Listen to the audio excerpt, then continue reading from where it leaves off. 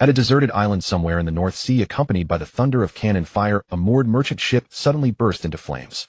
A salty sea breeze carried the excited roars of men and the desperate anguished screams of women, lasting for an hour, until a Navy warship arrived at full speed.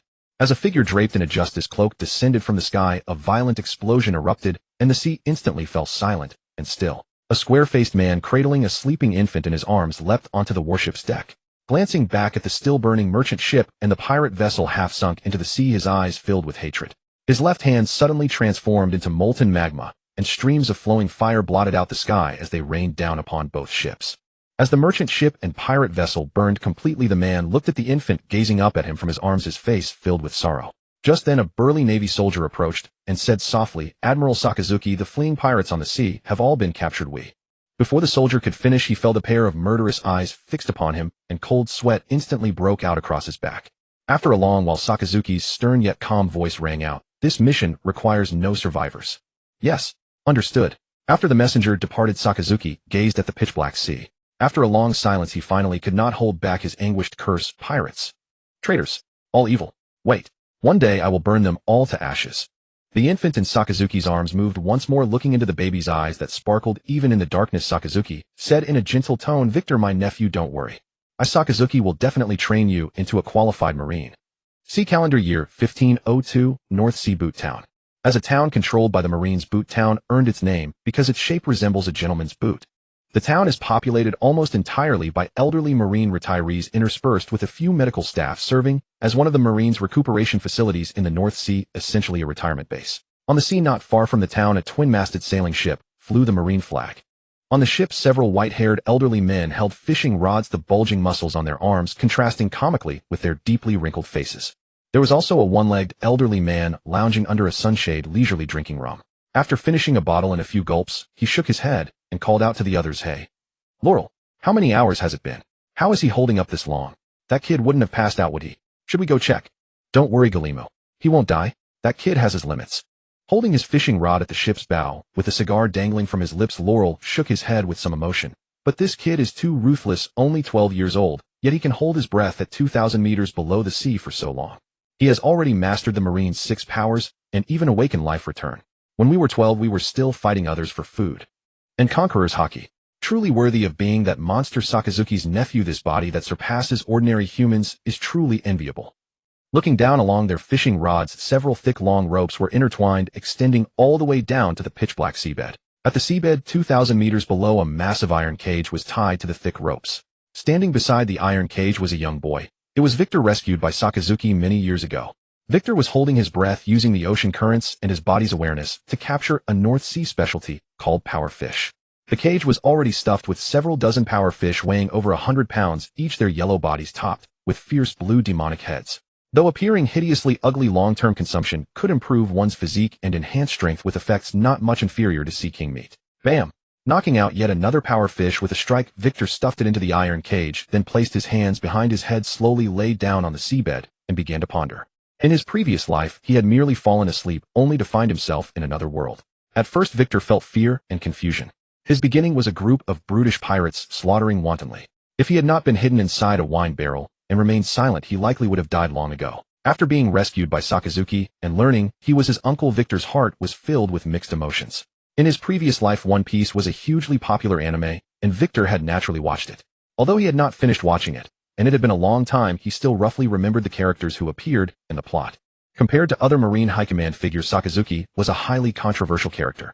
And since One Piece was an anime centered on pirates, the Marines naturally were not as popular as the pirates. But after arriving in this world, Victor finally understood that some things were not as simple as they seemed in the anime. For Sakazuki, who had rescued him, Victor also felt deep respect.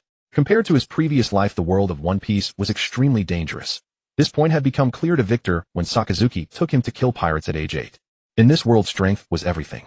The weak had no choice before the strong. But unfortunately, Victor did not possess the cheat that transmigrators should have, a system. But perhaps because of his soul, Victor had exceptional talent in all aspects. And when Sakazuki took him to kill pirates for the first time at age 8, the overwhelming excitement of his first kill awakened conqueror's Haki. Through rigorous training and nutritional nourishment, Victor had mastered the Marine's 6 powers and had recently awakened armament Haki. But with only this level of strength, helping his uncle Sakazuki was still far from enough. Victor shook his head, stood up, and began slowly dragging the massive cage upward. On the deck, Laurel exhaled a ring of smoke, looked at the swaying ropes, and said softly, Victor should be coming up soon. This kid's growth is truly astonishing. I wonder if Sakazuki will be surprised when he sees this. As they chatted, a Navy warship sailed in from the town's harbor and moored beside them shortly after. The old men exchanged glances and Laurel joked, what was it that Victor used to say? Speak of Sakazuki and Sakazuki arrives. This guy really can't stand being talked about. Sakazuki leapt down from the warship and said softly to them, Senior officers, long time no see. How are your health? After Sakazuki finished speaking, the old men laughed and scolded, haha, you little brat. Eating well, sleeping well, of course we're doing great. Come off it, Sakazuki. You're a vice admiral now, us old folks can't really be called your superiors. If you're visiting us, you should at least bring a few good bottles of wine. Sakazuki nodded, then produced several bottles of wine shimmering with green from his coat, saying softly, of course. These are some fine wines I obtained from a pirate ship. Please, seniors, do try them. That wine is... Laurel, shameless. Put it down. The closest Laurel grabbed one first, and the other old men were not to be outdone, rushing over in an instant. Sakazuki stood aside with a smile, watching, then turned to look out at the sea. Splash. The iron cage filled with power fish was hauled out of the sea by Victor with all his might. Looking at the men fighting over the wine, then at Sakazuki smiling beside them, Victor tied the cage to the ship and leapt onto the deck. Uncle. Scene separator indicating end of chapter segment. Sakazuki gazed at the black-haired youth before him, his eyes momentarily unfocused. Years of training by the seaside had left Victor's skin tanned and dark, while his slightly boyish features betrayed his young age. Yet his well-defined muscles and scars combined with his nearly 1.8-meter stature and perpetually brilliant gaze gave him the air of a confident and composed adult, utterly indistinguishable from a mere 12-year-old child. Sakazuki walked up to Victor, gave his shoulder a light pat, then turned and said, Then officers, I'll be taking Victor with me now. Hey. After speaking, Sakazuki was the first to leap onto the Navy warship. Victor glanced at the men still scrambling over the wine and shouted loudly, Old men, process those power fish properly, or it'll all be wasted. Get lost already, you brat. Victor smiled, turned, and leapt onto the Navy warship as well. Clang. Victor gripped his long sword, breathing heavily as he stared at the expressionless Sakazuki, then shook his head helplessly and said, Uncle, this is all the power I've got. I'm still far behind you. Sakazuki's brows furrowed. He glanced at Victor and said in a tone of frustrated expectation, You're just too cautious.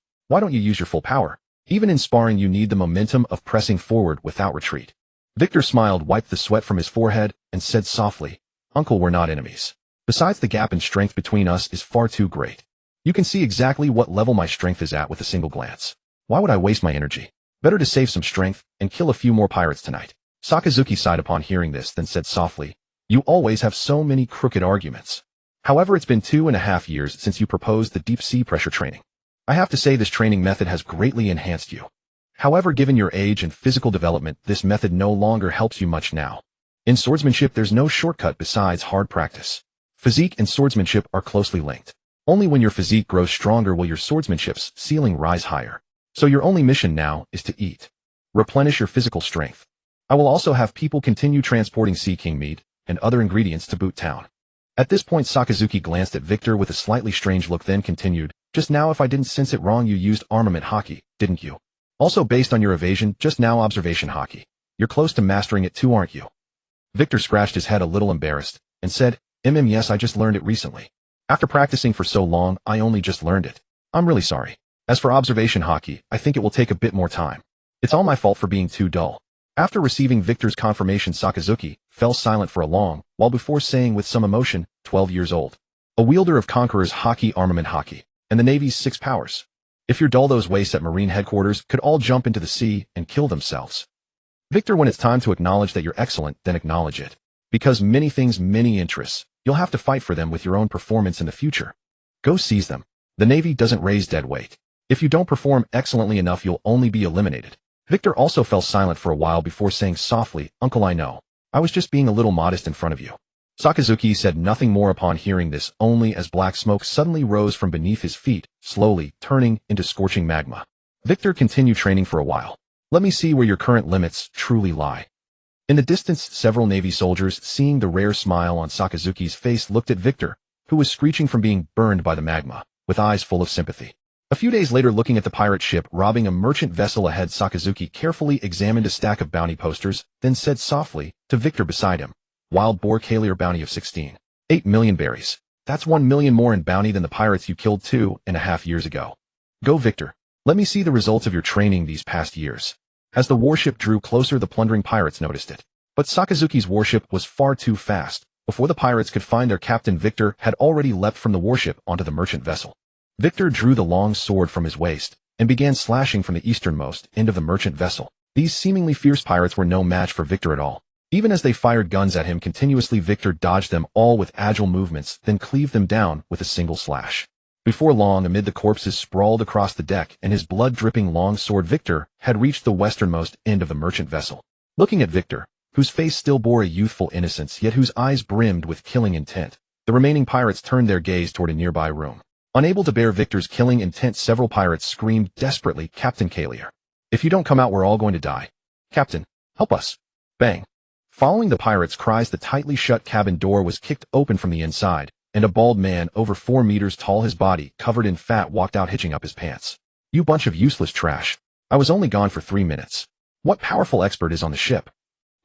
Seeing the few remaining pirates and Victor with killing intent in his eyes, Kalier's face twisted into a grimace as he pointed at Victor and said, "Such a little brat, who hasn't even grown hair yet, and you interrupted me for him.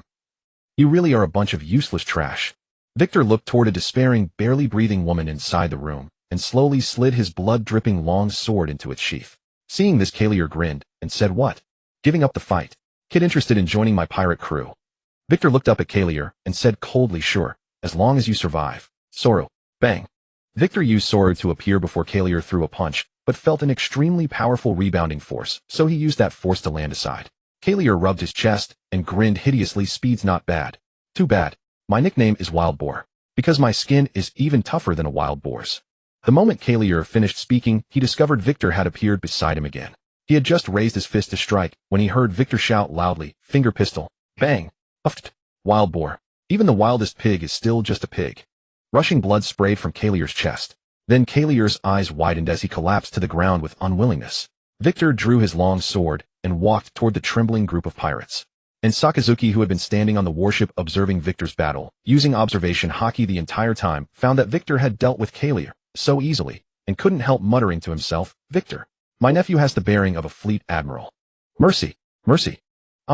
Sakazuki nodded with satisfaction as he watched Victor coldly and mercilessly execute the remaining pirates. Victor entered the room from which Carl had emerged. He removed his coat and draped it over the woman whose face had gone deathly pale. "Do you have any last words?" The woman shook her head.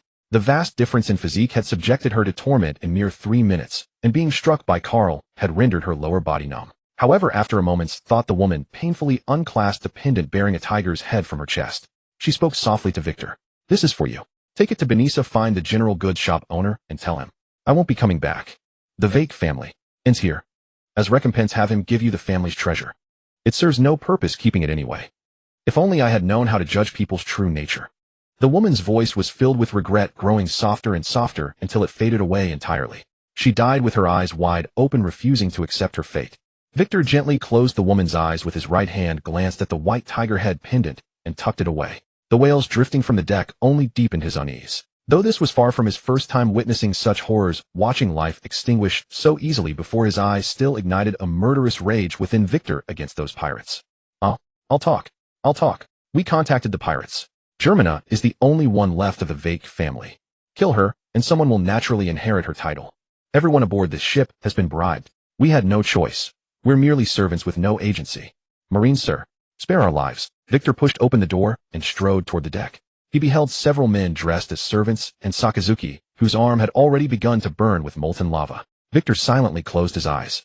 "Germana, you say?" "Wah. After several agonized screams, Sakazuki passed by Victor's side. The sea wind carried his words of consolation. "Let's go. You'll grow accustomed to such things in time." Back aboard the warship, Sakazuki looked at the weary Victor and spoke. "Betrayal and slaughter occur without cease in this world. The rot within the nobility runs far deeper than you could ever imagine. You'll come to understand these truths gradually. Upholding justice demands a price, but sometimes the darkness you face is sufficient to drive one to despair. Until we possess the strength to confront it, we can only endure in silence. Though I admit this may be difficult for you to grasp. For now, simply focus on eating well and training. Victor, you possess remarkable talent. I hope that one day you might stand beside me in defending justice and eradicating evil." Victor offered no reply, merely nodding.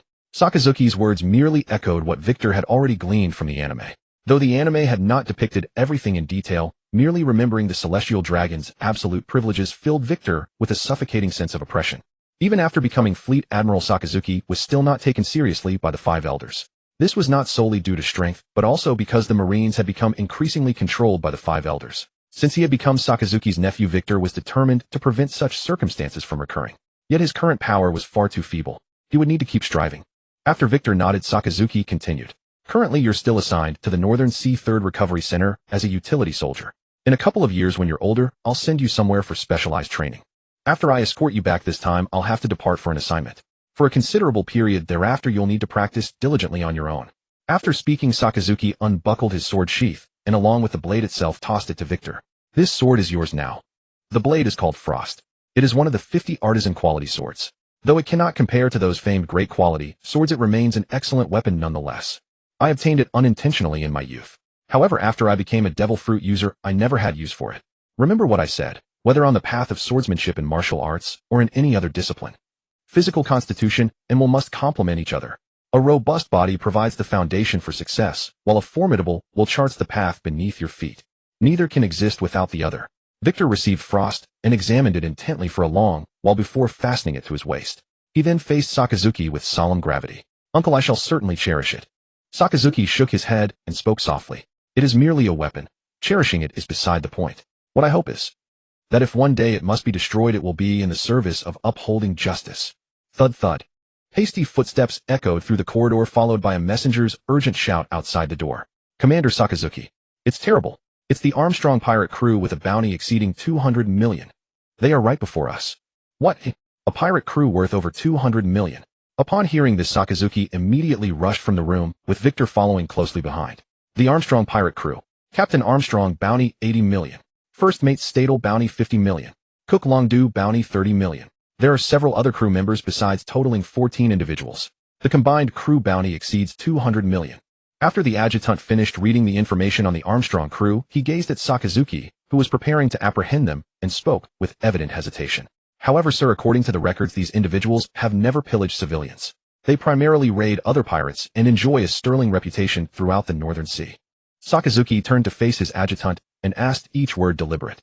So what exactly are you suggesting? Do you wish for me to spare these wicked pirates? For what reason? Simply because they haven't robbed civilians. What does that prove? That they are benevolent, decent people, eh? By this point, Sakazuki could no longer contain his fury and roared. Do not forget. We are the Marines. They are pirates. And pirates are evil. Does it matter that they've never killed civilians? That they have an impressive reputation in the Northern Sea? Do you have any idea how many naive youths inspired by admiration for them have set sail to become pirates? How many people have they killed? Upon whose shoulders should those departed souls place their blame? They plunder pirates. Where do you suppose a pirate's wealth originates? You see only the surface and cannot perceive the essence. If any of you still harbor sympathy for pirates, you might as well shed your uniforms now and go be pirates yourselves. After hearing Sakazuki's tirade, the adjutant fell silent for a moment before shouting. Reporting to the commander, this subordinate was mistaken. Please permit me to join in apprehending these pirates. The messenger delivered urgent news about the Armstrong pirate crew, a notorious group with a combined bounty exceeding 200 million berries. Their vessel had appeared directly ahead, prompting immediate action from Sakazuki and his marine forces. After watching Sakazuki effortlessly eliminate a pirate crew with a bounty exceeding 200 million, deep envy welled up within Victor once again. In this world of One Piece, who wouldn't desire a devil fruit of earth-shattering power? The magma fruit's calamity-level strength made Victor deeply yearn for another natural-type devil fruit. But beyond natural-type devil fruits, even ordinary ones were extraordinarily rare. Despite Sakazuki's persistent efforts over the years to find a powerful devil fruit for Victor, he had yet to encounter a suitable one. According to the original storyline, at this timeline point, he was unsure whether Enel had already consumed the Rumble fruit. But Victor couldn't even recall how to reach Skypiea. Even if he remembered, the journey itself remained a formidable challenge. The ocean's cruelty could never be fully captured in manga. Even the Navy lost countless warships to the sea each year. When nature unleashed its most extreme storms upon the seas, even the mighty sky pirates were destroyed without effort, let alone ordinary people. As for devil fruits, he would leave it to fate. If all else failed, there was always Doflamingo, a walking fortune bestower, with the ope fruit and other treasures yet to come. Sakazuki leaped onto the deck, breaking Victor's reverie. He addressed the Navy officers, gazing at him with admiration. Slow down and ensure they keep pace. We'll deliver them to Bainsaf shortly. Victor turned his gaze toward the dozen or so individuals making their way from the pirate vessel to the lifeboats, a puzzled look crossing his face as he asked, Uncle, what are those people? Sakazuki fell silent for a moment before responding softly. They're civilians rescued from a shipwreck by pirates. Victor observed the group. Perhaps the deaths of Armstrong and his crew had devastated them. Many were in tears while several individuals shouted angrily at the Navy officers who had rescued them, clearly harboring deep resentment over the death of their saviors. After observing for a moment, Victor spoke up. Judging by their attitude, even after returning home, they'll sing praises of the pirates' heroism and condemn the Navy's cruelty. Though they possess some backbone, they're a bunch of fools who fail to see reality. Then why didn't you just kill them all, Uncle A? After all, justice requires sacrifice, doesn't it? Victor, you. Sakazuki stared at his nephew in astonishment. Only at this moment did he realize his nephew had truly come of age. After a silence, Sakazuki fixed his gaze upon Victor. Victor, justice does require sacrifice, but it depends on the circumstances. The pirates are already dead, and these people are merely civilians with no threat. And there are no pirates hidden among them. We cannot justify slaughtering them based on hypothetical scenarios. Otherwise, what sets us apart from pirates? Victor met Sakazuki's gaze for a moment, then burst into laughter. Haha, uncle, no need to be so stern. I was merely speaking hypothetically, jesting. I'm hardly that cruel. I intend to become fleet admiral someday. Watching Victor depart, Sakazuki remained silent for a long while. Then gradually the corners of his mouth lifted. Perhaps extreme justice is the greatest remedy against evil. Victor, how far will you ultimately go? I am genuinely curious. 3 more days at sea passed before the warship reached Bainsaf. Upon hearing the familiar name, Victor retrieved the white tiger pendant from his pocket. After informing Sakazuki, Victor leaped from the deck and walked toward the town. Victor had imagined Bainsaf as a sizable city, but it proved merely a small town, far less prosperous than Boot Town. No sooner had he entered the town than he spotted a general store with a tattered sign hanging above the entrance. At the doorway, an elderly man with reading glasses slept soundly in a rocking chair, while several children slipped inside the store, emerging moments later with lollipops in hand. Once the children had escaped with their treats, the old man awoke and loudly scolded them as they ran off. A performance Victor could clearly see through. Only after the children had playfully scampered away did Victor slowly approach. This customer, likely not from around here, I'd wager. What might you be after? I make no boasts. Throughout this entire town, my old John's store carries the finest selection. Victor fell silent for a moment before extending the white tiger pendant toward him. The instant old John laid eyes on the pendant, his legs seemed to buckle beneath him, and Victor quickly steadied him. After a considerable span, old John composed himself and inquired with feigned calm, how did Miss Jelena meet her end? Betrayed by a servant slain by pirates. Old John's body trembled, and with profound sorrow he murmured, the direct lineage of the Wage family, completely extinguished. My condolences. Old John shook his head with a bitter smile before pressing on. Did Miss Jelena leave any final words? Victor hesitated momentarily, then replied softly, none. Since the message has been delivered, I shall take my leave. As Victor turned to leave, old John hesitated, then called out, please wait a moment. Victor looked at old John with confusion as the old man retreated into the store. After a period of rummaging, old John emerged carrying an antique wooden box and handed it to Victor. Miss Jelena once said that if anyone ever delivered word of her death, I should give them this as a token of gratitude. I hope it proves useful to you, young man. Miss Jelena, if only you could have taken it yourself. The Wage family. Watching old John retreat into the store, Victor walked a few steps before curiosity overcame him. He opened the box. What is this? Bang! A gunshot rang out. Victor quickly closed the box and turned toward the general store. Town villagers soon gathered. The children, lollipops still in their mouths, dropped them to the ground upon seeing old John, the man who had taken his own life with a gun, and broke into wails. Victor sighed, bowed respectfully toward the general store, and departed slowly. Upon returning to the warship, Victor walked directly to Sakazuki's quarters. Sakazuki was processing paperwork. Seeing Victor close the door behind him, he asked with visible confusion, why have you returned so quickly? What did you buy, eh? Victor said nothing, simply opening the box and placing it on the desk before Sakazuki. A milky white fruit covered in intricate patterns, resembling a hybrid between an apple and a papaya, left Sakazuki momentarily speechless. This is a devil fruit. The Nico Nomi model white tiger. Cat fruit, mythical Zoan model white tiger. Uncle, are you sure this fruit is a mythical Zoan? Looking at Waikijuo's expectant face, Sakazuki nodded and said, I saw the record of this fruit in the Devil Fruit Encyclopedia. It's a Zoan, mythical Zoan, rarer than a Logia. Although the encyclopedia's description is vague, every mythical Zoan devil fruit, aside from possessing the traits of a Zoan, also has immensely powerful abilities. How did you obtain it? After Waikijuo briefly explained, Sakazuki pondered for a moment and said, the Whitage family. You're quite lucky. If you gain strength later, avenge that woman. Powerful devil fruits are rare, and this one suits you well. But after consuming a devil fruit, you also gain a weakness. Decide for yourself whether to eat it. Waikijuo hesitated only a moment, then grabbed the devil fruit and stuffed it directly into his mouth. The taste of a devil fruit was notoriously foul, and Waikijuo wanted to avoid experiencing it. The fruit was not too large, and he could barely swallow it whole. Cough cough. But in a moment of carelessness the fruit's skin was slightly scraped as it went down. A mixture of odors, like a latrine that hadn't been cleaned for decades combined with stinky tofu and durian, exploded in his mouth, forcing tears from Waikijuo's eyes. A faint smile appeared on Sakazuki's face as he said gently, "So, does it taste terrible? Now go outside and fully experience what ability this fruit has granted you. Everyone on the ship is my trusted confidant, I rest assured they won't speak of it." Waikijuo wiped the tears from his eyes, nodded, and walked to the deck. As if the ability were innate, Waikijuo easily transformed into a white tiger. With a body about 5 meters long and a pair of pure white wings on its back, Waikijuo flapped them lightly and soared into the sky, filling him with immense joy. In the world of One Piece, devil fruits that grant flight are exceedingly rare, and with great mobility comes infinite possibilities. Moreover, as he slashed with his claws, Waikijuo discovered that he seemed to possess the ability to control wind. After experimenting for most of the day, he reverted to human form and landed on the deck. Many aspects of this devil fruit's power remained unexplored. Waikijuo believed that with diligent training he would eventually unlock all its abilities. Sakazuki looked at the excited Waikijuo and said, "It seems you really like this devil fruit. But while a devil fruit grants you great power, it also makes you unable to touch seawater and adds another weakness. So take this, until its effect on you becomes negligible, and I'll give you a purer one later." Waikijuo took the object Sakazuki threw at him and immediately collapsed to the ground.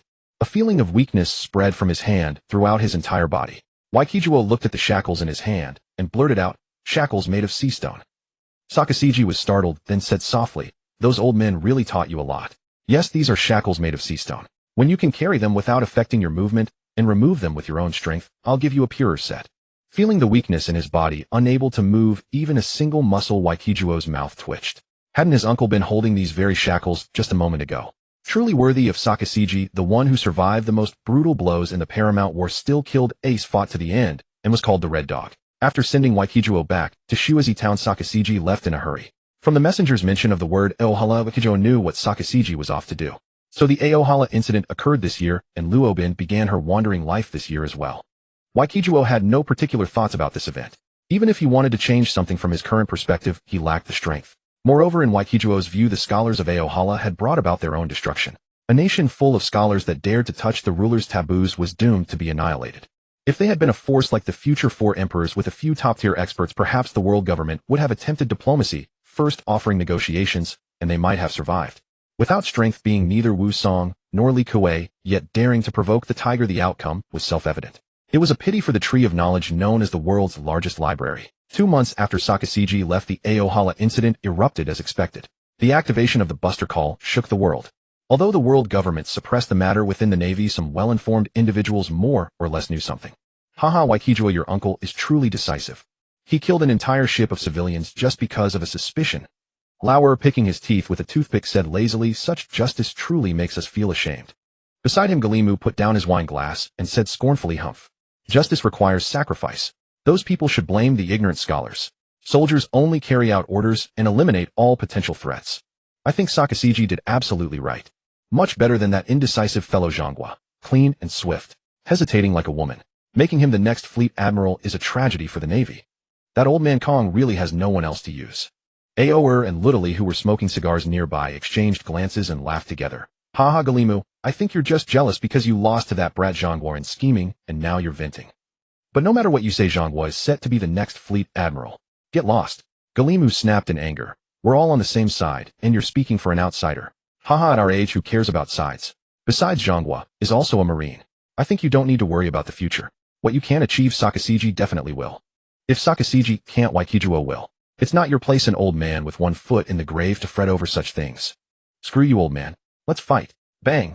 Waikijuo, holding a piece of fish, agilely dodged to the side, watching the white-haired old men brawling like ruffians, and cheered them on. The philosophies of these old men were very similar to Sakazuki's, cruel and merciless toward pirates, which was why Sakazuki had entrusted Waikijuo to their education. Under their tutelage, Waikijuo gained a deeper understanding of pirates. If Sakazuki had already become the current leader of the radical faction, then Waikijuo was the next leader chosen by these old men. But Waikijuo deeply understood that for an eagle to soar freely between heaven and earth, its wings and talons must be not only large, but also strong. If one wishes to avoid being bound, strength and influence are the most fundamental and essential. Upon learning that Victor had consumed the white tiger form fruit, Raoul and the others were greatly excited. As a mythical zoan-type fruit, its potential ceiling was exceptionally high. The group had always intended to obtain a zoan-type devil fruit for Victor. This particular fruit not only enhanced his physique and recovery abilities, but also further amplified his natural talent in hand-to-hand combat, and moreover it was indeed a winged tiger. The group consisted of retired vice admirals who specialized in kinpo and swordsmanship, yet none of them were devil fruit users. Nevertheless, this did not hinder their ability to train Victor. After all, even if one has not tasted the pork, surely one has seen the pig run. In a certain sense, zoan-type ability users were simply the ideal choice to compensate for any shortcomings in one's physical combat prowess. During this period, Victor mainly focused on developing his fruit abilities and familiarizing himself with the dual colors of Haki. Of course, the daily basic swordsmanship training and 6 powers practice were indispensable. As for the Conqueror's Haki, since Victor still could not control it, there was no direction for practice, so he decided to set it aside for the time being. The intricate kinpo techniques of the Marines proved less difficult for Victor, especially with the elderly veterans as his instructors, and his own keen comprehension allowing him to master all 6 forms within a single year. This once again redefined the old men's understanding of Victor's innate talent. After all, many other Marines spent years, or even over a decade learning these techniques, and many still had not grasped all 6 forms. Compared to Victor, they had truly lived too long without purpose.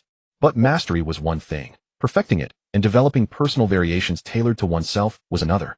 Whether it be the CP9 agents who would appear later or the enigmatic CP0, each possessed their own interpretations and developed techniques based on the 6 powers. Even Garp, the Marine hero, incorporated elements of the 6 powers into every strike he delivered. However, this realm remained distant for Victor. Between his limited combat experience and his current strength level, he lacked the capacity to develop new techniques.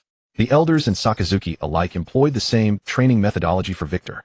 After rigorous training, they would take Victor to intercept and eliminate pirates, enriching his combat experience, while also collecting bounties to improve their livelihoods, and perhaps even discover a few bottles of fine wine along the way. Previously, they hunted pirates with bounties under 10 million berries, but knowing Victor's strength, now the minimum threshold had risen to 20 million.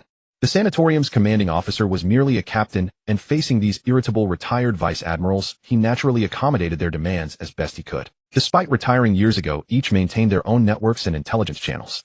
Thus, it was hardly unusual for the North Blue Sanatorium, a mere retirement facility, to occasionally deploy a warship to patrol surrounding waters.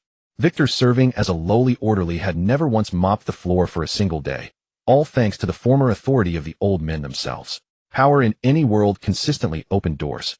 Time slipped away unnoticed, and in the blink of an eye 3 years had passed, bringing them to the year 1505 of the Sea Circle calendar. Victor's height had reached approximately 2.5 meters, his bright piercing eyes complemented by a gentle smile that made him appear quite likable.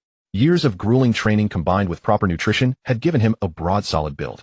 Without his shirt, his tiger-like back and bear-like waist struck fear into onlookers, while his long legs were as thick and sturdy as tree trunks. Over these years, Victor had not pushed his physical conditioning to extremes. Both Sakazuki and Raoul, along with Gurmuk and the others, had seriously warned Victor that during this period of rapid growth, he must not overtax his body's potential and risk stunting his development. Moreover, by Victor's current power level, he would already be considered quite capable even on the Grand Line.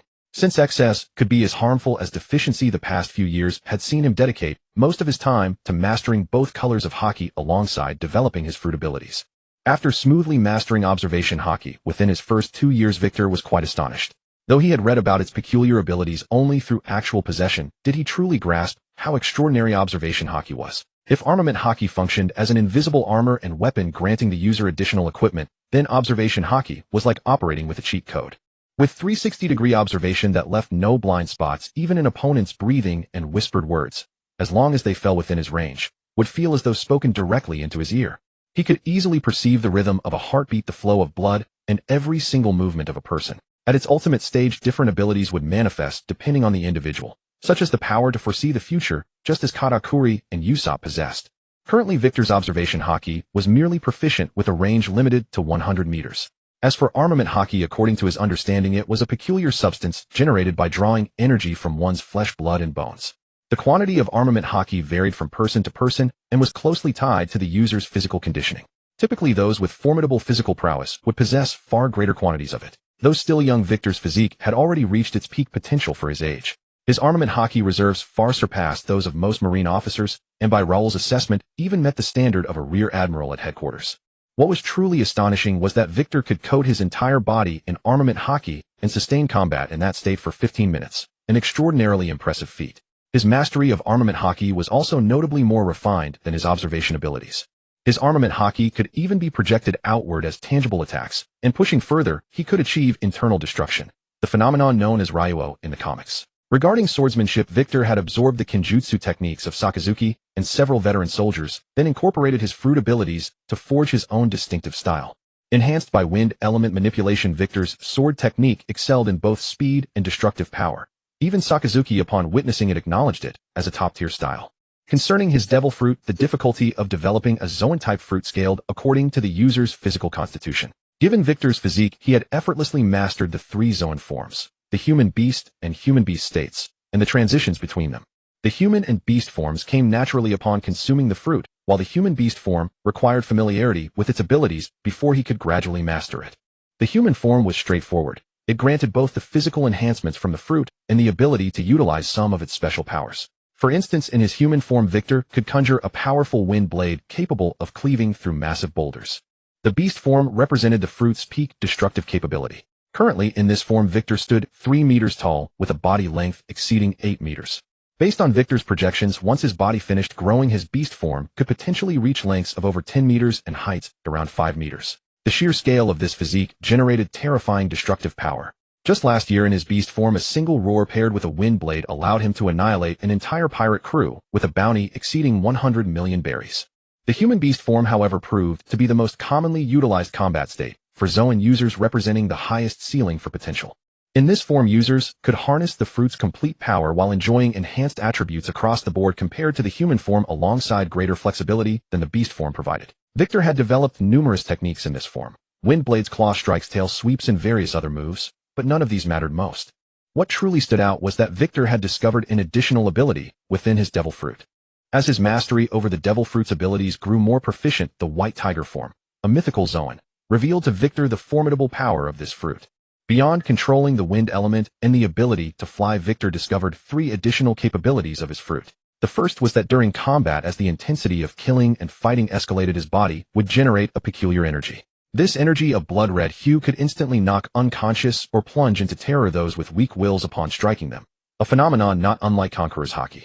However, if Victor calmly infused this energy into someone, it would ignite their fighting spirit, rendering them fearless of death and pain and bolstering their resolve. Whenever Victor defeated an opponent, he felt a surge of exhilaration coursing through his body, and even his physical constitution seemed to be slightly enhanced. Though the sensation was subtle, Victor was certain that his body was being fortified by the blood-red energy. While the enhancement was minute over time, it would undoubtedly become a significant improvement. Moreover, with the support of this energy, Victor could effortlessly manipulate his Conqueror's Haki. He also faintly sensed that when he vanquished a formidable foe, this energy would amplify his Conqueror's Haki, turning it a blood-red hue and rendering its intimidation far more potent. Not only could it strengthen his body and Haki, but it could also be actively applied to allies. This sparked countless ideas within Victor's mind. The second ability was a passive one. Victor could not consciously activate it, yet he was acutely aware of its existence. Its effect rendered certain anomalous devil fruit abilities ineffective against him, such as Sugar's Hobby Fruit Perona's ability, or even Boa Hancock's petrification power. The third ability, which Victor valued most, was related to fortune. It could enhance a person's luck, resembling a low-grade version of the Luck fruit. However, its enhancement of abilities was not particularly pronounced, and the luck it provided was specifically tied to commerce, the realm of business. Yet this ability differed from the Luck fruit seen in the film. Victor could choose to permanently bestow it upon a single person. After acquiring this power, he immediately established the Victory Commerce Guild. He then applied this ability to Wade Faku, a down-and-out noble he had rescued 2 years prior, appointing him as the guild's director. Faku was deeply grateful for Victor's rescue. Moreover, he recognized Guli Mu, knowing that Guli Mu was once the renowned one-legged vice admiral. As the 10th generation heir of the Wade family, Faku had fallen from grace to become a mere merchant. The family's title had dwindled from marquis to a lowly baron. Upon recognizing Guli Mu, Faku was eager to establish a connection with the Marines. Coincidentally, Victor had just gained the commerce luck ability, and the two quickly reached an agreement. However, contrary to Faku's expectations, Victor established the guild under a pseudonym, invited Faku to be its director, and proposed that Faku's only son would become a Marine at the sanatorium. The guild granted Faku a 2% stake. If Faku performed well, Victor would later help him restore his family's former glory. After a moment's deliberation, Faku readily agreed. The primary reason was that he had great faith in Victor. Faku was a merchant who had traveled the Grand Line. In his eyes, Victor's strength was no less than that of some Marine officers on the Grand Line, perhaps even superior. Given Victor's age and the connections of Gu Li Mu at the very least, he would become a vice admiral of real authority in the future. Such an investment opportunity was rare. Victor also placed great importance on this guild, enlisting Gu Li Mu and Lao Er to safeguard its operations. Under the influence of Victor's ability, the guild had developed rapidly over the past 2 years, gaining a certain reputation in several neighboring countries. Though it still could not compare to some large trading companies, Victor believed that as his own status rose, the guild would eventually expand beyond the North Blue. To achieve great things, wealth was indispensable.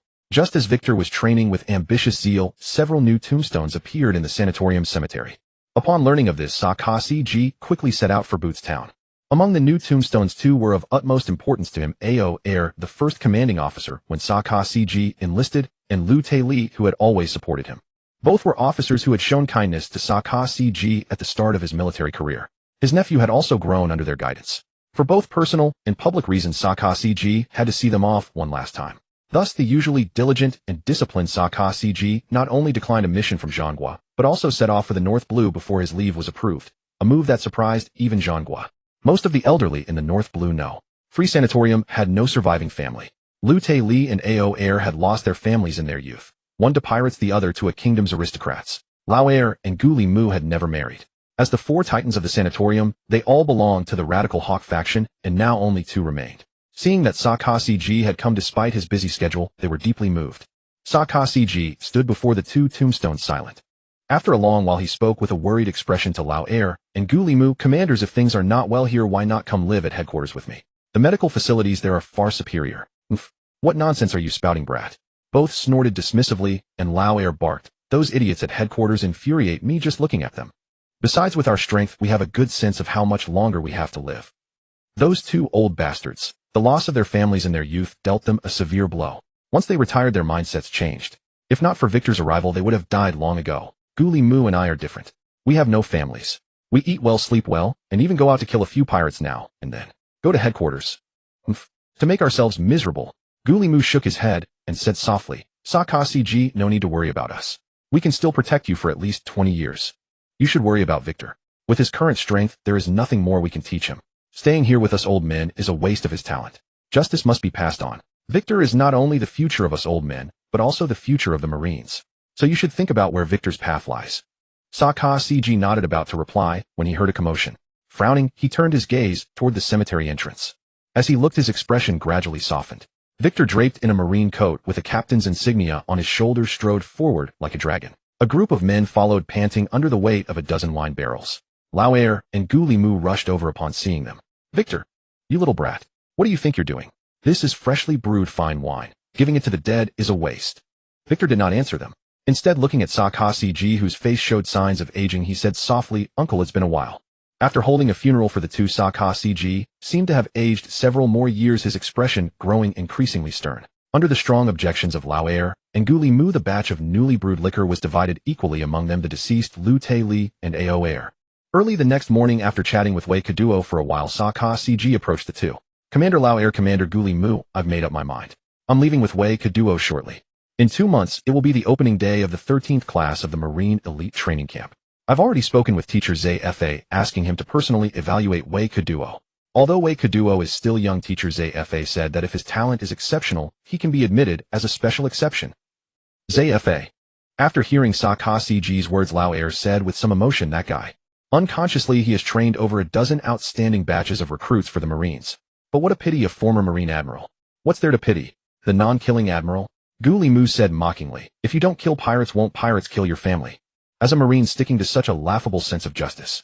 He brought this upon himself. Although his shit-filled mind changed somewhat after his family's death, how many of the pirates he spared actually reformed? How many massacres did they cause after being released? Letting Wei Kaduo be his student is a bargain for him. Lao Er shook his head helplessly and pointed at Gu Li Mu, scolding, "Old man, your mouth never lets anyone off the hook. ZFA's strength is far superior to ours. He is the most suitable teacher for Wei Kaduo. Besides, ZFA's attitude toward pirates has changed a lot now. We don't have to worry about anyone indoctrinating Wei Kaduo." Wei Kaduo, who had been listening, smiled and said, "Grandpa's, I'm 15 years old now, not a child anymore. I won't change my beliefs just because of a few words." As soon as Wei Kaduo finished speaking, the eyes of Lao Er and Gu Li Mu grew distant. After a long pause, Lao Er scrutinized Wei Kaduo and said, 15 already. 15 years have passed in a blink. The baby who once peed all over us has grown into a man. Because of you, Lu Te Li and Ao Air, those two old codgers died with smiles on their faces. Wei Kaduo. Remember, this place will always be your home. Gulimu reached out and covered Lao Air's mouth, saying impatiently, shut up, you're as nagging as an old woman. Let me speak. Wei Kaduo, remember, if you run into trouble you can't handle, tell your grandpas. We'll take care of it. And no matter where you work in the future, do whatever you want. Uphold the justice in your heart, and your conviction will be unimpeded. Only then can you reach the pinnacle of this world. As for your merchant guild, grandpa will keep an eye on it. Just make sure they brew more liquor. Woo. Bang. Sakazuki watched Lao Air and Gulimu start brawling again, a rare smile flickering across his face before quickly fading. Wei Kaduo, let's go now. Wei Kaduo nodded and followed Sakazuki a few steps, then turned back to shout at the two still pretending to scuffle. Hey, grandpas, there are 3 bottles of wine that have been treasured for at least 30 years in my room. Sort it out between yourselves. What? Lao Air and Gulimu immediately stood up, exchanged a glance, then suddenly threw punches at each other. This time it seemed they were genuinely fighting. Sakazuki paused mid-step, turned back, and shook his head helplessly. As the warship departed and Boot Town slowly vanished from Wei Kaduo's sight, he reluctantly turned back only to find Sakazuki standing behind him. Sakazuki looked at Wei Kaduo expressionlessly and said, remember, from now on you are an adult, a true marine.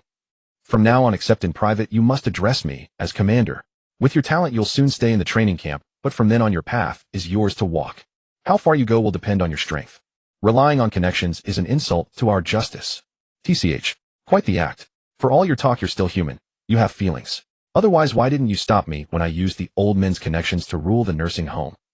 Besides, you took me out on your own, didn't you? You just think I'm older now and need stricter discipline. If something really happens, would you just stand by and watch? But despite his inner grumbling, Wei Kaduo's expression turned serious as he said solemnly to Sakazuki, commander. Understood. I will not let you down. Sakazuki patted Wei Kaduo's shoulder and nodded in satisfaction. Along the journey, whenever they encountered pirates, Sakazuki unleashed fireworks, determined to annihilate them all. In just 1 month, they encountered 4 groups of pirates. Their fates were either being burned to a crisp and fed to the sea fish, or being chopped up by Wei Kaduo and fed to the sea fish. In the end, all fed the fish. This also made Wei Kaduo feel the change Roger's final words had brought to the sea. With Roger's death, the number of pirates did not diminish, instead it grew year by year. These pirates might have been innocent youths before setting sail, but once on the sea, they turned into murderous demons. The Marines' protection only extended to the member nations that paid the celestial tribute. As for non-member nations, their fate, when facing pirates, was predictable. Thus, the non-member nations inevitably attracted the majority of pirates, and Sakazuki's route seemed deliberately chosen. Most of the countries they passed were non-members, and along the way they killed at least several thousand pirates, earning the Marines considerable fame. As the warship entered the Grand Line, its speed increased. Perhaps because killing pirates had wasted time and made the schedule tight this time, they took the exclusive marine route, encountering neither pirates nor merchant ships, only marine vessels. Soon the warship reached its destination, a large island named Air Lucy, located in the middle of the Grand Line. Sakazuki and Wei Kaduo took a carriage, and after an hour of bumpy ride they arrived at the vast training camp. The Marines standing guard at the camp gate immediately saluted and let them pass, their eyes filled with admiration. Sakazuki seemed very familiar with the place, leading Wei Kaduo straight to the building on the east side. After climbing to the 3rd floor, he gently knocked on the door of the chief instructor's office. Come in. A slightly weathered voice came. Sakazuki pushed the door open, followed by Wei Kaduo. Teacher ZFA, long time no see. Oh, Sakazuki, you're here. ZFA, with short purple hair and a robust build, looked at Wei Kaduo and said softly, is this the young man you mentioned? Sakazuki nodded and replied, yes, Teacher ZFA. Wei Kaduo is my nephew. But I recommend him not for that reason, but for his talent. ZFA's eyes lit up. He stood up, looked Wei Kaduo over, then smiled at Sakazuki. Sakazuki, I naturally trust your conduct. However, the more that is the case, the more I want to examine him personally. After speaking, he turned to Wei Kaduo and said, so how about it? Wei Kaduo, right? Care to spar with me and let me see your strength? Wei Kaduo smiled confidently and replied, it would be an honor. Sakazuki, you speak the truth. Your nephew's talent surpasses even your own. Among all the trainees over the years, Victor's talent ranks first. Zephyr stretched his body vigorously and continued watching the unconscious Victor. He is only 15 years old, yet his close combat skills have already reached such a level. Not only is he proficient in the 6 powers of the Navy, but his swordsmanship is also quite formidable. Most importantly, he has awakened dual-colored Haki, and he is a mythical Zoan-type devil fruit user.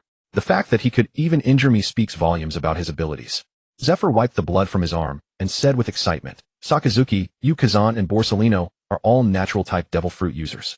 Therefore, your primary combat style revolves around your devil fruit abilities. Even someone with exceptional swordsmanship, like you, has abandoned the blade. As for Kuzan, and that fully fruit-dependent Borsellino, well, the difference is even more apparent. But Victor is different from you. Zoan-type users rely primarily on physical combat. Even if he focuses on developing his devil fruit abilities, his body techniques come first. You have truly delivered an excellent trainee to me.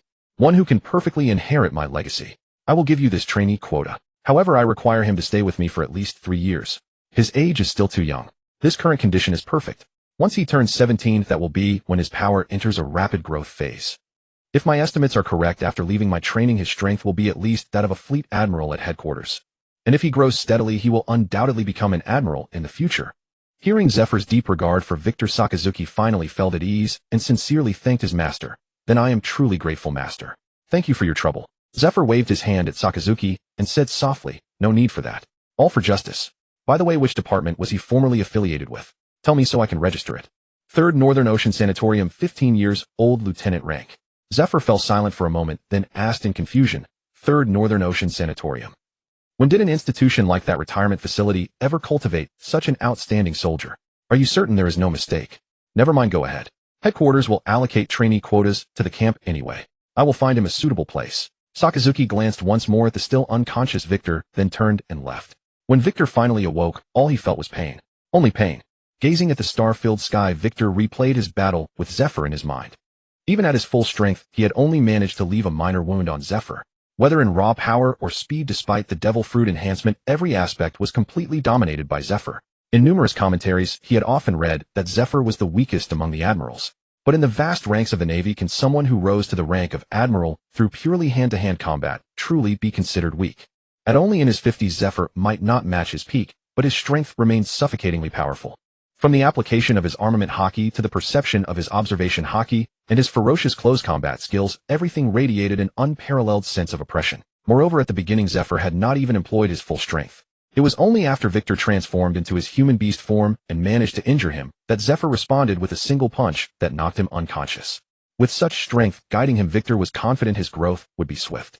However, he recalled that in later years Zephyr had lost an arm to an unnamed pirate due to declining power, a matter he would need to pay attention to. Oh, you wake a bit earlier than I estimated, Victor. Come along. I had the cafeteria save food for you. Join me for a meal. Zephyr's voice grew nearer, and a large face blocked out the starry sky Victor had been admiring. Grasping Zephyr's outstretched arm, Victor rose to his feet. With that appetite of yours.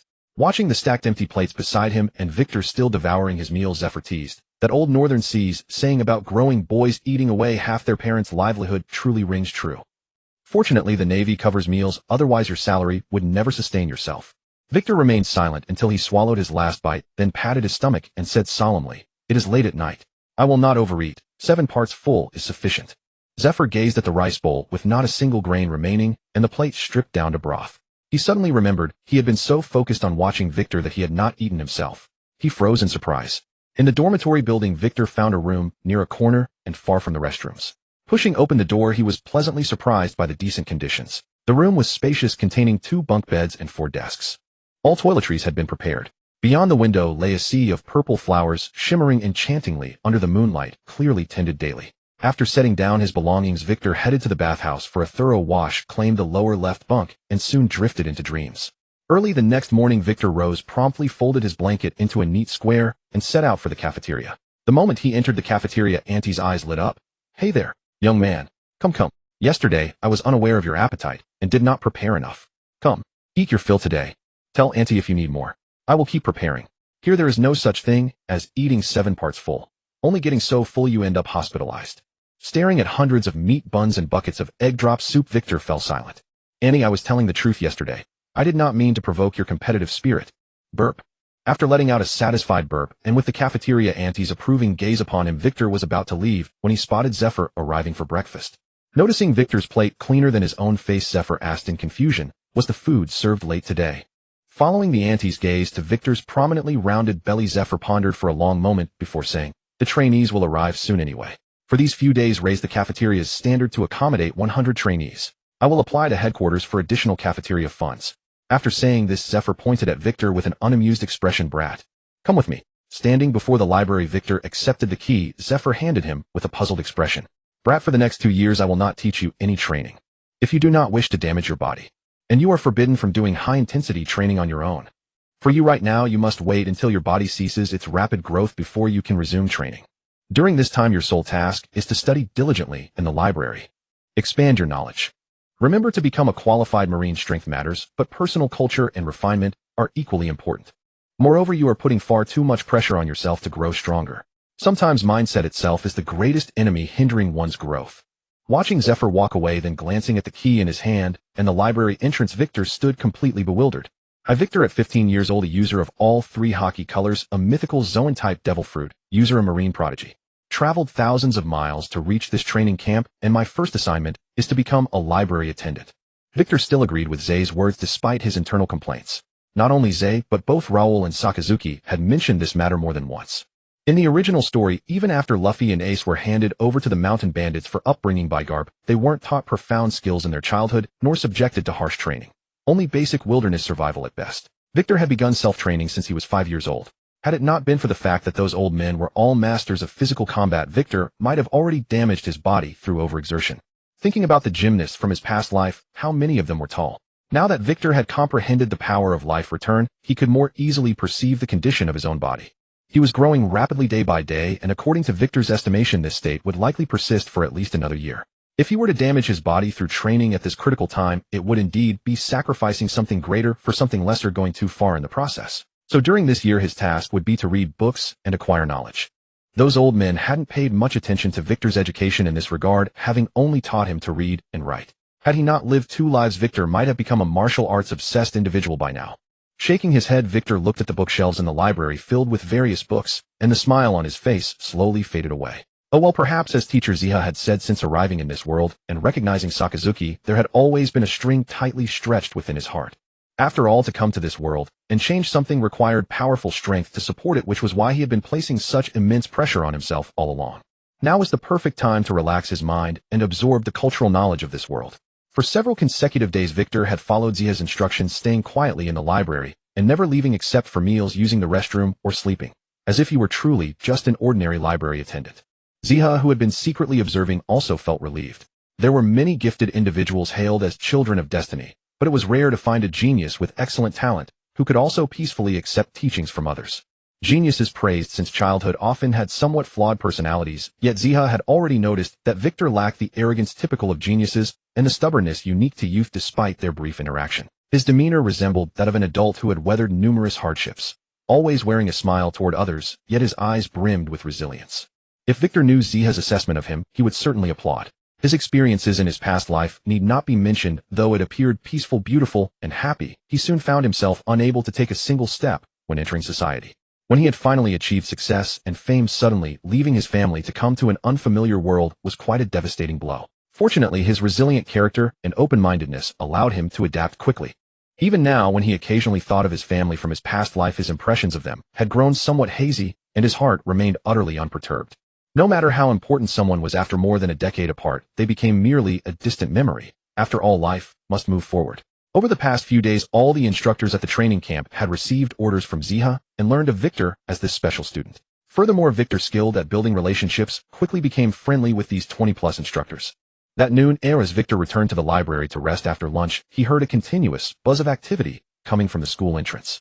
This commotion persisted for about an hour before a sharp whistle finally silenced it. It seemed the new students of this cohort, his fellow students, had arrived. But as a library attendant, could he attend classes? Ziha swiftly answered, yes, but only for the 1-day-per-week navigation theory class and the once-a-month practical combat session. For the remaining time, he was expected to remain in the library and work as an attendant. Come dinner time that afternoon, Victor arrived slightly late, and most of the cadets had already finished eating and departed. The cafeteria auntie spotted Victor and immediately waved her serving spoon at him. As Victor approached, the 6-meter-tall, nearly 1,000-gene-weight woman spoke softly, "This batch of cadets is nothing special. These kids look like fledglings. The training camp's quality really does decline with each generation. Those men couldn't even compare to me. I consume at least 2 or 3 pots per meal. Come on, lad, we're having sea king meat tonight. I saved you a huge portion. Dig in." "Thank you, Annie."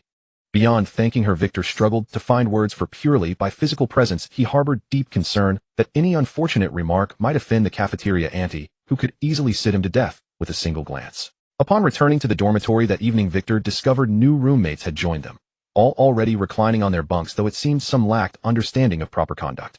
Seeing a golden-haired man with a scar across his left eye sprawled across his bed, Victor smiled and remarked, "This bunk appears to be mine." "Oh, yours. Did you write your name on it?" "I'll say it's mine."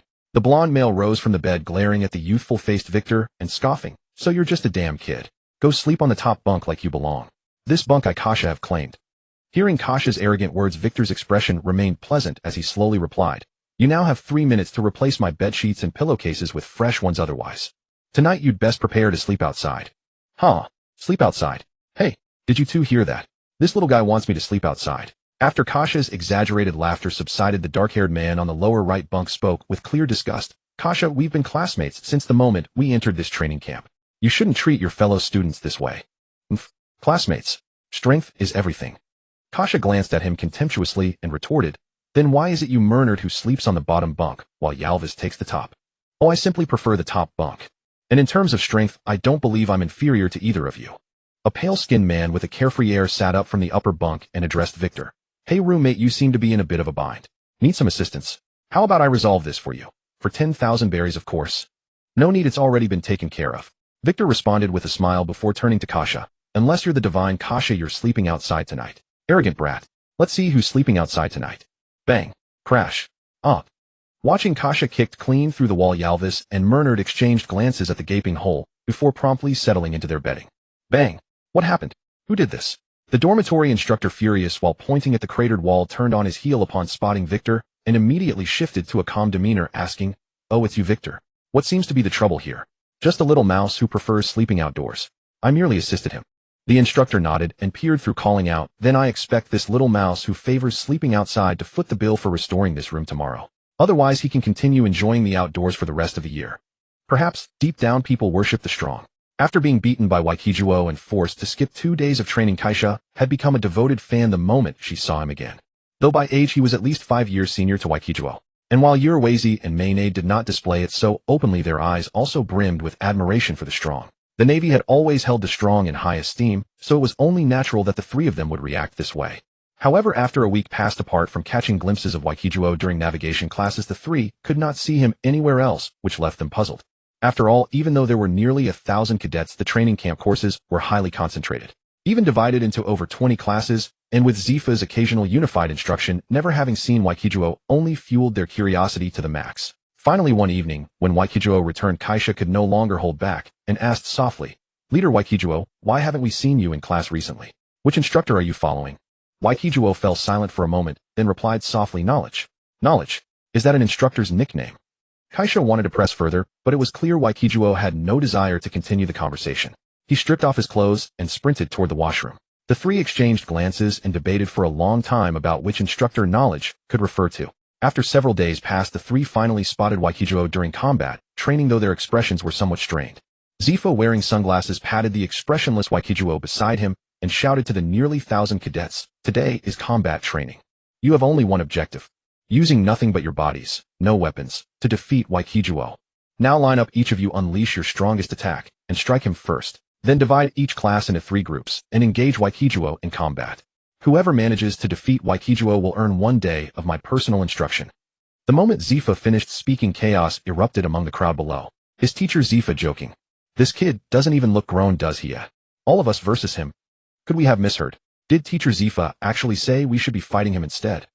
Only Yuruwezi and the other two, staring at the emotionless Waikijuo, remembered that scene where Waikijuo had kicked Kaisha flying, and their bodies suddenly felt weak, especially Kaisha, who suddenly felt an inexplicable ache in her lower back. Zifa smiled as he watched the murmuring crowd, leaning close to Waikijuo and whispering, "How does it feel?" "Touched. To help you grow stronger, I specifically arranged for all cadets to train with you. For the first half you only need to defend. During the second half you fight them.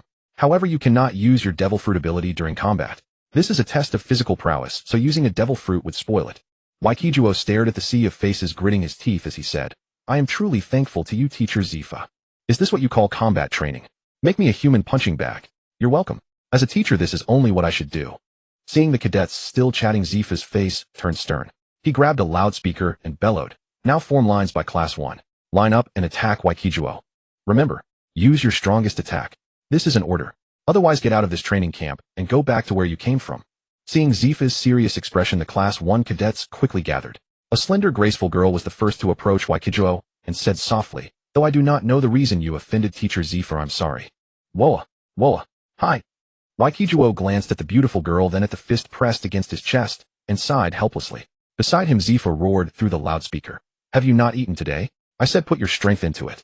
Into it. Do you know what putting strength means? Do you understand what your strongest attack is? Use every ounce of force, even the kind you use when you're on the toilet. Understood? The girl's face flushed bright red. She took a few steps back, gathered her strength, and charged at Waikijuo once more. Having effortlessly blocked the beautiful girl's attack, Waikijuo noticed her cheeks flushed with excitement and felt a sudden flutter of emotion, though he quickly suppressed it. Zephyr waved his hand impatiently at the girl and shouted loudly, "Your power is too weak. Extra training every day from now on. Next, don't make me repeat myself. The person standing before you is the strongest cadet of this generation. You all are trash. Waste of space. Do you even understand what the strongest cadet means? It means someone who can take on all of you alone. This guy is the strongest." Hearing Zephyr's mocking words, the cadets' emotions were completely ignited. In the martial world, there is no first place. Nearly 1,000 cadets, none of whom had been selected for the training camp, without outstanding performance and exceptional talent within the Navy. Was there a single cadet who was not proud and confident in their own abilities? Now Zephyr compared all of them to trash, while calling Waikijuo the strongest. Who could endure such provocation? What strongest cadet? Who said that? Who acknowledged it? Strongest. Watch me punch him into the ground. Waikijuo stared blankly at Zephyr, then at the crowd of cadets glaring at him with murderous intent, his lips twitching as he muttered, "Teacher Zephyr, I thank you so much." "No need to thank me. Why so formal? This is what a teacher should do. Just remember, don't hit too hard, or you'll pay their medical bills." Zephyr had hardly finished speaking when a tall, dark-skinned man strode toward Waikijuo. Without a word, he warmed up on the spot and charged forward, delivering a fierce kick. Watching the black sheen glistening on Waikijuo's face, he exclaimed in surprise, "Armament Haki." The moment those words rang out, the entire crowd erupted.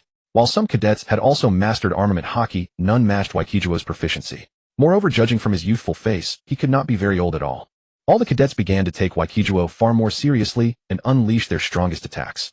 This truly made Waikijuo's life miserable. Though no single cadet strike could defeat him instantly, the sheer volume of bodies attacking him meant every hit hurt like hell. Furthermore, everyone present was an elite of the Navy, ranging from brand new recruits to veterans who had served the Navy for years. Among them were some who had already learned armament Haki, and his 3 roommates were among the best. Their combined strike made Waikijuo's face turn grim. Ants could still kill an elephant, especially when one could only endure blows without any defense and against such a group of Navy elites. If not for the enhanced healing ability granted by his devil fruit, Waikijuo could not have held out this long. But as the final attack came to an end, the torment was over. Waikijuo looked at the deeply unsatisfied cadets and excitedly shook his body. "Now it's my turn. You hit me so hard." Seeing the gentle smile on Waikijuo's face, for some reason the cadets suddenly felt a chill run down their spines. There were 960 cadets in this batch, divided into 24 classes, each class further split into 4 groups of 10, totaling 96 groups. Among them, Zeph had also assigned an instructor to make up for Victor's quota. Among these people, the longest-lasting resistance came from that instructor group, which included Victor's 3 roommates. They lasted over 20 minutes. The instructor, whose armament Haki was decent, played the absolute key role before finally exhausting Victor. The shortest resistance lasted only 27 seconds. Though Victor had won, all the cadets were deeply dejected. So many people had to fight until the final group just to wear Victor down. That kind of victory felt like an insult. Confronted by the cadets' low spirits, Zeph ignored them. People are different from one another, and sometimes the gap between them is as vast as heaven and earth. In his youth, he wasn't considered a genius, and there were many better than him. Yet in the end, it was he who became an admiral. Compared to talent, a strong will is the key to becoming a master and making it to the end. If a cadet can only be brought down by such a setback, they're not worth teaching. However, all the cadets had decent willpower. They were only dejected for a moment before returning to normal. Though their glances at Victor still held some complexity, they didn't remain despondent. The battle left Victor utterly exhausted, since he couldn't strike too hard, while also ensuring these people lacked the power to fight him. This was undoubtedly a very troublesome task. If it weren't for this, Victor felt he wouldn't have lost either, because dealing heavy blows to kill was sometimes far easier than holding back. But from this battle, Victor also discovered his control over his power had become more refined. Indeed, Zeph was worthy of his title as the Navy's chief instructor. This teaching experience was top-notch. To find a suitable training method within such a short time, Black Arm Zeph was in some ways not inferior to Kadu as a teacher. In the days that followed, Victor continued quietly serving as the library administrator. A month after these cadets arrived at the training camp, the library was finally open to them. It wasn't until then that Kesa and the others realized knowledge belonged to which instructor.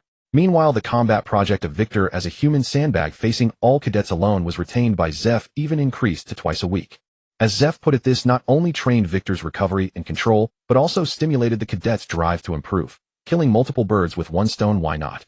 Having experienced the previous battle, Victor had been full of confidence that he could win this time, but ultimately, he was exhausted to the point of collapse. Because while Victor was progressing, these cadets improved even more.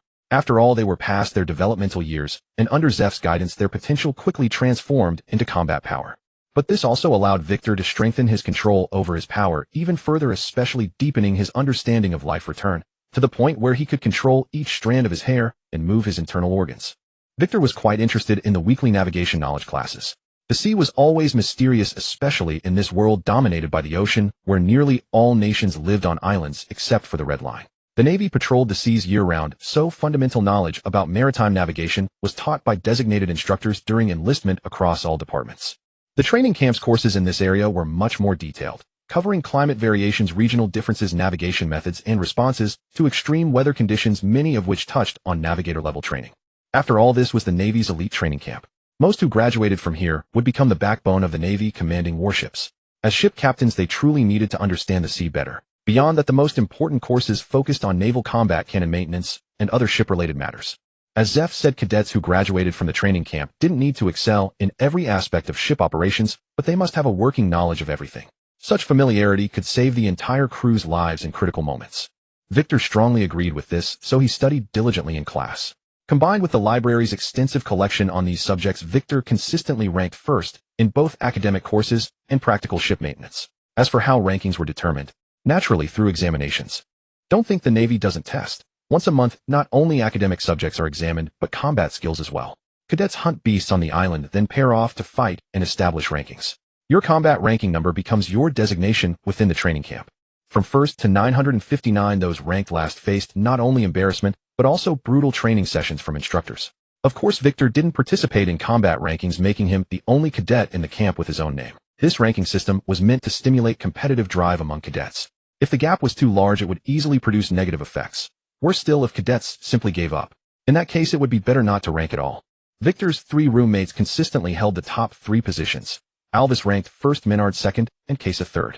This made Victor realize these 3 might have been deliberately placed in his dorm by Zeph. He feigned casual inquiry, and as he'd anticipated, confirmed his suspicion, deepening his gratitude towards Zeph. As the saying goes, one needs help from 3 people.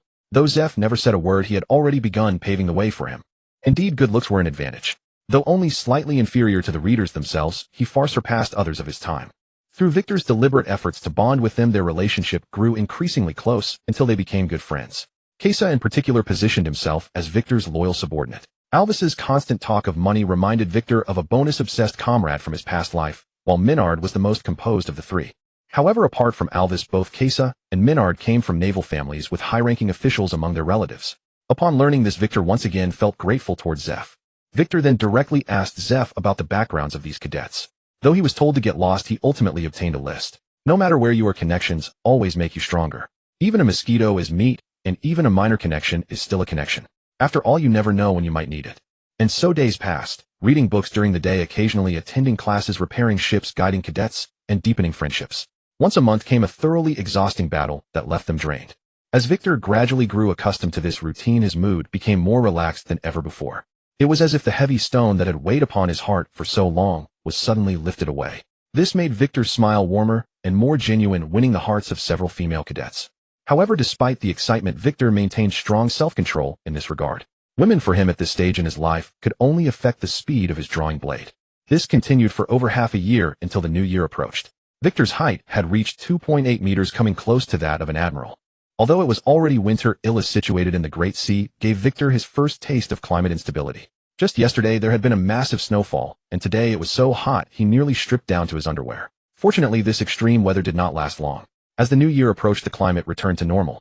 The new year was celebrated uniformly across most nations in this world, and the Navy referred to this festival as Welcoming Day. As in his past life, the Navy set off fireworks, staged various performances, and held grand banquets to welcome the new year. However, on New Year's Day, the Navy would always ring the Great Bell, symbolizing the farewell to the old and the welcoming of the new. In the plaza of Marineford, the headquarters, stood the Orc's Great Bell, the very same bell that Luffy had once rung. Among this batch of cadets, females were extremely rare, numbering only about 30+. Moreover, most of them were quite attractive. Though not stunningly beautiful, the young women who had endured such grueling training all possessed outstanding figures. The only differences lay in the contours of their curves. Faced with these youthful and radiant girls, the tough male cadets behaved like peacocks in mating season, desperately trying to showcase their talents. Some danced, some sang and rapped, and some even performed stand-up comedy. From this aspect, the entertainment culture of this world was not so different from his past life. Yet despite the men's efforts to display their skills, none could captivate these girls. Oh, there was one exception. He was the only one who won the affection of a girl. His name was Yalvi's, Victor's unreliable roommate, who cared only for money. What had he performed? His body hovering off the ground, spinning in place. Though he was punched away by the instructor after only a short, while even the other rowdy cadets felt ashamed compared to him. Watching the girl run after him, then glancing at the other female cadets with expressions of regret, Victor understood a fundamental truth. For women, no matter how many talents a man possesses, they cannot compare to just one. The banquet atmosphere was lively, especially after several female cadets took the stage to perform dances, drawing endless screams and cheers. Tonight, alcohol and food were plentiful, with an impressive variety of dishes. The Navy was absolutely reliable when it came to provisions, for only with good and sufficient meals could sailors fight pirates and defend justice. The training camp's meals were even more carefully selected, featuring many ingredients known to benefit the body, some of which Victor had never seen before. After eating until he was about 70% full, Victor went around toasting and building rapport with the cadets. After finishing rounds with everyone, he made his way toward Zeph at the back. Zeph enjoyed drinking a wine called sherry. On the center of the bottle was a design of light green bubbles with a mysterious droplet falling from them.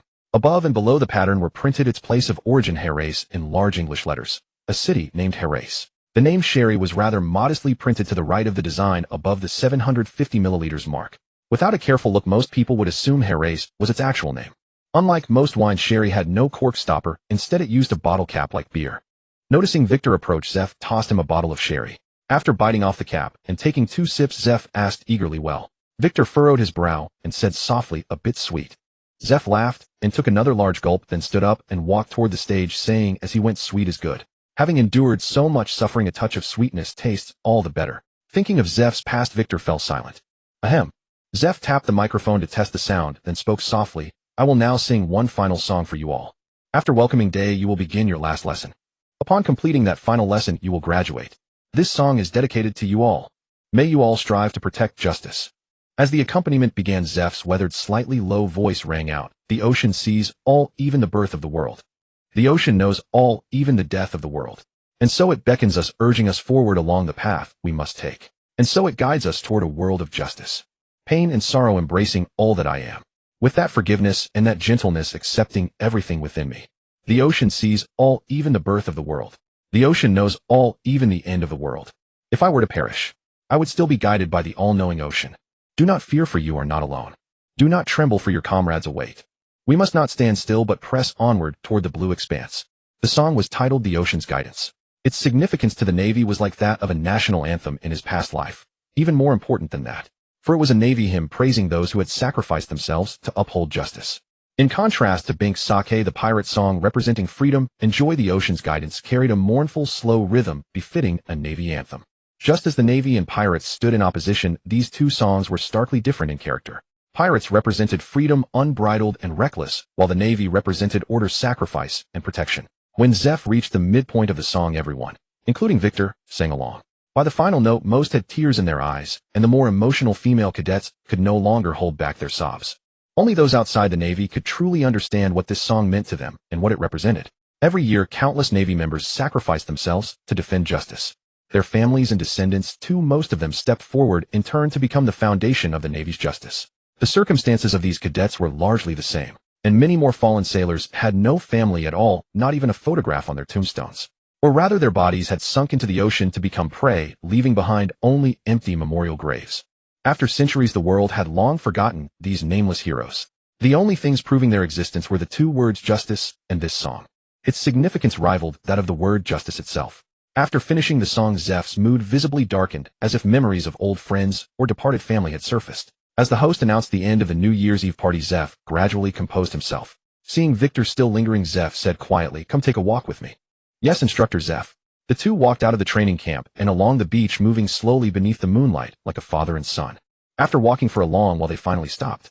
Watching Zeph skillfully leap onto a massive boulder blocking their path, Victor followed suit.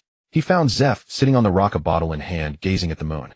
From the numerous empty bottles scattered around, and the small wooden cabin nearby, this was clearly Zeph's secret retreat.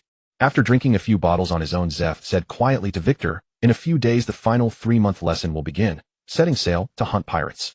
I hope you will show me your justice. Do not disappoint me." After a moment of silence, Victor replied in a peculiar tone, setting aside, "Whether I'll disappoint you or not, Instructor Zeph, when was the last time you cleaned this place? Don't you think it stinks? These empty bottles are practically fossilized." Crunch. Zeph glanced at the crushed bottle in his hand and roared, "Get lost." Regarding the conversation from the previous night, Victor deliberately steered it elsewhere. He had no desire to prolong the discussion and dredge up Zephyr's tragic memories. As for disappointment, the Marines killing pirates. What was there to be disappointed about? Unless Zephyr was still the pacifist fleet admiral of old. But now the mere mention of pirates brought an undeniable hatred to Zephyr's heart. Perhaps it was his own refusal to kill pirates that would have disappointed Zephyr. Still, Victor made a mental note of the timeline. It would begin after the orientation day, and the 5-day holiday ended. It was years later, during a mission to hunt pirates alongside his cadets, that Zephyr lost his arm. Though the exact time had faded from memory, Victor recalled that the 2 surviving cadets were both devil fruit users, including a woman named Aine. If he kept a close eye on them, he could prevent such a tragedy from occurring. He would ensure Zephyr never assembled that fanatical Neo-Marine faction, nor suffered the fate of all his disciples dying to bury him. A few days later, with their packs shouldered, Victor and the other cadets began jogging toward the port. This distance was nothing for even the female cadets with slightly lesser stamina, and for Victor it was effortless. Nevertheless, to maintain formation, Victor obediently kept pace with the group. By the time they boarded the ship at the port, they discovered that everyone from the training camp, including the cafeteria matron, had already arrived. It seemed this same crew would be serving the cadets throughout the journey. This disappointed Victor somewhat. After eating the cafeteria food for so long, changing the chef and trying new flavors was only natural. Most importantly, the matron's earnest gaze made it hard for Victor to refuse every meal. He was still uncertain whether he could withstand a sitting from the cafeteria matron. What if that rear was tempered by armament Haki? As he pondered this, Victor spotted the matron waving her ladle at him and hurried over. "Little duo, come here. Let me prepare something special for you. You didn't eat enough this morning, right? We have hundreds of ostrich eggs aboard, all wild and incredibly nutritious. Eat up." Watching the ostrich eggs roughly the size of his fists, Victor fell silent for a moment before softly saying, "Thank you, matron. Look at you being so polite. Wait here, fill yourself up first. I'll prepare a whole cow for you at noon." Getting too close to the cafeteria matron wasn't always a good thing. If he hadn't mastered rebirth, returned to rapidly digest food and store its energy within his body, Victor suspected he'd have grown as broad as the matron himself. After the final supplies were loaded, Zephyr began roll call. Once everyone was accounted for, the warship slowly departed from the port. Zephyr's training camp was nominally aimed at Marine rookies, but most of these so-called newcomers were actually veterans who had served for several years. After all, unless someone was exceptionally gifted, talent required time to develop. Moreover, one had to assess their character and investigate their family background. Upon learning this mission would involve 3 months of genuine combat, the cadets showed no fear. Instead, they buzzed with excitement, eager to encounter pirates as soon as they set sail and showcase their skills. Over half a year of training, though brief, had sufficiently elevated their capabilities. Their future growth would depend on how thoroughly they absorbed Zephyr's teachings. In every batch of cadets, there were always a few who had learned armament Haki and observation Haki, along with various devil fruit users and masters of the Rokushiki. With their strength, they could certainly seek out pirate crews in the Grand Line whose bounties weren't excessively absurd. As for ordinary pirate grunts, those were left for the other cadets to handle. Not to mention the Grand Line.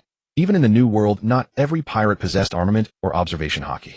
Most pirates were simply ordinary humans with more combat experience and slightly better physical techniques or swordsmanship. If legends were true, and once leaving the 4 seas, everyone became a master in the Grand Line, with every New World pirate wielding conquerors' Haki and bounties exceeding 100 million berries. Then what justice would the Marines fight for? They might as well kneel and call the pirates their fathers. Among all the Marines, fewer than 1 in 10 could wield Haki. Most were merely ordinary people enduring year after year of brutal training to strengthen their bodies. Don't be fooled by anime, where every character is absurdly powerful. In reality, the vast majority of people in this world are ordinary. Compared to humanity in his past life, they might only possess slightly stronger physiques, beyond that they were no different. Without inheritance, without guidance, without abundant food, how many ordinary people could rise to become top-tier experts? The warship followed the Marine-exclusive route, and nearly a month later they finally arrived at their destination. A notoriously dangerous sea zone, where sea beasts and sea kings frequently appeared besides pirates. Most crucially, this was not territorial waters of any allied nation, meaning no Marine bases nearby. Such places were precisely what pirates favored. Rather than fighting the Marines, plundering defenseless civilians was every pirate's true preference. Upon encountering the first pirate crew, Victor demonstrated his version of justice to Zephyr. After both sides exchanged a single volley of cannon fire, the pirate ship attempted to speed away. Victor immediately flew after it. When Zephyr and the cadets arrived aboard, they found only corpses scattered everywhere, and every goat on the ship had been slain by Victor as well. This sent several female cadets who had never witnessed warfare into immediate vomiting fits. After several such incidents, Zephyr issued Victor a new order. Unless faced with opponents beyond the other cadets' capabilities, Victor was to hold back. The purpose of hunting pirates with cadets was to build their courage and temper their will. If Victor handled everything, there would be nothing left to train. That evening, Victor surprisingly skipped dinner. He discovered the night's menu was goat meat. The goats harvested from pirate ships during this period had been saved by the kitchen staff. Zephyr hadn't eaten either, nor had the instructors. A dozen or so cadets also refused to eat, while the rest devoured their meals, praising the delicious flavor. Taking advantage of the matron's absence from the serving line, the group slipped away like thieves. Zephyr said sternly, "Sometimes logistics personnel also need to learn common knowledge. Otherwise, they may inadvertently commit mistakes." An instructor in charge of logistics softly replied, "Yes, Instructor Zephyr. Upon our return, I will educate them on this matter." Victor remained silent. Had he not witnessed the peculiar relationship between pirates and goats in the North Blue, before he might have eaten it as well. But pirates in the Grand Line living as shabbily as those in the North Blue was truly disgraceful. And these goats proved once again how filthy pirates could be. If all else failed, why not purchase a sea companion?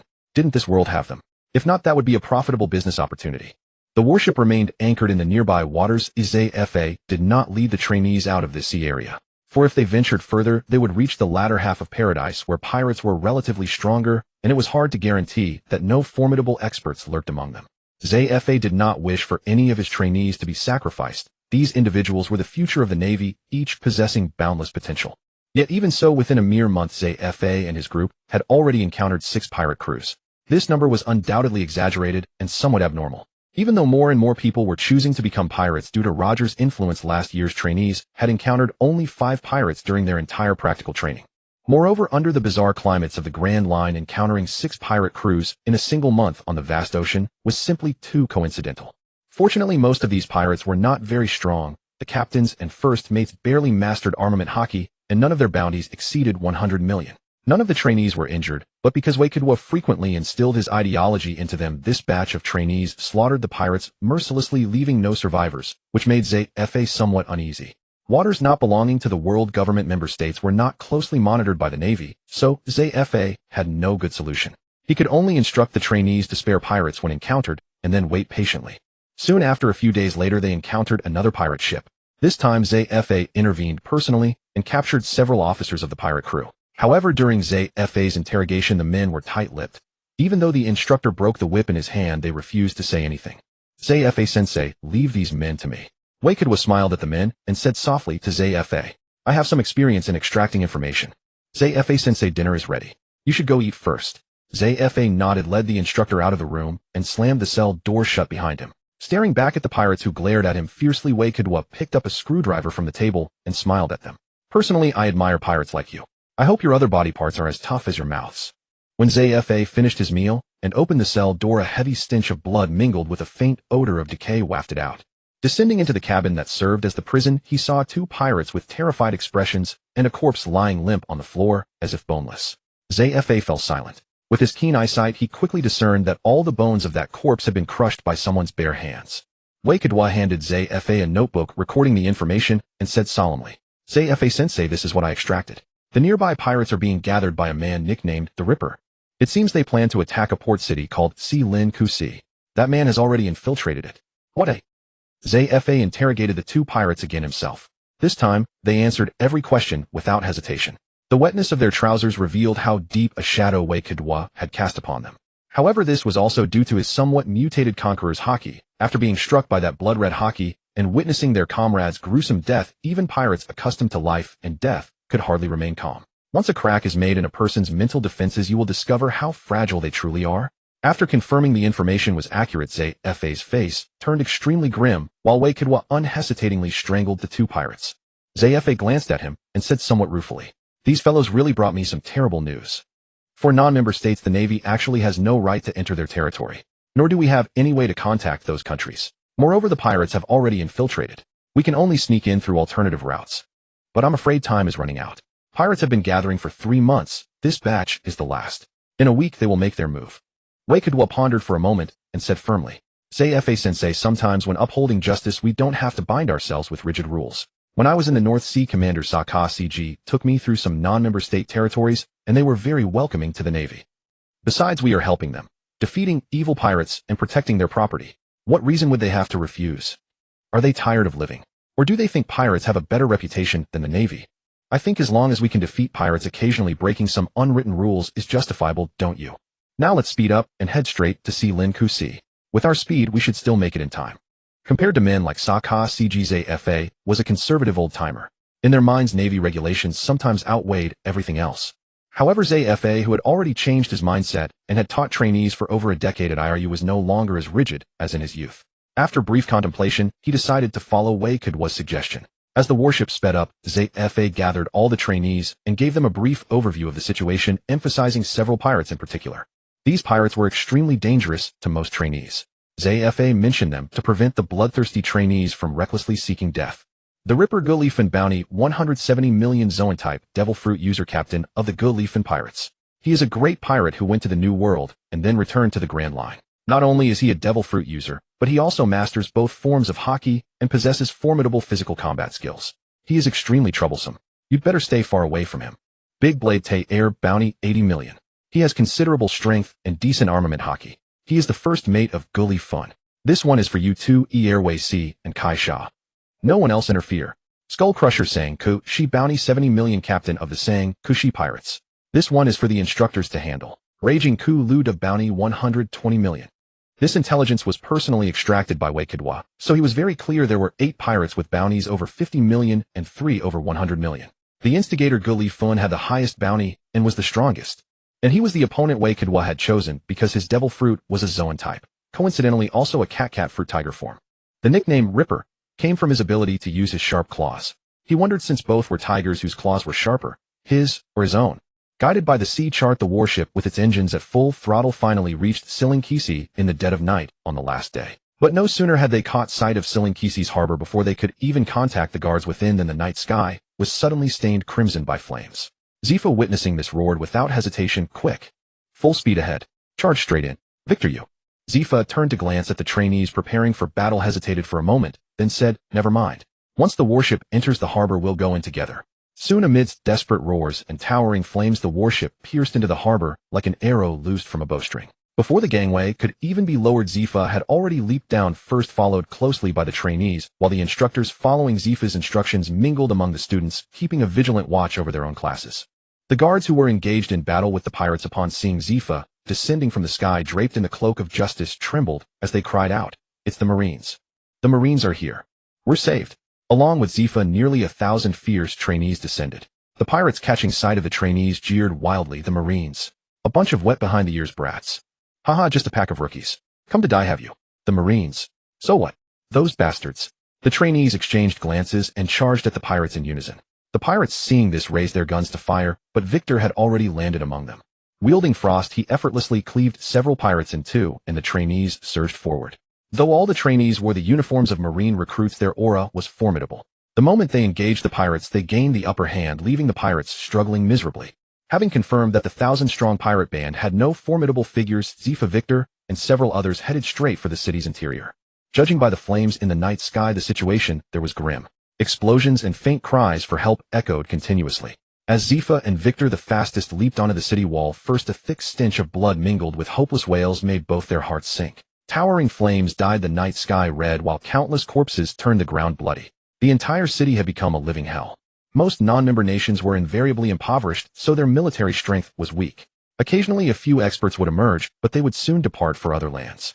Even in the Grand Line or the New World, the number of nations with access to Haki training methods was slightly higher than in the Four Seas, but still not plentiful. In this world, for many commoners, merely having enough to eat was a luxury, let alone training in martial arts.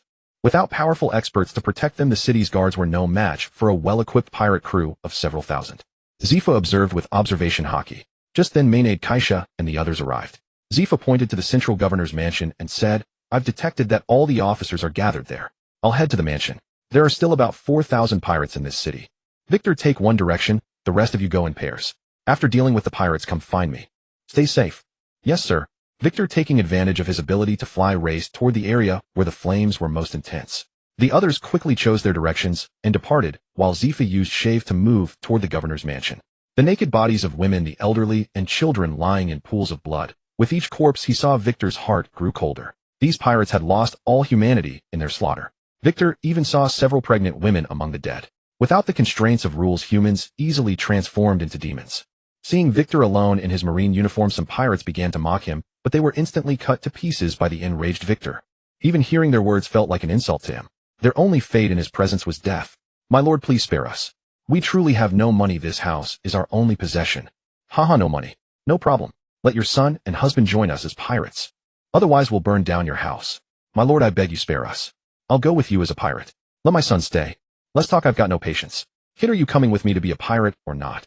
A pirate squad leader holding a torch, surrounded by several subordinates, cornered a family of 3. The boy, still young and naive, was shielded behind his father, while his mother knelt on the ground, incessantly begging the pirates. Despite Roger's last words causing a dramatic surge in the number of pirates compared to the total human population, the proportion was still very small. For most commoners, as long as they could survive, they would never go to sea to become pirates. Pirates are evil. This was the impression most people in this world had of them. Seeing the pirate aim his revolver at his father, the boy cried out in terror, "No, I'll do it. I'll become a pirate with you." "Ha ha ha, that's more like it. Father and son both pirates. Maybe it'll become a tale to tell. From now on you'll follow me." The pirate lowered his gun, clapped the man on the shoulder, and laughed loudly. But the man's body trembled with rage. He turned and slapped his son hard across the face. Slap. Seeing his son's bewildered expression, the man roared, "You cannot become a pirate. Have you forgotten how your sister died? Pirates are a pack of demons. Beast. If you insist on becoming a pirate, I'd rather take you with me to the grave. You beasts. I'll fight you to the death." Clearly preventing his son from becoming a pirate was the man's unshakable limit. Now that it had been crossed, he no longer feared death and had cast aside all restraint. The mother, who had been kneeling, also rose and charged at the pirates while the boy stood frozen in place. "You reckless fool. You."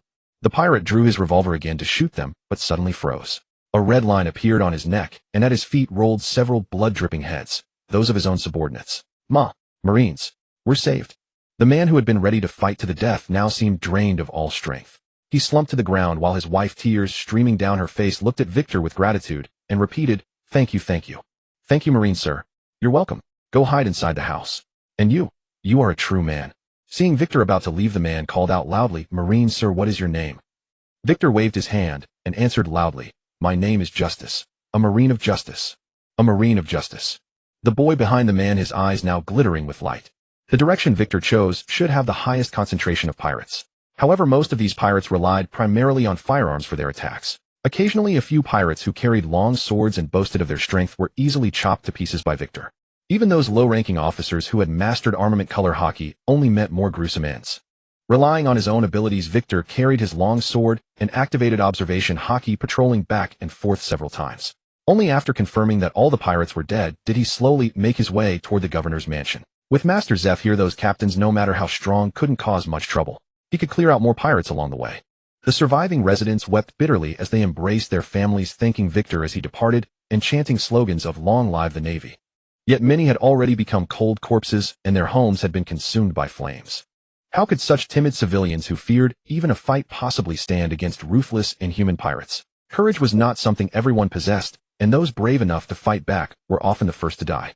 Though it may have seemed there were many choices once the pirates decided to attack this city, the residents had only one outcome. Yet fate was sometimes so unpredictable. The arrival of the Navy had saved this city from certain destruction. Upon arriving at the governor's mansion, Victor's white Navy uniform was already stained crimson with blood, much like the city itself. Aside from these vicious pirates, there were also local thugs who, taking advantage of the attack, willingly guided the pirates and participated in the plundering. Many civilians had perished at their hands as well. The ugliest aspects of human nature are most easily exposed in moments of despair. Meeting Victor only served to make the city's bloodstains even more vivid. To Victor's surprise, the ground and exterior walls outside the governor's mansion were remarkably clean, showing no signs of battle. As soon as he pushed open the door and entered, Victor's brow furrowed. There were very few signs of combat. Aside from a dozen or so guards' corpses, there wasn't a single pirate body in sight. Continuing further inside, the place was eerily empty. Only when he reached the innermost courtyard did Victor see Zeph confronting a few individuals. The bodies here were more numerous. It seemed over 100 pirates had been killed by Master Zeph, while these guards. Gazing at the guards' corpses and the neatly arranged weapons discarded nearby, Victor began to understand. Standing opposite Zeph were the remaining pirates. One of them, the instigator known as the Ripper Griffin, was toweringly tall at about 3 meters, covered in scars, with a hooked nose, triangular eyes, and a manic glint in his gaze. The other two were Greatsword Dollar with a bounty of 80 million berries, and Skull Crusher Sakazuki with a bounty of 70 million. Both were hulking giants around 5 meters tall, one wielding a massive 4-meter-long great sword, the other carrying an enormous spiked club over his shoulder, both looking utterly terrifying. Unfortunately, facing Zeph, all three wore expressions of panic as they stood in confrontation with him. Their leverage in this standoff was several men in blackguard uniforms holding flintlock pistols to a dozen disheveled women.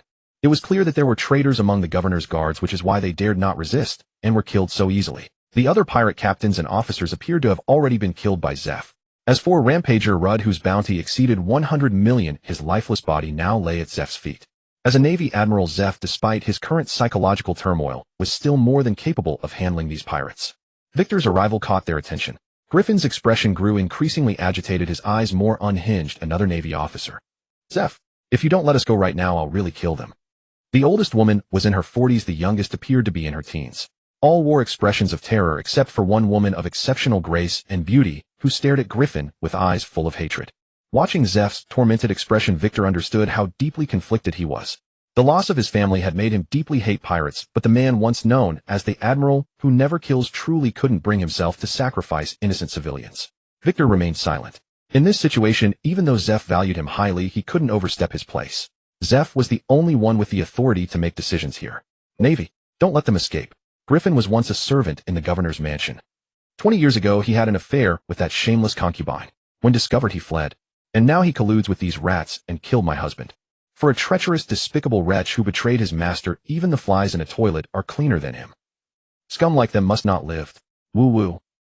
The most elegant Madam Governor, clearly harboring deep hatred for Griffin, and the others desperately shouted, even with a gun pointed at her head. Several guards, unwilling to actually shoot, forcibly covered her mouth. However, upon hearing what the Madam Governor said, Griffin completely lost control. Slap, slap. You bastard.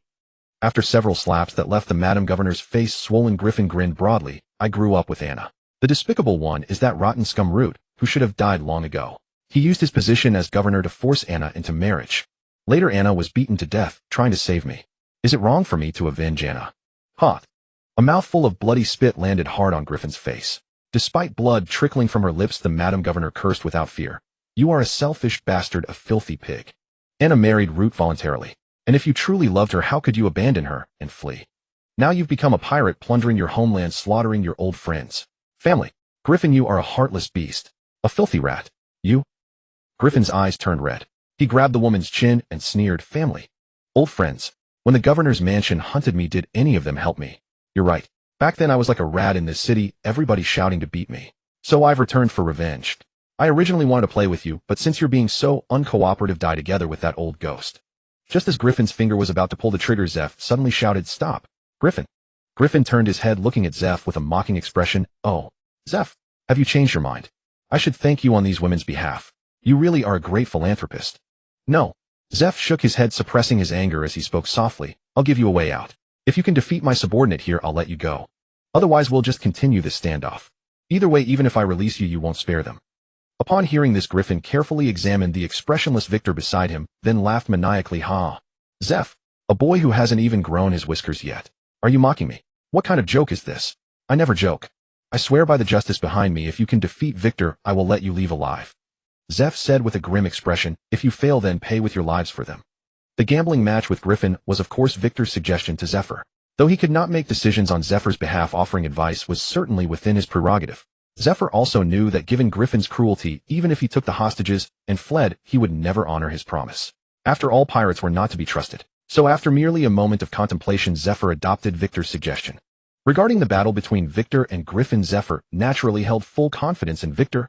Otherwise, he would never have so freely allowed Victor to enter the gambling match with Griffin. Although Victor was still young, his physique was astonishing, surpassing all his peers in both strength and speed. Moreover, he had mastered both colors of Haki, fully learned the 6 powers of the Marines, comprehended the return of life, and possessed respectable swordsmanship. Purely in terms of combat ability within the training camp, including the instructors, he ranked only below Zephyr. Most of the training camp's instructors were at the rank of Vice Admiral at Marine headquarters, with 5 of them nearly reaching the threshold of Rear Admiral. The fact that Victor possessed such power before his body had fully matured naturally filled Zephyr with confidence and anticipation. During this period with fellow cadets as sparring partners, Victor had refined both his combat experience and his control over his own power. Griffin, a man with a bounty of less than 200 million berries in pure combat ability, had barely reached the threshold of Rear Admiral. Most crucially, he was a Zoan-type devil fruit user, and unluckily for him a tiger. An ordinary tiger facing a mythical Zoan white tiger. How was this even a contest? Victor regarded Griffin, who stared at him with killing intent, and a faint smile appeared on his face. Then his entire body suddenly erupted with intense pressure, and in an instant he vanished from where he stood. Shaved. After the blood-red shockwave passed, even Zephyr showed some surprise, not to mention the others. Bang bang. Several guards, and the women collapsed unconscious. Sengoku and Tsuru had not fainted, but their bodies trembled slightly. Before they could recover, Zephyr had already jumped over and knocked them both down with a single punch each. Zephyr, you little brat. I never expected to possess Conqueror's Haki. Griffin looked at Victor with grave seriousness, then said to Zephyr, as a fleet admiral of the Marines, Black Arm Zephyr, you wouldn't break your word, would you? Of course. Zephyr crossed his arms and said gravely, as long as you escape from Victor's hands, I will not interfere. Upon receiving Zephyr's reply, Griffin finally felt at ease and laughed maniacally at Victor. Shut up, your laugh is terrible. Follow me, and I'll find you a good grave. Ignoring Griffin, Victor tossed out those words and quickly leaped beyond the wall. Cough cough. Damn it, you arrogant brat. I'll make you die in agony. Enraged and humiliated, Griffin directly transformed into a golden tiger and pursued Victor. Victor was extremely fast, but Griffin in his tiger form was no slouch, keeping close pursuit. The two quickly left the city and entered a densely forested area where Victor finally stopped. Seeing the golden giant tiger pouncing at him impatiently, Victor advanced instead of retreating. He rapidly transformed into a white giant tiger, and to Griffin's astonishment, Victor seized him by the neck and threw him aside. Bang! After crashing through several large trees, Griffin finally came to a halt. He staggered to his feet and stared at the monster before him, his voice trembling. How is this possible? What kind of devil fruit? How could this? Victor's transformed white tiger had grown to over 4 meters tall and roughly 10 meters long, a monstrous figure. In stark contrast, Griffin's golden tiger stood only about 2 meters tall and 5 meters long. Their sizes were utterly incomparable. Moreover, for some inexplicable reason, a faint sense of terror rose within Griffin the moment he saw the white tiger, as though it stemmed from a deeper ancestral oppression. However, as a pirate with a long and notorious reputation, this only stoked Griffin's ferocity. Since the beast form put him at a disadvantage, he would shift to another form. As Griffin transformed into his human-beast hybrid form with a tiger's head and human body, Victor likewise shifted. In this form, their sizes were roughly equivalent, as were their silhouettes. The only difference was that Victor's fur was pure white, while Griffin's bore golden black patterns. Compared to Griffin's particularly sharp teeth, Victor's tiger whiskers were longer, his tail thicker, and a pair of pure white wings had emerged on his back. Using his teeth, Griffin attached a set of claws to his hands, a detail that reminded Victor of a fighting game character from his past life, the Flail Prince. Though that character wielded only a single flail and wore a mask. As a tiger-type ability user, Griffin's claws were already razor-sharp, even in his human-beast form, yet he went out of his way to add extra claws. This puzzled Victor and raised his guard. The nickname Ripper likely came from those claws. Victor drew Frost and used his observation Haki to focus on Griffin's every move, only to discover that Griffin was doing the same. Both waited for the other to strike first. After a brief standoff, they attacked simultaneously. Clang, clang. After dozens of exchanges, Victor's excitement slowly stirred within him. This was the most tenacious opponent and the closest match in power he had encountered since arriving in this world. In both strength and speed, they were nearly evenly matched. If anything, in combat experience, Griffin, who had been famous for years and weathered countless battles, held the edge. Furthermore, Griffin's fighting style was rather wild, completely abandoning defense for an extreme approach of relentless offense. Not long after the fight began, Griffin left a mark on Victor's chest. Had Victor not reinforced his body with armament Haki beforehand, that single strike alone would have caused him considerable trouble. Pressing his advantage, Griffin wielded his claws in a rapid flurry, forcing Victor into a defensive posture. Yet while this approach generated immense pressure and could easily slay an enemy, it could not sustain itself. As time wore on, Victor gradually grew accustomed to Griffin's offensive patterns and launched a counterattack. Clang. Facing such a fierce opponent, Victor still had not unleashed his full power, for he wished to temper himself and enrich his combat experience. Pirates were easy to find, but worthy opponents were not so readily encountered. By Victor's current strength, he would rank as a competent fighter even in the Grand Line. However, his experience battling armored Haki users came solely from the training camp. Sparring and life-or-death combat brought entirely different pressures. The experience gained from each was equally distinct. Griffin, having failed to kill Victor during the height of his offensive surge, already sensed his chances of victory dimming. His claw techniques excelled at exploiting enemy mistakes to end fights quickly.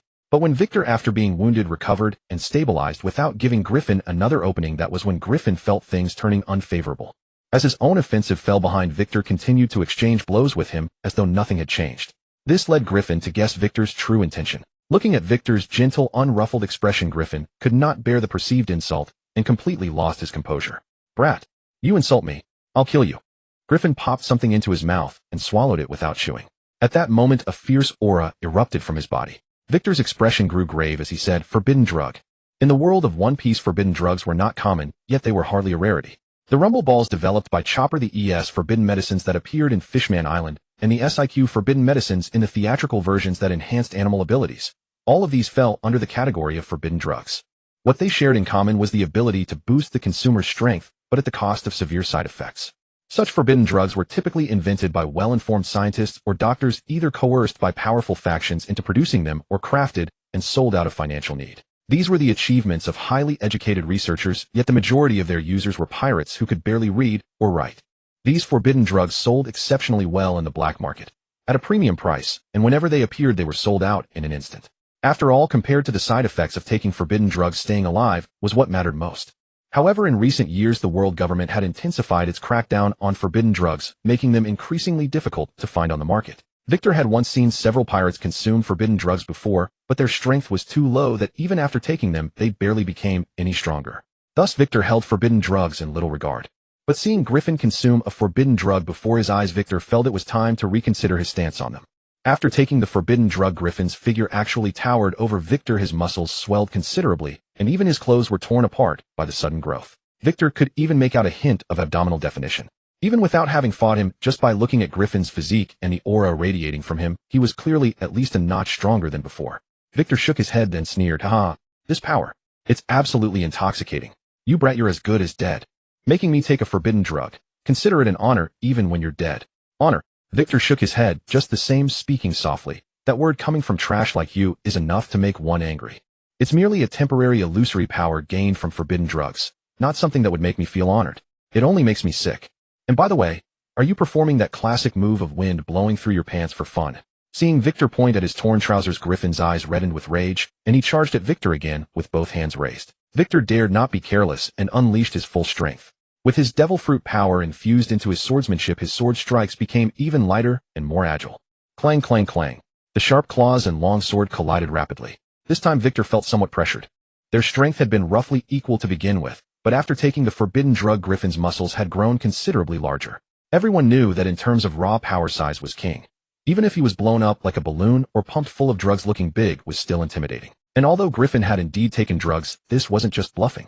Not only had his strength increased significantly, but his speed had also improved by a considerable margin. Even with Victor giving it his all, he was subtly losing in both speed and strength. But if one aspect failed, switch to another. Humans possessed brains, only true fools would rely solely on brute force. Besides, as a minor, comparing brute strength against a man in his 40s without any juvenile protection laws, that would be utterly insane. Since he couldn't overpower Griffin as a warrior, it was time for the mage to enter. Clang. Seizing the moment after blocking another of Griffin's strikes, Victor used the force to push off the ground, quickly creating distance between them. Griffin was about to give chase when he saw Victor extend his clawed hand and swipe at him. Swish. Boom. Having sensed the danger through his observation, Haki, and dodged in advance, Griffin turned to look at the tree that had been sliced into several sections, a trace of confusion flashing in his eyes. "It's not a slashing attack. What is this?" Swish, swish, swish. Boom. Boom. Clang. Victor slid his frost blade into his waist scabbard and attacked with both hands, unleashing countless wind blades toward Griffin. Clang, clang. Boom. After blocking the first wave, Griffin was completely engulfed by the wind blades. The nearby trees were sheared in half and collapsed instantly. Smoke filled the air, and the surrounding terrain was utterly devastated by Victor's wind blades.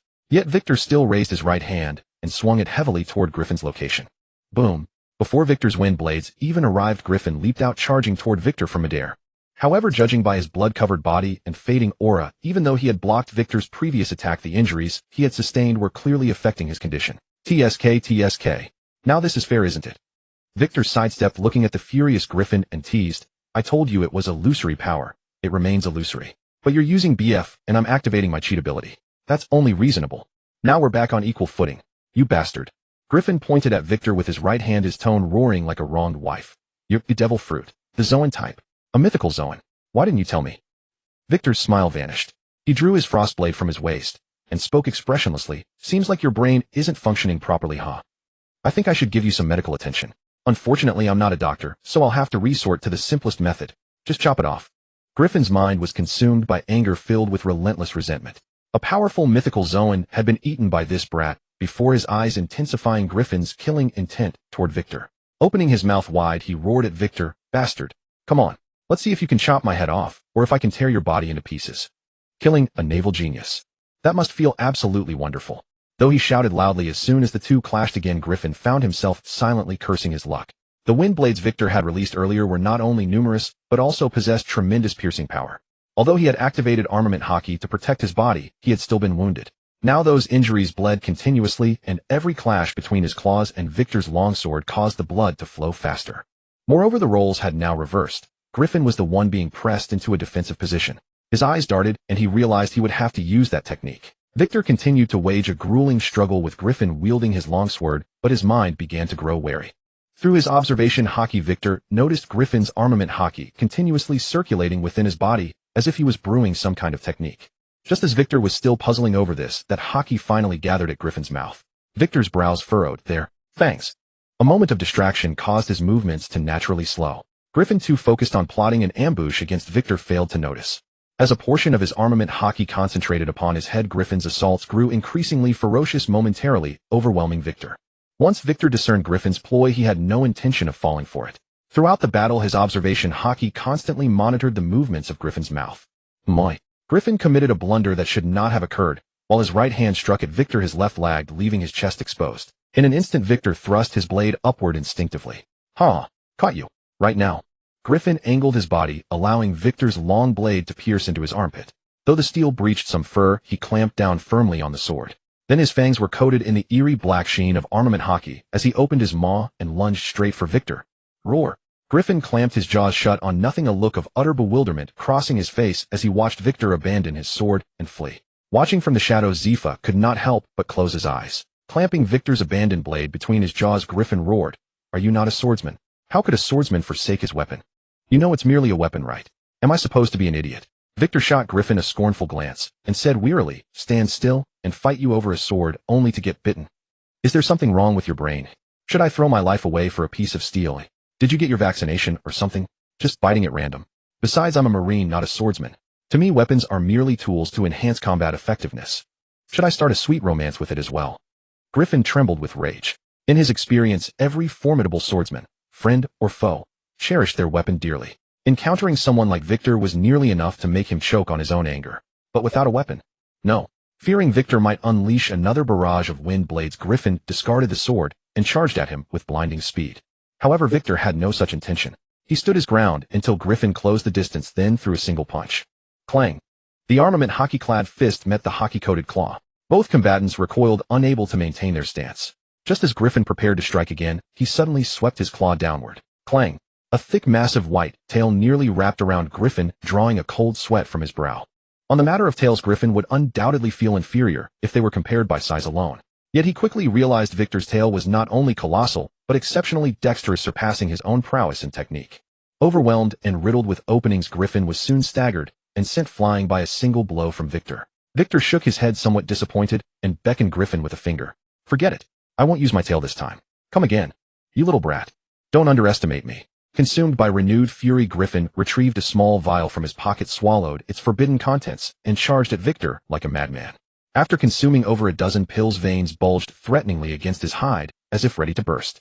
He had mutated into a nearly 5-meter-tall monstrosity. His wounds ceased bleeding, turning a pallid white, and his eyes burned a complete madness-inducing red. Upon seeing this state, Victor immediately re-established his distance and began whittling him down with wind blades.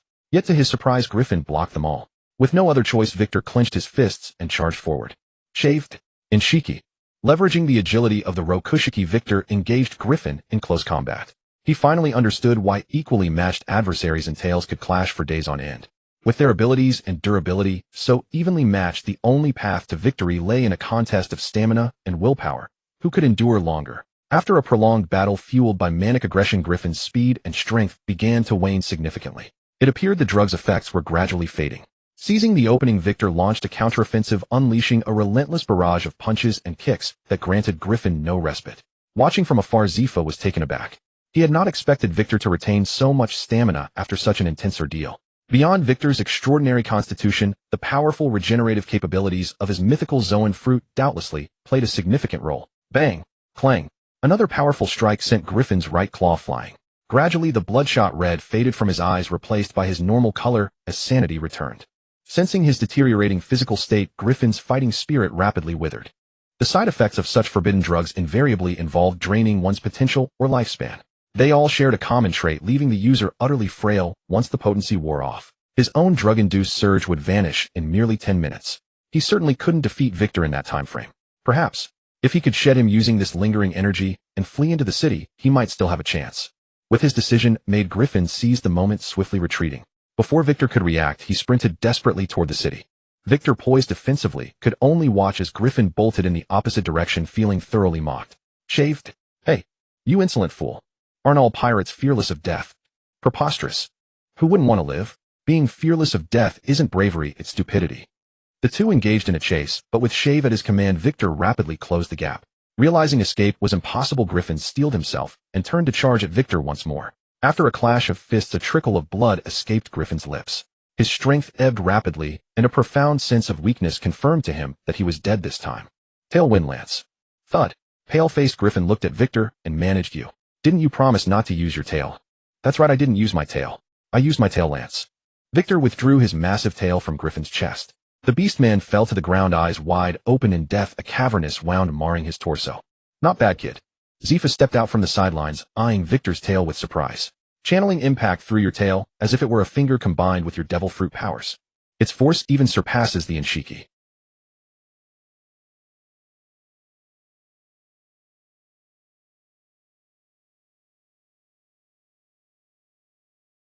The anatomy and medical texts I devoured in the library weren't for nothing, were they? Ever since the introduction of one-on-one sparring classes, Victor's life return ability had grown increasingly formidable. Supplemented by volumes from the library, he had also developed preliminary concepts regarding the modification of the 6 powers. Thus, the Tailwind Spear, a fusion of Wind Cutter and Index Pistol, was born.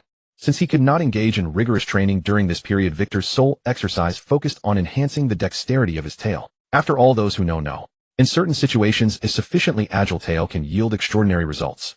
Of course, this pertains to combat, any form of combat. By the time Zephyr and Victor returned to the city, the pirates had already been completely slaughtered.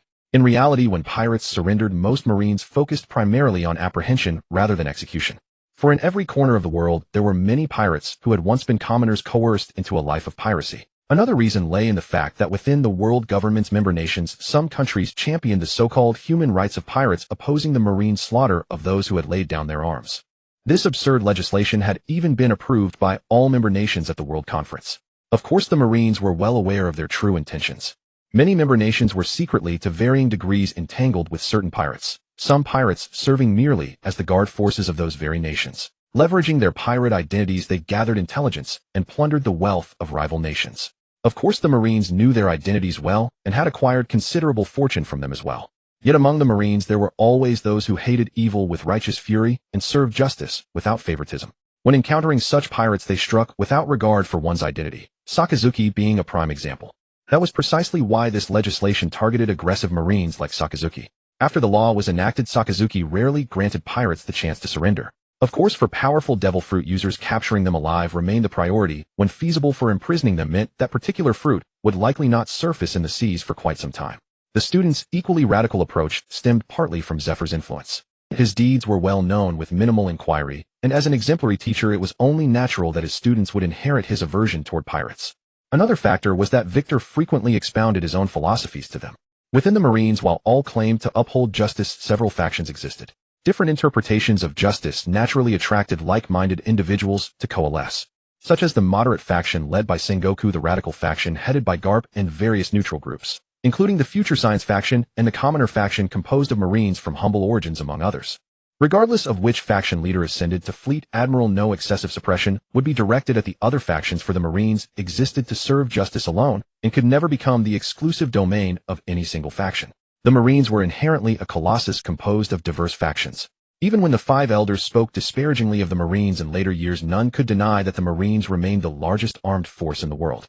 Though Garp served as the leader of the radical faction in recent years, he had gradually distanced himself from it being co-opted by the world government. Therefore, Sakazuki had effectively become the leader of the radical faction. As Sakazuki's nephew raised among the old men of the radical faction, Victor's convictions naturally leaned toward radicalism. In recent years, the radical faction had grown increasingly powerful alongside Sakazuki's rise. After all, the crimes committed by most pirates were beyond counting. Certain ideals of the radical faction resonated well with these hot-blooded young Marines. The Marines were a place where personal strength was revered and where order and violence coexisted in seemingly contradictory, yet seamless harmony. As the undisputed number one among trainees, Victor naturally garnered widespread support and had altered the thinking of many. Even those students affiliated with the moderate faction found it difficult to maintain their previous convictions after witnessing their companions' merciless approach in combat. For human beings, a collective can utterly transform one's thoughts and actions. Yet only Victor himself knew that while his convictions bore resemblance to the radicals, in many ways there were also many aspects diametrically opposed to theirs. He could only hope his uncle Sakazuki would not one day use his magma to give him a bath. In Silence, approximately 40,000 residents had survived.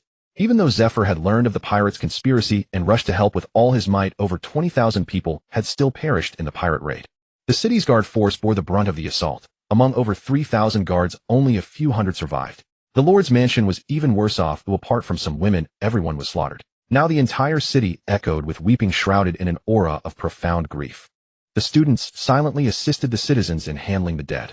Not even the dozens of female students, typically the most delicate among them, showed any trace of disgust or hesitation. By the time Zephyr and Victor arrived, the cleanup was nearing completion. When the instructors reported to Zephyr that aside from a few minor injuries caused by recklessness, there were no other casualties, Zephyr finally felt at ease. Once the area was cleaned, as Zephyr prepared to lead the students away, a group of people blocked their path with food. Marine Lords, these are some provisions. They may not be valuable, but they represent our heartfelt gratitude. Please accept them. The old man at the forefront tremblingly handed Zephyr a basket. Zephyr glanced at the salted smoked fish inside, picked up a piece, and stuffed it into his mouth. Ha ha ha, then thank you, brother. This is the most delicious smoked fish I've ever had. Seeing this, the other Marines also accepted the food offered by the citizens. Before Victor stood a family of 3 he had rescued. Brother, can you tell me your name? And how can I become a just Marine like you? The youth's eyes brimmed with anticipation. Seeing this, Victor gently patted his head and said softly, my name isn't important. As for the Marines, the Marines recruit every year. As long as you work hard and train diligently, you will surely be selected. Or if you're a devil fruit user with good character, you can definitely become a Marine. While a few were still conversing, Zephyr had already led the rest toward the port. Noticing Victor hadn't followed, he called out loudly, Victor, you kid, hurry up and move. Roger that. Teacher Zephyr. Brave young man, keep striving. Farewell. Watching the departing Marines, the boy's eyes sparkled as he murmured to himself, Victor, Zephyr, is it true that with enough effort and diligent training one can become a Marine? Or perhaps becoming a devil fruit user? The boy suddenly recalled the strange fruit he had encountered in the cave, guarded by a brown bear. Victor, of course, had no idea what the boy was thinking. By the time the group boarded the warship, the sky was already bright with dawn. Except for the pilots, lookouts, and some logistics personnel, nearly everyone had fallen into sweet dreams after finishing breakfast. Fortunately, they hadn't eaten goat meat this time.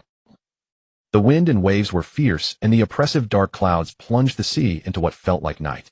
Even though the pirate ship was speeding ahead, the naval vessel was gradually closing in. Compared to the Navy's warships, most pirate ships were far inferior in every aspect. Thus, ordinary pirates would always retreat upon sighting the Navy. Of course, there were also some madmen who considered themselves strong enough to take the initiative to attack. Although this pirate ship had spotted the Navy early and fled, they were facing Zephyr's personal warship. An admiral's warship was among the top tier of all naval vessels, whether in terms of power or other facilities. After realizing they could not shake off the pursuit, the pirates, stirred by their bloodlust, stopped and chose to fight to the death. Unfortunately, without Victor even lifting a finger, the pirates were swiftly dealt with by the murderous trainees. Having been through several major battles, every trainee had at least a few lives on their hands. The long campaign had gradually transformed their demeanor. However, this was also the final battle of the practical training. Continuing forward would lead them to the Navy's exclusive route, which also meant that this batch of trainees' studies was about to conclude. Zephyr's elite training camp merely served as a guiding force, like laying the firmest foundation for a tall building and correcting past mistakes. Therefore, each cohort's training period lasted only 11 months. Although there was a huge gap in their current strength, no one could predict how far these individuals would grow in the future. During the return voyage, Zephyr set aside his strictness and for once joined the trainees in entertainment and camaraderie, allowing them to witness his amiable and approachable side. Soon they would return to Iris. The trainees were both excited and reluctant. Most of them were non-commissioned officers, with a few already holding field officer ranks. Based on their performance in the training camp and Zephyr's assessment of their future potential, each would receive a promotion of varying degrees. At the very least, they would become junior officers. It remained to be seen how much authority the headquarters had granted Zephyr. A few days after returning to Iris, soon a group of trainees donning the Navy's justice cloaks were about to depart. Several warships would transport them to their assigned bases. Victor's 3 roommates, Kaisa, Maynard, and Alvis, were assigned to the headquarters while the latter was sent to the North Sea. As the top 3 trainees of the camp, they all held the rank of lieutenant commander, yet their assignments were vastly different. This was the difference between having connections and not. After all, officers at the headquarters were 3 ranks higher than those at branch offices, not to mention the differences in salary, benefits, and opportunities for advancement. Boss, why aren't you leaving? Looking at Victor, who had come to see them off, Kaisa and the others were confused. Oh, poor grades, I got held back. Looking at their dumbfounded faces, Victor chuckled softly. Just kidding. Take care. Maynard said helplessly. You make it sound like we're going to die. Victor spread his hands and shook his head with a wry smile. All right then, let me put it differently. I wish you all a bright future. A bright future. Reading really does enrich one's vocabulary. The female soldiers' gazes lingered on the departing Victor as if enchanted. After the trainees left, the camp fell silent. The cafeteria ladies, though they had complained about the trainees' appetites, showed a hint of sadness on their faces after they were gone. For a cook, seeing their food devoured completely was the greatest satisfaction. But seeing Victor still there, their disappointment subsided, though Victor nearly ate himself to death. Bolu bolu. In Zephyr's office, the den mushi that had been sleeping on the desk suddenly widened its eyes and called out. Hello, this is Zephyr. Zephyr-sensei, I heard this batch of trainees has graduated. How did Victor perform? Zephyr lit a cigar and smiled. Sakazuki, you seem quite concerned about Victor. It's rare to see you like this. The den mushi was silent for a moment, then Sakazuki's slightly emotional voice came through. After all, he is my nephew, it's only natural for me to care. Hearing Sakazuki's words, Zephyr suddenly thought of his own deceased son, and his mood instantly darkened. After a moment of mutual silence, Zephyr spoke softly. Victor possesses unparalleled talent. In physical combat, he even surpasses you and that bastard Garp. His temperament is calm and steady. Compared to you, he knows better how to handle relationships with his comrades. Whether in talent or character, he is the finest trainee I have ever seen. Moreover, his will is extremely firm, and he holds his own sense of justice. I never expected that old Rao and the others could have raised him so excellently. Such an outstanding Marine will undoubtedly be the future of the Navy. Currently, his strength has reached the level of a Rear Admiral at headquarters. Once he leaves the training camp, I believe he will easily attain the level of a Vice Admiral, even reaching the caliber of elite Vice Admirals for Buster Call missions. I will propose to headquarters to secure Victor a seat as an Admiral candidate. So you'd better watch out, Sakazuki. Don't let Victor surpass you. If you haven't become an Admiral yet, he might just become your rival. Haha, Zephyr-sensei, I appreciate your efforts. Rest now. After hanging up the den mushi, Sakazuki wore a rare sincere smile. Of course, Sakazuki knew Zephyr was joking, since it was already a foregone conclusion that he would become the next Fleet Admiral. Even if Victor's strength caught up to his, he would not become a rival in terms of seniority or faction. However, with Zephyr-sensei's advocacy, Victor would have an absolute advantage in becoming the next Admiral after him. After all, compared to himself, Zephyr had a wider network within the Navy. Given his status and position, no faction would lightly offend him. With the support of both Zephyr and himself, Victor's path to becoming an Admiral candidate and eventually an Admiral would be a natural progression. But unlike himself, Victor, that brat, was always smiling and handled people with diplomacy and eloquence, just like his poor sister. My dear sister, rest assured, Victor will definitely grow into a formidable man. One day the mere mention of his name will make those evil pirates tremble. All the evil in this world will be eradicated by our hands. After Zifa had thoroughly examined Victor's body, once more he provided him with a detailed timeline. Victor's developmental phase would conclude in a little over half a year, and by then he would be free to train without restriction. In the world of piracy, people generally experienced shorter developmental cycles. It was evident that both Ace and Luffy had chosen to set sail at the age of 17, and their height had barely changed over the following years. Only upon reaching this stage would a person truly enter a period of rapid growth. This was precisely why Luffy could within just a few short years subdue the 7 warlords and deliver crushing blows to Kaido. His extraordinary achievements were not built on talent alone. Garp had laid an unshakable foundation for him. His natural physique and genius-level aptitude far surpassed ordinary humans. Sanji's masterful cuisine sustained his relentless training, and his devil fruit power was nothing short of monstrous. All of these were indispensable. As for aptitude and physical constitution, they naturally stemmed from bloodline. Most anime from the Japanese island nation subscribed heavily to this theory, and One Piece was no exception.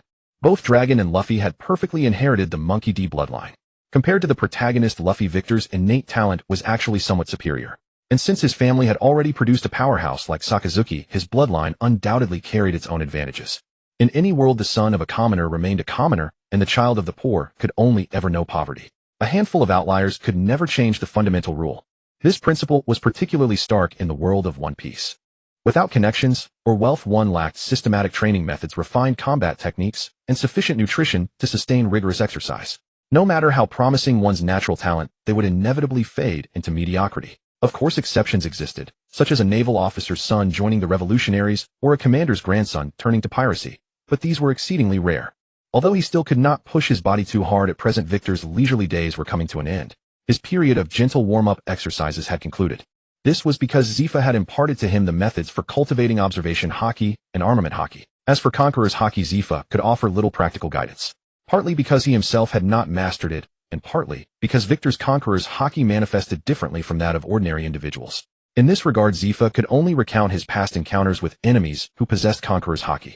The training methods and introductions for both types of haki spanned merely a few pages, yet they condensed the accumulated wisdom and bloodshed of countless warriors.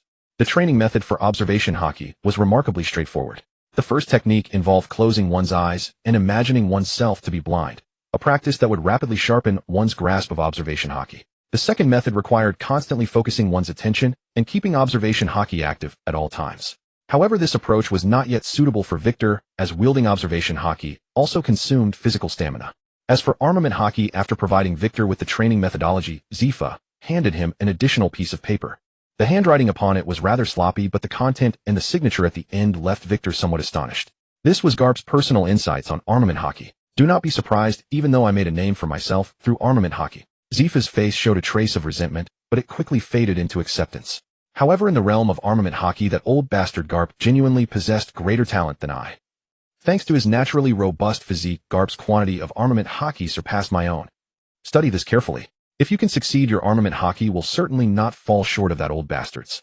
My title Black Arm was earned this way, yet compared to Garp, I ultimately fell one step short.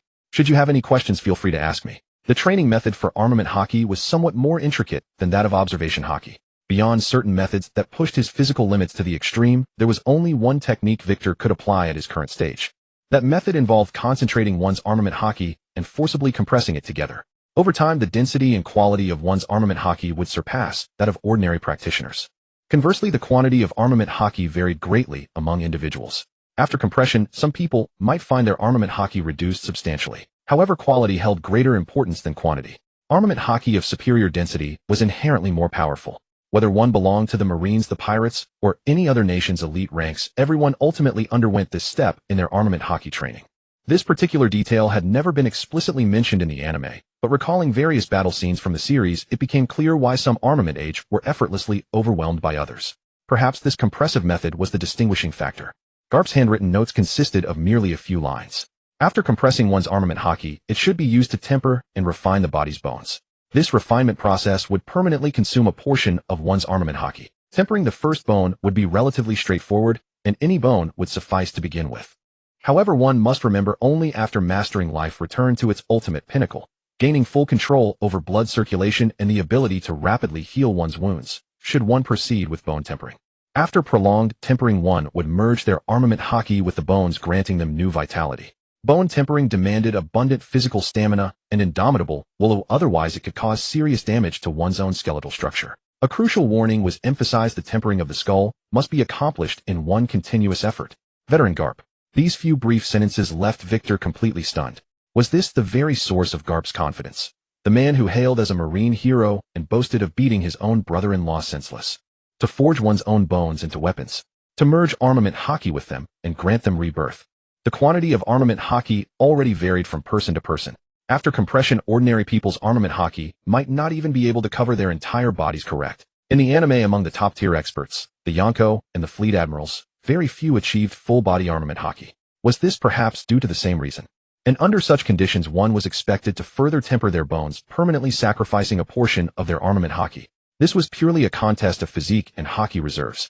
Combining this with Zifa's words, Victor quickly realized that this method was not exactly a closely guarded secret. However, Garp had simply advanced furthest along this path, which is why Zifa had sought his counsel. Could titles such as Black Arm Zifa and Steelbone Sengoku also have originated from this very method? Upon further reflection, this approach seemed exceptionally well suited to him. His armament Haki quantity already exceeded that of ordinary individuals, and after his developmental phase concluded, continued intensified training would only strengthen him further. He could gradually attempt this method later. But for now he could start with simple armament Haki compression. Victor studied the notes several more times, etching them deeply into his memory, before preparing to put them away. But what was that dark substance on the paper? The more he looked at it, the more it resembled a piece of booger. Recalling some of Garp's eccentric habits from the anime, Victor wiped his hand with a disgusted expression and decided it would be better to simply burn it. The compression of armament Haki proceeded smoothly enough. However, the process was quite slow. According to Professor Zeph, compressing armament Haki throughout the entire body might take 2 years at the fastest. Slower cases could even require 5 years. But Victor had no urgency. He was still young. Even in 5 years he would only be in his early 20s. He had plenty of time. The training for observation Haki initially made Victor somewhat uncomfortable. Accustomed to viewing the world with his eyes, he found that although observation Haki excelled in certain aspects beyond what sight could achieve, it was simply a different experience. Except when reading, Victor kept his eyes closed even while eating, but gradually grew accustomed to this approach. A month passed quickly, and the training camp welcomed a new batch of cadets. However, on this occasion Victor did not join them. Zeph had begun Victor's specialized training. Victor had already participated in the training camp's instructional courses the previous year. In terms of practical combat, given Victor's capabilities, only Zeph could instruct him. Now that Victor's physical development was nearly complete, Zeph decided it was time for intensive training. Zeph's first special training task for Victor was to level a small hill with his bare hands within 1 year. This reminded Victor of how Garp had also utilized this method to train his armament Haki during his youth, filling him with some anticipation. When Victor saw the so-called small hill that Zeph was referring to, he began to question his life choices. To put it simply, the island of Iris was quite vast, but it was bisected by a massive mountain range running through its center. Even if this mountain range could not compare to some of the legendary peaks from his past life, it would still take a person a month just to traverse it. Victor felt that Zeph was using the pretext of training him to actually have him reshape the natural environment, treating him like the foolish old man from the fable. The small wooden cabin by the seaside became Victor's residence. After a day of cleaning with visible reluctance, he finally managed to clear away Zeph's leftover snacks and discarded wine bottles. He did not need to worry about food, as the mess hall would send someone to deliver meals each day. However, if given the choice, Victor would rather cook for himself. The portly head chef at the mess hall had volunteered to handle meal preparation, which meant Victor had to use life return mid-meal to accelerate his digestive system and store the nutritional energy in his body. He simply could not finish the portions. The lunch lady carried serving trays so large they could probably bathe over 100 people, and they were double-decked. Fortunately, the quality of the food was exceptional, and combined with his naturally strong digestion and life return ability, he managed better than most, even comparable to Luffy. That said, the weekly sparring sessions where he served as a human punching bag and faced off against all the cadets simultaneously were retained. This approach proved beneficial to Victor, while also fueling the students' competitive drive. But on his first match, Victor actually won. He could not help but remark that the quality of this particular group of cadets left something to be desired. Zeph's intention was for Victor to shatter the mountain purely through physical techniques, while simultaneously compressing his Haki, which would accelerate the compression process. Additionally, after Victor had been attacking the mountain for some time, the various cracks that formed needed to be closely examined using observation Haki to identify the weakest point, thereby speeding up the process of leveling the mountain. Using observation Haki to sense a lifeless mountain range and locate its most vulnerable structural point was undoubtedly extremely difficult. Zeph was simultaneously training Victor's armament Haki and observation Haki through this regimen. This training program was specifically designed by Zeph based on Victor's capabilities and physical condition. The first half year involved more conservative approaches, but during the second half Victor could unleash his full power. For this purpose, Zeph had arranged for a renowned doctor from headquarters to be stationed in advance. As Zeph's creations always proved to be exceptional, Victor could feel his growth each day and gradually adapted to the task of moving mountains. Victor had no particular intention of cultivating loyalty among these cadets, partly due to lack of time and partly because compared to the previous group, their overall quality was somewhat lacking. After learning a bit about their former ranks and backgrounds, Victor recalled a saying, "The martial world isn't just about fighting and killing, it's about understanding human nature and social dynamics." This batch of cadets was almost entirely composed of those from commoner backgrounds. Even if some of their families had relatives who served in the Navy, the highest rank they might have achieved was merely that of a lieutenant. This was likely what the Navy's commoner faction had secured, and Zeph himself had previously belonged to this very faction. Zeph taught these individuals with greater diligence and thoroughness. Compared to those from naval aristocratic families, these cadets had weaker foundations. Moreover, their conception of justice was considerably simpler than that of their counterparts from established naval lineages. Their understanding of justice was pure and uncomplicated: halt all evil, apprehend every criminal, and become the foundational pillar that upholds justice itself. Zeph's appreciation for such straightforward righteousness was evident in his teaching approach, which Victor found entirely unsurprising. Victor naturally appreciated people of this caliber, those who joined the Navy with genuine passion rather than calculating agendas dedicated to upholding justice.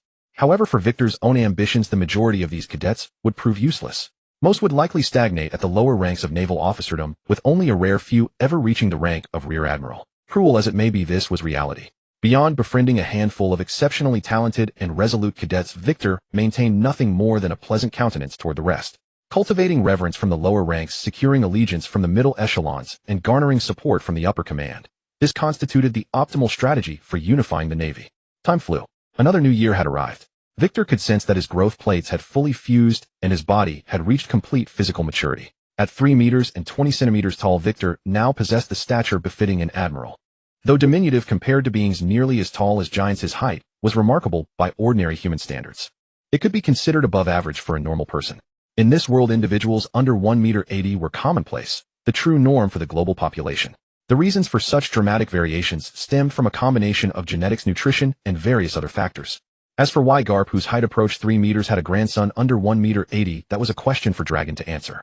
Perhaps he harbored a preference for petite women. The great mountain stood on the verge of being completely leveled by Victor, its crushed stones already being repurposed as building materials for new structures. Zeph had sourced an engineering team from somewhere to construct a new training facility along with storage buildings, ensuring the rubble wouldn't go to waste. The compression of his armament Haki was also nearing completion, a pace that left Zeph simultaneously astonished and affirming in his conviction that this was always within Victor's potential. Victor's observation Haki range now barely encompassed an entire small island approaching 10,000 meters. While not matching the extraordinary reach displayed by figures like Rayleigh in fiction, his youth still afforded him substantial room for growth. Most significantly, during this period, Victor had mastered the internal destruction technique of armament Haki, the advanced application known as Ryuo, beyond the standard rending Sakura manifestation. This technique of armament Haki is actually quite strange. As a skill that can be mastered through hard training, once the method is known, armament Haki requires only effort, not exceptional talent. If practiced to an extremely profound level, it can even neutralize the abilities of devil fruits. Its application techniques are first hardening, covering the body with it to produce extraordinary defense, the second coating, wrapping armament Haki around weapons, and also around projectiles such as bullets. Third, emitting Haki outward. This is the Lu-ing of Hijigwa, allowing the armament Haki within the body to flow and become a tangible attack or defense, even forming a protective barrier. This technique of using armament Haki, though difficult, can be mastered through training and effort. However, the fourth application technique, internal destruction, cannot be learned through hard practice alone. Some people might master this technique shortly after learning to emit Haki, while others may never comprehend it in their entire lives. According to ZFA, this technique is not only related to physique and talent, but also closely tied to one's willpower. In terms of willpower, Waikidwa, who has lived 2 lives, is naturally extremely resolute.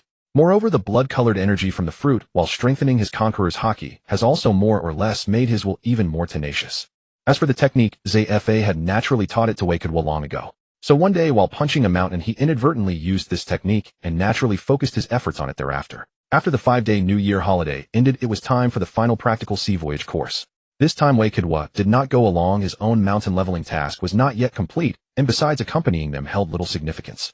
The direction ZFA chose this time mostly involved pirates who had just entered the way to Hang Lu. These pirates, having not experienced the trials of the way to Hang Lu, were essentially no different from pirates in the 4 seas. Before entering the training camp, Waikidwa could kill them at will, so going along would only mean acting as a babysitter. Sitting on a giant rock, Waikidwa watched ZFA's warship depart, feeling somewhat moved. The cafeteria Andy had finally left. He no longer had to eat until he was 12 full every day. As for how to solve the meal problem, a living person can't be choked by urine, can they? There were plenty of animals in the forest, and the training camp had stored vegetables. If all else failed, the island had stationed personnel, other bases, and construction crews. He could simply mooch meals from them. Waikidwa was still in excitement when he suddenly felt a tremor and quickly turned his head. "Hey Xiao Duo, time to eat." Cafeteria Anti-Air Shah, carrying a huge rice bucket, said with a smug look, "I knew you weren't going, so I told Commander ZFA I'd stay behind voluntarily to cook for you." "Well, aren't you touched? Bam! Hurry up and eat. I heard this is beef from the Nanhai." Glancing at the roasted beef in the bucket, Waikidwa said softly, "Auntie, even though this is a bull, you didn't have to prove it to me. Some things are better left uneaten. This is a cow. Those 2 are pickled ostrich eggs. That one is my special homemade ham. You little rascal, are you thinking of getting a girlfriend? How about I introduce my niece to you? She works as a kitchen helper at the headquarters. She eats as much as I do, is pretty, and has a figure just as good as mine." Wei Kadua was silent for a moment, then put on a smile that looked more miserable than a cry, and said to the auntie, "Thank you. But I'm still young, haven't considered that aspect."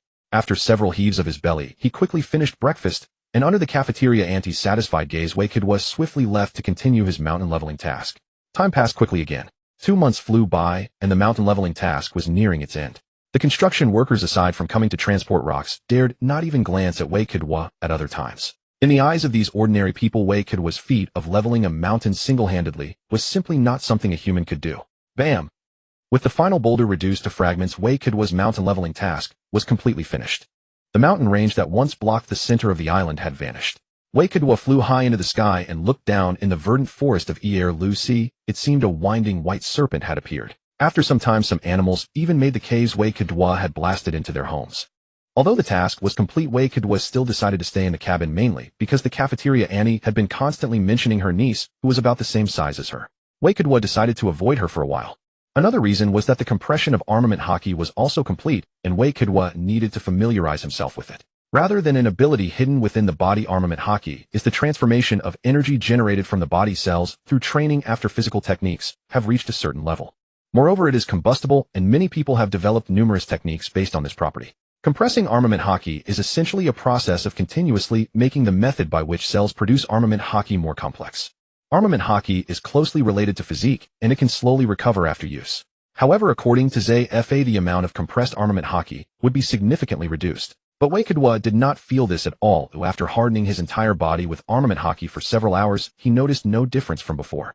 Moreover, Wei Kadua could sense that his own cells were still drawing upon the energy he had accumulated in his body, continuously generating armament Haki to replenish what was consumed.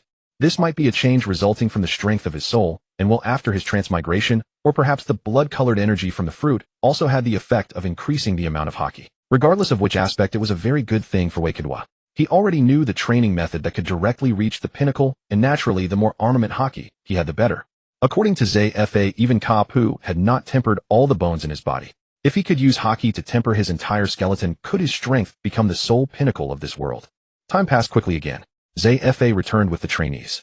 After seeing off this batch of trainees, ZFA looked at the flattened mountain range and nodded in satisfaction. When he found Wei Kadua seeing him using a blackish-purple armament Haki over his entire body, he couldn't help but be stunned. The compression of Haki is actually complete in this amount. Wei Kadua, has your armament Haki amount not decreased at all? ZFA. Wei Kadua returned to normal and said to the astonished ZFA, "It may have decreased, but the amount reduced is negligible compared to the Haki I originally had. With this method of compression, I think I can do it at least a few more times. ZFA, can this armament Haki be compressed further?" ZFA was silent for a moment, then patted Wei Kadua on the shoulder and kicked him. Having completed the compression of armament Haki, Victor naturally wished to test the refining of his bones. However, Zifa refused. According to Zifa, bone refinement was an extremely perilous endeavor. When Haki invades the bones, cracks or even fractures may occur, and rapid recovery tests not only one's physique, but also one's will. A single misstep in the refinement could leave one bedridden for a year. Moreover, during bone refinement, one must use armament Haki to form a protective membrane between the bones and organs, otherwise organ damage would be no laughing matter. Only when one's physical techniques and regenerative abilities have reached an extraordinarily formidable level can bone refinement commence. In other words, Victor's current strength was insufficient. He would have to wait a few more years. Delighted that Victor had completed the compression of armament Haki and learned internal destruction ahead of time, Zifa nonetheless shut himself in his room to plan Victor's next training focus. Zifa-sensei, this is. Taking the notebook and flipping through a few pages, Victor was slightly surprised. Zifa said with some pride, "I've compiled my experience with the Navy's 6 styles over the past 2 days. In terms of armament, Haki Garb is indeed a bit stronger than me, but when it comes to the Navy's 6 styles, no one in the entire Navy can surpass me. Even those CP departments are no exception. Victor, take these next couple of days to study them carefully. Once you truly understand the essence of the Navy's 6 styles, training will begin. I am very eager to see how far your martial arts can go." Zifa's handwriting was far superior to Garp's. The size of the characters and the spacing between them were nearly uniform, each stroke reflecting Zifa's personality. Over 20 pages written as if printed, every single word was precious to Victor.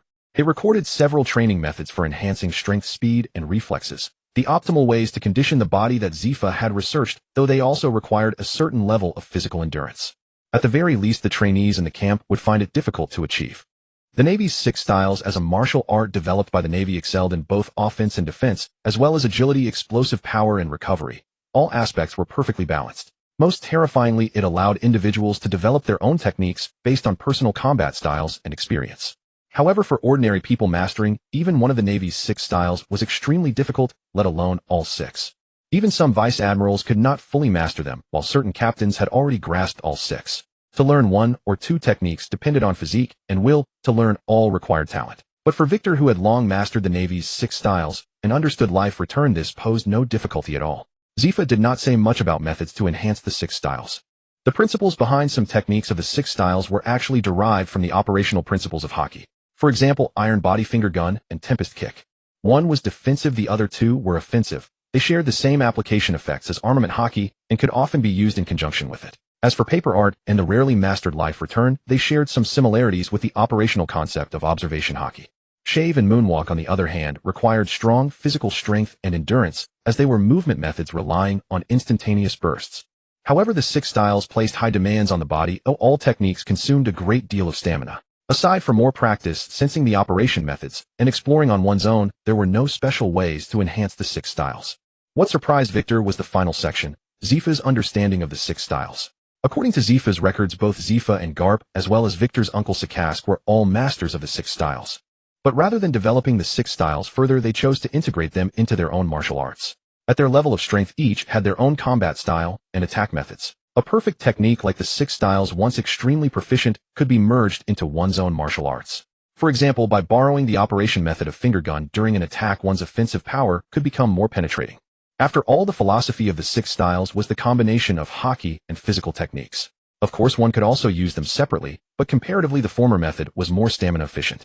Victor's understanding was that at their level of strength, the 6 styles, which consumed too much stamina to enhance one's attacks, were somewhat inadequate. After reaching admiral level strength, every punch and kick possessed immense power, so they only extracted the essence and integrated the 6 styles into their own martial arts.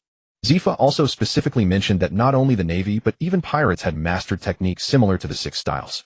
However, compared to the Navy, their dissemination was not as widespread. This reminded Victor that in the manga neither Zifa nor Garp had used the Navy's 6 styles, which was likely due to this reason. But for himself at present, it was still far too early. Intensifying practice of the 6 styles was the most fundamental. And soon, with a swoosh, a month had passed. A new batch of trainees had arrived. When they came, Victor was fishing near the port with Zifa. Proper relaxation calmed one's mind and made training twice as effective with half the effort.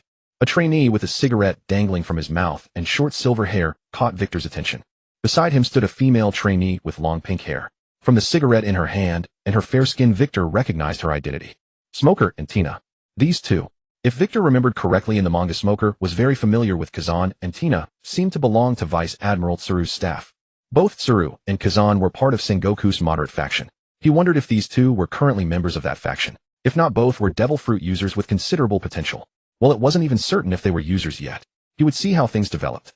Zifa followed Victor's gaze and asked with some confusion, "What's wrong? Do you know those two?"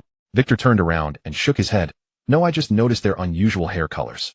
Zifa said nothing, glanced at the two again and frowned. "Those two brats are called Smoker and Tina, right? Why are today's naval recruits so undisciplined? At such a young age, they've already picked up the bad habit of smoking." Zifa stood up as if to say something, but then suddenly sat back down. "Victor, I'm handing these two over to you. From now on, you are their instructor." Looking at the bewildered Victor, Zifa laughed. "That's right. With your strength, being a trainee is just a waste of time. Now it's time for you to become an instructor." Waikijuo didn't know whether Zifa's decision to make him an instructor was a spur-of-the-moment idea or a long-planned scheme. However, Waikijuo didn't oppose it either. Zifa was right. With his current strength, there was little he could learn as a trainee. After all, other trainees only studied for a year, and if you counted this year, he had already been in the training camp for 3 years. But wasn't it better not to be a trainee? Perhaps this was also Zifa's way of training him. "Hey, you two brats. Get over here. Don't look around, it's you, the white-haired kid and the pink-haired little girl." Simoji and Tina heard Zifa's loud shout and were puzzled, but the instructor, who had just stepped off the deck, saw Zifa and immediately yelled at the two, "Hurry up. Recruits, run over immediately." "Yes, sir." Simoji and Tina threw their cigarette butts to the ground, quickly stomped them out, and ran towards Zifa. As he ran, Simoji said, "Who is that old geezer? What does he want us for? Could it be that smoking is also forbidden here, just like on the ship, eh? I'm a Logia-type smoke fruit user. Not letting me smoke. What a joke." After Tina got a clear look at Zifa's face, she whispered to Simoka, "Simoji, shut up. That's Admiral Zifa. Look at his expression. Smoking is definitely forbidden here too. If it weren't for you suggesting we smoke, I wouldn't have lit up. Now we've done it. On the first day of training camp, we've already made a bad impression on the chief instructor." Tina is so annoyed. Simoji remained silent, feeling nervous inside. Compared to the future smoker, who would often ignore orders and act on his own, the current Simoji was just a recruit who had joined the Marines 2 years ago. His personality wasn't that bad yet, and of course, he didn't have enough confidence to back up such behavior. At most, Simoji was valued by headquarters simply because he was a Logia-type devil fruit user.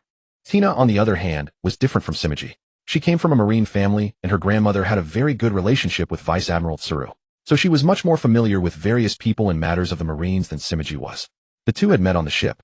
As for why they seemed so familiar, it was probably because both had been punished by the ship's instructor for smoking without permission. The two ran to Zifa's side and stood still, not daring to move. Holy crap! Under the stunned gazes of the three, Waikijuo was yanked out by the fishing rod in his hand. Splash!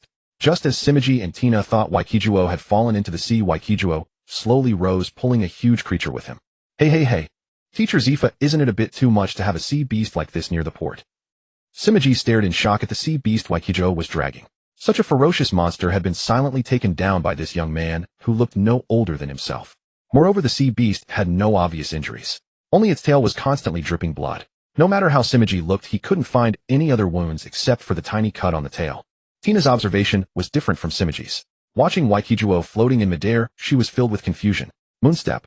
But Moonstep required constantly kicking the air, yet Waikijuo was just pulling the sea beast and hovering steadily in midair. So it was a devil fruit ability. But what kind of devil fruit allowed someone to float so easily in the air? Tina tried hard to recall the devil fruit encyclopedia she had read, but couldn't find any that matched. Could it be that Golden Lion had died? Was this person's devil fruit the float fruit?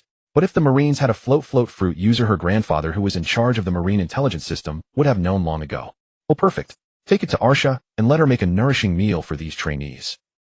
Zifa picked up the fishing rod, tossed the empty net aside, and shouted to Simoji and the other, "Now carry that sea beast and follow us back to the training camp. This is punishment for your reckless smoking." Bang! Simoji and Tina looked at the sea beast that Waikijuo had tossed aside, which had cracked the ground, and then at its mouth that could easily swallow them both. They stood there dumbfounded. Hey, what are you waiting for? Hurry up. Zifa and Waikijuo walked leisurely ahead, while behind them Simoji and Tina were pulling the sea beast together with all their might. It's all your fault. Why did you have to smoke? And that guy, why didn't he fall into the sea? Instead, he caught a sea beast. Tina is angry. Tina is unhappy. Can't you put more effort into it, Simoji? Tina is very disappointed.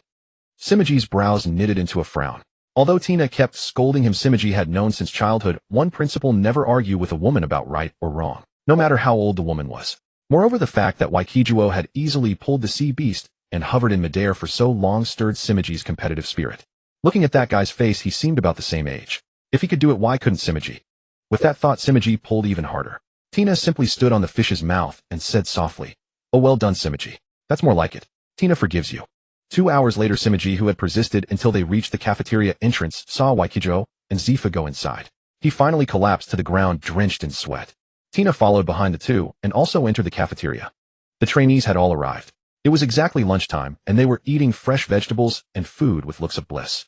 After months of sailing, except when they resupplied at ports and could get fresh vegetables, most of the time the cafeteria cooked with frozen ingredients, both vegetables and meat. Moreover, the ship's cook's skill was indeed mediocre, so the taste was predictable. Upon learning that a fresh sea beast had been dragged to the cafeteria entrance, Arsha brought out the extra-large special food bowl reserved for Waikijuo and immediately rushed out excitedly. Watching the woman who came out of the cafeteria hoist the sea beast onto her shoulder and carry it away, Simoji suddenly felt utterly useless. After sharing food with Simoji and Tina, who hadn't gotten any, Waikijuo returned to his dormitory, first deciding to rest for a while. Although he was now a counselor, Waikijuo didn't move to the counselor's room. He casually picked a room, since the counselor's rooms were also in this dormitory building and the conditions were the same. Just as Waikijuo was about to fall asleep, 3 trainees were brought in by an instructor. Waikijuo didn't get up, he kept his eyes closed and continued resting. After the instructor left, Waikijuo heard them say, "Hey, I didn't expect someone to get here so quickly. Looks like there's only one lower bunk. We'll have to compete for it." "Compete? You two guys should just go sleep on the upper bunks." "Hey Simoji, even though you're a Logia-type user, don't go too far. We're both devil fruit users too. We're not afraid of you." Just 2 Paramecia types. Shio and Balagud, looks like you haven't learned your lesson on the ship." Listening to the argument among Simoji and the others, Waikijuo wondered to himself, 3 devil fruit users. If Tina is also a user, that makes 4. Are there so many devil fruit users among this batch of trainees? Just then Zifa's loud shout suddenly came from outside the dormitory. "Waikijuo! Waikijuo! Come down for a moment." Hearing Zifa's call, Waikijuo put his hat aside and patted Simoji on the shoulder, saying softly, When I come back, I hope you've already settled the bed issue. Also, don't make a mess here. Otherwise, you three can sleep outside. Damn, arrogant brat. Who do you think you are? Waikijuo smiled at the other two, then turned around and walked out the door. That bastard. Hey Simoji. Who is he? Simoji glanced at the two with a complicated expression, then said softly, I think I want to change dormitories. Zifa dispatched someone to help Victor collect his instructor uniform, then handed him a student roster. There are a few ability users in this batch, so you will be their instructor. After all, none of the other instructors are ability users. With your level, teaching them would be more than adequate. However, I hope you can guide them properly and ensure they do not lose sight of the greater path. Zifa lit a cigar, his tone resolute. Only Haki and physical combat can conquer the seas, while devil fruit abilities are merely supplementary enhancements. If one abandons the cultivation of physical techniques and Haki, due to the temporary power granted by a devil fruit, that person's future will never amount to much. Take Borsellino for instance. His devil fruit is indeed formidable, but devil fruit abilities have their limits, whereas the human body holds infinite potential. His future will certainly never surpass Sakazuki's. Victor was already well aware of Zifa's thinly veiled disdain for Borsellino, though he could hardly judge the matter himself. The future fleet Admiral Yellowfang relied primarily on his devil fruit abilities in combat, wielding both tremendous power and undeniable style. The only issue was that his facial expressions sometimes clashed awkwardly with that image. If he himself were to obtain the Flicker fruit, he admitted he would likely dedicate most of his efforts toward developing its capabilities. Not only would it be overwhelmingly dazzling and spectacular, but it would also exude maximum prestige. If he obtained this fruit, he would definitely develop some form of light warrior technique. Carrying the uniform and roster, Victor slowly made his way back to the dormitory, only to discover that all the cadets had already gathered and headed to the training ground. The counselors must have begun assembling their respective students for introductions. Victor felt no urgency about this matter. The assignments were already finalized, and the cadets would not simply disappear. After calmly changing into his uniform, he began reviewing the roster. Smoker Logia type Smoke fruit user exceptional potential. Tina Paramecia type Barrier fruit user exceptional potential. Shun Paramecia type Rust fruit user good potential. Belligerent Paramecia type Bean fruit user good potential. Hunt Zoan type Cow fruit milk cow model exceptional potential. Possesses extraordinary strength and shows great promise in hand-to-hand combat, though his temperament requires some correction. Basel specializes in boxing techniques, good potential. Kent specializes in kicking techniques, good potential. Gurna. Compared to the previous batch, this cohort numbered significantly fewer, approximately 400 students. Among Victor's 20 assigned cadets, aside from a few devil fruit users, most specialized in physical combat. Upon seeing the Rust fruit and Bean fruit, Victor showed mild surprise. After examining their photographs, he confirmed these were naval officers who had appeared in the original story. The good potential rating proved quite accurate. As for Smoker and Tina receiving exceptional potential ratings, Victor found this entirely reasonable. Both possessed capable devil fruits. While Smoker's track record sometimes reflected poorly on Logia users, considering his opponents and circumstances, he could hardly be wholly blamed. However, Victor's attention fixated entirely on the cadet named Hunt. Not only did he rank among the 3 students rated exceptional in the class, but Master Zifa had also provided a specific evaluation for him. Exceptional strength and promising in physical combat. His temperament requires correction. No problem. He excelled at that very task. But that devil fruit. The cow fruit. He felt as though he had encountered this somewhere before. After prolonged contemplation, Victor suddenly recalled the prison beasts that had appeared in Marineford from the original story. The novels had mentioned those creatures were ability users whose awakening had failed. So this Hunt would eventually become one of those Marineford prison beasts due to a failed awakening. He needed to train this one carefully. But a grown man with a cow fruit. Could he actually produce milk? At the training ground, all the other instructors had already departed with their cadets, leaving only Victor's group standing beneath the scorching sun, chatting amongst themselves. Hey, what is going on? Why has everyone else left while we remain behind? Where did our instructor go? Could it be we do not have one at all? Perhaps our instructor is Master Zifa himself. I keep dreaming. Master Zifa trains everyone. He would never be assigned to a single class. Tina glanced at Smoker's furrowed brow and asked softly, why do you look so troubled? Are you confused about something? Smoker shot Tina a glance and replied with resignation. I have been assigned to the same dorm as that awful guy we encountered. I think I need to request a room change from the instructor. For some reason, just seeing that guy irritates me. Just as the group continued their chatter, the tallest among them, Hunt, suddenly barked, hey, shut your mouths. Our instructor is here, but he looks like a damn kid. At Hunt's words, everyone turned to watch Victor approaching. Smoker and Tina exchanged glances, both surprised. So this guy is our instructor. Isn't he a student? Ha, Smoker, I think you should bring up the dorm situation with our instructor. That will be entertaining, Tina. Shut up. Belligerent and Shin also recognized Victor, their expressions filled with dismay. Unlike Smoker's rebellious nature, these two held more conventional naval values and showed deep respect for authority. Having offended their instructor immediately upon entering the training camp, they worried Victor might make things difficult for them. As Victor approached, following everyone's gaze, he began taking roll with a smile. Hunt, Smoker, Tina. Excellent. Everyone is present. Let me introduce myself. I am your instructor, Victor. Hope. Victor, could you tell us your age? Are you naturally young-looking or truly young? Before Victor could finish his sentence, Hunt crossed his arms and asked with open disdain, making the cadets uneasy. Even Smoker stared at Hunt in astonishment. Regardless, Victor was personally appointed by Admiral Zifa. Hunt's question was clearly questioning his strength, a serious provocation. Victor kept smiling and walked toward Hunt. Upon reaching him, Victor realized that despite his own towering height of over 3 meters, he only reached Hunt's chest. This Hunt was easily over 4 meters tall, his muscles more imposing than any fitness champion. Truly a promising candidate for physical combat training. Victor looked up at Hunt's defiant expression and said with a smile, my age. I am naturally young-looking. I turn 18 in 2 months. While I am young, I am fully capable of training you. And next time you have a question, report it properly. Finally, remember this.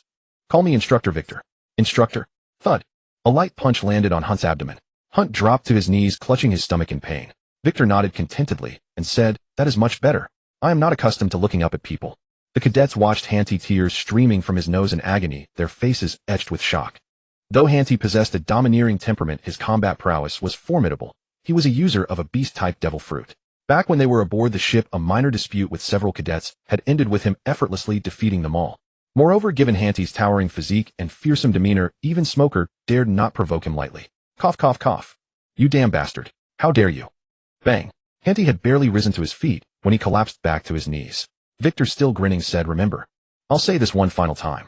Call me Instructor Victor. That single punch made Hanti feel as though his very body might rupture. He finally grasped the chasm separating him from Victor, and upon rising again, he submitted completely. Pain. It was excruciating. Excellent. It seems no one has further objections. Lunch is almost upon us, so let us do some pre-meal exercise. Lap the training ground. The slowest runner receives a special reward. None knew what sort of reward Victor meant, but everyone understood it certainly was no gift of kindness. They immediately broke into a sprint. The hulking Hanti surged to the front at first, but his pace gradually deteriorated until even several female cadets overtook him. Hanti clutched his abdomen and collapsed onto the ground. Pain. Excruciating pain. Victor was somewhat surprised. His second strike had employed Raiwo, yet Hanti had still managed several laps. His physique was truly robust. It was precisely this nature, arrogant, that explained his future awakening failure. Overconfidence in his own abilities would ultimately prove his downfall. Glancing at his pocket watch, Victor saw over 2 hours remained before the afternoon meal. He beat, pick up the pace. Lunch is imminent. Smoker glanced at the sun overhead and muttered in resentment, that bastard. Mealtime is still at least 2 hours away. Is he trying to establish dominance over us? Hergold and Shun also spoke in anger. Just looking at that guy makes my blood boil. What can someone so young possibly teach us? By what right should he be our instructor? Tina, why are you silent? Don't you think the same? Hey. Tina. Tina kept her lips sealed until they called her name several times, then replied irritably, you 3 idiots. Shut up. Don't hold me back. Tina is displeased. Hold you back? What do you mean? As Tina quickened her pace and surged ahead, Smoker's trio remained bewildered when Victor's voice echoed through the loudspeaker. Smoker, Bergald, Shun. The 3 of you, drop and hold a push-up position on a single finger. Remain there until I give the order. Do not move. Hurry. Immediately. Tina glanced back at the 3 and shook her head in exasperation. 3 fools. Don't you realize all the instructors here possess Haki? Tina frowned in confusion. Though Smoker and the others possessed decent stamina, supporting their entire body weight on a single finger proved unsustainable over time. Victor, ever considerate, instructed them to progressively add fingers. By the time all cadets assembled for the meal, Smoker's trio could no longer feel their fingers. They resembled individuals freshly hauled from the sea, their faces crusted with white salt deposits. Victor patted Smoker's shoulder and remarked softly, judging by the amount of salt you've excreted, your dietary habits must be quite heavy. That also indicates your training intensity has been insufficient. Fear not.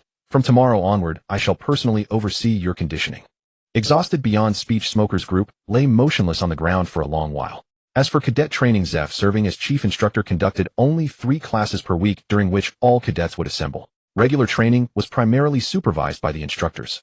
However, the instructors' training methods all originated from Zeph himself, who would periodically observe and correct errors the instructors might overlook. Thus, the camp possessed but one true mentor, Zeph, while the instructors were in effect senior brothers to the cadets. Sharing a dormitory with Victor, Smoker's group lingered until lights out before finally returning to their room. This amused Victor, reminding him of university dormitory inspections. Except here he shared the room with the very students being inspected. The camp's schedule ran from 9 o'clock at night to 5 in the morning. Much like the military forces of his past life, all cadets assembled at 5 each morning for warm-up exercises followed by breakfast at 6:30. By 8 o'clock they gathered at the training ground to begin instruction under their assigned instructors. When Smoker's group assembled downstairs, they discovered yet again that their class was the last to form, and Victor had not yet arrived. Yet this time no one dared complain. The physically strongest among them, Hanti, had merely endured 2 punches the previous day and collapsed entirely, requiring extended treatment at the infirmary before recovery. Tina had explained the principles of observation Haki to everyone, so the cadets stood in silence, none daring to converse further. Victor had not intended to arrive late. It was simply that Aunt Ursha had been overwhelmingly enthusiastic, preparing over 100 caddies of sea beast meat for him that morning. Victor had no choice but to swallow it all with tears in his eyes, consuming valuable time. When Victor finally arrived at the training ground, belching contentedly, he nodded in satisfaction at the motionless cadets and led them toward the newly completed training facility. The newly constructed training camp was vast, divided into dozens of specialized training halls. Each class possessed its own facility with equipment and amenities ranking among the finest in the world. Victor's class was the 7th class, and the training hall boldly marked with the number 7 belonged to them.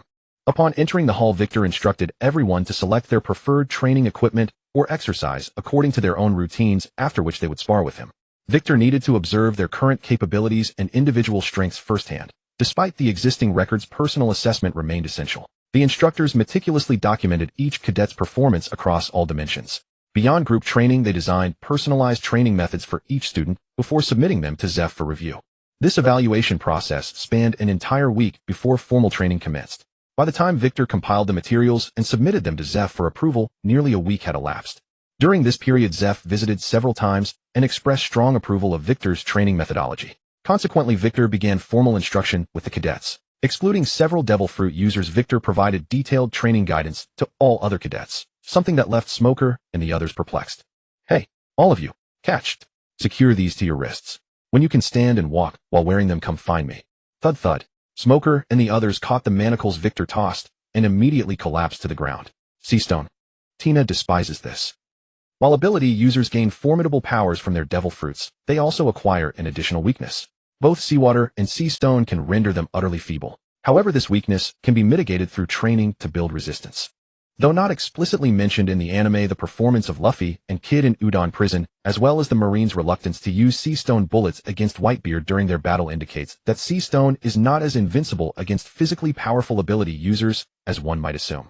Otherwise, Queen wouldn't have been so terrified even after binding Big Mom with the highest purity sea stone chains. Now that Victor's body has matured, his resistance to sea stone has reached a high level, if not fully maximized.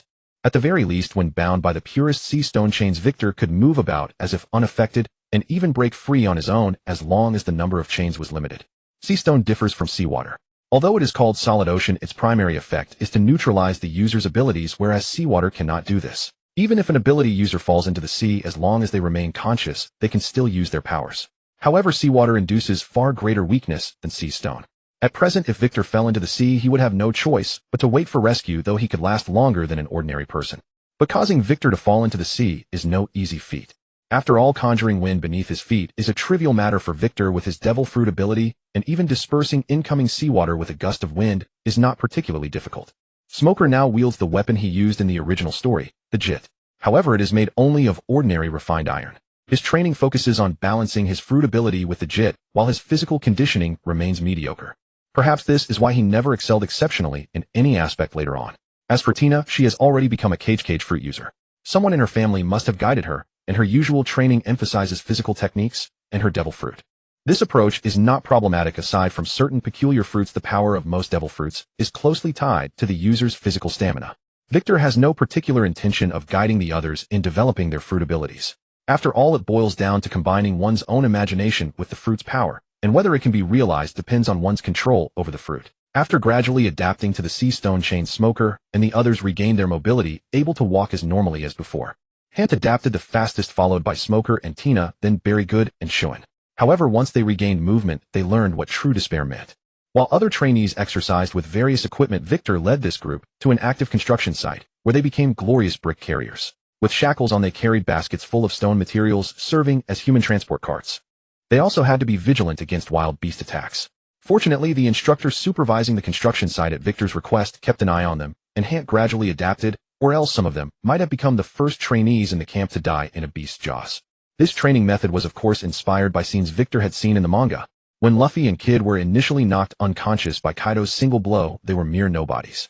Later they defeated the Yonko, and that forced labor experience played a crucial role. At the very least, under this method, as Victor personally tested it, not only enhanced resistance to sea stone, but also strengthened one's control over their fruit. Smoker and the others of course were unaware of this. After a few days of carrying bricks, they secretly cursed Victor countless times. Even Tina couldn't help complaining, "This awful guy, is he targeting us? It's all because of you guys that I'm dragged into this. I feel like I've gotten darker. Tina hates this." Smoker, carrying a basket of stones, frowned and said, "I wonder what he's thinking. As a training camp instructor, if he's targeting us just because of a few words. I think we should report this to Zephyr-sensei." Very good, and Shuin chimed in agreement, while Hant silently walked ahead with his load. Tina looked at Hant suspiciously and shouted, "Hey Hant, why aren't you saying anything? Isn't Victor harder on you? Don't you have any complaints?" Tina wonders. Hant stopped and turned around. "Of course I don't. The weak obey the strong. That's only natural. And I have a suggestion for you all. Carry the stones properly. This is an effective training method. Oh, of course with your level you might not grasp it yet." After saying this, Hant turned and left. Smoker and the others felt insulted by Hant's contempt and burned with anger. "Damn you. If my fruit ability weren't sealed, I'd teach that guy a lesson. Yep, just because you're tall doesn't mean you're strong." Only Tina remained silent, watching Hant's retreating figure thoughtfully. As the group grew more accustomed to carrying stones, they gradually had the energy to notice other things. Very Good became intrigued by the countless stones of various sizes and began to observe them closely. But the more he observed, the more he felt something was off, because he discovered fist prints and footprints on some of the stones. After wandering around nearby for a while, a thought struck Very Good. Could this place have been a mountain that someone flattened? Yet when Very Good shared this discovery with the others, even Hant teased, "If this was a mountain with this area, how many people and how long would it take to flatten it like this? And you're saying those fist prints and footprints are from one person? That would have to be Vice Admiral Garp. Oh, Admiral Zephyr could do it too, but are they that free?" Exactly. Very Good, I think you're too tired and seeing things." Very Good sneered and said to them, "I knew you wouldn't believe me, so I specifically picked out a few stones with fist prints to show you." After saying that, he dropped his basket, and the others immediately gathered around. They really are fist prints and footprints. Could it be true? As they stood bewildered, the supervising instructor hurried over and said impatiently, "What are you doing? You lot. Hurry up, no slacking." Tina and Smoker exchanged glances and quickly said, "Reporting instructor. We found fist prints and footprints on these stones. So we're curious, what happened? You don't know?" The instructor looked at them in surprise and said softly, "This area was originally a mountain range. Your instructor Victor flattened it within a year." "What?" Looking at the endless path of broken stone, Smoker and the others fell silent. A week had passed when Victor sought out the group, noticing their complex gazes toward him, but he dismissed it without further thought. Zeph reinstated the 2 training modules, serving as human sandbags and group assault on students, held once every half month, and Victor had specifically come to fetch the group for participation.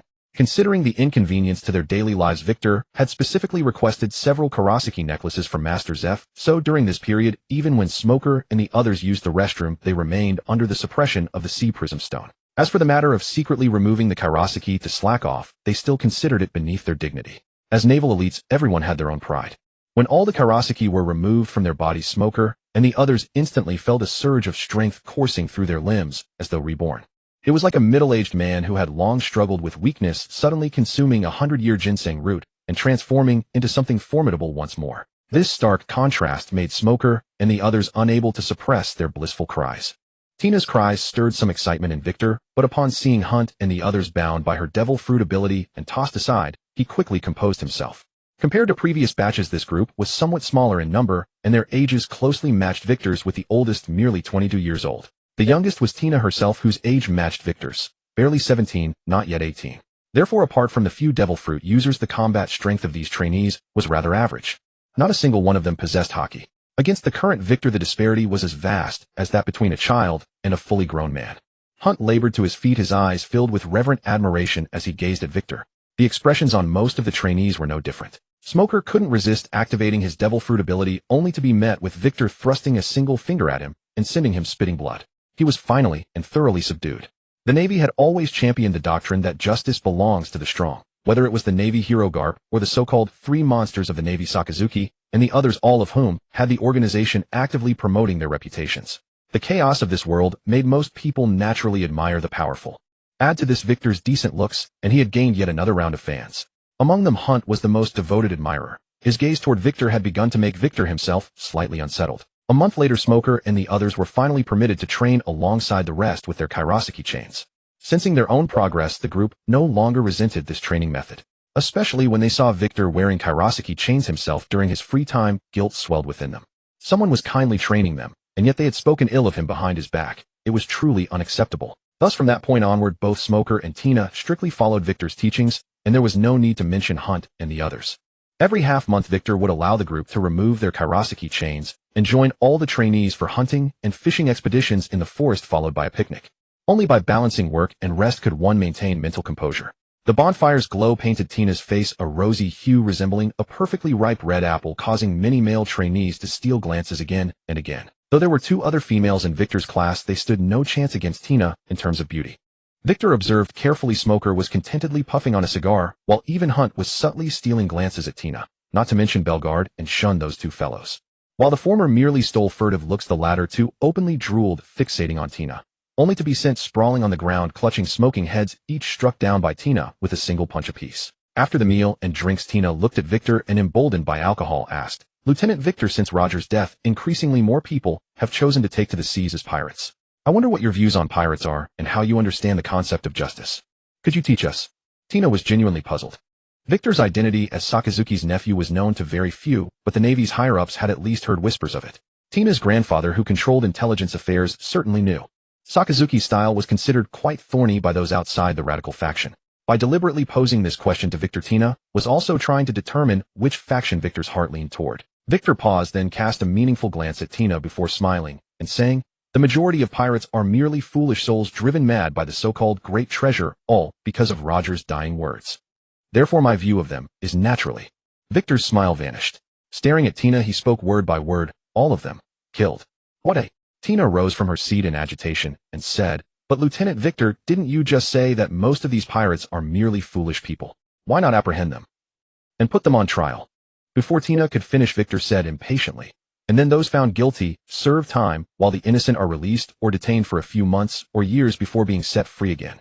I said they are foolish people, yet it is precisely such incredibly stupid scum that has caused the current chaos upon the seas. It is only people like them who are easily influenced by others lacking their own convictions and ideals.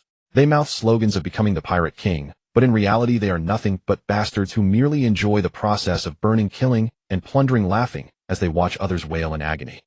As long as they live, countless others will die. Therefore death is their best destination." Before Victor finished, Smoker immediately nodded in agreement. "Exactly. Those damn scoundrels. Kill one every time you encounter one." "Smoker." Tina glared at Smoker in annoyance while Victor grew puzzled. According to the original story, Smoker should have belonged to Kazan's faction, the moderate faction of Sengoku. So why did his attitude toward pirates carry such intense loathing? Recalling that in the original story Smoker had been exiled to Logue Town in the East Blue for constantly refusing superior orders, a thought suddenly surfaced in Victor's mind. Perhaps it was precisely because Smoker's attitude toward pirates differed from the moderates that this happened, and at present Smoker likely hadn't even met Kazan yet, if he recommended him to his uncle.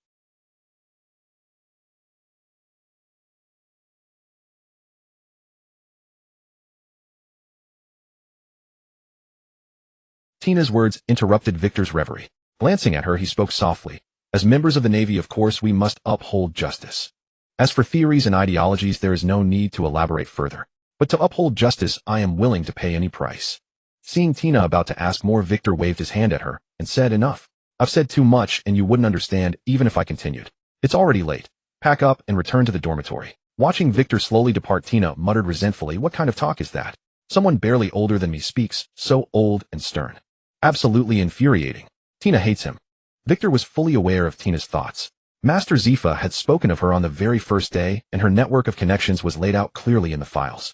Although Sengoku was not yet the fleet, Admiral Kong had already begun grooming him as his successor. Many matters within the Central Command were actually decided by Sengoku, who of course needed to seek talents for his own faction. The elite cadets from the training camp were their top choices. Although Victor was Sakazuki's nephew in this era, even fathers and sons could hold differing ideals, let alone an uncle-nephew relationship. Tina's probing was merely the first step. If she discovered his ideals conflicted with Sakazuki's, the second step would likely be sending someone to recruit him. After Victor expressed his stance without any concealment, he trusted that Tina would understand his meaning. Smart people need not say too much to one another. However, Smoker's attitude was an unexpected pleasure. If Smoker were to join Sakazuki's side, given Sakazuki's strictness, Smoker's strength would undoubtedly far exceed his portrayal in the original story. After all, he possessed a Logia-type devil fruit.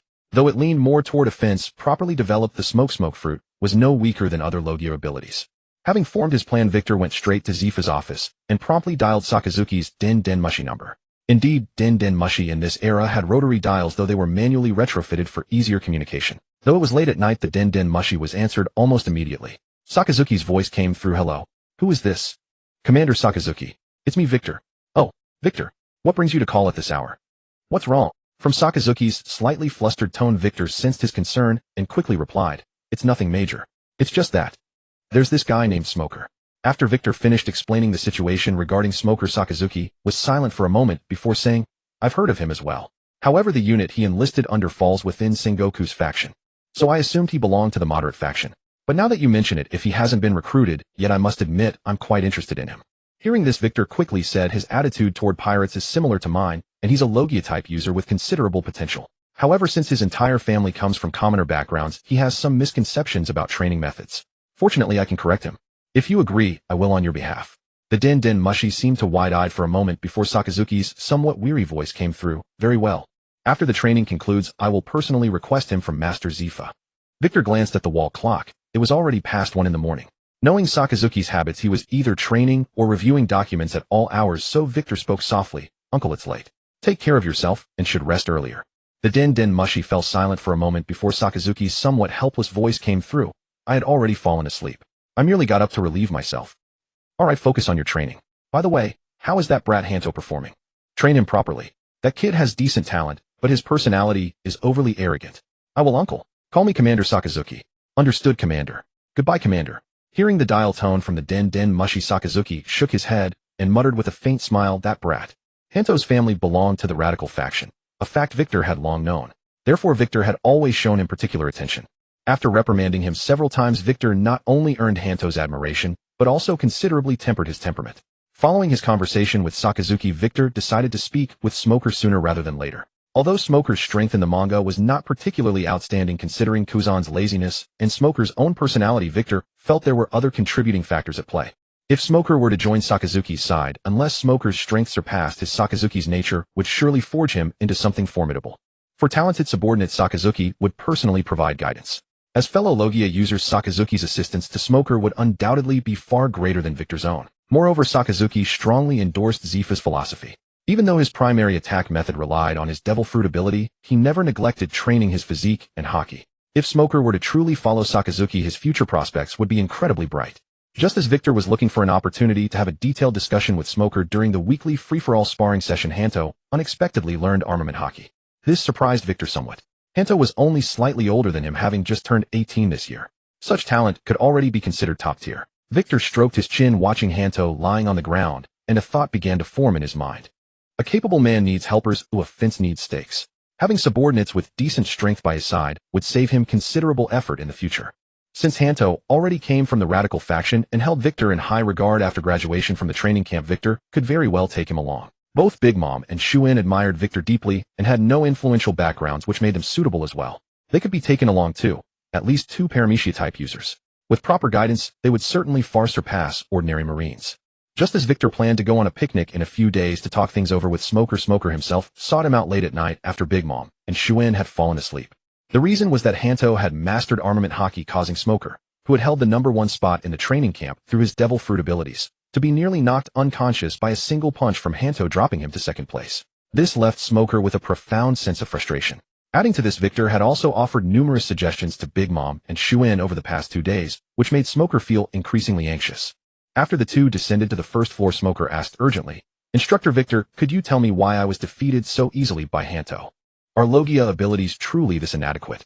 Gazing at Smoker's despondent expression, Victor knew the boy simply lacked sufficient experience and had fallen into the common misconception regarding Logia-type devil fruits. Victor handed Smoker a cigar, pushed aside the lighter in Smoker's hand, and slowly gathered armament haki around his fingers. To Smoker's astonishment, Victor gently rubbed his haki-coated finger against his clothing using the glowing fingertip to light the cigar, then spoke softly, "Smoker, Logia types are not invincible. You have heard of Haki and felt its power, have you not?" Whether it is armament Haki or observation Haki, both hold infinite possibilities. We may regard our devil fruit abilities as our primary means of attack, but they must never be our only option. You should be able to understand this, correct? After watching Smoker nod, Victor continued. During this period you must have noticed the changes in your body, have you not? Both devil fruit abilities and Haki are rooted in the strength of one's physique. Therefore keep pushing yourself in training. Do not be overly impatient, Smoker. A resolute will is the path beneath your feet. After a long silence, Smoker suddenly shouted loudly, Instructor Victor, I want to learn Haki. Victor shook his head at Smoker and said, at your current strength, learning Haki would scatter your focus. Your primary objective now should be to train your body. Noticing the disappointment on Smoker's face, Victor said with a hint of amusement, however, I can recommend a master for you. After you leave the training camp, he will instruct you. But his identity is somewhat special. If you become his disciple, your future actions will inevitably bear his mark. Smoker looked up, staring directly at Victor, and asked, who is that person? Sakazuki. Smoker agreed readily enough, which somewhat surprised Victor. But thinking about it, it was also entirely reasonable. At present, Smoker was merely a naval recruit with no particular background. He might have caught some people's attention, but no action had been taken on his behalf. Meanwhile, although Sakazuki had a poor reputation among the upper ranks, his iron-fisted and decisive style was precisely what appealed to the rank-and-file sailors. Given Sakazuki's formidable strength and his status as a natural-type devil fruit user, it was only natural that Smoker would agree with such enthusiasm. Victor found himself genuinely curious about how far Smoker might grow under Sakazuki's dedicated mentorship. At minimum, he shouldn't end up utterly defeated by a certain Virgo. As for whether the moderate faction would object, the Navy didn't harbor particularly deep divisions between factions. Their differences boiled down to ideology, but at the end of the day, they were all Navy, all serving justice. Even if Sengoku learned of this minor matter, he would likely just sigh and move on. With Smoker's agreement secured, Victor intensified the training regimen for all the students, becoming even more demanding towards Smoker and his group. Yet none of them complained. They had witnessed Victor's strength firsthand, and beyond the top ranks held by 7th class, the other cadets had also risen into the top 50 under his instruction. Even Tina found herself secretly impressed by Victor's sharp eye. He could adjust her training posture with casual precision and produce noticeably better results.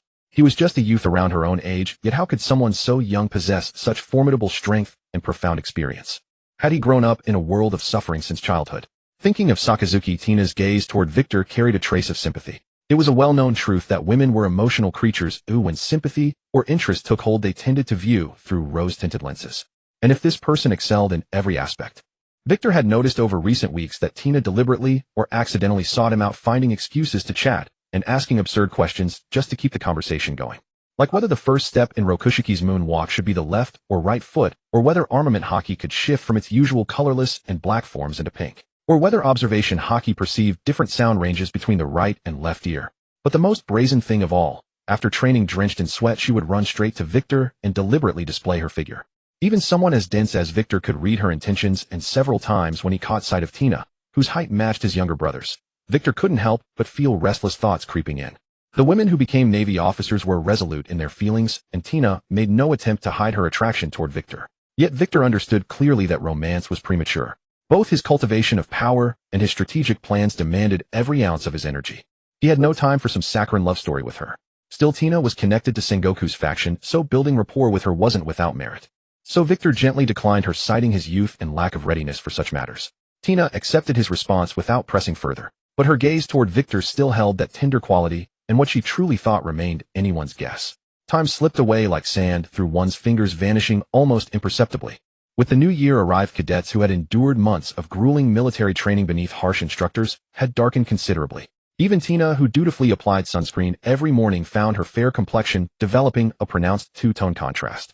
A heavy snowfall deepened the festive atmosphere, and the cadets broke into joyful snowball fights while clearing the accumulated drifts.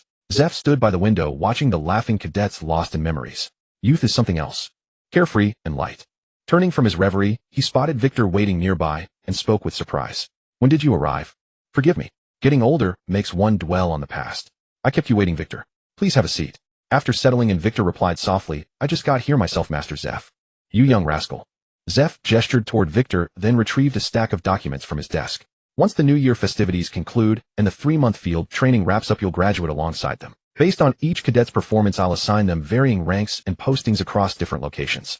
My highest authority from headquarters allows me to commission them as full colonels. I've selected several Navy units that align with your capabilities. Take a look. Additionally, I intend to petition headquarters to designate you as a fleet admiral candidate. Given your strength and talent, passing the Admiralty trials at headquarters will be no trouble at all. What are your thoughts on this proposal? Zeph gazed at Victor with eager anticipation, but Victor simply shook his head, causing the older man's smile to fade. Master Zeph, I appreciate how thoroughly you've arranged everything for me. However, I have no desire to join the Navy's Central Command.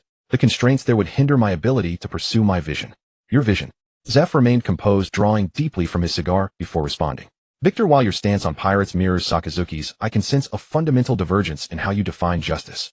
Given your adaptability, you're nothing like Sakazuki's rigid nature. I'm genuinely curious to understand what your version of justice entails, and what principles drive your vision. Victor fell silent for a moment before lifting his head, his gaze burning with intensity as he addressed Zeph. Master Zeph, may I place my complete trust in you? The look in Victor's eyes was unlike anything Zeph had witnessed before, resolute and fathomless, concealing an unshakable conviction within. After a moment's hesitation, Zeph responded slowly, deliberately, as long as your ideals do not compromise justice itself, then yes, you can absolutely trust me. Victor, never forget that you are a Navy officer sworn to justice. Master Zeph, rest assured, I will forever remain a righteous naval officer. Victor rose from his seat, glanced toward the doorway, and closed the door before speaking to Zeph with grave seriousness. My vision does not endanger justice. In fact, I believe justice should reign supreme over this world. To achieve this, I would spare no cost.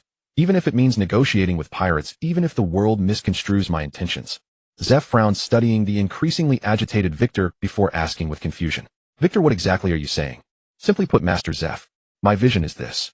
Victor gestured toward the framed characters for justice on the wall, his voice rising as Zeph watched in disbelief. Free the righteous Navy from the world government's control. Achieve complete independence. Allow justice to judge anyone without restraint, regardless of who the culprit may be. Even a celestial dragon must answer to justice's verdict. Even the gods themselves must bow before justice. End of scene. Wykid, you little brat. Zifa's breathing became rapid. He immediately activated observation Haki to scan the surroundings. After a long moment, he let out a sigh of relief, stood up, and hissed at Wykid in a low voice. Do you even know what you're saying? Let the Marines break away from the world government and become independent. Judging the celestial dragons. With just those 2 words you've spoken, I could have you arrested. Wykid smiled at Zifa and said firmly, Master Zifa, you won't. Not only you, but even Admiral Zhangwa, Vice Admiral Kapu, and the other high-ranking officers of the Marines would not arrest me over these 2 words. Oh, of course, those Marines who have already pledged allegiance to the world government are not included. Because you understand better than I do the harm the celestial dragons bring to this world. It's simply because of insufficient strength, financial constraints from the world government, and the fear of plunging the world into chaos that you have chosen to ignore and endure. Without absolute power, even we who represent justice are no different from commoners when facing evil. We even have to act as their minions and become their loyal dogs. Looking at Zifa's grim expression, Wykid continued, this so-called justice is false. Although it can save the lives of commoners and maintain the balance of the seas, it is still false. True justice is like a beam of light that can dispel all the darkness in the world. And I, Wykid, will become the gale that precedes the descent of that light, paving the way for justice. Zifa was silent for a long time, then looked at the confident Wykid and said, is that so? But do you know how difficult it will be? I see your ideals are somewhat similar to those of Kapu's unfilial son Long. If Kapu weren't a hero of the Marines, that bastard Long would have been arrested long ago for spreading his ideas within the Marines. Kapu's son Long. Isn't that the leader of the Revolutionary Army, Lu Fei's father?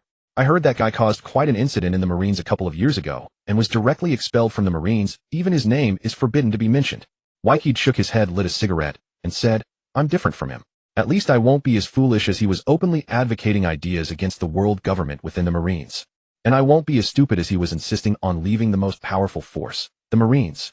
He is not stupid, and some things are not as simple as you think. Looking at the dejected Zifa, Wykid felt a flicker of doubt. What did he mean by some things are not as simple as you think? Could there be more to Long's departure from the Marines? Or was it deliberate on the Marines' part, letting Long establish the Revolutionary Army to build up strength and then join forces with the Marines? But with the principles of Zhangwa's faction, too much sacrifice would violate their sense of justice. Whatever. Whether this is true or not, it doesn't conflict with my own plans. He does his, and I do mine. At worst, we'll just see whose fist is stronger in the end. Zifa looked at Wykid and let out a deep sigh. Alas. Wykid, I will pretend I never heard what you said today. I will not support you, but I will not oppose you either. However, I hope you do not forget the justice behind you. Speak then. Since you don't want to go to headquarters, where do you want to go? But you must think clearly. A captain at headquarters is vastly different from a captain at a branch. Wykid smiled, stood up, and said to Zifa, Master Zifa, I have thought it through very clearly. Although promotion is faster at headquarters, for me the disadvantages outweigh the advantages. If possible, I hope to return to Beihai. I still have a trading company in Beihai. If possible, I would like to go to a large base with decent strength. Zifa frowned at Whiteheat and said, if you don't go to headquarters, it means you can't become an admiral candidate. Admiral candidates are trained in various departments at headquarters and receive guidance from top brass. Have you considered this clearly? I have considered it clearly, Whiteheat said resolutely. I believe that training at the grassroots level is no worse than at headquarters. And when it comes to guidance, who in the entire Marine headquarters compares to you? So please rest assured, Master Zifa. Even if I am not an admiral candidate, I am confident I will become an admiral. Whiteheat recalled the Marines in the later part of the anime and felt a hint of disdain for admiral candidates. Admiral candidate. Just a title. The later admirals were all selected through worldwide conscription.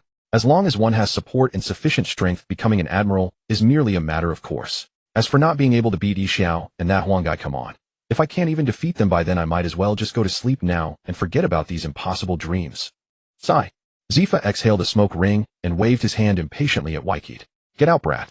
Whiteheat smiled, walked to the door, bowed slightly to Zifa, then opened the door and left. After Whiteheat had gone, Zifa paced back and forth, lost in thought. He lit another cigar in agitation before finally calming down. Break away from the world government and judge all evil. Targeting the celestial dragons. Truly an arrogant brat. But the Marines need such a Marine. One with ability and courage to realize his ideals. Zifa opened a drawer and carefully went through the files of various Marine branches. After flipping through them for a long while, he smiled and muttered to himself, a trading company, huh? Then this place is quite suitable. But whether you can become the highest officer of the base depends on your skills. If you fail, you'll have to go to headquarters. Obediently, Whiteheat. Of course, Whiteheat had no idea that Zifa had already chosen a base for him. Although Whiteheat's expression was calm, cold sweat broke out on his back. Telling Zifa his true thoughts was a bit impulsive. But the outcome was good. Although Zifa said verbally that he would pretend not to hear and would neither support nor oppose. This was already a clear message to Whiteheat. I'm very optimistic about you. Go ahead, and I'll have your back. Zifa's students were scattered throughout all Marine institutions, whether at the grassroots level of the 4 Cs, the headquarters departments, or even some special Marine divisions. All had trainees from the training camp. Although they might not usually keep in touch, and some might not even know each other, as soon as they mentioned being Zifa's students, a natural sense of affinity would arise. This was the pride of being a Marine elite, as well as an extremely vast network of connections. However, gaining Zifa's support was not Whiteheat's greatest gain. His greatest gain was confirming his suspicions about the Marines' attitude toward the world government and the celestial dragons. From Zifa's reaction, everything he had said was correct. The Marines did not blindly obey the world government. As he had guessed, the high-ranking Marines harbored great resentment toward the celestial dragons and the world government. This greatly reduced the difficulty of the Marines' independence, thrilling Whiteheat. Now he would just wait for graduation and then officially begin his own chapter in the Marines. Let the Marines finally become my shape. With Zephyr's naval song coming to an end, the welcome ceremony also concluded, meaning that in 5 days they would enter the final practical training of the training camp.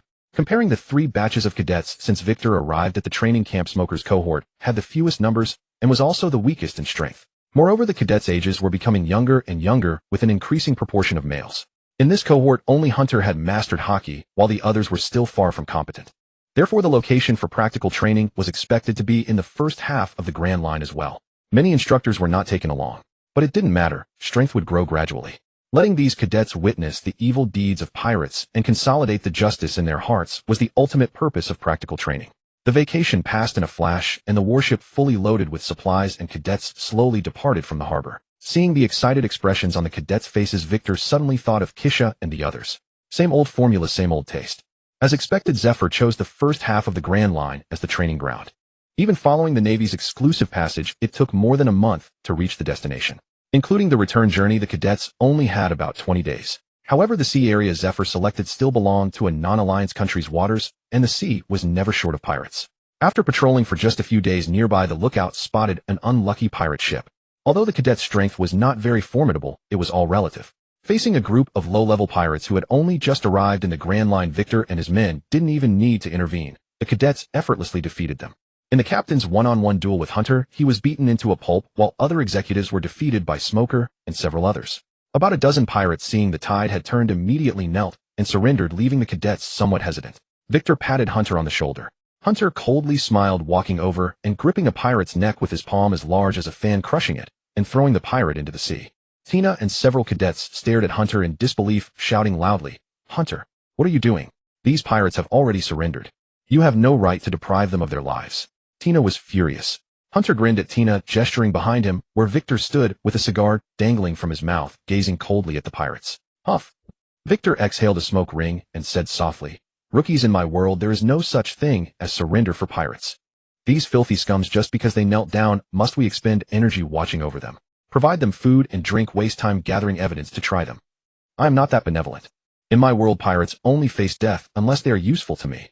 But clearly to me they are just a bunch of useless waste. Seeing Tina open her mouth to say something more, Victor said sternly, I know what you want to say, that some pirates' crimes don't warrant death. Perhaps they were coerced or acted on impulse when they took to the sea as pirates. But you must understand, such people are the minority. Even if that were the case, what difference does it make? When they became pirates, they should have been prepared in their hearts. Pirates call themselves sons of the sea, brave warriors pursuing freedom, fearless of anything, even laughing aloud when facing death. So I'll bring them death and see if they can still laugh. Bang! The moment Victor finished speaking, Hunter and the others began to act. Tina watched Smoker suffocate the pirate using smoke, her eyes revealing a hint of unfamiliarity. In an instant, all the pirates were killed and thrown into the sea. Tina watched the last corpse slowly sink into the depths, then turned to look at the silently watching Zephyr, her eyes filled with confusion. Time was tight. Apart from resting at night, the warship actively searched for traces of pirates at all other times. The cadets also gradually became solemn through battles with pirates. However, there were still a few cadets who couldn't bring themselves to strike the surrendered pirates, and Tina was the leading one among them. Whether it was obedience to orders or a difference in principles, Victor observed without comment. In the span of 20 days, they fought 4 battles with pirates, killing over 1,000 pirates without a single survivor. The bloody battles allowed the cadets to grow rapidly, undergoing tremendous changes in both strength and mindset. Seeing that the goal had been achieved, Zephyr decided to set sail for the return journey. But by sheer coincidence, during the return voyage, they happened to encounter a pirate ship that was raiding a merchant vessel. Faced with the approaching warship, the pirates who were loading their loot showed no fear at all. Instead, they cheered excitedly, appearing very confident. They indeed had reason for this confidence. The captain of the pirate crew was a bounty holder with a reward exceeding 200 million. He not only knew both types of Haki, but his swordsmanship was also exceptional. It was said he had been to the New World, but several years ago he was nearly killed by Whitebeard, so he fled back to the Grand Line. Normally these pirates were very cautious, fleeing upon seeing a Vice Admiral-class warship, but they had encountered Zephyr. Zephyr's warship was quite deceptive. Although it was a Fleet Admiral-class warship specially made by headquarters, its exterior looked no different from a standard captain-class officer's warship. Furthermore, apart from the simple word justice, there were no other markings on the flag. So these pirates met a tragic end. When they saw their captain defeat the bravest Marine hunter after an intense battle and were still cheering excitedly, Victor made his appearance. After more than a dozen exchanges, Victor seized his opportunity against the reasonably skilled captain and struck him with a punch that gave him a concussion. He knelt before Victor and was decapitated without any ability to resist. Gazing at the dumbfounded pirates, Victor slashed out a wind blade. Charge. Leave no one alive. Smoker and the others charged forward as if they had taken stimulants. The advantage in strength and numbers caused the pirates to collapse quickly. Many pirates threw down their weapons, knelt, and chose to surrender. Yet they discovered in terror that these Marines seemed not to see them at all, launching merciless attacks upon them. Blood dripped through the deck's drainage holes, gradually falling into the seawater, attracting countless sharp-toothed sea fish. Zephyr puffed on his cigar, watching the sea fish, listening to the pirates' wails, and suddenly felt an inexplicable sense of satisfaction. Tina, get out of the way. Hunter, are you all insane? He's just a child. Tina stood before Hunter, protecting a young-faced boy. Seeing Hunter still wanting to act, she directly embraced the boy. However, what Tina did not expect was that a dagger was pressed against her neck. You Marines, let me leave immediately, and prepare me a small boat. Otherwise I'll kill her. Thrum. Bang. The bloody aura washed over. Looking at the fallen boy, Tina also sat down on the ground in a panic. Victor gazed at Tina, whose eyes were vacant. Although he is still a child, he is already a qualified pirate. Perhaps the number of people he has killed is more than the number of pirates you have killed. Gesturing to Hunter, Victor said expressionlessly, keep this so-called child alive. In a while, let Tina kill him with her own hands. After hesitating for a long time, Tina finally killed the young pirate with her own hands. Glancing at the bodies of the guards and merchants that the trainees had carried onto the deck, Tina suddenly felt she could understand Victor a little. As the warship departed, the burning pirate ship and merchant vessel slowly sank into the sea. The rolling waves swept the wreckage away, and soon the ocean returned to its calm. On the voyage back, Zifa and Victor deliberately led recreational activities all day, such as playing cards or billiards. The ship also had a video din mushy like a television in a previous life, which could broadcast various entertainment programs. This was to relieve the stress of battle. Any normal person would never enjoy fighting. Even veterans could develop psychological issues. All Marine bases certainly had ample recreational facilities and even psychologists. The Marines were also quite lenient about personal hobbies such as gambling or visiting brothels to listen to music. After all, Marines were human too and had normal needs. Staying in the base all day, those with wives could manage, but those without had to resort to calluses. Recently, a tool called the Sea Companion for releasing desires had become quite famous. Even Zifa had heard of it. Many bases had purchased this tool, sparking considerable controversy within the Marines. Some officers even proposed to headquarters that the Sea Companion be made a necessity for Marine logistics. Of course, they were met with a scolding. No matter how progressive the Marines were, they wouldn't make such an absurd decision. However, this made the Sea Companion even more famous within the Marines. Many branches secretly ordered it, and headquarters did not object. Zifa despised this greatly, but he had no idea that this was the business of his most beloved disciple Victor. Moreover, the plan to make the Sea Companion famous was told to Raoul by Victor using the Den Den Mushi in Zifa's office. On the return trip, Victor took the opportunity to propose to Zifa that he take Hunter and the other two to the North Sea. Zifa agreed without hesitation. Hunter went without saying, and Berrygood and Shuzhou both admired Victor greatly. Sending them to that branch was perfectly fine. With the help of these three along with Alvis and Hannah, perhaps Victor could truly take control of that branch. This would be a good thing for the Marines.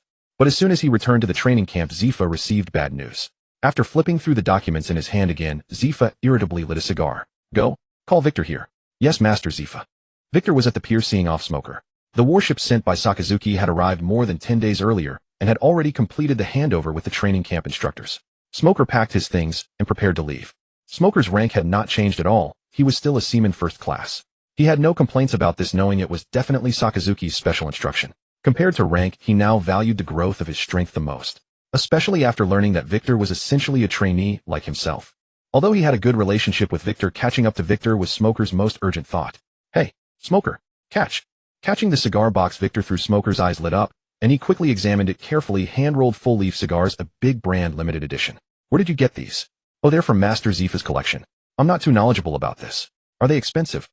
Smoker took out a cigar, lit it, took a deep drag, then blew smoke rings into the air, saying with a blissful expression, not too expensive. Even if I sold myself, I couldn't afford one. Thanks, Victor. Goodbye, everyone. Watching the warship slowly leave the harbor, Victor's face turned pale. He had thought it wasn't worth much and had taken it casually to give to Smoker. If Master Zifa found out, a scolding would be inevitable. Victor, I'm going to headquarters in a couple of days. Where are you going? Tina walked beside Victor, her face slightly flushed, asking softly. Victor was about to speak when he heard someone shout, Victor, Master Zifa has urgent business with you. Go now. Oh, got it. Victor gave Tina an apologetic smile, then took off into the sky with swift steps. Tina stomped her feet hard, watching Victor's graceful figure in the sky, and shouted, Tina is angry. Tina is very angry. Pushing open the door to Zifa's office, Victor coughed violently. Master Zifa, how much have you smoked? Why aren't the windows open? Victor covered his nose, opened the windows, and summoned a gentle breeze to disperse the smoke. Zifa's weary figure came into Victor's view. Oh, Victor, you're here. Zifa's expression was dull, staring blankly at the documents on the desk. Only when he heard Victor's voice did a glimmer of life return to his eyes. Master Zifa, what's wrong? Zifa said, nothing, handing the documents to Victor. Among them was a wanted poster. Victor glanced at it, and his expression changed drastically. Impossible. How could Alvis have a bounty? Seeing Zifa still silent, Victor patiently read through the documents, slowly, afraid to miss a single word. After finishing, Victor put down the documents and fell into silence, just like Zifa. After a long while, Victor said in a low voice, a 26-year-old Marine captain possessing 2 types of Haki.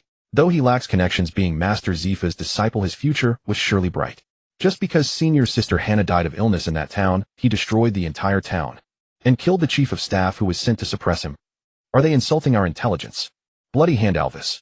Bounty of 80 million. Attacking a Marine fleet. Fine.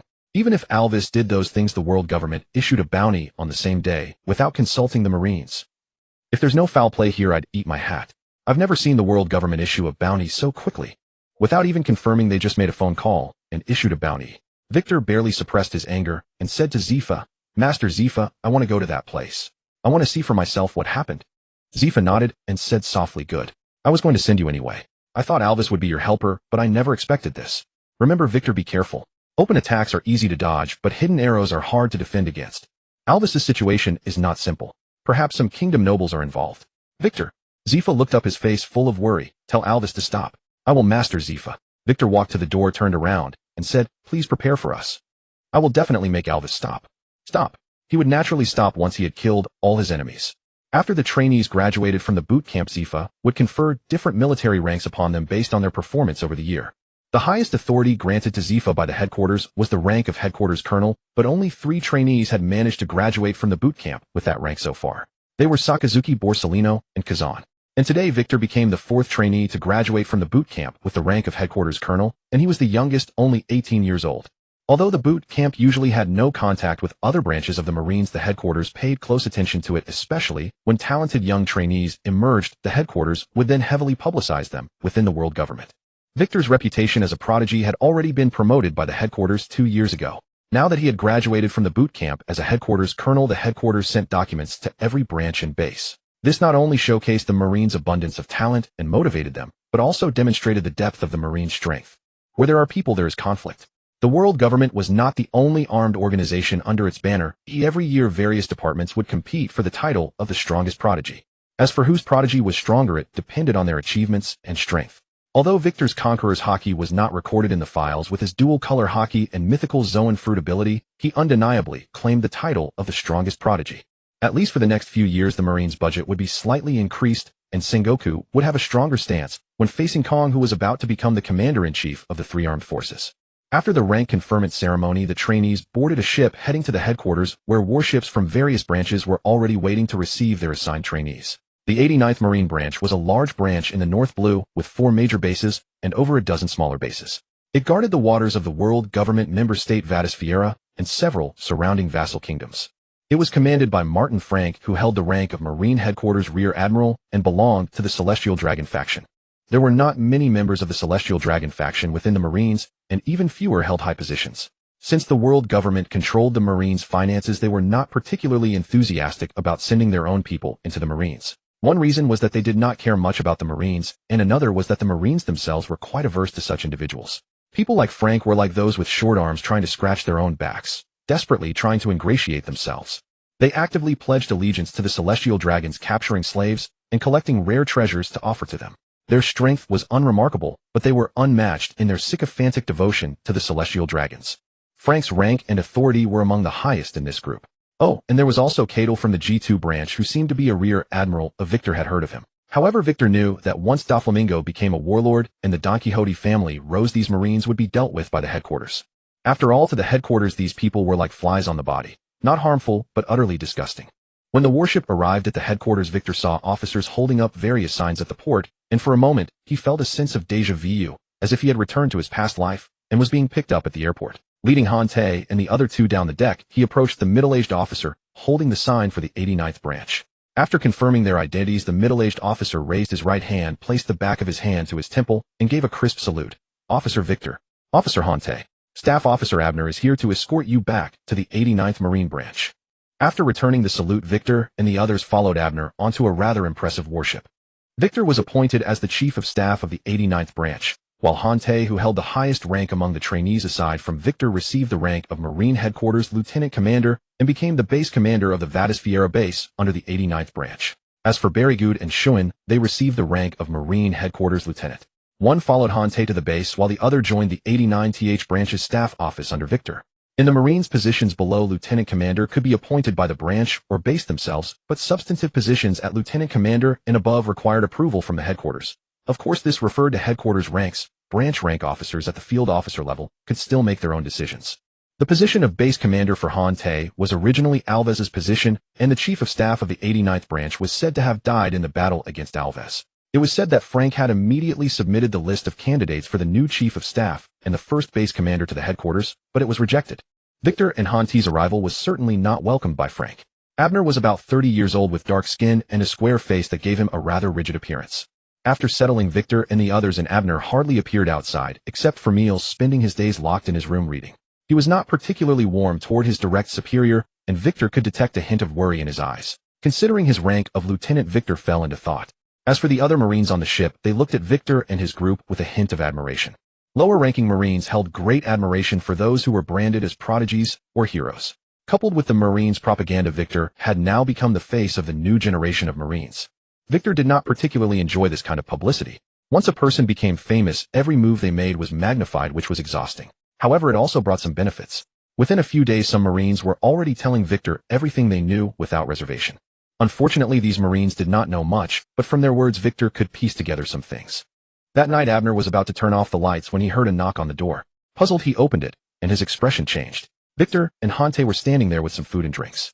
They waved at Abner, and before he could react, they pushed their way in. Abner shook his head helplessly and closed the door. The three of them said nothing. Victor filled the cups and Abner downed his in one gulp without a word. After eating and drinking to their heart's content, Abner, his face flushed, said to Victor, "I know what you want to ask, and I can tell you, but I advise you to give up. The matter of Alves is not that simple. You can't do anything about them." Victor shook his head, staring intently at Abner, and asked, "You haven't even told me. How do you know I can't do anything about them?" Heh, ha ha ha. Abner's laughter was filled with mockery, growing louder. Hante clenched his fist and stood up with a hostile expression, but Victor quickly stopped him. Ha ha ha. The laughter continued, but even Hante could hear the helplessness and grief in it. After a long while, Abner calmed down and looked at the expressionless Victor. With a hoarse voice he said, "What if it's the celestial dragons?" Victor's pupils dilated. He had never imagined that the matter of Alves would involve the celestial dragons. No wonder the world government had placed a bounty on Alves so quickly, and no wonder they had shown no mercy despite knowing that Alves was a disciple of Instructor Zifa. So it was the celestial dragons. When it came to the celestial dragons, Victor fell silent. Abner shook his head helplessly and said softly, "Please leave. You don't need to get involved in this matter anymore. You?" Victor suddenly looked up and smiled, interrupting Abner. "So what if it's the celestial dragons? If we can't do anything to them now, it doesn't mean we won't be able to in the future, does it? The celestial dragons are made of flesh and blood too. Though they are the divine clan gods, can also die." "You?" Abner looked at Victor in astonishment, never having expected that Victor, the genius of the Navy, would utter such dangerous words. Hunt said nothing, but a cold sweat broke out all over his body. "Don't be so surprised, Abner." Victor lit a cigarette, handed it to Abner, and said, "According to the intelligence, Jarvis has been attacking warships from the 89th branch and trade vessels belonging to Vadi Filan all over the place for the past 2 months. If I'm not mistaken, you were the one who passed him the information, right? After all, you spent over a decade at the first base of the Navy's 89th branch and remained a lieutenant. It wasn't long after Jarvis arrived that you were exceptionally promoted to commander. But the moment Jarvis ran into trouble, not only were you stripped of your position, but you were also transferred to the staff department to work as a desk clerk. I can't believe you haven't made enemies. And with your combat skills, if you were to sneak and look at some files from the staff department, I'm sure no one would notice." Victor stood up and patted Abner's shoulder, leaning close to his ear and whispering, "Help me contact Jarvis. I want to meet with him before we arrive at the 89th branch. Tell him if he wants revenge, he'd better stay alive. And celestial dragons only appeared 800 years ago." After saying this, Victor turned and walked away. Hunt hurriedly followed behind him, leaving Abner staring blankly. Through the Navy's special passage, crossing the red line, the warship arrived at the North Blue in just 1 month. Victor first spent 2 days with Raoul and the others, then the warship set sail toward the Navy's 89th branch. As the 89th branch drew closer under Abner's command, the warship approached a rather dilapidated small island. Abner jumped ashore and shouted loudly, "All right, we'll rest on this island tonight. Hey, aren't you guys coming down to take a look?" The faces of several veteran sailors were extremely grim. Hearing Abner's words, one of them spoke, "I'm definitely not going ashore. The spirits of this island will devour us. Aren't you ashamed, Abner?" Several veterans were quite agitated, but Abner said nothing, turning around with a cold expression. Victor remained silent. Clearly this already abandoned island was the one destroyed by Jarvis, and he had never expected Jarvis to choose to hide here. If this world hadn't lacked Sun Tzu's art of war, Victor would have surely thought that Jarvis shared the same hobby as that fishmonger. The dozens of Navy personnel on the ship appeared to be mostly newly recruited recruits who weren't very clear about what had happened here. After getting the details from the veterans, everyone scattered into the ship's hold in a flash. Victor looked at the empty deck, gave some instructions to Hunt and the other two, and then turned to walk toward the interior of the island. Hunt and the other two found a spot to keep watch over the warship, preventing anyone from following. Although that incident had only occurred a few months prior, overgrown weeds had already covered the dilapidated roads. Victor could only imagine what had happened back then through the remaining ruins. Crunch. Something seemed to have been stepped on. Victor looked down and saw what appeared to be a human leg bone. Victor observed his surroundings, then walked in a certain direction for a while before several wild wolves appeared before his eyes. Using his conqueror's Haki, he easily drove them away, then crouched down to carefully examine the pile of white bones. After quite some time, Victor stood up and continued walking deeper into the island. Guided by his observation Haki, he arrived in front of a grave. No tombstone, no items indicating identity whatsoever. Jarvis stood before the grave with a grief-stricken expression. Victor walked over to his side and placed the white chrysanthemums he had prepared long ago. "Hannah, I'm sorry. I'm late." Victor's mood also grew heavy. He remembered that Hannah was beautiful and alluring, the most popular female classmate of their cohort. If most cadets hadn't been unable to defeat Jarvis, perhaps Jarvis would have had to face countless challenges every day. "Victor, do you know this is Hannah's homeland?" Jarvis's voice was hoarse, speaking in utter despair. "I never expected. Her parents actually lured Hannah back here to curry favor with the celestial dragons." Jarvis's expression turned somewhat deranged. Grabbing Victor's shoulders, he shouted loudly, "Everyone here deserves to die. They all deserve to die. They are all accomplices." So I killed everyone here, to accompany Hannah to her grave. And that bastard Frank. If not for him, the celestial dragons wouldn't have been interested in Hannah. I'll kill him, and then go join Hannah. Do you know what, Victor? Hannah was pregnant. I was supposed to become a father in just 2 more months. But when I arrived here, all I saw was Hannah's corpse. Tell me, what did I gain by becoming a Navy officer? Is this the answer justice gave me? Is what I protected nothing but a bunch of bastards? Protecting evil? What value does such justice have? Watching Jarvis's expression grow increasingly deranged, Victor extended his right hand and grabbed Jarvis by the neck. No matter how Jarvis struggled, he couldn't break free. After a long while, Victor threw the white-eyed Jarvis onto the ground. Cough, cough. You bastard want to kill me? Victor said nothing, grabbed Jarvis by the hair, dragged him to Hannah's grave, and shouted loudly, "Let them see what a despondent state you're in. What's with that look in your eyes? Are you giving up? Kill Frank, and then follow Hannah to death. What about the chief culprits, the celestial dragons? Are you afraid?" Jarvis broke down, crying and howling. After screaming for a long while, he tore open his clothes and pointed to a shocking scar, saying, "See this? Just one strike. If my heart hadn't been on the right side, I would have certainly died. Being guarded by those masked men, I would never have had the chance to kill a celestial dragon." Jarvis stood up, his face filled with despair, and said, "Victor, I heard from Abner, but there's no need for you to comfort me. Celestial dragons are the gods of this world. How could mere mortals possibly harm them?" Bang! A powerful punch sent Jarvis, who had just stood up, crashing to the ground. Victor spoke word by word, "Gods. Gods bleed when injured. Besides, have you ever heard a saying? If you're not afraid of death, what is there left to fear? How do you know it won't work if you don't try? Gods say, as long as you're still alive. Someday I'll kill a god just to show you." Victor's words left Yalvis utterly astounded. After gazing at Hannah's grave mound for a long while, Yalvis finally spoke softly. "All right, you've convinced me, Victor. What do you need me to do? Is there something I can help you with?" "Of course there is." Victor pointed at Hannah's grave mound, speaking in an undoubtable tone. "I need your strength. I need your help. I need you to live well, to witness with your own eyes how the gods tumble from their divine throne. I need you to bring back that celestial dragon's head and place it before Hannah's grave. This is Victor's justice, Victor's ideal, to judge all evil, even if the opponent is a god. But justice without power is merely an illusion, just like you are now. So before I possess this power, even if I must descend into darkness, so be it. Justice demands sacrifice. Justice also demands endurance. One day, in the name of justice, I shall launch an assault on Mary Geos." Victor's voice suddenly dropped to a whisper, his gaze fixed intently on Yalvis. "Light gives birth to darkness. But can darkness not also nurture light? The difference lies in the strength of those who wield power. As for whether those in power can be overthrown, that requires our joint effort." "Victor." Yalvis opened his mouth, then closed it again, unsure of what to say. After both men had calmed themselves, Victor pulled him up as if by accident and asked casually, "Did you become a devil fruit user?" Yalvis nodded, speaking with a hint of lament. "Yes, I nearly died that day. When I escaped here, I discovered a devil fruit. I had no choice but to eat it. Fortunately, I ate it, or I wouldn't have survived. But it's a shame. I'll be a landlocked duck for the rest of my life now." "What kind of fruit? What abilities does it have?" Hearing Victor's inquiry, Yalvis's hands turned crimson as he said dejectedly, "It's not a Logia. It's a paramecian devil fruit. It can only control blood.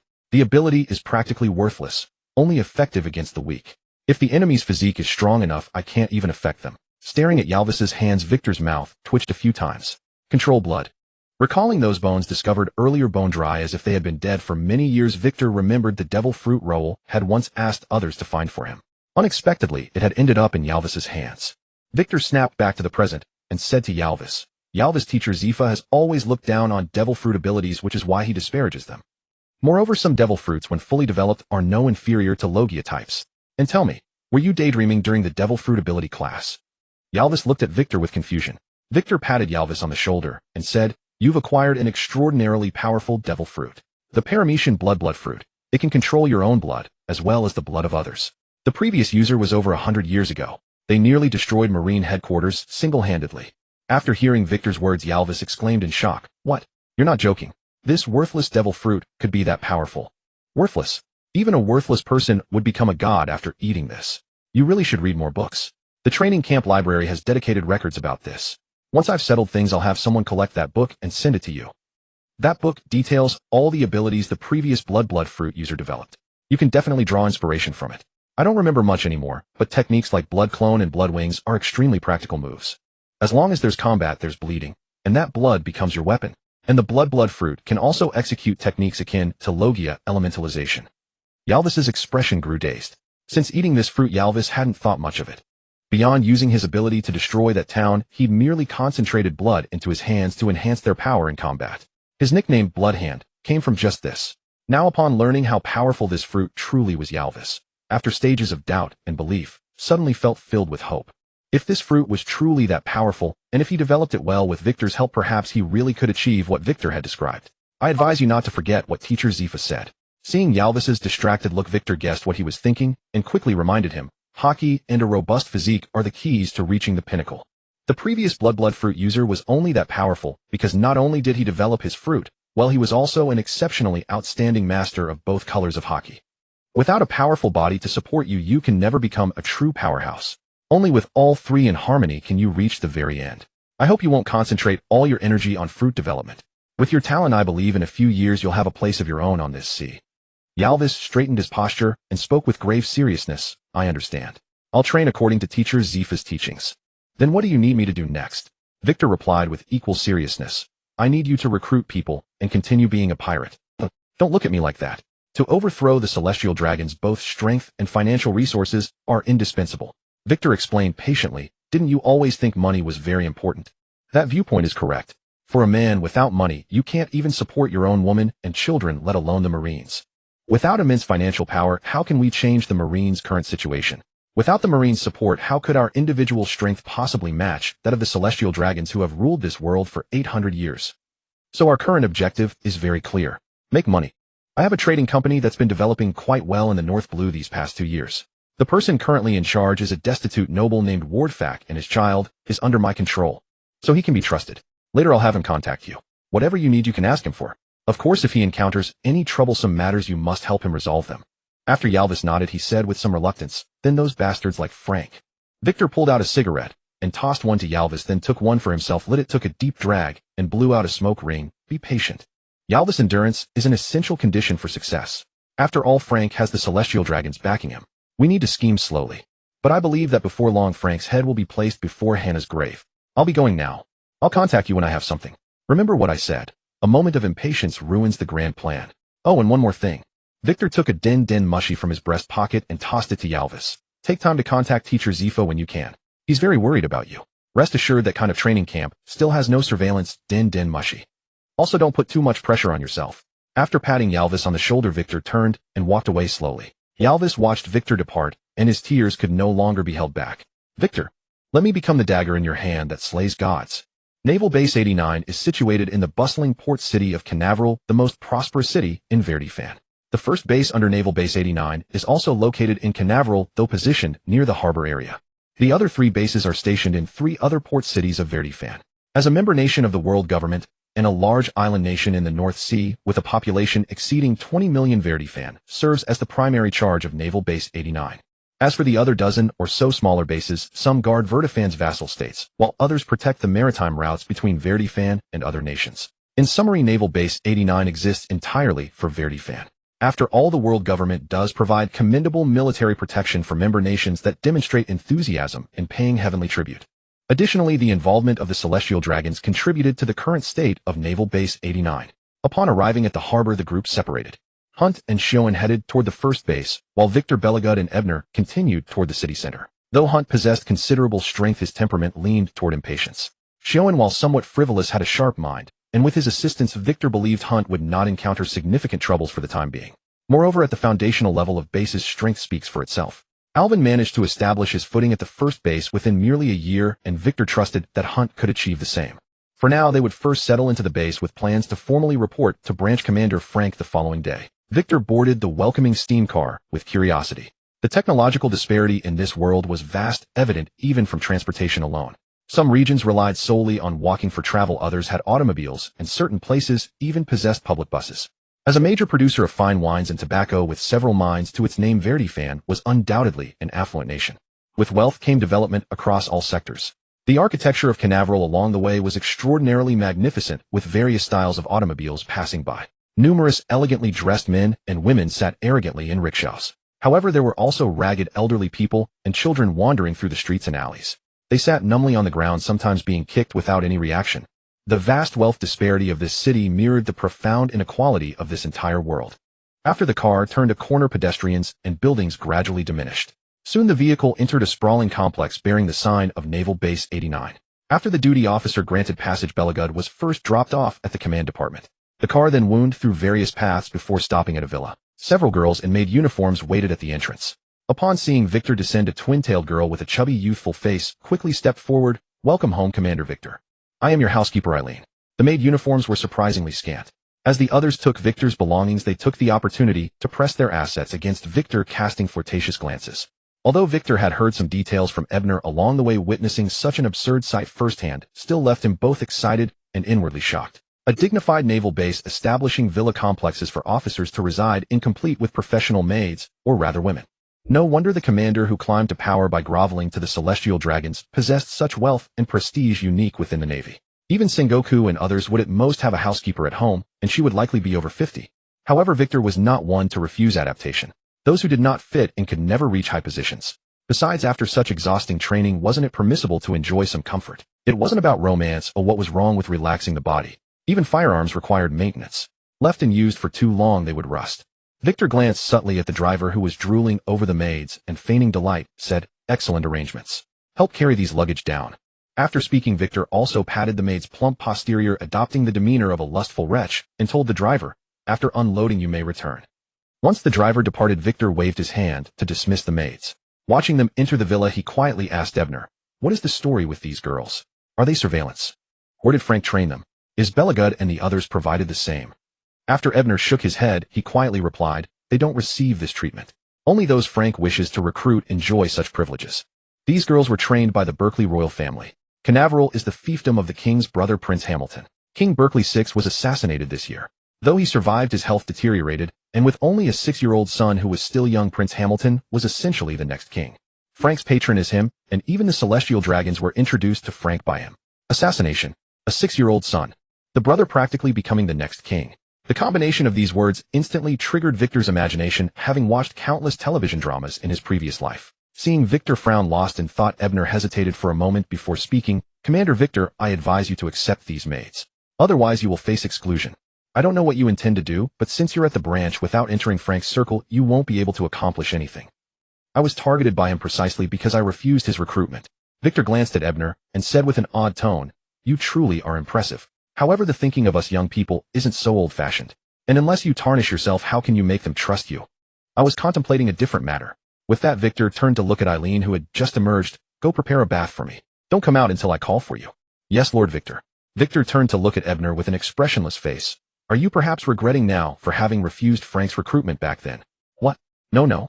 How could I possibly? I harbor righteousness and would never be a despicable character." Sigh.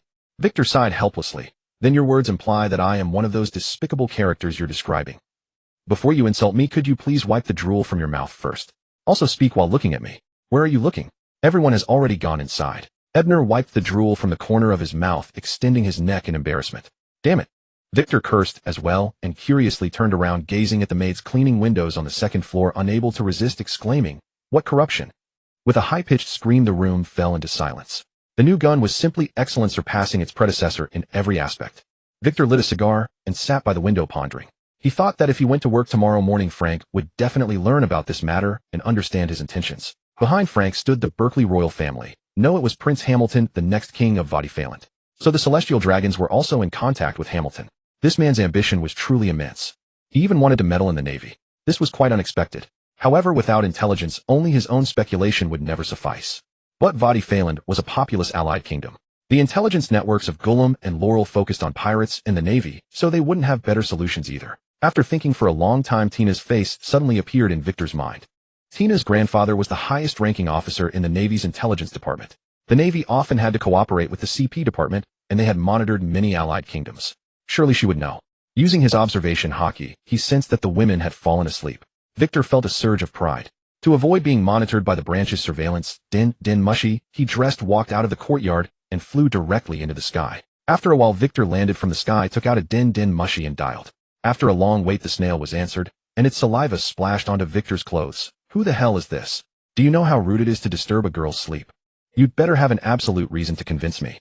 Tina is angry. Very angry. "Tina, it's me, Victor." The din mushy's wide-open mouth suddenly closed. After a moment of silence, Tina's gentle voice came through. "Oh, Victor. I was just having a nightmare. You can understand, right? When having a nightmare, uncontrollable emotions can arise." "I know, Tina. How are you at headquarters? Are you getting used to it?" Hearing Victor's gentle voice, Tina's face flushed.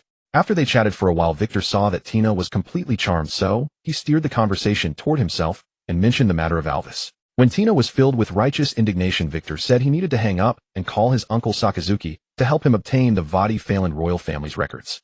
Tina immediately became anxious and proudly assured Victor that she could definitely get the most detailed intelligence on Vadi-Phelan.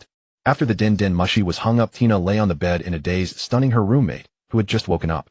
Was this still the ever-so-clever Tina? Early the next morning, Abner arrived, just as the maids had finished preparing breakfast. After the two ate, they headed toward the staff department. It had been dark when they were in the car the previous day, so Victor hadn't had a chance to look around. Now he carefully observed the branch's environment. Along the way, various buildings introduced by Abner left Victor somewhat stunned. There were 7 or 8 buildings just for entertainment, including indoor swimming, massage rooms, and chess and card rooms. Without the Navy emblem, it would be more like an entertainment city. This was the most outrageous Navy branch Victor had ever seen, yet he felt a thrill of excitement. A Navy branch built so ostentatiously and luxuriously indicated that the headquarters had completely abandoned it. If he could replace Frank with the help of the Celestial Dragons and the royal family, he might even take control of Branch 89. And with his own identity, the headquarters wouldn't dare to move against him. So now he had to see if there was an opportunity to contact the royal family, or even the Celestial Dragons. After walking for most of the day, when they arrived at the staff department, Berrygood and the others were already waiting. Although most of the branch personnel had been won over by Frank, no one would dare to offend their direct superior. The staff department had about 100 people. Some were clerical officers handling paperwork, recording meetings, and liaising with other departments. Others were combat planning officers dispatched to various bases for support. Most of these officers were trained at military academies. Unlike Zephyr's training camp, they focused more on theory and naval warfare. But how many of the officers present were truly competent? In Victor's eyes, they were all useless. He had no interest in socializing with them, simply gave a brief self-introduction, exchanged a few words with the pale, haggard-looking deputy chief of staff, and then returned to his office. Abner, has Hunter arrived yet? It's about time. We need to report to the commander. Abner glanced at the clock on the wall and said with a strange expression, Base Commander Hunter should be here soon. But our commander typically comes to work at 2 in the afternoon.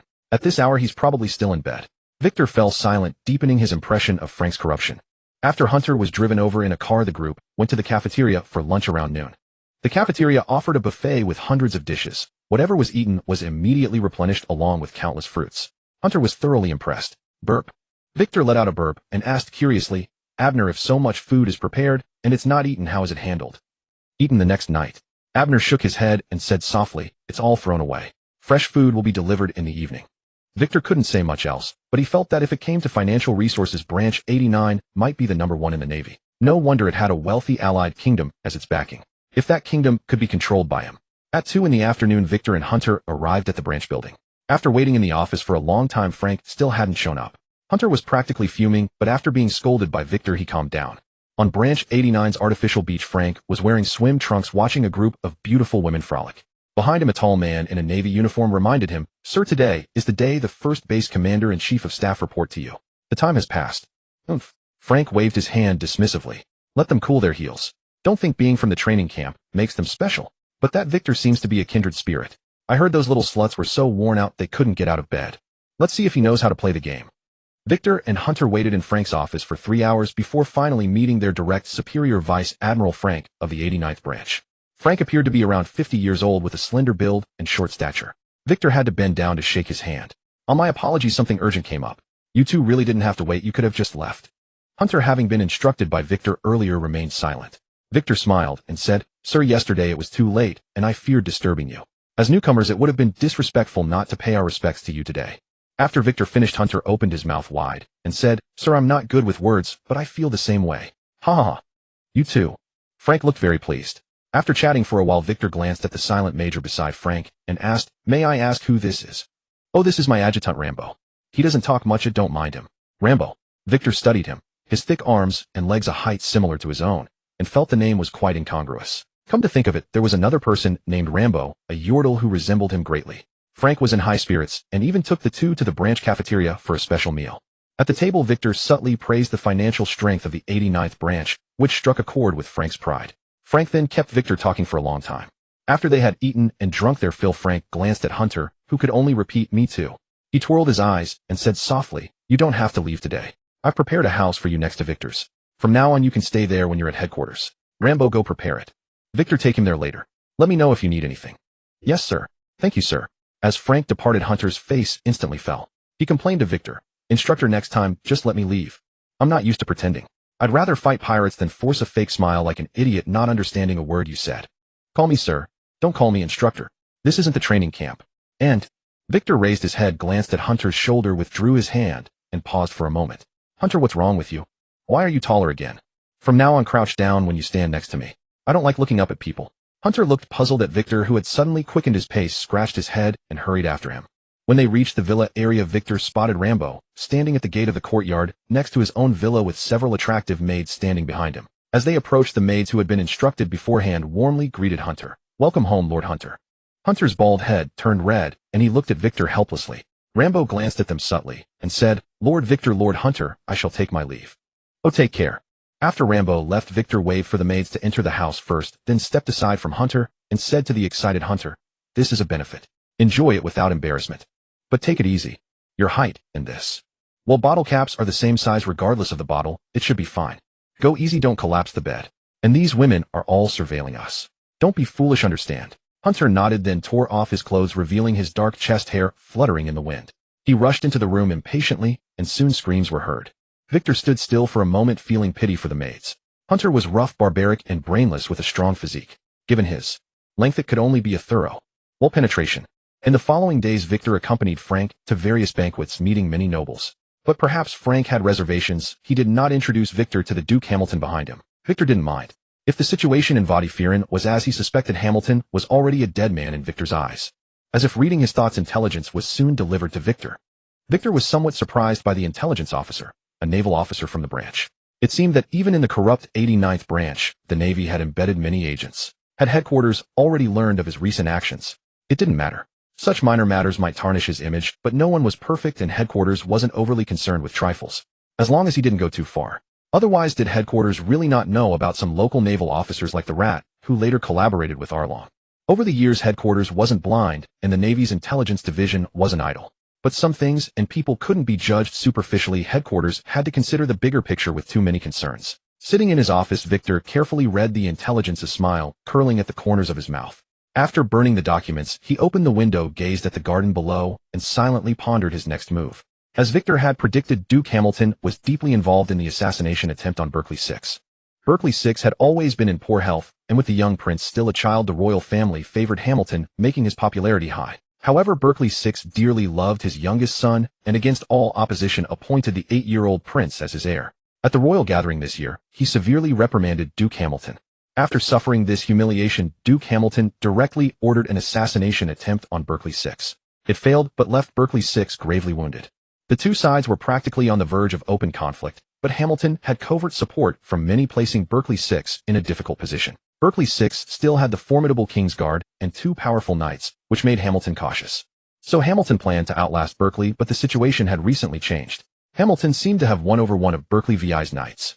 Victor initially thought Frank was reluctant to introduce him to Hamilton, but it turned out Hamilton was not in Cardiff. He had misjudged Frank. Still, the Navy's intelligence was remarkably detailed. Victor once again recalled Tina's rather pleasant face. Long before dawn, Victor was awakened by sharp nips. Only after those tens of thousands of vital essences had been transformed into beauty elixirs did he finally stretch his limbs, gently rebuke the little pixies who longed to continue, and swing his legs over the edge of the bed. The power of sugared bullets was indeed formidable. Ordinary people certainly could not withstand it. Yet for one determined to achieve great things, a measure of self-restraint was not entirely absent. The Navy granted annual leave, though it was limited to naval officers. Victor submitted a request citing personal matters, and was granted a half-month leave. Once approved, he took to the skies, and headed toward New Haven, the capital of Wadi Firan. In the original work, it seemed there were hardly any true masters in the four seas. Only a bunch of insignificant nobodies incapable of using Haki. Anyone with even a shred of Haki cultivation would be found on the Grand Line or in the New World. Years after arriving in this world, Victor came to realize that this view was profoundly wrong. Skilled warriors versed in Haki existed across every corner of the world. It could only be said that their numbers in the four seas were relatively smaller. More importantly, the royal families of the affiliated nations, regardless of whether a skilled individual was a bounty hunter or a pirate, would go to any lengths to recruit them. Whether bounty hunters or pirates, most took to the seas for wealth alone, so one could imagine how tempted they were by royal patronage. As for bounties, affiliated nations could easily revoke several pirate bounties at will. As for those who refused, either they harbored greater ambitions and soon set course for the Grand Line and the New World, or They were naturally vicious and bloodthirsty. Such individuals would either be swiftly hunted down by marine envoys or also make their way to the Grand Line. Furthermore, this world was interconnected. Whether Haki training methods or devil fruits, some royal families actually possessed them as well. However, the world government was highly sensitive to such matters, and those with genuine talent were exceedingly rare. Even among the rare few, most would not become particularly prominent. Moreover, such individuals did not operate openly on the seas. They served merely as royal bodyguards or appeared on battlefields between nations. Of course, nations capable of maintaining such elites were far from numerous. After all, the annual subsidy represented a hefty expense for every affiliated country, further complicated by geographical considerations. Take a desert kingdom like Arabasta, for instance. Aside from figures like Crocodile, who harbored ulterior motives, which skilled warrior would willingly reside in a desert. According to intelligence reports, Prince Hamdan commanded 3 capable warriors. However, the 2 elite knights serving Berkeley VI were even more formidable, so much so that in terms of pure combat power, they could rival vice admirals at Marine headquarters. This was precisely why Hamdan dared not act rashly. Should he truly enrage Berkeley VI and provoke those 2 knights into assassinating him, neither side could predict the outcome. Victor was not particularly concerned about their strength. Being comparable to a Marine headquarters vice admiral meant they still fell short of one's actual level. His own power had grown rapidly over the past year. Even Zeph, his master, had remarked that Victor was no inferior to the elite vice admirals authorized to carry out buster calls. Though the manga might depict the vice admirals of Marine headquarters as merely adequate, in truth each and every one of them was a genius amidst 10,000. And those selected to participate in buster call operations were even the creme de la creme among them. Finding someone in the 4 seas capable of giving them a proper fight was like searching for a needle in the ocean. Besides, if he truly encountered someone beyond his ability, the worst-case scenario would simply be to take to the skies and flee. What truly mattered was Berkeley VI's relationship with the Celestial Dragons. The Marines would never monitor the Celestial Dragons, and even if they knew something, they would never report it to someone as low-ranking as a branch staff officer like himself. Matters involving the Celestial Dragons were inherently sensitive. If he were to resolve Hamdan and Frank's issue on Berkeley's behalf, what would he gain? Could he truly replace Frank? If the Celestial Dragons held him responsible, the current him could not withstand their wrath. He would be left with no choice but to become a pirate himself. Therefore, his top priority was to clarify this point first. While Victor traveled through the skies toward New Haven, the city gates of New Haven remained tightly shut, and its citizens lived in a state of constant dread. Berkeley VI was already 70 years old this year. Having survived an assassination attempt and sustained severe injuries, he was now bedridden. Leaning against his pillow, Berkeley listened to the report delivered by his chief knight and intelligence officer, Kyle. He waved his hand dismissively, and only after Kyle exited the chamber did he burst into violent coughing. Cough. Cough, cough. Hamdan, you? And those rats who betrayed me. Cough. Your Majesty. Berkeley's coughing startled Queen Carol, who had been resting her head upon the table nearby. Seeing his distress, she rushed over and gently patted his back. After what felt like an eternity, Berkeley finally composed himself. Moved to tears, he said, "Carol, you have suffered so much these past days. Fear not. I shall ensure Zachary ascends to the throne." Queen Carol shook her head, her eyes reddening, and soon tears streamed down her face like rain upon petals. She rested her head gently upon Berkeley's chest and whispered, "I do not care about that. Zachary is still so young. I only wish for you to remain healthy. If it comes to it, perhaps you should pass the throne to Prince Hamdan. I only desire that our family of 3 remain happy together, that you stay by my side always." Hearing Carol's words, Berkeley felt his heart soften. After gently comforting her for a while, his determination to see his own son inherit the throne grew even stronger, and his resolve, which had wavered upon learning that Hamdan had succeeded in winning over the Minister of Military Affairs, gradually steadied once more. Recalling the calumnies Hamdan and his faction had spread against Queen Carol, claiming that Zachary was not his flesh and blood, Berkeley's eyes burned red with fury. To publicly cast doubt upon Queen Carol's fidelity, and beneath that pretense, it was a direct assault on his manhood. Though advanced in years, he remained more than capable. "Hamdan, 30 years ago you could not triumph over me, and 30 years later you remain no match. You wish to seize the throne. Keep dreaming. Someone, fetch Darren at once." Soon a lean, dark-skinned man clad in a guard's uniform entered the chamber. Upon seeing him, Berkeley immediately instructed, "A new staff officer has arrived at the 89th branch recently. He is a disciple of Marine Admiral Zeph, known as Victor, the Navy's greatest prodigy. Last time we failed to recruit Elvis. Now you must hurry there at once and convey everything regarding Elvis to him. Then inform him that I wish to meet with him personally. Here is his photograph. Prepare some provisions. Depart immediately. Remember, travel as swiftly as possible." "Yes, Your Majesty." The weather was somewhat hot. In Vadi Faran, the roads between cities were well constructed with buses and carriages available for travel. Factories occasionally appeared around the area. Victor stood in midair surveying the scene below for a moment, then slowly ascended higher. They were about to arrive at New Haven, yet Victor halted his flight with some annoyance hovering in the air. Flying straight there and barging into the palace seemed far too abrupt. He needed someone to make an introduction at the very least, but whom should he seek? Victor was stroking his chin in quiet contemplation when suddenly his gaze fell upon something ahead. A pigeon noticeably larger than an ordinary one was wearing the same sun hat as Victor and flapping its wings toward him. Upon seeing Victor standing motionless in midair, the pigeon was so startled that it forgot to flap its wings. After locking eyes with him, the bird plummeted downward at tremendous speed before managing to flutter back up after a long while. They both exclaimed simultaneously, "An ability user." "No, wait, your face." The pigeon circled Victor several times and then declared with certainty, "You are Admiral Victor, Chief of Staff of Marine Branch 89, correct?" "Splendid. I am Dana, Captain of the Vadi Faran Guard. His Majesty Berkeley VI asked me to convey a message and request an audience with you." Victor examined Dana and muttered to himself, "Dana. If Dana became an ability user of the Dove fruit, then what would Diego be? A rooster fruit user." But then Berkeley wanted to see him. It seemed that even though Hamilton held the upper hand, Berkeley's latent capabilities were hardly inferior. Otherwise, he would never have noticed him. Under Dana's guidance, the two flew toward a desolate forest nearby. Throughout the journey, Dana kept casting curious glances at Victor, utterly baffled by how he managed to fly so leisurely, standing, sitting, or even lying down while airborne. Only after they landed and Dana reverted to human form did he still wear an expression of curiosity while examining Victor. After Victor cleared his throat, Dana finally snapped out of it and hastily said, "Lord Victor, His Majesty the King asked me to inform you about certain matters concerning Alvis." "Alvis?" Victor shook his head, saying with slight disappointment, "I already know what befell Alvis. Franklin orchestrated the tragedy to curry favor with the celestial dragons." Dana noticed Victor's disappointment and quickly replied, "No, my lord. It was not Franklin who was flattering the celestial dragons. It was Prince Hamilton. Hamilton shares a very close relationship with Shalmarmar Saint. However, Shalmarmar has a peculiar habit. He has a fascination with pregnant women. Since Lord Alvis rejected their advances, Hamilton had Franklin plot against him.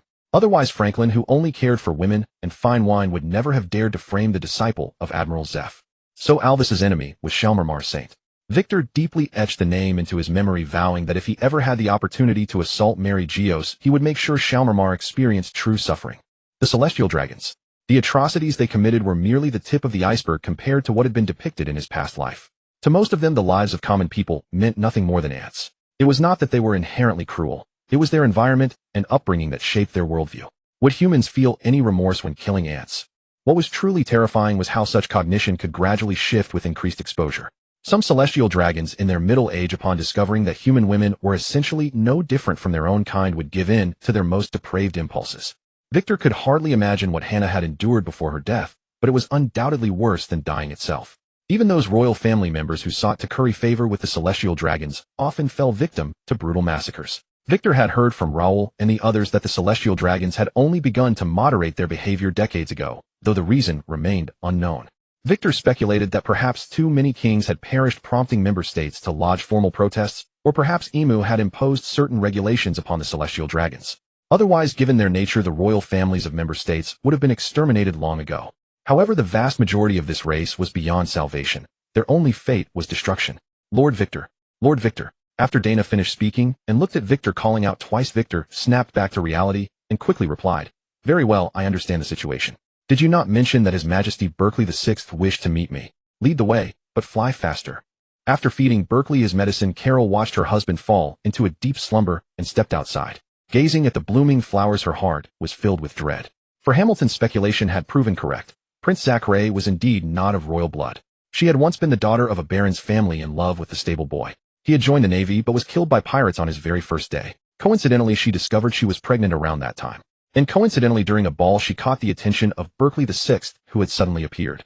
She later bribed the court physician, claiming the full-term baby had been born prematurely, and subsequently poisoned the physician to silence him. Though she had kept the matter well concealed, there was no guarantee it would remain undiscovered. If Berkeley VI were to die, her family and her son would be finished. All she could do now was pray that Berkeley VI would emerge victorious in this struggle for the throne. Otherwise, Dana led the uniformed Victor through several rounds of security checks before arriving at a courtyard overflowing with flowers. From a great distance, Victor spotted an elegantly dressed woman with a graceful figure lost in thought while gazing at the blooming roses. As they approached her, Dana bowed respectfully and said, "Princess Carol, Lord Victor has arrived. Is His Majesty resting?" Carol casually raised her head and looked up. Then her eyes lit up. Victor was tall with broad shoulders and a narrow waist, his handsome face marked by a trace of determination. those crystal-clear eyes fixed upon Princess Carol with intense scrutiny, causing her to feel a sudden warmth spread through her body. Victor removed his hat, inclined slightly, and gently kissed the right hand Carol extended. "It is a great honor to make your acquaintance, Princess Carol. Your beauty is truly astonishing. Though such words may seem like deliberate flattery, I swear before God that even roses glistening with morning dew cannot compare to the loveliness of your face." Victor lightly traced Carol's palm with his finger before releasing her hand. Carol's knees weakened, her voice trembling. "Thank you for your kind words, Lord Victor. His Majesty is resting at the moment. Please wait a while." Cough. Just then Berkeley VI's coughing voice echoed from within the room. Carol hurried inside, and after a moment a weak and feeble voice came through. "Dana, bring Lord Victor in." "Yes." Victor brought his fingers to his nose, inhaled, and a peculiar smile appeared on his face. Quite fragrant indeed. Although as the colonel of this headquarters Victor was not obligated to behave like others when facing members of the royal family, he nonetheless removed his hat and gently bent slightly at the waist to show respect. King Berkeley VI hastily said, "Mr. Victor, please, no need for such formality. Please forgive my discourtesy. Due to my health I can only receive you in this manner. Quite embarrassing, I'm afraid." Cough cough. Berkeley's voice was filled with helplessness, threaded with a trace of resentment. After speaking he broke into excited coughs once more. Seeing this, Victor quickly said, "Your Majesty, please keep your composure calm.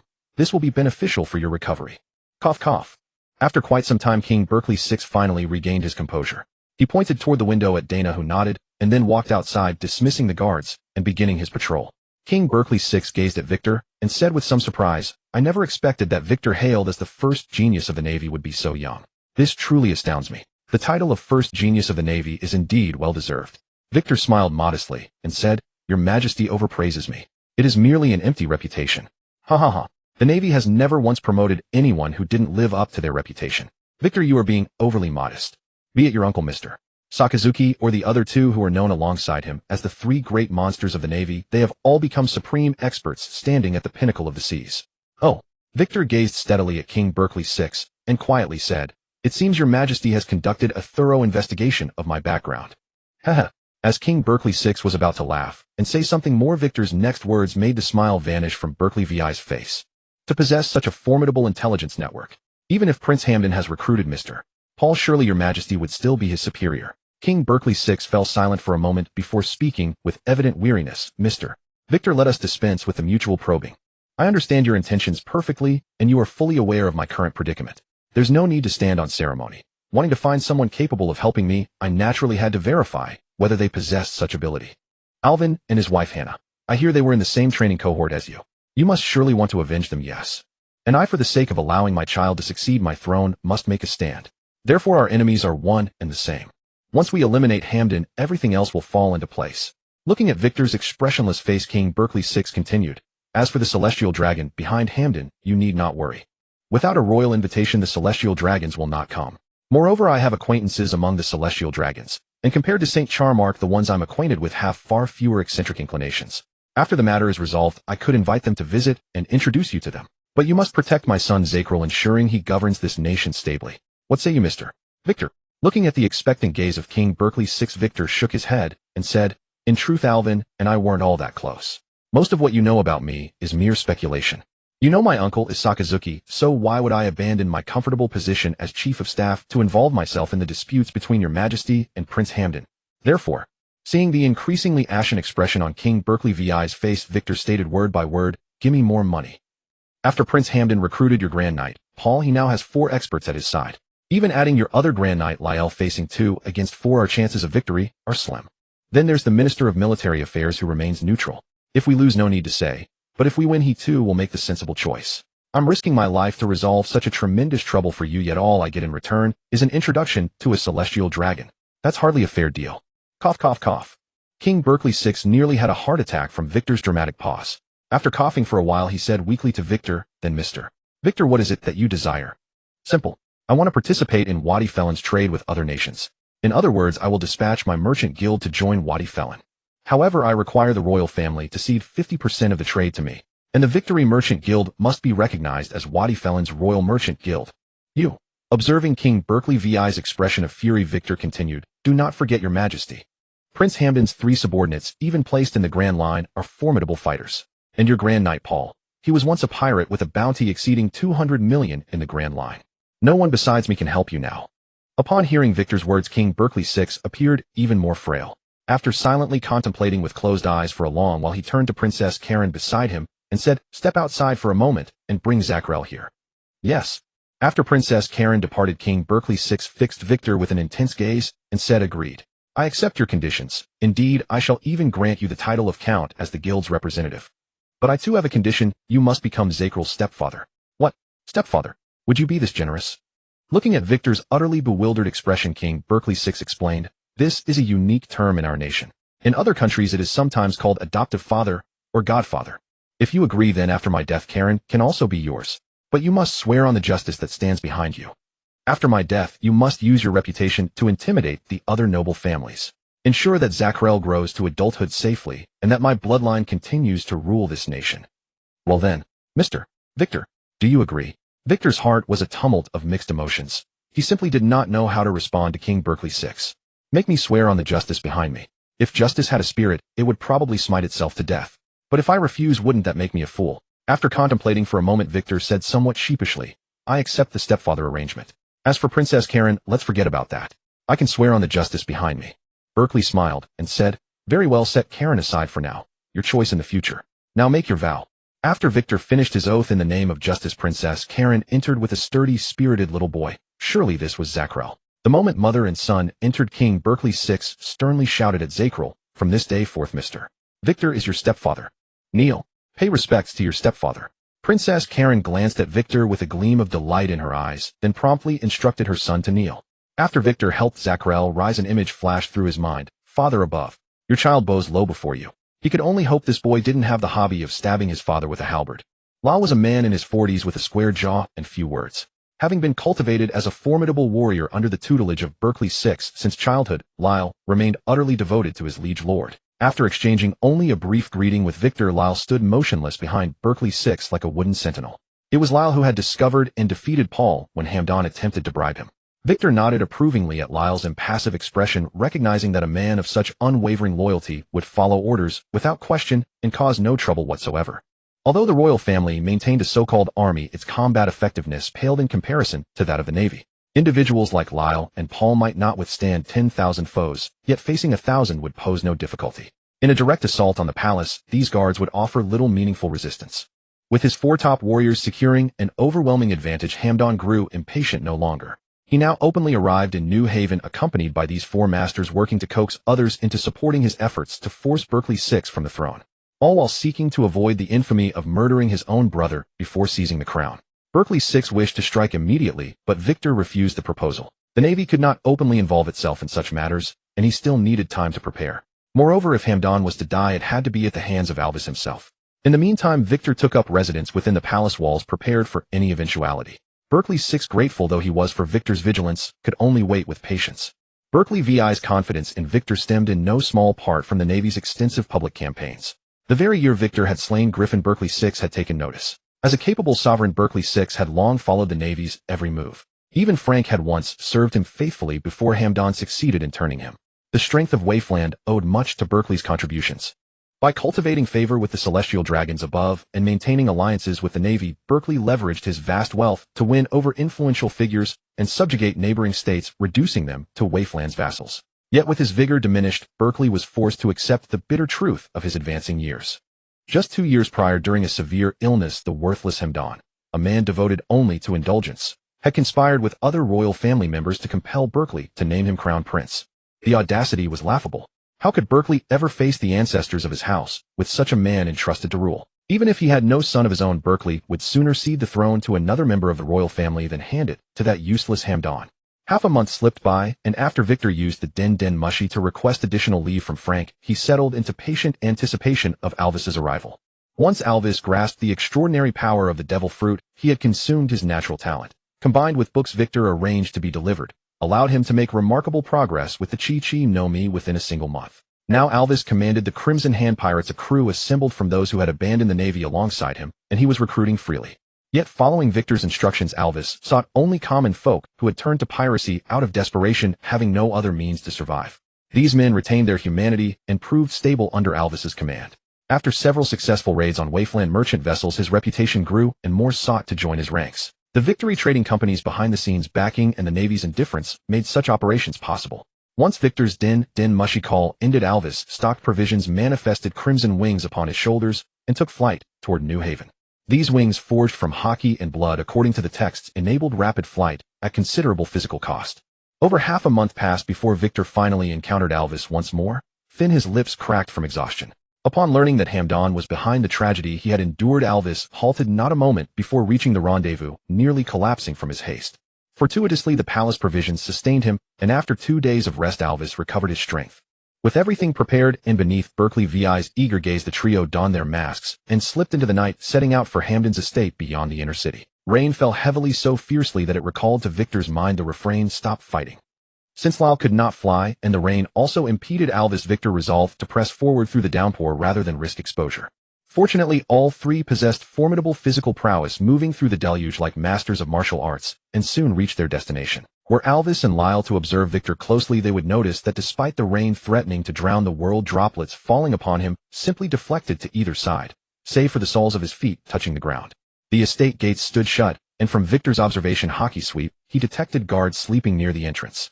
Just as he was about to suggest a circumvention, Alvis charged forward, eyes blazing with crimson fury.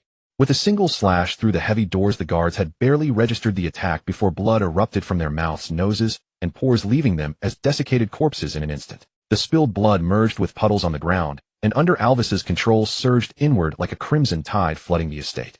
Victor and Lyle exchanged a glance and sighed, falling in behind Alvis as shouts of intruders echoed through the rain. Despite the torrential rain, Alvis's devastation drew swift attention, and hundreds of guards surged from all directions, only to be consumed by the bloody tide, reducing them to dry husks in moments. Witnessing the carnage, Victor felt a flicker of surprise. The paramecia-type fruit truly lived up to its fearsome reputation. Against lesser opponents, encountering Alvis was tantamount to certain death, an almost divine skill for eliminating grunts. Bang! Amidst Hamdan's indulgence with several young women, a guard burst through the door in sheer panic. "My prince! A monster has attacked!" Smack! Hamdan snatched the revolver from his desk and fired without hesitation. As the guard collapsed, he advanced to the body and kicked it repeatedly in wrath, bellowing, "Damned fool! Idiot!" Only after his rage subsided did Hamdan address his four champions. "What in blazes is happening?" A young man wearing a cowboy hat and carrying a rifle spoke quietly. "3 unidentified assailants have breached the estate, and at least one appears to be a devil fruit user. For your safety, my prince, I recommend evacuation through the rear entrance." "Retreat." Hamdan's belly quivered with fury as he pointed accusingly. "Silence, Angus. And you lot as well." His voice rose to a shout. "What of a devil fruit user? 4 against 3. Is that not an advantage we can exploit? The odds are entirely in our favor. Why should I retreat?" He gestured sharply. "Now go to the front courtyard and eliminate them." The 4 exchanged resigned glances, then charged into the storm. No more guards rushed out to meet their deaths, for they had all transformed into desiccated corpses floating in the rain. Yalvis gradually calmed down after venting his fury. The blood of hundreds surrounded Yalvis, shifting and morphing into various shapes, until finally it took the form of a young girl dressed in a pleated skirt. The thick scent of blood, despite the foul weather, spread throughout the entire courtyard. Yalvis placed his hand upon the blood figure's cheek, speaking with profound tenderness. "Hannah, I shall avenge you. Wait for me. I shall cast every soul who wronged you into the depths of hell." Gazing at Yalvis's deeply affectionate expression, Victor wondered if perhaps he should take Yalvis somewhere to experience the beauty of the world. What if he turned into another Fuego seeking to destroy society? The man shrouded the world in black mist, and now this one would shroud it in crimson mist. Thud thud. 3 burly men rushed out from the backyard. The leader bore a scar across his forehead. It was Paul, the great knight who had been recruited by Hamilton. Paul glanced at Yalvis, then fixed his gaze upon Liar, who wore a mask. He bared his teeth in a broad grin and bellowed, "Ha ha ha. Liar, you think I wouldn't recognize you just because you're wearing a mask? Did that old fool Berkeley VI send you here to die, eh?" Seeing that Liar had no intention of responding, Paul wiped the rain from his face and gritted his teeth as he spoke. "It's precisely this arrogant attitude that convinced me to pledge myself to Prince Hamilton. For all these years I've been neither weaker than you in strength nor in any other aspect. So why is it that you're the first knight of the royal family and not me? I'm not convinced. You've come at the perfect time. Let's settle this once and for all." After finishing, Paul ignored both Yalvis and Victor, charging straight toward Liar. Liar met his challenge without a trace of fear. The other 2 men had barely begun to speak when the blood figure controlled by Yalvis scattered across the ground, flowing swiftly toward them. Both men retreated in unison. Within moments, only Victor remained in the vast courtyard surrounded by desiccated corpses. Victor shrugged and walked unhurriedly toward the backyard. The moment he entered the backyard, a muffled crack echoed through the rain. Victor swiftly raised his right hand to shield his forehead, then flicked lightly. A deformed bullet dropped to the ground. Crack, crack, crack. The somewhat muted gunshots continued endlessly, yet they posed no obstacle to Victor's advance. In the eyes of the hidden sniper Angus, Victor's form seemed to have vanished into thin air. Despite clearly sensing Victor's presence with his observation Haki and pulling the trigger in unison, why could he never hit Victor? Sweat beaded on Angus's forehead as Victor's silhouette drew ever closer. After reloading and composing himself, Angus retreated hastily, leaping onto a large tree. Activating his observation Haki, he prepared for another round of shooting. Where did he go? He was just walking this way moments ago. Could I have actually hit him? And he fled. Wiping the sweat from his face and gripping his modified flintlock pistol tightly, Angus pushed his observation Haki to its absolute limit. Hey, are you looking for me? At the sound of the voice behind him, every hair on Angus's body stood on end. Sweat mingled with rain as it soaked through his entire body, yet he dared not move an inch. For a powerful lethal aura emanated from his back, making Angus feel as though he were face to face with his own death. Oh, you're quite clever. Victor removed his finger from Angus's back and drifted leisurely to stand before him. Only then did Angus breathe a sigh of relief, quickly hanging his flintlock pistol on a tree branch and raising both hands in surrender. Gazing at Victor suspended in midair, Angus's eyes widened in astonishment, for he discovered that this torrential rain seemed to be avoiding Victor. As the droplets were about to fall upon him, something appeared to deflect them away. Not a single drop of rain touched Victor's mask. Witnessing Angus's dumbfounded expression, Victor stretched lazily and remarked casually, "No need for surprise. It's merely a minor trick of my ability. Your observation Haki is impressive and your marksmanship isn't bad either. You nearly wounded me. Unfortunately, your armament Haki lacks sufficient potency. Go ahead and introduce yourself. I have no patience for lies." The moment Victor finished speaking, Angus rushed to respond. "My name is Angus, 30 years old. I was once a bounty hunter of some renown in the Grand Line. Both my parents passed away, and my only remaining kin is in Canavan, so 2 years ago, I came here to enlist in the Navy. But Prince Hamilton learned of my whereabouts and invited me to become his personal bodyguard. Although I was unwilling, my uncle has been protected by Prince Hamilton, so..."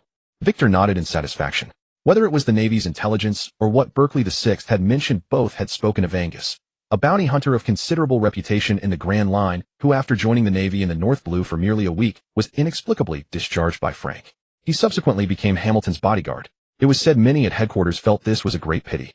Victor removed his mask and handed it to Angus, speaking softly. "I'll give you a chance to rejoin the Navy. Go and help my companions eliminate those 3 foolish wretches. I'll be waiting in Prince Hamilton's chambers."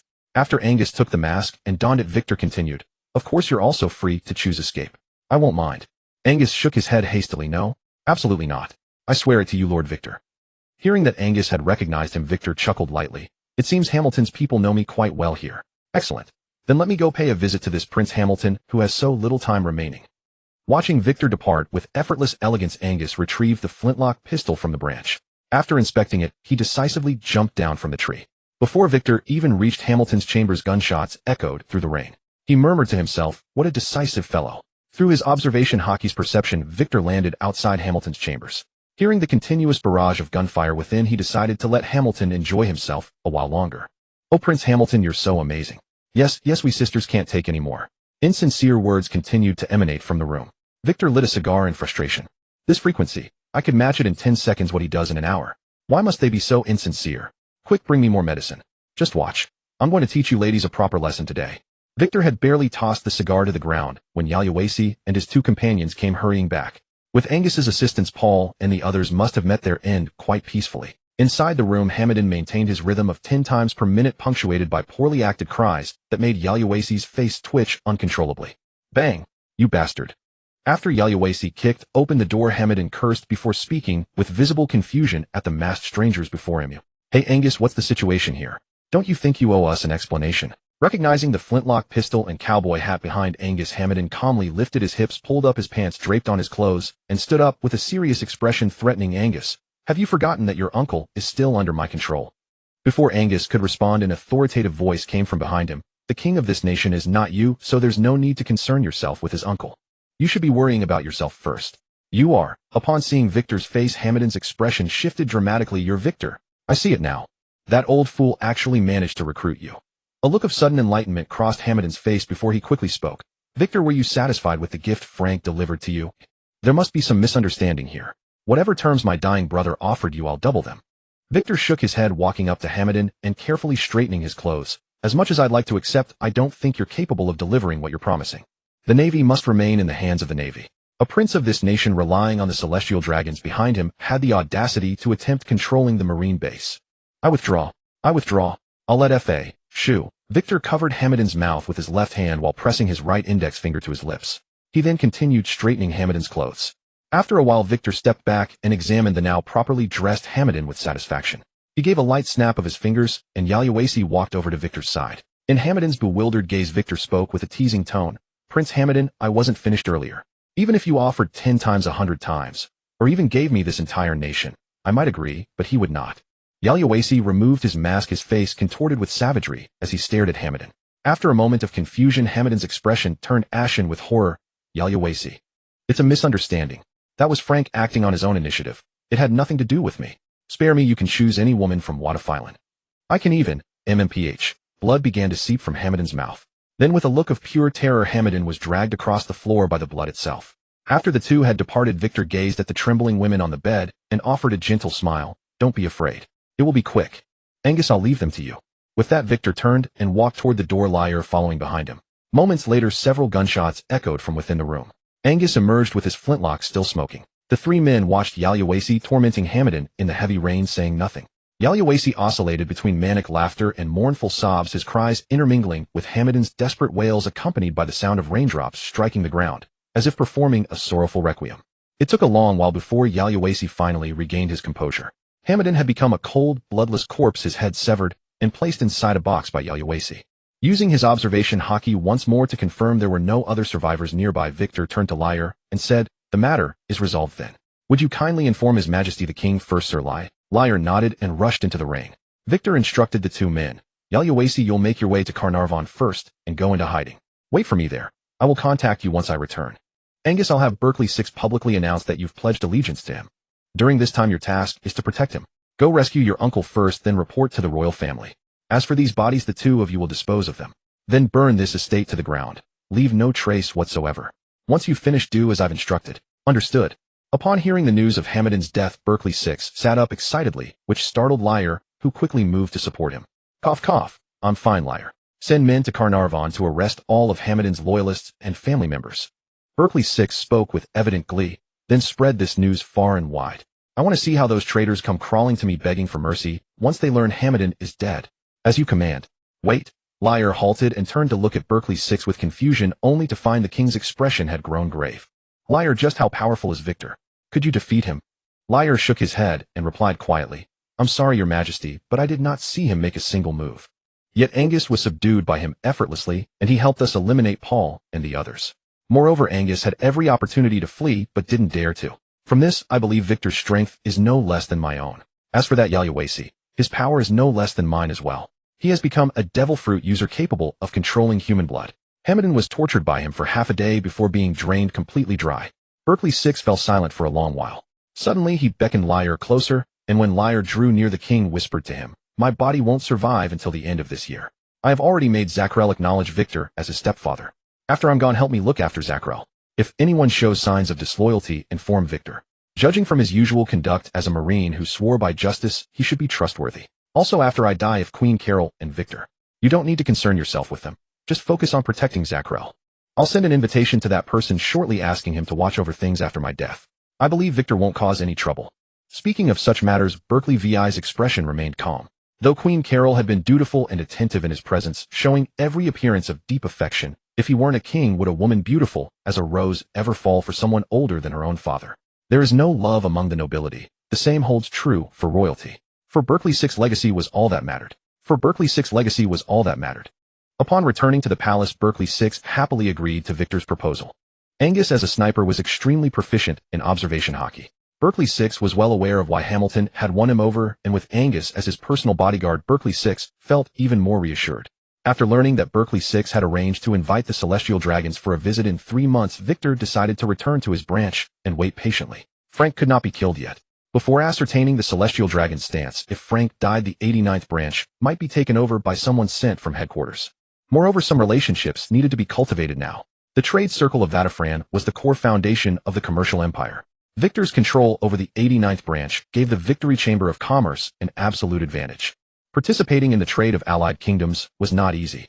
Even though Wodefake had gained a boost in commercial shipping, it only expanded its trade circle slightly, and only one allied kingdom was involved due to the private connections between the royal family and Raoul's group. The vast majority of trading nations were non-allied kingdoms. However, non-allied kingdoms had a distinct characteristic: they were extremely poor and the profits were not that high. Moreover, the journey to allied kingdoms was very dangerous for merchant ships. Wodefake could only trade without scruples thanks to the special care from several bases of the Navy's radical faction, but only in the seas near Shuizi town. So Victor spent the whole night on the phone with Raoul and Galimu, nearly exhausting the Din Din Mushi before persuading the two to help open up sales channels for Sea Companion at headquarters. Now Wodefake was on his way. As long as he obtained the title of Earl of Vatafran, he could establish various factories in the cities of Vatafran and trade with other allied kingdoms under the name of the Royal Caravan. If he could also connect with the Celestial Dragons, the Chamber of Commerce could expand without restraint.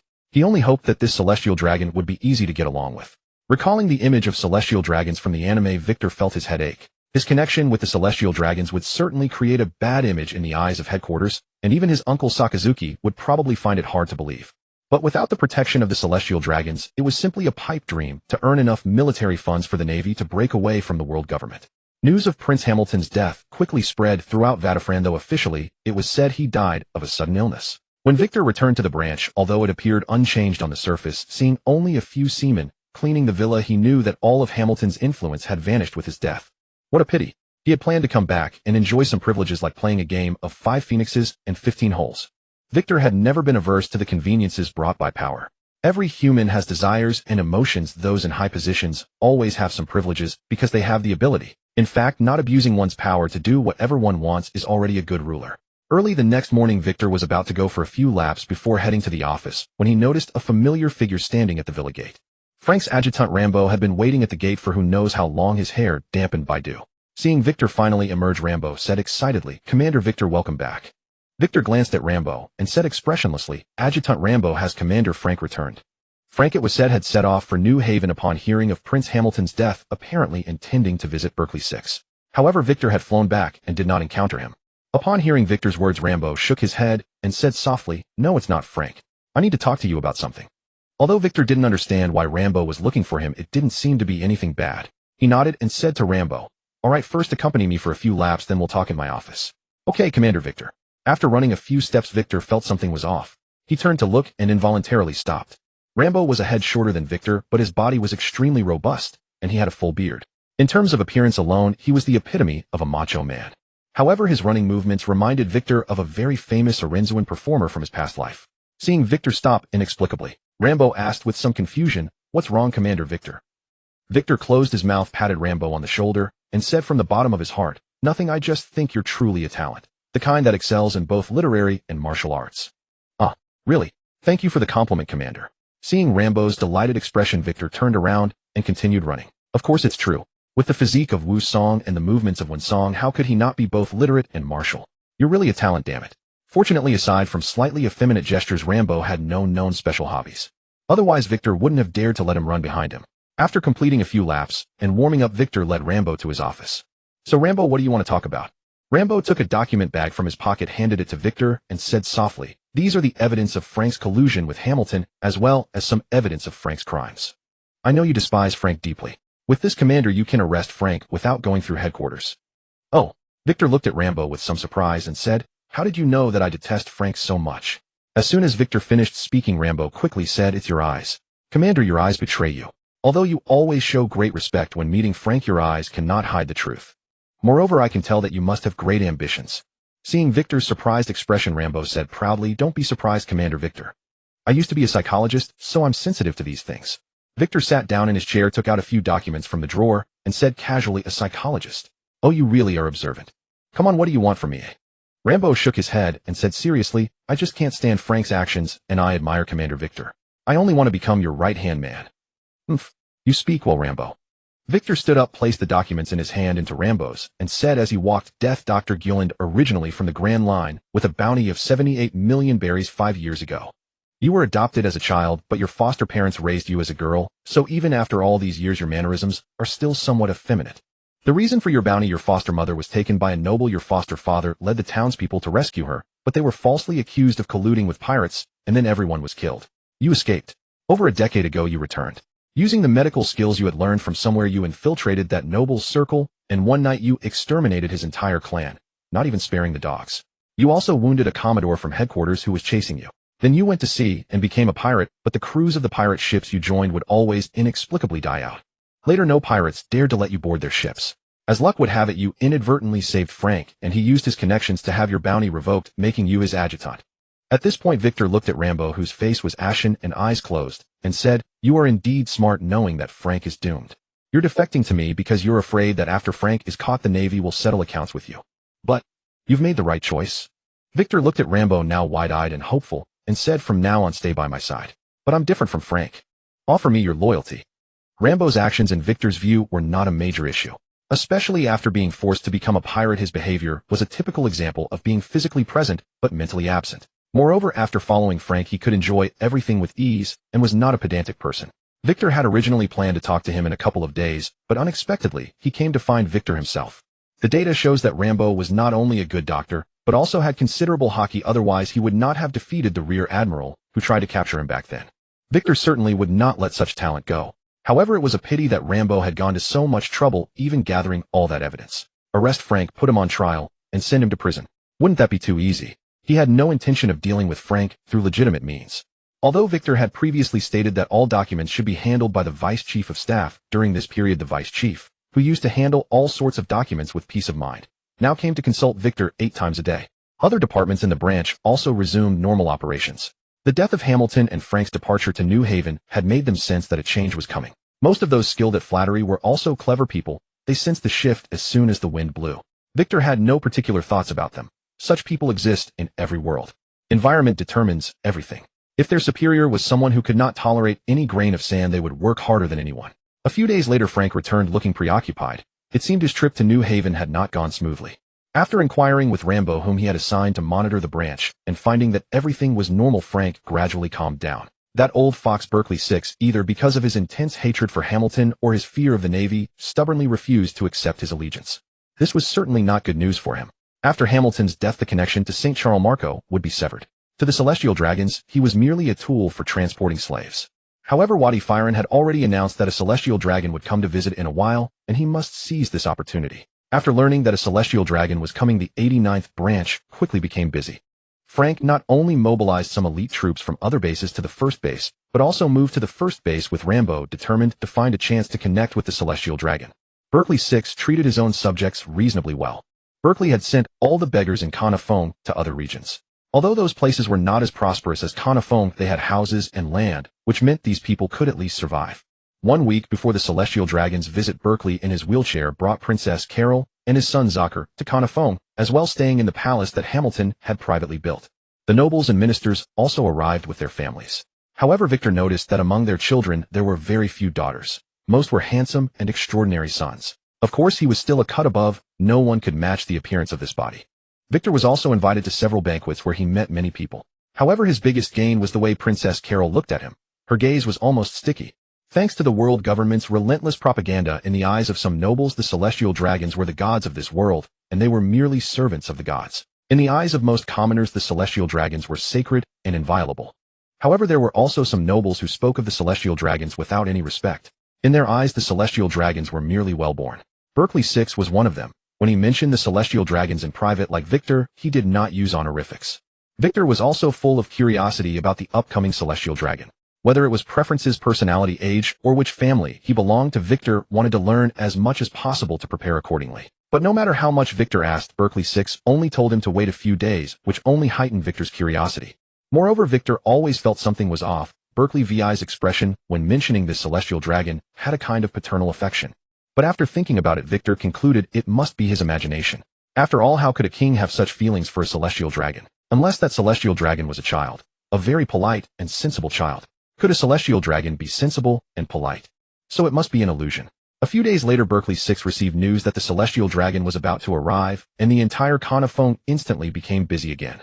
All the streets were washed clean, many places were covered with flowers, and the carriage welcoming the Celestial Dragon was decorated extremely ornately. On both sides of the harbor stood crowds holding bouquets to welcome the arrival. Their faces were filled with fervor, giving Victor the feeling of rabid fans from his past life seeing their idol. As the fleet flying the world government flag arrived, Berkeley hurriedly led Victor to greet them. After the red-carpeted gangway was lowered onto the harbor ground, connecting with the red carpet on the ground, a group of guards descended first and stood on both sides. Under the escort of several men in black, Victor finally saw the celestial dragon wearing a bubble hood. Although he was wearing a bulky outfit resembling a space suit from his past life, it could not conceal the youthful aura emanating from this celestial dragon. No wonder Berkeley 6 had that expression when mentioning this celestial dragon. This celestial dragon was actually a beautiful young girl. Her green hair was tied into a high ponytail, and her big brown eyes looked very lively. Even for Victor, who was used to various celebrities and internet stars in his past life, her appearance was top-notch. Up close, he could also see a few freckles on her face, adding a touch of playfulness. Bang! The welcoming crowd instantly fell to their knees. In an instant, except for Victor and Berkeley 6, everyone knelt down. When the celestial dragon, supported by a servant, stepped down, the servant saw Victor standing without kneeling and loudly rebuked, "How dare you?" Seeing the world noble Lady Doris gone and not kneeling. Guards, seize him. However, after seeing the rank insignia on Victor's shoulder, the men in black chose to ignore it. Just as the servant was about to say something more, a voice like a lark rang out to stop him. "All right, stop. A Marine headquarters officer has the right not to kneel." Berkeley 6 quickly stepped forward, bowed, and said, "Greetings, Lady Don Quixote Doris Gong. Your arrival brings great honor to all of Wadi Firen. Allow me to introduce you. This is Victor, the Chief of Staff of the 89th Branch. He will assist in your security and protect your safety. As for the commander of the 89th Branch, O Lord Frank, he has fallen seriously ill and cannot leave his bed." Doris nodded to Victor as a greeting. After seeing Victor's face, she paused for a moment, but quickly shifted her gaze to Berkeley VI's legs and asked with some doubt, "Your legs?" Cough, cough. Berkeley 6 coughed a few times, gave a bitter smile, and said softly, "That's a long story. Let's talk about it once we're in the carriage, Lady Doris Gong." "All right then." At that moment, Frank, bruised and swollen, was tied up in a warehouse in the first base, trembling as he looked at the red-eyed Alvis. No matter how many times Victor had fantasized about the appearance and personality of this celestial dragon, he never expected the one who arrived to be a young woman in the prime of her youth, full of vitality. Moreover, she was a top-tier beauty with an exquisite face. She was just a bit short, barely over 5 feet tall, and she was as flat as a board. But the Don Quixote family. Upon hearing that name, Victor recalled Doflamingo, the man in the flamboyant pink flamingo coat with sunglasses and pointy shoes that seemed more like his true identity. The Don Quixote family's influence in the North Blue was immense. Unfortunately, in recent years, they had been under special surveillance from Marine headquarters, with Vice Admiral Tsuru chasing them around the North Sea every day. Not long ago, Hun had been dispatched to intercept Doflamingo, but the Pirate King had evaded Tsuru's encirclement, leaving Hun empty-handed. Yet despite all this, the Don Quixote family still controlled the underworld trade in the North Blue. One had to admit that Doflamingo was indeed a man of talent. This Doris, however, was nothing like the mindless celestial dragons from the manga. Was this a difference inherent to those from the Don Quixote lineage? There was a celestial dragon in the anime who had been reformed by the Fishman Queen. Wasn't she also a Don Quixote? As the interim representative of the Marines, Victor naturally had to accompany Doris throughout. Upon arriving at the palace of Carnarvon, Berkeley 6 had already prepared a grand banquet. But Victor found it odd that aside from the attending servants, neither he nor the Berkeley family was joined by a single noble. The guards assigned to protect Doris stood outside. Only 2 men in black suits and sunglasses followed them inside. As Victor was still puzzling over this, he inadvertently glanced at Doris and nearly dropped his jaw. "Ah, how annoying. Every day I have to wear these ridiculous clothes." Bang! The heavy coat was thrown to the floor by Doris, revealing a pair of extremely hot shorts and a tight t-shirt. The expressions of the men behind her suggested they were already accustomed to this. "Hey, old man Kusa, what delicious food and drinks have you prepared for me? I'm going to stay here for a while this time." Kusa. While Victor was still puzzled, Berkeley 6 smiled and replied, "Lady Doris, rest assured the variety of food in Wadi Firen is quite abundant. And after the last World Conference, I have already collected countless bottles of fine wine for you. I have also established several large hunting grounds waiting for you to show off your skills." Doris nodded with great delight and shouted, "That's fantastic. I've been stuck in Mary Geos with those useless fools every day, and I'm about to throw up. After we finish eating, let's head to New Haven. I can't wait to hunt some ferocious beasts." Halfway through the meal, Berkeley 6 whispered a few words into Doris's ear. She waved her hand and dismissed the 2 men in black. Once they were gone, Berkeley 6 said to Doris, "Lady Doris, as I mentioned, this Victor saved my life. If it weren't for him, you would never have seen me again. My body is beyond repair, so after I die, I will entrust the care of the Berkeley family to Victor. As for Frank of Branch 89, as I told you, he is no longer fit to lead that branch. If Victor can take over Branch 89, then you will have your own armed force within the Marines." Berkeley 6 must have explained everything in detail during the carriage ride, for Doris's expression remained calm. She gave Victor a thorough look and then nodded slightly. "This proposal is not bad, but if you want to operate under the name of the Don Quixote family, you must deliver fine wine to Mary Geos every year. And I need slaves to gift to other family members. Can you handle that?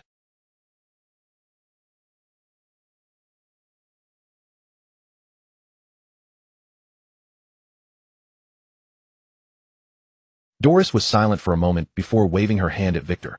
Anything will do, preferably the stronger ones. Stronger. That was easy. The sea was filled with pirates. After giving a cheerful agreement, Victor felt relieved. After eating and drinking to their fill and resting for a while, Doris urged them to continue on to New Haven, eager to go hunting. Traveling at high speed, it took 2 days to reach New Haven. Fortunately, they had ample fuel and supplies, and even supply depots had been built along the way. Berkeley 6 had gone to great lengths. After arriving in New Haven and resting for a night, Doris rose early the next morning. Due to Berkeley VI's health, the royal family sent Princess Carol to accompany Doris on the hunt. When the two women appeared before Victor, his eyes lit up. One was brimming with youthful vitality, the other exuded mature charm from head to toe. They were dressed in red and white hunting outfits respectively, like a pair of stunning mother-daughter flowers. But aside from himself, no one else dared to look. Victor exchanged a glance with Princess Carol and quickly averted his eyes. Doris noticed this, and a strange smile curled at the corner of her lips. The hunting grounds Berkeley 6 had built were filled with large, ferocious beasts, and Doris's target was precisely them. Doris's hunting weapon turned out to be a whip, and her skill with it was quite impressive. Her combat prowess was not far behind that of an average Marine headquarters commander. No wonder the two men in black didn't pay much attention to the beasts. Doris swung her whip with great excitement, sending a brown bear fleeing in agony. Victor, witnessing this scene, couldn't help but think of some unpleasant images. After a full day at the hunting grounds, the hunting party returned to the palace empty-handed. This was not hunting. Doris was simply here to practice her whip skills. Thinking about having to watch a beautiful girl torture animals with a whip for who knew how long, Victor felt a headache coming on. But when he saw Doris crook her finger at him, he hurried over. What? Doris smiled and nodded at Victor, leaving him stunned. Did celestial dragons really play this way? She wanted me in her room in the middle of the night. When Victor arrived at the courtyard where Doris was staying, he used observation Haki to survey the area, and his face turned green. All the guards had been withdrawn, and even the two men in black were nowhere to be seen. It seemed tonight was going to be a fierce battle. He didn't mind, but she was a celestial dragon. What if she got addicted to having him as her secret lover? Wait, with her figure and his physical attributes, wouldn't it be a one-shot deal? What if something went wrong? With such anxious thoughts, Victor entered Doris's room. Slap. He grabbed the whip that was aimed at him, and looking at Doris's excited face, Victor felt a bitter taste in his mouth. Damn it. I should have known there was no normal person among the celestial dragons. Haha, run, then the more you hide, the more excited I become. Doris said with an exhilarated expression, the Navy's first genius in 800 years. I heard about you from the CP0 agents. Whether you're a genius or not, I can't tell, but your looks are definitely the Navy's #1. Come on, let's have some fun. Victor was forced to retreat step by step, quickly saying, Lady Doris, please don't do this, you're still too young. Too young? I'm already over 20, how am I still too young? Hurry up. I've been wanting to try the reactions on a human body for so long. You're my first test subject, you should feel honored. What honor? Who wants this kind of honor? But she's over 20. That means she's older than me. Hard to tell from her appearance. After dodging several times, Doris became somewhat displeased. Victor could only stand there with tears in his eyes. Looking at Victor covered in blood, but still with an expressionless face, Doris grew irritated and shouted at him, Hey, you bastard, show some reaction. Why are you acting like a block of wood? Do you want to become my slave? Wood block reaction slave? Victor's heart burned with frustration. His clothes were already in tatters, and now he was being threatened with slavery. Gazing at the excited Doris while using observation Haki to observe her, Victor's courage turned to malice. Let me teach you what a real reaction is. How dare you? You. After the pain subsided, Doris stared blankly at Victor, who now resembled a noble young master. Victor, who had watched countless movies in his previous life, was no stranger to A, B, C, or D categories. A complete reversal of roles was entirely normal in this world, and Doris's reaction was worth trying. After the coachman and shepherd took the stage, Victor brought out 81 variations of rope tying techniques and his masterful phoenix spear techniques. Phew. Exhaling a smoke ring, Victor felt sentimental. Indeed, nothing beats Coca-Cola. In certain aspects, actually. A woman's tolerance is no less than a man's magnanimity. After a long while, Doris finally regained her composure and softly said to Victor, You're so bad, but I love it. You're way better than that useless waste of a man. Cough, cough, cough. Victor accidentally inhaled all the cigar smoke into his lungs, nearly choking to death. Good Lord, truly remarkable. Is she already married? Her celestial dragon spouse must be another celestial dragon. So he'd inadvertently given a celestial dragon a bright green hat. But why did he feel even more excited instead? Victor extinguished his cigar and mounted again. Releasing the limp Doris patting her cheek and putting on his ragged clothes, Victor pretended to be in agony as he walked out. Outside was still deserted. Victor fully activated his observation Haki before finally feeling relieved after a while.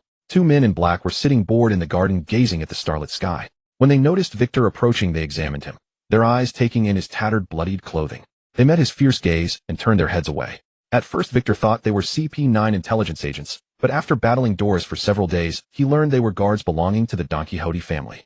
Some of these people were raised by celestial dragon families from childhood, while others were elite operatives dispatched by the world government. Although CP0 had the duty of protecting celestial dragons, they were not exclusive bodyguards.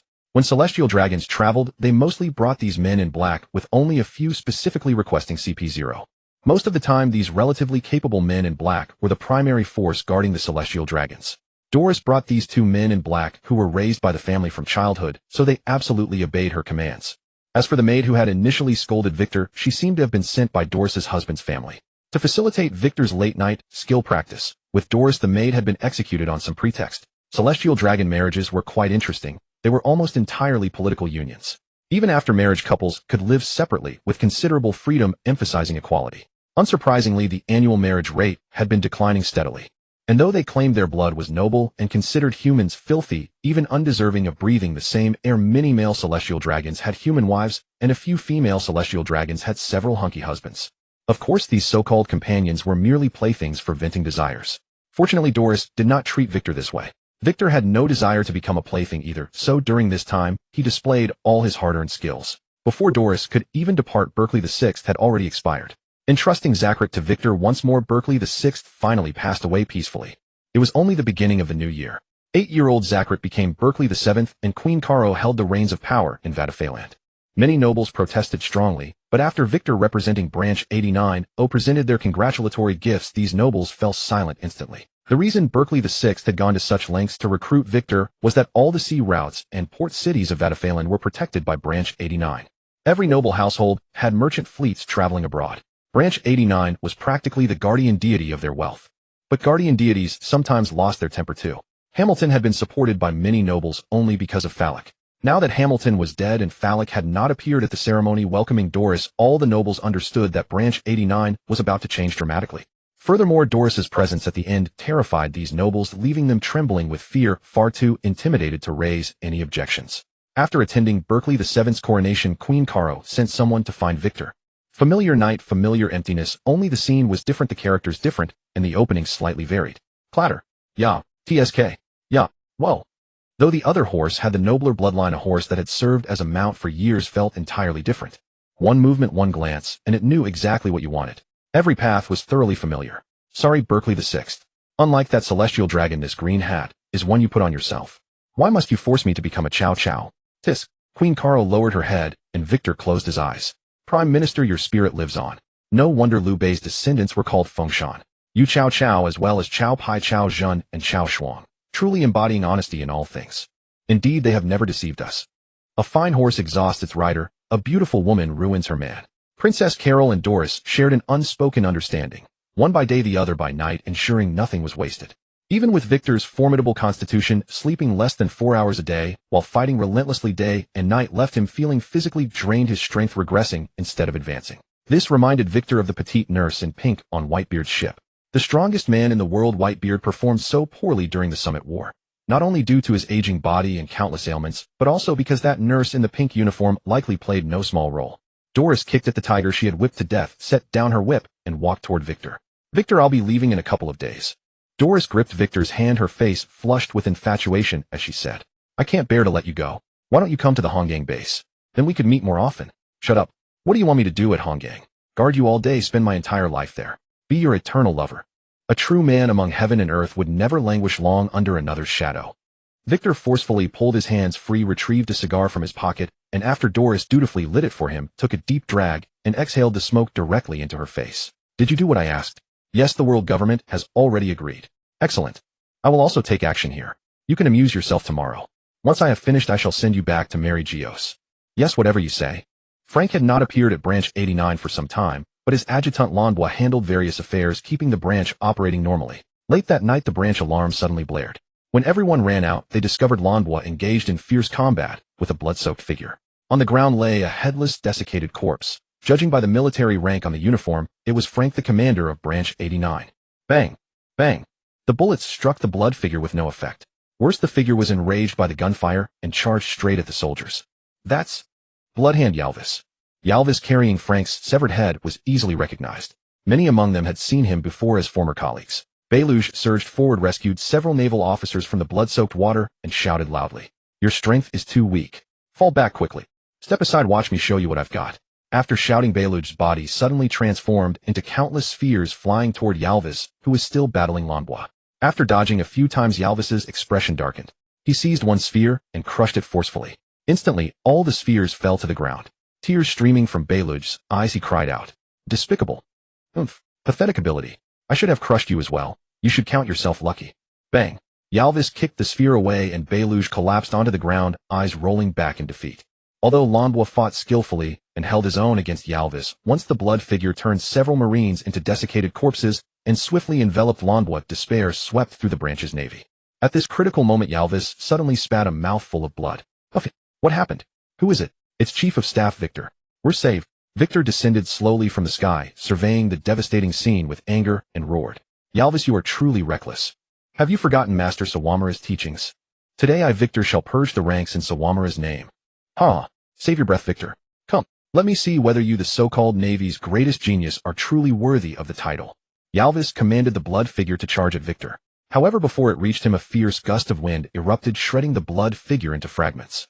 Seeing this, Yalvis clenched his fist, tightly compressing the blood into a glove that formed around his hand. Victor drew his frost blade and struck at Yalvis, splitting him into pieces in an instant. But before the Navy could celebrate, Yalvis restored himself and fled.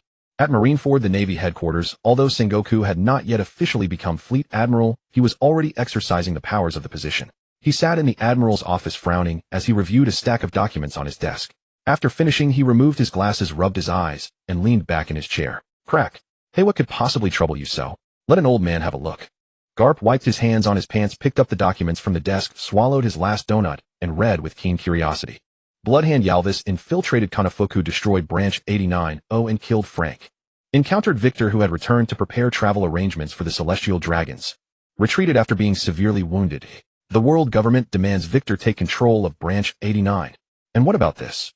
This is the candidate list for the new base commander of Branch 89's 3rd and 4th bases. This proposal came from Sawamura. Putting down the documents, Garp said solemnly, "Frank's death means nothing. A man like him deserved no less. But with the world government ordering Victor to control Branch 89, it seems Victor has allied himself with those foolish celestial dragons." Garp. Silence. Sengoku opened his eyes and said irritably, "Do not speak ill of the celestial dragons so casually. That is precisely my concern. Victor is not only Sakazuki's nephew but also Sawamura's most favored disciple, considered the future of the Navy. Why would such a rising star defect to the celestial dragons? It matters little whether Branch 89 remains outside naval control or who aligns with the celestial dragons. But it cannot be Victor. He not only has the support of the radical faction but also Sawamura's backing. Did you see Sawamura's proposal? He intends to place Branch 89 entirely under Victor's control, worse than Frank. Sawamura rarely makes proposals, and he knew I would not refuse. Victor has planned this all along. And now this naval prodigy has defected to the celestial dragons with Branch 89 completely beyond our control. Garp, what do you think?" "What do I think?" Garp picked his nose and replied to Sengoku, "I watch standing, lying down, eating donuts, however I please. After all, I am not the Fleet Admiral. This is not my concern. Besides, aligning with the celestial dragons does not mean much, does it? Moreover, even if Victor controls Branch 89, would he dare defy orders from headquarters? Perhaps little Victor simply wishes to obtain something from those foolish, filthy celestial dragons." "Silence, Garp. Get out." After angrily watching Garp leave, Sengoku retrieved a bag of potato chips from behind the sofa and poured them into his mouth. Victor was raised by those radical elders, always hating evil, and was highly regarded by Sawamura. So why would he defect to the celestial dragons? What could he possibly obtain from them? Power and status. Even without allying with the celestial dragons, he could gradually acquire these through his own strength. Could it be wealth? But what would a Navy officer need wealth for? Or perhaps, he heard that Doris is quite beautiful. Impossible. Those are celestial dragons. Sengoku shook his head, convinced he must have been infected by that bastard Garp. The headquarters orders arrived swiftly. The very next day following Frank's demise, a command was transmitted through the Den Den Mushi to the branch officers. Victor was to temporarily assume the position of commander of the 89th branch, bearing the rank of Marine Headquarters Colonel. Simultaneously, the appointments for the new 3rd and 4th base commanders were announced, awaiting the arrival of their successors for the handover. Both the newly appointed 3rd and 4th base commanders shared a common background, former cadets from the training academy students of Zephyr. Coincidentally, the commander of the 2nd base was once a subordinate of Sakazuki. Their attitudes toward Victor need hardly be described. Lord Fuker, now Count Wadi Farhan, stood beside Victor, tears of gratitude streaming down his face, as he declared, "Master, on behalf of the Ward family, I thank you once again for your boundless generosity. The Ward family's loyalty to you is like the most obedient hunting hound. Whatever you wish to accomplish, whoever your enemies may be, the Ward family shall be the most obedient weapon in your hands. You are the Ward family's eternal master. I shall spare no effort in managing the Victory Trading Company for you." Very well, little Fuker. Let's discuss something else. After all, it's merely a countship. Whenever Victor addressed Fuker by name, he would add the diminutive suffix. Fuker interpreted this as a sign of Victor's trust, rendering him even more deeply moved. "How fares the land selection? How goes the factory acquisition? Those nobles haven't obstructed you, have they?" Fuker shook his head and replied with excitement. "With Lady Doris's endorsement, these nobles mistakenly believed my master was Lady Doris herself. They have been most accommodating. Thus my acquisitions proceeded smoothly, all at remarkably low prices. Some factories were even gifted to me free of charge by those nobles. Furthermore, Princess Karo of the royal family summoned me. Besides granting additional land and factories, she specially bestowed upon me a group of slaves with management experience. With their assistance, your ventures in Wadi Farhan have begun to flourish." Victor nodded, expressing profound satisfaction. "Excellent. Little Fuker, from now on proceed according to my proposal. Establish the breweries and tobacco factories. As for those illegitimate businesses such as ores and weapons, you must also keep an eye on those. When the opportunity arises, I shall find you an ally in that sector. However, this will require your commercial network to expand further. Regarding talents in commerce, do not be stingy. Furthermore, you may fund local bounty hunter associations or establish your own. The Victory Trading Company must have its own people in every nation. Additionally, establish an intelligence organization as I have planned. Those beggars at the bottom of society, the dockworkers, even fallen nobles, all can be recruited. With the Celestial Dragon as our backing, this progress can be accelerated. For routine matters, you may also contact Hunter. These endeavors will keep you occupied for years, little Fuker. I am entrusting this to you." "Master, you are mistaken," Lord Fuker replied with solemn gravity. "For me, this is no hardship. It is supreme honor." Exchanging a farewell glance with Princess Karo, Victor turned and walked into the cabin to join Doris for lunch. The embryonic form of a commercial empire was now taking shape, and Victor was naturally overjoyed.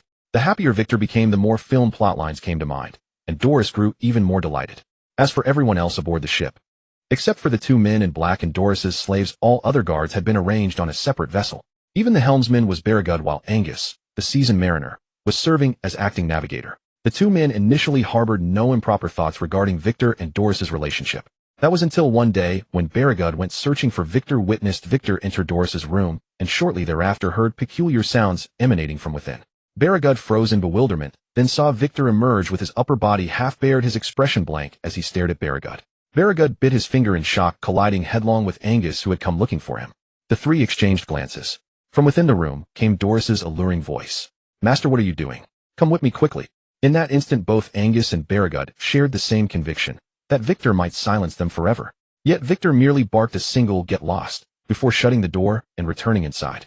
Accompanied by Doris's startled cry, Angus and Baragud retreated with measured steps. Their reverence for Victor expanded like the boundless ocean before them, utterly without limit. They could not see the end, could not see it at all. Why couldn't they see? Why was Commander Victor's physique so imposing that it blocked the entire doorway? Doris addressing her master in such a tone could hardly be of necessity. Beyond exclaiming in their minds, what else could they do? Celestial dragons were world nobles, one of the divine clans. Thus Victor, who could be intimate with Doris, was rounding up the master of a god. Our commander was the master of a god.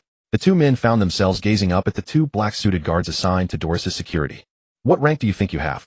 Not even deigning to look us in the eyes. Could a divine servant possibly be on the same level as the subordinate of the master's master? You are not fit to warrant our gaze." The voyage from Wadi Farhan to the Red Port base beneath Mary Geos required merely a little over a month.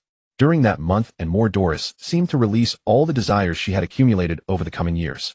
Victor's physique grew gaunt, his steps grew unsteady, and even the ocean breeze carrying the sea's embrace made him queasy. He had developed seasickness. To demonstrate her regard for Victor, Doris specially arranged for him to ride the Red Port airship to escort her to Mary Geos. Since night had fallen, she also lodged him for one night in the outer district adjacent to Pang City. Victor readily agreed. Beyond showcasing Doris's high estimation of him, this journey's true purpose was to witness firsthand the legendary Mary Geos, revered as the Holy Land. The western district of the outer city housed the celestial dragons, slaves guarded by sentinels. They were corralled in vast numbers within glass enclosures like livestock. Those who had earned their master's favor might reside in proper buildings. As Victor passed by, he cast a cursory glance. The eyes of most glass-dwelling slaves were utterly devoid of expression. Slave collars had not yet made their appearance here, or perhaps these souls were simply not worthy of such refinement. They bore only manacles on wrists or ankles, yet even thus despair saturated their very existence. Perhaps the sole flicker of hope sustaining their survival was the possibility of escape. Alas, fleeing from Mary Geos was akin to scaling the heavens. Nearly impossible. It seemed they could only await that fishman Taj who would one day scale the red line to rescue them. Yet who knew how many years that would require? Upon arriving at the Marine Resting Eastern District, the servant saw Victor comfortably settled before withdrawing. Victor partook heartily, bathed thoroughly, and fell into profound slumber. Those recent days had been exhausting indeed. Deep in slumber, Victor abruptly startled awake. After donning his attire, he stepped from his quarters to behold the Western District engulfed in flames. He promptly activated his observation Haki to survey the situation. After a considerable, while Victor withdrew his observation Haki, his expression peculiar. You come not early nor late, yet precisely when I arrive you make your appearance. Fishman Taj, what a remarkable destiny this proves to be. The towering flames instantly stirred the entire outer city into chaos. Victor swiftly leaped across the rooftops with hundreds of guards rushing from the Eastern District to reinforce. The gates of Pangu Castle remained tightly shut. As Victor passed by, he even glimpsed masked CP0 agents on the city walls observing with cold indifference. No matter what happened in the outer city, it seemed none of their concern. Perhaps they had received orders, or perhaps it was for the safety of the celestial dragons. Victor did not dwell on it, and continued his swift journey to the Western District. Ha ha ha. Die, you scum. You never thought I'd break out, did you? A massive slave, having seized the guard's Guandao blade, began slaughtering the guards. By his strength alone, he could easily command a bounty of tens of millions on the seas. Such slaves were not few in number. Once their shackles were broken, their first choice was not to flee, but to exact revenge. Though the guards in the outer city were reasonably skilled, they were no match for these ferocious slaves. By the time Victor reached the western gate, the guards had been nearly wiped out, and some bloodthirsty slaves had already charged toward Panga Castle. Recalling the CP0 on the battlements, Victor could only wish them luck. There's a Marine here. Ha! Kill him! Kill him! A blood-raged slave, spotting Victor clad in the coat of justice, snarled and charged forward.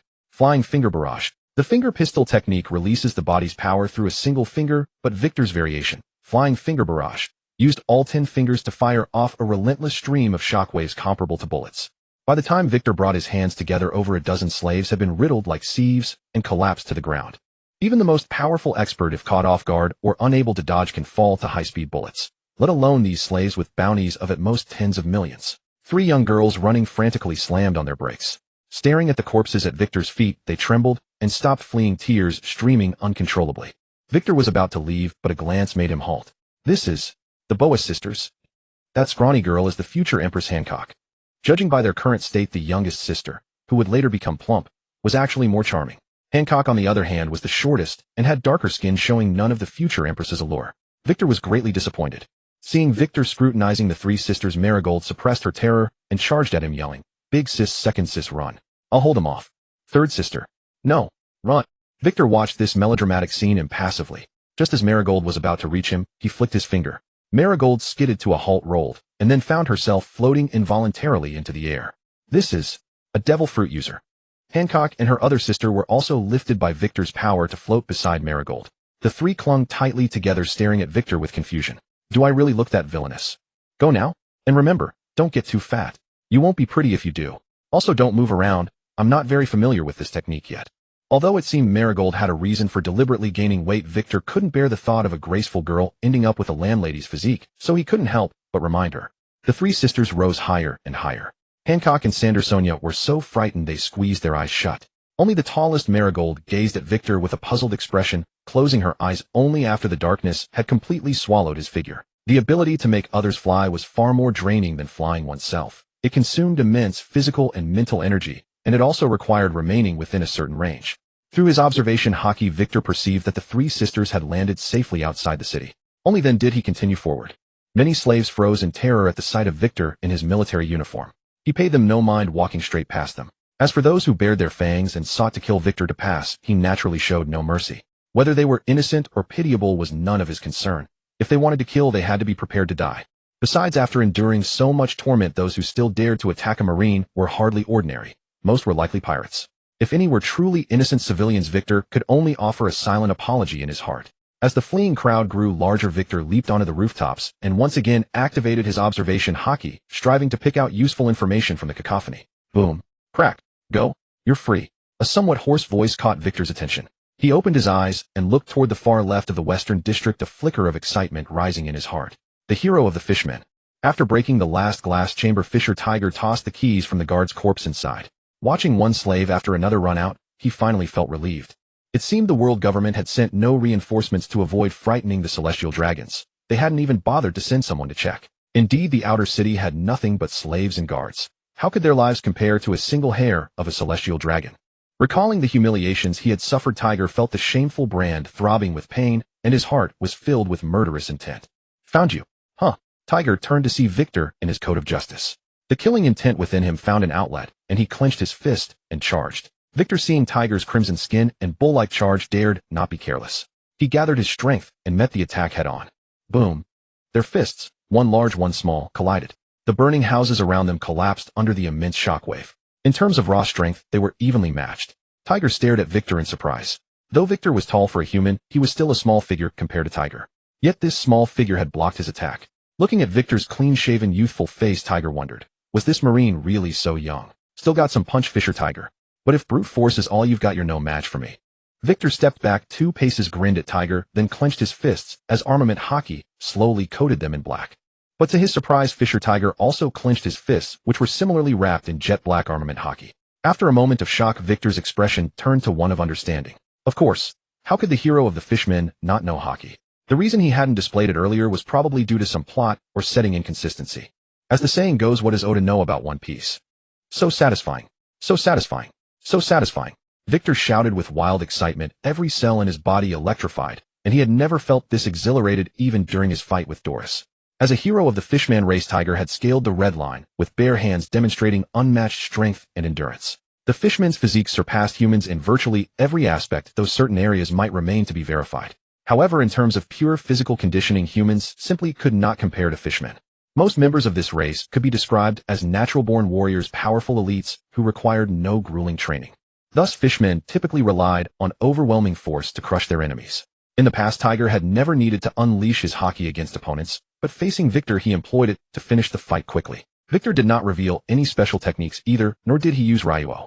The two simply tested each other's strength and stamina, trading heavy blows that echoed through the air, determining whose physique was superior, whose bones were harder, whose will was fiercer.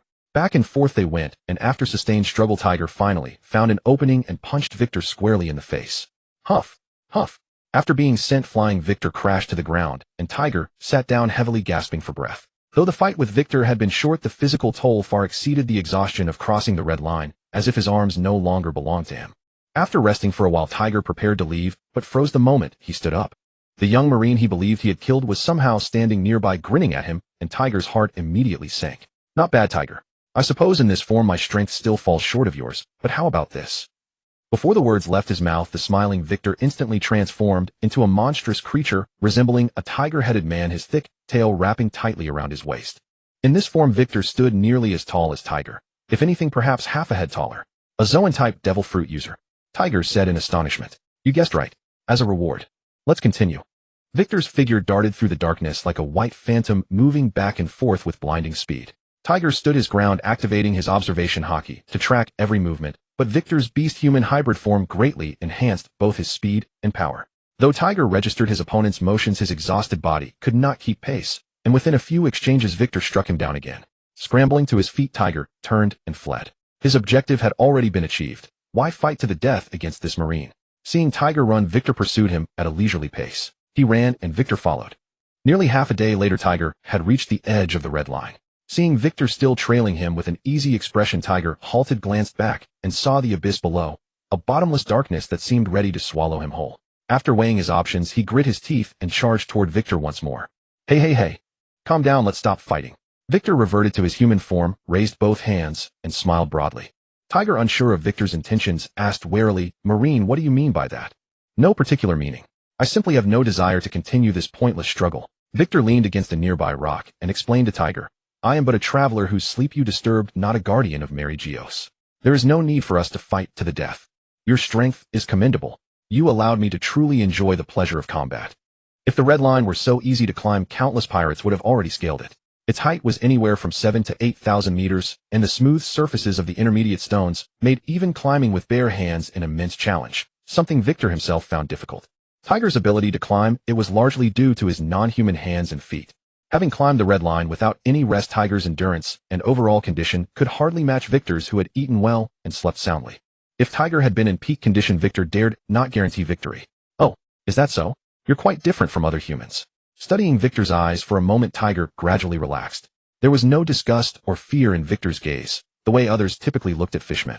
Only calmness remained, as though a mere human stood before him. Then why did you follow me? What did you want? I simply wish to learn what kind of person a fishman who risked his life to liberate slaves truly is. Hearing Victor's answer, Tiger paused, then burst into hearty laughter. Ha ha ha, so that's the reason. I'm afraid I'll disappoint you. I'm just an ordinary fellow. Victor nodded in agreement. Ah, indeed, quite ordinary. One nose, two eyes, one mouth. However, your ideals, your will, they are anything but ordinary. Tiger looked at Victor and asked, full of curiosity, you know my aspirations? Victor shook his head and spoke softly. No, I do not know. However, your actions, your eyes, they are written all over with your ideals. Victor glanced up at the faintly brightening sky and waved to Tiger. Enough. This is not the place to talk. If we linger much longer, the gates of Panorama Highland may open. Farewell for now, Tiger. If you wish to continue our conversation, there is an uninhabited island to the north of Sabaody Archipelago. I will pass through it in a few days. You may wait for me there. Tiger glanced at the sky and nodded. Very well, human marine. I will await you there. With that, Tiger flexed his arms and climbed down the cliff. Within a few bounds, his figure vanished from sight. Victor turned and slowly walked toward Mary Geos. Regarding the fishman Tiger, Victor held a favorable impression. Though Tiger had some noble-hearted naivety, it could be gradually changed. If possible, Victor did not wish for him to meet the same fate as in the original storyline. Moreover, through Doris's connections, he could cultivate a group of fishmen as his subordinates, making the fishman race his loyal allies. After all, Princess Odoheim of Fishman Island still nurtured an even more idealistic dream of coexistence with humanity. Colonel Waikijuo, I thank you for your timely intervention, which prevented greater losses. I shall report this to Her Highness Dualisai and convey your regards. Then I trouble you. Waikijuo smiled at the attendant and slowly walked out of the room.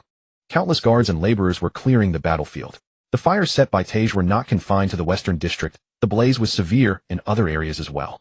The outer city would require extensive reconstruction, and these glass buildings would likely become useless. The slaves would be kept under even stricter watch. Perhaps it was precisely because of Tage's actions that slaves would later be forced to wear collars. After returning to Hongyang aboard an airship, Waikijuo arrived at his warship. NGC and Balagyud had already completed their resupply and were speaking with the rear admiral. Seeing Waikijuo, the rear admiral grinned. You must be Waikijuo. I am a graduate of the 6th training class, a disciple of teacher Zifa. I am Julien. After a standard military salute, Waikijuo shook Julien's extended right hand. Julien said with a wry smile, I didn't expect you, Junior Waikijuo, to be so rigid. Haha, rules are rules, Senior Julien. No matter our personal relationship, your rank is higher than mine. Saluting you is Navy regulation. Hearing Waikijuo's reply, Julien nodded repeatedly, his eyes filled with admiration. In terms of talent and strength, there was no doubt that Zifa, who had trained countless naval elites, would be astounded. As for character, that required prolonged observation. Zifa's actions within the Navy made it nearly explicit how highly he valued Waikijuo. For those like him who had never joined any faction and belonged to Zifa's neutral faction, Waikijuo was the core figure of their future. Zifa's actions within the Navy made it nearly explicit how highly he valued Waikijuo. For those like him who had never joined any faction and belonged to Zifa's neutral faction, Waikijuo was the core figure of their future. And Waikijuo's maternal uncle was Sakazuki, the current leader of the Radical faction. The Radical faction's regard for Waikijuo needed no elaboration. The two factions were likely to merge in the future. Naturally, many were not fully convinced of the young Waikijuo's position. But Zifa and Lauer stood as towering trees protecting Waikijuo, suppressing all dissent. Even those with objections dared not voice them, only gathering information about Waikijuo in private to see if he was truly worthy of their allegiance. Julien's first impression of Waikijuo was excellent, modest and courteous without the overbearing arrogance typical of prodigies. After a deeper conversation over drinks, Julien discovered that Waikijuo's eloquence and refinement were far beyond what most of them, rough men with only junior high school education, could match. In any world, a cultured person commands respect, especially when that person is also a formidable powerhouse. Waikijuo rested for 2 days, during which he sparred with Julien, leaving Julien even more astonished. When Julien bid farewell to Waikijuo, he was almost reluctant to part. The warship sped past the Xiangbedi Islands and headed straight north. After several days of sailing, they finally spotted a lush green island. Waikijuo exchanged a glance with Balagyud and Angisi, who understood and intercepted the marines who intended to hunt on the island. Waikijuo walked deep into the forest to the thickest tree, looked up, and lightly leaped onto it. The thick trunk had been hollowed out by Tage, who sat inside, leisurely eating wild fruits. Seeing Waikijuo jump up, he tossed him a fruit. Crunch. The fruit was crisp and sweet. After finishing it in a few bites, Waikijo looked at Tage and said, "You've made a home here. If I hadn't come, wouldn't you have waited in vain?" Tage wiped his mouth and met Waikijo's gaze. "You wouldn't. Eyes don't lie. And a Navy genius like Waikijo wouldn't toy with a fishman, would he?" Heh. Waikijo didn't pursue the topic. He said bluntly, "You're now a wanted man. Your actions have infuriated the world government. After all, you are the first to have liberated slaves from the Holy Land Marijoya. Moreover, because of you, the world government's impression of the fishman race has worsened. From now on, the world government will keep a close watch on you. I imagine your days will be far from easy." "So what?" Tage pulled a bottle of liquor from the tree hollow and handed it to Waikijo, speaking with indignation. "Even before our days were hard. When we came to the surface, humans looked at us with nothing but disgust and fear. I've decided to become a pirate and leave Fishman Island. I don't believe this vast, boundless ocean can accommodate us. I will continue to liberate slaves to grant freedom to all." Waikijo took a large gulp of liquor and responded, "It can, of course it can. But you will face the Navy relentlessly pursuing you and humans full of malice. This world is ultimately dominated by humans. Even the celestial dragons known as the divine race are essentially ordinary humans. Unless you can change humanity's perception of you, how can you survive on this sea? If you encounter those who hunt you, would you kill them?" Tage fell silent at Waikijo's question. Waikijo gave a helpless smile and continued, "There are humans who go hungry themselves, yet feed stray dogs, and heroes who sacrifice their lives for strangers. But there are also beasts who murder their own parents and ingrates who repay kindness with evil. Humans are a complex, diverse race. If you judge them by fishman's standards, your fate will be grim. So once you gather your kin and form a pirate crew, your end will be either capture by the Navy or death at the hands of humans. You may spare them countless times, but they only need to catch you once. My teacher Zifa. You've heard of him, haven't you? He was once called the Admiral of Non-Killing. No matter how heinous the pirate, he would spare them. But then his entire family was killed by pirates. And you, a fishman pirate, can you compare to a Navy admiral?" After Waikijo finished, Tage closed his eyes in pain. Every word Waikijo spoke was something Tage had never considered before. But even so, what else could he do? No. Waikijo, as a human marine, wouldn't say this without reason. He must have a solution. Realizing this, Tage stared into Waikijo's eyes and asked, "Tell me, what do you want from me?" Waikijo put down the bottle and smiled, "Nothing too excessive. I just want the fishman race to become a force that overthrows the celestial dragon's rule." Thud. The bottle slipped from his hand. Tage stared at Waikijo in disbelief, while Waikijo still wore a smile, as if those words had never been spoken. "You're not joking, are you? But how could something like this be a joke? So everything you said is true?" After asking and answering his own questions for a while, Tiger finally calmed down and said to Victor, who was leisurely eating wild fruits, "Although I don't know why you're a marine, yet want to overthrow the world noble's rule, but I can't possibly agree. I'm unable to do so. For us, this is too dangerous. I can't risk the lives of millions of my people." Seeing Victor reach out to stop him from continuing, Tiger unconsciously shut his mouth. "Hey, I haven't even stated my conditions yet. You don't need to refuse so hastily. Besides, I'm not that foolish. I wouldn't charge toward Mary Geos shouting slogans without proper preparation. Let me introduce myself first. My name is Victor. Akainu, one of the three great monsters, is my uncle, and I was raised by radical elder officials in the Navy since childhood. My instructor is Fleet Admiral Blackarm Zephyr. Though he's semi-retired now, he's trained countless Marine elites, and more will follow as my juniors. A short while ago, I secured control of the North Blue Navy's 89th branch through the World Nobles. So behind me stand countless Marines, and even World Nobles. As for my strength, you've only witnessed the tip of the iceberg. I just turned 19 this year." Seeing Tiger standing frozen in astonishment, Victor smiled and continued, "The way I need you fishmen to contribute is quite simple. I want some of your people to join the Navy, to become my subordinates, and have the Navy establish an underwater base on Fishman Island. Of course, most of the station Marines will be recruited from your fishman community." "What? You're not joking, are you?" Tiger became animated once again. Relations between humans and fishmen had deteriorated, and Ryugu Kingdom had long cut off all contact with the outside world. Even though Fishman Island was protected by the Whitebeard pirates, countless pirates and slave traders still found ways to infiltrate. Worse still, some of their own people colluded with them. If fishmen could join the Navy, it would mean recognition by the world government, and establishing a Navy base on Fishman Island, with the base's personnel being primarily fishmen. This was something Tiger never dared to dream of. Wouldn't this mean Fishman Island receives the same protection and treatment as other allied nations? The greatest obstacle had vanished. If he could soothe his people's emotions, couldn't Princess Hajime's dream of coexistence with humans be within reach? Hey, cough cough. After Victor called out a few times, Tiger's face flushed red, though his naturally crimson skin made it impossible for Victor to notice. "I'm hardly joking, but this will take time. After all, getting the world government's approval isn't something that happens overnight. We'll push this forward at the World Conference 3 years from now. Until then, you won't need to offer anything. In other words, you can pay on delivery. But I hope that after I've arranged all this the fishmen will become my most reliable allies. Tiger pondered for a moment before stating firmly, I'll discuss this with Princess Hajime. It should be fine. However, if we sense you lack the strength to overthrow the world nobles, we'll only send a fraction of our people, those willing to leave Fishman Island, to assist you like myself. That goes without saying. Victor lay on a tree branch gazing at the sky. If I didn't have the strength, I wouldn't act so casually either. Let's end the discussion here for now. Once you return to Fishman Island and consult with Neptune and Princess Hajime, give me your answer. I'll send someone to wait for you there. Now let's talk about your situation. Me. Tiger pointed to himself in confusion, failing to grasp Victor's meaning. What about me? What else can I do? I've already been issued a bounty, so I'll have to become a pirate. And my people, many are also world noble slaves. After escaping, they'll surely face pursuit from the world nobles. We can only drift across the grand seas. Tiger's tone grew somber. Becoming a pirate meant never being able to return home. Even if everything Victor promised came true, he could never openly step foot back on Fishman Island with his bounty on his head. Just as Tiger's spirit sank, a phrase drifted into his ears: a pirate's bounty can be lifted, provided you grow strong enough. Can you let go of the hatred in your heart? What do you mean? Tiger rose to his feet and approached Victor, his towering frame completely blocking the sunlight filtering through the leaves. No hidden meaning. I mean exactly what I said.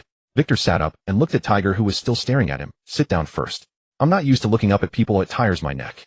Once Tiger sat down, Victor began his explanation. The world government and the Navy have devised a plan called the 7 Warlords to curb the growing pirate threat.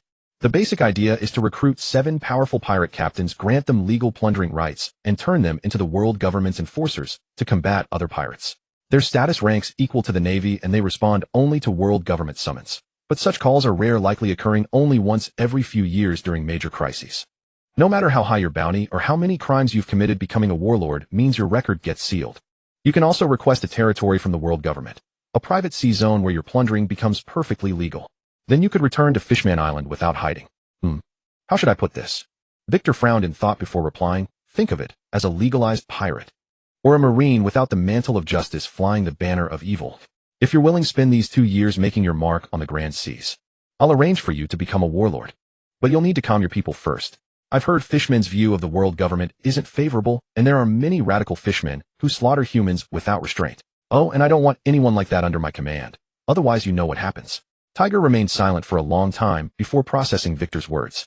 7 warlords. Legalized pirates. Perhaps. Tiger stood up again, brushed off his pants, and said, never mind. We'll discuss it later. I'll convey your words to Ryugu Kingdom exactly as they are. All right, as you wish. Remember, if you agree, deliver a shell to the leader of the Victory Merchant Guild caravan. I'll notify them to head to Fishman Island shortly. If you decline, consider this conversation never happened. Tiger gave Victor a long, piercing look and said in a strange tone, don't you fear Ryugu Kingdom might refuse and reveal your plans to the world government? That requires someone to believe it, though. Victor glanced at Tiger with a nonchalant expression, yet his words made Tiger uneasy. Besides, the same power that lets me make this happen can also undo it. Don't you agree, Fishman Tiger? Since Branch 89 had been destroyed, Victor simply merged the branch with the first base. Though it could hardly be called a merger, after all, Branch 89 had always been stationed alongside the first base. The vast majority of the Navy's branches and bases were established near town ports or on islands exclusively belonging to the Navy, for the highest authority of any local naval institution would naturally be stationed in the place with the greatest military presence and strongest combat power. This arrangement also facilitated support and patrol operations. Frank, purely for his own comfort, had relocated the base into the city center of Canefield, but Victor would never resort to such indulgence. If the Navy is not stationed by the sea and you are running to the city center, is that not absurd? Within days of returning to the branch, a maid from Princess Carol's retinue came looking for him, though she should now address her as Queen Carol. The last time Queen Carol had struggled to maintain her composure, this same maid had clashed with Victor. The moment she caught sight of him, before he could even speak, her face flushed.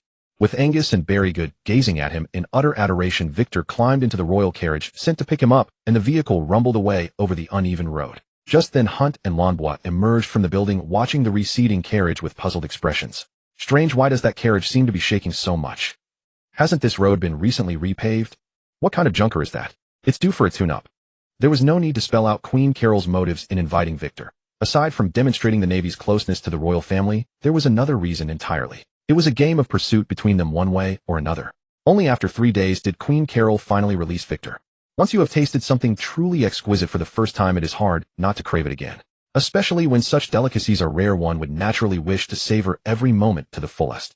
In the days ahead their time together would grow scarce, and Victor certainly would not abandon his duties to remain at her side constantly. Their connection was transactional in nature and she understood this well. She could never compare to the advantages Doris brought to his rise.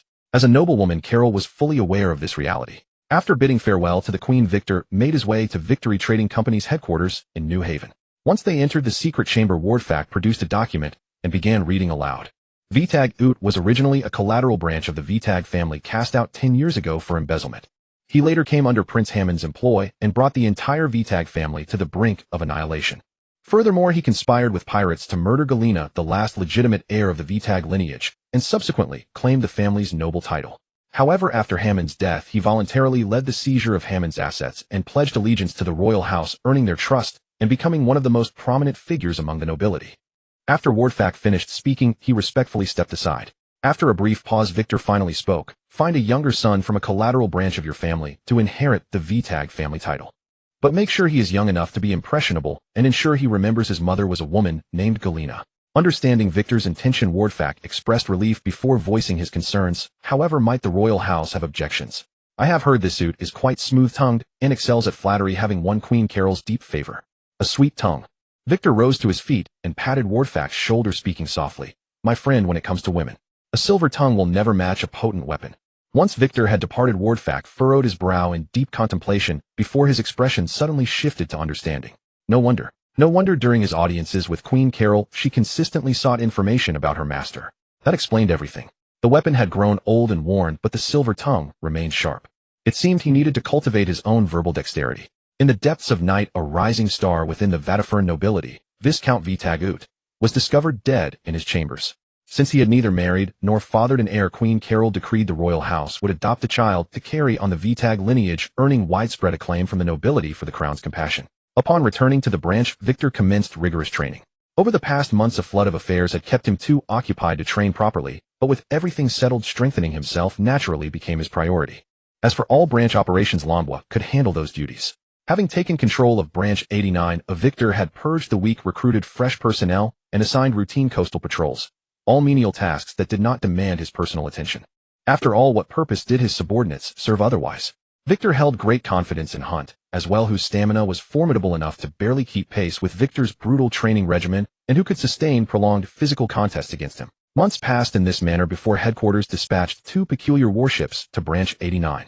The vessels gleamed in pristine condition, yet they appeared unable to navigate open waters, merely drifting along the surface until multiple warships towed them into port, whereupon a familiar figure descended from their decks. Senior brother Shizo. Haha, Victor, come. We will catch up properly later. Shizo passed the den mushi to Victor, who received it, and heard Zephyr's familiar voice on the other end. Haha, Victor, how is it going? Puzzled by what is happening. Do you recall I asked about your training progress not long ago, mentioning I had a surprise training method prepared for both you and Hunt? This is your surprise. These 2 warships were specially commissioned from headquarters just for you. As for how to use them for training, you will attack them using nothing but your bare body. Do not use Haki or any of your abilities. The hull of these ships is lined with sea stone, so you had better push yourselves to the limit. If you can break through the sea stone, you can use armament Haki to temper your bones. Oh right, Victor, this training method comes from none other than that old bastard Garp. I heard that guy Kazan trains the same way. They call this method the warship sandbag technique. After ending the call, the 2 warship sandbags were already docked in a nearby, uninhabited bay. Victor chatted briefly with Shizo while the Navy used machinery to haul the massive vessels ashore. Shizo had previously served as an instructor at the training camp, a long-arm tribe member and one of Zephyr's students, before being transferred to the Grand Line. He held Zephyr in deep reverence and initially resented Victor for receiving Zephyr's favoritism. However, after challenging Victor several times in secret, that hostility faded entirely, and the 2 became close friends. After seeing Shizo off, Victor tested the warship with a few cautious punches and immediately recognized the value of this training approach. This kind of training would not only increase his strength and physical endurance, but also strengthen his bones. As long as he could endure the pain, for human flesh could never match the hardness of steel. But with Victor's exceptional recovery abilities, even if his bones developed minor cracks, they would heal within days. If he continued this training long enough, he might be able to punch through steel with his bare fists alone without relying on Haki. This would undoubtedly play a significant role in tempering his bones. Truly befitting of Navy hero Garp, to use a warship as a training dummy. That is truly impressive. That night, the reward for repelling Tiger and stopping the slave riot had arrived. Victor, not yet 20 years old, had been promoted to full vice admiral, and the acting designation for commanding the 89th branch was also removed. Meanwhile, some news had also returned through the Merchant Association. Victor put down the newspaper and lit a cigar. Tiger had still established the Sun Pirates. The merchant caravan returning from Fishman Island not only brought Victor some gifts, but also a large barrel of shells. Looking at the smiling faces on the shells, Victor knew Queen Otoheim must have painted them. It seemed she fully approved of his proposal. Doris showed curiosity about Victor's desire to help the fishmen people, but did not press him further. When he asked whether it would be difficult, she simply said it was child's play. This reminded Victor of that day in Mary Geos when the attendants had addressed her as Your Highness Doris. Could the celestial dragons, like ordinary nobility, be divided into main branches and side branches? The lottery business with the royal family was already operating nationwide and proving profitable. Expansion to other countries would follow, though that would require Doris's assistance. The underground operations in the North Blue had remained beyond his reach. Doflamingo, that man. Just as Victor was lost in thought, a deep voice spoke up. Commander, the head chef asked me to inquire whether you and Captain Hunter require the nutritional meals tonight. Oh, tell him. Victor looked up, but the words caught in his throat. The Navy's regulations regarding hairstyles and attire were actually quite lax. As long as one wore the uniform, sporting sunglasses or earrings would not draw a reprimand from superiors. Once promoted to officer rank, these requirements grew even more relaxed. Of course, this was not absolute. It depended on the individual, but Victor did not concern himself much with such matters. Earrings, tattoos, or fashionable hairstyles were all personal preferences. Only as long as they did not interfere with training, he let them be. But a Marine with a steak toy stuck to his face. That was something Victor had never seen before. After a moment's pause, Victor pointed to the steak on the Marine's face. Your appearance is rather distinctive. Where did you get that steak toy? It looks remarkably real. My, why does it even smell like? Watching the Marine recruit remove the steak from his face and pop it into his mouth, Victor was stunned once more. So it's actually real? But how did you manage to stick it to your face without it falling off? Recruit, what's your name? Reporting, Commander, my name is Virgo. Virgo, what a coincidence. Victor studied Virgo, who wore sunglasses and sported a bowl cut, then rose to gently pat his shoulder. You should change your hairstyle. This one doesn't suit you. It's rather ugly. And as for the head chef, don't bother responding. I'll go grab a meal myself. Hopefully he'll save me some. It appeared Vice Admiral Tsuru's operation against the Don Quixote family hadn't captured their key officers, but had certainly caused them significant trouble. So Doflamingo had decided to send one of the family's top officers, whether the first commander or someone else, as an undercover agent. Virgo remained loyal to Doflamingo until his death, and his combat abilities were formidable. His devotion seemed rooted in Doflamingo's conqueror's Haki, but years of shared history likely played a role as well. Haha, this is truly interesting. Victor's mood lifted, and he couldn't help but laugh aloud. Loyalty could easily shift when beliefs crumbled, yet Virgo's character made him an exceptionally capable subordinate, and Victor was determined to win him over. And how convenient that fate delivered him right when needed. Virgo had been exactly who he'd been searching for. Doflamingo. Virgo had only joined the 89th branch's first base a few months prior, but his gentle disposition and considerable strength had earned him the admiration of fellow recruits. Even his superiors had mentioned him to Hunter. Unfortunately, Hunter was too occupied being rigorously trained by Victor daily to pay attention to such matters. Clang clang. Virgo. Urgent footsteps echoed from the hallway. Virgo, who had just lain down for his midday rest, quickly sat up upon hearing his name called. Bang. Huff huff. The room door was thrown open with force. Seeing his squad leader gasping for breath, Virgo looked puzzled. Hey, Virgo, from now on you're the commander's bodyguard captain. I told you, your strength would surely set you apart. Do you realize it? Virgo. The bodyguard captain holds the rank of naval lieutenant. That means you've officially become a true Navy officer. What are you standing around for? Come on, let's go to the supply department to get your uniform. Commander Victor is waiting for you. After saying this quickly, the squad leader grabbed the confused Virgo and ran off at full speed. After donning the justice cape, Virgo still felt bewildered. What was happening? How had he suddenly become the bodyguard captain without any warning? Bang, bang. The thunderous sound snapped Virgo back to reality. Witnessing two individuals launching furious assaults against the warship, he couldn't help but feel astonished. Was this some form of specialized training? After waiting quite a while, Victor and Hunter finally ceased their attack. The squad leader hurriedly led Virgo over. Commander, sir. Virgo has been brought here. Oh, apologies for keeping you waiting. You may leave first. Yes, sir. Victor approached Virgo and looked down at him. Virgo, you must be wondering why I chose you as my bodyguard captain. I tend to observe things carefully, and my observation Haki is quite refined. From your every movement, I could see your considerable strength. Moreover, I pulled your personnel file. It shows that you were once a noble from a small nation. Later you encountered pirates. Though you killed all of them, your entire family perished at their hands.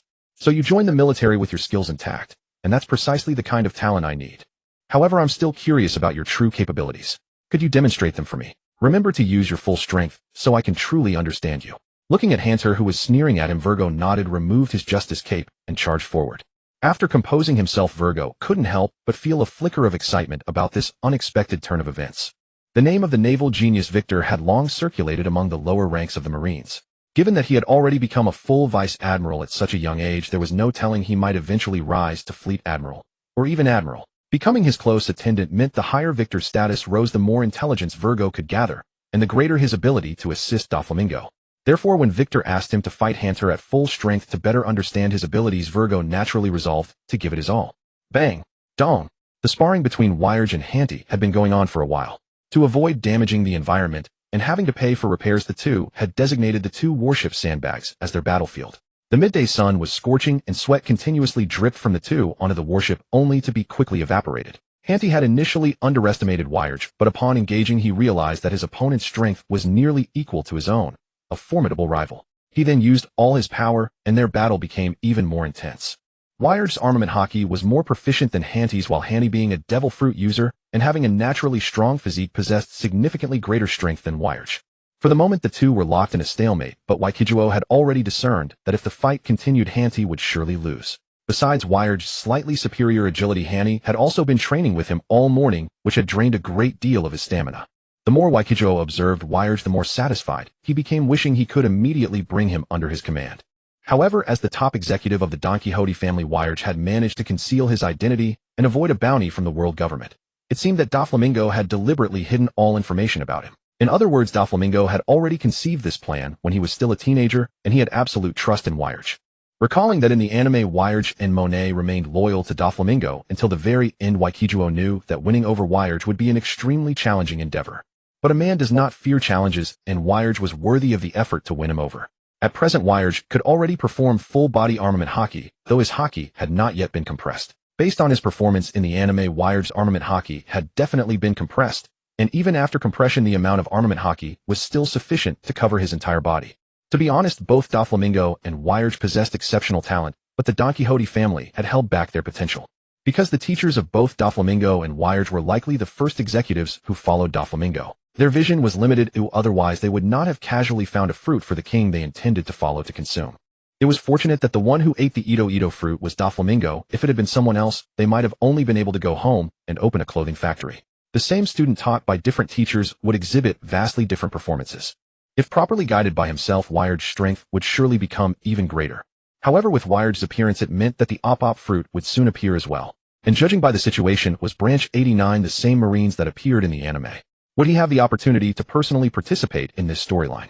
The op fruit was now a hot potato. Waikijuo had no interest in this fruit at all. The world government wanted it, the Marines had their designs, and other pirates desired it even more. Moreover, according to the original plot, Luo would obtain the op fruit, and if he needed it, he could simply find him. But that Corazon, he still had to die. Doflamingo's younger brother Zhang was adopted son. To save him or not? In his past life, while countless anime fans were immersed in the touching story between him and Luo, Waikijuo felt somewhat annoyed by this character. A childhood of stark contrast, witnessing his own father being beaten to death by his own brother. Unlike Doflamingo, who chose to rebel against the world and take revenge on the celestial dragons, his cowardly personality led him to take a different path. However, his undercover mission was a failure. Halfway through, overwhelmed by compassion, he abandoned Zhanghua and simply quit. For someone like him to become a Marine was nothing short of a disaster. Although he sacrificed his life to help Luo rise, without his intelligence many people must have perished. As a son, he was unfortunate, burdened with an idealistic father and a ruthless brother. As a younger brother, he betrayed his brother and his own family. As a Marine, he quit halfway. His personality was just like his idealistic father, naive and childish, and as much a failure as his father. His only success was in changing Luo's heart, and also in winning the tears of countless One Piece fans. Clang, clang, clang. Waikijuo shook his head and turned his attention back to the two dueling. It was obvious that Hunter was struggling, only able to defend passively, and could no longer maintain his hybrid form. Although Wyrge was also panting heavily, his steady steps indicated he still had ample stamina. Since he had already figured out Wyrge's strength, there was no point in letting them continue fighting. Seeing this, Waikijuo quickly called out, "Alright, that's enough." However, the two had already entered a heated state. Whether they hadn't heard or were pretending not to hear Waikijuo's command, they still charged at each other. "Did you not hear me? I said, this is enough." Viru. Bang. A blood-red ripple swept past. Hunter, whose stamina was already at its limit, didn't even utter a sound before collapsing unconscious. Although Wyrge didn't faint, he was startled, his legs giving way as he slumped to the ground. After the trembling sensation subsided, Weyerge looked at Waikijuo in disbelief. Conqueror's Haki. How can a marine? Realizing that his words were inappropriate, Weyerge quickly shut his mouth. Bang! Waikijuo jumped onto the warship, surveyed the pockmarked surface, and nodded. Good, Weyerge, you've really given me a pleasant surprise. Take this ox away. Later go move your belongings to the branch and get to know the new recruits this afternoon. Report to me tomorrow. Yes, sir, Commander. Waikijuo waved his hand and jumped off the warship sandbag. No need for such formalities in the future. As my captain of the guard, just call me Captain.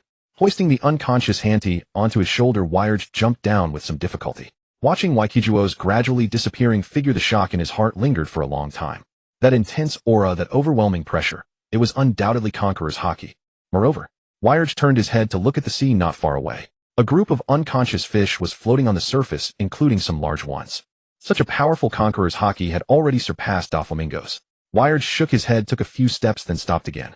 Turning around, Weyerge carefully examined the two warships. After placing Hanti on the ground, he walked to the right side warship, gathered his strength, and punched it. A sharp pain made Weyerge frown involuntarily. The hull was actually made of solid steel plates. He just didn't know how thick they were. The warship he had just punched was the one Hanti used for training. There were a few shallow fist imprints on it, about a dozen centimeters deep. As for the nearby warship that Waikijuo used for practice, some spots had been dented nearly half a meter deep, a several-fold difference. If they had been training for the same amount of time, then Waikijuo's strength was truly astonishing. Virgo, I've already had someone build you another warship sandbag. Until that warship sandbag is ready, you'll train with Hanta. My expectations for you are quite high. Hearing Victor's words, Virgo glanced at Hanta in the distance, who was waving at him with excitement, and felt somewhat surprised. Although this training method was simple, the approach that kept Victor committed to training must have had its unique merits. Moreover, the cost of these two warships was considerable. Were they really making one specifically for a naval recruit like himself? For a brief moment, Virgo felt touched by Victor's regard, but he quickly brushed the feeling aside. He was, after all, an undercover operative. I'm sorry, Commander Victor, even though you're formidable and decent, you've come far too late. Virgo smiled at Victor and said softly, Very well then, thank you very much, Commander Victor. I will certainly not let you down. Then I'll go train with Senior Officer Hanta. After saying this, Virgo waved to Hanta and ran over with an excited expression. Thanks to the efforts of Lumbo and the others, Branch 89 was gradually getting back on track, and Victor had contributed significantly as well. At least giving them instructions and issuing orders didn't take much effort. Victor had specially recruited a group of young factory workers to join the Navy and form his own guard unit.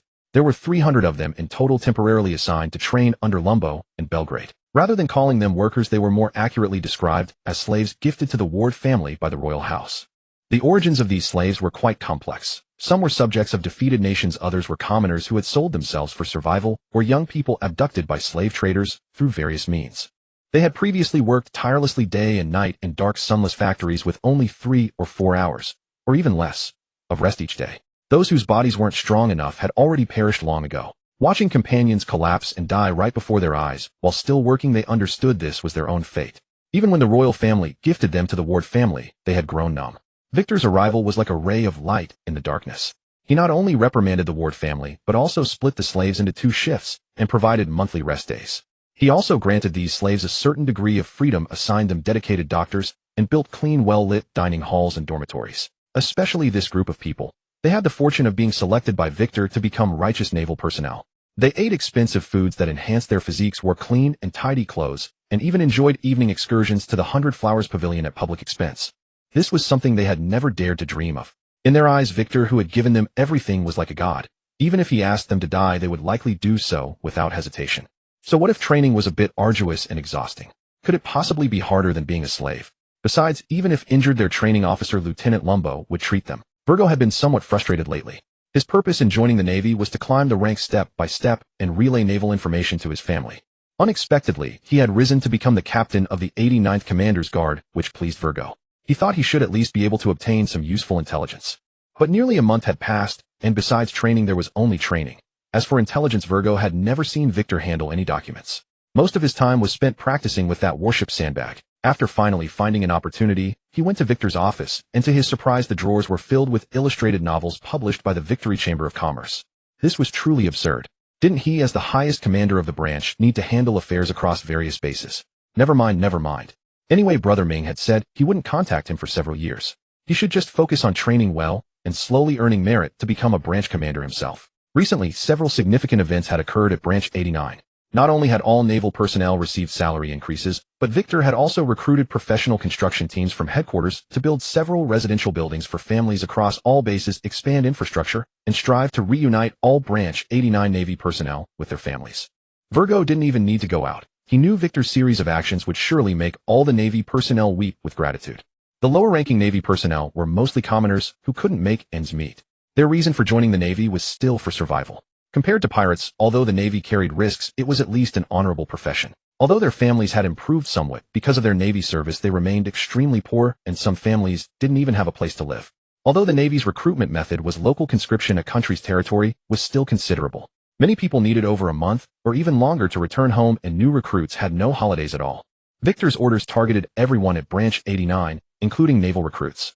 The total number of Navy personnel at Branch 89 exceeded 20,000, and when their families were added, that was easily tens of thousands more. Victor reduced their meal expenses, expanded the base, built various facilities, and even established schools. Where did Victor's military funds come from? Moreover, Virgo noticed something peculiar. Wave after wave of Navy personnel were taken away by several large carts every weekend, and no one knew where they were going. The next day, when they returned, everyone was extremely weak, as if they had suffered a severe illness, yet despite this, each person was extraordinarily happy. Virgo also noticed that the Navy personnel taken away by the carts were all unmarried young men. This left Virgo quite puzzled, unsure of what they were actually doing. It was the weekend again.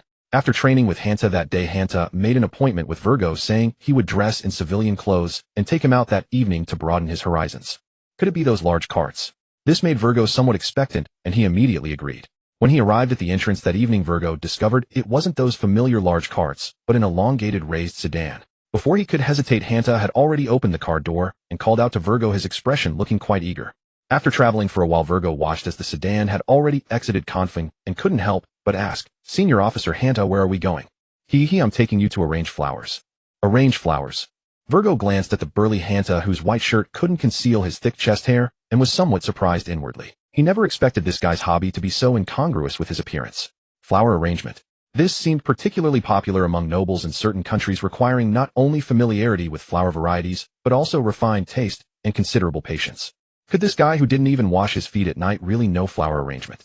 When the sedan entered a brightly lit town and made several turns before stopping, Virgo was stunned as soon as he stepped out of the car. Colorful lights illuminated the grand entrance, where a sign reading 100 Flowers Pavilion hung above. Several pretty women, seeing Hanta and Virgo descend from the car, immediately greeted them. "Sir, come play. How about it?" "Virgo, which flower will you choose?" "How many?" "I don't like these, there are more inside." "All kinds are available." Watching Hanta's excited expression, Virgo fell silent. No matter how hard Weirg racked his brains, he never imagined that the kind of flower arrangement Hant was taking him to would be this kind of flower. And as soon as he entered the gate, Weirg saw several familiar faces. These were all unmarried Marines from the base. When they saw Weirg and Hant, they smiled, but did not greet them. It seemed that those large vehicles were also heading here. No wonder those Marines returned so weakened. But was the shop owner's backing really that formidable? Could he run this kind of business right at the doorstep of the Marine branch? Even if the Marines privately turned a blind eye to such matters, the collective flower arrangement with pick-up and drop-off service. Wasn't this behavior still too excessive?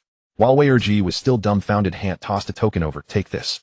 There are photos over there. The ones not covered are available. Pick one yourself. Have fun, enjoy yourself. I'll cover all the expenses tonight. See you tomorrow." Watching Hant point at several photos on the wall and then walk upstairs with great familiarity, Weirg looked at the token marked No. 77 and slipped it onto his wrist, just like Hant had done.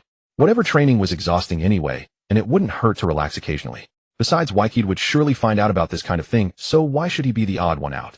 After choosing 2 photos of women that looked pleasing to his eyes, the attendant led Weirg to a room on the 3rd floor. Soon 2 women who looked exactly like the photos entered. After taking a shower together and admiring the flowers for a while, just as Weirg was about to start the flower arrangement, the 2 women took out a box and produced something resembling a balloon, which they slipped over Weirg's spear. Esteemed guest, this is the man's guardian, produced by the Victory Chamber of Commerce, which helps prevent diseases. Victory Chamber of Commerce. Weirg was taken aback. This name seemed familiar somehow. Right, Weirg's office had many books. Before Weirg could think further, the flower bloomed. The next day, Weirg's biological clock was unusually disrupted. He quickly got up and ran downstairs, but it wasn't until noon that he saw Hant coming down with several lipstick marks on his face. "Sorry, I had another discussion about the art of flower arrangement with them. I forgot to tell you. To make it up to you, I'll treat you to a good meal, and then we'll enjoy ourselves again." Weirg had truly broadened his horizons today. Although his life with the Tangjide family had been good before, it was nothing compared to this. All kinds of delicacies, unexpected entertainment activities, plays, man-beast fights, and so on attracted countless tourists. From their attire, some were local residents of Watafilan, while others were nobles from other countries, spending money lavishly and consuming wildly. After eating and drinking to their fill, Hant dragged Weirji to soak in a hot spring. Weirji noticed that Hant never paid for anything anywhere, he just showed a card to the owner or attendant. Seeing Weirji's puzzled expression, Hant said carelessly, "This Joy City is the private property of the Ward family. Count Fa of the Ward family and Commander Wykid jointly founded the Victory Chamber of Commerce. So Commander Wykid has shares in all the businesses here. Marines from our 89th branch get discounts whenever they spend here. And the card in my hand was given to me by Commander Wykid, allowing me to be exempted from all charges here. Given how highly Commander Wykid regards you, I believe he will give you one soon. Come on, let's find a place to have a good drink." Arriving at a lavishly decorated restaurant, the waiter immediately came up upon seeing Hant.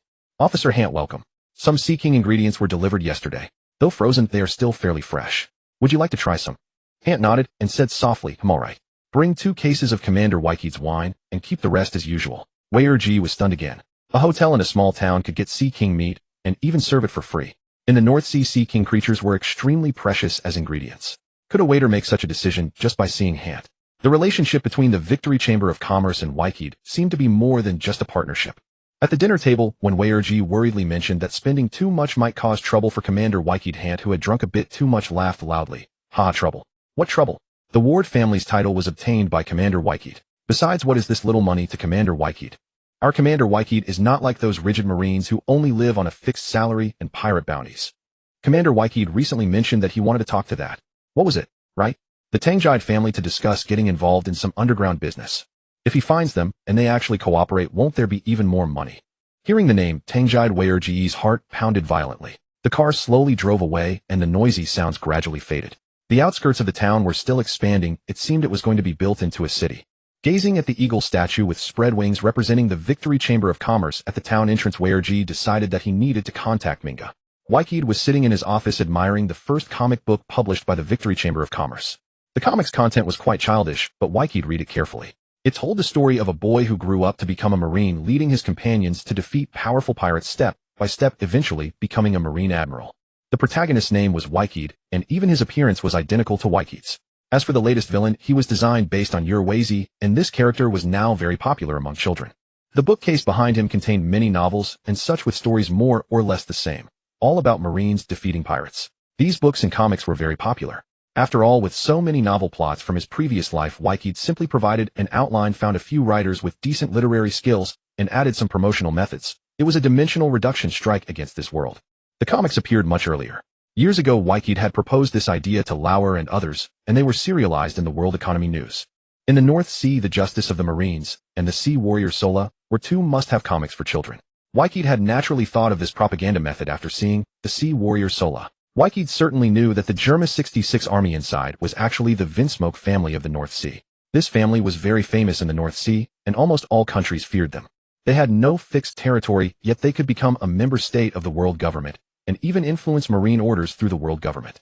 Their ancestors had once ruled the North Sea by force for 66 days, but were eventually defeated by the united royal families of the North Sea. The current head of the family constantly yearned to restore his ancestors' glory. Unfortunately, let alone restoring ancestral glory in 2 years with the rise of the Tangjide family and the change in the world government's attitude toward them, they wouldn't even be able to stay in the North Sea. Originally, Wykid had wanted to cooperate with them, but their business was mainly mercenaries and assassinations.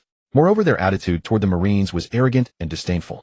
So the chosen partner was naturally the Tangjide family. Although Dufujalaming seemed extremely arrogant, he was actually a very clever fellow. It was just that he had a penchant for the pink color. One couldn't tell if he had a girlish heart. Victor floated high above the earth, eyes closed, his Kinbunchika Haki's perception range continuously expanding with the flow of wind stretching all the way to the surface of the sea.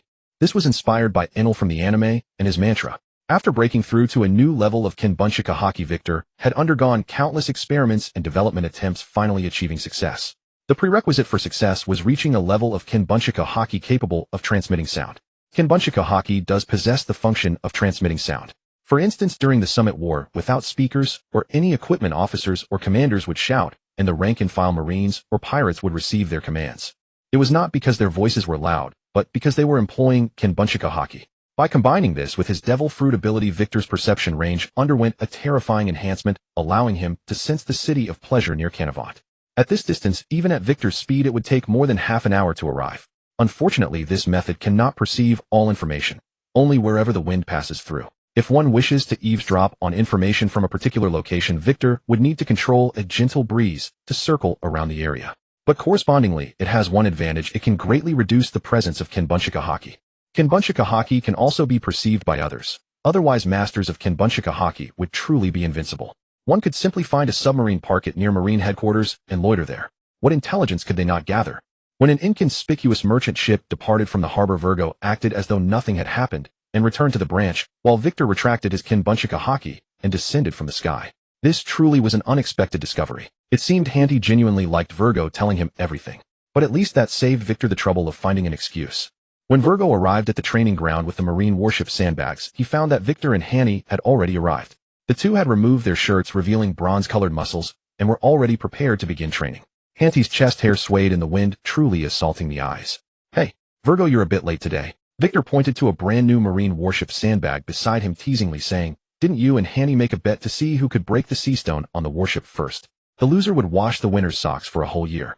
Your warship sandbag is brand new, so you'd better work harder. Otherwise you'll be in trouble. Hanty's socks are famously notorious in our branch. They could stand upright on the floor if you dropped them." "Ha ha ha." Hanty wiped the sweat from his face and laughed loudly. "Rest assured, Hanty won't take advantage of him.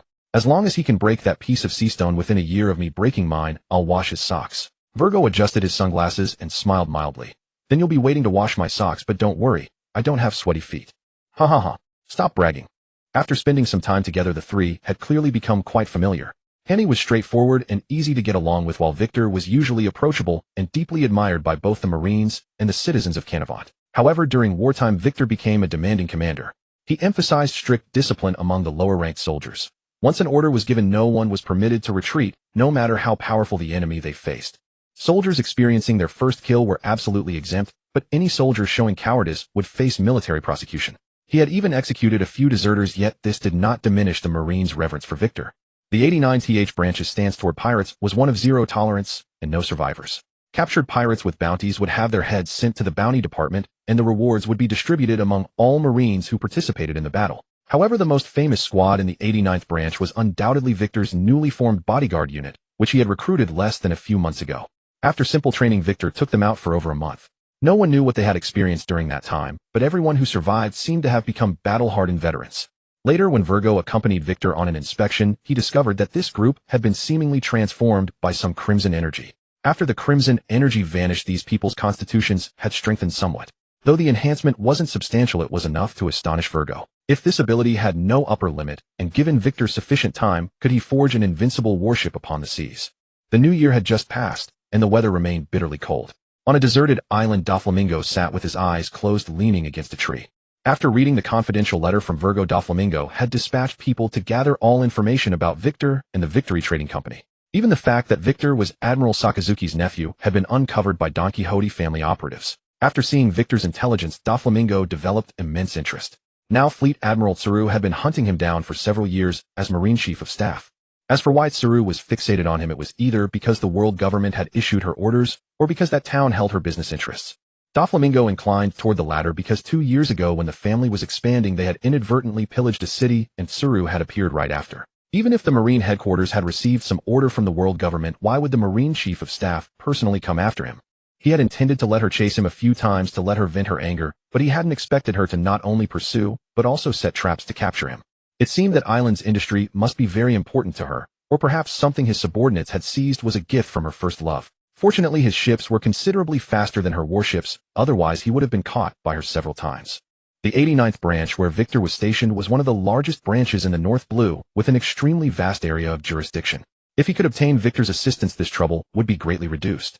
Moreover, cooperating with a branch commander would bring enormous benefits, especially since this commander had two powerful factions standing behind him. However, when two people cooperate, one must inevitably occupy the dominant position. But a naval genius alone was not enough to make him submit. Thinking of this, Doflamingo stood up and said softly, "Release one of the Victory Trading Company's merchant ships. Tell the person in charge that Wordfake must bring 2 billion berry to redeem this merchant fleet. Otherwise they can just wait to collect their corpses." In the 89th branch, the commander's office. With an expressionless face, Victor listened as the manager finished speaking, then waved his hand. "I understand the matter. You may go now and spend time with your family." After the manager left, Virgo drummed his fingers on the desk, pondering Doflamingo's intentions. Virgo had certainly conveyed his desire for cooperation to Doflamingo. But why would he choose such a brute method as raiding the merchant fleet? Could it be a show of force, wanting to be the dominant party between the two of them? But it's not yet certain who will be showing whom a show of force. Virgo's heart was racked with turmoil and panic. He never in his wildest dreams imagined that after less than a year of going undercover, he would be leading the Navy to assault his own family. This was rather troubling. The low-ranking pirates knew nothing of his undercover mission. If his identity were exposed, and the cooperation failed, it would only invite Victor's fury and bring disaster upon the family. And killing him here, neither he nor Doflamingo could accomplish such a feat, and even if they did, it would surely provoke the Navy's retaliation. There seemed to be no winning move. Perhaps he could feign illness and stay away. But what illness could he possibly fake? Virgo glanced at Lamb, who stood on the deck alongside Victor. The man's medical skills were formidable. How could he possibly deceive him? Better to abandon the idea. As Virgo spent the entire day lost in restless thoughts, the warship finally arrived at the designated island, and Virgo could finally breathe a sigh of relief. On the beach, only Treble and Diamante awaited them, along with a dozen or so unfamiliar grunts. They appeared to be newly recruited within the past few months, and certainly did not know Virgo. Upon seeing the Navy arrive, the two men led the grunts in a hasty retreat, shouting as they ran, "Go notify the young master." The Watt family broke their word and informed the Navy. Victor barely reacted to their theatrical performance. Their warship was already docking. How could they only just now discover it? Were they all nearly blind? The warship anchored at the shore. Without any orders from Victor, the crew fell silent, sharpening their weapons and waiting in anticipation. After a brief wait, a group of pirates approached. At their forefront walked a man with golden short hair draped in a flamboyant pink flamingo coat, the very head of the Don Quixote family, the future warlord of the sea, Don Quixote Doflamingo.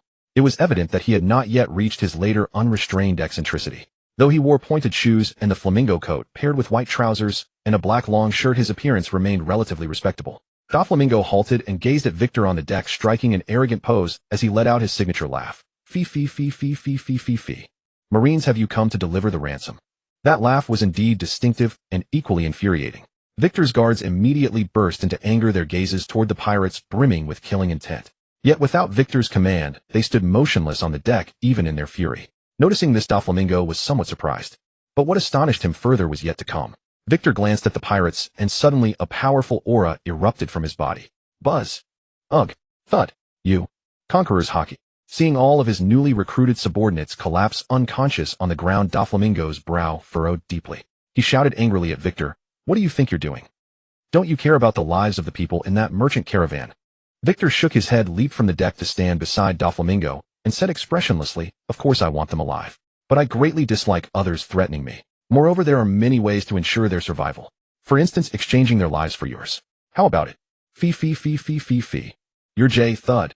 Before he could finish his sentence, Doflamingo was completely caught off guard by Victor's sudden attack. At such close range, there was no time to dodge.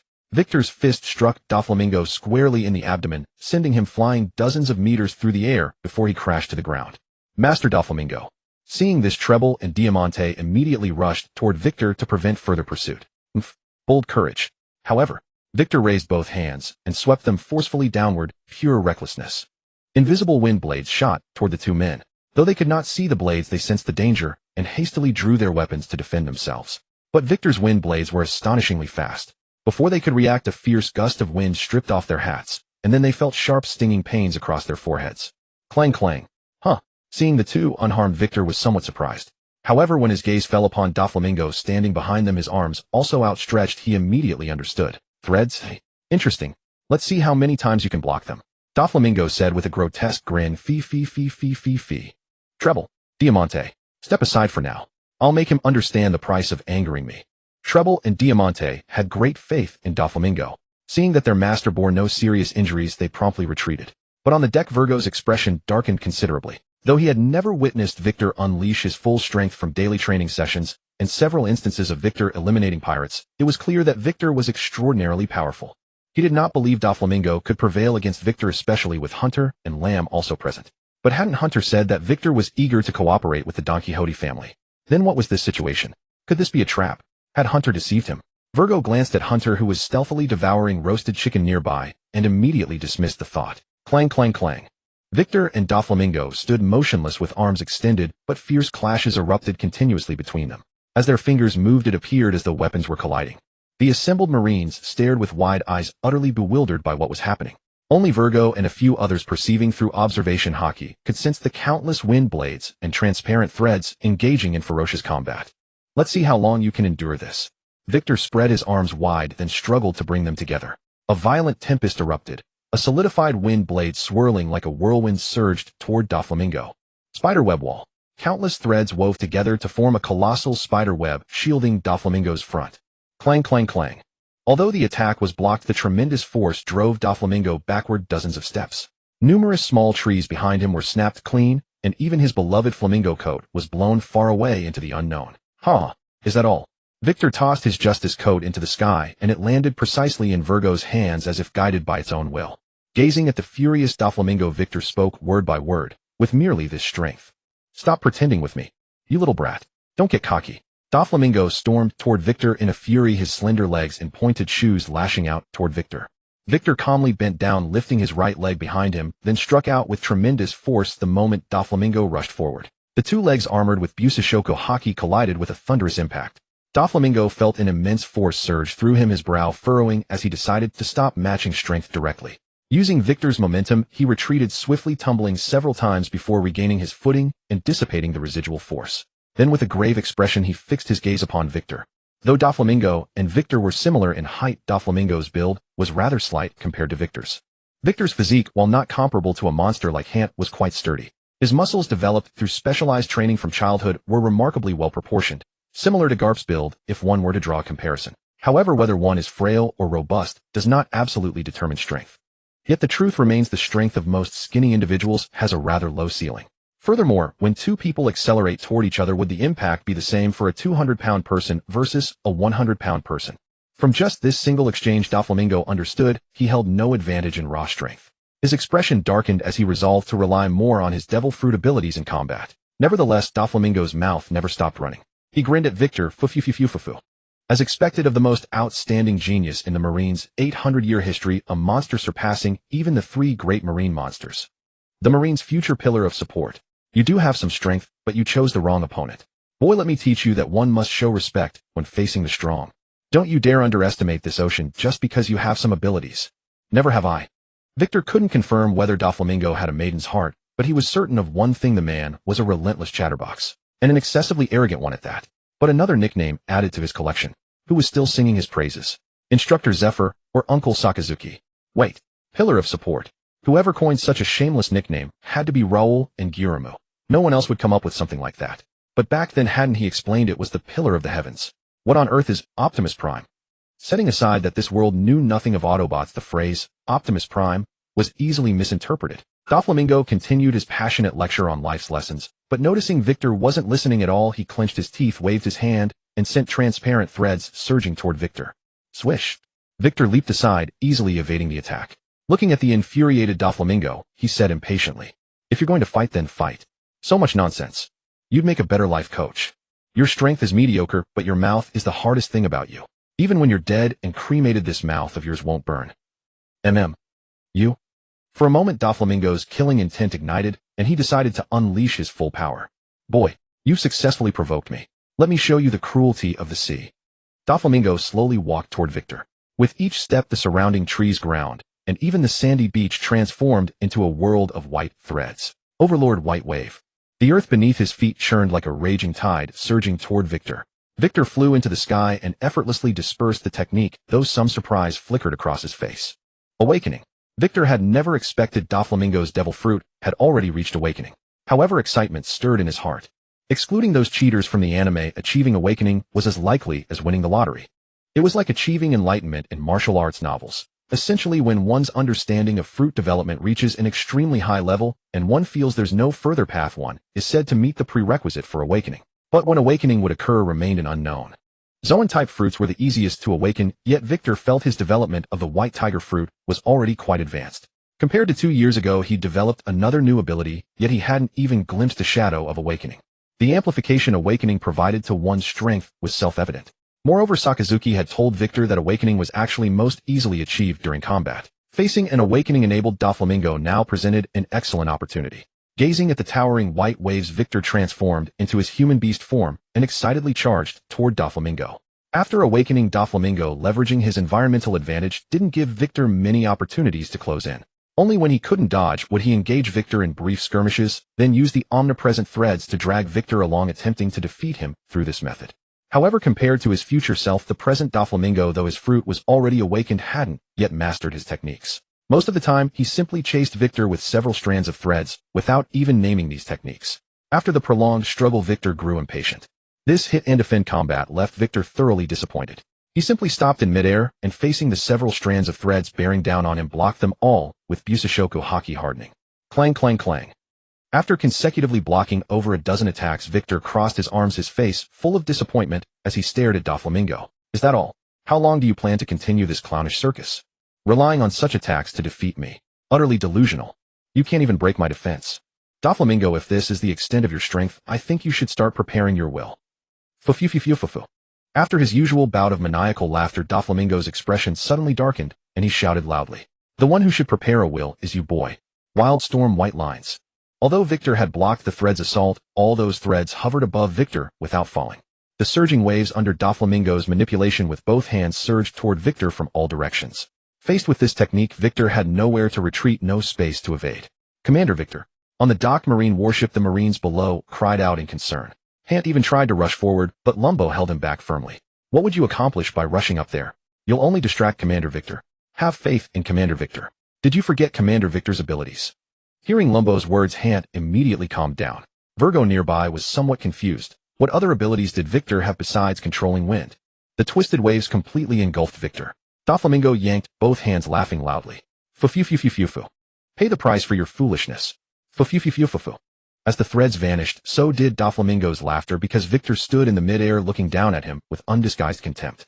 Doflamingo's brow furrowed into the kanji for river, again disbelief flooding his face as he cried out. Damn it! Damn it! How is this possible? Impossible! Even a Marine Admiral, if struck by my technique, wouldn't escape unscathed. Just a boy like you. How could you possibly be unharmed? How did you do it? Victor slowly descended before Doflamingo and spoke softly. Want to know? Watch carefully, I'll only demonstrate once. As Victor's hands gently swayed, Doflamingo first showed confusion, then his expression grew increasingly grave. Because from his Kinbunchaku Haki perception, he detected a peculiar aura gathering around Victor, slowly merging with him from the earth and sand. Victor lightly pointed his finger toward Doflamingo's chest and shouted loudly. Sharp metal force. Uft. Although Doflamingo had sensed something amiss and quickly activated his Busoshoku Haki in defense, an invisible energy still pierced effortlessly through his body, causing him to spit out a mouthful of blood. Meanwhile, aboard the ship, Virgo and the distant Treble and Diamante shouted in unison. Doflamingo. Hey, why are you so agitated? What are you trying to do, Virgo? Hanti's puzzled voice brought Virgo back to his senses. Virgo glanced at the Navy soldiers staring at him, thought for a moment, and immediately said, I remember now. The pirate who killed our family seemed to have mentioned the name Ming. So Ming is Don Quixote. Doflamingo. That person is his subordinate. Ah, so that's it. Hanti nodded with a look of sudden realization, then comforted. Anyway, you've already killed them for revenge. Besides, from the looks of it, the commander doesn't seem to intend to cooperate with him anymore. Maybe he'll kill him soon. Don't get worked up. Stay rational. Don't forget the 4 words Commander Waikijuo said. Obey orders without hesitation. Without Commander Waikijuo's order, we can't act rashly. Rational, my ass. Act rashly, my ass. Though his heart was in turmoil, seeing Doflamingo stand up again and wave his hand, Virgo decided to observe a little longer. If he sensed danger for Doflamingo, Virgo had made up his mind. Even if it meant exposing his identity, he would rescue him. If Doflamingo died, what was the point of being an undercover agent? What a waste of an undercover role. The Sharp Metal Force was a new ability Waikijuo had developed in the past few months. This ability involved various metals, but Waikijuo didn't control them. Instead, he absorbed a special energy from the earth, gravel, and any places rich in metals or ores. This energy was intangible, capable of being attached to wind blades to make them more penetrating and sharper, while also surrounding the body for defense with extremely strong defensive power. Waikijuo had also tried to apply it to his swordsmanship or regular attacks, but after multiple attempts he couldn't integrate it. Perhaps only after awakening could he solve this problem. Facing the sky-obscuring waves of white threads, the energy covering Waikijuo's body only dissipated at the very end. The remaining attacks couldn't break through his armament Haki. However, this energy consumed a tremendous amount of stamina, much like Ryuo armament Haki. It could only be used as a finishing move, not continuously, or he would exhaust himself first. Such a powerful attack. The Sharp Metal Force. Doflamingo stood up, spoke softly, and reached behind him to stop Treble and Diamante, who were running toward him.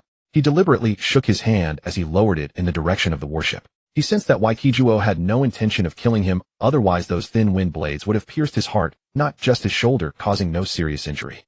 Yes, pretty good, isn't it? Waikijuo first smiled at Doflamingo, then said mockingly, too bad, even if I taught you, you couldn't learn it. Speaking of which, the Don Quixote family. Why after being expelled from Mary Geos by the celestial dragons, do you still use this name? Doflamingo was stunned for a moment, then asked with a dark face, how do you know that, you bastard? Ha ha ha. You hate them so much in your heart, yet you keep this surname. Don't you find that contradictory? Right now you're like a pitiful maggot struggling to survive on this sea. If not for the title of the celestial dragons, you might have ceased to exist long ago. Keeping this surname is a very wise choice, but unfortunately with an unenlightened heart you'll amount to nothing for the rest of your life. You'll spend your entire life under the protection of those 4 words, Don Quixote. With Waikijuo's mockery, Doflamingo's hands clenched into fists so tight his knuckles turned white. When Waikijuo finished, Doflamingo's eyes behind his sunglasses were bloodshot from agitation. At that moment reason vanished and Doflamingo was once again provoked by Waikijuo. Bastard. What do you know, you brat? You grew up under the protection of the Navy. How could you understand my feelings? You don't know my past. There has never been a life as twisted as mine. Have you ever experienced the fall from godhood to humanity? Have you ever watched your own mother die from illness, lacking even a morsel of food? Protected by the name Don Quixote. So what? That name was always mine. I never willingly abandoned it, yet I have to bear the bitter fruit of losing it. Since the world is inherently unfair, why can't I seize the advantage for myself? You've opened my wounds, Navy. You've successfully angered me. You? Bang. Blocking Waikijuo's sudden attack, Doflamingo cursed with a twisted face. You damned bastard. Waikijuo kicked him again, didn't I say? If you're going to fight, fight seriously. No more useless words. Do you think I'm Nagato to be defeated by talk no jutsu? This time Doflamingo didn't retreat. He viciously engaged Waikijuo in close combat. Fist and foot met, and though Doflamingo felt the strain, he threw himself at Waikijuo fearlessly. Meanwhile, seemingly out of control, Doflamingo's fingers twitched slightly. Several invisible threads slowly approached Waikijuo. But before Doflamingo could strike, Waikijuo punched him. This time Waikijuo used Ryuo armament Haki. After the collision of fists, Doflamingo felt a powerful energy coursing through his own fist, destroying the inside of his arm. This familiar sensation made Doflamingo's expression change drastically. Bad memories surged up. This is the same Haki as that madman Kaido. Bang! Waikijuo didn't stop attacking.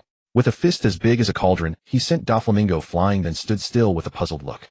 Through his observation Haki, Waikijuo sensed that Doflamingo's aura had become unstable, as if he were frightened. Remembering what Doflamingo had just said, Waikijuo pondered. That madman Kaido's Haki. Was he referring to Ryuo armament Haki? And Doflamingo's extreme fear of Kaido in the future. Could it be because he had been taught a lesson by Kaido even now? Word had it that Kaido, relying on his ability to fly, was currently challenging the Navy everywhere. Would it be normal for him to fly to the North Sea and secretly teach Doflamingo a lesson? So they had already started cooperating now. It was a pity. With such fear, it was no wonder Doflamingo's future growth was limited. Moria's spirit was broken by Kaido, and he was still defeated by Luffy. Doflamingo still had his Haki, which was already commendable. But with this strength, he couldn't satisfy Waikijuo. How boring. While Waikijuo was still thinking, Virgo, unable to hold back any longer, rushed over upon seeing Doflamingo knocked down again. Meanwhile, Treble and Diamante helped Doflamingo up. Seeing Virgo, who had grabbed the Justice Cloak and leaped to his side, Waikijuo showed a strange smile, then pretended to be angry and scolded Virgo. What are you doing here? Didn't I say? No matter what happens, don't come without my order. Virgo glanced at Doflamingo, who shook his head and quickly improvised. I saw those two rushing over too. I was afraid they'd gang up on you. Heh. Waikijuo looked at Treble with his dripping nose and Diamante, who resembled an Indian chief, and said disdainfully, with them? But you came just in time. Waikijuo took the Justice Cloak from Virgo, draped it over his shoulders again, pointed at Doflamingo, and said, Virgo, let me see the results of your training during this period. Teach him a good lesson. Waikijuo patted Virgo's shoulder and said softly, use all your strength. Understand? Only then can I see how much you've grown. After saying this, Waikijuo walked aside. Virgo exchanged glances with the three across from him.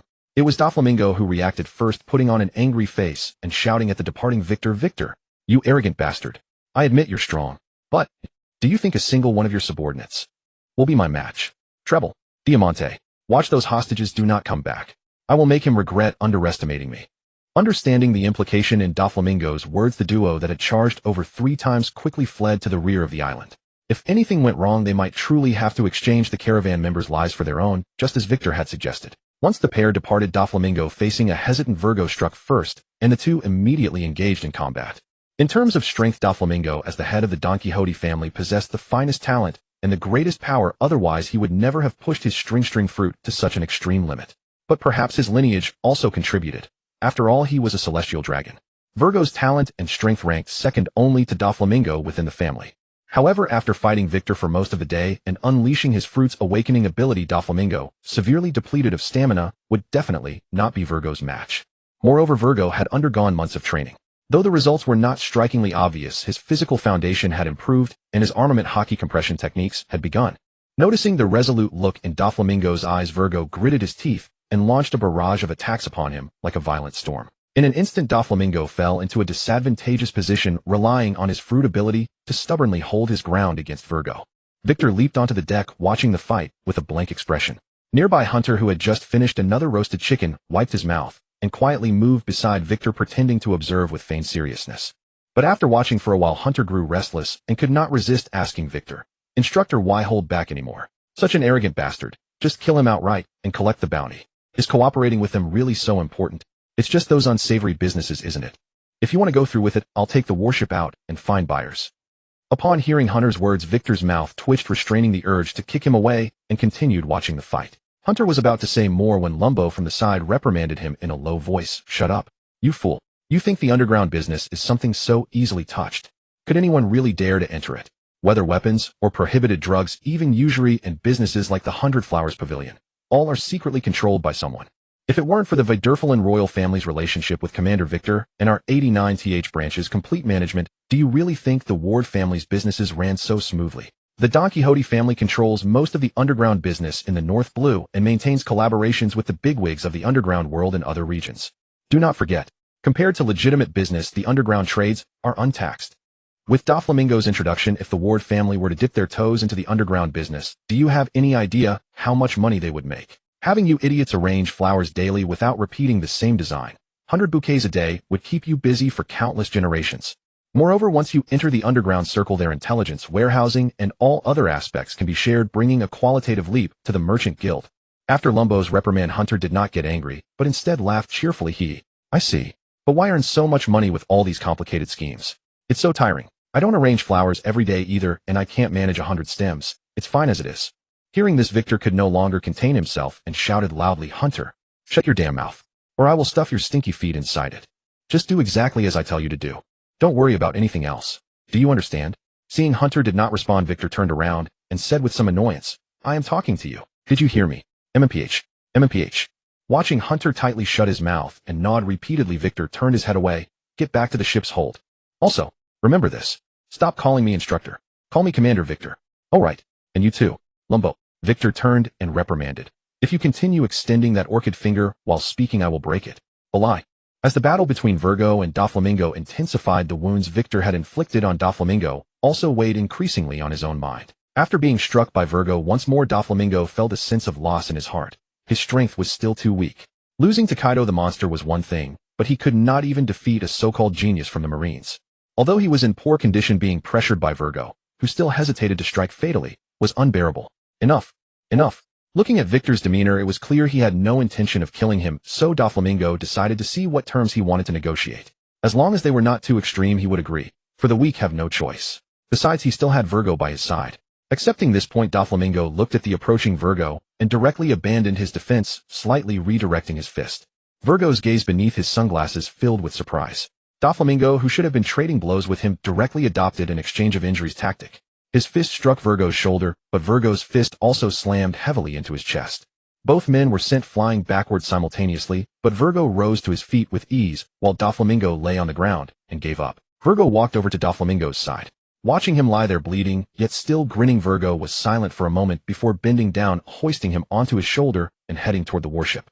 Thud! Virgo leaped onto the deck, carrying Doflamingo, and roughly threw him at Victor's feet. "Fu. Navy, you win. I never expected one of your subordinates to be this formidable. Since you are not going to kill me, then state your terms."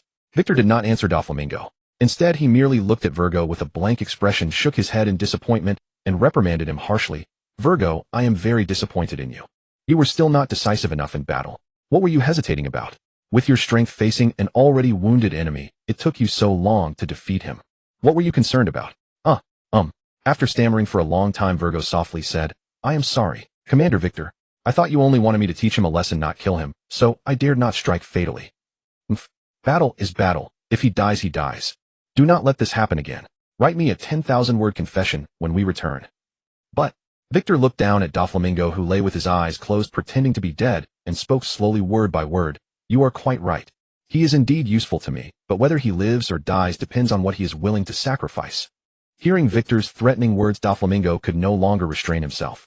He stood up and said in a low, furious voice, what exactly do you intend to do? If you have something to say, just say it outright. Nothing is beyond discussion with me. You? Bang. Victor seized Doflamingo by the throat and lifted him into the air, squeezing relentlessly until Doflamingo's face flushed red and his legs flailed wildly. Only then did he toss him to the ground and sneer, just a mere pirate. Do you still think you're some celestial dragon above us all? Do you know who you're speaking to, you scum? Show some respect when addressing me. When did the weak dare to speak so arrogantly to the strong? Virgo, like the surrounding Navy personnel, watched Doflamingo with a blank expression, though his heart was filled with helplessness and a trace of confusion. Cough, cough, cough. After recovering for a long while, Doflamingo finally stood up from the ground once more. Looking at Victor, he smiled again. Fufufu. You're quite right, Lord Victor. Then what precisely do you wish to obtain from me? Or put it another way, what price must I pay to ensure the survival of our Don Quixote family? Doflamingo's face remained perfectly calm, as though he hadn't just been humiliated by Victor. Victor couldn't help but silently applaud him in his heart.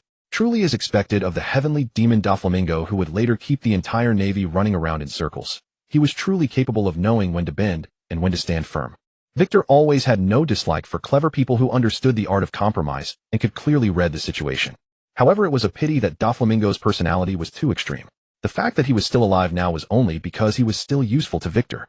If he ever lost his usefulness, Victor would have no hesitation in letting him experience true cruelty. Victor took off Doflamingo's sunglasses, which had remained sturdy despite numerous battles, and examined them carefully in his hand. He spoke softly. The factory that produced these sunglasses clearly lacks business sense and is likely on the verge of collapse.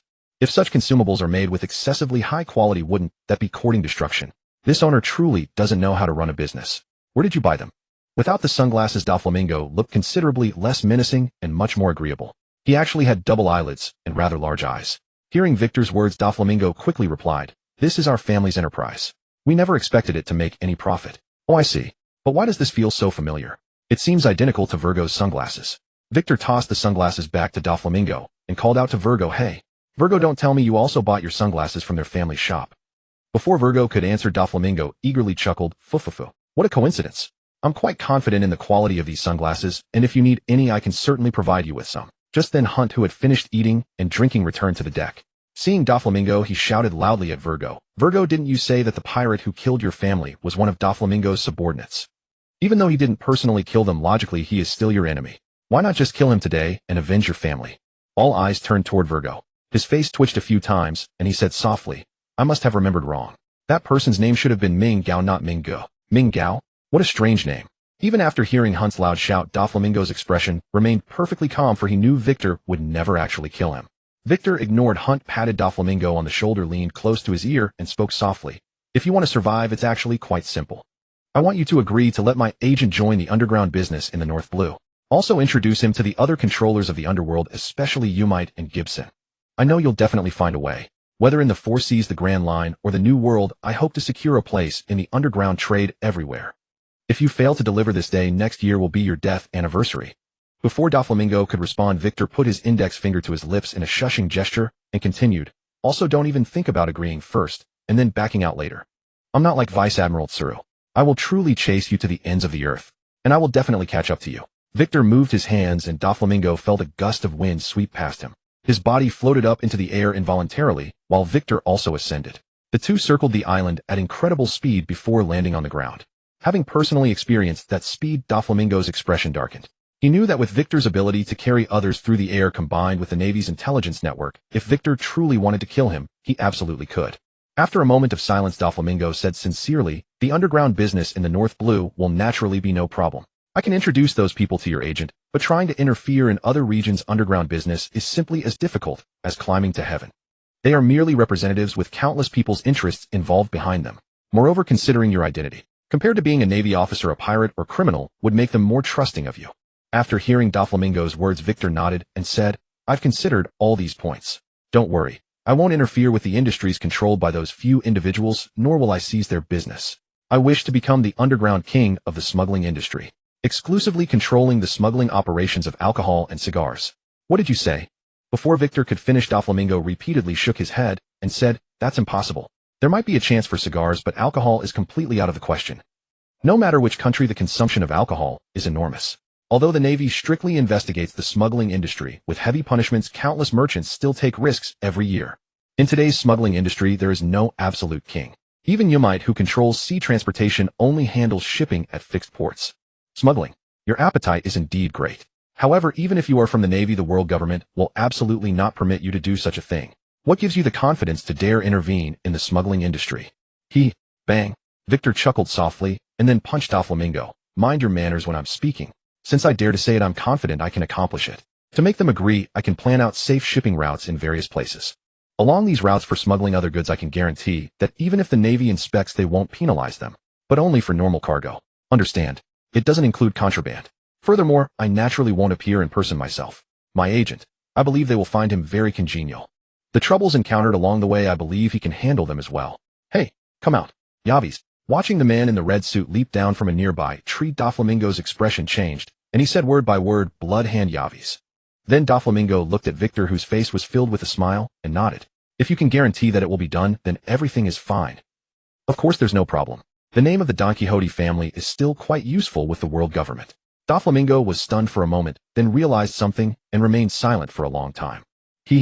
I never expected that as a member of the Don Quixote family with pure bloodline, I wouldn't enjoy the privileges this family brings, yet a Marine.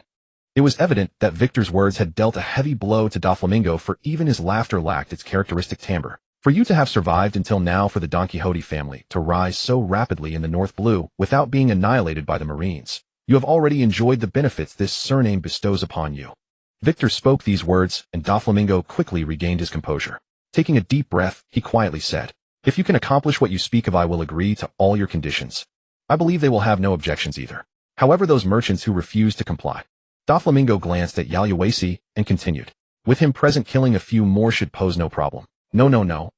Victor shook his head, somewhat bewildered. "What kind of person do you take me for? Should I kill people simply because they want to conduct business? That would be too ruthless. However, smuggling is indeed unlawful. I will ask my fellow officers to thoroughly investigate them. Additionally, I hope that this year Yaluasi will be able to lay eyes on those kings of the underworld." Foo. Doflamingo let out his signature laugh once more. Victor's words are absolutely correct. I will inform them of this news as soon as possible. We have an outpost on a small island in the Grand Line. Once they learn of this, they will certainly come personally to negotiate with Yaluasi. May I ask if Yaluasi has the authority to make decisions on certain conditions? Of course he can. From this moment on, Yaluasi is the pirate who aspires to sit upon the throne of smuggling king. As a Marine elite and student of Admiral Zephyr, Yaluasi surely knows several high-ranking Marine officers, correct? Victor pointed at himself with a smile, speaking with playful amusement. "And I am merely an ordinary Marine officer he happens to know. Regarding such matters, I know absolutely nothing. Am I right?" Foo. "Of course. Then let us wish our cooperation to be a pleasant one."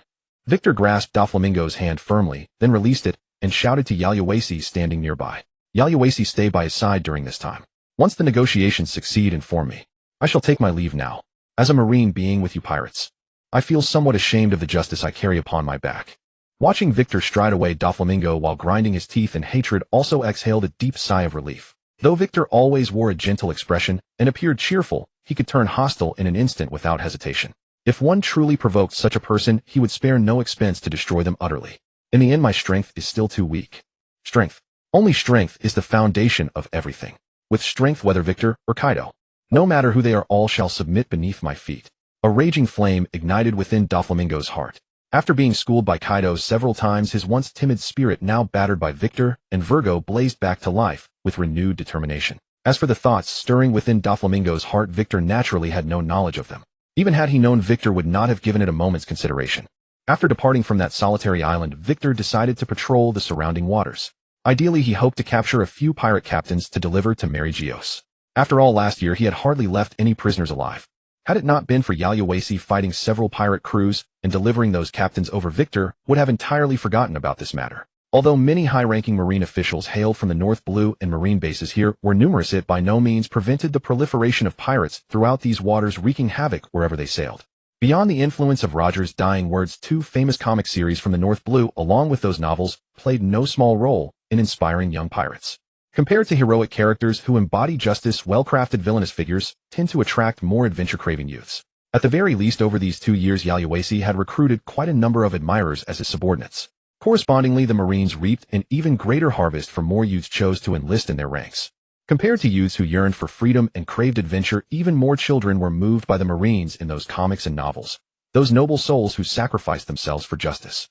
In recent years, whereas the North Blue once required active recruitment campaigns to fulfill the manpower needs of various bases, now the enlistment quotas for every North Blue Marine base were perpetually filled. Active recruitment efforts had ceased in most regions, with only some remote areas still conducting such campaigns. After patrolling continuously for 2 months and strengthening the escort squad's physique, capturing several pirate captains, Victor decided to give everyone a well-deserved break. Landing on a deserted island, they commenced a grand barbecue feast. Victor and Lumbo, along with Virgo, were tasked with fishing, while Hanty led the Marines to hunt wild beasts on the island. Unfortunately, after fishing all morning, while the Marines returned one after another with bountiful catches, the 3 men still had nothing to show for it. Victor stood up with his fishing rod, and his Supreme King's Haki suddenly burst forth toward the sea. Shortly after, all manner of fish floated belly up to the surface. A fisherman never goes skunked. Virgo, go. Hang my hook on the biggest fish. Splash. Though somewhat puzzled by Victor's command, Virgo still stripped off his clothes and dove into the sea. After a while, Victor felt his fishing rod grow heavy and eagerly began to reel it in. Gaga Jie, this pole. This must be a big one. Today's catch is truly exceptional. As the fishing line slowly retracted, Victor finally saw the large fish Virgo had hooked. The fish was indeed enormous as expected, but splash. Thud. Victor stared in bewilderment at Virgo, who had jumped onto the shore beside him. He pointed at the massive fish and asked, "Is this big fish some kind of mutant? Why is there a bear's head in its mouth? And the bear head is biting a little fish. What is this? A new species?" Virgo stared helplessly at Victor and said, "Victor's superior, that is simply a fish that happened to be eating a bear that was eating a little fish." Victor glanced at the fish with utter frustration, then tossed the fishing rod to Virgo. "What a load of nonsense. Are you trying to graduate school? Pull it up. Let's see if that bear is still edible. If it is, chop off its paws for me." After Virgo dragged the fish ashore and extracted the bear from its mouth, Victor finally discovered it to be an entirely white cub. Moreover, from the looks of it, the cub had been swallowed by the fish mere moments ago, only to be knocked unconscious along with the fish by Victor's Supreme King's Haki. Victor lifted the white bear cub in his hand for a closer examination. His mouth watered.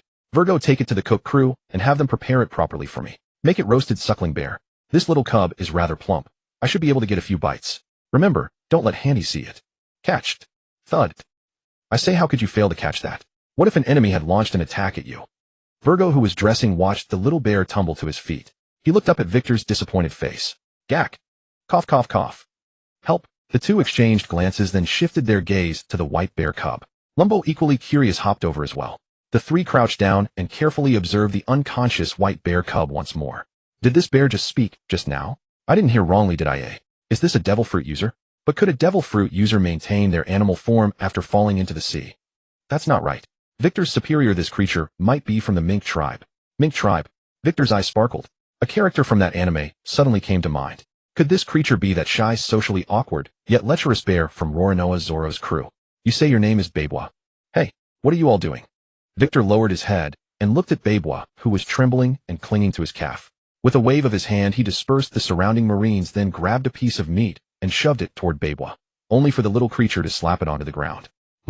Seeing Victor's gaze, the somewhat angry Babwa immediately bowed his head and shouted loudly, "I apologize. I am truly sorry." What a lisping brat. But it was quite endearing. Combined with that little polar bear-like appearance, it would surely captivate countless young ladies. Even Victor's heart softened for a moment. "Victor, Captain, don't you know that mink folk don't eat food with fur on it? You really are too much." Lamborghini, with his full beard, walked over carrying several grilled fish. He squatted down and offered the fish in his hands. Seeing his love-struck expression, Victor kicked him directly in the face. "Get lost. Speak properly. Stop lisping at me. Look at your beard and look at your chest hair. Keep talking to me like that again. I'll beat you to death, you believe me." The fish fell from Babwa's mouth onto the ground. Seeing Lamborghini kicked away by Victor, he immediately bowed again. "I am truly sorry." Watching Babwa continuously bowing and apologizing, Victor suddenly felt a twinge of guilt. Perhaps it was because Victor had saved and revived him, or perhaps because among the Marines Victor was the most handsome and gentle-looking, clearly portraying the role of a righteous character. Babwa, though still somewhat fearful of Victor, followed behind him like a little duckling. After a satisfying meal, Victor easily extracted from the little fellow why he had ended up here. Babwa's memories from 2 years ago were already quite vague. He only vaguely remembered following his brother to observe the movements of the sea when he accidentally fell off the giant elephant zoo. Though fortunate enough to survive, he had mistakenly boarded a merchant ship heading to the North Blue. The captain's daughter discovered him and treated him well. Under her care, Bebwa arrived safely in the North Blue. However, upon disembarking, he was discovered by others and had no choice but to flee. He had been wandering the North Blue for years. 2 days ago, he secretly boarded a merchant ship hoping to reach another city, only for the ship to run aground midway. Bebwa had no choice but to swim forward. Today he had just caught a fish in the sea when suddenly a large fish lunged toward him. Bebwa wanted to escape, but for some unknown reason he fainted. When he awoke, he found Victor holding his foot and swinging him in circles. After hearing Bebwa's account, Victor nodded. So that was his story. But, damn it, Lumbo, you bastard, what exactly are you doing? Bebwa is a mink, not a pet. Victor stared furiously at Lamborghini, who was forcefully hugging Bebwa in his arms, stroking his head with an expression of pure bliss, and roared. What are you touching him for? Can't you see he's resisting? Die.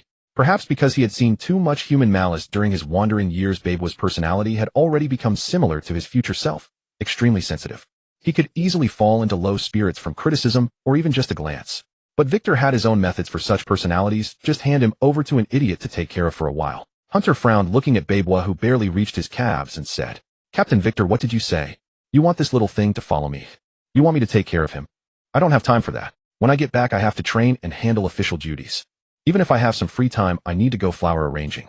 I'm not taking him with me, what a hassle. Seeing Bebwa falling into a despondent state again, Victor lifted his leg and kicked. When Hunter jumped up, clutching his leg, Victor shouted, Handle official duties, my ass. Aren't all those duties being handled by Shuin? And stop thinking about flower arranging all day. If you can't control your second brother, it will become your big brother. If I really catch you becoming an animal that thinks with your lower half, I'll castrate you myself and feed it to you. That's right. That's right. Lumbo, who had somehow gotten Bebwa into his embrace again, said indignantly, Bebwa, letting this brute take care of you. You don't know how lucky you are. Actually, Captain Victor, I think I can take care of Bebwa. Victor's expression darkened. Without speaking, Bebwa looked back and forth between the two men, then firmly pushed Lumbo's hands away and jumped behind Hunter. Lumbo felt his heart shatter instantly. Just as tears were about to form in his eyes, a shoe print landed on his face as he flew backward. Victor felt exhausted. His several trusted subordinates all had issues to varying degrees. Besides the rash Hunter and the somewhat effeminate Lumbo, Baragud and Shuin were simply a pair of comedians.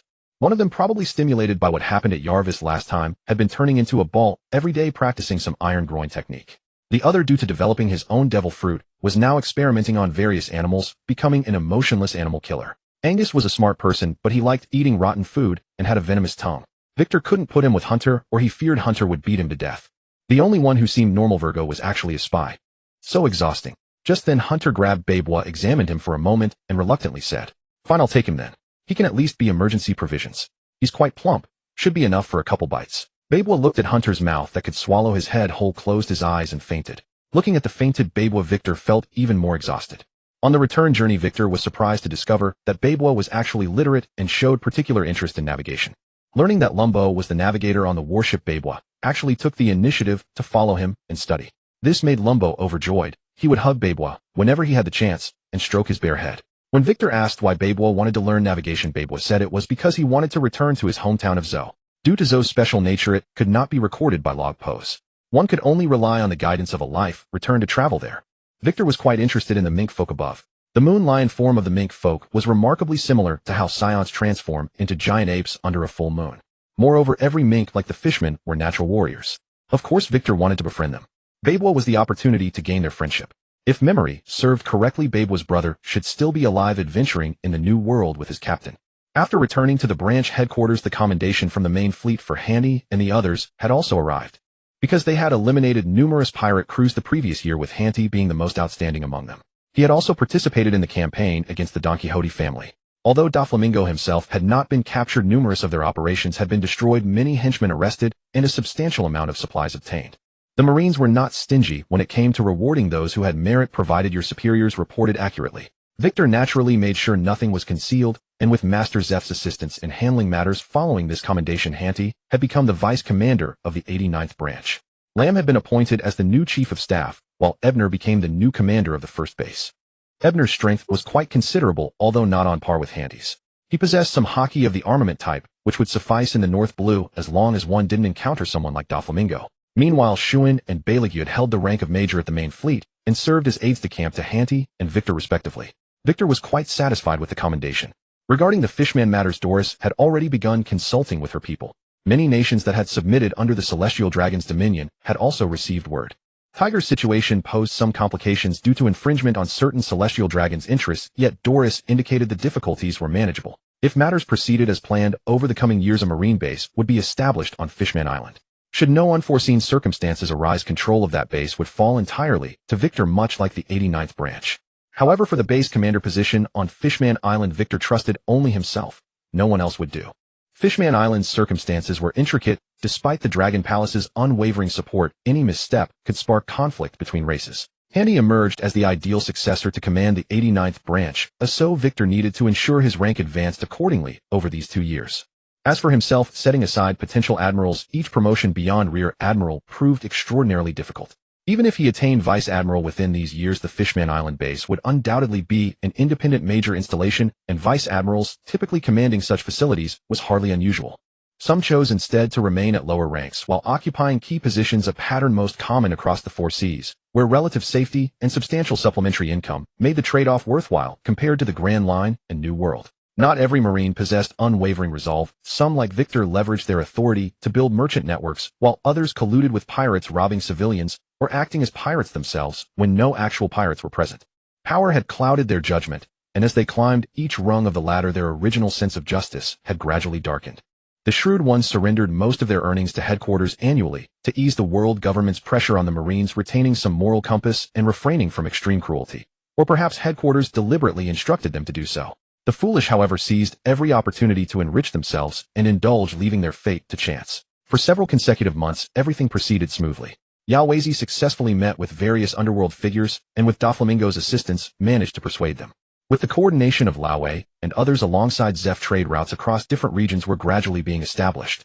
The Marine headquarters wouldn't oppose this, as it was merely commerce rather than arson or murder. However, they extracted substantial fees from the arrangement. Additionally, Sengoku had dispatched Zeph to converse with Yalwazi, effectively making him a Marine informant. This arrangement naturally stemmed from Zeph heeding Victor's advice when conferring with Sengoku.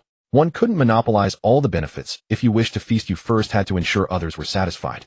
The Marines were notoriously underfunded, with the world government scrutinizing their annual budgets with meticulous care. Train, eat, late night snacks, bathe. Another eventful day concluded as Victor lay in bed about to drift off when the den mushy suddenly rang. Buru. Upon answering, Victor heard Zeph's familiar voice. Victor, could you come see me sometime soon? Someone wishes to meet you. Meet me? Yes. If you're free recently, come as soon as possible. Perhaps it will be a surprise for you. After a few brief words, Zeph ended the call. Victor was somewhat puzzled.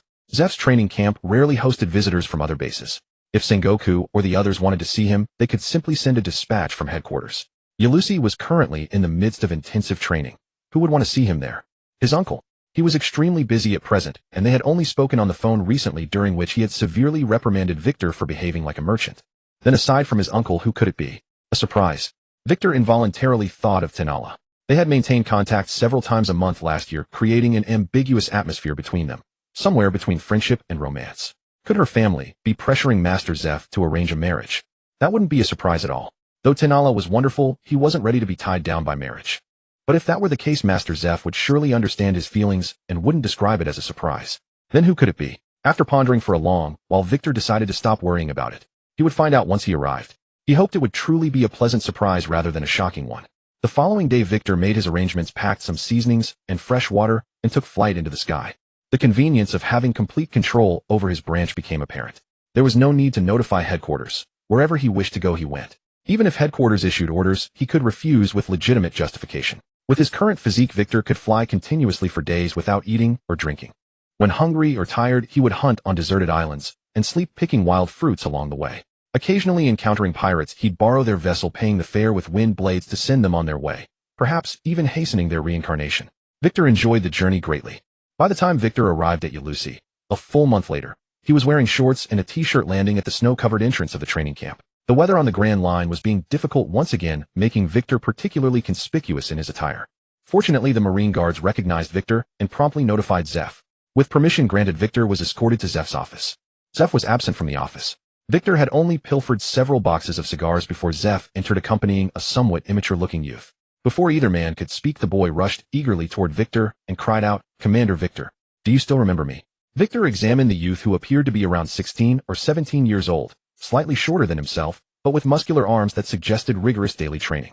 His square face was framed by large, intense eyes fixed upon Victor, brimming with excitement. You. Sensing Victor's confusion, the boy exclaimed loudly, "For years ago at the Port of Silence you saved a family of 3. I am that child." Victor rummaged through his fuzzy memories for quite some time before recalling that day. However, that child had been merely 1 meter tall back then, while the youth standing before him now must have been at least 2.8 meters tall. After studying him for a while longer, Victor remarked softly, "Son, have you been taking growth hormones?" Seeing the petrified expression on the young man's face, Victor quickly patted him on the shoulder and said, "Haha, just kidding, just kidding. By the way, what's your name?" "Sir Victor, I am Donut." "Oh, Donut. That's a good name. Which base are you at now?" Donut smiled shyly, scratched the back of his head, and said embarrassedly, "Sir Victor, I'm not in the Navy." "Ah, not in the Navy?" Victor was taken aback and quickly asked, "If you're not in the Navy, how did you end up here?" As soon as Victor finished asking, Zifa interjected from the side, "This is exactly why I called you here." Zifa pointed at Donut, who was still grinning foolishly, and said, "This brat, knowing nothing, came here looking for you and me. Luckily I ran into him. He thought this place was some Navy base. But his talent is indeed remarkable. Though not as good as yours, he's still among the top few students I've taught over the years." "Oh." Hearing Zifa's words, Victor immediately became interested and asked, "Then why isn't he in the Navy yet?" "Teacher Zifa, if I recall correctly, you have the authority to make a special recruitment into the training camp. That shouldn't be a big problem, right?" "Huh." Zifa lit a cigar and looked at Victor with a strange tone. "Well, it's all because of you."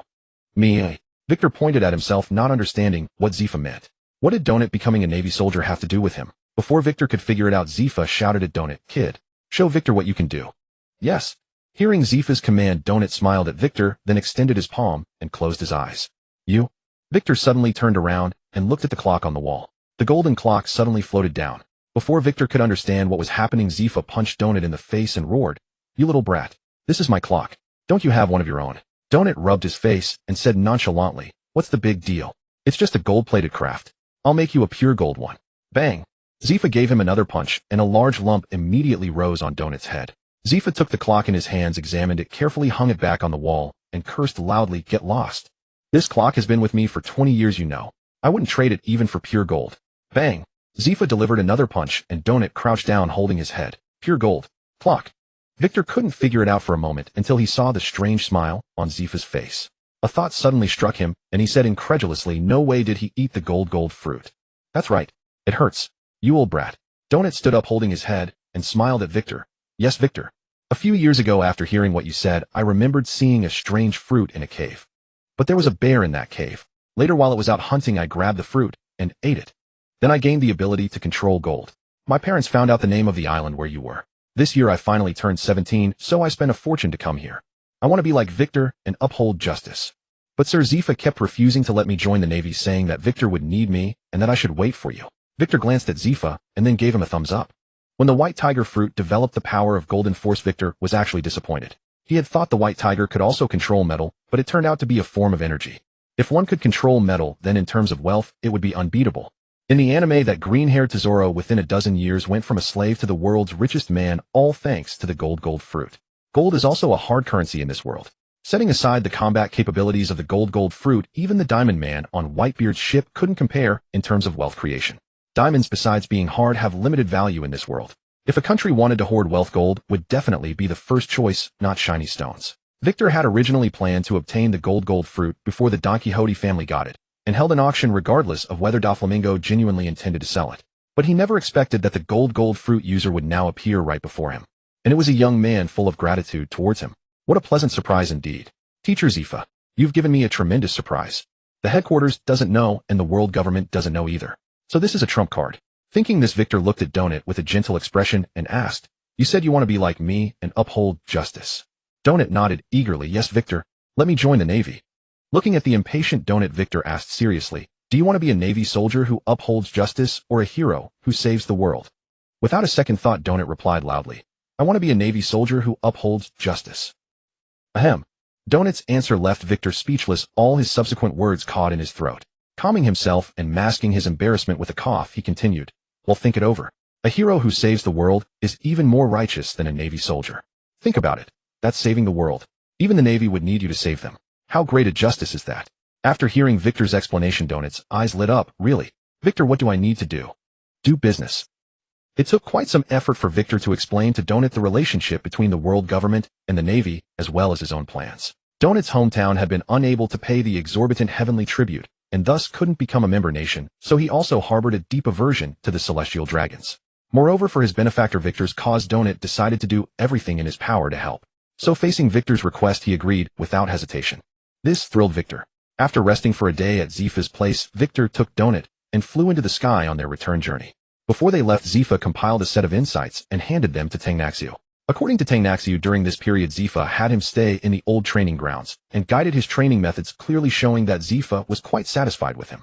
Along the way, Victor, drawing from the techniques of the original gold fruit user in the past lives anime, also guided Tangnaxiu in the direction of development.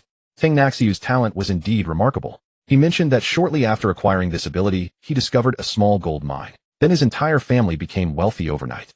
His parents not only moved to a city far from the port, but also gave him 2 younger brothers. Now the family had established a trading company, hired many guards, and lived comfortably, freeing him from worries, so he resolved to seek out Victor. For Tangnaxiu, Victor naturally hoped that he would build a golden city just like in the original story and become a member of the world government's allied nations. With Doris's support, Victor believed this timeline would be advanced even further. The gold fruit being consumed by Tangnaxiu, and the existence of Yars the blood fruit user, who didn't appear in the original story. These were perhaps the changes brought about by his own butterfly effect. Recalling that in the original story the gold fruit user could control 20% of the world's wealth, Victor couldn't help but feel a surge of excitement. With Tangnaxiu along with Yars from the underworld and the Ward family, a triple-pronged approach once developed would surely allow the Marines to break free from the world government's economic shackles. Whether it was Sengoku or later Sakazuki, who became the fleet admiral, didn't they want to break away from the world government? Did they have no objections to the celestial dragon's privileges? But without the world government's support, the Marines would inevitably fall apart. The Marines were also human. They needed food and water, and they wanted their families to live well. Without financial security, who would still care about upholding justice? So the 5 elders truly believed that the Marines were no different from any other department under the world government. Even though the Marines were the most powerful armed organization in the world, the reins were held by the world government. And a mere CP0 agent like Lucci could disregard the Marine fleet admiral, knowing full well that the Marines dared not defy the world government. Otherwise, what gave him the audacity to reprimand the fleet admiral? Not even Liang Jingru could provide such courage. Was Sakazuki's magma no longer hot, or had he devoured his own courage? Victor had already decided that over the next few years Tangnaxiu would stay with Yars. With Yars a fellow Paramecia user guiding him, Tangnaxiu's fruit development would surely advance further. Moreover, Yars could protect the still immature Tangnaxiu as they searched for gold mines on uninhabited islands around the world, amassing wealth. Victor was eager to know whether the world government would still be as uncompromising once the Marines had sufficient funds. Yars was already waiting by Anna's grave. Victor introduced Yars to Tangnaxiu, gave them some instructions, and then hurriedly left. For he had received news that his uncle Sakazuki had arrived at the 89th branch 2 days ago. This was not good news. Sakazuki was extremely dissatisfied with Victor's recent actions. If not for the strong support of Raoul and Galimu, Sakazuki might have already stopped the radical faction's support for Victor. Now Sakazuki had come specifically to find him. Victor found this stubborn uncle quite a headache. But this was also an opportunity to convince him. If he could gain Sakazuki's support, his plans would be greatly empowered. Upon returning to the branch and seeing Sakazuki, Victor was unsurprised to find a scowling face. "Sir, commander of the 89th branch," of Victor reporting in. "Shut up. Don't call me sir. Uncle. Enough. Don't call me uncle either." Sakazuki roared at Victor in fury. "What exactly do you think you're doing? In what way do you resemble a Marine? In what way do you resemble my nephew? Colluding with traitors who betrayed the Marines, bowing to the celestial dragons. And you're doing business. Most absurdly, you've entangled yourself with the Queen of Watafelin, becoming that little king's stepfather. How old are you, Victor? Are you letting these external things corrupt your sense of justice? And you've deceived Commander Raoul, Commander Galimu, and Teacher Zifa. The Marines are helping you do business. Is this still the Marines?" After Sakazuki vented his fury, Victor wiped the spit from his face and said with a wry smile, "Uncle, you've misunderstood me." "Misunderstood you how? I haven't bowed to the celestial dragons. I merely slept my way into their good graces." "Slept?" Steam rose from Sakazuki's back.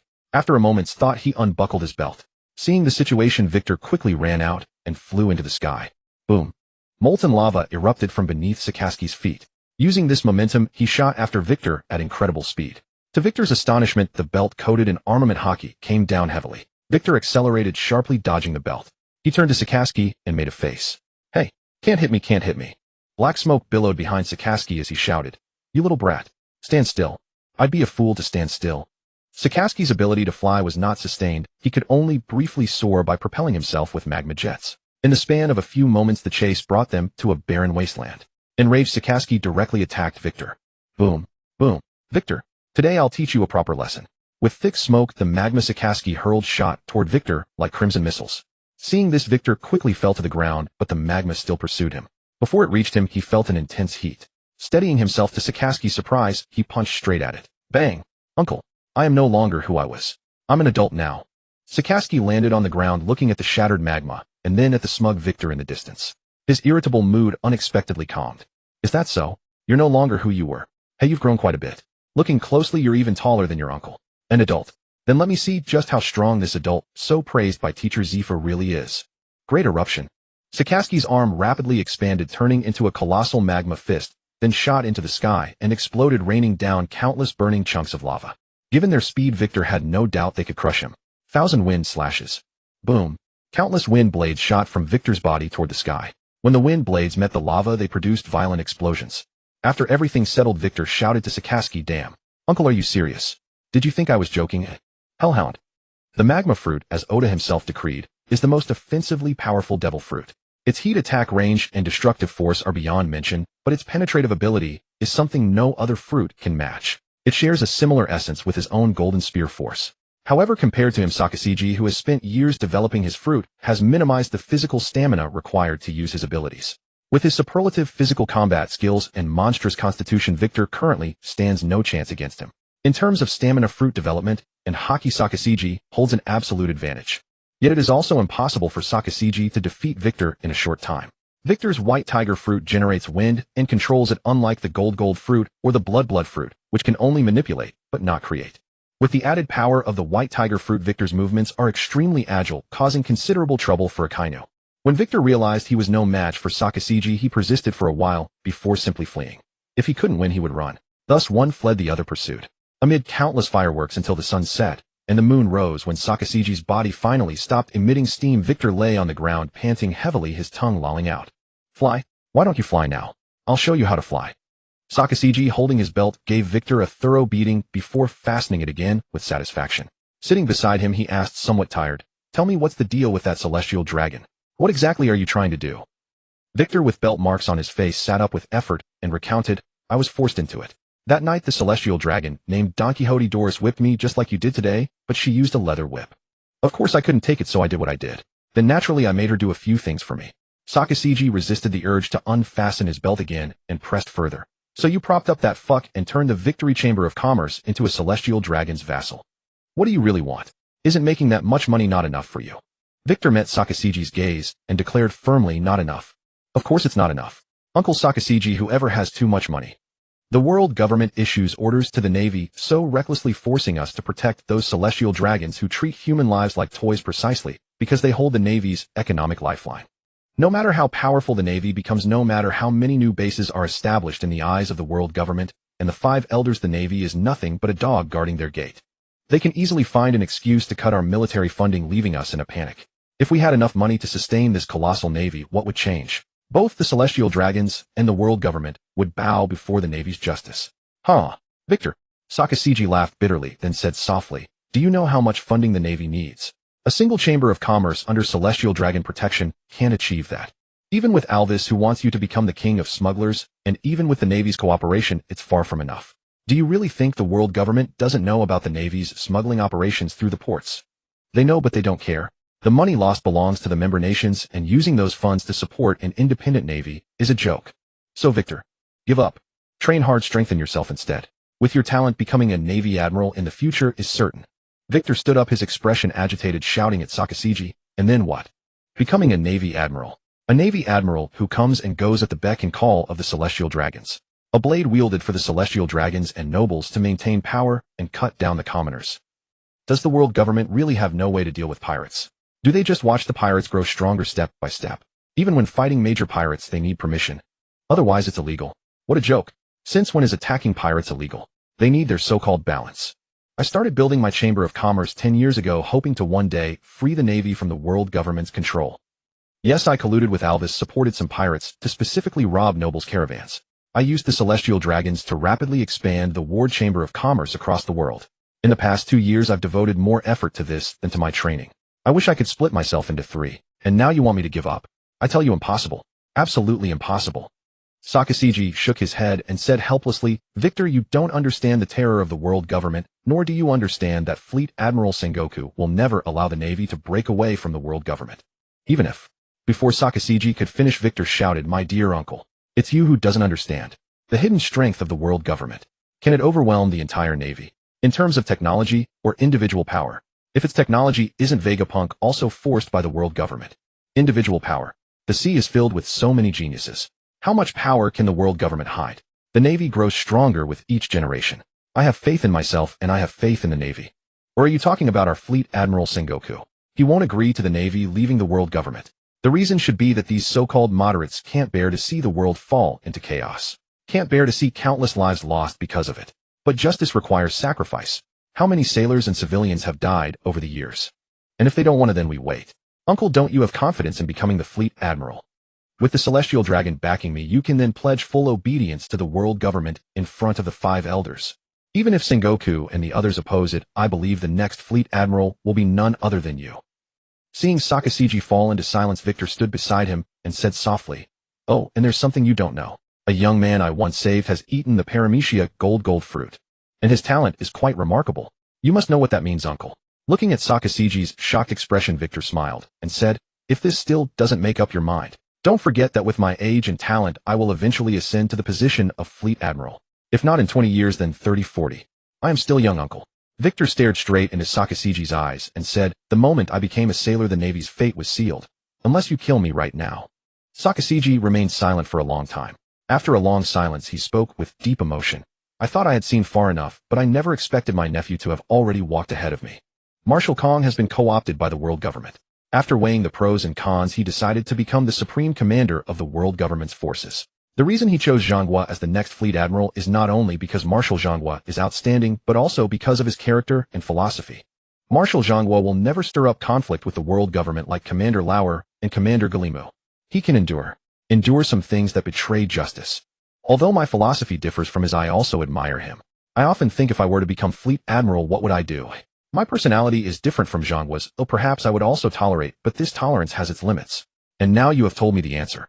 Sakazuki stood up, patted Waikijuo on the shoulder, and said with satisfaction, Waikijuo, my nephew, then go ahead and do it.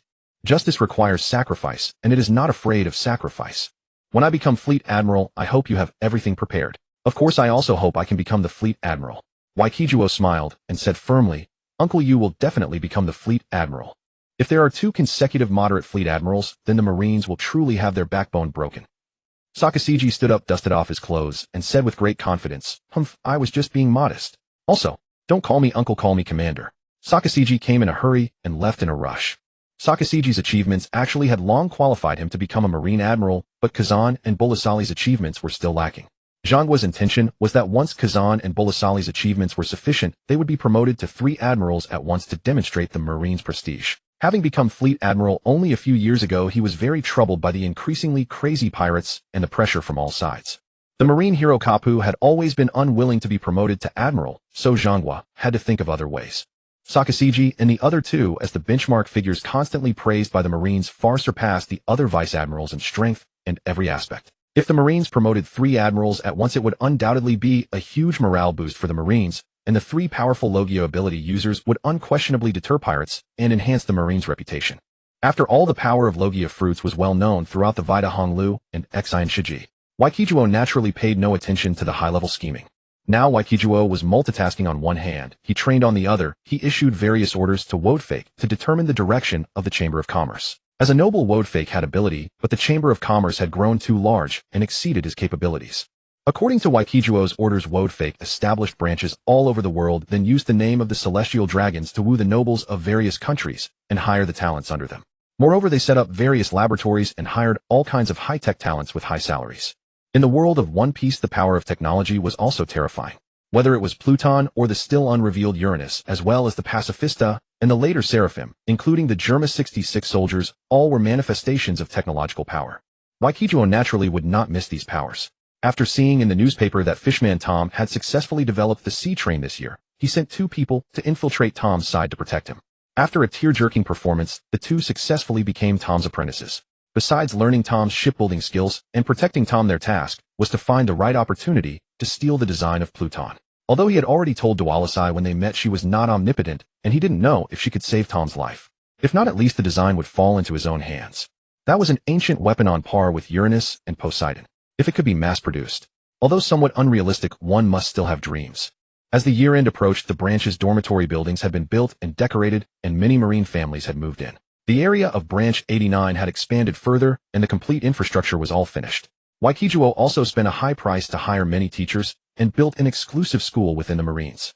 Branch 89 was divided into a living area and an office area separated by high walls with Marines on guard and patrol. Although families lived across the way, the military was still the military. While showing human kindness and caring for subordinates, the regulations and rules were even stricter. Only with hard work could one gain rewards. Otherwise, where would the motivation come from?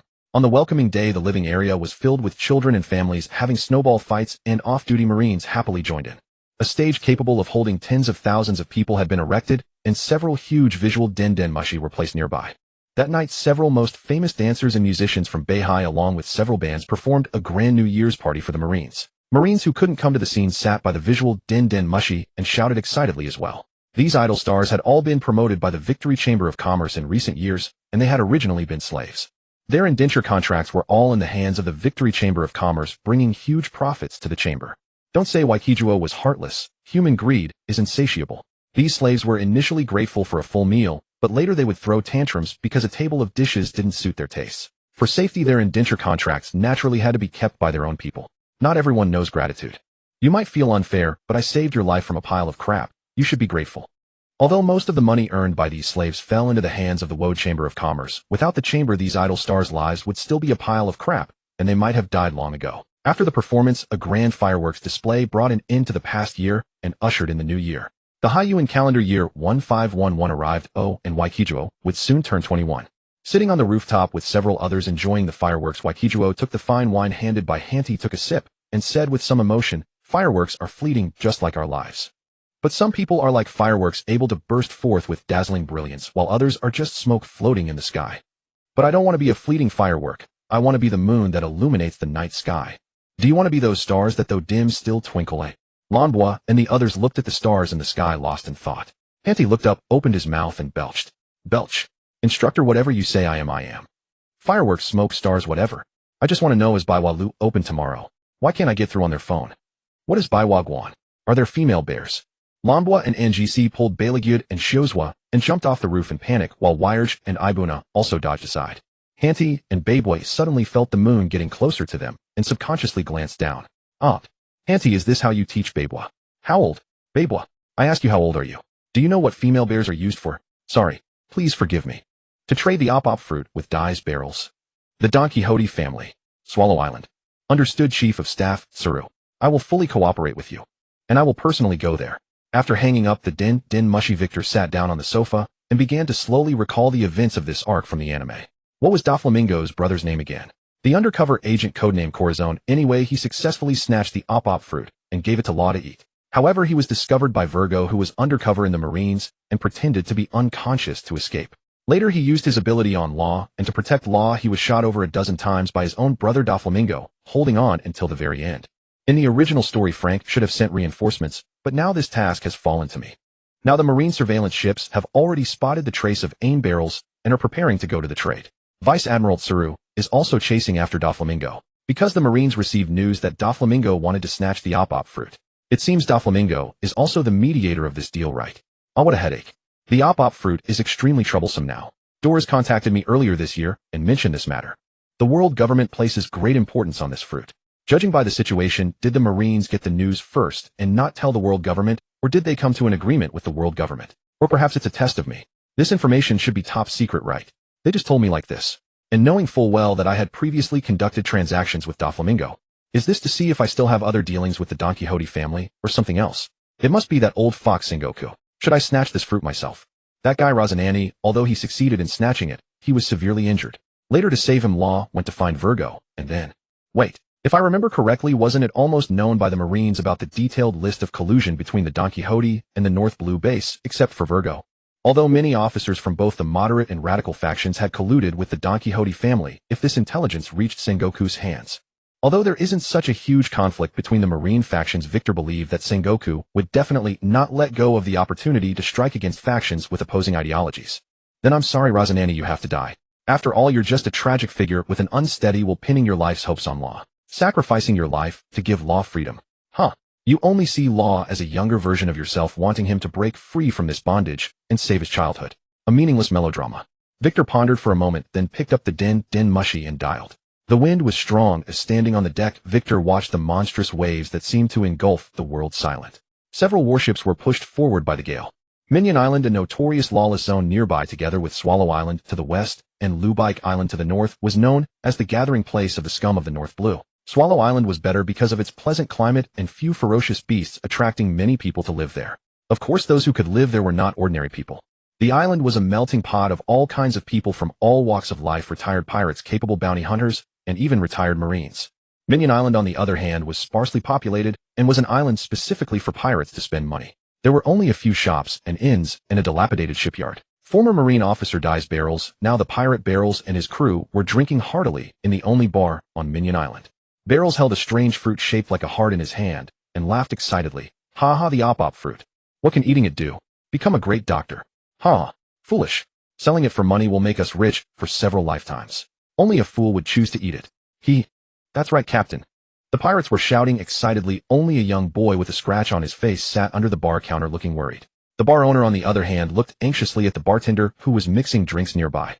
After arriving at Swallow Island, Victor quickly arranged for personnel to patrol the area. The Marines had only received news that Dies Barrels had appeared nearby, but were not certain of his location. So all three nearby islands needed to be inspected, waiting for Vice Admiral Tsuru to come and trade with him. As for how the trade would be conducted, Victor didn't believe Tsuru would use money.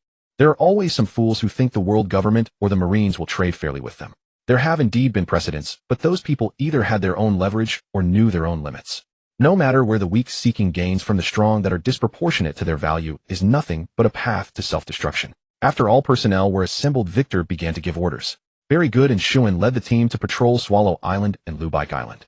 As for Minion Island, where the op fruit was located, besides Angus, Rambo, and Hunter, who had already led the team there, Victor, after giving the orders, also flew over with Virgo and Hunter. In the bar, the pirates were still drinking excitedly when the bar suddenly fell into darkness. A dead silence. The pirates shouted loudly but found no sound, and panic ensued. After a long while, the sound returned. What happened? What's going on? What is this? It's a grenade. Enemy. Bang. Fire. Bang. Turn on the lights. Turn on the lights. The fruit is gone. Where is he? Barrels roared angrily. Chase him. He's hit. He can't have gone far. Find him. Suddenly a voice rang out in the bar. Captain, I saw him run to the left. What? Let's all chase together. In an instant, the bar was left with only a few corpses and Alvis, who was wearing a waiter's uniform. A strange smile appeared on Alvis's face, and then he followed them out. When Victor and Virgo landed at the port, Rambo and the other two had just led their team off the ship. The two slowly followed behind the group, but the din mushy in Victor's pocket suddenly rang. Puru. This is the Marine surveillance ship reporting. We have spotted the Don Quixote family's trail. They are about to reach Minion Island. After hanging up the din mushy, Victor looked at the expressionless Virgo and said softly, Virgo, what if I eliminate all the Don Quixote family members here? Wouldn't that save a lot of trouble? Virgo looked up at Victor. Even though heavy snow was falling from the sky, Virgo was startled into a cold sweat. Bang! Just as Virgo was about to say something, a huge sound suddenly erupted. Victor, seeing this, casually walked over. Virgo also breathed a sigh of relief and followed. Bang! After knocking down the last pirate, Alvis turned to look at the dying Rocinante. Cough. Cough. Law, wearing a spotted hat, clutched Rocinante's wound, tears streaming down his face as he shouted in panic, Corazon. Corazon. Alvis rushed over, crouched down, and said with a sorrowful expression, I'm sorry, I'm too late. Who are you? Cough. Cough. Rocinante looked at Alvis with confusion. Alvis glanced around and lowered his voice. I am a spy placed in the underworld by Fleet Admiral Sengoku. I happened to pass by here today and received his order to support you. Because of the urgency, Fleet Admiral Sengoku revealed your identity to me. Your codename is Xiao Migua, and mine is Dabaido. Hearing Alvis speak his codename, Rocinante said with shame, were sent by Fleet Admiral Sengoku. I failed him. Yes. Alvis examined Rocinante's wounds and shook his head helplessly. Your injuries are too severe. You've lost too much blood. There's no way. Do you have any last words? Hearing this, Law broke down and cried to Alvis, please save him. I beg you. Please. Cough. Cough. Law. Don't be like this. Rocinante struggled to sit up, leaning against the wall. He smiled and stroked Law's face, then said softly to Alvis, I've heard of your name too. I never expected your identity to be the same as mine. It's a bit rude, but could you not let Fleet Admiral Sengoku know about this child? I beg you. Seeing no reaction from Alvis, Rocinante covered his bleeding chest, staggered to his feet, and knelt before Alvis. I'm begging you. Please. Cough. Cough. Corazon. Alvis frowned, looking at Rocinante, whose aura was fading, and reluctantly nodded. I promise you. I'll protect this child well, and keep him from others. Then thank you. Rocinante, pale-faced, looked at Law, forced a smile, pulled Law's head close to his ear, and said with difficulty, Law, remember what I said. Stay close to him. If he tries to hand you over to the Navy or the world government, find a way to escape. If he doesn't, then stay by his side. Alvis suddenly shouted from the side, Hey, it seems some Marines are coming. I can't be seen with them now. I have to take this child and leave immediately. Xiao Migua, farewell. Have a safe journey. Rocinante pulled an intelligence document from his pocket, about to speak, when suddenly he saw Alvis's expression change drastically. Not good. We have to go. If we don't leave now, it'll be too late. They're fast. Saying this, Alvis picked up Law and ran off. Corazon. Corazon. As Law's cries faded into the distance, Rocinante stretched out his arm and shook his head helplessly. Bang. Oh, a pirate internal conflict. Despicable scum not worth pity. A dignified voice rang out. Rocinante looked up at Victor, who wore a marine uniform and was about to speak when he suddenly froze. Virgo. Corazon. Why are you here? Wait. Your voice. Victor feigned confusion as he glanced at the two. Rocinante, as if feeling no pain from his wounds, jumped up with a final burst of energy, pointed at Virgo, and said, So your ultimate mission is? Die pirate. Virgo acted decisively, kicking at Rocinante, but a hand steadily pulled Rocinante aside. What ultimate mission? Go on, I'm very interested. Commander Victor, he. Shut up. Looking at Victor's smiling face, Virgo began to break out in a cold sweat. This man is the top executive of the Don Quixote family, the original Corazon. He is a spy Doflamingo sent into the Marines. You're the Marine prodigy, Victor, right? I am a spy sent by Fleet Admiral Sengoku into the Don Quixote family. I have records of dealings and collusions between the Don Quixote family and some Marine officers. Look. After speaking in one breath, Rocinante quickly handed the intelligence document to Victor. Virgo subtly moved his foot, but before he could take a step, a wind blade landed at his feet. Victor's cold voice reached Virgo's ears. Without my order, if you move again next time, I won't know where it lands. Now Virgo calmed down, instead staring intently at Corazon. Even through his sunglasses, Rocinante could feel his murderous intent. Victor opened the intelligence document and scanned it roughly. Oh, all bases, all branches are involved. Some are even the top brass. The Don Quixote family has a huge influence in the North Blue. This is indeed serious. Yes. Do you believe me? Seeing Rocinante's hopeful expression, Victor nodded and said softly, I believe you. But you haven't been with Doflamingo for a long time, have you? Rocinante nodded, somewhat puzzled. Yes, but what does? Last time I had to deal with Doflamingo, I didn't see you. It seems your brother has been suspicious of you for a while. Rocinante's smile faded, and he said seriously, What do you mean? Nothing much. Victor lightly tore the intelligence document a few times, and under Rocinante's incredulous gaze threw it on the ground. It's just that I am also a Marine officer colluding with the Don Quixote family. And I've known about Virgo being a spy in the Marines for a long time. Sorry, thank you for your efforts. Though they were useless. What? You? Pale-faced, Rocinante's body had reached its limit. He pointed at Victor and collapsed to the ground. Bang! Rocinante felt his eyelids growing heavier. Blood loss aggravated his injuries. In the last moment before leaving this world, he couldn't help but think of Law. At least Law got away. Virgo stared at Victor without moving, his heart filled with trepidation. Victor, after completely dispersing the paper scraps on the ground, turned to glance at Virgo, as if nothing had happened, and said softly, Let's go. Watching Victor walk away, first Virgo looked at Rocinante's corpse, gritted his teeth, and followed. After walking through the snow for half a day, Victor suddenly stopped, extended his palm, and watched the snowflakes slowly melt in his hand. Virgo stood behind Victor, glaring at the defenseless Victor with murderous intent, but after a moment's thought, he stopped and abandoned the idea of attacking. Victor turned around and said in a mocking tone, What's wrong? Don't you want to kill me? Virgo answered honestly, I do, but I'm no match for you. I can't even defeat Hunt, let alone you. Victor patted Virgo on the shoulder and said softly, You certainly know yourself well. Are you wondering why I knew you were a spy all along, but never exposed you? Seeing Virgo nod, Victor lit a cigar, exhaled a smoke ring, and said with a hint of helplessness, Because you are a talent, Virgo. I have my eye on you. Your stage should not be confined to a mere Don Quixote family. You deserve a much larger arena. Why are you loyal to Doflamingo? His conqueror's Haki, his vision, or the so-called bond?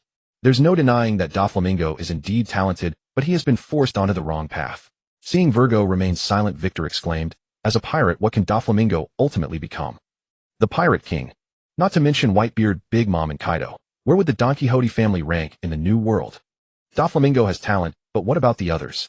How that guy you killed recently with a bounty over 100 million. Wasn't he stronger than most of the Don Quixote family's officers? Besides, Doflamingo can't even beat me, yet he wants to be the pirate king. Don't tell me your family members will still grow. Considering our ages, it seems I have more room for growth, doesn't it? You? Virgo wanted to say something, but didn't know how to refute. Victor glanced at him and continued. Even if he becomes the pirate king, so what? The pirate king. The king of pirates. At the end of the day, he's still just a pirate. No matter where or in which world, justice is the most powerful. Humans are social creatures. Weak ants, when gathered together, can even kill an elephant. And only the strong deserve the right to protect them. That is the side of justice. As for those who cannot even control their own desires, they are naturally the enemies of justice. Who do you think is the most powerful force on the sea? Pirates. The world government. Neither. The Navy is the most powerful force in this world. Not the pirates. Not the world government.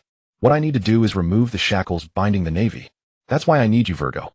Virgo shook his head and said firmly, I can never betray Doflamingo. Huh. Victor sneered disdainfully, boring familial bonds. A bond without blood ties sustained by long-term companionship. Unfortunately, that companionship was twisted from the start. When you were young, you had no independent judgment. You just followed whatever your companions said. They said Doflamingo with his conqueror's Haki was a born king. So he's a born king. They're just a bunch of narrow-minded people. Frogs living at the bottom of a well can only see the small patch of sky above their heads. But they were indeed lucky.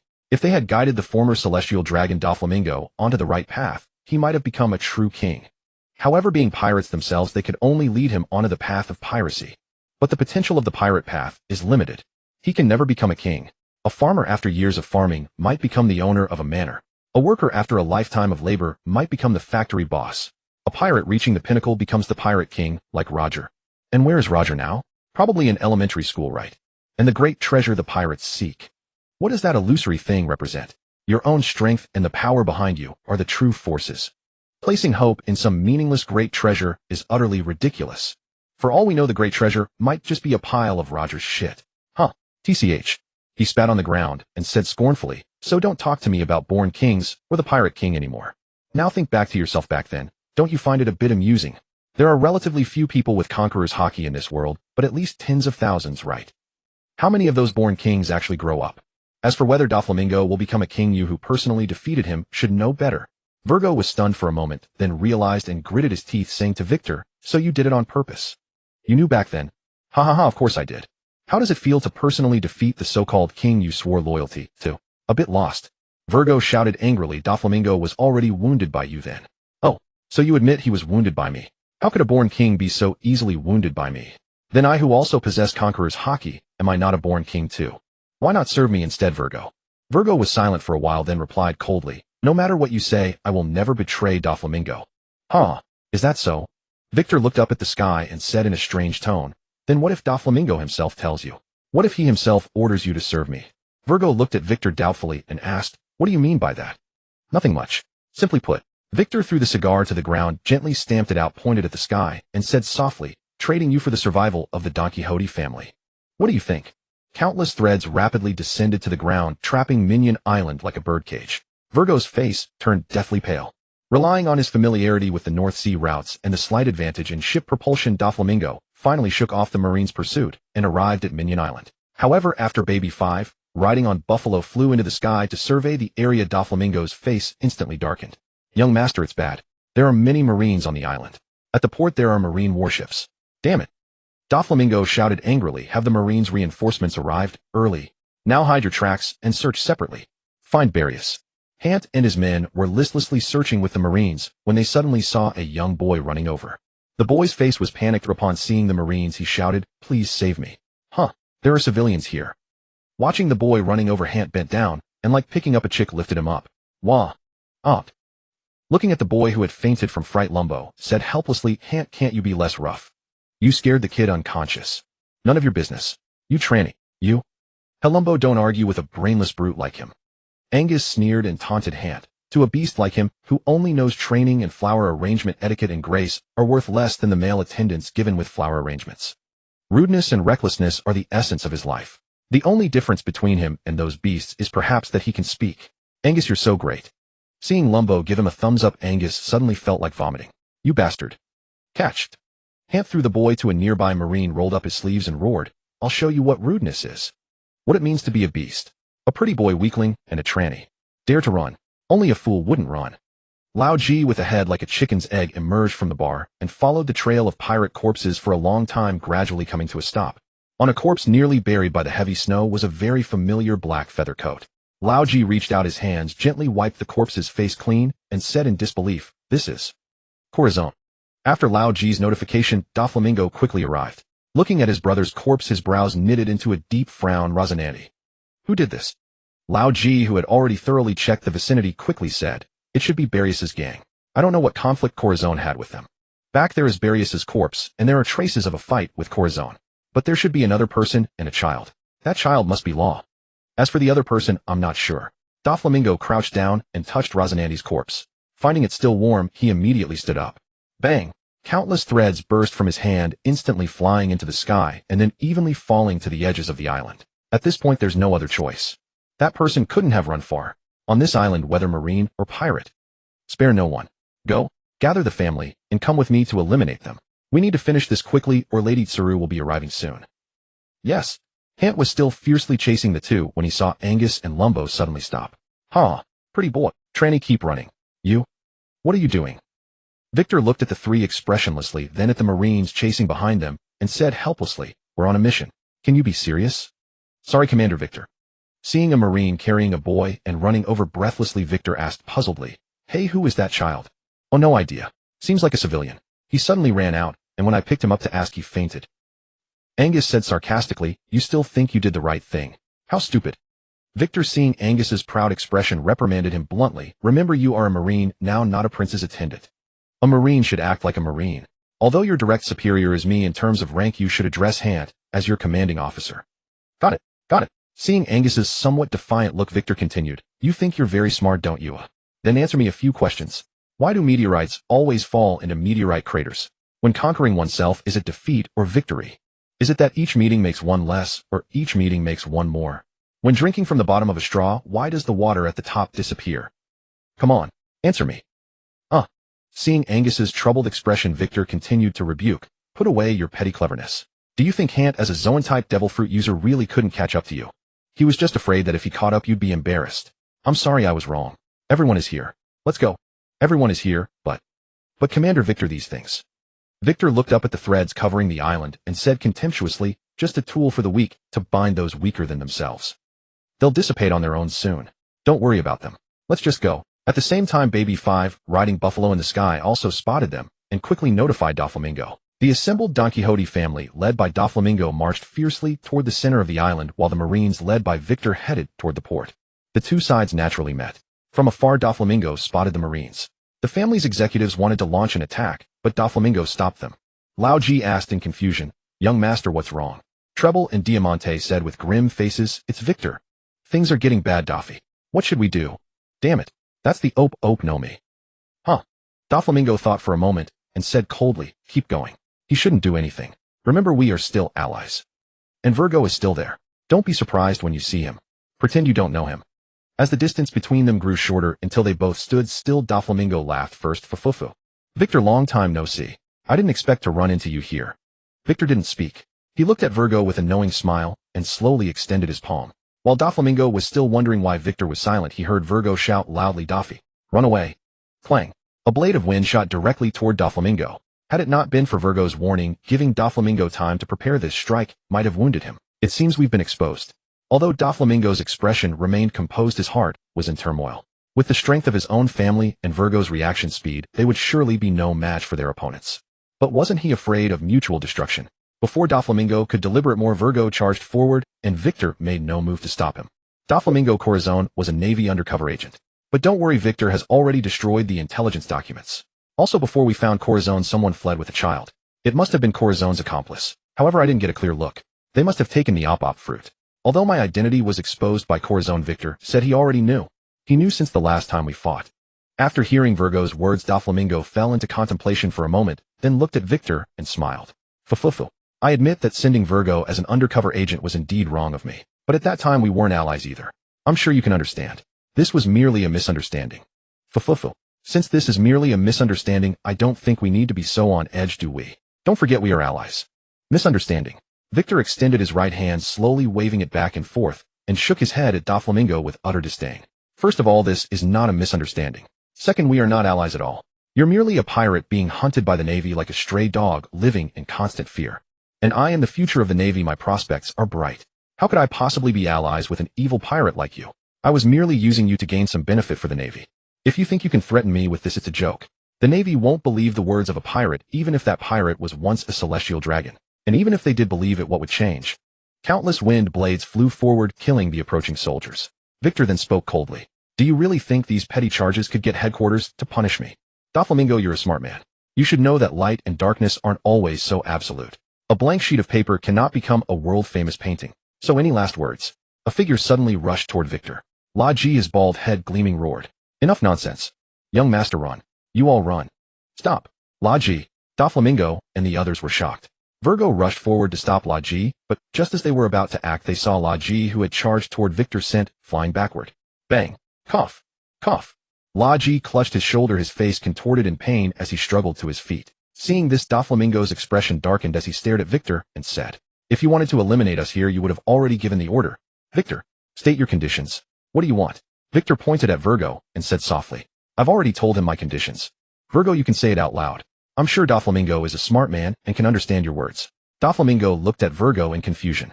What conditions does that scoundrel have? Virgo was silent for a moment before saying helplessly, He wants to recruit me. He wants me to leave the family and become a real Navy officer.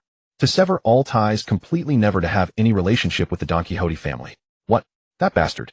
After hearing Virgo's words, Doflamingo remained silent as he slowly opened the bird cage. Hey, you don't actually think you can escape just by opening that thing, do you? Victor descended from midair holding the terrified baby 5 and Baccarat in his hands. Young master. Help. Help. Baby 5. Baccarat. Doflamingo grit his teeth as he looked at Victor. Can't you change the conditions? Virgo is my family. He's not a commodity to be traded. Stop your theatrical performance. Doflamingo. After Hunter took Baccarat and Baby 5 of Victor waved his hand. The Marines raised their muskets. Seeing this, the veins on Doflamingo's forehead bulged. He clenched his fists but ultimately held back. After the previous battle with Victor, Doflamingo knew he was no match for him. Family. Ha ha, don't make me laugh. Family without blood ties. Family who treats you as their young master. Did you think I was asking for your permission? I'm giving you an order, understand? From this moment on, Virgo severs all ties with your Don Quixote family. I can erase his pirate identity, and this matter will never be disclosed. If you're truly his family, you should understand that being with me is better for him. A mere pirate lecturing me about family. Ridiculous. One sentence. Virgo leaves the Don Quixote family, and I'll spare your lives. Do we have a deal? I'll only count to 3. 3. Deal. Doflamingo shook his head at Virgo and said softly, I'm sorry, Virgo. From now on, you're no longer family to us. By the authority of the Don Quixote family head, I hereby announce your expulsion from the Don Quixote family and strip you of your executive position. Farewell. Virgo. Enough nonsense. Take these 2 brats and get out of here. Doflamingo said nothing, took the 2, and walked away without looking back. After the Don Quixote family had all departed, Victor turned to the still dazed Virgo and said, Go on, be a good Navy officer from now on. You. Virgo came back to his senses, his heart heavy with complicated emotions. He couldn't help but ask Victor, Are you really not worried? Of course I'm not worried. Victor glanced at Virgo and smiled softly. Whether Navy or pirate, a man of the sea keeps his word. That's what matters. The Don Quixote family became the intermediary of the underworld, not only for other reasons, but because Doflamingo keeps his word, because of the Don Quixote family's reputation. If you can't keep this promise, it means the Don Quixote's reputation crumbles.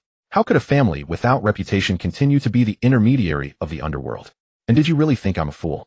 I'm a petty person, you should know that. And whether now or in the future, I don't think a mere Don Quixote family would dare oppose me. What do you say, Lieutenant Commander Virgo? I'm full of confidence in myself.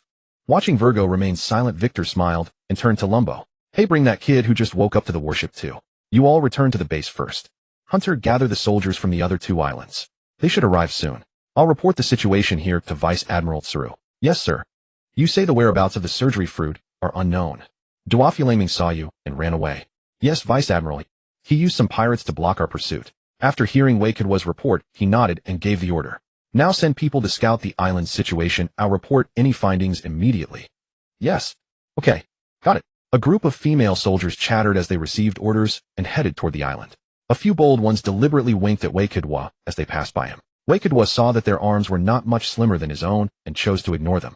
The Navy's Chief of Staff lady, he was carefully scrutinizing Wakadwa. When she saw her subordinates' somewhat impolite actions, she was not angry, but said with a smile, Those girls are quite lively and energetic with no ill intentions. Watching a female soldier carrying a spiked club pass by him, Wakadwa murmured, I can see that their energy is indeed abundant. Commander, do you need my men and me to help? He shook her head and said with a peculiar tone, no need for help. I think you'll be quite busy soon. Also, after I finish handling matters here, I will visit your branch to question the Navy personnel who left early. You should understand that, right? Wakadwa smiled and quickly said, of course I understand. After all, it's the surgery fruit. But what do you mean I'll be very busy? Commander, what does that remark mean? He did not speak, but simply pointed to the deck beside them. Wakadwa looked over and saw a female soldier with a smile as bright as a flower staring at him. Tina. Wakadwa. Tina jumped off the deck on her own, ignoring his surprised look, and rushed into Wakadwa's arms. Finally, I see you. Tina is happy. Wakadwa thought for a moment, then still placed his hand on Tina's bottom to support her, and had to admit it was quite supple. Cough, cough. He cleared her throat a few times. Tina finally came to her senses, reluctantly released Wakadwa's neck, and put her legs down to the ground. Then she turned to he and said impatiently, Granny, could you please not be such a nuisance? Can you give us young people some space? You little brat. He glanced at the two, pursed her lips, and said disdainfully, who hasn't been young? But do your grandparents know about this? But I heard from them that you and Wakadwa are just very good friends. Should friends be so intimate when they meet? Although Tina's face flushed at his words, she still retorted stubbornly, we are the best of friends, so being a bit affectionate is normal, isn't it? Granny, don't you have other matters to attend to? The surgery fruit is a very important matter. He crossed her arms in front of her chest and said nonchalantly, it's fine. Since it's already missing, this is just a routine inspection. This kind of thing is not something I need to worry about. Humph. Tina clenched her fists, let out a long, threatening sound, and glared at he. He turned her head away. Seeing that he was ignoring her, Tina stomped her feet in anger, grabbed Wakadwa, and walked aside. But he still followed them leisurely, which infuriated Tina. Seeing this, Wakadwa moved his fingers slightly. Tina was astonished to find herself and Wakadwa floating into the air. Excitedly, she made a face at he. He looked up silently at the sky. Only after the two had disappeared from her sight did she mutter to herself, oh, able to carry someone while flying. A truly practical ability. But Wakadwa, entrusting Tina to a person like you. Not only her family is uneasy, but I am also worried. Can love really make people foolish? Tina. Can a man as ambitious as Wakadwa truly have love? After the two landed on a clearing and were alone, Wakadwa began to regret it. Tina was a clever and decisive woman. She did not hide her fondness for Wakadwa, often using her attractive figure to subtly brush against his body. Being taken advantage of by a stunningly beautiful woman who stared at him with big sparkling eyes full of tears was irresistible. Soon Wakadwa felt a stirring, and Tina's gaze became increasingly seductive. Damn. Tina was not the kind of woman who could be used and discarded without mercy. She had a group of conservatives and moderates backing her. At this moment, he did not want to be tied down by a woman. Calming his stirring emotions, Wakadwa quickly said, how is Simoj now? It's been a long time since I left, and I've only contacted him twice. It seems the Den Mushi often has no signal where he is. I heard from my uncle that he is very satisfied with his performance. A look of disappointment crossed Tina's face, but she quickly composed herself and said softly, that guy Simoj, I've met him a couple of times. In recent years, aside from training, he has been frequently carrying out extremely dangerous missions and has gained some reputation in the New World. He is called the Demon Smoke Man. Most pirates who fall into his hands end up dead. Now he is already a headquarters captain. I heard that headquarters intends to groom him as a candidate for admiral. Seeing Wakadwa take out a cigar, Tina pulled out a lighter and lit it for him, then took out a cigarette for herself. Phew. Wakadwa blew out a smoke ring and said with some emotion, it seems that place suits him well. Admiral candidate, huh? Wakadwa had also heard about this from Sakazuki and Zafa. Although Sakazuki and the other two were not yet admirals, it was a foregone conclusion that they would become admirals. Therefore, Zhanghua had already begun to cultivate Navy personnel with the potential to become admirals. The two who would later become admiral candidates, Ji Yuan and Jia Ji, had already passed the trials and nominations. Their becoming admiral candidates was also a foregone conclusion. Unfortunately, both of these candidates were from the moderate faction. Among them, Ji Yuan had a very close relationship with he, and Jia Ji had a very close relationship with Kapu. Among the Navy personnel of the same batch, other factions, including the radical faction, had no suitable candidates. Given that Wakadwa had clearly stated he would not become an admiral candidate, Sakazuki became even more diligent in training Simoj. Being an admiral candidate did not mean one possessed the strength of an admiral. They only had potential surpassing that of a vice admiral. Whether they could become an admiral still depended on their individual talent.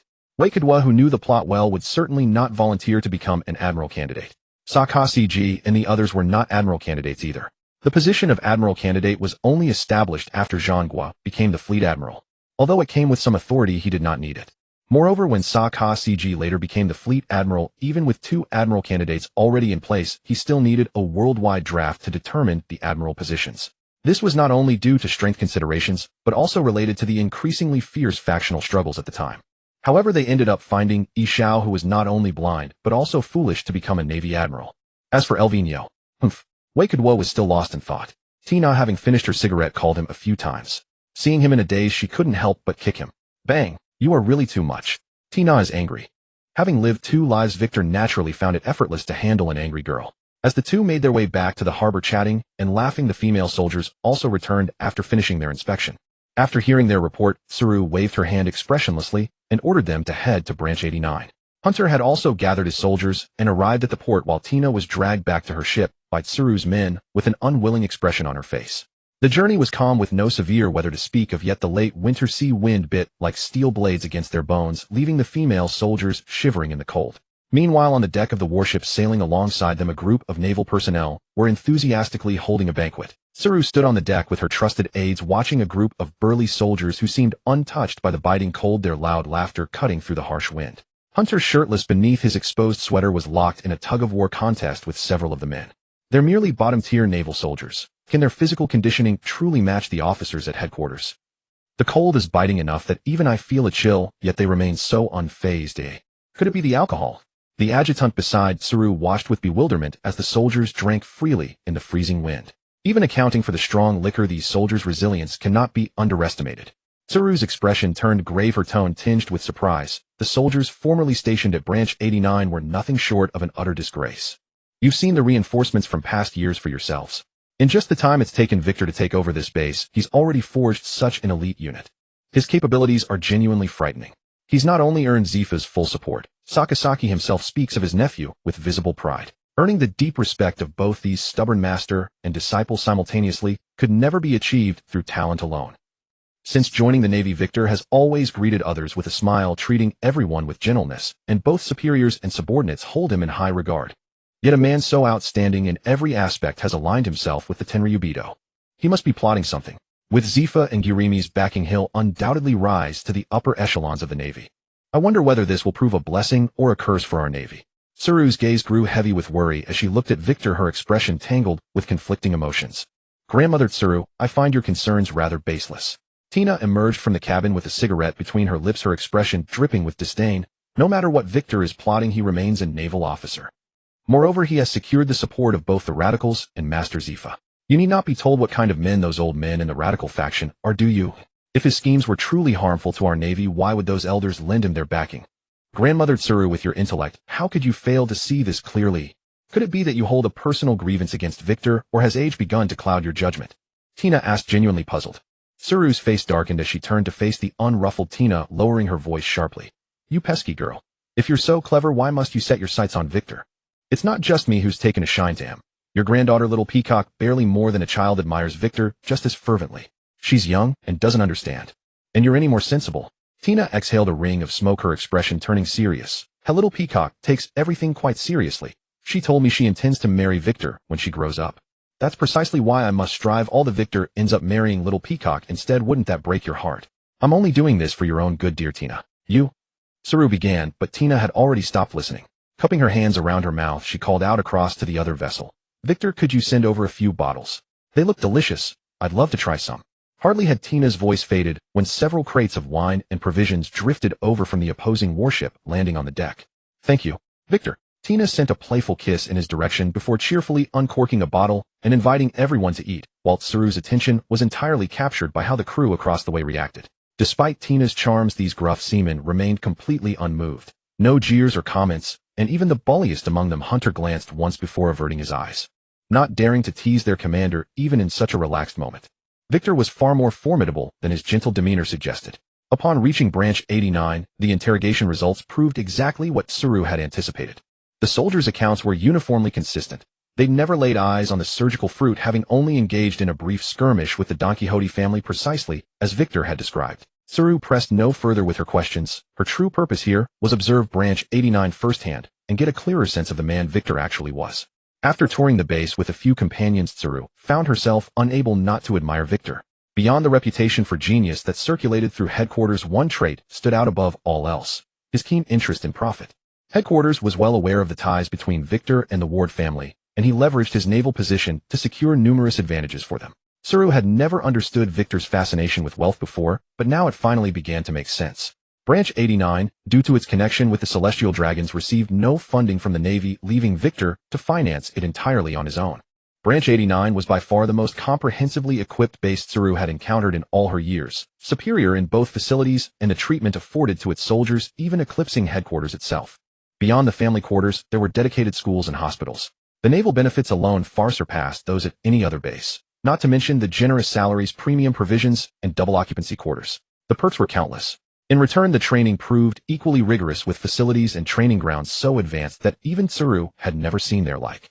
No wonder the soldiers of Branch 89 had become so elite within just 2 years. This place burned through immeasurable berry without cease. Victor truly spared no expense.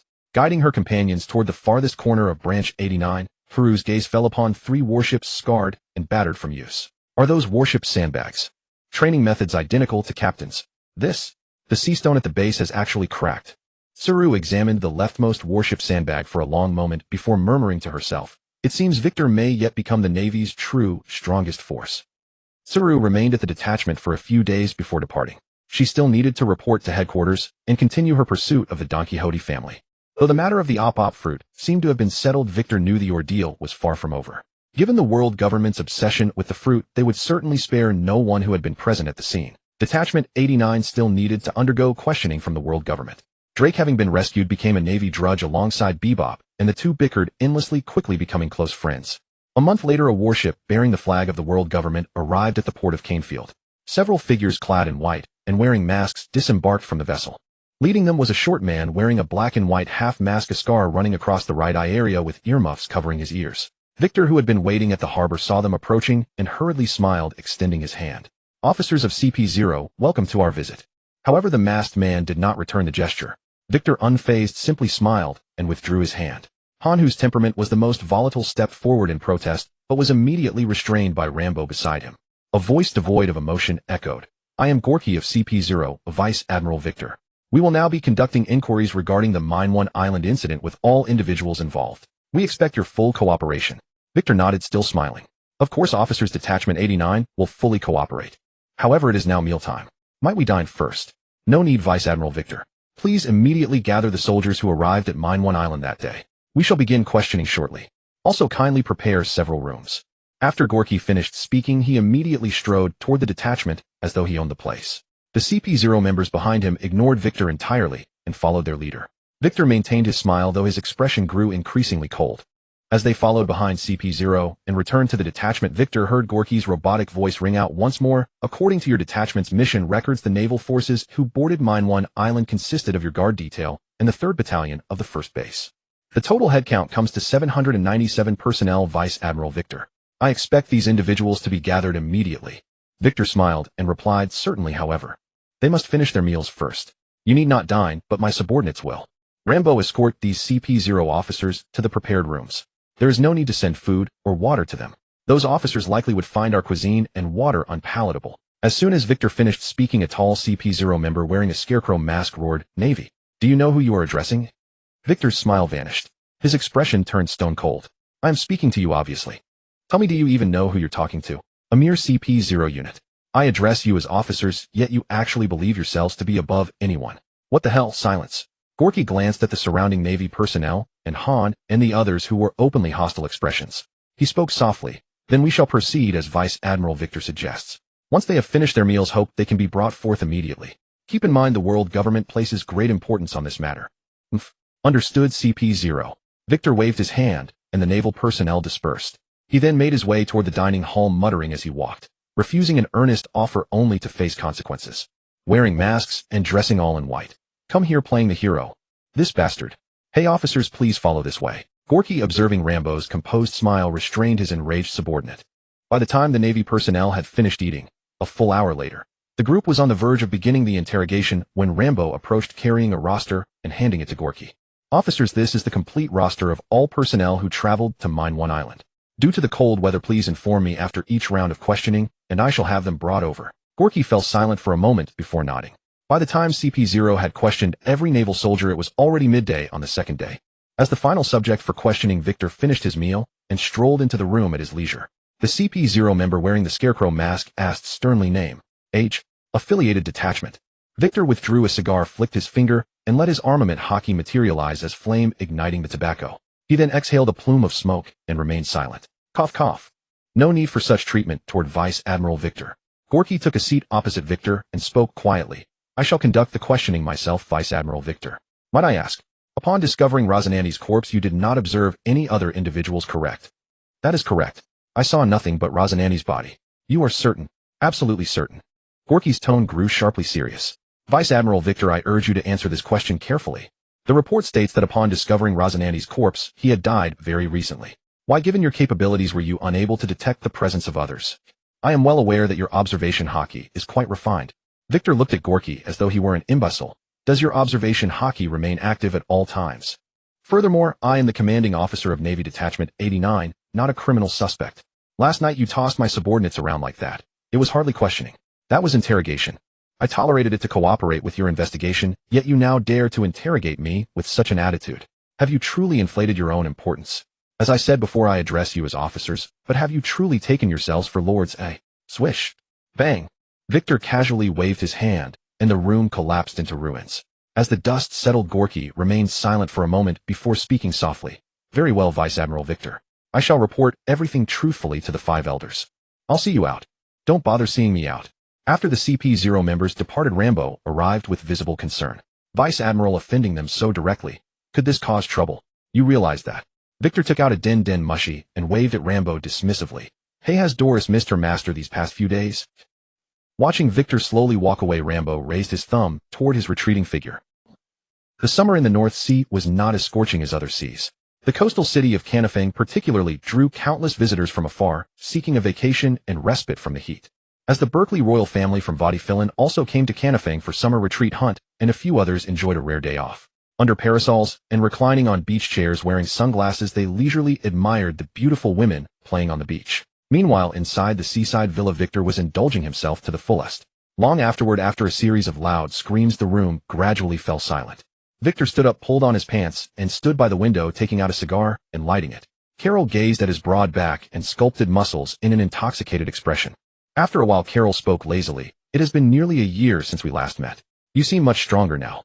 I really cannot bear to leave you, Victor. Then how about I move the royal palace to Canifang? Victor turned around, hooked her chin with his index finger, and said softly, stop fooling around. Unless you can move the royal palace to branch 89.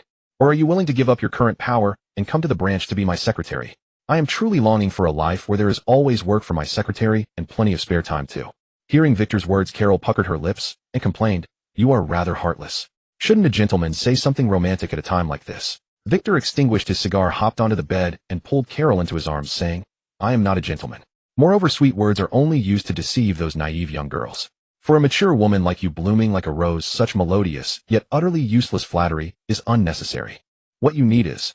Victor did a push-up and Carol's eyes grew hazy once again. Strong and powerful arms, as well as the nourishment that can make flowers even more tender. Carol's arrival helped Victor, whose pent-up passions had been building up lately, to relax quickly. Handing a one-berry coin to the newsbird, Lombois took the latest newspaper.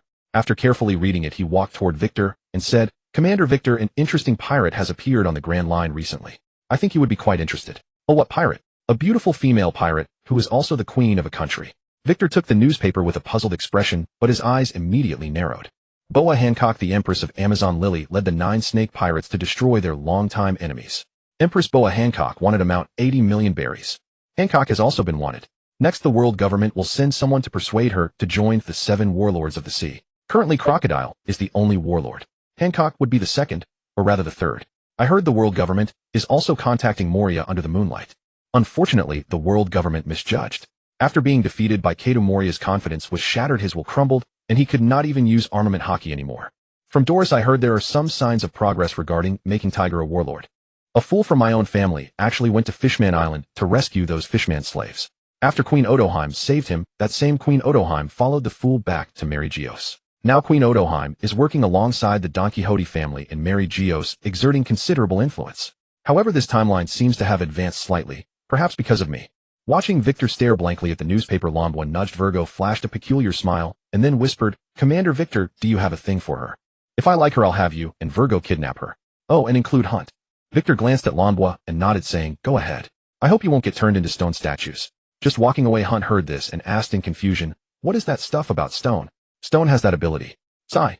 Victor sighed deeply, closed his eyes, and stopped speaking. Marineford Headquarters Admiral's Office. Sakazuki looked at the freshly delivered report with a headache and said helplessly, are these pirates insane? The New World has descended into chaos, and even the Grand Line has been affected. We have already dispatched all our elite forces to the New World, and Branch G2 has also sent Smoker to reinforce them. But Smoker's temperament.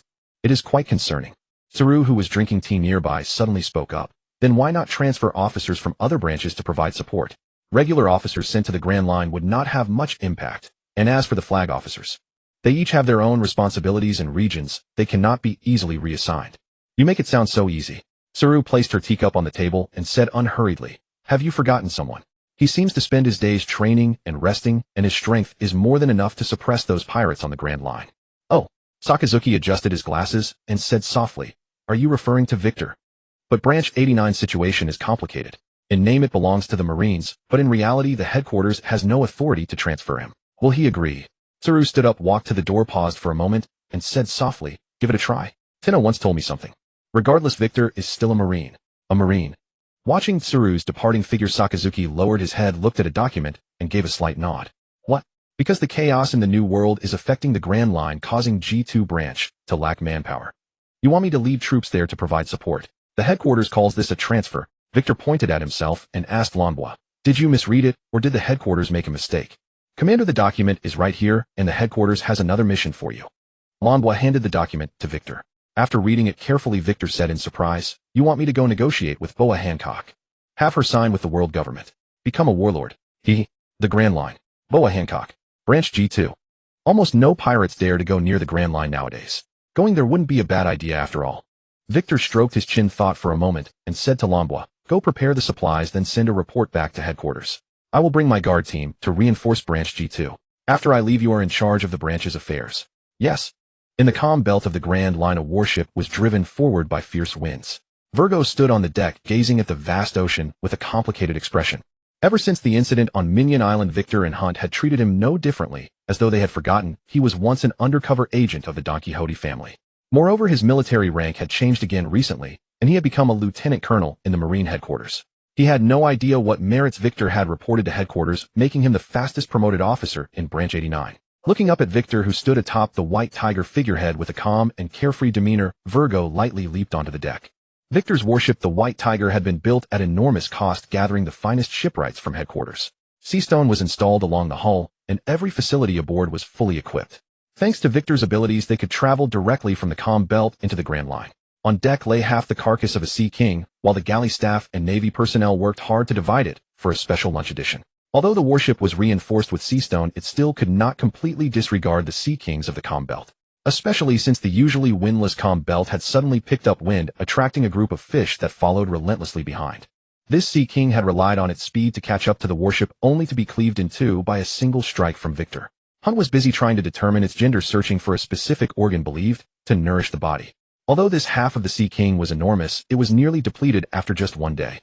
Victor's 200 heavily reinforced guards had all become voracious warriors capable of devouring massive quantities of food. Added to Victor and Hunt's own astonishing appetites, if the warship's storage and freezer capacity had not been so ample, they might have survived a week at sea by nothing more than fishing from the water.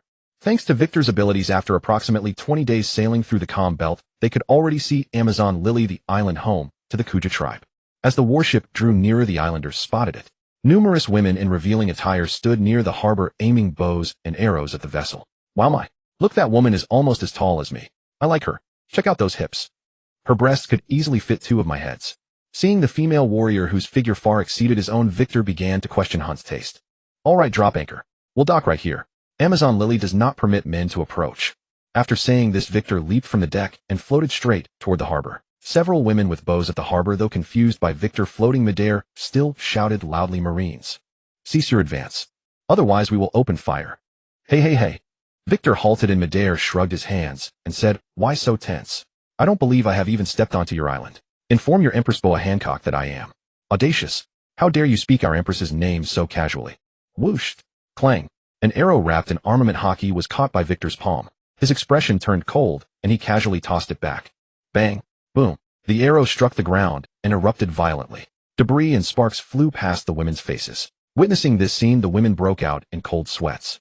Hey, don't be ungrateful for your own good, do you understand? I am informing you, not negotiating. Victor landed beside them, his voice icy. Go fetch Boa Hancock. I come as an envoy of the world government. You have 5 minutes. If she does not appear, I will leave. Next time it will be the entire Marine fleet. Do not think that backing yourself with the comm belt gives you the right to provoke us recklessly. You, the lead woman with a high ponytail, stopped her companions and led them running swiftly toward the island's interior. What? A Marine man has landed on our island and dares to threaten us. Let me see who is so foolish as to provoke me. Sister, they are after all representatives of the world government. We must be cautious. That's right, Snake Princess, don't act impulsively. Humph. After kicking Sandersonia away with a single kick, Hancock smoothed her hair and said arrogantly, everything I do will be forgiven. Because I am simply too beautiful. Your Majesty the Empress. Sister. Flowers rained into the sky. Amid the frenzied screams of a group of women surrounded by her entourage, Victor saw Boa Hancock once again. After several years apart, Hancock had indeed changed greatly. Her skin was fair, almost gleaming, and every movement she made was mesmerizing. However, for Victor, who in his past life had seen countless celebrities and beauty filters, she was merely passable. As the distance between the two parties drew closer, Marigold beside Hancock suddenly stopped, her voice trembling slightly. Sister, something is wrong. It's him. It's that Marine. Hancock also clearly recognized Victor's face. After a moment, a bead of sweat appeared on her forehead. Then, gritting her teeth, she said firmly, although he once helped us, I don't care anymore. After speaking, Hancock pressed her palms together into a heart shape and shouted at Victor, rude person. How dare you trespass on Amazon Lily? Face your punishment. Love Gale. A pink energy wave shot toward Victor. He had not paid it much mind initially, but when it struck his body, an intense desire surged from the bottom of his heart, causing his arousal, while his movements gradually grew sluggish. Damn it. This energy wave amplifies the desires hidden in one's heart. Anyone who has thoughts of Hancock cannot escape it. This damn ability. No wonder so many have fallen for it. After cursing inwardly, Victor closed his eyes and unleashed his conqueror's Haki at full power. Boom. Watching as part of Victor's body had already turned to stone, Hancock barely exhaled in relief when a deafening explosion echoed. A crimson energy blast radiated outward from Victor, toppling trees and collapsing buildings. Even Salome, the great python beside her, fainted. Thud. What is? Conqueror's Haki. Staring at her unconscious subject, save for her sister's, Hancock stood frozen in shock. Oh. I am most disappointed. Is this how you treat those who have helped you? Victor slowly emerged from the smoke, shook his neck, and said softly, I think it is necessary to let you all know what manners and gratitude truly mean. Halt. Mary Garud, brandishing a long axe, positioned herself before Hancock and cried out anxiously, Sister, how are you? With arms folded, Victor gazed with keen interest at Mary Garud, whose statuesque figure towered a full head above his own, and he found himself recalling Hunter's earlier words. Truly considerable in size, enough to house my head. Vulgar creature. Fragrant foot technique. A thud echoed. Victor swiftly grasped Hancock's porcelain foot, gave it a bold palpation, then brought it close to his nose for a sniff, murmuring, You seem to frequent foot baths, but do take care against athlete's foot. Moreover, your feet lack fragrance. How can you call it fragrant foot? Did you neglect your perfume today? With a sudden release, Victor left Hancock, who was exerting maximum force to withdraw her foot off balance, sending her tumbling onto her rear. Snake Princess. A mysterious figure darted toward Hancock, inquiring anxiously, Are you unharmed? Did you escape injury? Away with you, Granny Ja. Only after Hancock rose to her feet did Victor crouch and discern Ja Popo, whose stature barely reached a meter, momentarily mistaking her for a member of the dwarf folk. Navy operative, what precisely is your design? Do you seek war against us? Upon hearing Hancock's accusation, Victor rose to his feet and regarded her with a look reserved for the foolish, remarking, You assault me without uttering a word, yet you dare question whether I desire war with you. Is it that having assumed the throne you now seek to conceal your past? Do you not comprehend that such behavior epitomizes profound inferiorities? Silence. Cease your tongue. Heh. With tears streaming, both Hancock and Mary Garud bellowed at Victor, who merely offered a scornful smile and boomed, What is there to dread? Aside from our quartet, all others lie unconscious. Your 9 serpent pirates are absent as well. There is no one to overhear our discourse. That elder Ja likely shares knowledge of your past, does she not? Would you care to know the sole remedy for fear? It is to confront it bravely, to obliterate it. Yet you fear your subjects will discover your former servitude. Then why not slay those celestial dragons? What insinuations are these? Hancock and Mary Garud stared at Victor in utter astonishment, while Granny Ja, her face contorted in terror, gasped, Navy officer. Do you comprehend the gravity of your utterances? Naturally, I am aware. Victor gestured toward those on the verge of awakening and murmured, This locale proves rather unsuitable for conversation. Moreover, I arrive as an envoy of the world government. Will you not offer me sustenance? Boa Hancock, her hand pressed to her brow in exasperation, closed her eyes. Mary Garud gaped in astonishment at Victor, who ate incessantly. Victor cast a casual glance, noting that her proportions appeared quite suitable. Having satisfied his appetite, Victor turned to Hancock with an air of contrition and entreated, "Your Majesty, might I procure provisions for my vessel from your realm? Our ship's stores are nearly depleted. I shall recompense you handsomely." Suppressing her wrath, Hancock issued a few hushed commands to the waiting maids, who promptly departed at her gesture. Snap! Once they were alone, Hancock approached Victor and slammed her palm upon the table, hissing through clenched teeth, "Navy man, what is your true intent?" Victor fixed her with a prolonged stare before reluctantly averting his gaze, muttering, "You encroach too closely. Your modesty is compromised. Such postprandial delicacies are unnecessary. Were I to choose, I would prefer your sister to present such sweets. Her endowment is considerably more ample. You cad! How dare you? Sister! Sister!" Clang! With cheeks aflame, Mary Garud lifted Hancock entirely off her feet. Granny Jia rapped her staff upon the ground, and once their attention was secured, she spoke with grave solemnity. "The naval prodigy known as Victor, I encountered your renown in gazettes many years past. Pray elucidate the meaning behind your remarks delivered at the harbor." Victor strode to an unoccupied table, reclined upon it with a toothpick lodged between his teeth, and lounged with one leg crossed over the other, stating, "Its import is precisely as stated. Should dread exist, vanquish its source. If your former existence troubles you, then eradicate those celestial dragons entirely. Moreover, topple the world government in the process. What say you to such a proposition?" Crack! Hancock struck the table in fury and bellowed, "What jest is this? Do you suppose we are mere playthings to your amusement, Navy man? Play!" Victor shifted his posture and fixed Hancock with a piercing gaze. "What leads you to perceive this as mere sport? Cannot the Navy harbor grievances against the world government? Against the celestial dragons themselves? The alliance between Navy and world government is far more brittle than you imagine. Furthermore, I have voiced these sentiments not solely to you, but also to Tiger. Tiger, you recall him surely. The fishman who bestowed upon you rebirth. Tiger." At the mention of that name, Hancock's composure faltered, yet she swiftly shook her head and regarded Victor with deep suspicion. "Given your allegiance to the Navy, by what right do you expect my credence?" Huh. I never demanded your belief. I merely offer conjecture." Additionally, from his inner pocket, Victor produced a creased parchment and addressed Hancock. "My primary objective in ascending hither was to secure your signature upon this accord, thereby granting you the title of Warlord of the Sea." Warlord of the Sea. In essence, you would operate as a sanctioned pirate, bound by territorial limitations and obligated to answer the world government's summons when called upon.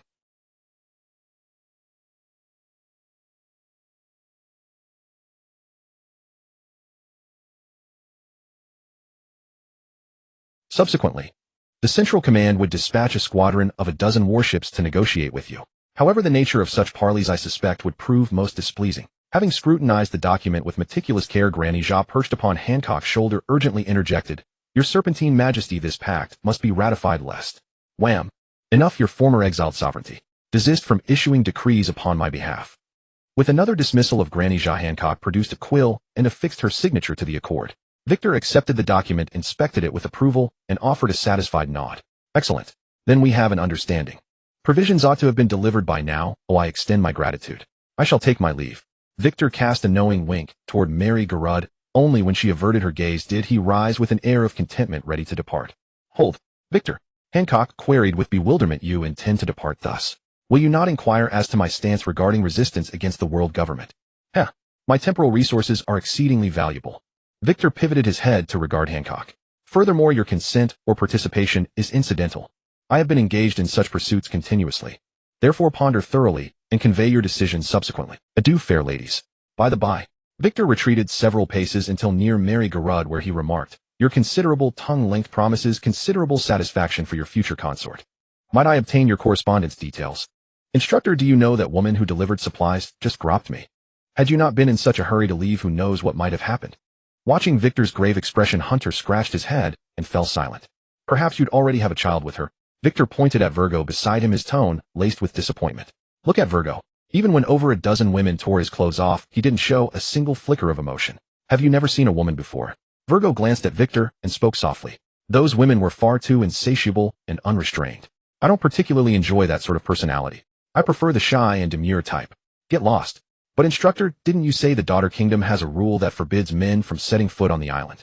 How were you able to board?" Victor cast a glance at Hunter and replied calmly, "Rules are meant to bind the weak. And for the strong, rules exist only to be shattered." After resupplying, the White Tiger sailed onward through the calm belt. Having completed the mission to persuade the female emperor to join the 7 warlords of the sea, Victor no longer felt rushed. He altered course mid-voyage toward the Grand Line, eager for some vigorous exercise. At the Marine Branch headquarters in the commander's office, Gummer, a man with a receding Mediterranean-style hairstyle, furrowed his brows and set down his coffee cup. This coffee is painfully bitter. Nothing at this base compares to the wretched brew they serve here. Right, Borsellino? I'm sorry to trouble you with coming to our aid. Borsellino reclined on the sofa, speaking in a languid drawl. I'm not much of a coffee drinker anyway, and I only came because headquarters assigned me this task. You needn't be so polite, Gummer. By the way, I heard Admiral Sengoku summoned Vice Admiral Victor from the North Blue's 89th branch to assist us. Victor has already agreed. By the schedule, he should arrive shortly, so you'd best prepare his quarters in advance. Gummer set down his coffee cup, once more his voice tinged with anticipation. Indeed, Master Zephyr also mentioned him.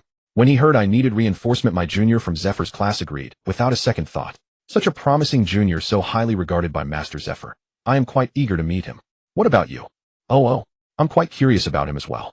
Borsellino sat upright, stretched lazily, and continued. But right now I'd rather rest. I'll be heading back then, Gummer. Watching Borsellino slowly depart, Gummer smiled bitterly and shook his head. Aboard the White Tiger, many sailors were visiting the Grand Line for the first time. The unpredictable climate here truly astonished them. However, with Victor aboard, at least half of the dangers posed by the weather were mitigated.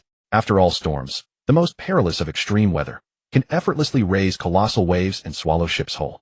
With Victor's abilities, although he could not fully command the storms themselves, guiding their warship along the winds posed no difficulty whatsoever. The atmosphere within the Grand Line had grown strangely tense. Some pirates, even upon sighting Victor's warship, charged forward without an ounce of fear. The intensifying conflicts in the New World had begun to ripple outward, driving them to desperately seek fame and fortune so they could reach the New World and carve out a place for themselves in the escalating territorial battles. Attacking the Marines was the fastest route to notoriety. Victory meant a higher bounty, defeat meant. Watching a school of sea fish eagerly devouring corpses, Hunter lowered his head in disgust, glanced at the grilled fish in his hand, and tossed it into the ocean. Though the pirates of the Grand Line were undoubtedly stronger than those in the North Blue, to Victor, they were little more than a few additional seconds of effort. For the most part, Victor himself did not need to lift a finger. Over 200 sailors, having absorbed Victor's crimson energy from the sea of blood, grew progressively stronger, matching even seasoned elite veterans in combat prowess. Virgo and Hunter subdued the pirate captains and their lieutenants, after which the remaining pirates fell easily to their comrades. Pirates with bounties were imprisoned by Victor. Those without were fed to the marine creatures, becoming fertilizer for the sea. After 2 months at sea, the White Tiger slowly arrived at the G2 branch. As soon as Victor stepped ashore, Gummer, who bore an elderly appearance complete with his signature Mediterranean hairstyle, embraced him enthusiastically. Ha, Victor. The G2 branch is deeply grateful for your assistance. Victor responded with a smile. Senior Gummer, you are far too kind. Regardless of whether you're my senior or not, I would have come without a single complaint. Ha. All right, Victor, let me introduce you. Gummer gestured toward the man beside him, who wore a cowboy hat and appeared prematurely aged. Kizaru Borsellino. This is Vice Admiral Borsellino, also your senior. Swoosh. Victor first rendered a crisp salute, then extended his hand with a grin. Actually, by seniority, both you and Senior Gummer are my elders. But today I shall boldly address you simply as senior. Borsellino laughed and shook Victor's hand, speaking in his characteristic drawl. No need for such formality. That composure of yours truly represents the future of the Marines. Victor. Now that you've joined the Marines, we're all colleagues. Don't be so rigid. Come, let me introduce you further.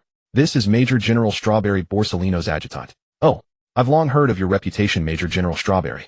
And this is... Victor introduced Hunter and Virgo as well. Once all introductions were complete, the group proceeded to the banquet hall, where Gummer uncorked a fine vintage and said with a smile, "Today, in welcome of Victor's arrival, let us indulge in just a few glasses. Once this sea grows quiet in the coming days, we shall celebrate properly." Absolutely. Just as everyone was thoroughly enjoying the feast, the banquet hall doors suddenly swung open. Gummer turned his head, his expression darkening as he barked. "Major General Kataru, how dare you abandon your post? Who gave you permission to return to the branch?" A man with golden short hair and glasses, hearing Gummer's words, made no reply. Instead, he anxiously scanned the room, and when his eyes landed on Victor, they lit up. He cried out loudly, "Vice Admiral Victor, save me. These people are trying to kill me. They deliberately sent me to attack notoriously powerful pirates. For the sake of serving the celestial dragons together, please help me." Upon hearing Kataru's words, all smiles vanished from the assembled faces as everyone turned to look at Victor. Inside, Victor cursed under his breath, casting a gaze upon Kataru as though viewing a corpse. "You reckless fool." Under everyone's gaze, Victor rose to his feet, walked over to Kataru, and spoke in a chilling tone. "As a Marine, you are defying your superior's orders. And with such feeble strength judging by your appearance, I'd say you couldn't even defeat a recruit on my ship. How did you become a Marine Rear Admiral? You are a disgrace to the rank of Admiral, serving the Celestial Dragons. Don't misunderstand. I am not their slave. You need to grovel before them to keep that rank on your shoulders. But I cooperate with the Celestial Dragons solely to improve the base's finances. As a soldier, obeying orders is your sacred duty. Someone like you who fears death above all else would be executed by my own hands on my ship. Victor walked up beside Kitaru, grabbed him firmly, and as Kitaru struggled in terror, his pants nearly soaked. From the murderous look on Victor's face, he could barely hold himself together. What are you doing? Victor shook his head and said sternly, nothing. I'm just a Rear Admiral. I have no authority over you anyway. After saying that, Victor carried Kitaru over to Gomir and Borisarinuo and threw him down harshly, then said coldly, officers, how do you wish to handle this man? Gomir and Borisarinuo exchanged glances, then stood up and reprimanded Victor. Victor, how could you be so reckless? Rear Admiral Kitaru merely had a minor misunderstanding with us. After saying that, Gomir helped Kitaru up and said apologetically, Rear Admiral Kitaru, I'm sorry. Victor was just transferred here and doesn't understand the situation yet. Young people tend to be rash, and you should be able to forgive him. How about this, to show his apology? Victor, from now on you will carry out missions alongside Rear Admiral Kitaru. Marshal Kazura, do you agree? After seeing Kazura nod, Gomir continued, in that case you won't misunderstand us anymore, will you, Rear Admiral Kitaru? Cough cough. Still shaken, Kitaru saw Gomir's attitude and immediately grew arrogant again. He cleared his throat, lightly adjusted his clothes, and said to Gomir, humph. I hope you are not deliberately targeting me. Otherwise I will report this to the world government. And you? Humph. Kitaru glanced at the expressionless Victor, felt a chill, let out a cold snort, and hurriedly walked out. Once Kitaru had left, Gomir rebuked him. Victor, how could you be so impulsive? At the very least apologize to Rear Admiral Kitaru and smile. Victor looked at everyone and said softly with a smile, I have never been one to smile at those about to die. Aren't I right, colleagues? Hearing Victor's words, everyone was stunned for a moment, then burst out laughing from the bottom of their hearts. Ha ha ha. Come on, keep eating and drinking. Gomir gave Victor a satisfied nod, and the two of them sat back down. Victor knew Kitaru's words were true. Gomir and the others definitely harbored thoughts of getting rid of him. As one of the few Marines who also relied on the Celestial Dragons, even though Zifa had publicly supported Victor, Gomir and the others couldn't help but have doubts. They wondered whether Victor truly dedicated himself to protecting justice, and whether his heart was really with the Marines. This was also the thought of most mid to high-ranking naval officers, and assigning Kitaru to lead Victor was Gomir's way of testing him. It could also be seen as giving Victor a chance to dispel other Marines' suspicions. Killing the parasite Kitaru, who was backed by the Celestial Dragons and had already been marked for elimination by the headquarters, was a perfect answer. After all, Victor wasn't like Kitaru, who acted recklessly under the name of the Celestial Dragons, indiscriminately arresting slaves, and recently even defied Borisarinuo's orders and attacked the Fishman pirates of the Sun Pirates. Victor had only brought some convenience to the Merchant Guild, and like doing business in other aspects, he had given nothing to the Celestial Dragons. Gomir and the other Zifa students were also wondering what conditions Victor had agreed to with the Celestial Dragons. There was a rumor circulating widely in certain circles, and no one knew who started it, claiming that Victor had been noticed by a female Celestial Dragon, though Gomir and the others had never believed such absurd news before. The Celestial Dragons had such high standards, and female Celestial Dragons rarely went out anyway, so who would believe such outrageous gossip? But today, seeing Victor's appearance and demeanor, Gomir touched his thinning hair, and while feeling jealous of Victor's hair volume, couldn't help but wonder if the rumor was actually true. Victor, of course, had no idea what Gomir was thinking. If he did, he'd tell him to be bolder. Judging from Gomir's actions, that Celestial Dragon had definitely abandoned Kitaru, though he didn't know the reason. Victor was happy to push the boat along and send Kitaru on his way. The next morning, Gomir's adjutant delivered over a dozen log pose needles along with a sea area map and provided detailed information about the pirate crew Kitaru had been recently tracking. When Victor and the others arrived at the port, they heard Kitaru's roaring. A group of Marines stood expressionlessly in front of him, blocking his path. Kitaru tried to push through, but the Marines ruthlessly shoved him to the ground. You bastards! Why can't I board my own ship? That's my ship, and you lot are my subordinates. What are you trying to do?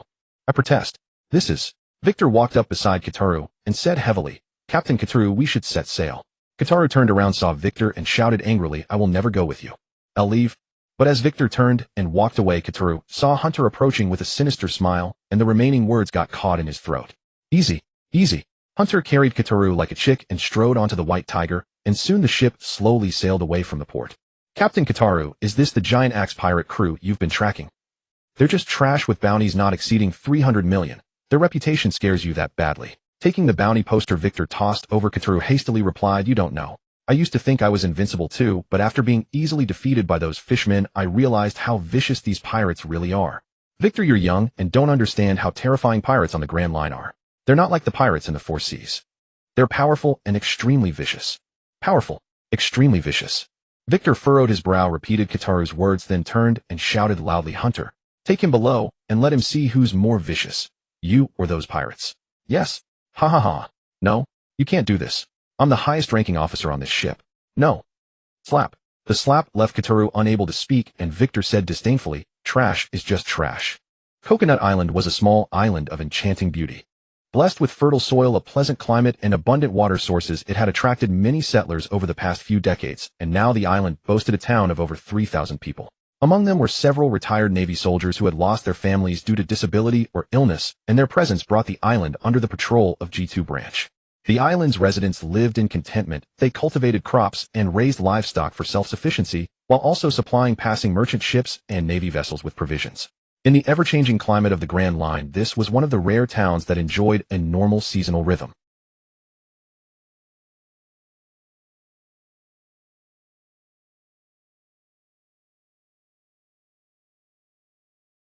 Hundreds of pirates were rampaging through the town, burning, killing, and looting without restraint.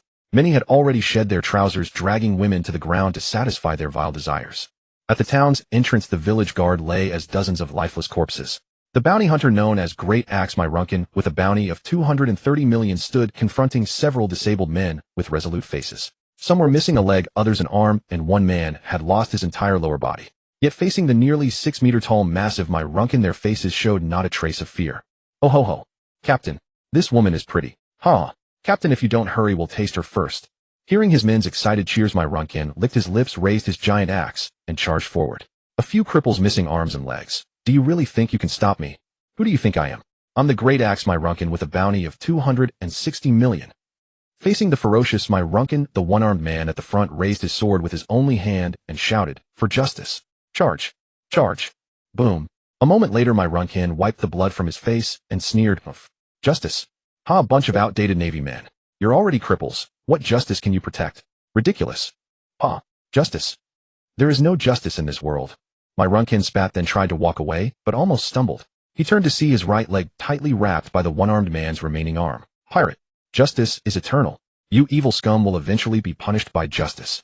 Let go. Thud. Thud. I said let go. Myronkin kicked the man repeatedly with his left leg until he was brutally beaten to death, yet his single arm still clung stubbornly to Myronkin's calf. Bastard. Bastard. Thud. Thud. Myronkin raised his giant axe and swung it down madly. Thud. Thud. Thud. After a long while, he tore the severed arm from his calf and tossed it aside, then laughed arrogantly at the man, now reduced to a pulp. Ha. Ha ha ha. Justice will punish me. Ridiculous. Ridiculous. A bunch of ants relying on others to protect them. Absolutely laughable. Justice is meant to protect the high and mighty. The lives of you commoners aren't worth a single dog of the nobility. Do you think the Navy will risk their lives for you? Ha ha. Don't be naive.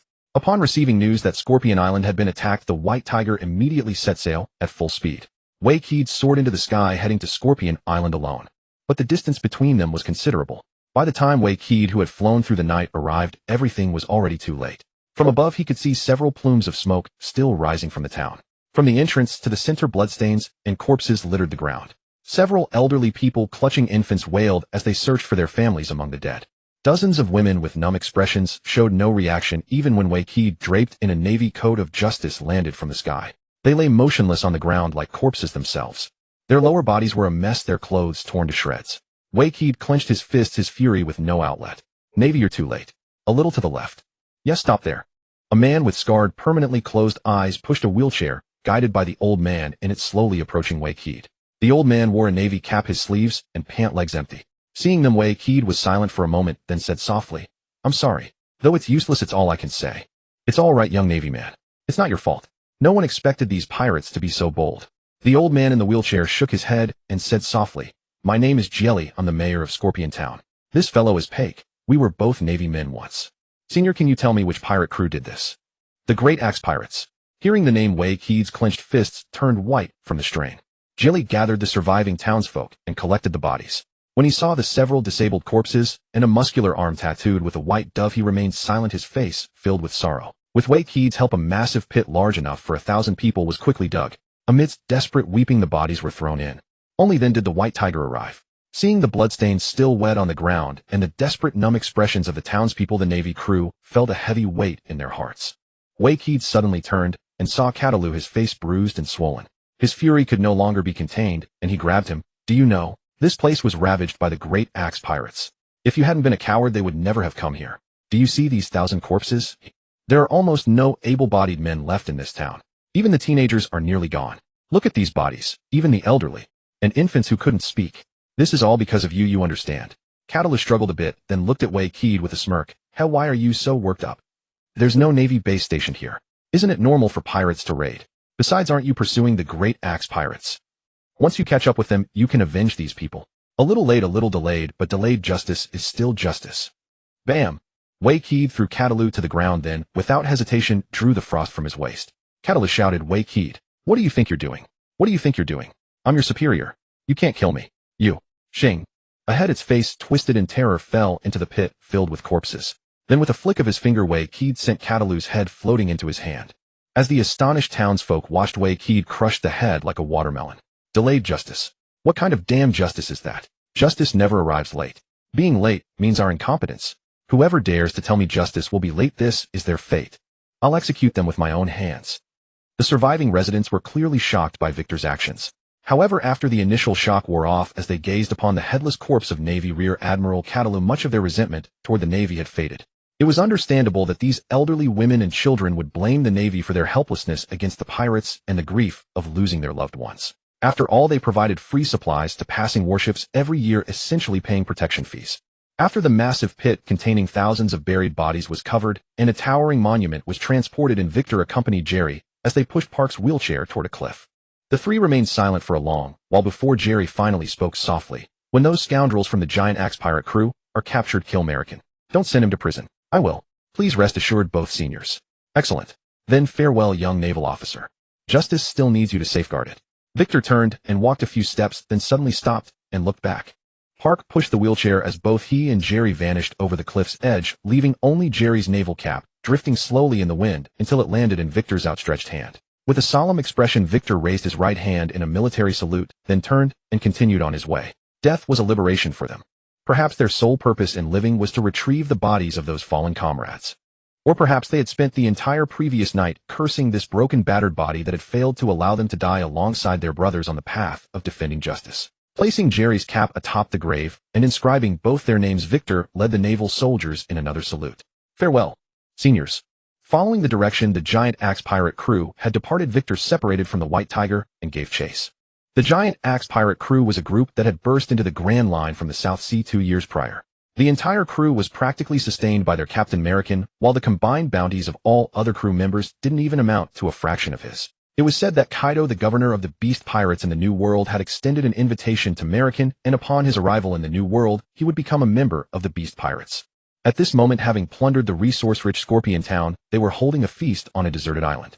Dozens of terrified women with decent appearances stood beside the bonfire, forced by several pirates to perform various alluring movements. Whenever their large movements caused physical pain, the anguish on their faces only seemed to ignite the beasts among the pirates further. Ha ha ha, I can't hold back any longer. Lay off it, aren't you devoted to your mother goat Lily? Get lost.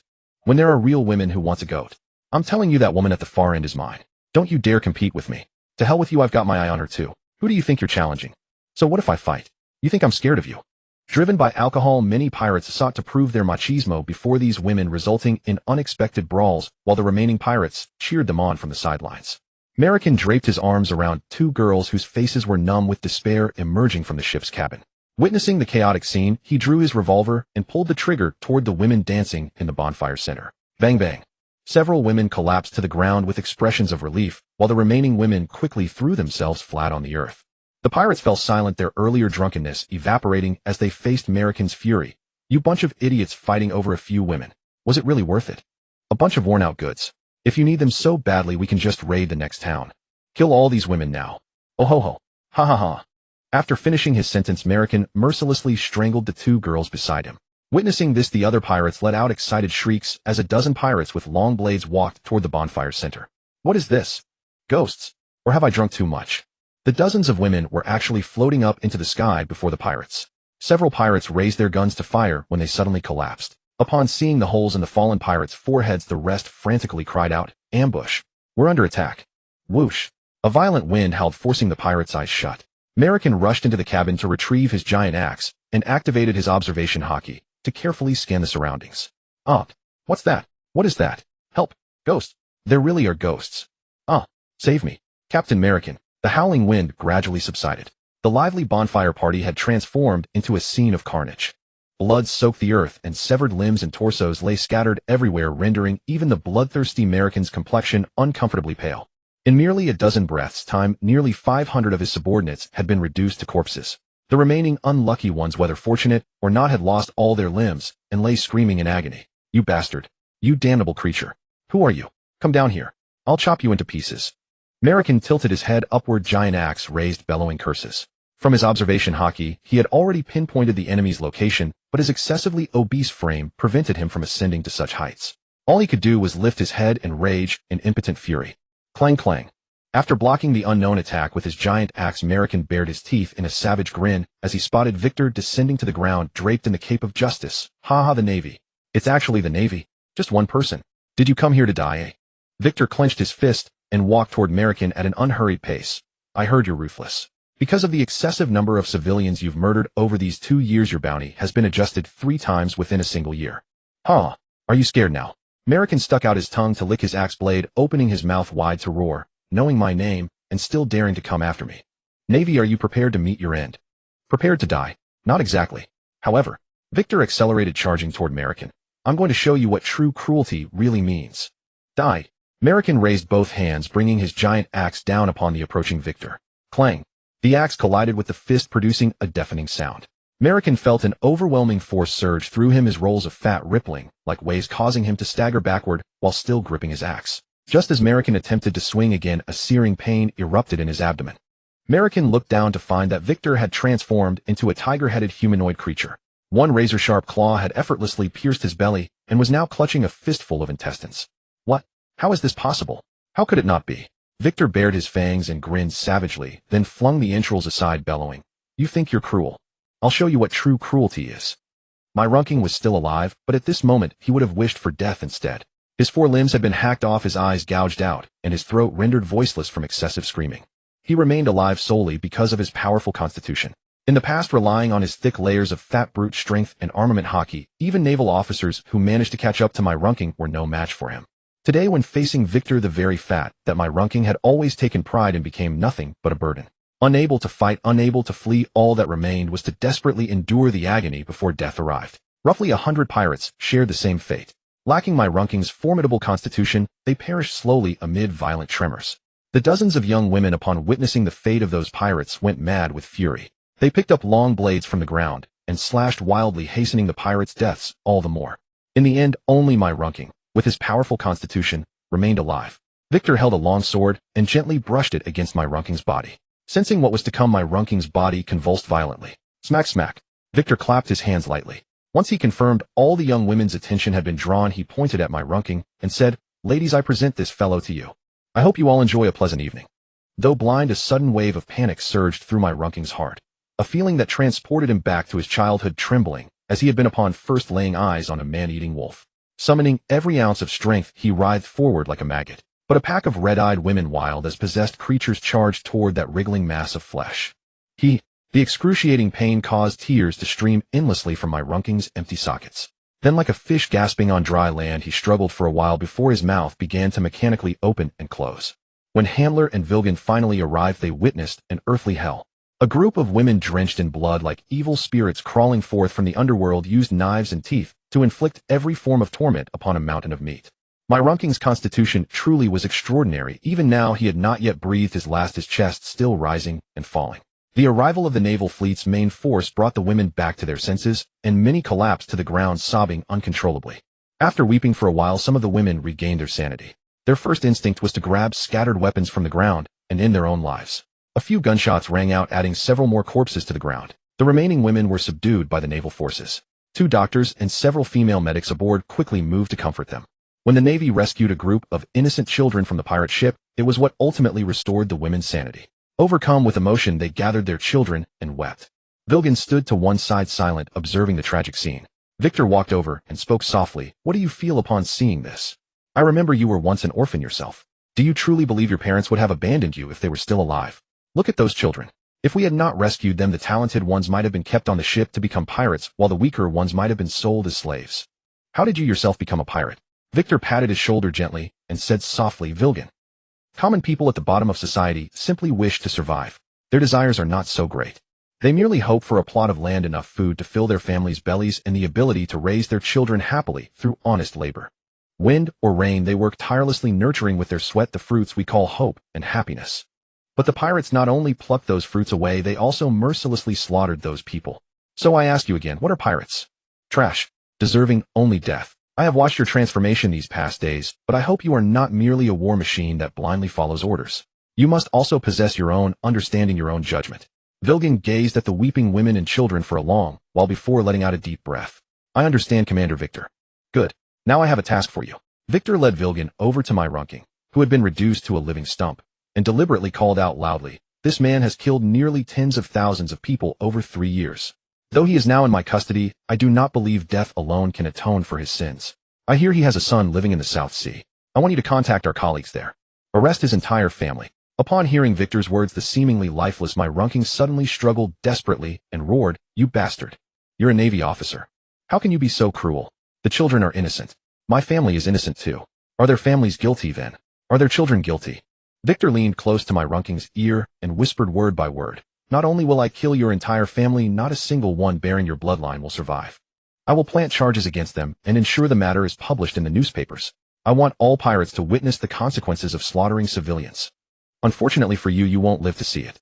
Tonight you will become food for those beasts right here. Navy officer, you bastard, you devil. I will not forgive you even in death. I will kill you. After shouting himself hoarse, my Runking wriggled his wound-ridden body once more and pleaded to Victor, please, I beg you, spare my child. I know I was wrong. Kill me instead. I'll pay for their lives. Don't kill my child. Please. You're a Navy officer. You represent justice. This, Victor rose to his feet and spoke softly to Vilgan, is my justice in sentencing you. Tell me, does such a monstrous creature have a soft spot after all? Can someone so heartless even care for his own child? How amusing. Come, let's take those women and children away. Search the pirate ship for anything useful and bring it with us. Once the Navy had finished tidying matters, Victor stood beside my Runking, released himself, and poured a stream of hot urine over him. Tired of cursing. I'm leaving. Did you see those lions? Oh right, I forgot you can't see. But you still have observation Haki, don't you? Let me take a look for you. How many beasts are hiding here? Wow, over 100. Enjoy yourself. Victor turned to leave, about to retract his observation Haki, when he suddenly glanced back at the sky. Dark clouds gathered in the distance, accompanied by lightning and thunder. An eerie sound resonated through the air. Victor hesitated for only a second before shouting at the warship, retreat, accelerate, and leave this area immediately. Right now? Immediately. Hearing Victor's unusual urgency, my Runking fell silent for a moment before bursting into loud laughter. I didn't expect it to actually arrive. Navy, you're done for. My children don't have to die anymore. You'll all perish with me. Lord Kaido will avenge me. Amidst my Runking's manic laughter, an enormous shadow that blotted out the sun descended upon the island. Burp. What has happened here? Is that a warship? Rololo. A laugh resembling that of an incompletely castrated eunuch issued from the ferocious dragon head, and then the dozens of meters-long azure dragon gave chase toward the direction the naval vessel had departed. However, Kaido had barely chased a few steps before suddenly stopping midair. Roar. A colossal white tiger blocked his path ahead. Though its body length was far inferior to Kaido's azure dragon form, its towering and muscular frame was far more imposing than Kaido's serpentine body. Hick! What's that, a flying tiger? Die! Inferno breath! Crimson flames erupted from the azure dragon's maw toward the white tiger that Victor had transformed into an instant blaze that seemed destined to consume the entire night sky. Wind and water combination strike. Facing flames that seemed to melt everything in their path, Victor chose to test his own strength rather than evade. The colossal white tiger opened its jaws wide and a massive tornado manifested as a solid spiral within its mouth. Countless seawater was drawn into the vortex, rotating ceaselessly as it surged forward to meet the flames. Boom. Following the intense explosion, white smoke blanketed the starry expanse above. The collision between fire and wind, aided by seawater, ultimately extinguished the entire pillar of flame. You can control wind. Interesting, fascinating. Malicious wind. The massive dragon eyes gleamed with excitement. Then Kaido opened his jaws wide, unleashing countless wind blades from his mouth toward the white tiger that Victor had transformed into. Malicious wind. Then this is the wind of justice. Roar. The colossal white tiger let out a roar and countless wind blades swirled around it, forming an invisible wall of wind that not only deflected the malicious wind, but also surged forward toward Kaido. Clang, clang, clang. Yet these wind blades, capable of destroying naval vessels with ease, struck against Kaido like boulders against an iron door. Aside from producing sound, they failed to leave even a single scratch upon him. Still, this only heightened Kaido's excitement further. Gazing at the colossal white tiger, he spoke with sincere interest. Though I do not know who you are, I am most intrigued by you. How about it, boy? Join the Beast's pirates. I can offer you a position as one of the great stars. What do you say? Victor glanced back over his shoulder. During the 2 rounds of combat, the white tiger had already vanished from sight. He breathed a sigh of relief and said dismissively toward Kaido, join your crew. A great star position? Don't make me laugh. I'm a Navy officer destined to become an admiral. Not just a great star. Even if you offered me the title of Pirate King, I would never accept.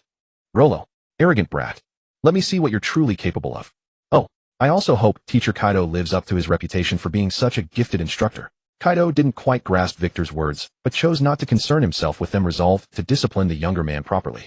Having observed Victor's mastery of wind during their earlier exchange, his eyes shifted, and he opened his mouth wide. Roar. Crack. Following the roar, countless thunderbolts descended upon the white tiger, and then Kaido's colossal dragon body began spinning rapidly like a top.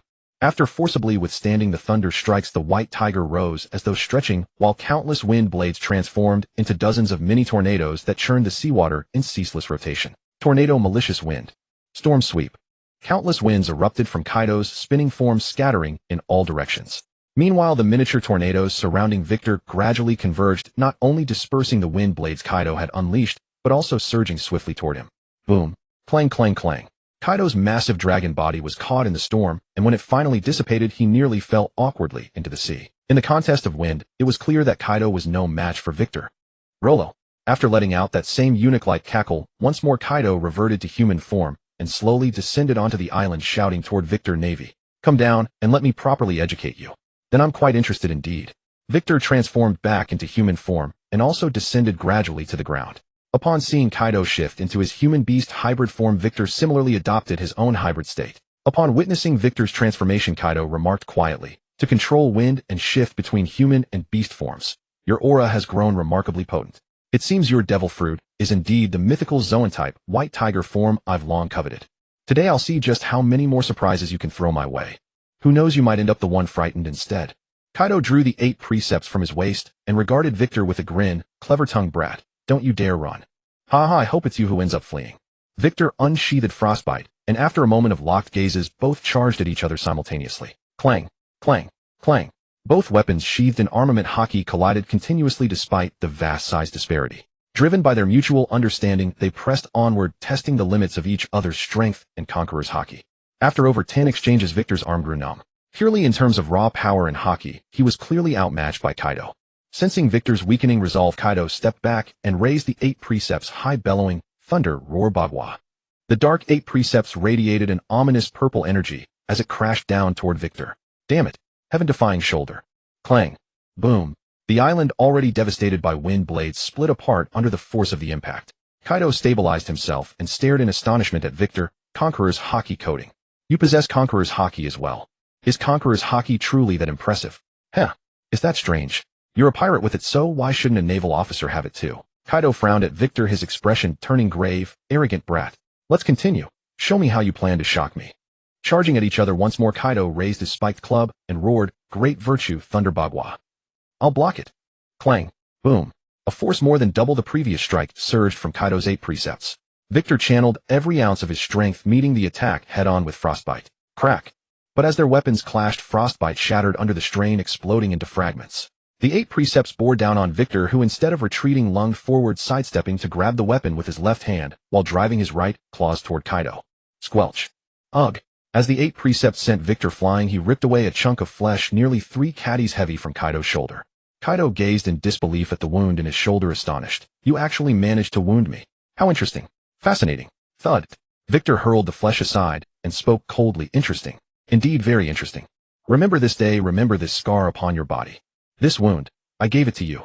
It is the greatest honor of your life. Arrogant Navy brat. Hope your strength matches your mouth.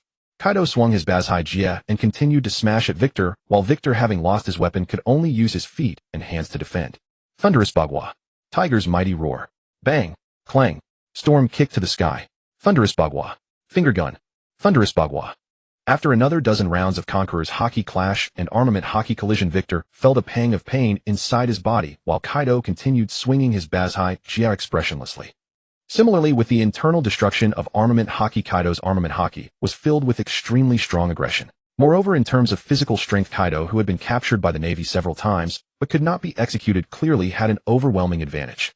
Flesh and weapon clashed. Although protected by armament Haki, he could hold on for a while, but it was still the flesh that suffered. Victor, unlike Garp and Zephyr, had not tempered the bones in his hands.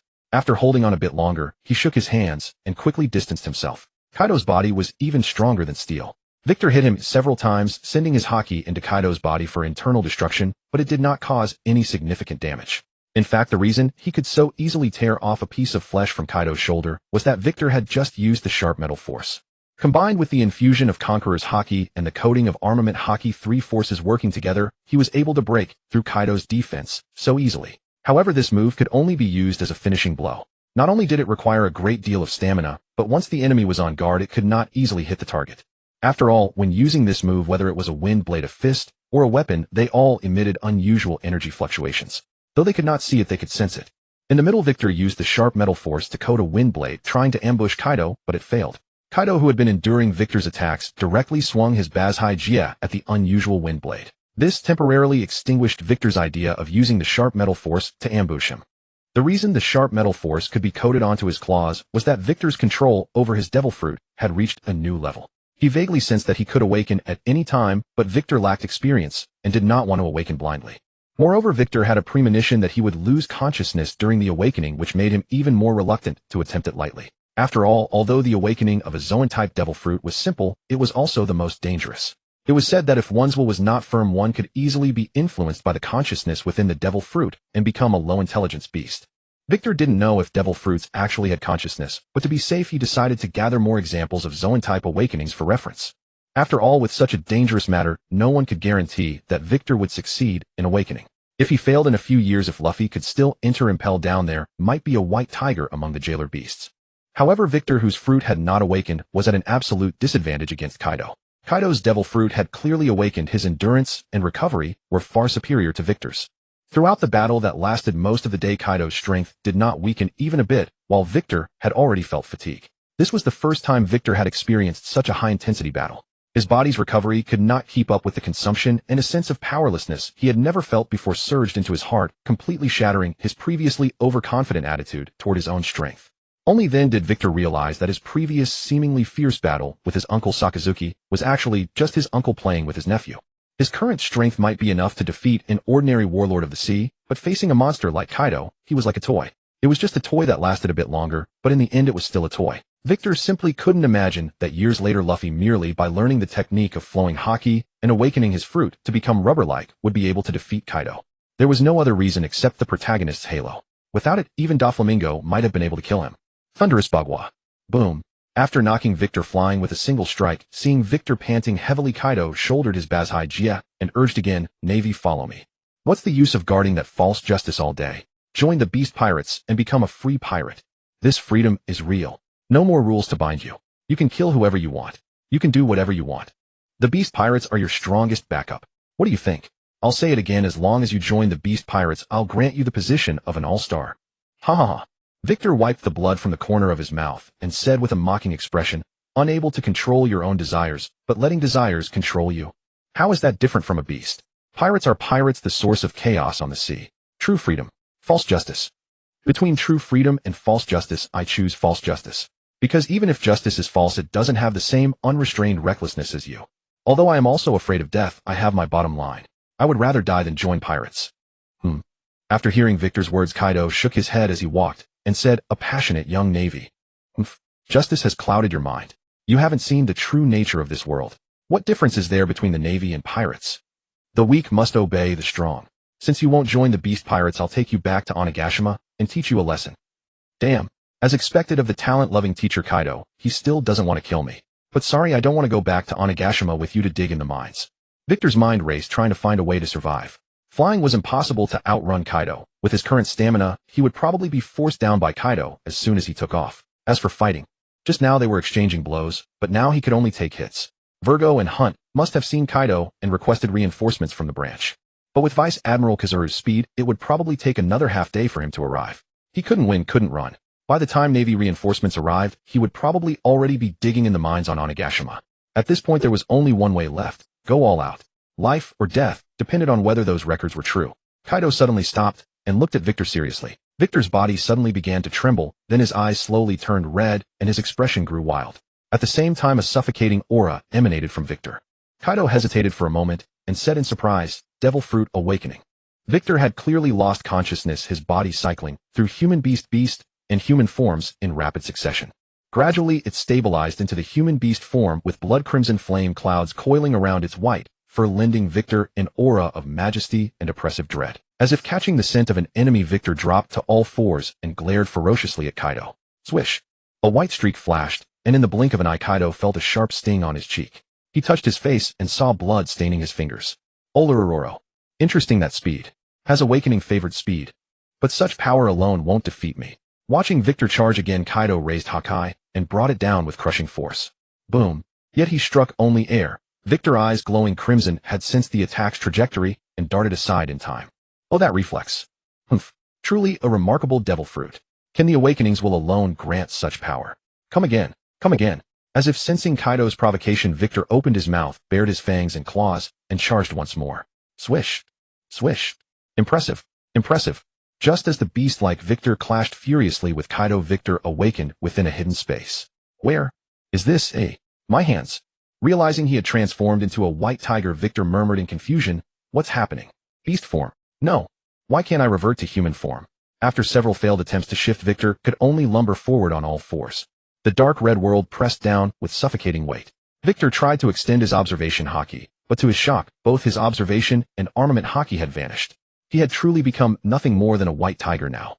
The space was modest in size, and after wandering for a while, Victor halted. A fierce wind howled past, sending tremors through his fur, and a sudden sense of peril seized him. Instinctively he leapt to the side. Boom. A colossal white tiger landed precisely where Victor had stood, then let loose a deafening roar. Before Victor could process what was happening, the beast charged. Boom. The two identical white tigers collided in a violent struggle. All human combat skill had deserted him. Victor had become a true white tiger in every sense. The gale intensified, and within moments over a dozen tornadoes erupted from the ground. The pair of white tigers spread their wings and darted through the cyclones with impossible speed, completely unfazed. Wind blades, razor-sharp claws and fangs. Two white streaks flickered through the space like phantoms. After an eternity, the twin tigers separated, locking eyes. Pain radiating through his body, Victor studied his opponent carefully. In those beastly eyes he saw only the ruthless cunning of a predator. So this is how the awakening of a Zoan-type devil fruit manifests. One must fully embody the creature represented by the fruit, then come to this space to battle an identical entity. If my guess is correct, this entity identical to me must be the consciousness within the white tiger form. So Zoan-type devil fruits truly possess their own awareness. What of the other types? Fascinating. If I cannot defeat it, will my consciousness dissipate? And will the fruits will claim my body? Ha ha ha. Dodging the white tiger's attack, Victor laughed wildly and charged. If I cannot even overcome a beast, what right do I have to overturn this world? Swish. Seeing Victor evade once more, Kaido planted his club, his body swelling as the massive azure dragon reappeared. Soaring through the sky, Kaido pursued Victor, fire dragon great torch. Wrathed in burning flames, Kaido became a fire dragon himself, closing the distance rapidly. Cruelty gleamed in those giant golden eyes as he accelerated, ramming forward with his head. Rising dragon flame trigram. Boom. Another fragment of the island shattered. Frowning, Kaido watched Victor soar above him and unleashed another searing breath of flame. This time Victor failed to dodge and was struck squarely. Yet the thermal blast capable of piercing the island itself could not melt Victor. As the heat dissipated, Kaido observed the storm of wind slowly fading around Victor and growled irritably, "Wind again. This consciousness certainly has sharp combat instincts." Moi. As Victor's furious expression came into view, Kaido gradually reverted to human form and grinned with excitement. Ororo. Provoked, no longer running. Then come at me quickly. Roar. A surge of immense energy erupted in Victor's palms as he dove toward Kaido from above. Thunderblast trigram. Clang. Using observation Haki, Kaido discerned a weapon constantly flowing within Victor's grip. Oh, has your control over wind intensified further with this awakening? What has the formless wind merged with to become a tangible weapon? Olororo. Quite innovative. But you're still too inexperienced. Roaring thunder trigram. Boom. Roar. Overwhelmed by sheer force, Victor was driven back step by step. Even as crimson eyes blazed with rage, and he poured everything into his attack, Kaido's pressure forced him to retreat. Ryup. Victor's muscles bulged, shredding his clothing, while his white fur grew impossibly tough, finally halting his backward march. Oh, your strength has increased considerably as well. But how can a beast that relies solely on ferocity ever rival a human? Raising his club high, Kaido prepared to strike, but Victor seized the opening, slashing at him with his invisible sword. Swish. Kanjira Dragon military formation. Bang, bang, bang. A fresh scar marred Kaido's chest, but Victor was sent flying backward after 3 devastating blows to the head. A commendable attack. What a pity. Carrying Haki, Kaido approached the unconscious Victor with a hint of disappointment. Even if you survive, you'll remain nothing but a beast. Oh well. Too many gifted souls perish upon the seas. Kaido holstered his club at his waist, drew a sake gourd, and took a long draught before turning to fly skyward, only to stop suddenly.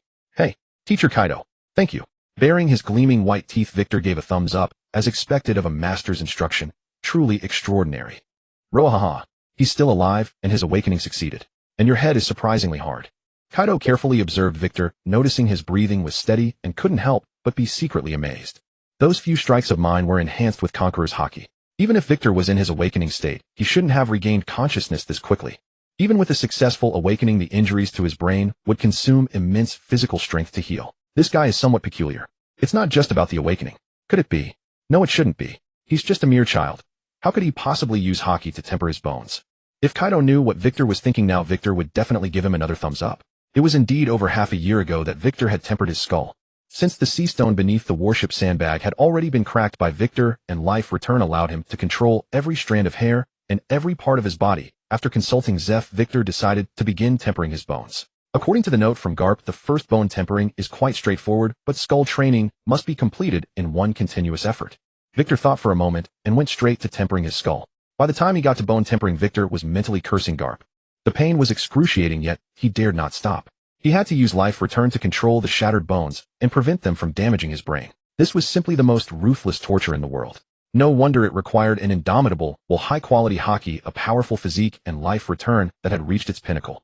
A will to endure pain, high-quality Haki to accelerate the process, a powerful physique to withstand the torment without collapse and recover swiftly, and life return at its peak to protect your relatively fragile organs. All these conditions were indispensable. After more than a week without food or water, Victor finally completed the skull tempering before falling into a coma. After the tempering was complete, Victor felt as though an invisible membrane had formed within his head, capable of shielding his delicate brain from damage caused by impacts, vibrations, and other forces. Furthermore, Victor needed to continuously temper his skull with armament Haki every single day. This process continued for nearly half a year. With each tempering session, his skull absorbed a fraction of his armament Haki's essence, gradually diminishing its quantity. Armament Haki capacity varies from person to person. Even with methods to increase it, aside from building physical strength, all other approaches are extraordinarily difficult. However, for Victor, who could replenish his Haki, this was hardly an issue. After half a year of tempering, Victor finally completed his first bone tempering. Even without seeing it, Victor could guess that his skull had turned pitch black. If he died and someone removed his skull to polish it daily, it would undoubtedly shine like lacquered metal. And it was harder than steel. Running his hand through his hair, Victor's body gradually expanded as his human beast form manifested, once more crimson flame clouds swirling around him. Kaido, witnessing this with evident excitement, drew his spiked club as dragon scales emerged across his body and white flame clouds appeared. Rohaha. It seems this fruit suits you well. To have flame clouds upon awakening. That's remarkable. You naval brat. Let me see how much you've grown. I was hoping you'd say that. Victor slowly withdrew his left hand from his right, drawing his blade in a fluid motion. Wind and piercing metallic power gradually merged into a longsword, nearly transparent, yet shimmering with flecks of golden light. His clothes fluttered gently behind him. For this blade, forged from his abilities, Victor silently bestowed upon it a name. I shall call thee the Formless Blade. Oh, why such a name? Victor sprinted toward Kaido at lightning speed, shouting, because the Formless Blade strikes where it hurts most. Thunderclap palms. Rising winds surge, golden spears and iron horses charge. Wind rises, golden spear strikes. Clang. Boom. In this clash, both Victor and Kaido gritted their teeth in a stalemate before breaking apart. It was a draw. This sent Kaido into frenzy, eagerly shouting, again. Again. Are you afraid? Clang. Boom. Victor's fighting style wasn't primarily sword-based, but his swordsmanship was far from negligible. For masters of physical combat, any weapon they've wielded for years naturally becomes an extension of their technique, wielding tremendous power. Kaido's club techniques appeared chaotic, yet they balanced offense and defense with fierce aggression. a display of overwhelming force. His power and reflexes were unmatched, making him a true all-around warrior. In the past, Victor believed that rigorous training could comprehensively enhance his physical capabilities, leaving him with no weaknesses in battle. But now he understood that perception was flawed. Among those who master physical combat, each possesses distinct strengths. Despite Kaido appearing flawless, his true advantage lay in his mighty physique and crushing power. In combat, Kaido favored exchanging blows and relying on sheer force, a style that maximized his inherent strengths. The White Tiger Fruit's awakening not only enhanced Victor's physique and recovery, but also his speed and reaction agility. Now Victor centered his combat approach on these two attributes, gradually forging his own martial arts through his battle against Kaido. With rapid reflexes, he evaded Kaido's strikes and launched swift counterattacks, utilizing agile footwork to engage him in close combat. Against Kaido's devastating strikes, Victor evaded whenever possible, and when evasion failed, he blocked, while channeling the force through wind, earth, and his own movements to deflect it. The two fought relentlessly until dawn broke. Victor progressed from awkward and hesitant to increasingly ferocious, his face alight with excitement as he launched aggressive assaults. This earned Kaido's renewed appreciation, yet he made no further offers. Victor had already firmly expressed his resolve. A fruit awakeners while unyielding and resolute. Only then did Victor feel he had truly reached this world's pinnacle, the ladder where the strongest warriors stand. Compared to Kaido, Sakazuki, and the rest, he had only just stepped onto this ladder. A considerable gap remained between them. Boom. After parting once more, both found themselves on a rock no larger than a warship. Kaido glanced at Victor, sheathed his spiked club at his waist, and said coldly, "Have you found your own path? You have considerable talent, brat. What's your name?" Noticing Kaido had no intention to continue fighting, Victor exhaled in relief and replied softly, "My name is Victor." Victor, you say? I've heard that name before. A naval brat. I'll remember you. Verum. Watching Kaido transform into a cyan dragon and soar into the sky before slowly fading away, Victor collapsed to the ground this time. Given his current strength, enduring this long had pushed him to his absolute limit. Yet Victor filled with confidence. The path ahead was clear. Within a few years his strength would match, and perhaps surpass, these apex predators. Oh, what an intense battle. Commodore Victor, it seems you managed to drive off that monster without my assistance. The lazy drawl of Kizaru's voice carried as he landed beside Victor with a lecherous grin, and only then did Victor understand why Kaido had retreated. Bamani Kaido truly lives up to his reputation. Victor, I have reported to the headquarters regarding your repulsion of Kaido of the Beasts. The headquarters has decided to give it widespread publicity and publish it in the World News newspaper. After all, the New World is growing more chaotic by the day. Not only the civilians of those nations, but even some parts of our Marines are fraught with anxiety. The world needs a hero to step forward now. You may have to accept interviews with reporters. Do you need me to have someone prepare a script for you in advance? Victor took a sip of the coffee on the table, then spat it all out, saying to Gumir beside him, "Senior Gumir, I never expected your taste to be so peculiar. Isn't this coffee far too bitter? Do you usually enjoy eating bitter gourd?" Seeing Victor's disheveled state, Gumir laughed heartily. "Ha, I told you the coffee at our G2 branch is bitter. But there's no helping it. This is the only brand of coffee available here. You have no choice but to drink it." Victor wiped his mouth and frowned. "Senior Gumir, do we really have to drink this coffee? Can't you just not drink coffee? No tea, no juice. At the very least, you could get some milk." "Forget it, I'll have the Victory Chamber of Commerce supply beverages and coffee to the branch from now on. They've been doing fairly well in the Grand Line recently, but Senior, you'll need to look after them for me." "Ha ha ha. Then I'm very grateful to you. Leave the safety matters to me." "But..." Gumir took a sip of coffee, pulled a face, and looked at Victor again, asking, "Regarding this interview, do you still need me to prepare a script for you?" Victor waved his hand and said helplessly, "No need, it's just a small affair. After all, you know, I've been interviewed ever since the training camp, not to mention the 89th branch. Counting them down, I've had to accept at least a dozen interviews of various sizes each year. I'm confident that even the clerical staff at headquarters couldn't handle the procedures and how to answer questions better than I do." "Haha, then I'm relieved. But honestly, you really surprised me. To think you could repel that monster. No wonder you're the disciple Zifa values the most." Ha ha ha. Unlike the cheerful Gumir, Victor felt a certain reluctance in his heart. He knew that there was still a considerable gap between himself and Kaido. Unfortunately, ever since someone in the New World spread the title of Emperor of the Sea, the region had fallen into utter chaos. The pirate crews had gone mad, with at least hundreds of battles of all sizes taking place every day. The turmoil in the New World had also affected the Grand Line, indirectly unsettling the peace of the Four Seas. At least for the next few years, the chaos in the New World would not cease. Thus, the world government urgently needed a figurehead to showcase the might of the Marines, to instill greater confidence in the populace toward the Marines and the world government, and to strengthen their dependence.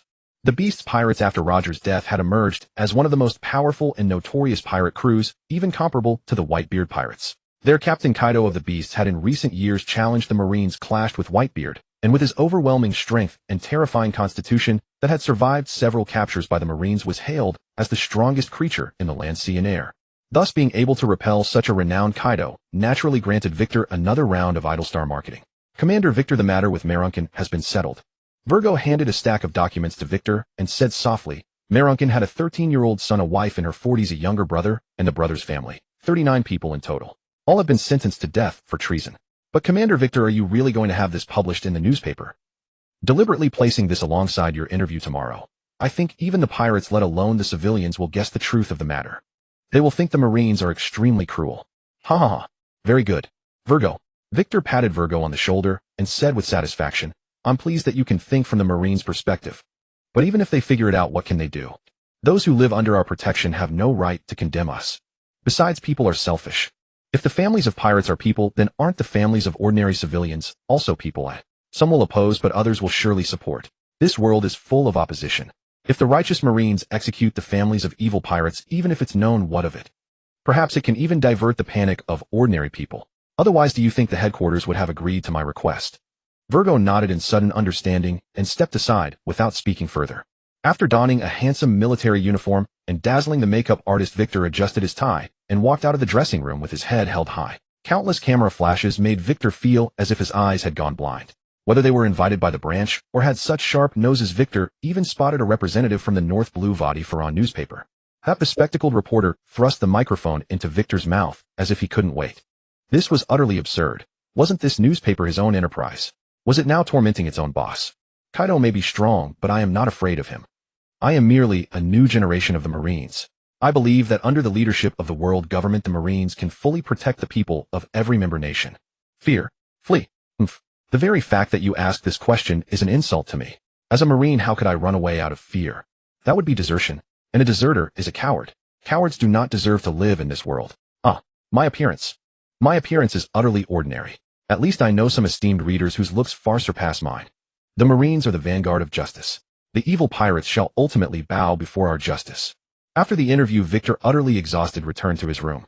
This was more agonizing than fighting Kaido. The next day, countless newspapers were carried by the hard-working newsbirds to every corner of the world. And on the flip side of every newspaper, the matter of Marunkin was recorded. All his family members had been executed for treason. By deliberately placing his deeds alongside the fate of his family, even a child who had just learned to understand could see what was going on. Ordinary citizens and some nobles, upon reading Victor's remarks, gained even greater confidence in the Marines and the world government. Meanwhile, the bloodthirsty pirates, upon seeing Marunkin's fate, felt a chill in their hearts. Many who had no bounties secretly slipped off their ships, while those with bounties showed him mercy when plundering small towns.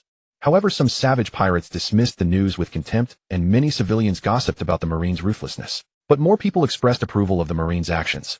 In many places, families with pirates were further ostracized. Everything was developing in a positive direction. Bang! Without the warship sandbags, Wei Kidwa simply found a deserted island and dragged Wei Erji and Hante to start the mountain leveling movement again. After his devil fruit awakening, besides enhancing his physique recovery speed and reaction, it elevated Wei Kidwa's control over the wind to a new level. In the awakened state, Wei Kidwa could even control the tornadoes emitted by Kaido. The substantial increase in physique required Wei Kidwa to spend time slowly stabilizing, and after refining the skull, he could begin the next stage of bone refinement. Before that, he needed to adjust his state, and leveling mountains was a good way to do so. For this bone refinement, Wei Kidwa chose to work on both hands simultaneously. Others might only be able to refine one bone at a time due to the amount of armament Haki, but Wei Kidwa had no such worry. Pain was pain, and he'd rather suffer less often. In fact, the palm was the first choice for most people when starting bone refinement. Because the first refinement was relatively simple, a gradual familiarization process, and the bones of the palm had no vital organs, thus less dangerous. Although martial arts masters could indeed increase internal defense through hard training, organs were still fragile, and there were quite a few accidents during refinement. Wei Kidwa chose the skull for his first refinement, and succeeded. Aside from good luck, one could only say Wei Kidwa was incredibly fortunate. Wei Erji and Hante's eyes widened as they watched Wei Kidwa's hands seemingly melt into liquid, then slowly return to their original form. Beside them, Bei Bo and Deleka hugged each other, staring in disbelief at the seemingly magical transformation. During the several hour-long process, Wei Kidwa kept his eyes tightly shut, not even uttering a groan. The group could only feel admiration. Wei Erji and Hante had now completed their armament Haki compression. Although Hante's physique was much stronger in terms of the quantity of armament, Haki Wei Erji was clearly superior. Wei Erji could still cover his entire body with armament Haki, while Hante after compression, when fully covering his body, was short by about the amount needed for 1 foot. However, what surprised Wei Kidwa was that Wei Erji's growth and strength could actually catch up to Hante despite the considerable age difference between them, and Hante's talent was also renowned. Originally, Wei Kidwa thought the gap in their strength would widen quickly, but now the two were still evenly matched. It could only be said that the original Wei Erji might have been too distracted by tedious affairs leading to slower growth and strength. Especially after joining the Marines, he was constantly on edge and had to steal Marine secrets. Now after leaving the Tang-Ji Kuta family, Wei Erji felt lost for a while, as if he had untied a knot in his heart. His personality was no longer so dazed and gentle. He became strict and gradually accepted the Marines. However, when facing Hante, Wei Erji easily lost his composure. It wasn't just Wei Erji, and anyone facing Hante could easily break down. The Lei Ku became Wei Erji's disciple, while Bei Bo became Hante's disciple. This time when they came to the G2 branch, the two followed along. Perhaps because they faced the same strict masters every day and occasionally endured Wei Kidwa's inhuman training, the two, sharing the same plight, became very close. After completing the handbone refinement, Wei Kidwa opened his eyes, stretched a few times, then stood up, walked to the door, and raised his hand toward the sky.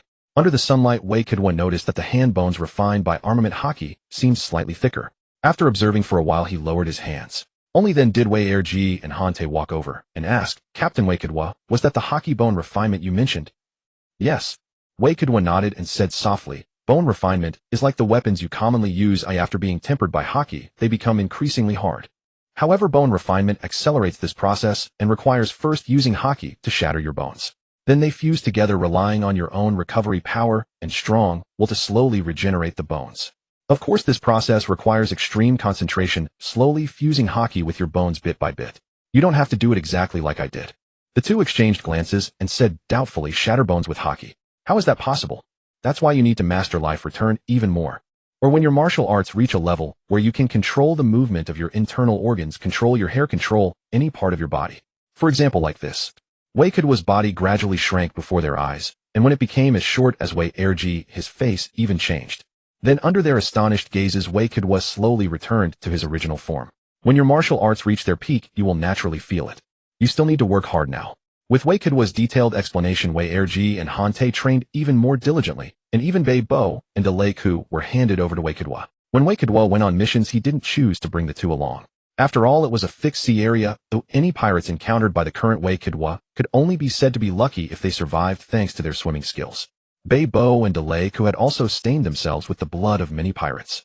Under the boost of the crimson energy, their strength gave them an absolute advantage over ordinary pirate lackeys. From initial panic to later being able to eat amidst corpses, they had indeed improved a lot. Wei Kidwa always believed that to become a qualified Marine, one must have at least a few pirates' lives on one's hands. Time passed quickly. By the time Wei Kidwa completely finished his handbone refinement, another year had gone by. And this year was the time for the Quadrennial World Conference. Duo Lisi shortly after the welcoming day informed Wei Kidwa about the conditions proposed by the world government regarding the Fishmen. Fishman Island was originally a member nation of the world government, but due to the deepening conflict between fishmen and humans, Ni Pu Dun adopted a policy of isolation, causing them to miss the last two world conferences. Initially, the world government wanted to revoke Fishman Island's right to participate in this world conference, but through the efforts of Duo Lisi and a few others, the Ryugu Palace signed some agreements with the world government, which made the world government abandon that idea. Moreover, the matter of prohibiting the capture of fishmen as slaves and the theory of racial equality would be proposed by Queen E.G. at this world conference and would become a law that was destined to pass. The world government also definitely agreed to the establishment of a marine base on Fishman Island. However, all these things had a prerequisite: Taigu must die. Wei Kidwa had thought it too simple and had overlooked the world government's emphasis on face. Taigu, who had attacked Mary Geos and freed slaves, was like a resounding slap in the face to the world government. Therefore, for the sake of the world government's face, Taigu had to die. However, whether it was a real death or a fake one, as long as Taigu never appeared before the world, it didn't matter. Victor pondered for a moment, then gently rose and walked towards Kizaru's office. Knock knock. Come in. Pushing open the door, he saw Kizaru lounging with his legs crossed, smoking a cigarette and holding a newspaper. Victor was taken aback, as if reminded of certain civil servants from his past life. "Oh, Victor." Kizaru put his legs down from the desk, set aside the newspaper, and asked with a hint of curiosity, "Why are you here so early? It's not even quitting time yet. Isn't it too early to go drinking?" "Vice Admiral Kizaru, I came here to ask you for a favor." "Oh, please go ahead." Victor accepted the cigarette Kizaru tossed over, lit it, and sat down to one side, speaking softly. You must have heard about the Fishman situation. The main reason the world government sent you here is because of Fisher Tiger of the Sun Pirates, isn't it? I imagine you've also received the order to kill Tiger. To be honest, I'm quite familiar with him. Furthermore, I need to establish a marine base on Fishman Island soon, and I'll require the support of the Fishman tribe. So could you leave the matter of Fisher Tiger to me? I guarantee that the name Tiger the Fishman will vanish from this world. Oh, I see. Kizaru drawled, then fell silent for a moment. He pulled several documents from a drawer and handed them to Victor. As it happens, we've received intelligence that Fisher Tiger will be escorting a young girl to Fusha Island in a few months. I had already decided to send Strawberry to set up an ambush. Since you're offering, I'll leave it to you. Victor was somewhat startled by how easily Kizaru agreed, but he quickly replied, Thank you, sir. By the way, the Victory Trading Company will be shipping a batch of fine liquor soon. I specifically asked them to bring some from Rohanok in the North Blue along with some cigars. Oh, is that so? Then I thank you. Kizaru's hometown was Rohanok Island in the North Blue, where he supposedly still had many family members and visited every year on leave. Victor had also specially instructed the Victory Trading Company to purchase some tobacco and alcohol from there as a private supply for Kizaru. After all, the flavors of home always evoke a sense of warmth. Returning to his own office, Victor was utterly perplexed by Kizaru's attitude. After pondering for most of the day, he suddenly recalled something else. Since the Marines had long received intelligence about Tiger, why didn't Kizaru go himself? In the original story, Tiger died from severe injuries because he refused a human blood transfusion, meaning the Marines didn't kill him on the spot. It seemed Kizaru had let out a sigh of relief after hearing Victor's words. Had someone given him different orders? Who could it be? Was it Sengoku or the Five Elders? Doris had mentioned several of the Five Elders, and their attitudes seemed to differ. And then there was the ultimate mastermind him. Were they all truly loyal to him? Was there any connection between Dragon and the Marines? Why did Kizaru later go so easy on them at the Sabaody archipelago? As he thought, Victor suddenly felt exhausted. He rubbed his temples, stood up, and gazed out the window at the sea. Forget it, I'll take it one step at a time. In the end, nothing can stay hidden. Fusha Island was a scenic island crisscrossed with rivers and abundant in water resources. However, the excessive water also nourished lush vegetation and an endless variety of animals. Suitable areas for human habitation were relatively scarce, so the residents all lived together in the town at the center of the island.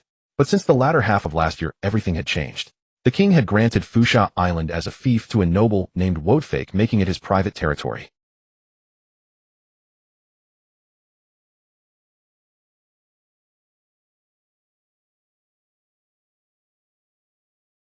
The residents had never seen this noble in person. He had only appointed a governor, a few subordinates, and some guards, and then began developing Fusha Island. Every day, heavily armed hunting parties ventured into the forest, expanding the habitable area by an immeasurable amount. Dozens of factories sprang up. Attracted by generous wages, most of the island's residents were employed by the noble's Victory Trading Company. Where once months passed without a single merchant ship, now at least dozens arrived daily. The dramatic transformation of Fusha Island prompted many residents from nearby islets to relocate here. When the Sun Pirates arrived near Fusha Island and saw the bustling port, Tiger immediately ordered the ship to stop. After observing for a while, he decided to bypass the port and land elsewhere on the island. After circling around, Tiger found a spot with sparse trees and no human presence. He ordered the ship to approach. After instructing Jinbe and Arlong, Tiger jumped ashore with a delighted koala. As soon as he set foot on the island, Tiger was taken aback. Various tools and scattered lumber indicated that the area was being developed by humans. Yet for some reason, there was no one around. Tiger paused for a moment, then glanced at a wooden cabin. After a moment's thought, he carried Koala and moved on. When Tiger reached the town, he stopped. Koala's mouth fell open in bewilderment. Identical houses lined the broad streets. At the town entrance stood a few guards. Upon seeing Tiger, they hesitated briefly, then ran into the town. Shortly after, a middle-aged man in a tailcoat hurried over and shouted, "Are you Tiger?" "Where's Koala?" Tiger placed Koala on his shoulder. The man, upon seeing her, yelled, "All right, leave her there. Her parents will arrive shortly." Tiger was accustomed to such human attitudes. He gently whispered to Koala, who nodded repeatedly. After a while, a man and a woman in work clothes ran over with excited expressions. The woman picked up Koala and left crying. The man, though fearful, stared at Tiger as he slowly backed away. "Goodbye, Tiger." Tiger waved to Koala. After watching them disappear into the town and noticing the wary looks from the guards, he shook his head helplessly and turned to leave. Returning to the spot where he had first landed, Tiger once again fixed his gaze on the tall wooden cabin. Through his observation Haki, he sensed several people sitting inside, and one of them had a very familiar aura. With a solemn expression, Tiger walked over and pushed open the door. The sight before him startled him so much that beads of sweat formed on his forehead. The cloak, emblazoned with the word "Justice," came into view. Hearing the door open, Victor turned around and smiled. "Oh, Tiger. Long time no see. I thought you might not come." You all. How did you end up here?" Looking at Tiger's incredulous expression, Victor said softly, "What do you think?" "You." Tiger clenched his fists and shouted excitedly, "Why? I brought their child back." "Humans? Why? Hey, hey." Victor pressed his hands down toward Tiger and quickly said, "Why be so excited?" Then Victor turned around and shouted, "Hun, are you done grilling? I'm almost starved to death." Tiger looked to the side and finally noticed several Marines turning meat that was emitting delicious aromas by the grill. One Marine, much taller than himself, said with a naive expression, "We actually finished grilling earlier, but we took the opportunity to eat it. But these pieces will be ready soon too. Go call Beepo and the others back for dinner." "Did you save that grilled fish for Beepo?" Hunt scratched his head and said dismissively, "They're all eaten, but this is beef, not bear meat. I already gave Beepo some earlier." "What? Fur tribe people don't eat meat with fur. I think Beepo ate it more enthusiastically than I did." "Get lost." After scolding Hunt, Victor finally gestured for Tiger to come over and sat down at the nearby dining table. Tiger hesitated for a moment before finding a seat. Several Marines carried the grilled food and placed it on the table. "Come eat first, we'll talk after you've had your fill." Tiger nodded and the two began eating in silence. After they had eaten their fill, Victor wiped his mouth and said softly, "Want to take a walk outside with me?" Bang! The wooden door was opened again. Tiger turned his head to see a little white bear in a Marine uniform running and excitedly shouting at Victor, "Hey, sir."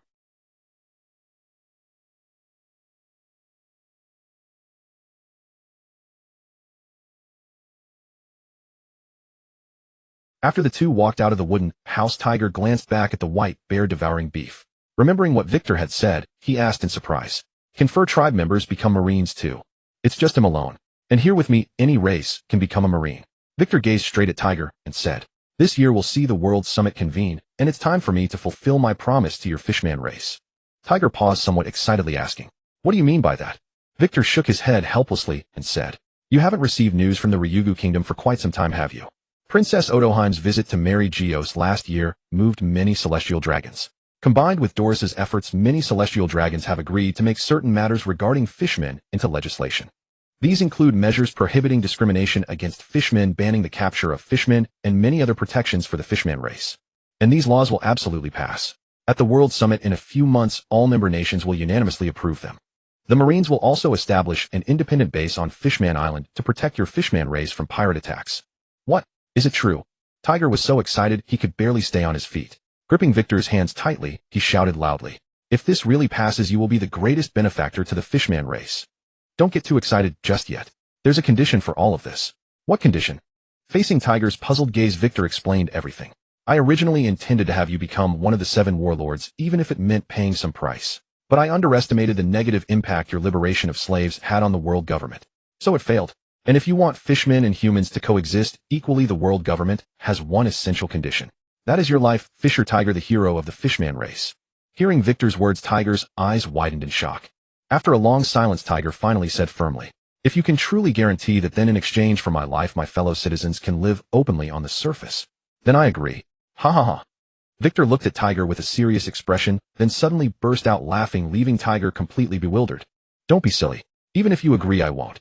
There are so many conflicts between the fishman race and humans at least have laws to regulate their behavior. What about your fishman race? When faced with humans who can be easily killed, what would they think? What would they do?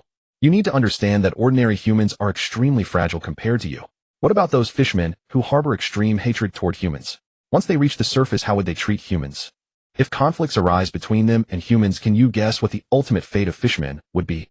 That's why Tiger can die, but you cannot die. I still need you to help clean up those fishmen.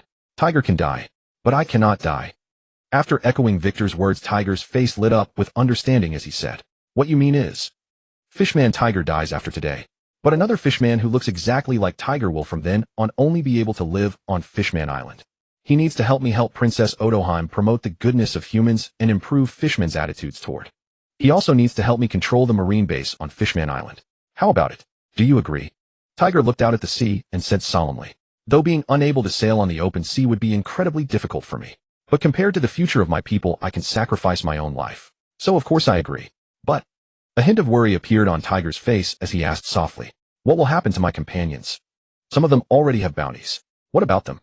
Victor reached out, paused for a moment, then patted Tiger's stomach and said, "Among your companions there's a guy named Jinbi. I've heard his strength is quite remarkable. He wants to join the 7 warlords proposed by the world government in exchange for the freedom of those pirates. But I've also heard that on your ship there are many who harbor hostile attitudes toward humans. Therefore all the pirates except for Jinbe must become Marines at the Fishman base. I will take care of eliminating their bounties. But before that I hope you can properly educate them, especially that one named Arlong. Victor's voice was filled with killing intent as he spoke word by word. I've heard of him. He used to advocate the Fishman bloodline theory. He believed fishmen are inherently superior to humans. You need to communicate properly with him. Though the base might not be completed until next year after the World Summit, Arlong and the others will accompany me. But you've also heard of my attitude toward pirates, haven't you? Looking at the grave-faced Tiger, Victor said sternly. You are willing to give everything for your compatriots, and I am willing to give everything for mine. I absolutely will not allow your Fishman race's racists to come to the human world with their arrogant attitudes. So your mission is heavy, Tiger. After you die, return to the Ryugu Kingdom and discuss this with King Neptune and the others. Otherwise those people will only make your efforts and mine come to nothing.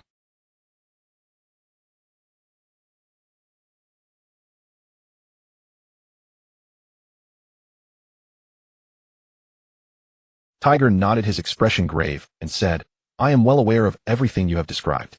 I can assure you that all fishmen choosing to live in the human world are kind-hearted souls. They absolutely do not harbor anyone who advocates bloodline supremacy. I will discuss this matter with Ryugu Kingdom. A smile returned to Victor's face as he addressed Tiger. Then I shall be at ease. Do you see? Victor gestured toward the timber and an array of tools beside them, continuing. This is the construction site where we are building a town for your Fishman tribe. Considering your Fishman people's lifestyle differs from humans, we have constructed not only houses on land, but also channeled seawater into your settlement. Your kinsmen can leverage their innate racial advantages to become fishermen or shellfish craftspeople. Alternatively, they may find employment as workers in our factories. The Victory Merchant Guild will sign an agreement with your Ryugu Kingdom, soon responsible for settling your people's lives. And this guild belongs to me. Therefore, should anything harmful be done to your kinsmen, I shall know of it without delay. And correspondingly, if the Fishman race commits any wrongdoing, I will be the first to know. Victor exhaled a ring of smoke and continued. You must understand by now why we came here today and what attitude the humans hold toward your kind. The nobility regards you with contempt, while the common folk beneath them feel only fear. Though laws exist to guarantee your right to live on land, humanity's attitude toward you remains beyond control. However, this is only natural. I have always believed one truth: only through effort can one earn reward. If humans were forced to coexist with your Fishman race without reason, their resistance would be inevitable, and it is your duty to slowly change that resistance. Tiger, do not mistake the world government's approval of Fishman and human coexistence as permission to live on land without restraint.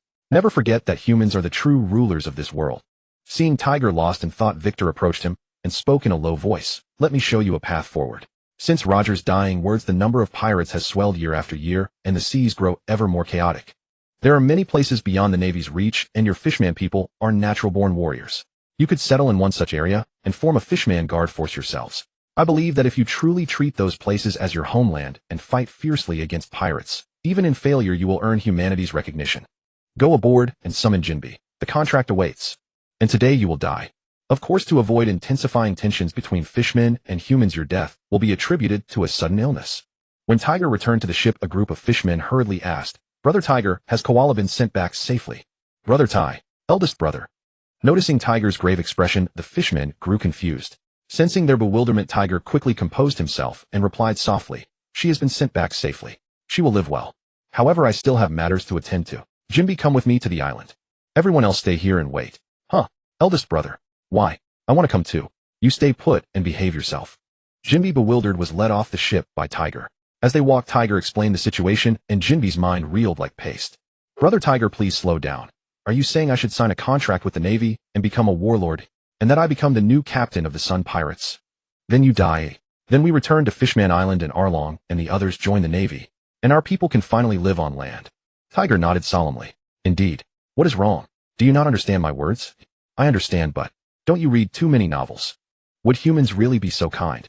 And isn't that Navy officer Victor deceiving you? Brother Tiger, I fear you may have been fooled. Scoundrel. Whack. Victor watched as Tiger dragged Jinbe, now sporting a swollen lump on his head, into the room and quipped, What's the matter, Tiger? Does your subordinate object? Navy. You. After studying the contract for a long while, Jinbe finally believed Tiger's account and fell into deep contemplation. Tiger remained silent, confident that his companions would ultimately agree to these terms. Both Jinbe and Arlong, having been shaped by Tiger's teachings over the years, harbored considerably less hostility toward humans. Especially Jinbe, who largely shared Tiger's philosophy and had gradually grown more amicable toward humanity. While Arlong's attitude toward humans remained less warm, he could at least restrain his urge to kill. Moreover, whether Jinbe Arlong or anyone else, they all deeply cared for their own people. They might grumble, or even mock Princess Odoheim's views on their tongues, yet deep down who among them did not yearn for their kinsmen to live openly upon the land? Now that this opportunity had arisen, even if they grudgingly accepted it, at first they would ultimately agree. As for Arlong joining the navy, that might prove somewhat difficult. But that was not something either Tiger or he himself could control. Since Victor had specifically named Arlong for enlistment, there would be no escape. Nevertheless, Tiger wished to intervene on Arlong's behalf, so he spoke softly. Victor, could Arlong and the others be exempt from becoming Navy personnel? I fear they might. Tiger.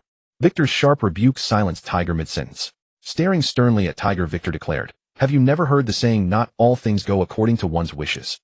Arlong and his companions must remain by my side, where I will personally train them.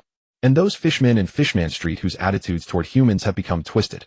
Either you eliminate them, or they remain confined to Fishman Island forever. Hearing Victor's words, Tiger fell silent for a long while before helplessly shaking his head. At that moment, Jinbe had finished signing his name and shouted toward Victor, Navy. We will return and confirm the authenticity of these matters with Ryugu Kingdom. After the World Conference concludes, if everything unfolds exactly as you have stated, I shall personally escort Arlong to your branch. Excellent. Victor turned to the surprised Tiger and proclaimed loudly, Tiger, your subordinate possesses far greater courage than you. Victor took no interest in how Tiger had persuaded his companions. The matter with the fishman was already settled. Unless they truly desired Tiger's death, they would not refuse. After giving a few instructions to the island manager, Victor took the document signed by Jinbe and prepared to return to the branch. Once the white Tiger departed the harbor, Victor stood on deck, gazing at the vast ocean, a heavy frustration weighing on his heart. According to Victor's original plan, he had intended for Tiger to become one of the 7 warlords of the sea and bring Jinbe under his command. Jinbe's capabilities in the original story, while not reaching the level of 4 emperors, were at least firmly in the caliber of an emperor's top lieutenant. Moreover, Jinbe was a loyal and discerning man who knew how to choose wisely. However, despite Doris's assistance, although the world nobles had decided not to pursue Tiger's accountability, the world government still ultimately refused. This made Victor fully understand the world government's paramount concern for its own prestige. Nevertheless, fortunately, the Fishman matter had been successfully orchestrated, and with Tiger standing on his side, Jinbe, who held him in deep reverence, could hardly escape his grasp. Though not as convenient as having him by his side, directly having Arlong as a substitute was by no means unfavorable. Arlong's innate talent was actually quite decent in the original story. He had enjoyed himself in the East Blue for years and nearly killed the protagonist, which was not bad at all. After all, he was merely a supporting character. Being defeated by the protagonist with his advantage was perfectly normal. If he brought Arlong under his command and trained him properly, who knew he might not grow into a formidable expert in the future. Moreover, Arlong would no longer be able to go to the East Blue and torment Nami's homeland, so Victor had indirectly done a good deed. As for whether Arlong would resent it, Victor actually looked forward to it quite a bit.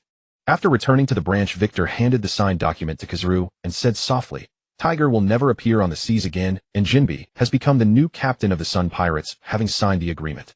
Thank you, Officer Borosorino. Kizaru appeared visibly pleased and said with a smile, no need for such formality. Besides, since this was such a time-consuming affair, and you took it upon yourself to handle it on my behalf, I should be the one thanking you. For me, whenever something so tedious arises, I can only wish someone else would take it on. Victor was initially somewhat surprised by Borosorino's manner of speaking, but now he was accustomed to it.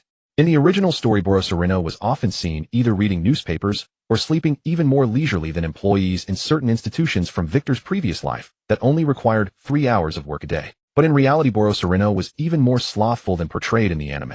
Unless something major occurred, he would rarely mobilize. During the nearly year that Victor had been here, Borosorino had only deployed once, namely the incident when he came to rescue Victor after his battle with Kaido. Over the past 2 years, Kaido had become, besides Whitebeard and Big Mom, the most formidable contender for the title of Emperor of the Sea. If a war were to break out with the Beast Pirates, approval from the main headquarters would be required. Such major events occurred less than once every few years, so throughout the past year, Huan Yuan had simply been drinking tea, reading newspapers, and perusing novels at the branch. Furthermore, Victor knew that his future duties would actually be even easier, stationed on an island to protect Vegapunk. With a formal position, a steady salary, and the freedom to sleep and read newspapers, such a job was truly enviable by many standards. If Huan Yuan could be so leisurely, then certainly someone else must be busy. After several days of rest, the White Tiger departed the harbor once again, embarking on a patrol lasting several months. In truth, after a fleet of Navy personnel completed a patrol, they would not be sent out to sea for another 1 to 2 months. Apart from the danger of engaging pirates, prolonged life at sea grew increasingly monotonous and draining.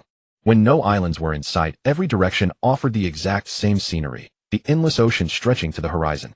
Staying in such an environment for too long was truly suffocating. Combined with the treacherous weather of the Grand Line and the ever-present threat of sea beasts, the Navy always rotated their deployments to prevent the crew from becoming overly depressed, which could lead to a series of detrimental consequences. However, Victor harbored no such worries. The Navy personnel accompanying him on sea voyages were all his personal followers, strengthened by crimson energy, possessing unwavering wills that would not be shaken by the tedium of life at sea. Moreover, the White Tiger was spacious, equipped with ample entertainment facilities and comprehensive training equipment. Paired with some sea companions, there was more than enough for these men to release their energy. Of course, during ordinary times they needed to fish more frequently and stop at any barren islands they encountered to replenish supplies. Using highbaw and drake as bait to fish was, besides training, the favorite pastime of Hant and Vengo at sea. On one hand, it exercised their lung capacity, on the other it supplemented the food provisions aboard ship. Today's luck was favorable. Highbaw and drake lured out a colossal sea beast, and after a strenuous struggle, they managed to slay it. Fortunately, an island lay nearby, and after nearly a month at sea, without rest, Victor decided to host a barbecue feast on shore to relax. Seeing the sky darken, Victor ordered the sails lowered and decided to spend the night on the island. Once the White Tiger's sails were lowered, all naval insignia vanished, leaving the vessel resembling a magnificent merchant ship, a disguise Victor frequently exploited to lure pirates into attacking. For those with sufficient strength, surviving in this world was comparatively easy. At the very least, this was no barren wasteland devoid of greenery. Food was plentiful. Over 100 barbecue grills were set up, with Navy personnel dividing tasks among themselves. Some chopped wood and started fires, others gathered wild fruits and vegetables, and still others processed the sea beast. By the time all preparations were complete, day and night were transitioning. The Navy personnel enthusiastically grilled the meat, while Victor, clad only in shorts, lay on the beach battling the weakness the seawater imposed upon him. Though somewhat perilous for an ability user, this training method proved quite effective. At the very least, Victor could now remain conscious in the seawater for several seconds before losing awareness. Beside him, highbaw and drake held a rope coiled around Victor's waist, standing beneath a tree to prevent him from being swept into the sea. My, highbaw, is that a ship? Where? It looks like a pirate vessel. They're approaching. As darkness enveloped the sky, once the two confirmed their observation, a pirate ship bearing a skull and crossbones flag with a dragon head figurehead had already docked beside the White Tiger. Wow, a bear that can stand. Truly amusing. What are you two doing? By the way, I am Shanks. Ah, hello. We. Highbaw and Drake glanced at the rope in their hands, then at the pirate ship's position, their faces turning green. Officer Victor. Commander Victor. Could it be the Navy? Beckman, chewing on a cigar, frowned and thought for a moment, then exclaimed in shock. Wait, Shanks, I think we need to leave. This Victor seems to be the Navy officer who has been the talk of the town for repelling Kaido. That guy is not easy to deal with. He's extremely harsh towards pirates. Ha ha ha. Shanks laughed heartily and said nonchalantly, then I definitely want to see him. Beckman shook his head helplessly and said softly, hey, you're really stubborn. Yasop, smoking a cigarette, chimed in. If he weren't stubborn, he wouldn't be Shanks. Right, Lucky? Lucky Roo, eating a chicken leg, sniffed and said with a blissful expression, wow, that smells great. It seems like sea beast meat. Someone must be grilling meat. Victor, revived by Beepo and Drake, covered his head and stared at them expressionlessly. When Victor lifted his foot, Beepo suddenly shouted, Commander Victor. It's not our fault. Pirates are coming. Yes, it's them. They disturbed us. Oh. Victor turned his head and under the moonlight saw a few people nearby. Among them was a man with only a right arm who was reaching out and smiling in greeting. Seeing the scars on his face and his red hair, Victor couldn't help but think of someone and blurted out, face. Red-haired Shanks. Oh, you know me. You? Who are you? Pirates. Fallen. Enemy attack. Before Shanks could finish, a Navy soldier who had come to call Victor for dinner spotted them and started shouting. The expressions of Beckman and his crew turned serious because shortly after the Navy soldiers shout, a group of Navy soldiers rushed over with weapons. From their chewing movements, it was obvious they had been eating just moments ago. They had never seen such a swift response from the Navy. Moreover, the leading Navy officer, who wore sunglasses even at night, and the extremely burly officer beside him exuded a dangerous aura. Victor frowned, waved his hand at them, and said softly, you all stand down. I'll handle this. To the astonishment of Shanks and his crew, the Navy soldiers turned and left. Even the little white bear dragged his companions and followed obediently. Shanks was stunned for a moment, then laughed loudly. Haha, as expected of the Navy that repelled Kaido. Truly extraordinary. Victor ignored him, closed his eyes, and thought for a moment, then suddenly said loudly, the Red-Hair Pirates were founded about 13 years ago. Captain Red-Haired Shanks, formerly an apprentice on the pirate King Roger's ship. 6 years ago, he entered the Grand Line, but for unknown reasons he did not continue toward the New World, and instead began circling the four seas.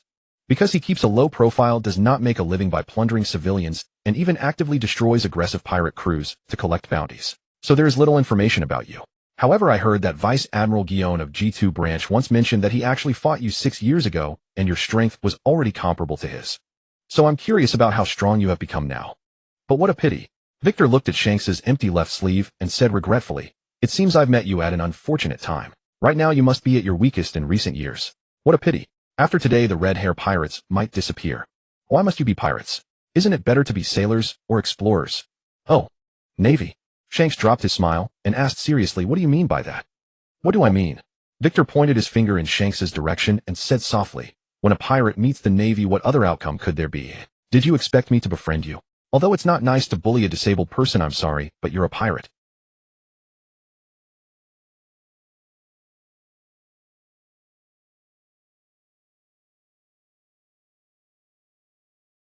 Clang. Shanks drew his sword Griffin to block Victor's attack, then laughed loudly. "Ha, Navy, don't underestimate me, because of my arm. To me it makes no difference." Shanks also emitted a powerful aura. Victor, surprised, said, "So you've reached this level too? How interesting." Glancing at the two ships docked nearby, the two of them simultaneously ran toward the island's interior. Victor glided past like a gust of wind. Though he wore only shorts under the moonlight, his long black hair fluttered, and his chiseled features made several burly nurse ladies' eyes turn into hearts. Yes, burly nurse ladies. The special nature of the nursing profession leads to many women.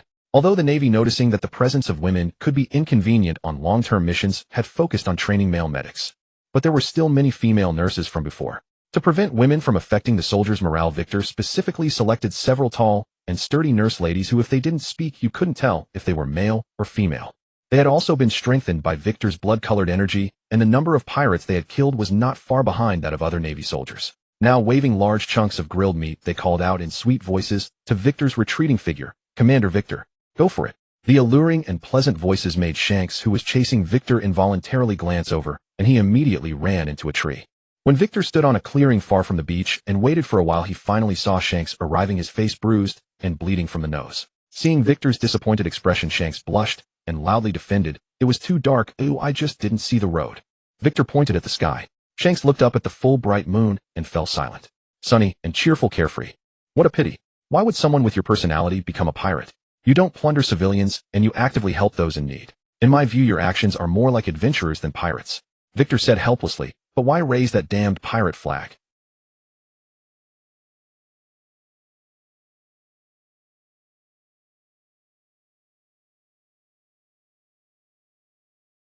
Shanks instinctively reached for his head, then remembered he had given his straw hat to Luffy. He straightened his hair and said seriously to Victor, "People's dreams are different. To me, pirates are not necessarily evil, and the Navy is not necessarily righteous. A person's heart does not change because of their identity. At least as a pirate, I am free." "Freedom? Your ass." Schwa. Victor parted his left and right hands, making a drawing motion, then charged at Shanks. Shanks's eyes narrowed, and he quickly gripped his griffin. Clang. After blocking Victor's attack, Shanks realized that Victor's weapon was actually a long blade formed from unknown energy. The blade emitted a faint golden light, and a gentle breeze emanated from it. Shanks's eyes lit up. Wow, what an amazing ability. Victor began to understand why Shanks had given his hat to Luffy and sacrificed his left arm. Besides knowing the peculiarity of the gum-gum fruit, it was also because Luffy's personality was similar to his own, and his personality was much like Roger's. From Shanks, Victor could see how unreliable Roger truly was. People with such personalities are usually the life of the crew. Too bad they became pirates. He had thought that Shanks, having lost his left arm, would be no match for him. But after over a dozen exchanges, even in his hybrid form, Victor still couldn't defeat Shanks. The pressure Shanks gave Victor was far less than that of Kaido. Yet in both strength and speed, Shanks was no less than Victor. Victor set aside his contempt and began to treat Shanks with caution. Clang. Schwa. The two fought in remarkably similar styles. When facing an opponent of equal caliber, they both relied on agile movements to dodge, seizing gaps in the enemy's attacks to counter. However, this identical approach meant neither could gain the upper hand, and even if a victor emerged, it would be impossible to tell when. After separating again, both tacitly decided to hasten the pace of the battle.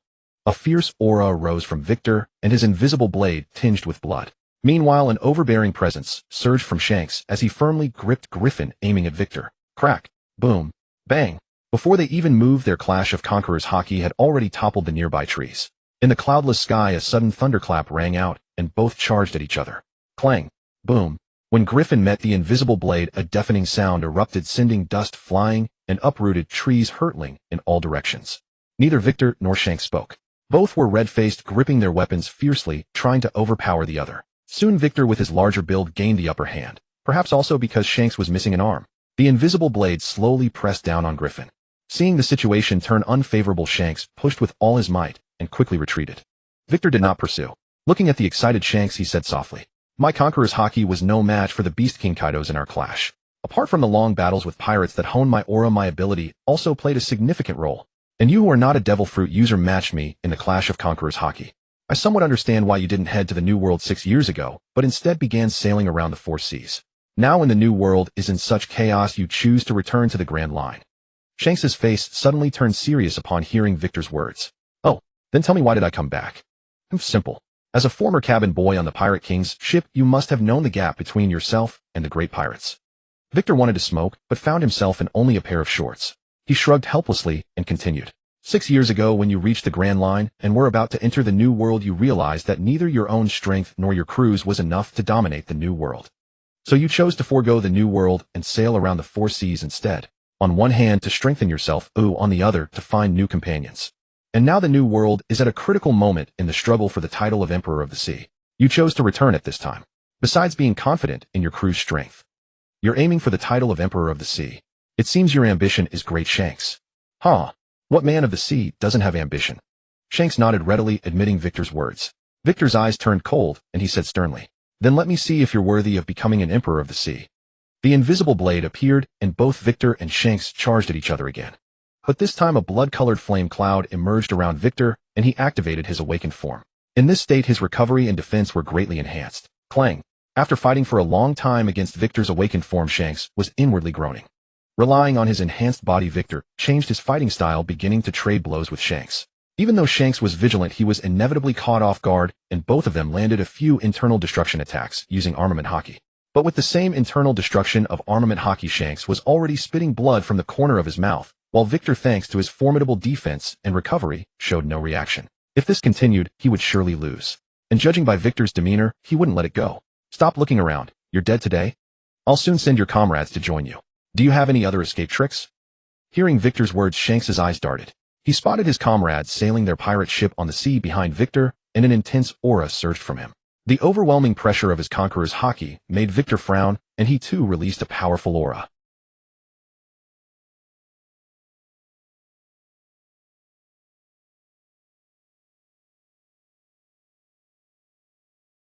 Divine evasion. This is... A powerful shockwave rushed toward him. The range was too wide to dodge, so Victor threw the invisible blade forward and pushed with both hands, forming an invisible wall of wind mixed with sharp metal energy to block Shanks's attack.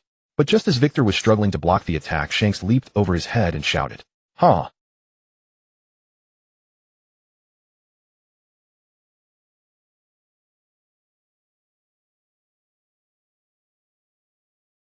While Shanks was still rejoicing, he sensed a lethal aura. He quickly turned back and saw a thick tail heading straight for him. He hastily raised Griffin to slash at the tail, but caught off guard. The slash missed the tail and flew straight toward Victor. Bam! Splat! Victor's tail, covered with sharp metal energy and armament Haki, pierced through Shanks's shoulder. Meanwhile, the slash struck Victor. Shanks spat out a mouthful of blood, using the momentum to leap quickly onto the approaching pirate ship. Victor, watching Shanks and his crew escape, chose not to pursue. The Marines were slowly closing in.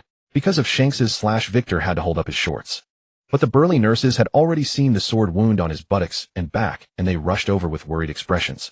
When Victor saw their faces, his face turned green. "Damn it, Shanks. I'll remember this." Encountering Shanks was merely a coincidence, and Victor had no genuine intention of killing him. After all, the chaos in the New World had indeed gradually subsided following the rise of the Red Hair Pirates and their ascension to the status of a Yonko.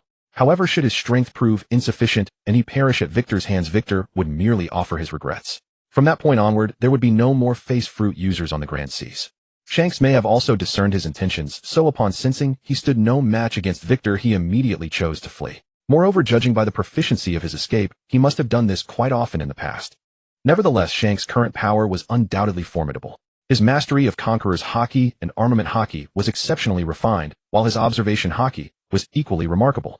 In terms of physical prowess, Shanks, not yet a Yonko, could still hold his own against Victor, who possessed an animal-type devil fruit ability, a feat that would give him considerable pride. Victor's advantage stemmed largely from Shanks having recently lost an arm. As a left-handed fighter, the loss of his dominant limb would have been devastating to his combat effectiveness. One could only imagine the extent of the impact. That he could still fight Victor using his unpracticed right hand spoke volumes about his exceptional physical constitution and natural talent. Furthermore, his ability to make the soundest decision while gravely wounded, using a slash to halt Victor's pursuit, demonstrated his extraordinary battle instincts. The target of that slash. While it certainly reflected his current mindset, given he had not yet attained Yonko status, Victor did not give this encounter with Shanks much thought. No matter how great Shanks might achieve in the future, Victor was confident he could easily overcome him. Shanks was already compromised from his lost arm, yet Victor had not even exerted his full strength. However, due to an injury on his lower back requiring ointment, several female nurses got quite a sight.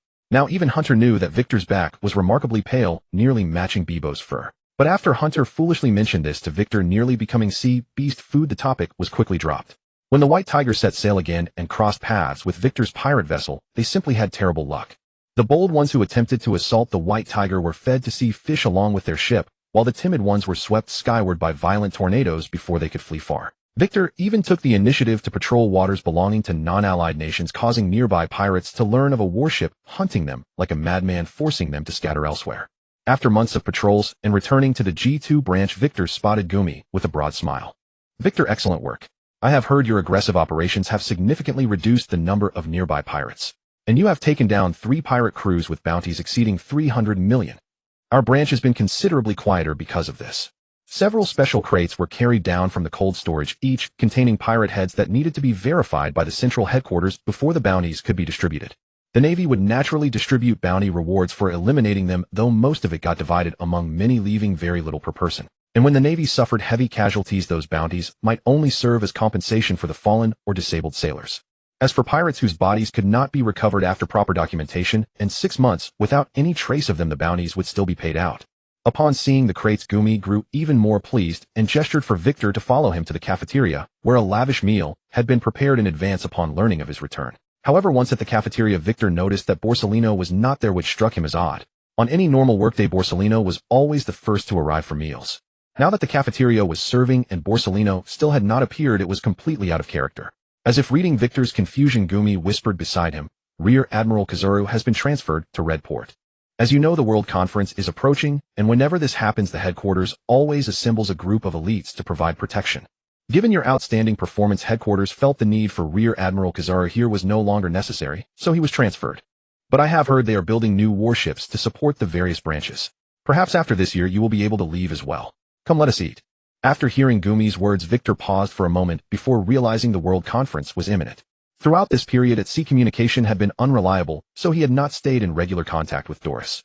After finishing his meal and returning to his quarters, Victor quickly pulled out his Den Mushi. Upon ending the call, Victor felt a wave of relief wash over him. Neptune and his entire family from Ryugu Kingdom had already departed for Mary Geos in preparation for the World Conference. Princess Shirahoshi had earned favor among the world nobles, her reputation there being quite favorable. With this standing, the fishmen's affairs would certainly be addressed at the upcoming conference. However, the fact that Princess Shirahoshi could win over such haughty world nobles sparked something else in Victor's mind. He recalled that in the anime, Princess Shirahoshi possessed innate observation Haki, a mutated form that could not be cultivated through training. It allowed her to perceive others' emotions and thoughts, and even reshape their ideologies and values, causing people to unconsciously adopt her perspectives, a terrifying power. With such an ability, she was essentially a natural-born leader. Could those world nobles have been influenced by her Haki? Whether this power operated consciously or passively, Victor resolved to exercise caution whenever he interacted with her. The World Conference required extensive preparation since member kingdom rulers were scattered across the globe and needed Navy escorts. Yet its actual duration was surprisingly brief. Before Victor could even begin his next patrol mission, he saw in the newspapers that the conference had already concluded. Equality for all races. Fishman Island's proposal. Capturing fishmen equal to crime. Coexistence of fishmen and humans. The rise of Fishman Island. A series of sensational headlines reminiscent of his previous life's sensationalist media, perfectly capturing this world's dramatic style. After all, each year brought news that shook the world, and Victor remembered making waves himself on several occasions. But reading these reports brought him peace of mind. He was confident that Ryugu Kingdom had already begun constructing a Navy base, and his excellent performance at the G2 branch gave him nothing to worry about from headquarters. Soon 2 branches would fall entirely under his control. And following the World Conference's conclusion, Arlong and the other fishmen should arrive shortly as well. When he received Jinbe's call, the White Tiger was patrolling the sea. Not knowing where to send the Arlong pirates, Victor thought for a moment and decided to head straight for the Ryugu Palace. After all, the recent days had been relatively peaceful, and it was just a slight detour that wouldn't cause any trouble. Once the white tiger was coated, it slowly descended into the deep sea. Watching the sunlight gradually fade, Victor stood on the deck, overwhelmed with emotion as he gazed at the familiar, yet strange underwater scenery. Ever since becoming a devil fruit user, he had turned into a landlubber. After 2.5 years of deep-sea pressure training, he could no longer swim in the ocean. This dark and silent vista had not appeared for many years. I recalled the force fish I caught at the bottom of the sea back then. That was my lost youth. This mysterious seabed held my childhood. This. Crunch. What the hell is that fish? It's damn ugly. Victor was still immersed in the sudden wave of melancholy when the ship's lights were switched on. Hearing Hanty's words, he looked at the familiar school of force fish outside the warship and fell silent. The blue, fierce, and ugly big head made one have no desire to eat it. However, Virgo must have eaten force fish before. Seeing the school, he jumped out directly with Beepo and Drake. The three of them, covered with bubble coats, launched an attack on the force fish. Hanty, eating an apple, frowned and said, "You guys aren't going to eat this, are you? Only if you've been kicked by a donkey. Who would eat such an ugly fish? Look at this fish." Hanty. Huh? You? Victor's hands trembled with anger. He tied a rope around Hanty and kicked him off the ship. The journey to the seabed was uneventful. For ordinary ships heading to the Ryugu Palace, the main dangers were attacks from huge fish or sea beasts, or the poor craftsmanship of the coding mechanic. These 2 points were not a problem for Victor and his crew. Although Victor and Hanty were devil fruit users with Virgo around, even sea kings were no concern. As for the coding mechanic, he had worked at the marine base for many years, unlike some coding artisans in the Sabati archipelago, who opened shop after only a few years of study. Some even had decent business, not because of their skill, but because they received no bad reviews. Gazing into the distance, Fishman Island resembled a mysterious castle from a fairy tale, like a paradise, beautiful and peaceful. In the darkness, 10,000 meters beneath the sea, a soft glow brought forth countless colors.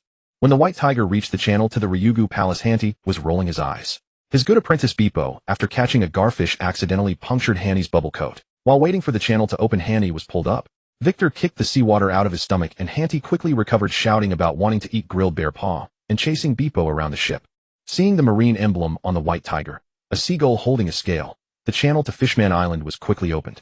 The white tiger moved slowly through the channel, and after a period of darkness, warm sunlight reappeared. Having received news that Victor would visit Fishman Island, King Neptune and his family, along with the left and right ministers, were waiting at the port early under the protection of the Neptune army. When the white tiger approached the port, the young Shirahoshi caught Victor's attention. Shirahoshi, with a face full of innocence, hid behind her brothers, looking timidly at the warship. But she seemed to forget that although her 3 brothers were older, they were no match for her size. Her dazed expression was utterly adorable. After the white tiger docked steadily, Victor led Hanty and the others off first. "Lord Victor, thank you for your help." Before Neptune could speak, Queen Otoheim rushed to the front, bowing deeply to Victor. Victor quickly stepped aside and said softly, "Queen Otoheim, there's no need for this. We are allies. I only did what I should. But still, thank you so much. Without you, the world government would never have recognized our fishman race's status." Looking at Queen Otoheim holding his hands tightly, Victor genuinely felt her enthusiasm. But did she really have to hold on? He was bending over. Although she was small, it was not without sensation. If this continued, Neptune's face would probably darken. Victor used a great deal of effort to withdraw his hands. Neptune also approached with his children. "Lord Victor, though this is our first meeting, we are deeply grateful for your care of the fishman race over the past few years." King Neptune bowed, and all the fishmen behind him followed suit, including the somewhat confused Shirahoshi, who imitated her brothers and bent down to Victor. "King Neptune, there's no need. Please don't do this." However, Neptune was over 10 meters tall, and Victor couldn't even reach to support him. He had to say helplessly, "According to our agreement, we are allies, aren't we? So isn't it normal to do everything for an ally? I also hope to gain the support of the fishman race." Neptune then stood up, laughing, "Ha ha ha. Even so, we still have to thank you. Come Shark Star, Crown Star, Flounder Star, and Shirahoshi, come meet our great benefactor of the fishman race." "Greetings, benefactor." The heights of the 3 princes were not even worth mentioning. The shortest was still taller than Victor, and 4-year-old Shirahoshi was almost as big as the 6-meter-tall Hanty. This made Victor curious about the reproductive methods of fishmen. Neptune was at least a dozen meters tall, while Queen Otoheim was only a little over 2 meters. Logically, they should be oviparous. But Victor's gaze fell on a female fishman who was watching the commotion, focusing on her large belly. Indeed, a prime minister's belly can hold a boat, and a woman's belly can hold a prime minister. Clang clang. A commotion nearby drew everyone's attention. Hundreds of workers were busy, and some fishmen were pushing construction materials. Neptune explained, "This is the marine base we are building. Considering the complex situation on Fishman Island, we are constructing 1 large base and 4 smaller ones. Also, those humans are sent by the Victory Chamber of Commerce to guide us. I have decided to sign a contract with the Victory Chamber of Commerce, making them the designated merchant guild for Fishman Island." "Oh, Victor looked at Neptune with some surprise and said softly, "Then I thank King Neptune." "Ha ha ha, no need to be polite. Didn't you say we are allies? Come, I have already prepared a banquet at the Ryugu Palace. Shall we eat and talk?" Victor nodded and Neptune beckoned to the left and right ministers. Soon the Marines rode on coral bubbles floating into the sky while Victor and his group boarded a whale that let out a Hawaii cry and flew toward the Ryugu Palace. With the aid of bubble coral, Victor and his group of humans could traverse the submerged Dragon Palace city as if it were solid ground. The Marines were led away by the left and right ministers while King Neptune and his family personally escorted Victor and the others to a grand banquet hall. Beppo, held in Shirahoshi's arms, looked utterly resigned.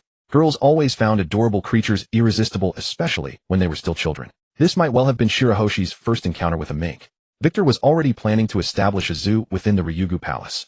Judging by the lavish spread on the table, Neptune had already sent someone to learn about Victor's preferences. At the very least, he knew the appetites of Victor and his companions. Hunt wasted no time sitting down and digging in. Seeing this, Beppo struggled free from Shirahoshi's embrace and scrambled to sit beside Hunt, snatching food as if in a race. "Forgive them, King Neptune, Queen Otoheim. These subordinates of mine have nothing but eating on their minds."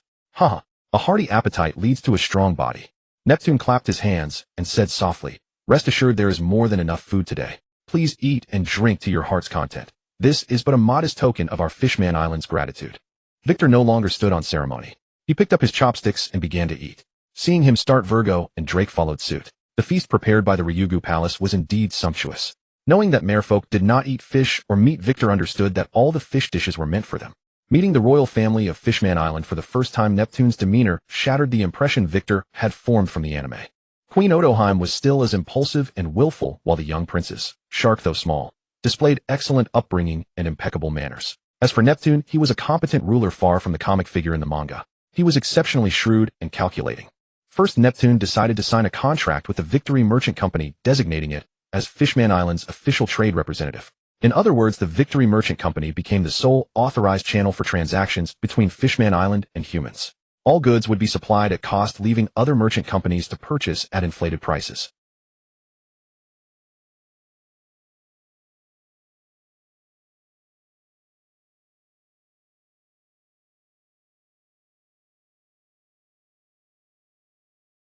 He must have known the vast wealth that seabed specialties could generate. Moreover, before Victor descended to the sea, he had received no such news. Yet upon arriving at Fishman Island, Neptune presented him with this decision. This was Neptune's way of showing his sincerity, reassuring Victor that they would not break their promise. In an era of rampant piracy, Neptune had managed to protect his kingdom. He first befriended the Roger pirates and later secured Whitebeard's protection. His judgment of people was truly remarkable. And when human hostility toward fishmen grew increasingly severe, he chose to close the country, minimizing the danger to his people. This too spoke volumes about his vision and courage. After a hearty meal, Victor was chatting idly with Neptune when the right minister entered. As a member of the Seahorse clan, he possessed a long snout that could make even mature goddesses swoon. Noticing the right minister's eager expression, Neptune waved his hand and boomed, "Right minister, speak freely. Victor and his companions are no outsiders." The right minister nodded and said, "Your Majesty, Tiger and his group have arrived." "Oh, please bring them in." As the right minister departed, Tiger and his entourage soon appeared at the entrance of the banquet hall. A group of fishmen approached King Neptune's family and bowed in greeting. Victor sat aside in silence. Though Tiger was a hero of the fishmen, his status was vastly inferior to Neptune's. The reason he could be on familiar terms with the king was due to Neptune's enlightened nature, which disregarded social hierarchy. Fishmen, in terms of bloodline obsession, were not much better than humans.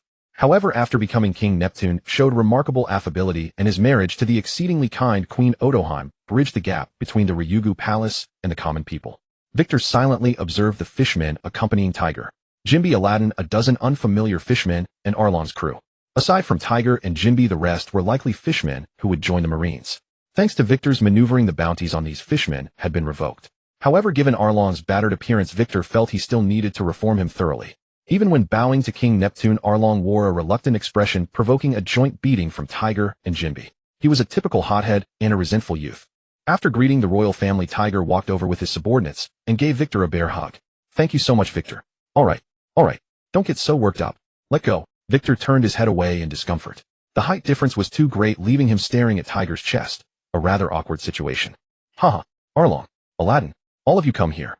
Tiger released Victor and called out loudly. As Arlong and the others approached, Neptune also came over. Looking at Arlong's group, he asked Victor with curiosity, "Are these the first batch of our brethren to join the Marines?" "But their bounties."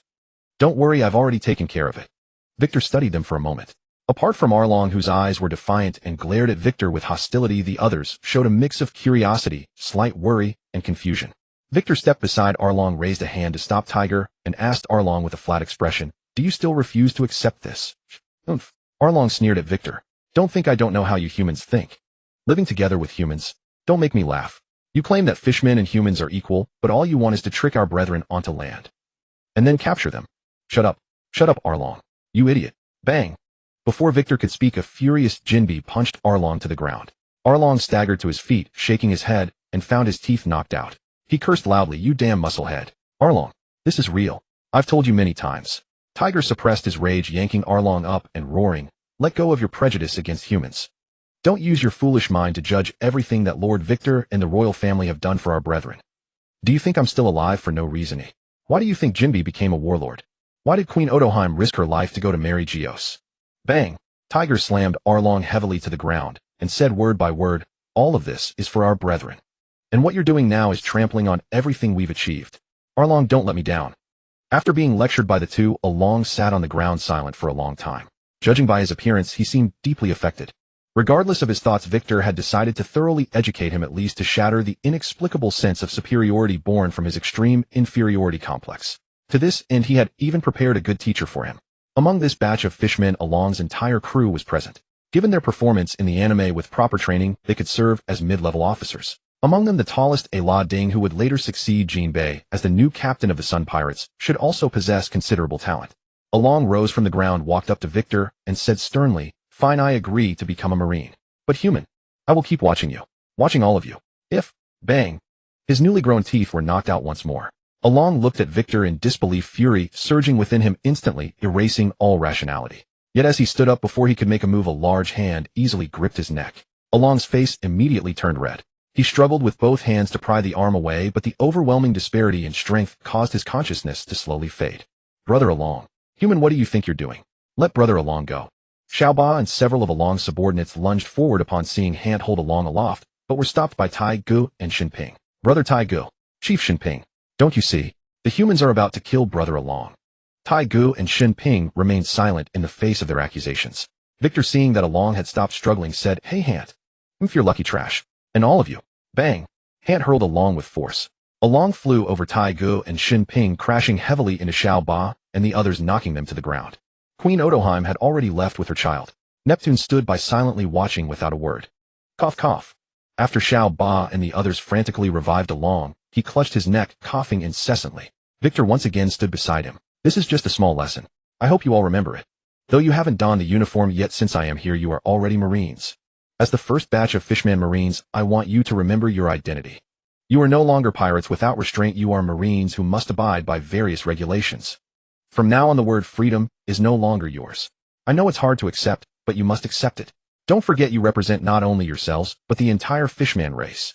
Your 5 million compatriots are watching you." And, bang, Victor stomped Arlong's head into the ground and said coldly, "Do you think I recruited you trash, former pirates, to become Marines for no reason? And went to all the trouble of clearing your bounties? Is it because you're outstanding? Or because you have the nerve? It's merely to show the Fishman race our human sincerity. Without you, there are plenty of others. Brother Arlong. Marines. Stop." Though Victor's assertiveness irritated Taiga, Victor had already informed him in advance about the consequences of Arlong's insubordination as a Marine. Taiga could say nothing. And compared to the future of 5 million compatriots, what was personal honor or disgrace?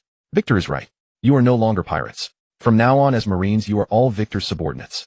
Arlong is no longer your big brother. He is no different from any of you. Don't forget what we told you. You represent not only yourselves, but also the hopes and future of our fishmen and merfolk. Geo, Kaluo Obite, Xiaoba, all of you stand aside. Seeing the furious Taiga, Xiaoba and the others exchanged glances, then dejectedly moved to the side. Allah Ding and those beside him watched Arlong being trampled by Victor with calm indifference.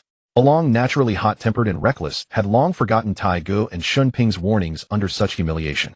His eyes now bloodshot, he harbored only one thought: to kill Victor. Damn it. Human. Just a mere human. How dare you treat me like this? I'll kill you. I'll kill you. Arlong struggled to his feet, only to be kicked flying by Victor. Victor then beckoned behind him, and Wei Er Gu, wearing sunglasses, stepped forward. "Educate your subordinate well." Victor patted Wei Er Gu's shoulder. Wei Er Gu nodded, drew the sea stone short staff from his waist, and walked toward Arlong expressionlessly. Die? Die, human. To hell with the Marines. All of you die. Along, completely out of control, charged madly at Wei Gu, only to spit blood and fly backward, ejecting a mouthful of broken teeth. Within a few minutes, Along's teeth had shattered 3 times. As new teeth grew back, the memory of Wei Gu's strength restored his sanity. Along glanced at the seawater outside the banquet hall, beckoned Wei Gu with his finger, and shouted, "Human Marine, if you've got the guts, come after me." With that, Along dashed toward the entrance and plunged into the sea. Wei Gu pushed off the ground and followed without hesitation. Tai Gu and Xin Ping were worried. Fishmen are naturally stronger than humans, and in water a human can never match a fishman. They exchanged a glance and hurried toward the entrance. "Don't go. Just wait here." Just as they were about to chase after, Victor called them back. Tai Gu and Xin Ping looked back in confusion, only to see Hant and the others gazing at the entrance with pitying eyes. They were stunned. A moment later, Along came flying back, making them understand why Hant and the others had looked that way. In less than a minute, Along's nose was crooked, his teeth broken again, and he lay pathetically on the ground. Wei Gu, still wearing sunglasses, tapped the staff against his right hand and walked toward him unhurriedly. Just a mere human. How is this possible? Along endured the pain and stood once more. Wei Gu suddenly rushed at him. Bang! Along! This blow even made Tai Gu and Xin Ping lose control. But sensing Along was still alive, they breathed a sigh of relief. Wei Gu pinned Along's head with his foot until he had no strength left to struggle. Then he looked at Xiao Ba and the others and said word by word, "Remember from now on, address me as Officer Wei Gu." Victor remained on Fishman Island for several more days. On one hand, Virgo's strikes had been somewhat too severe, leaving Arlong bedridden for 2 days. On the other hand, Victor also needed to select a site for the Navy's base on the island. However, once Arlong was able to get out of bed, his attitude toward Victor and the others grew considerably more respectful.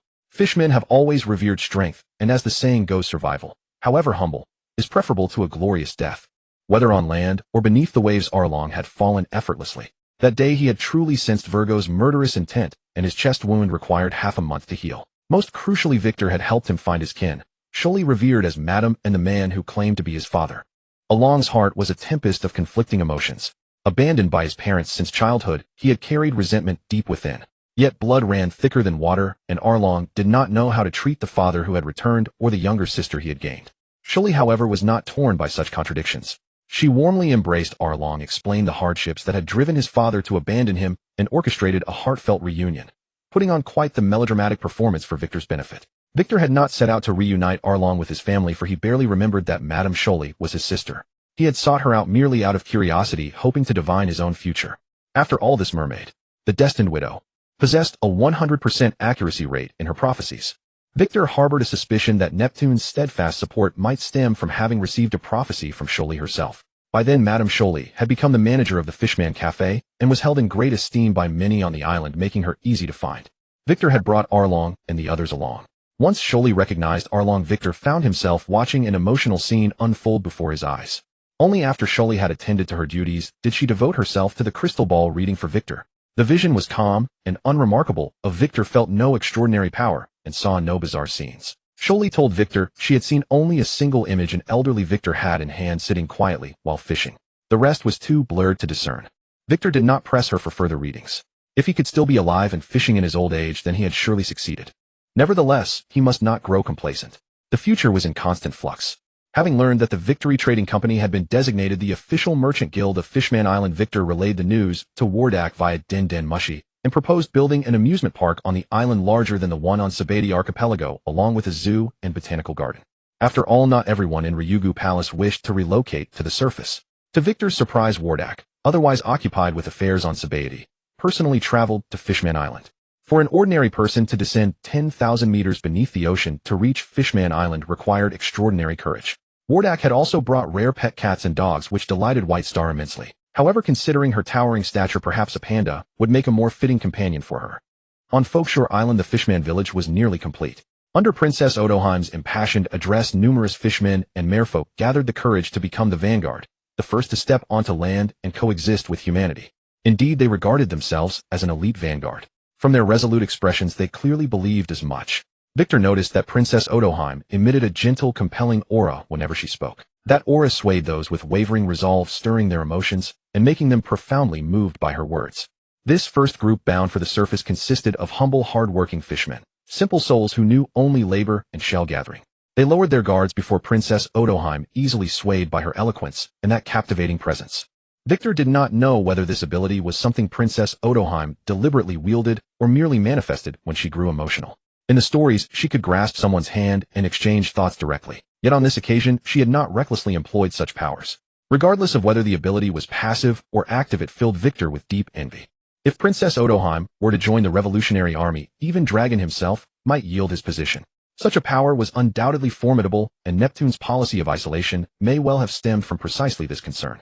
Had the world government learned of her abilities, they would have killed her without hesitation. Victor wondered whether during her time in Mary Geos the government had become aware of her power, yet it seemed they had not. Otherwise she would already be imprisoned. Victor led a group of fishmen away from the island. Arlong, having endured Virgo's rigorous treatment, had grown considerably more docile. This group of fishmen had likely been instructed by Tiger personally, with most answering to Aladdin's leadership. Their worn sun pirates insignias, ill-fitting compared to those Arlong had worn, hinted at something deeper. These individuals had almost certainly once been slaves to the celestial dragons. Despite their deep hatred for the celestial dragons, they had accepted their new identities as Navy soldiers with remarkable composure, leading Victor to suspect that Tiger had shared his true intentions with them. Nevertheless, Victor cared little. They would never betray him, especially given his status as the Navy's beloved idol, a persona carefully crafted through countless promotional campaigns. Who would believe that such a promising naval officer sought to overthrow the world government? As the White Tiger surfaced, Arlong and the others beheld the true sun once more. But now their identity had shifted to that of warriors guarding justice, a transformation that felt almost unreal to them. That surreal sensation, however, was utterly dispelled upon encountering their first pirate crew. Tiger's philosophy in certain respects was scarcely different from the former Fleet Admiral Zeph's doctrine of sparing lives. They would absolutely refuse to take a single life regardless of who the target was or what crimes they had committed. Under Tiger's leadership, Arlong's crew had maintained this code for years, yet Arlong himself, being a shark fishman by nature, harbored a bloodthirsty instinct. Unlike Jinbe, he did not wholeheartedly embrace Tiger's pacifism. His restraint stemmed solely from his devotion to Tiger. When the Navy slaughtered pirates without mercy, the fishmen stood frozen in shock. Only Arlong snapped out of it, first charging toward the pirates with wild excitement. Aladdin and the others, though reluctant, saw Victor's cold, stern expression and followed suit, charging toward the pirates. Crimson energy coursed into their bodies, filling them with surprise and a faint but tangible surge of strength. Wiping blood from his lips, Arlong felt an indescribable sense of liberation. The constraints that had bound him for years seemed to dissolve entirely within that cathartic bloodshed. Spotting Victor approach, Arlong called out loudly, "Sir, this is rather pleasant. I find myself genuinely looking forward to my naval career." Smack! Virgo's backhand sent Arlong's teeth flying. Yet this time Arlong bore it without anger. Once his teeth regrew, he merely shrugged with indifferent nonchalance. The strong were revered wherever they went. Besides, after days of brutal discipline, Arlong had grown accustomed to Virgo's ways. Simply enduring the beatings was his lot now. Standing beside Arlong with a stern expression, Victor declared, "Private Arlong, remember your station. You act only on my orders, nothing more. Only when I command you to kill may you kill. Do you understand?" Arlong instinctively bristled, but upon meeting Victor's gaze, a chill seized his heart. He quickly replied, "Yes, sir." "Excellent. And from now on cease biting with your teeth. Only beasts attack in such a manner." "Yes, sir." Several months later, Wei Kadwa returned to the G2 branch with a group of fishmen. Although the Marines were somewhat curious, they did not go too far. On the contrary, Gumir, upon seeing them, discussed with Wei Kadwa about allocating a few fishman Marines to him. Wei Kadwa naturally refused. This group of fishmen were the first batch of Marines from the Fishman tribe, and they were needed to attract more fishmen to join the Marines. The Fishman Marines as a special force were not something Wei Kadwa wished to hand over to other branches so easily. The prejudice of humans against fishmen was not so easily eliminated. Even among the Marines, there were many who deeply despised fishmen in their hearts. In this world, fishmen were not like those in the previous life. At least those were popular in some places, even took over, and were pursued by many ignorant girls with a trend of conquering the world with their skin color. In the eyes of some people in this world, fishmen were not even considered human, no different from fish in the sea. Although the Marines, even if they despised them, would not show it openly, they might use underhanded tricks, and these fishmen would die without knowing how. Wei Kadwa had already planned that once the Fishman Marines were fully trained, they would be dispatched to other branches in units of 100 men. Thus, they would only need to obey the top commander of each base or branch. Out of respect for Wei Kadwa, even if those people had prejudices against fishmen, they would not blatantly harm them. Moreover, the Fishman race, known as the Children of the Sea, would make any base commander, if not foolish, understand what it meant to have a 100-man squad at hand. Rejected by Wei Kadwa, Gumir was not bothered and kept pestering him until Wei Kadwa promised that once the Fishman Marines were trained, he would be the first to be loaned them, which finally stopped his nagging. Having been a Marine for many years, Gumir naturally knew what it meant to have a well-trained Fishman squad.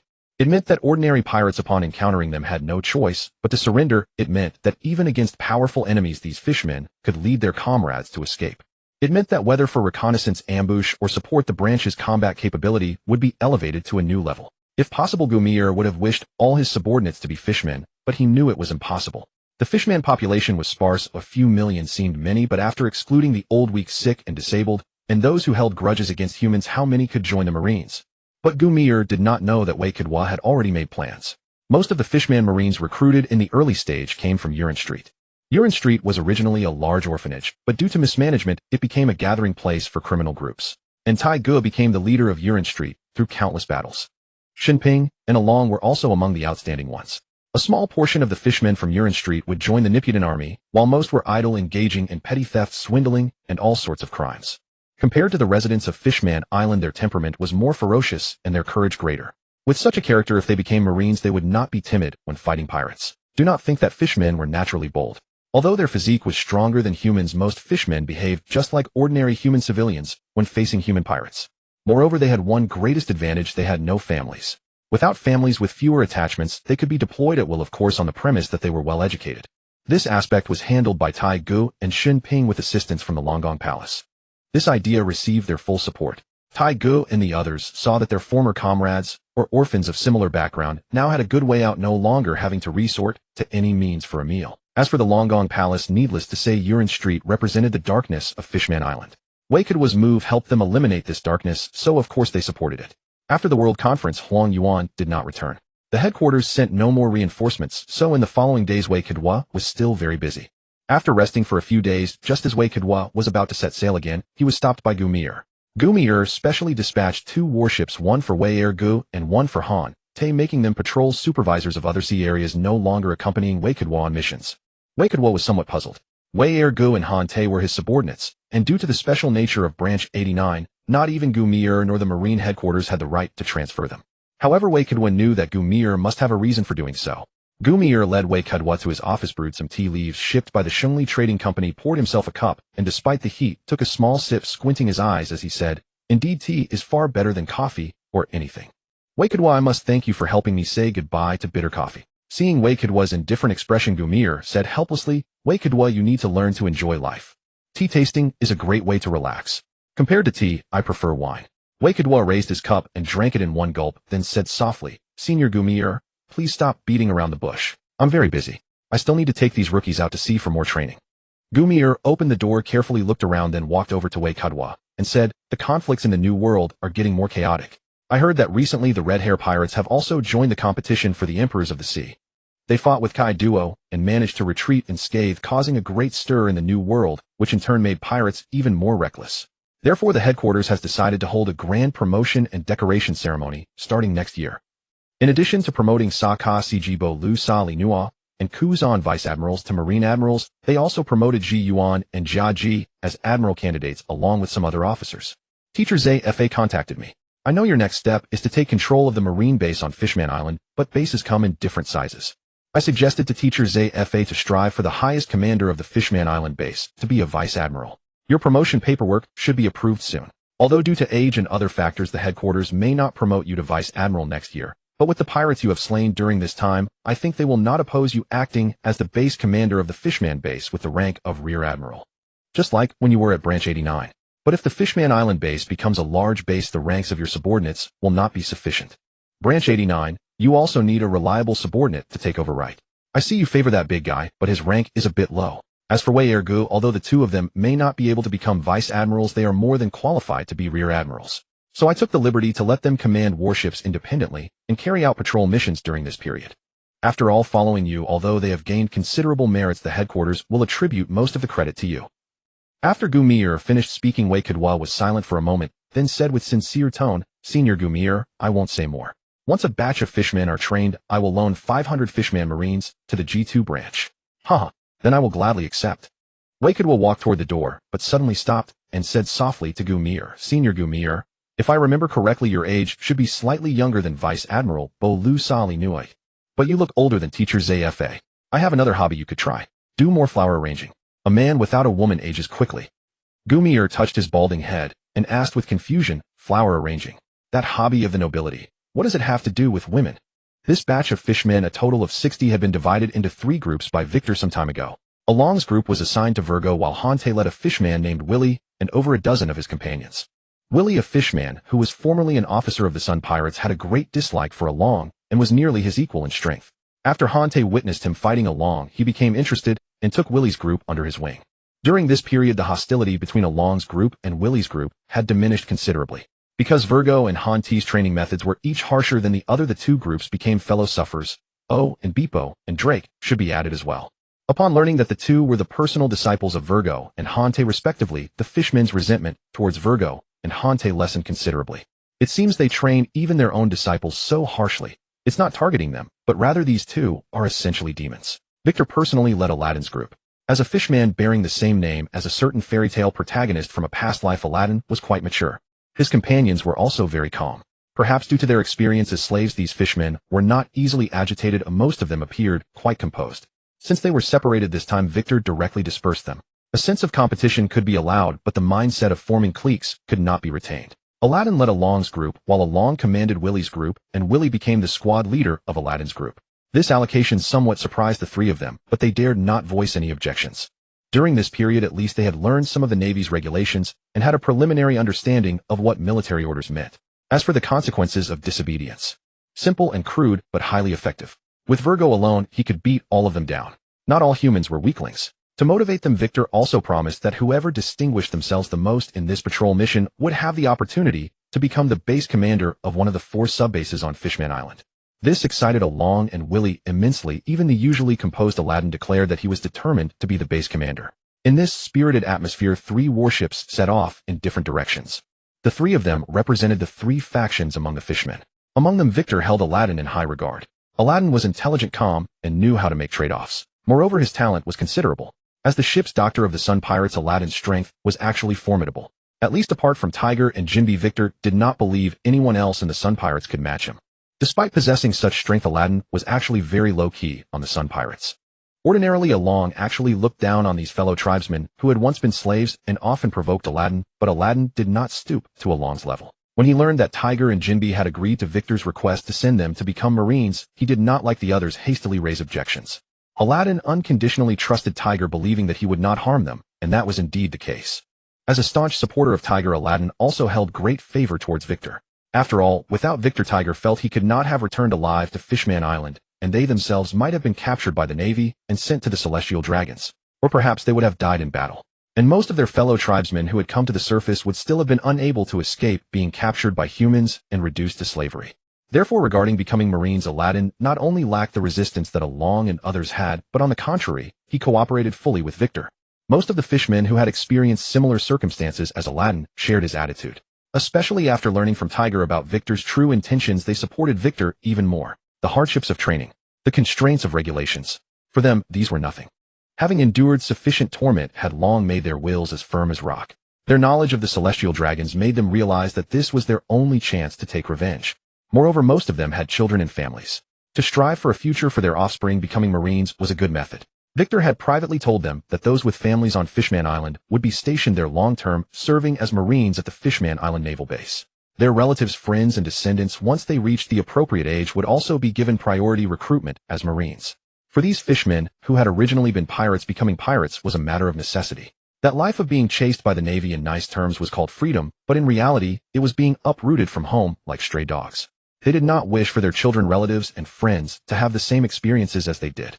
Having witnessed too much filth in Mary Geos, they knew that even if fishmen were protected by law, they were not absolutely safe. With the identity of a Marine, they believed that even if slave traders still dared to secretly capture fishmen, they would not have the audacity to attack fishmen who were Marines. As for Along, although he was abandoned by his parents in Fishman Street as a child, leading to an extremely violent temper, he did genuinely value his fellow tribesmen. The racial superiority born from extreme inferiority was merely a cloak for his fragile heart. As long as that cloak was shattered, someone like Along could still be saved. At least he could restrain himself, and most of his companions were similar. As for Willie and that group of Marco, the reason they gathered together to become Marines was for their own interests. They might have some feelings for their fellow tribesmen, but not much. Even Marco's group had previously been slave traders who sold their own fellow tribesmen. As for Marco and the others, Victor had already sentenced them to death. Such people had no moral bottom line. Tiger and the others, out of kinship, and because Marco had voluntarily surrendered, could not say much, but Victor dared not employ such people. As for a fishman like Willie, he was actually easier to handle. Unlike Marco, who had no limits, Willie was ambitious and eager to make a name for himself in the Navy to gain greater benefits. Victor, of course, welcomed him heartily. It's not about fearing you have ambition, but fearing you lack ability. More than half a year passed in the blink of an eye. During this time, Victor did not return. He spent the orientation day on a deserted island. Hante and Virgo, after changing out a batch of Marines, set off again. Tiger and the others also received news that Marco's group had been killed in a battle with pirates, to which they showed no reaction. Over these past 6 months, Virgo and Hante had captured dozens of pirates with bounties over 100 million. Victor had even captured several pirate captains who possessed Conqueror's Haki. The turmoil of the New World attracted countless ambitious individuals. It was said that now in the New World, several Conqueror's Haki users died every day. Survival of the fittest. This world does not need so many kings.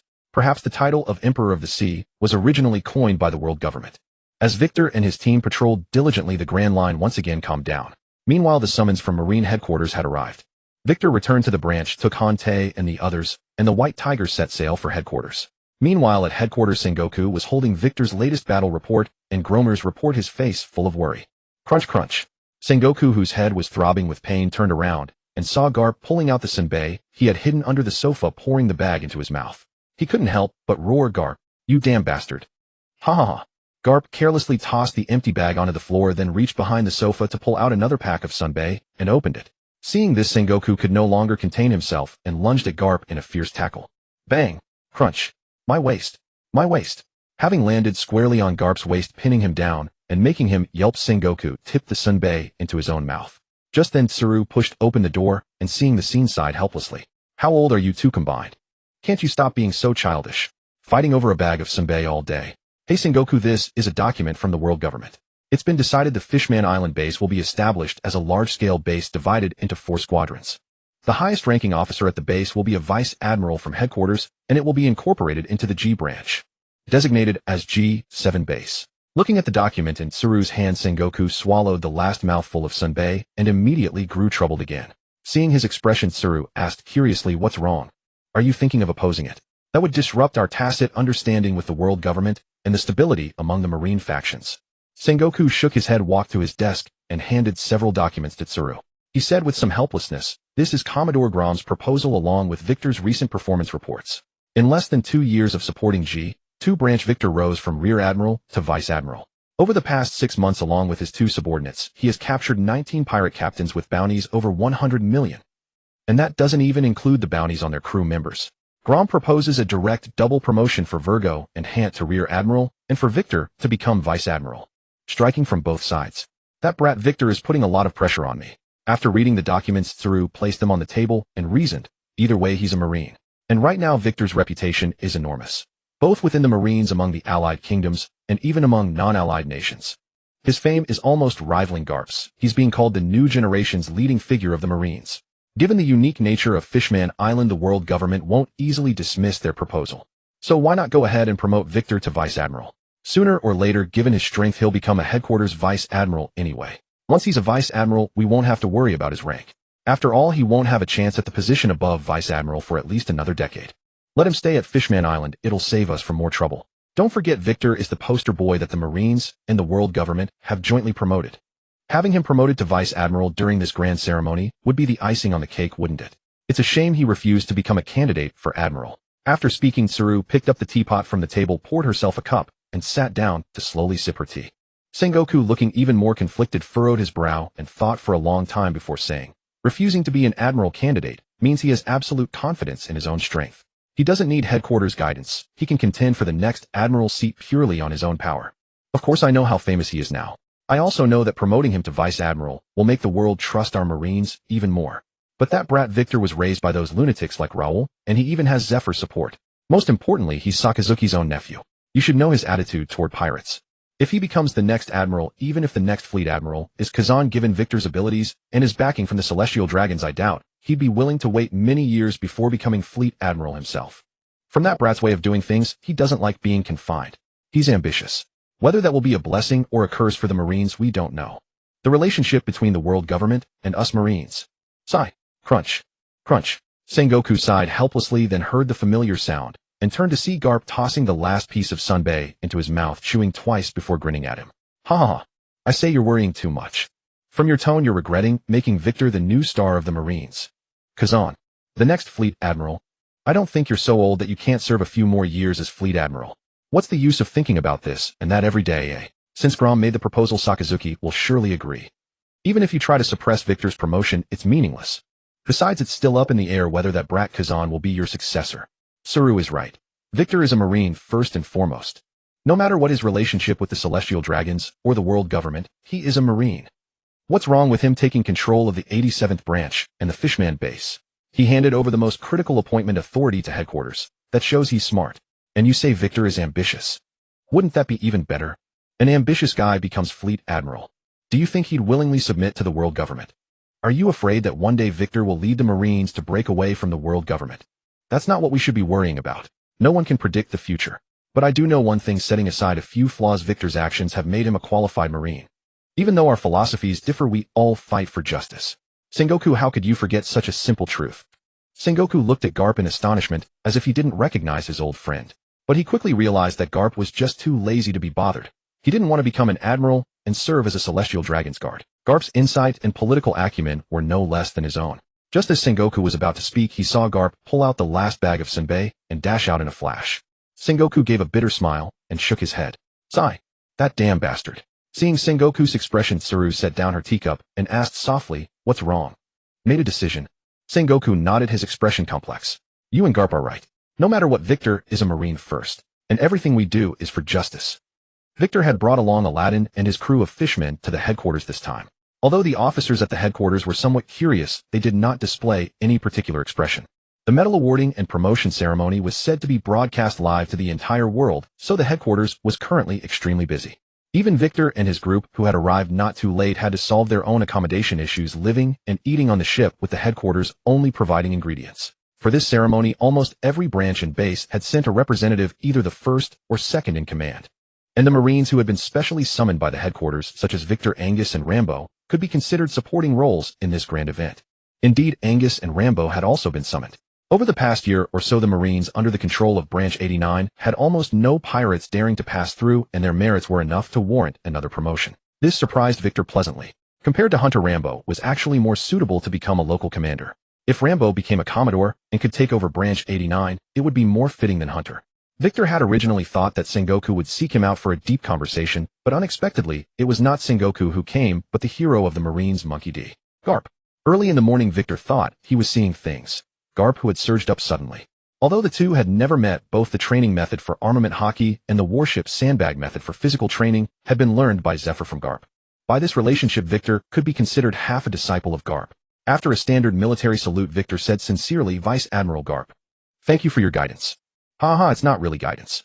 But you who can endure hardship and have this talent, no wonder Zephyr thinks so highly of you. Garp sized up Victor for a moment, nodded with satisfaction, and continued, anyway, it's still early. Come with me to the training ground and train. Let me see just how strong you are to have repelled Kaido. The training ground Garp referred to was the repair yard filled with battered warships. Clang. Clang. As soon as he entered, Victor heard a very rhythmic sound. He thought someone was repairing a warship early in the morning, but after winding through the area, drawing closer to the sound, he saw a hairstyle that looked like it hadn't been washed in 10 years, and a lazy expression. Victor immediately recognized him as Kazan, the soon-to-be Admiral Akiji. Hey Vice Admiral Garp, you're a bit late today. And you've brought quite an interesting guest. Kazan stopped when he saw the two lazily greeting Garp, then turned his gaze to Victor. Vice Admiral Akiji. Victor saluted, and said neither humbly nor arrogantly, guest. That's a bit much. As a fellow Marine visiting headquarters, I should be considered returning home, shouldn't I? I suppose I chose my words poorly. Kazan laughed and asked curiously, I heard from Vice Admiral Garp that you also set up a warship sandbag at Branch 89. How is that warship sandbag doing? Is it convenient for you? Victor looked at the warship sandbag Kazan was using. The sea stone on it was almost completely broken off. Beside it was another warship sandbag presumably used by Garp, and both were in a similar condition. Compared to the warship sandbags used by himself and Virgo, these two were naturally more damaged and were about to be scrapped. However, it seemed they didn't know he had secretly made another warship sandbag for Virgo, which meant his branch at least had no spies from headquarters. Victor put on a slightly surprised expression and said, the sea stone is all broken. Truly top-tier combat power from headquarters. My warship sandbag has only been used for a few years, so naturally it can't compare to yours. But it's still fairly convenient. At that time, Kazan, soon to become an admiral, wasn't as lazy as he would be years later. With the pride of youth, he felt a bit of smugness upon hearing Victor's words. After all, Victor's reputation had grown louder each year under the orchestration of the world government and the headquarters, making it hard for Kazan not to harbor some opinions. Garp, however, saw through Victor's deliberate modesty and said while picking his nose, "Good timing. You two youngsters should spar a bit. By the way, Kazan, same rules, no haki and no abilities." Era. Kazan shrugged upon hearing Garp's words and said helplessly, "Well, I was planning to go eat, but this will be a nice pre-meal exercise. Perfect, I'll eat a bit more." Victor, seeing Kazan's dismissive attitude, couldn't help but feel a bit displeased and said to Garp with some reluctance, "I am a Zoan-type devil fruit user, while Vice Admiral Akiji is a Logia type. In that regard, it's somewhat unfair. Haha, you do have some backbone." Garp glanced at Kazan, whose expression had soured, and said with a laugh, "Enough talk. You two start." As soon as Garp said start, the two wasted no time exchanging fists and kicks in a fierce hand-to-hand combat. Kazan had intended to teach Victor a lesson about the vastness of the world, but after only a few exchanges his heart sank. He had tempered his fists with armament haki, but he hadn't expected Victor to have done the same. Even more surprising was that Victor had also tempered his leg bones. That was a part Kazan hadn't tempered. Without using abilities or haki, relying solely on physical strength, Victor, who had tempered more bones, naturally had the upper hand. So Kazan avoided leg clashes, trying to overpower Victor with raw strength. But as Victor had said, as a Zoan user, Victor's strength was not inferior to Kazan's. In fact, it was slightly superior. In terms of physique, Victor held a clear advantage. Kazan, after testing this, felt a complex mix of emotions. Although it wasn't a real fight, Victor's physique was so formidable. In another 2 years. Just as the two were locked in a stalemate, Victor stepped back slightly and suddenly said, "All right, how about we call it a draw? Vice Admiral Garp, Vice Admiral Akiji, I'm hungry too. How about taking me to the headquarters cafeteria for breakfast?" "Huh. No wonder you're Zephyr's most valued disciple. A draw. You lost, and that's that." Garp flicked his booger onto the ground and said to Kazan, "Kid, you see that? Young people these days are getting more and more impressive. You'll have to work even harder." Vice Admiral Garp is right. I did lose and need to keep working hard. Young people these days are all monsters. Kazan admitted defeat readily and said to Victor with a smile, "Come on, let's go have breakfast together. The headquarters cafeteria has a remarkably talented chef." As the three walked together, Garp suddenly stopped and stared directly at Victor, saying, "Victor, Zephyr is an old friend of mine, and I trust his judgment. But I still have to ask, what is your justice?" Victor answered without hesitation, "To act with a clear conscience." "Oh." Victor's gaze followed the booger in Garp's hand as it moved back and forth. Garp flicked it to the ground and tried to pat Victor's shoulder, but seeing Victor's expression, he laughed awkwardly. "Ha. That's quite fitting for your personality. Let's go eat." Walking behind Garp, seeing him act as if nothing had happened, Victor understood that Garp was purely representing Sengoku this time. Perhaps even Akiji had been deliberately arranged here to stimulate him. In any case, his promotion to Vice Admiral should be secure. The chefs in the headquarters cafeteria are truly formidable, with extraordinary culinary skills, just as Kuzan said. However, after tasting it, Waikidwa felt a hint of familiar flavor. Hey. Is being young and handsome really that popular?" Waikidwa looked up, somewhat bewildered by Kuzan's jealous expression. Kuzan curled his lips and said sourly, "I thought Miss Wen and I was different from others, but it seems she is just as shallow. A man cannot be judged solely by his appearance." Following Kuzan's gaze, Waikidwa turned his head and met eyes with a tall woman with purple hair wearing a chef's tall hat. As their eyes met, the woman became even more unabashed in scrutinizing Waikidwa. After a long look, she nodded with satisfaction and left. Waikidwa's eyes lit up, and he turned to ask, "Who is that?" "Hey, you brat, you don't even know when I the most beautiful woman in the headquarters. Do you know how many Marines have a crush on her? At least this many." Kuzan made an exaggerated gesture as if the distance between his hands could encompass the whole world, then slowly withdrew his hands. He looked at Waikidwa with jealousy and said, "Isn't it just that your skin is a bit fairer and you look a bit better? Is it really that attractive to women?" Hey, what's going on?" Seeing Kuzan's astonished expression, Waikidwa quickly turned around and saw the chef, named Wenenai, carrying a large barrel towards them. Bang! She set down the iron barrel, and an enticing aroma wafted to Waikidwa's nose. Kuzan stood up excitedly and said, "Miss Wenenai, did you come specially to bring us food because you saw I wasn't full, eh?" Kapu, who was hiding nearby, looked at Kuzan as if he were a clown. Wenenai ignored Kuzan and said to the stunned Waikidwa, "Aunt Arsha told me about your appetite. But you came a bit late, so I brought you a bucket of the dishes I prepared for lunch. If it's not enough, just say so. Come find me when you're done." Waikidwa looked at the retreating figure of Wenenai, utterly bewildered. "Aunt Arsha, this is your niece. You look like that, she looks like this. Does that make sense? Why didn't you tell me earlier?" After eating his fill, Waikidwa hesitated for a moment, but still went to the back of the cafeteria to find Wenenai.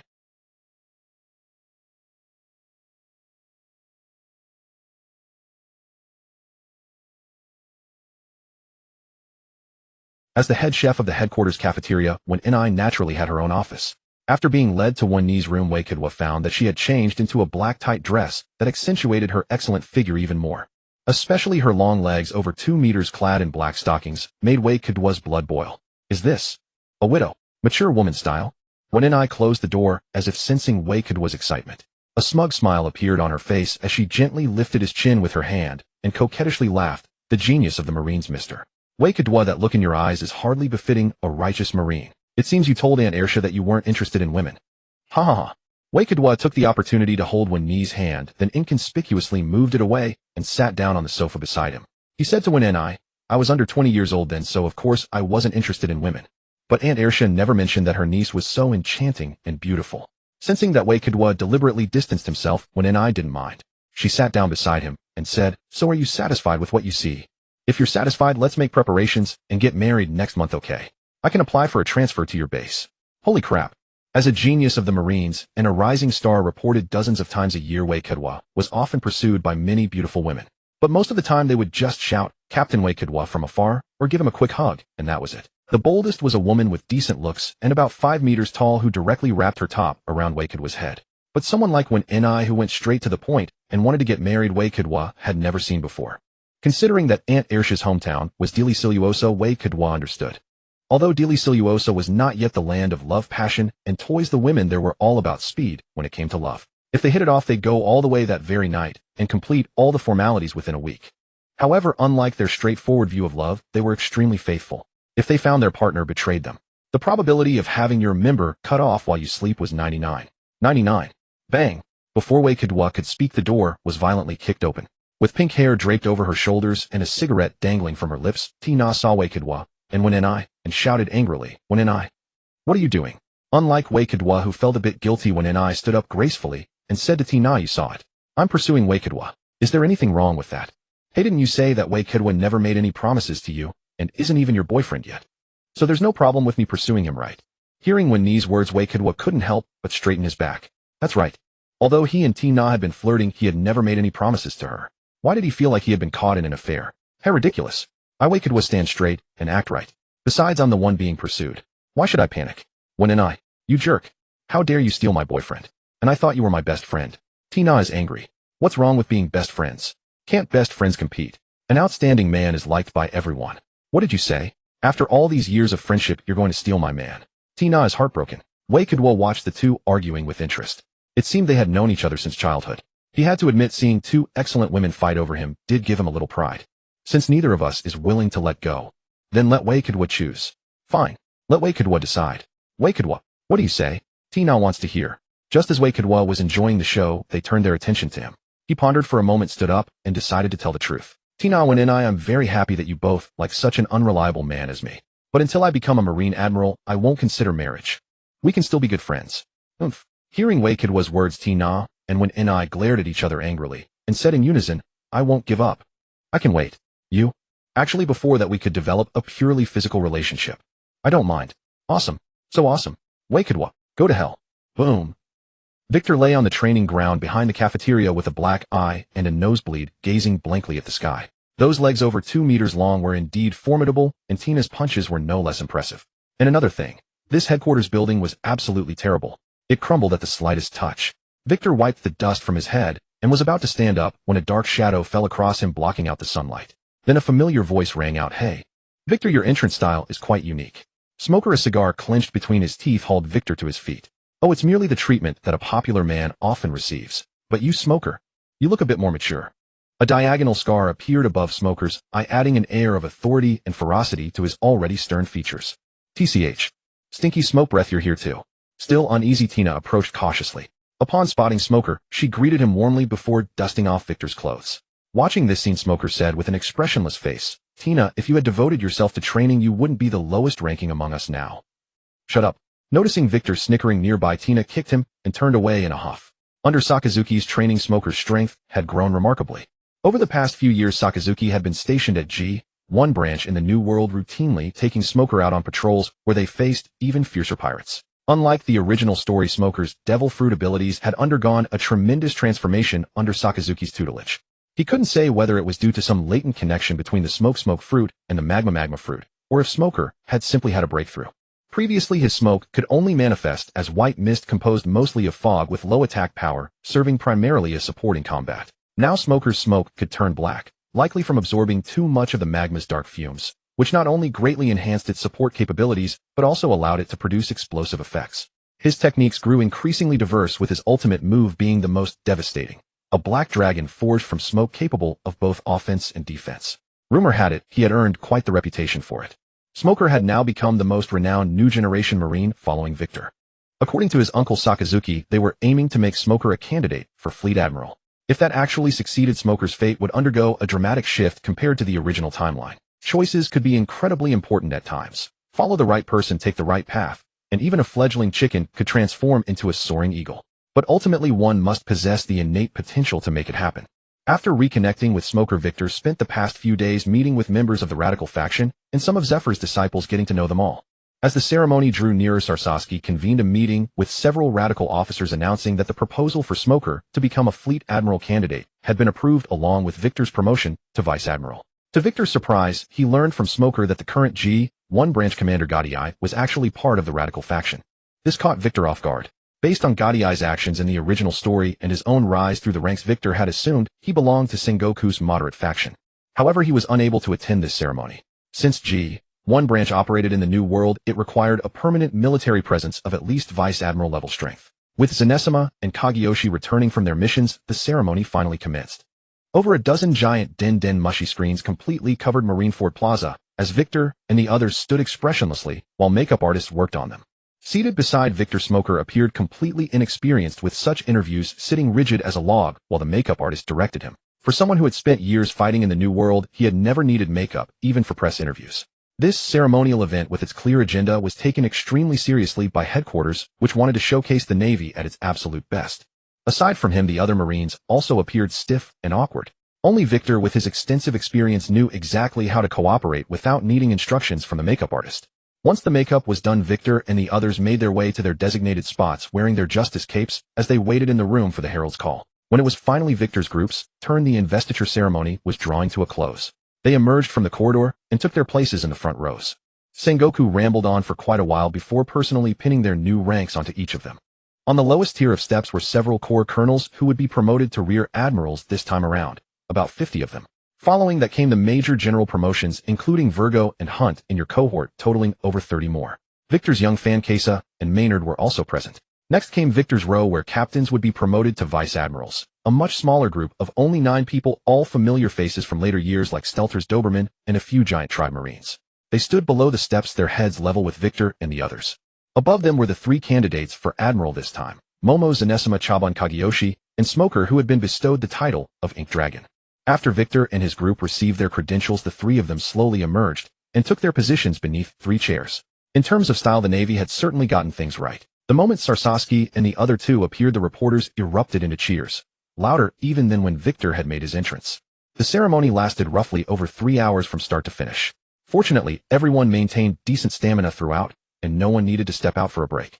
By the end, Victor's face had gone numb from maintaining that fake smile the entire time, and the others weren't faring any better. However, this investiture ceremony had completely ignited global attention. On the journey back to Branch 89, Victor took the newspapers handed to him by Virgo and shook his head in resignation. The strongest generation of Navy in history.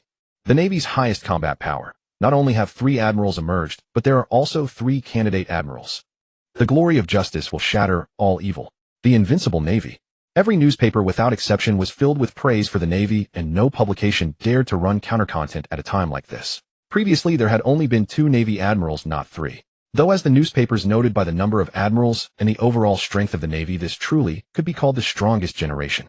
But the pirates could also claim the title of the strongest generation. Victor set down the newspaper, stood on the deck, and gazed steadily at the sea, muttering to himself, the strongest generation of Navy in history. Even if they're strong, what good does it do when they're tethered by the nose? I really want to see the day when the Navy achieves financial freedom. That would be the truly strongest generation in history.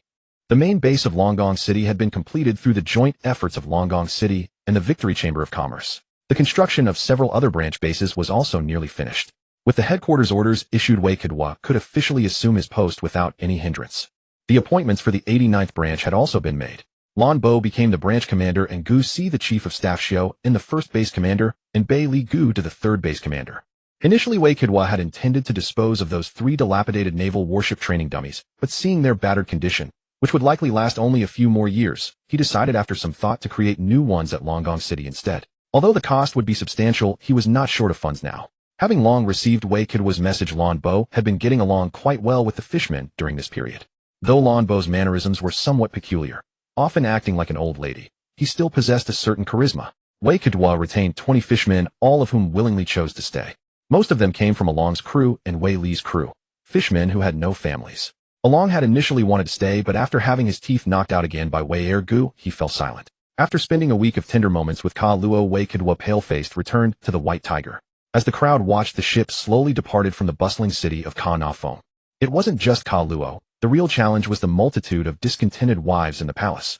Wei Kidwa had no choice but to sacrifice his own kidneys. 300 guards along with Hante and Wei Ergu constituted all of Wei Kidwa's human subordinates heading to Longgong City.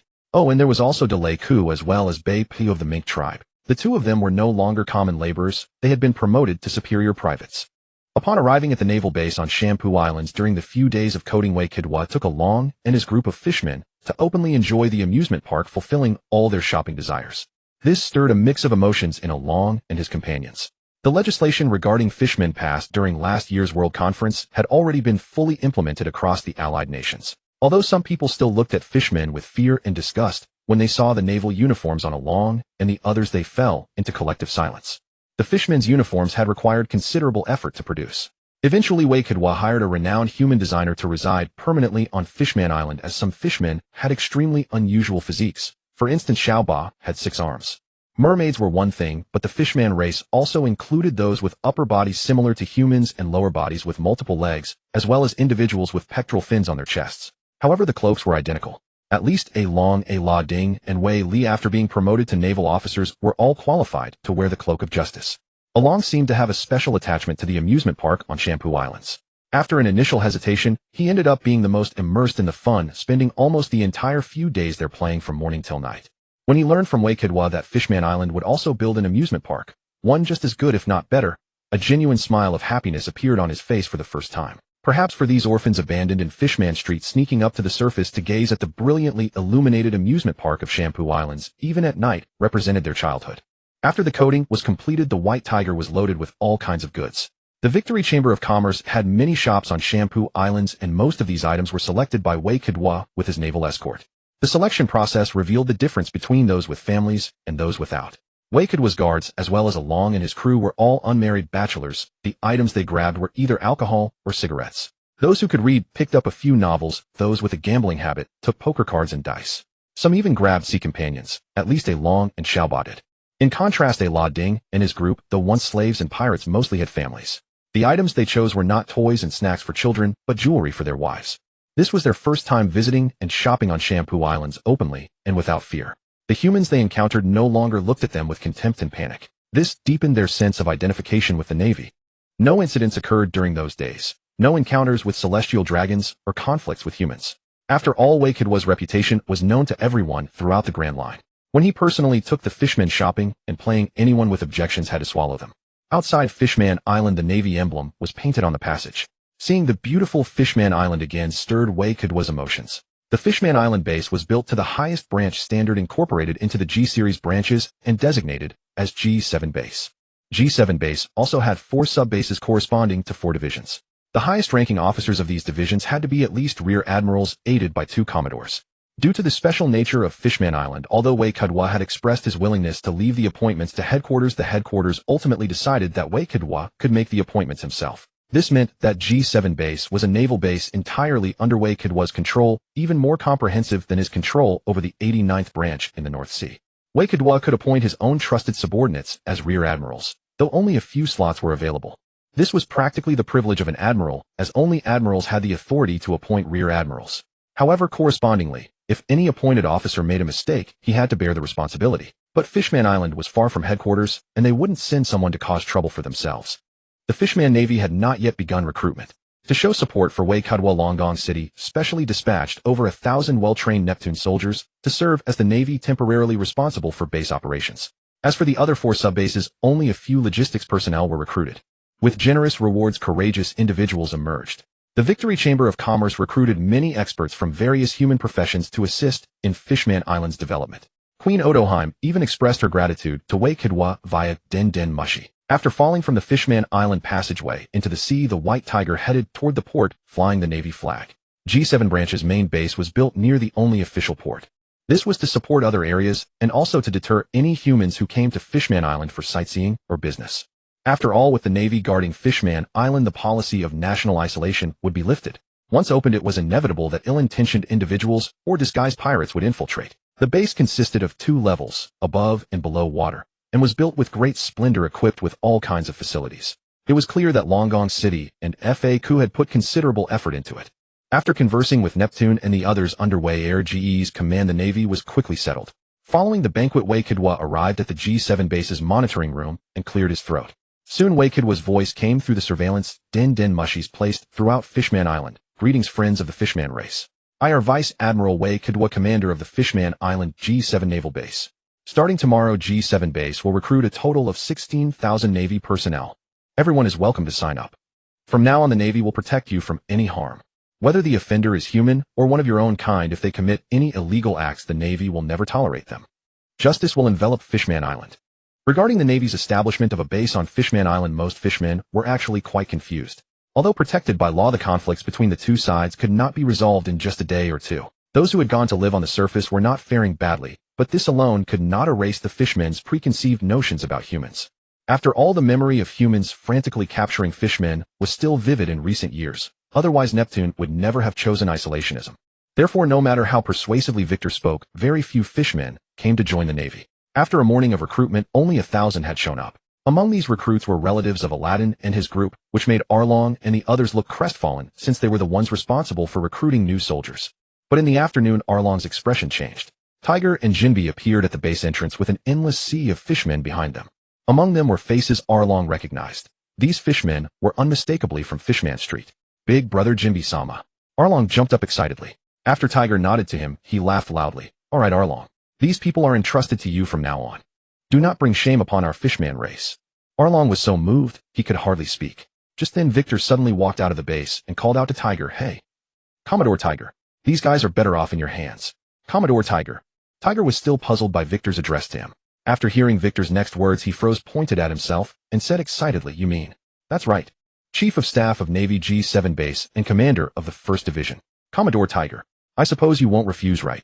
Watching Tiger's surprised yet slightly worried expression, Victor smiled and said, "Don't worry, G7 Base is entirely under my control. As long as you don't appear on the open sea, you'll be fine." Tiger finally felt relieved, not knowing what to say. In just 1 year, Fishman Island had undergone earth-shaking changes.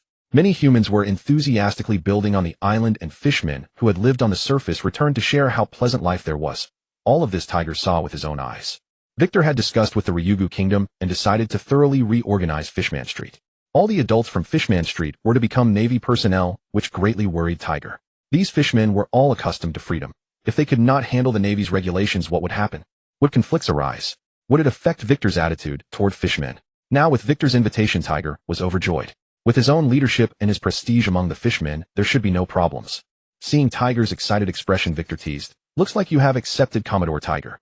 Or for safety, Sake, shall I give you a different name? How about Gitai Gij or Tai Tai? Which one would you choose?" Ha ha ha.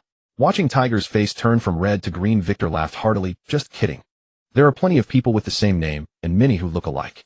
The coexistence of fishmen and humans has already passed the legislation. It cannot be stopped, so your situation is settled.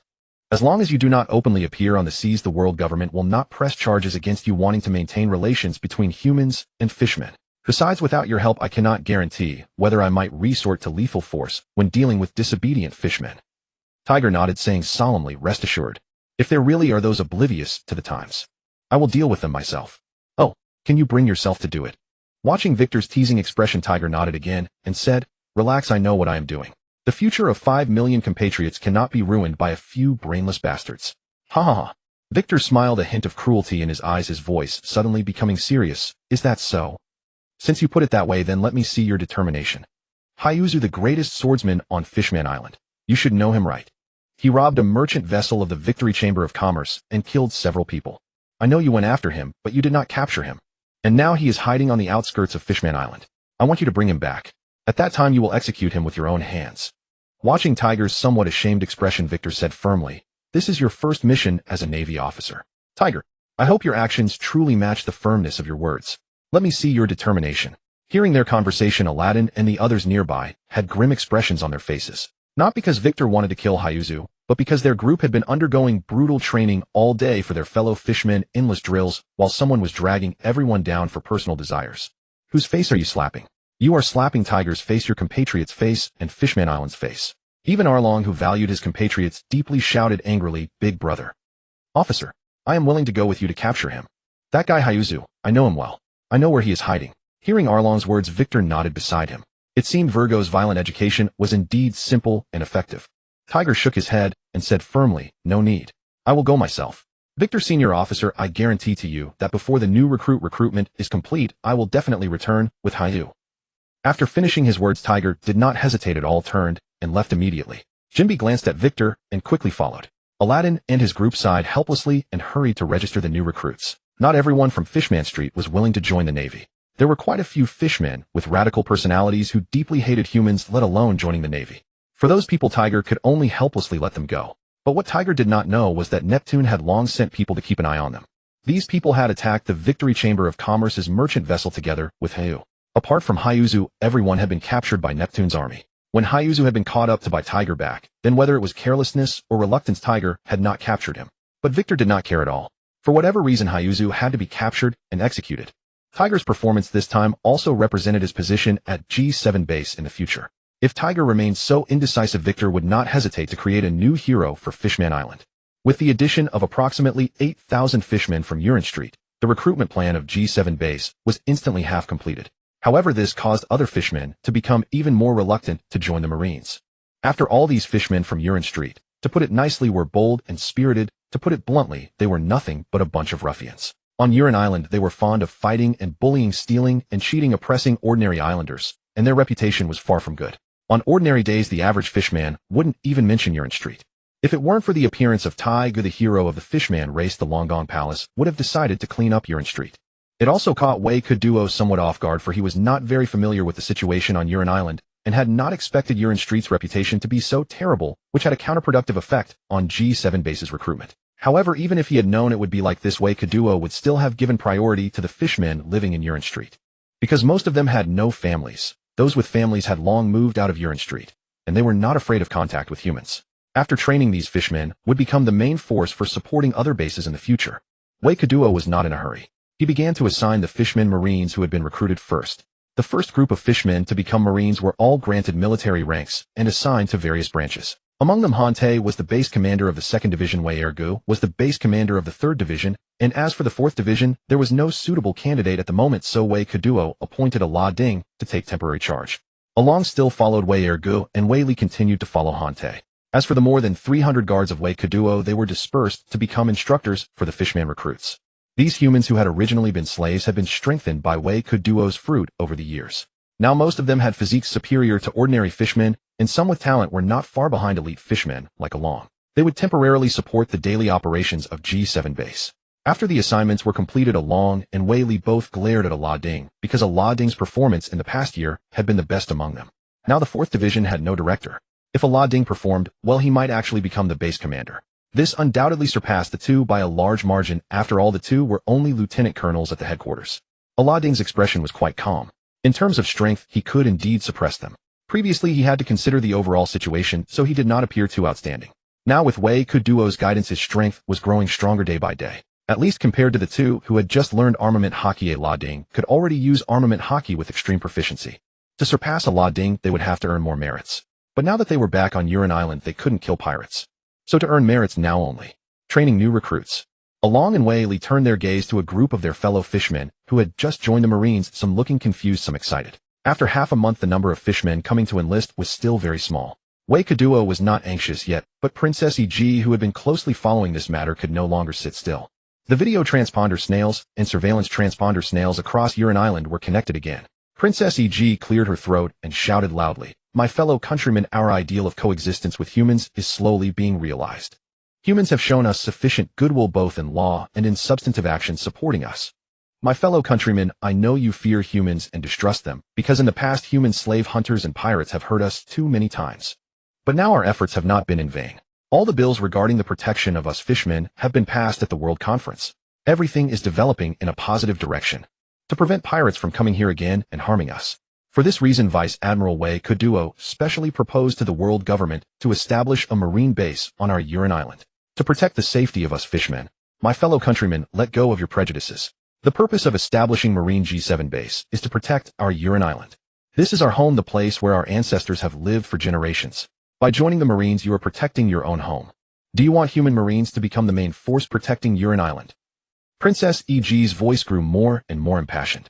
Countless fishmen stopped and stared intently at the tear-streaked face of Princess E.G. on the transponder snail. I know that most of you are terrified of the human world and dare not step out of Uran Island to live on land together with humans. Now, with the help of Lord Wei Kuduo, our Longong Palace is working hard to negotiate with other countries to purchase several islands suitable for our fishman race to live on. Soon we will have our own islands, our own land. Yet now, when it comes to protecting our hometown Uran Island, we are so unwilling, so perfunctory. Then, when we have our own cities on land, who will protect our safety? Still the Marines? Or still humans? Princess E.G. wiped her tears and said firmly, "You reject humans, yet accept their protection. Don't you find that ridiculous? With the help of humans, Uran Island will build an amusement park larger than the one on the Sabeti archipelago. Uran Island has already established various zoos and shops. They have brought us all kinds of novel goods and objects from the human world. And they are also developing various building facilities, employing many of our fellow countrymen, solving many of their life difficulties. These are all the goodwill that humans have brought us. But what about us? We cannot enjoy the conveniences brought by humans with a clear conscience while still rejecting them, can we? Therefore, I beg everyone here, let go of your prejudices. No matter the race, there are good people and bad people. And the Marines, who represent justice, are absolutely the best companions to protect us. Longong Palace has decided that from now on the Neptune Army will only maintain our daily public order. And everything related to humans, pirates, and violent incidents will be wholly handled by the Marines. So please offer your strength to Uran Island. Join the Marines. To protect our Uran Island, protect our fellow countrymen, become Marines. Please. After that final shout, Princess E.G.'s tears flowed uncontrollably. Wei Kuduo watched the image of Princess E.G. crying with snot streaming and felt amused, yet also touched. A mother of a nation who could go to such lengths for her own people was quite rare even in the human world. Dong dong. Ah. A slight tremor came. Wei Kuduo slowly turned his head, and then he saw countless fishmen rushing madly toward the base. Bang! Don't push. Don't push. Queen Odoheim was indeed the most beloved figure in Fishman Island. Her sincere and heartfelt speech caused the fishmen who came to join the Navy to overflow the recruitment venue entirely. With approximately 7,000 spots still remaining, Victor floated into the air and estimated that nearly 30,000 people were arriving. They had already filled the areas around the naval base, with more and more fishmen still rushing toward the recruitment site. With no alternative, Victor was forced to enter the monitoring room, where he explained the Navy recruitment requirements in detail and urgently contacted Queen Odoheim. Only then did they manage to dissuade the many fishmen who failed to meet the criteria.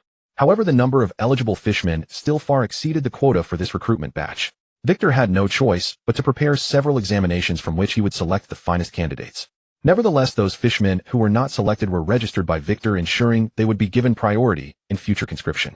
After nearly half a month of exhausting effort, the recruitment operation at G7 base concluded perfectly. Fisher Tiger also arrived before Victor, dragging the unconscious Horty with him. After ordering his men to take Horty away, Victor nodded with satisfaction and spoke to Fisher Tiger. "Excellent work, Fisher Tiger.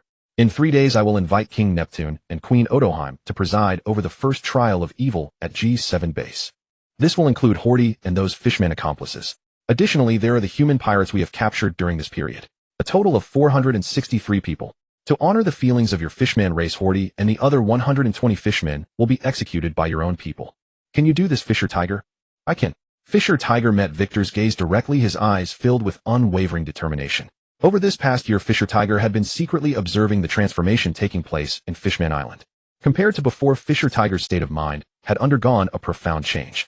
With Victor's arrival, the operation to capture Horty had also erased the last remnants of compassion in Fisher Tiger's heart, and that compassion had been reserved for the radical kinsmen who opposed and harbored hatred toward humans.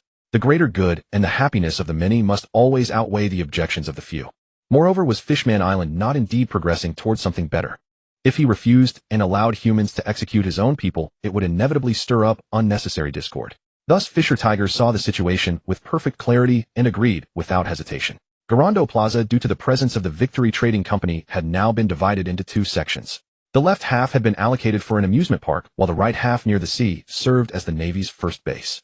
A plot of land had been preserved in the middle area originally intended as a naval training ground, now transformed into an elevated platform. Several den mushi were working diligently, with wide-open eyes, their lenses focused on the scene. The hillside beside the platform was packed with watching fishmen.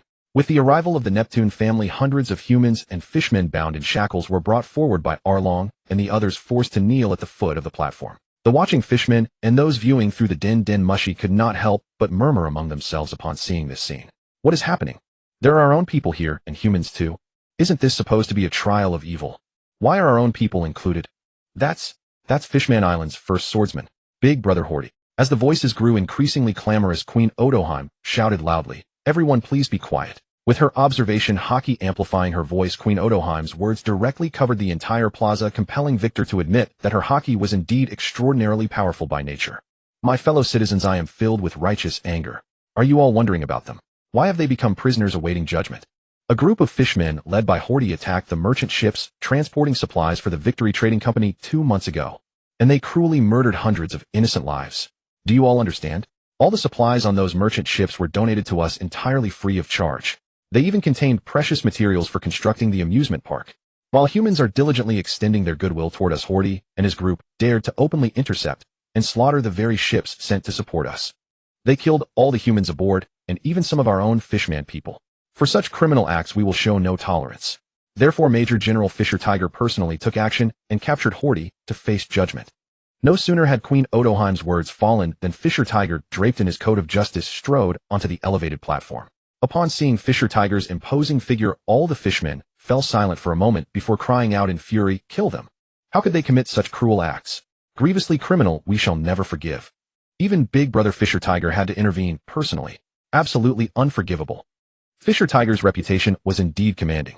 If Queen Odoheim had earned her people's love through her genuine care for them and her noble character, then Fisher Tiger had earned the fishman race's reverence through his overwhelming strength and righteous deeds. With their backing, the fishman race, precisely as Victor had anticipated, did not develop any undesirable notions. Everyone please be calm. What punishment they receive will be announced by Vice Admiral Victor. Under the watchful gaze of countless people, Victor activated his observation Haki to its fullest extent and spoke with a grave expression. Before announcing the punishment for these fishmen, let me first present the crimes of these humans. These humans number 343 people in total. Actually, after they secretly entered Fishman Island, they did not commit any overtly hostile actions. But we still apprehended them, because their identity is that of pirates. Pirates are evil. I will not ignore them simply because they have not yet acted. We must minimize the threat they pose to Fishman Island. For pirates, G7 base will show absolutely no tolerance. Therefore I pronounce their sentence, death. Victor's impassioned declaration, amplified by his observation Haki, reached every person present. The fishmen stared at him in disbelief. What? Could it really be so? Just because they are pirates they must be captured and executed. But they are humans too, the same as those humans. So the Navy truly is protecting us with such earnest dedication. Navy, Victor. Under the encouragement of a few individuals strategically positioned among the crowd beforehand, the fishmen began chanting the names of the Navy and Victor in a rhythmic, unified manner. Victor pressed his hands downward a few times, and the fishmen gradually calmed. Thank you all for your support. In the name of justice, I make this pledge to you. Whether the Navy personnel at our G7 base are human or fishman, we shall all spare no effort in protecting the security of Fishman Island. Regardless of who they are, as long as they pose a threat to Fishman Island, the Navy shall never spare them. Similarly, even fishmen who commit crimes shall face the same justice as anyone else. Therefore, regarding the judgment of these individuals, I hereby announce, all shall receive the death sentence. Execution shall commence immediately. Fisher Tiger walked to Hori's side with an impassive expression, drew the revolver at his waist, and aimed it at the back of Hori's head.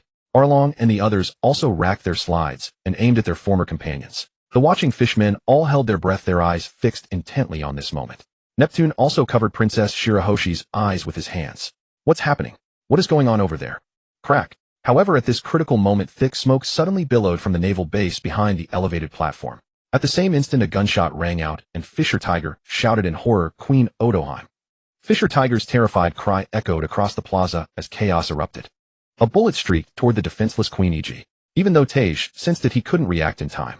Clang. Amidst the terrified gazes of the crowd, Queen E.G. slowly collapsed to the ground. A bullet spun bizarrely before her eyes, startling her so much that she fell.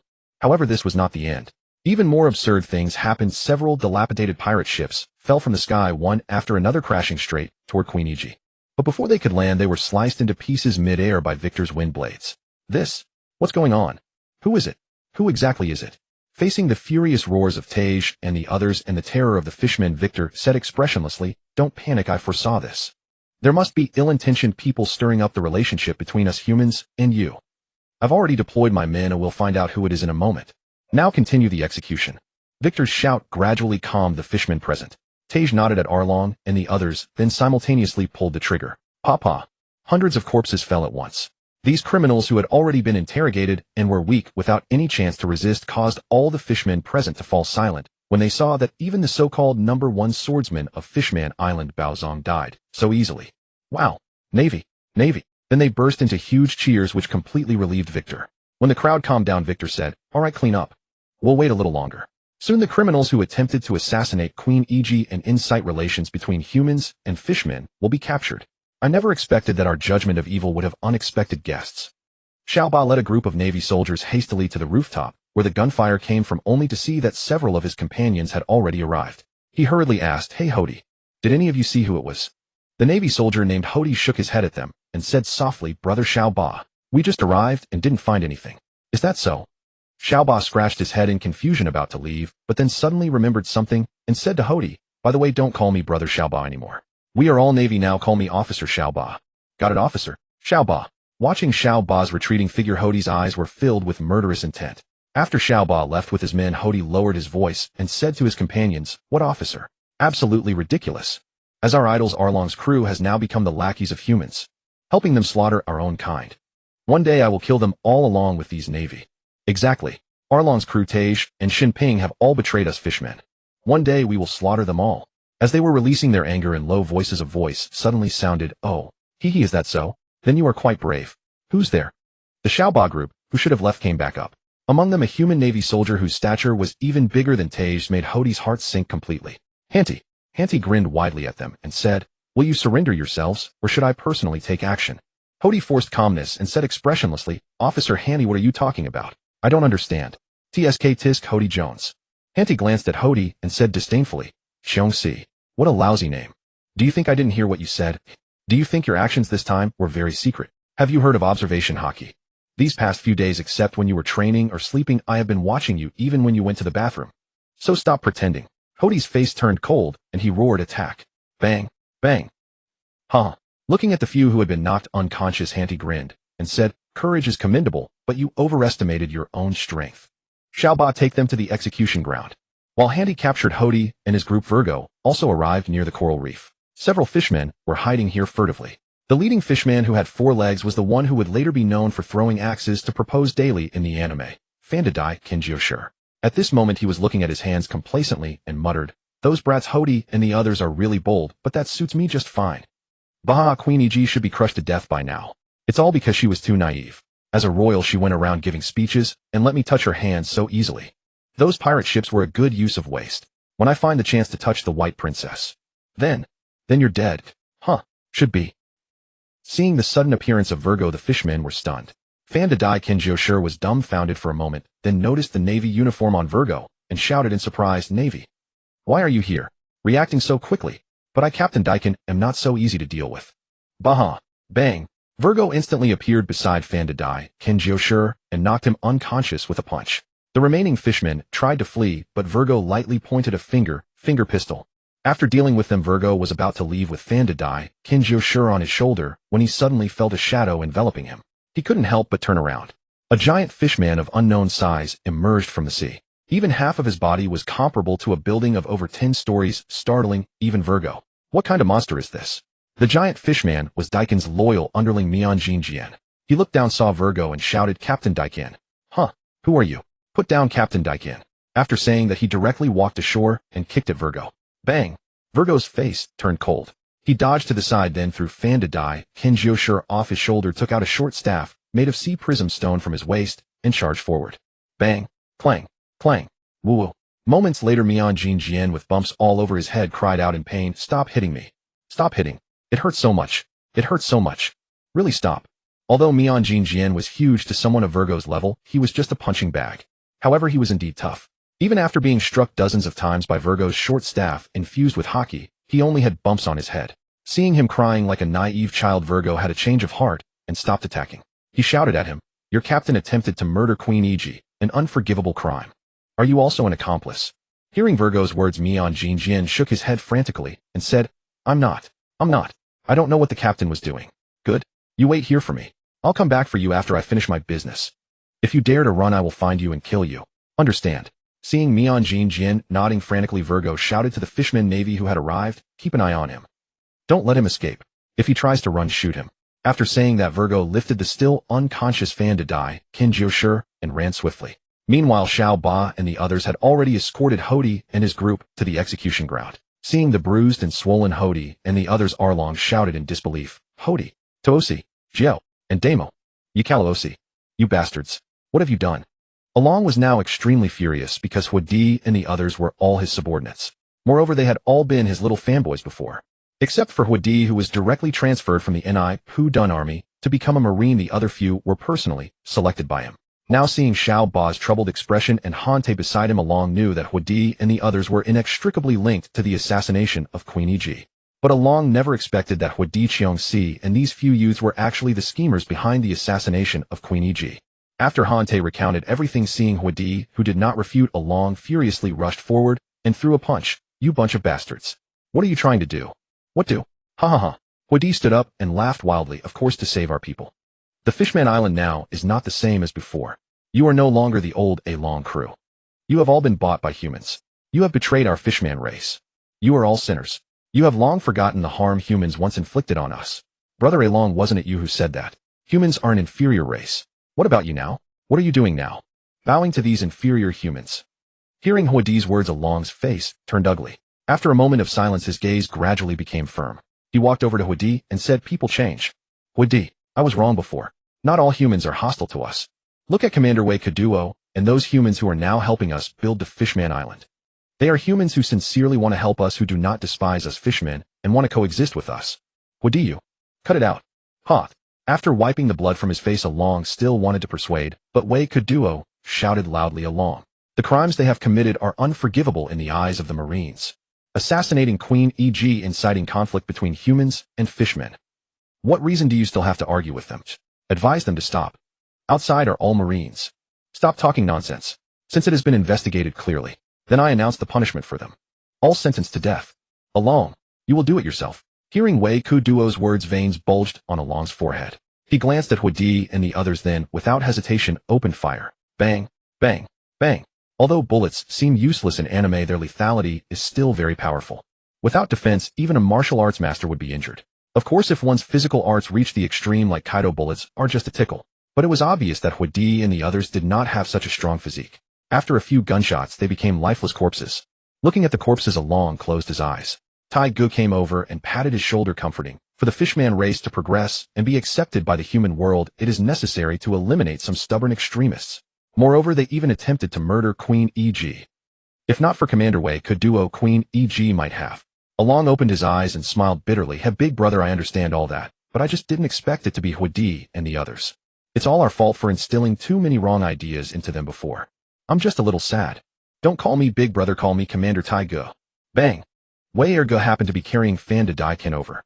Hearing Along's words, he mercilessly punched him, then threw the now conscious Fan Dadai Ken to the ground and looked up, saying, "Commander Wei Kaduo, this is another criminal who assassinated Queen Iji." "That's Fan Dadai Ken 9. Seeing Along's surprised expression, Wei Kaduo knew that this guy was also an old acquaintance of Along. After seeing Fan Dadai Ken 9, Tai Gu felt a lingering fear. If he hadn't forced Along and the others to join the Marines, perhaps the fishmen to be executed today would be more than just these few. I was wondering why so many pirate ships inexplicably flew over. If it's him with his ability, he could definitely do it. That guy seems to be a pirate, the captain of some flying pirate crew. No wonder Along and the others gave up being pirates. It turns out pirates really have no good people. How dare they assassinate Queen Iji? Unforgivable." The surrounding fishmen were extremely agitated, and some picked up stones from the ground and threw them at Fan Dadai Ken. Fan Dadai Ken was now dumbfounded. After standing up, he saw Along beside him, as if seeing a lifeline, and shouted loudly, "Along. It's me. Do you remember? I even treated you to a meal." Hearing Fan Dadai Ken's words and seeing the agitated fishmen crowd, Along slapped him directly. "Slap. Eat your mother. Are we close? Slap. Slap. Along vented all his anger on Fandadaiken. Soon Fandadaiken's head was swollen like a pig's head. Wei Kaduo saw this and quickly shouted, "Alright, stop hitting. Along. If you keep hitting he'll die. I still need to interrogate him." Hearing Wei Kaduo's words, Along finally stopped and stood aside with a look of relief. Fandadaiken looked dazedly at Wei Kaduo, then at Queen E.G. beside him, and suddenly shouted, "Human. You can't kill me. I can tell you a secret. It's about Princess Bai Xing." As soon as Fandadaiken finished speaking, Queen E.G. and Inai Pu Dun became flustered. Seeing this, Fandadaiken turned directly to the visual transponder snail and shouted, "Do you know what Princess Bai Xing really is? She is not even human. She is..." Whoosh. Bang. Wei Kaduo withdrew his finger and said expressionlessly, "Even at death's door you still spout heresies. Trying to cause chaos and then escape. Princess Bai Xing is naturally not human. She is a mermaid princess." Wei Kaduo's voice, filled with murderous intent, reached every fishman's ears. "For assassinating Queen E.G. and inciting relations between the two races, I sentence you to death. Please remember, everyone, whether human or fishman or any other race here, I treat everyone equally. And henceforth, anyone who incites relations between the two races will be sentenced to death." After a moment of silence, several fishmen in the crowd shouted, "Marines! Marines! Wei Kaduo! Wei Kaduo!" Cheers once again echoed through the entire square. Queen E.G. hesitated for a moment, then spoke softly to Wei Kaduo, "Princess Bai Xing is actually just Queen E.G." Wei Kaduo shook his head at Queen E.G., interrupting her, "I know, but so what? Although I am also interested in the legend of ancient weapons. But there is a difference between a person and a weapon. A cute mermaid princess, even if she possessed the power to destroy the world, would not do so. Queen E.G., am I right?" Queen E.G. nodded, tears streaming uncontrollably. Just then Wyrge approached Waikijuo and whispered a few words. Waikijuo's eyes lit up, and he said to Princess E.G., "Princess E.G., I have some matters to attend to. I entrust the rest to you." After instructing Tage, Waikijuo shouted to the crowd, "In 2 months Fishman Island will reopen to the outside world. And if any human dares to cause trouble on Fishman Island, feel free to report it to the Navy. By then the G7 base will dispatch hundreds of Navy squads to patrol the island day and night. I declare this here today. From now on, justice will forever protect Fishman Island. Everyone is welcome to supervise. Thank you for your support. The Navy." Several fishmen once again stirred the crowd. Amid the cheers, Waikijuo slowly left with Wyrge. When the two arrived at the coral reef, Waikijuo immediately spotted Mayanjinjian's distinctive large head. He was currently soaking blankly in the sea with several Navy officers, and Shinping watching him from the side. Seeing Shinping, Waikijuo felt a bit emotional. The G7 base was completely under his control, and the Dragon Palace City was also very supportive of him. Originally, Waikijuo had discussed with instructor Zifa about having Shinping directly resign from the 7 warlords and simply join the Navy, but from Zifa's words, he learned that some things were not so easily accomplished. As for the matter of the 7 warlords, the world government had been planning for years. Since Shinping had already become a warlord, it would not be easy for him to withdraw. Moreover, if even Shinping joined the Navy, it might not necessarily be a good thing for Waikijuo, because this would be too preferential treatment for the Fishman race. After all, the Sun Pirates were a pirate crew wanted by the world government. Now Waikijuo had already revoked the bounties of most Sun Pirates members, leaving only Shinping as the Fishman captain. When Zifa learned of Waikijuo's actions, he severely reprimanded him, because sometimes excessive favoritism is not a good thing. Waikijuo's deeds would lead the fishmen to misunderstand, thinking that he needed their power, and thus even if they committed heinous acts, it would be fine.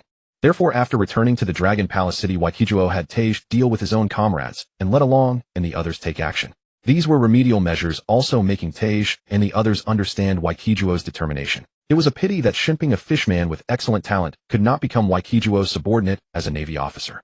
However, staying on Fishman Island and handling some matters for Waikijuo, he was not an outsider. After all, Shinping was actually very intelligent, although sometimes a bit stubborn. When Shinping saw Waikijuo, he quickly came over and said, "Chief Waikijuo, his name is Mayanjinjian. He is a redfin puffer fishman. He is quite famous on Fishman Island, but his heart is fairly kind. I believe the assassination of Princess E.G. has nothing to do with him." Waikijuo nodded, signaling to Shinping that he understood. Although Waikijuo couldn't recall Mayanjinjian's performance in the anime, clearly he knew his personality was like a child's with a kind heart, but he had simply followed the wrong person. His enormous size and immense strength could be quite useful if he joined the Navy. Mayanjinjian looked at Wyrge pitifully and asked softly, Where is Captain Daikan?" "Haven't I told you? Your captain committed a capital offense." Wyrge walked to the shore and shouted at Mayanjinjian, "Why are you still asking about him? Worry about yourself first. This time I brought the highest commander of our Navy G7 base, Vice Admiral Waikijuo. He will interrogate you personally to see if you have any connection to the assassination of Princess E.G. If it is found out that you do, you will also be executed." Hearing Wired's threatening words, my Jinjian was scared and burst into loud sobs. Woo-woo. I don't know. Captain Daikin. I don't want to die. I really don't know. Wah. Bang. Bang. Tears as big as stones kept splashing onto the sea surface. Waikijuo flew in front of my Jinjian and scolded loudly, shut up. Stop crying. I'm only suspecting you now. I haven't confirmed anything. Now I ask you answer. Do you know anything about Fonda Daikin Jioshi's plan to assassinate Princess Iji? My Jinjian stopped crying and hastily shouted. I really don't know. I went out to find food. Look, I even brought back some food. Splash. My Jinjian pulled a huge sea fish from the seabed, splashing water that almost landed on Waikijuo. Oh, is that so? But even if you were unaware as a subordinate of the heinous criminal Fonda Daikin Jiosher, you still can't clear your suspicion. The Dragon Palace City won't let you off either. Unless. Huh. My Jinjian immediately shouted excitedly. Unless what? Waikijuo frowned and scolded. Lower your voice. Unless you can join our navy and protect Fishman Island. Otherwise. I agree. I agree. Watching the ecstatic my Jinjian, Waikijuo swallowed the words he was about to say. Indeed, a child so easy to deceive. Waikijuo signaled to Wired, who nodded and jumped onto my Jinjian's head. 2 months later, as Fishman Island announced its reopening to the outside world, many pirates with ulterior motives tried to sneak in. But these people died miserably. My Jinjian's joining saved the G7 base a lot of military strength. Dozens of Navy soldiers were dispatched to ride on my Jinjian, lurking on the outskirts of Fishman Island, secretly observing which ships were flying pirate flags. Then my Jinjian would deal with them. Ordinary pirate crews were no match for him. Even if there were masters, even if my Jinjian couldn't defeat them, Navy support would arrive before they could kill him. Humans underwater facing a group of menacing Fishman Navy and a swarm of massive sea beasts. The outcome was predictable. Except for those who had early lowered their pirate flags and disguised themselves, the rest all became food for the sea beasts. My Jinjian's food had always been caught by himself. With his size, Fonda Daikin could not afford to feed him, so he had always solved his own meals, rarely eating cooked food. Waikijuo was certainly not so stingy. Under the protection of the Fishman Navy, supply ships from the Victory Chamber of Commerce continuously arrived from Xiangbedi Archipelago. Just with the food, my Jinjian gained great recognition of the Navy. He worked even harder, and when idle, he would help the Victory Chamber of Commerce carry some construction materials. With the help of the Dragon Palace City, the Navy G7 base quickly stabilized. Time arrived at the year 1514 of the Sea Circle calendar. In the year 1514 of the Sea Circle calendar, at the G7 base of Uran Island 3rd Division, Arlong, who had already become a colonel at the headquarters, was holding an iron rod, patrolling expressionlessly among a group of Uran Navy soldiers. Thousands of Uran Navy soldiers were carrying barbells weighing hundreds of Jin, incessantly performing squats. From the sweat beneath their feet and the fierce expressions on their faces, it was evident that even they, with physiques 10 times stronger than humans by nature, were struggling under such monotonous training. Bang! A Uran slipped, and the barbell crashed heavily onto the ground. Before he could grimace and stand up, the expressionless Arlong rushed over, raising the iron rod in his hand and striking down fiercely. Smack! Smack! Commander Arlong, stop! Stop! Wow! Oh! After a bout of beating, Arlong said angrily, with such a short time and such a light weight, you can't even take that many. Do you think I don't know what you guys have been up to these past 2 days? Drinking, gambling, even patronizing those shady places. I'm telling you, you are Navy soldiers now, not some unemployed vagrants. You must be worthy of the uniforms you wear. Arlong, imitating Virgo, twirled the short rod in his hand and said menacingly, next month is the G7 base's first major competition. If you guys embarrass me, I will never forgive you. Our 3rd division must be the champion. While Arlong was berating these soldiers, the atmosphere in other divisions was similar. William, Aladdin, and Hachi, who had been promoted to headquarters colonel and transferred to the 1st base, were training their fellow clansmen with extreme severity. The 4 of them were jokingly called the 4 heavenly kings of G7 base by the Uran Navy. On the outskirts of Uran Island, a pirate ship was changing its flag in an attempt to sneak into the island. Suddenly, the pirates aboard felt something was wrong. Bang! What kind of monster is that? Help! Captain! Bang! Bang! A gigantic hand slammed heavily onto the pirate ship. After a few strikes, the ship's coating shattered, and the immense pressure of the deep sea tore the ship apart. Several sea beasts swallowed the dead or unconscious pirates like snacks. Hey Mianjin Jian, good job. You've taken care of another pirate crew today. If Commander Wideoak finds out, he'll definitely give you extra food. By the way, I heard the merchant convoy brought a lot of your favorite beef today. Hearing the word beef, Mianjin Jian's mouth watered. He patted his chest and shouted, beef. Beef. I want to keep killing pirates to trade for beef. Beef. Beef. I want to keep killing pirates to trade for beef. At G7 base, under a large tree transplanted from the land, the 3 Neptune brothers were holding barbells in a horse stance. The youngest Fanche Xing wobbled and finally couldn't hold on, dropping the barbell. The slightly older Huang Xing, though also tired, gritted his teeth and steadied himself upon seeing his older brother, Sha Xing, still persisting expressionlessly. After a while the voice of Waiduo came from the tree. Alright, training ends here today. You can go to the amusement park to play with Princess by Xing and your mother the queen. Alright, training ends here today. You can go to the amusement park to play with Princess by Xing and your mother the queen. As soon as Waiduo finished speaking, Huang Xing and Fanfei Xing rushed out impatiently. Only Sha Xing stretched his body and said softly, Master, I feel I can continue. I want to keep training. Waiduo jumped down from the tree and patted Sha Xing on the shoulder, saying, although your urine race's physique is indeed formidable, excess is as bad as deficiency. The training time I set for you is sufficient, and you also need to learn from your father. For you now, occasional relaxation is not a bad thing. The training time I set for you is sufficient, and you also need to learn from your father. For you now, occasional relaxation is not a bad thing. Go quickly. When the amusement park is fully completed next month, even if you want to play, you might have to queue for half a day. Hearing Waiduo's explanation, Sha Xing nodded and slowly walked out of the base. At this time in the amusement park, except for a small portion of equipment that still needed adjustments, everything else had been built. All the personnel of the Longgong City became the first group of testers. Compared to the amusement park on Xianghua Islands, the one on Yuran Island was more comprehensively designed with special seats set up for the different sizes of Yuran. Nephew and Queen Iji along with Princess Bai Xing were sitting on a merry-go-round. Princess Bai Xing was shouting excitedly, while Left Minister and Right Minister led a group of Nephew soldiers to experience other rides. Inside the amusement park, many food stalls had already opened, emitting tempting aromas. When the three Neptune brothers arrived, they started eating before even playing. The owners of these food stalls were all employees of the Shengli Chamber of Commerce. As trained elite personnel, they remained very calm when dealing with urine, showing professional smiles while flipping their spatulas frantically. After all, these urine ate too much. It was just a trial run with a small number of visitors, and they were already exhausted. The supervisor nearby decided to recruit a group of urine employees before the official opening. The botanical garden and zoo established on Yuran Island had already opened and were fully booked every day, forcing Fate to start building branch venues in other locations. At the port of Yuran Island, about 100 human merchant ships were docked.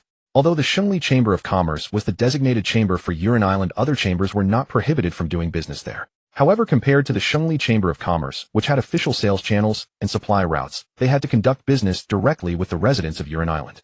At that moment, a merchant team supervisor was haggling with a Yuran boss, red-faced and strained. Several Yuran and the supervisor's subordinates had grown accustomed to this. They gathered together, smoking, chatting, and watching their bosses argue. Many tourists visiting Longgong City were following Yuran guides with excitement. Occasionally, Navy soldiers carrying flintlock rifles passed by, a scene unfolding in various parts of Yuran Island. Those Yuran who dared to interact with humans with quick minds had already started doing business with them, earning substantial profits. Even the less intelligent Yuran had found jobs in the shops and factories on Yuran Island, leaving their former poverty behind. This also led more and more Yuran to set aside their prejudices and voluntarily propose moving to the surface, much to Queen Iji's delight. Bururu. Bururu. Waiduo stood at the highest point of the base, silently retracting his observation Haki and taking out a den mushi. Commander Waiduo, Master Tom's sea train route is almost complete, but Spandam of CP9 has already set his sights on Master Tom. Should we take action? Waiduo's face turned cold. After thinking for a moment, he shook his head and said, no need. Just do your own jobs. Without my orders, don't do anything. I will personally go to Mary Geos to discuss this with the 5 elders. I will personally go to Mary Geos to discuss this with the 5 elders. In the Grand Line Water 7 Tom's Shipbuilding Company, a small 2-story rundown building next to the garbage dump. At the dining table, a tall, one-eyed man said to Tom, Master Tom, I always feel that Spandam is up to no good. We need to be more vigilant. Sitting opposite him, a middle-aged man with a ponytail echoed, yes, now that the sea train is about to be completed, I always feel they will cause trouble again. Huh. The obese Tom chuckled at that, feeling the fat on his belly jolt the table a few times before quickly sitting up straight and saying to the two, Hari, Hater, don't worry about them.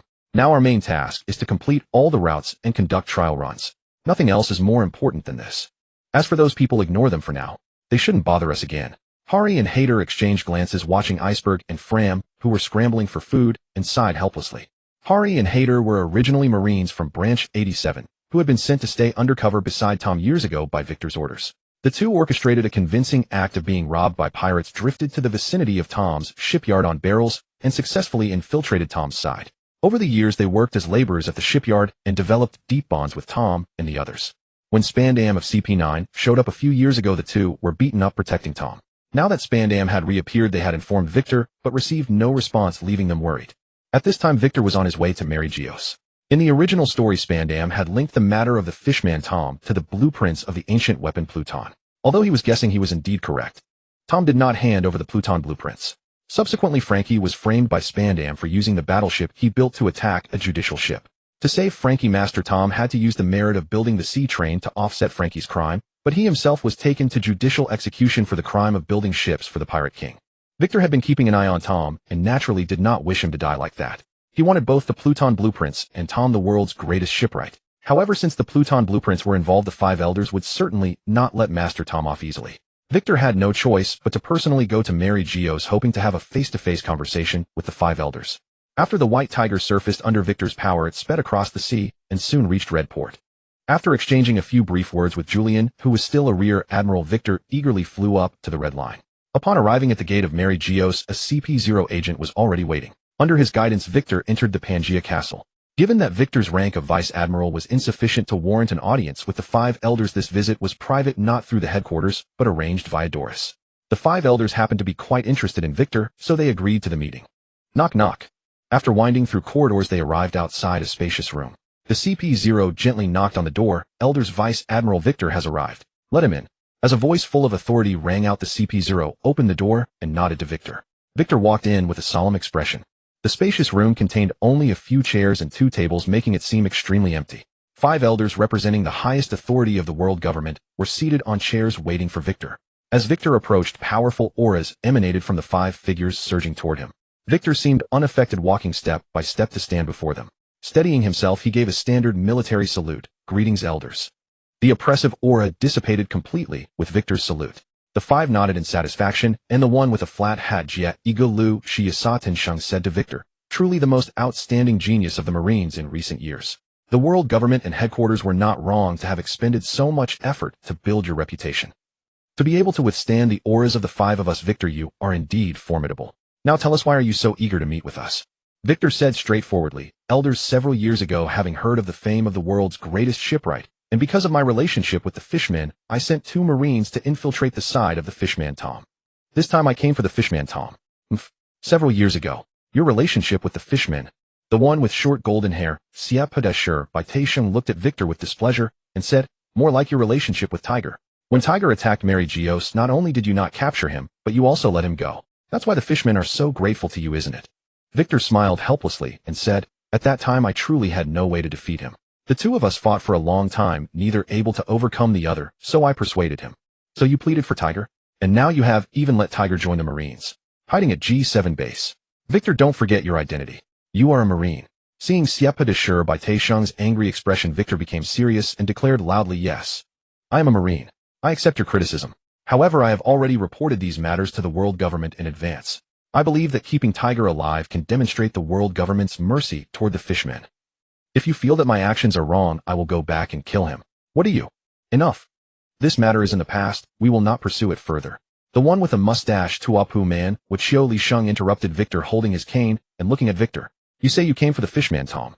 You sent people to infiltrate his side a few years ago. Did you discover something wrong? Victor shook his head and said sincerely, no, not at all. I was simply curious about why a Fishman lived in the human world, and with his reputation as the world's greatest shipwright, I sent 2 men to protect him and learn his shipbuilding skills. After listening, Tuapu man with Xiao Li Sheng said in a deep voice, then you came this time because you heard some news. Yes. Elders. Victor looked straight at Tuapu man with Xiao Li Sheng and said, my 2 subordinates told me that a CP9 agent named Spandam forcibly imposed on the Fishman Tom the charge of hiding the blueprints of the ancient weapon Pluton. And a few years ago he brutally beat them, trying to force a confession. Later he harassed them for a long time. If it weren't for Tom building the sea train, which halted their actions, I might have reported to the world government back then. But now they have reappeared. Elders, my purpose in coming this time is to prove that Tom does not have the Pluton blueprints. After hearing Victor's words, the 5 elders exchanged glances, and finally Topman Warcury, Saint, spoke up, Victor, do you have any idea what you're saying? The matter of the Pluton blueprints is of the utmost significance. What proof do you have? And this is hardly something a mere Marine like yourself should be concerned with. Elder Saints. Victor replied with unwavering confidence. To be honest, I have no idea what Pluton is. I don't know much about ancient weapons, nor do I believe that any single ancient weapon could possess the power to destroy the world. My 2 subordinates have been stationed by Fishman Tom for quite some time. While they work as laborers, they're essentially Tom's disciples, family to him.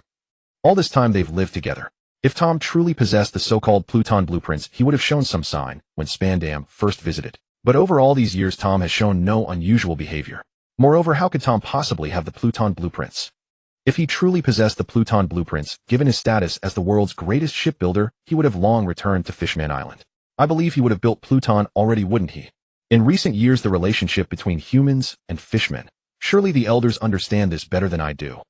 With his own people suffering so tragically, holding the Pluton blueprints as the world's greatest shipwright. Elder Saints, I ask you, what choice would he make? The more Victor spoke, the more confident he became, even convincing himself. His voice grew louder. Upon seeing Topman Warcury Saint's expression shift to hesitation, Victor seized the moment and pressed on. With Tom's identity as the world's greatest shipwright, the Dragon Palace City surely knows of him. And several years ago, after King Neptune ordered Fishman Island to close its borders to outsiders, he also summoned his fellow fishmen back to the island in advance. Tom would surely know of this, yet he still chose to build ships in Water 7. What does this signify? It proves that Fishman Tom is simply a shipwright obsessed with his craft. Like those scientists who love their work beyond all else. For a shipwright, what could be more captivating than the ancient weapon Pluton? If he truly possessed the Pluton blueprints, could he resist the urge to build it? Elder Saints, therefore, I believe the notion that Fishman Tom holds the Pluton blueprints is utter nonsense. After Victor's impassioned declaration, Topman Warcury Saint and the others fell into deep contemplation. After a long silence, Topman Warcury Saint shook his head and spoke softly. While your argument does make the likelihood of Fishman Tom possessing the Pluton blueprints seem quite small, it is not absolute. Given the gravity of this matter, if nothing is found, it would still be better to execute him. Elder Saints. Victor's expression shifted to anger as he thundered, what kind of reasoning is this? A baseless accusation. Can CP9 simply fabricate a charge and sentence someone to death? If others learned of this, what would they think? At the very least, I'm concerned. Might I one day be condemned to death by CP9 simply for being an eyesore to them with some trumped-up charge? Elder Saints. The legislation for fishmen and humans to coexist was indeed championed by myself and Lady Doral, but this matter also received your support. Our series of actions treating fishmen kindly have already reduced other races' prejudice against the world government's Marines. Currently, Fishman Island has over 16,000 Fishman Marines. After a year of training, I will deploy these fishmen to various Marine bases. In the future, I will continue recruiting Fishman Marines and dispatch them to other bases endlessly. If Fishman Island learns of this, how will the Dragon Palace City react? How will those fishmen on the island feel? Elder Saints, sparing Tom's life might earn us even greater support from the fishmen. Tiger is a living example of this. Victor's demeanor grew increasingly fervent, his voice rising with each word, until Jagorius Saturn Saint struck the floor with his cane and rebuked sternly, Victor. Mind your manner. My apologies, Elder Saints. Victor composed himself and spoke methodically. I merely grew excited seeing the benefits that granting clemency to Fishman Tom could bring to the Marines and the world government. The Dragon Palace City, knowing of my visit to Mary Geos, specially prepared countless local specialties. And this year's heavenly tribute, they asked me to escort it ahead of schedule. King Neptune also asked me to convey his sincere greetings to the elders. All these demonstrate the fishmen's goodwill toward us. If we continue to show tolerance toward the fishmen and spare the renowned Master Tom, I believe the fishmen will support us even more. Additionally, I must inform the elders that Master Tom's younger brother Dan, a renowned shipwright and scholar among the fishmen, has now accepted the Marines' recruitment and become a shipwright at our G7 base. The islands the Dragon Palace City has purchased on the high seas will have one ready for renovation this year. In due time, fishmen will relocate there. When they arrive to start their new lives, the first thing they'll learn is that their kin, the world's greatest shipwright Fishman Tom, was executed by us. How would they feel? After Victor finished speaking with remarkable composure, silence fell upon the room. After an interminable wait, Topman Warcury Saint spoke. This matter requires deliberation and further investigation. We shall give you our answer in a few days. You may withdraw now. As you command. Though Victor felt disappointed, he turned and walked out of the room in silence. He had said everything he could. If the 5 elders still refused to spare Fishman Tom, there was nothing he could do at present. Upon exiting the room, he saw a familiar face, and Victor could not help but feel a flutter of excitement. Following Doral to a magnificent building resembling a palace, she dismissed the servants and led Victor into the room. Married celestial dragon. In a celestial dragon's house. The thrill was doubled. Several days later, when Victor returned to the 5 elders' conference room, Topman Warcury Saint spoke with gravity. Originally, we had decided to use his achievement of building the sea train to offset the crime of constructing a ship for Roger. However, Tom used his achievement of building the sea train to offset the crime of his apprentices attacking a judicial ship. Therefore, he is still sentenced as guilty. But the punishment is not death. He will be imprisoned on Fishman Island. We expect you to keep him under strict supervision. Victor, Topman Warcury Saint articulated each word deliberately. This is the world government's sincerity toward Fishman Island. Correspondingly, you must accelerate the matter of the Fishman Marines. The Fishman Tom was still on Eni's lobby. After Victor bid farewell to Doris, the White Tiger sailed through the Navy's exclusive passage, crossing the Red Line, and headed straight toward Eni's lobby. Fishman Tom is guilty, but not deserving of death. The world government's mercy. Fishman Tom will be imprisoned on Fishman Island, never to appear at sea again. The world government's goodwill toward Fishman, pardoning Fishman Tom from the death sentence. The world government did not miss this opportunity for propaganda. Countless newspapers were distributed by news coups to every city in the world. When the White Tiger arrived at Eni's lobby, several men in black suits were escorting the tall and stout Master Tom waiting at the port. Before the White Tiger even docked, Victor leaped directly from the deck. Seeing Victor, a man with purple hair, bandages on his face and legs, sitting in a wheelchair, shouted angrily, "Navy! Victor, I remember you. You ruined my plans. If it weren't for you, Fishman Tom would have been executed." Hearing his words, two men in black quickly tried to dissuade him. "Chief Spandam, don't." Victor glanced at him sideways. Suddenly a fierce wind blew, lifting Spandam even though he clung to his wheelchair. Several men in black jumped to catch him, but the strange wind was too strong, and they all fell into the sea together. Ha ha ha. Watching their miserable state, Tom, bruised and swollen, laughed happily. Then he looked at Victor in surprise and said, "Are you Victor? I've heard these people talk about you a lot lately. I heard you saved me." Victor looked at the astonished Tom and said, "Master Tom, let's go. The coral reefs of your homeland are blooming." After speaking, Victor took Tom's hand, and the two slowly floated onto the White Tiger. "All right, here's the document." A piece of paper landed beside Spandam, who had just been rescued by his subordinates. Spandam shouted angrily, "Victor, I remember you." Wah! Splash! Chief Spandam. A gust of wind blew and Spandam was swept into the sea again. Tom looked bewilderedly at the feast on the table. The shackles that had just been removed lay nearby, and his still aching wrists reminded him that this was not a dream. But the hunger pangs in his stomach left him no time to think. He picked up the knife and fork and ate ravenously. Burp. After eating his fill, Tom let out a satisfied burp and said with a smile, "Navy, thank you for the hospitality, but I don't have the blueprints and I can't produce them either. You must have had a hard time." Victor looked at Tom with a mixture of amusement and exasperation. It seemed that Master Tom had received special treatment from CP9 recently, making him suspicious and paranoid. Seeing Tom's expression of resigned determination, Victor smiled, picked up the newspaper beside him, and handed it over. "Master Tom, this is not some conspiracy. You did commit a capital offense, but the world government has granted you a special pardon." What Spandam said was true. And Victor looked at Tom and said helplessly, "You haven't been following the news for a while, have you? So you don't know about Fishman Island being reopened to the outside world?" Tom took the stack of newspapers and carefully read through them. His expression grew more and more astonished until his jaw nearly dropped. Coexistence between fishmen and humans. The Fishman Protection Act. This is actually real. I thought Iceberg and the others were joking. Navy stationing at G7 base. Fishman Island open to the outside. When did this happen? Fishman Tom pardoned. Commuted from death to imprisonment on Fishman Island. Huh. After reading all the newspapers, Tom smiled awkwardly. Haha, sorry Navy. You know, an old man like me can get confused sometimes. Humph. Victor sneered and said mockingly, "Old man. I've never seen an old man of your age who can easily lift a ship. If all old people were like you, there would be nothing left for us youngsters. Master Tom, I did my utmost to save you. And you thought it was a conspiracy. That really hurts." Tom scratched his head and smiled awkwardly. "Haha, I've been so busy with the sea train that I haven't paid attention to other things. I really must thank you, Victor. But why did you save a man about to die, eh?" Victor put the newspaper back on the rack and said in a strange tone, "What if I said it was for the Pluton blueprints?" "Haha, sorry to disappoint you, I don't have anything like that." Victor shook his head and said firmly, "I know you don't have them now, but that doesn't mean you didn't before." Seeing Tom about to retort, Victor reached out his hand to Tom and continued, "Master Tom, there's no need to get so worked up. It's just a blueprint. Though I'm more interested in you. After all, even if everyone in the world had a copy of the Pluton blueprints, how many could understand them, let alone build it?" Seeing Tom's serious expression, Victor quickly said, "Ha ha, just kidding. Once you reach Fishman Island, Master Tom, you'll know what kind of person I am. Oh, and your brother Dan is now the head of maintenance at our G7 base. I think he'll be very happy to see you. All right, Master Tom has had a long day. Go get some rest. Someone escort Master Tom to his room." Several fishermen Marines entered. Seeing them, Tom's expression became even more dazed. Over the next few days, Victor did not interact with Tom. After the White Tiger reached the Sabati archipelago and was coated, it quickly submerged into the sea. Seeing the beautiful Fishman Island again, Tom's tears streamed down.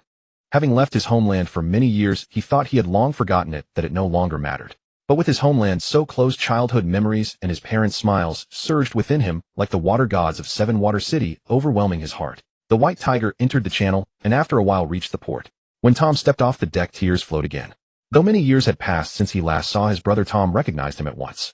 Many fishermen held banners and flowers shouting excitedly, "Master Tom, welcome home." Tom had already returned to Fishman Island for over 2 months. Since Dan had joined the Marines, he moved into Dan's old shipyard and resumed his trade. Victor studied the Pluton blueprints in his hands for a long while his headache growing. He set them aside and looked at the two before him asking, "So after Iceberg learned you were coming to Fishman Island to find Tom, he simply gave you this?" Harry and Hedge nodded in unison saying yes. "When we told him we wanted to find Master Tom, he handed this to us. To return it to Master Tom." "Phew." Victor exhaled a ring of smoke, his brow furrowing as he asked, "It seems you share a deep bond. So what are your thoughts? Will you return to the Marines, or continue following Master Tom?"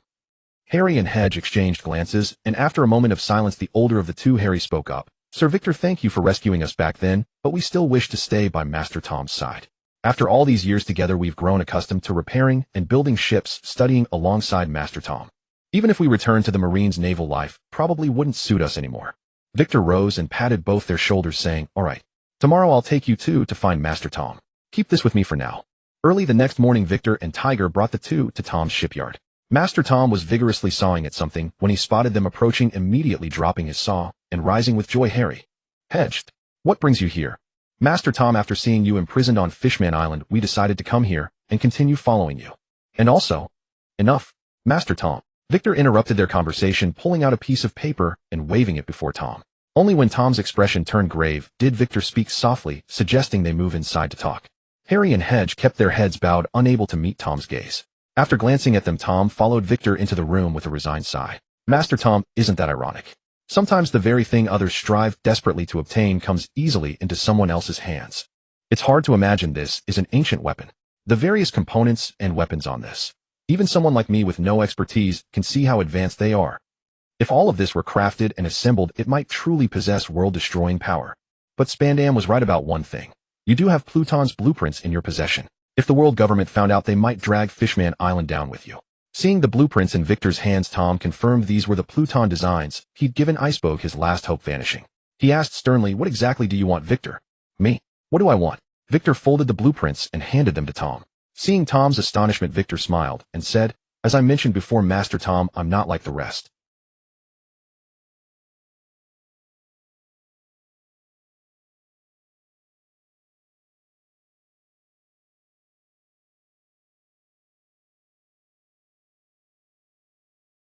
After watching Victor depart, Tom anxiously summoned Harry and Hedge. When he learned they had only just arrived at Fishman Island, he finally breathed a sigh of relief. However, gazing at the intact Pluton blueprints in his hands, Tom's expression shifted several times before he ultimately stowed them away. Back in his office, Victor found Virgo had already arrived. He retrieved a blueprint from his drawer and handed it to him with a grave expression, saying, "This is the weapon system for the ancient weapon Pluton. I need you to personally deliver it to the scientific research facility in Viol Lane, and tell Lumbo to increase the security detail there. Furthermore, from now on, the families of all researchers working on this weapon system are to be placed under strict surveillance. Elevate the scientific research laboratory's confidentiality to the highest level. Anyone who dares to make contact with strangers will be killed on sight. And hand the other power system over to Avier." Virgo nodded and solemnly collected the blueprint. With the Pluton plans in hand, Victor naturally couldn't resist making a copy. Even if they couldn't build Pluton itself, producing any of the weapons from these designs would represent a massive enhancement for the Marines. As for dealing with Tom of Fishman Island, Queen Odoheim would handle that naturally.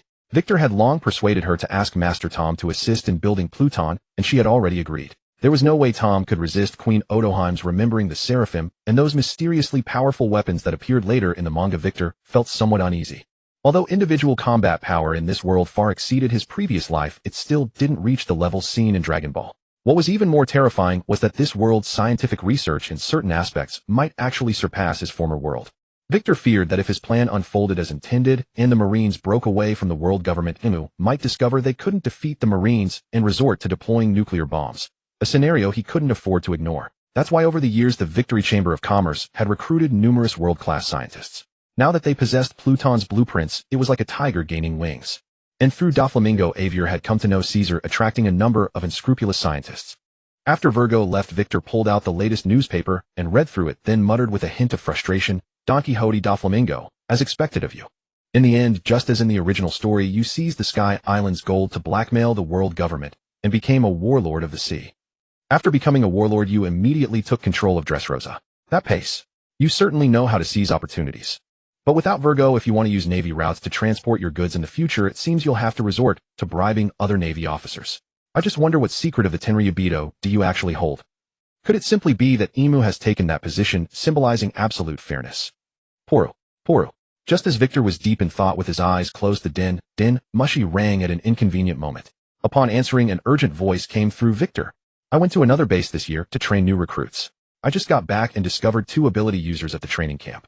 One is a 9 who has the slow fruit, and the other is a Bins with the over fruit. There's also some bad news. Zeph's right arm was injured for unknown reasons. Harry and Hedge kept their heads bowed, unable to meet Tom's gaze. After glancing at them, Tom followed Victor into the room with a resigned sigh. Master Tom, isn't that ironic? Sometimes the very thing others strive desperately to obtain comes easily into someone else's hands. It's hard to imagine this is an ancient weapon. The various components and weapons on this. Even someone like me with no expertise can see how advanced they are. If all of this were crafted and assembled, it might truly possess world-destroying power. But Spandam was right about one thing. You do have Pluton's blueprints in your possession. If the world government found out, they might drag Fishman Island down with you. Seeing the blueprints in Victor's hands, Tom confirmed these were the Pluton designs he'd given Iceberg his last hope, vanishing. He asked sternly, what exactly do you want, Victor? Me? What do I want? Victor folded the blueprints and handed them to Tom. Seeing Tom's astonishment, Victor smiled and said, as I mentioned before, Master Tom, I'm not like the rest. After hanging up the din mushy, Victor went to the Ryugu Palace to inform Neptune and Queen Otoheim that he could not join them for the New Year's party at Fishman Island this year. Entrusting the party to the 2 of them, he also gave a few instructions to Hanny and Tej, then boarded a merchant ship heading back to the Grand Line and quickly left Fishman Island. As soon as he reached the sea surface, Victor flew directly into the sky, startling the people on the merchant ship. Yilris Marine Elite Training Camp. It was almost the New Year's Day, and many trainees were busy decorating the training camp. Outside the training camp, in a small wooden hut, Zephyr was drinking alone with a gloomy expression. A while ago, Garp happened to pass by and had a drink with Zephyr.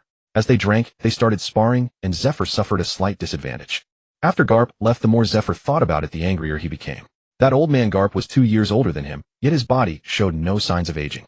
Zephyr gritted his teeth and decided to temper the right wrist bone that he had failed to temper when he was young.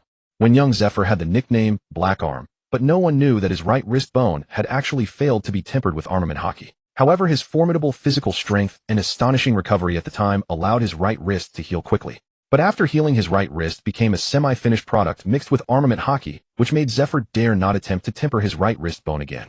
But this time, provoked by Garp, Zephyr thought to himself, at his age his strength and stamina had indeed declined.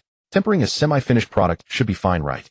Unexpectedly, this tempering caused trouble. The training camp doctor said that the nerves were damaged, and for at least half a year the hand would be somewhat unresponsive. Gulp. A bottle of wine down his throat, Zephyr tasted only bitterness. Why? That old man Garp at this age is still hale and hearty while his own strength has already waned. Why did he already feel some fatigue in his body while Garp was still cheerful all day like a child possessing boundless energy? Was the gap between people really that huge? While Zephyr was still brooding, a familiar voice came from behind him. Hey, teacher Zephyr, you seem to be carrying a heavy heart. Victor. Ha ha ha, you little rascal. Zephyr stood up and hugged Victor, then stepped back holding his nose and said, Hey, what's that smell on you? Victor sniffed his clothes, smelling the sour stench, and said helplessly, Don't even mention it. To celebrate this year's New Year's Day with you, I've been flying for over half a month. I practically slept in the sky. Enough about me, teacher Zephyr. Victor pointed at Zephyr's right hand, which was clenched into a fist, and asked curiously, What exactly is wrong with your hand? Kid, do you have your own people in the training camp? Is this such a trivial matter that you had to come running? Victor shook his head and said, It's just that those senior brothers are worried about your health. I heard that you can't even stretch out this hand. Is there any other way besides slowly recovering? Bang! Zephyr threw the wine bottle aside and said firmly, What's there to fear? I'm not that old yet. Don't bother with this. Since you're here, come, let me see how much you've grown. Last time that old geezer Garp came, he was full of praise for you. After saying that, Zephyr quickly ran into the forest. Victor shook his head helplessly and followed. Bang, bang, clang, puff puff. After a fierce fight, Zephyr panted heavily, glanced at Victor, who showed no signs of fatigue, and directly laid down on the ground. Alas! After a long sigh, Zephyr said wearily, Man, you really can't deny old age. Victor, youth is truly wonderful. Victor was silent for a moment, then said softly, Teacher Zephyr, there must be many ways to maintain a young body. Not to mention others. I heard that the training camp has a user of the reverse devil fruit. Is her fruit ability related to time? I heard that you, teacher Zephyr, even hit her records. Hey, you little brat. Your information is quite well informed, huh? Very few people know about this. It seems that Shizo told you. Zephyr propped himself up, looked at Victor, and said with certainty, Only he just completed his mission and returned to base not long ago, and then you came. After saying that, Zephyr sized up Victor and said with slight surprise, However, when did you two become so familiar? Gaining Shizuo's approval is quite difficult. Victor gave an awkward smile and said softly, Senior Shizuo is also worried about you. As for why we are so acquainted, it's because when I was in the training camp back then I sparred with Officer Shizuo a few times. Victor reached out, grabbed Zephyr's hand, and pulled him up. Zephyr shook his head and complained. That bastard Shizuo. He tells you everything. Just because my hand is injured it's like I'm about to die. And that matter about on it's also classified, and he casually leaks it to you. Teacher Zephyr Senior Shizuo is also worried about you. Victor asked curiously. I heard that Ein's ability can reverse a person's age. If used on you, your injury should be healed right. Perhaps if used several times, your body could return to its peak condition. Victor. Zephyr's expression turned extremely serious. He stared at Victor and said, Birth, aging, sickness, and death are all laws of nature. Sickness can be treated, but forcibly reversing a person's body with a devil fruit, I think it's inadvisable. Though I also wish I were still young and I wish I were still strong, I am indeed old. I don't want to use ability to gain false strength. After all, growing old is also a part of life. Zephyr's tone was filled with emotion, his eyes incredibly soft, as if reminiscing about his younger days. Victor stood by and did not continue to argue on this topic. Everyone has their own convictions.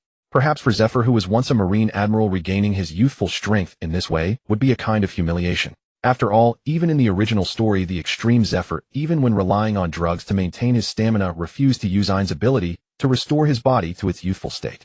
Victor no longer planned to persuade him. After all, his purpose this time was to deal with the danger that Zephyr was about to encounter. He just didn't know if it was that white beard too. But later, Zephyr hated ability users so much, so it should be an ability user. Could it be that Weevil is also an ability user? Victor, mindful of his recent fame, altered his appearance slightly before following Zifa back to the training camp to avoid drawing attention. Zifa nodded approvingly and remarked, Not bad. Your mastery of life return would place you among the top ranks of the Marines. But judging by your demeanor, it seems you're not just here for a few days. Victor, Zifa asked with a puzzled expression, are you thinking of joining us for the practical training? Haha, Master Zifa, you never cease to amaze me, Victor laughed. I haven't even said a word, and you've already guessed. The situation on Fishman Island is settled, so I thought I'd spend more time with you. And perhaps take a look at these juniors, see if any of them have potential. After all, I could really use some help. Don't worry. You know how G7 base operates. I'm usually not too busy. Besides, I haven't taken a single vacation in years. Zifa pointed at Victor, shook his head silently, and turned to leave. Victor quickly followed. Donning the instructor uniform, Victor felt as if he had returned to his days in the training camp years ago, and he couldn't help but feel a wave of nostalgia. However, when he went to the cafeteria for a meal and saw the puzzled look on Aunt Arsha's face, a chill ran down his spine. After getting his food, Victor sat in a secluded corner with his back to the serving window, which only made Arsha more suspicious. She studied his silhouette closely and walked straight over. Hey, are you new? Which unit were you in before? I don't recall seeing you. No, you're Victor, aren't you? You little rascal, don't try to fool me. I'd recognize the way you eat, even if you were reduced to ashes. No, Aunt Arsha, you've got the wrong person. Arsha planted her hands on her hips and shouted angrily, Aunt Arsha, you little brat. Keep pretending. I've worked in this camp for over a decade. Who else but you stuffs one side of their mouth first when eating? Realizing he couldn't hide it anymore, Victor quickly said, Keep your voice down, Aunt Arsha. I just want to accompany Master Zifa without drawing attention. I didn't take official leave. I sneaked out. Let's give the Marine headquarters some face and keep this low-key, okay? After hearing this, Arsha exclaimed excitedly, Oh, you mean you're going to stay here for a while? Wait a moment. Bang. A moment later, Arsha hoisted a huge serving basin onto the table in front of Victor and said regretfully, There's not much left. Just make do for now. I'll cook more for you tonight. Victor's eyes welled up as he gazed at the basin, large enough for him to bathe in, and inhaled deeply. Familiar recipe, familiar taste. Most of the instructors at the camp were strangers to him, as almost all had been replaced except for a few like Shiza. Apparently, outstanding trainees from recent years had stayed on as instructors, so Victor didn't reveal his identity. Over the following days, Victor observed the training from the sidelines. With the incoming freshman day approaching, both instructors and trainees had grown somewhat lax. Training was no longer as rigorous. Many instructors, after finishing the morning session, simply let the trainees have free time in the afternoon. Having endured nearly half a year of hellish drills, the trainees finally had a moment of respite. Some slept in their dorms while others went in small groups to the island's town for fun. However, a few trainees remained undeterred, training diligently. Among them were Ain with her sea blue curls and Ben Z with his long face, who kept twisting his body incessantly. Victor took one look at Ben Z and decided to ignore him. Ben Z's devil fruit ability required him to dance when activated. The frequency and amplitude of his movements affected the power. Thus, his main training method was to constantly writhe his body. Of course, he wore weighted gear to boost his stamina, but that only made his movements more eyesore, especially with his slender limbs pacing back and forth, almost unbearable to watch. In contrast, Ain's training was a delight to behold. She stood barefoot blindfolded on a thin wire suspended in midair. Iron buckets filled with weights swung back and forth unpredictably. One misstep would send her crashing into the water tank below. This training method not only enhanced agility and reflexes, but also had a chance to unlock the trainees' observation haki, provided their physical condition met the requirements. Victor had originally devised this training regimen, which Zifa had approved and widely promoted within the Marines. The swinging of the iron buckets had 3 levels of difficulty. At the highest level, even with observation haki, without exceptional physical strength, one might fail to react and be knocked into the water. An AIN had chosen the highest level. She danced like a blue sprite on the wire with countless buckets swinging erratically, seemingly about to strike her, yet always grazing past. Even when 2 buckets collided and changed direction abruptly, AI and twisted her body into seemingly impossible angles to dodge in time. Victor watched with admiration in his eyes. From AIN's performance, she had already mastered observation haki with remarkable proficiency, and her physical condition surpassed even that of her male peers. For a paramecia user to possess such formidable physical prowess rivaling that of a Zoan, it was astonishing how much effort her delicate frame had endured. Just as Victor was observing closely, AI and suddenly jumped down. She removed her blindfold, glanced at Victor, and upon seeing his instructor uniform lost interest. She called out to Ben Z, who was still dancing like a spacewalker. Hey, Ben Z, time to switch. Oh, coming. As Ben Z bounded over excitedly, Victor noticed that the path where Ben Z had been pacing was actually covered with rows of steel spikes. Victor understood at a glance the spike path was designed not only to increase pain tolerance and willpower, but also to train armament haki. Ben Z jumped onto the wire without a blindfold, employing his extremely flexible body to roll and dodge, moving so fast that the iron buckets couldn't keep up. Meanwhile, AI stood on the steel spikes and began her own training.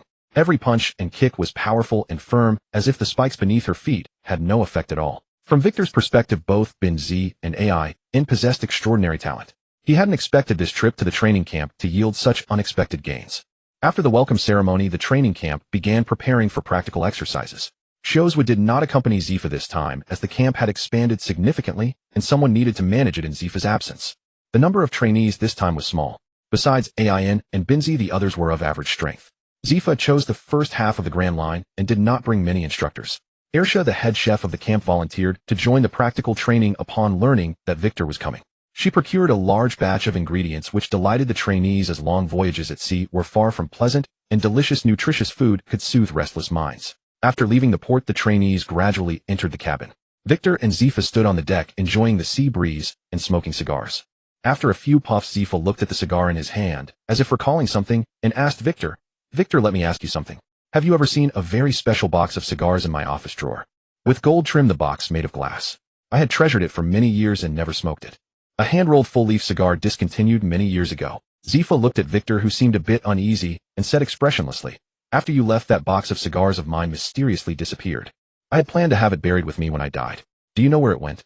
Victor turned his head away, his face slightly unnatural, and said, "Instructor Zifa, you know I didn't know how to smoke cigars back then. How would I know? Is that so?" "Huh."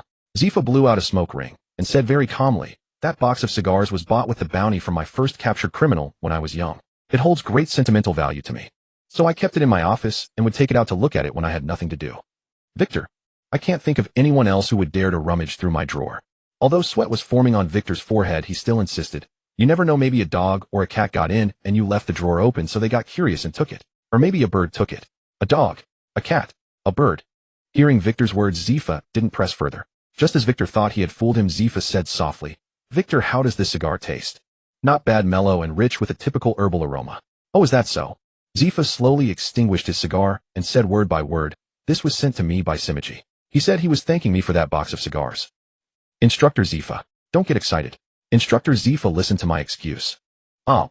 Zifa's battleship was as unpretentious as ever. When ordinary pirate ships spotted it, they could no longer escape and had to choose to fight. Pirates were never-ending. In the previous 2 years, Victor and his comrades had slaughtered pirates madly to earn merits, yet after just 1 year the pirates on the Grand Line had begun to run rampant again. These pirates, who couldn't even use Haki, were clearly no match for the specially trained trainees. As for the pirates with bounties, not to mention Zifa, even the instructors didn't need to step in. Iwan and Binzi had already dealt with them. An showed no mercy when facing pirates, even surpassing the male trainees of the same batch. This made Victor admire her even more. A few female trainees who were still not fully accustomed saw N mercilessly kill a young-faced pirate and said somewhat reluctantly, "N, aren't you being too cruel? He's not that old and he doesn't have a bounty. Can't we just capture him?" "Exactly, Ian. You've killed too many people." An looked at them silently until they all shut their mouths in fear, then said with contempt, showing mercy to pirates. I've killed too many. Do you know what senior brother Victor once said, eh? Don't treat pirates as human beings. As Marines you plead for pirates. How ridiculous. After saying this, An ignored the anger on their faces and turned to leave. Victor silently gave her a mental thumbs up. Seeing Victor's admiring expression, Zifa said softly, with this look of yours, are you going to take An away directly after this batch of trainees finishes training? Haha, not just An, Binzi has performed well too. Zifa looked at Binzi, who was feeding pirate corpses to the fish, and nodded. Your judgment is good. Even without eating a devil fruit, these two are destined to become remarkable Marines. Especially An, as a woman she is stronger than most men. In terms of talent, willpower, and attitude toward pirates, she reminds me of a female version of you. No wonder you admire her so much. By the way, she's also your little fangirl, very much admiring you. She has collected many of your newspaper clippings. I just hope that when she comes to your side later, she won't feel her idol's image shattered. Victor smiled and said confidently, I don't think it will shatter. After all, your humble disciple is known as the Marine most women want to marry. Get lost. Yes, sir. The destination this time was still the waters of a non-ally kingdom, with a solitary island as a base to patrol the nearby sea. After arriving at the destination, Victor began to focus. For every pirate crew they encountered, Victor activated his Kinbunchika Haki to observe carefully. Although the original work strongly hinted at Weibel, Oda did not explicitly state who they encountered. It was also possible that a highly concealed ability user ambushed Zifa and killed the trainees. However, nothing unexpected happened until Zifa decided to return. The pirate crews encountered during this period had no particularly powerful experts, and An handled them all alone. While relieved, Victor couldn't help but wonder if it was because of his presence that Zifa did not encounter the unknown enemy, as in the original. The warship slowly left the solitary island and headed back the same way, but a trail of black smoke rose in the distance. Sensing the enemy's strength, Victor blew out a smoke ring and said helplessly, what bad luck. The sea is so vast, why must they come to die? Golden hair, an obese body, thick arms, and a pair of slender legs. Holding a large blade similar to Whitebeard's Songyun cut, with a runny nose, a small black, had a crescent-shaped, upward curving thin white beard, and wearing a bellyband-like top, his face wore an expression of idiocy. It was indeed that fellow Weiber. He looked even more grotesque than in the manga. Beside him stood an old woman, not even as tall as his calf, with a face full of wrinkles and wearing garish lipstick. That was Miss Ba-jin, the original body of CP0C Tushi. At that moment, they were aboard a merchant ship engaged in robbery. Judging from Miss Ba-jin's excited expression, they had reaped a bountiful haul. But were they truly so audacious, or did they hold the Navy in contempt? This sea area was frequently patrolled by warships. As Waikijuo hovered in the air, observing the warship had already arrived. Both parties spotted each other, but Miss Ba-jin showed no fear. While stuffing the collected berries and jewels into a bag larger than herself, she said to Weiber, my dear son, after you deal with the Navy on that ship, we'll leave. Okay, Mom. At that time, Weiber's reputation was not yet widespread. Though he looked mentally vacant from the perception of his observation, Haki Waikijo knew his strength was formidable. He was indeed called the man with the power of Whitebeard in his youth. Recalling Miss Ba-jin's identity, Waikijuo felt that even if Weiber was not Whitebeard's biological son, there was a deep connection between them. The warship had drawn close to the merchant ship. Seeing only two enemies, An charged without hesitation, while Weiber with a blank expression raised his massive blade. Look out! Clang! At the critical moment, Zifa sensed something amiss and blocked the strike. The force from above forced him to step back several paces, his expression turning grave as he stared at Weiber. Meanwhile, Miss Ba-jin, busy stuffing treasure, noticed something wrong. She looked up and recognized Zifa, exclaiming in surprise, that's Blackarm Zifa, you old wretch, you're still alive. Huh. Hearing his name called by an old woman barely a meter tall, and from her tone it seemed she knew him, well, Zifa frowned and studied her for a long moment before asking in confusion, who are you? I'm Ba-jin. Ba-jin gom Situshi. What? Situshi. Seeing Zifa's look of utter disbelief, Miss Ba-jin felt her pride wounded. She raised her foot and kicked Weiber. Thump. Thump. Mom. That hurts. Don't kick me, Mom. It really hurts. Weiber. My foolish son. Go. Defeat him. Then kill everyone else. Hurry. Okay, Mom. The moment Miss Ba-jin gave the order, the previously brainless Weiber instantly emanated a powerful aura. Gripping his long-handled blade, he swung heavily at Zifa. Though Zifa's right hand was injured, he showed no fear, forming a fist with his left hand and striking upward. Clang. Bang. Fist met blade, producing a tremendous metallic clang that made the group of trainees cover their ears in pain. Seeing this, Waikijuo quickly waved his hand, and the warship and merchant ship separated. Then he landed beside Zifa and said gravely, Teacher Zifa, those trainees can't withstand the aftermath of your battle. Some seem injured. You should go check on them. I'm quite interested in this fellow. Could you leave him to me? Shaking his slightly numb left hand, Zifa cast a deep glance at Weiber and instructed Waikijuo, be careful. This guy is very strong. Watching Zifa leave Weiber, tried to pursue, leaping into the air with all his strength. But Waikijuo sent him crashing back onto the ship with a single punch, nearly smashing Miss Bajin. Bam! Bam! You idiot. Wyber. You nearly crushed me. Sorry, Mom. It hurts, Mom. After 3 consecutive kicks, Miss Bajin pointed at Waikijuo and ordered Wyber, get rid of him quickly. Just a reckless Navy soldier. Okay, Mom. Reckless. Waikijuo shook his head. His slender body began to grow larger, his clothes tearing apart from the suddenly bulging muscles. Reverting to his original form, Waikijuo threw off his torn shirt, revealing his chiseled muscles, and laughed at Miss Bajin. So who is truly reckless? You are. That Navy prodigy, Waikijuo. Miss Bajin's face flickered with panic, but she quickly regained composure, because Wyber had already charged fiercely at Waikijuo. Clang, clang, clang. After several clashes, Waikijuo felt slightly strained. He decisively transformed into his human beast form. The trainees on the warship gasped, that's Senior Waikijuo. What? We've been with Senior Waikijuo all these days. Hearing the name AI and immediately rushed to the deck. Zifa, watching, shook his head helplessly. Their strength was too overwhelming. After several exchanges, the merchant ship shattered into pieces. Cursing under her breath, Miss Bajin sat on a plank and drifted away. Waikijuo and Wyber stared at each other in astonishment. Wyber was surprised that Waikijuo could float on the sea surface. Waikijuo in turn was amazed that Wyber was not a devil fruit user. He stood on the water by rapidly treading, his legs obviously wet yet showing no discomfort. So who was the ability user? Waikijuo couldn't help but shift his gaze to Miss Bajin, who was still paddling away on a plank. Why are you looking at my mother? Are you trying to steal my mother from me? Bastard. I'll kill you. Wyber charged across the water, but Waikijuo blocked him with a wind blade. Such a wonderful mother. You can keep her for yourself. Whooshed. Waikijuo leaped behind Wyber, an invisible blade easily slicing across his back. Yet Wyber seemed to feel no pain. He turned and slashed down. Although Wyber was powerful, his massive build made him somewhat slow in reaction. Waikijuo's fighting style, on the other hand, prioritized speed with strength as a supplement. After a dozen exchanges, Wyber had acquired several new wounds and was seething with rage. But facing Waikijuo, who dodged back and forth in the air, Wyber's bulky body was nothing more than a moving target. At this rate, Waikijuo would soon hack Wyber to death. However, as Waikijuo focused on battling Wyber, he failed to notice that Miss Bajin had stood on a crate and was aiming her finger at him from a distance. Bastard. I'll kill you. Kill you. Haha, talking won't kill me. Soaring into the air, Waikijuo gripped his invisible blade and once again struck at Wyber. Paralysis. A golden flash suddenly struck Waikijuo, freezing his movement.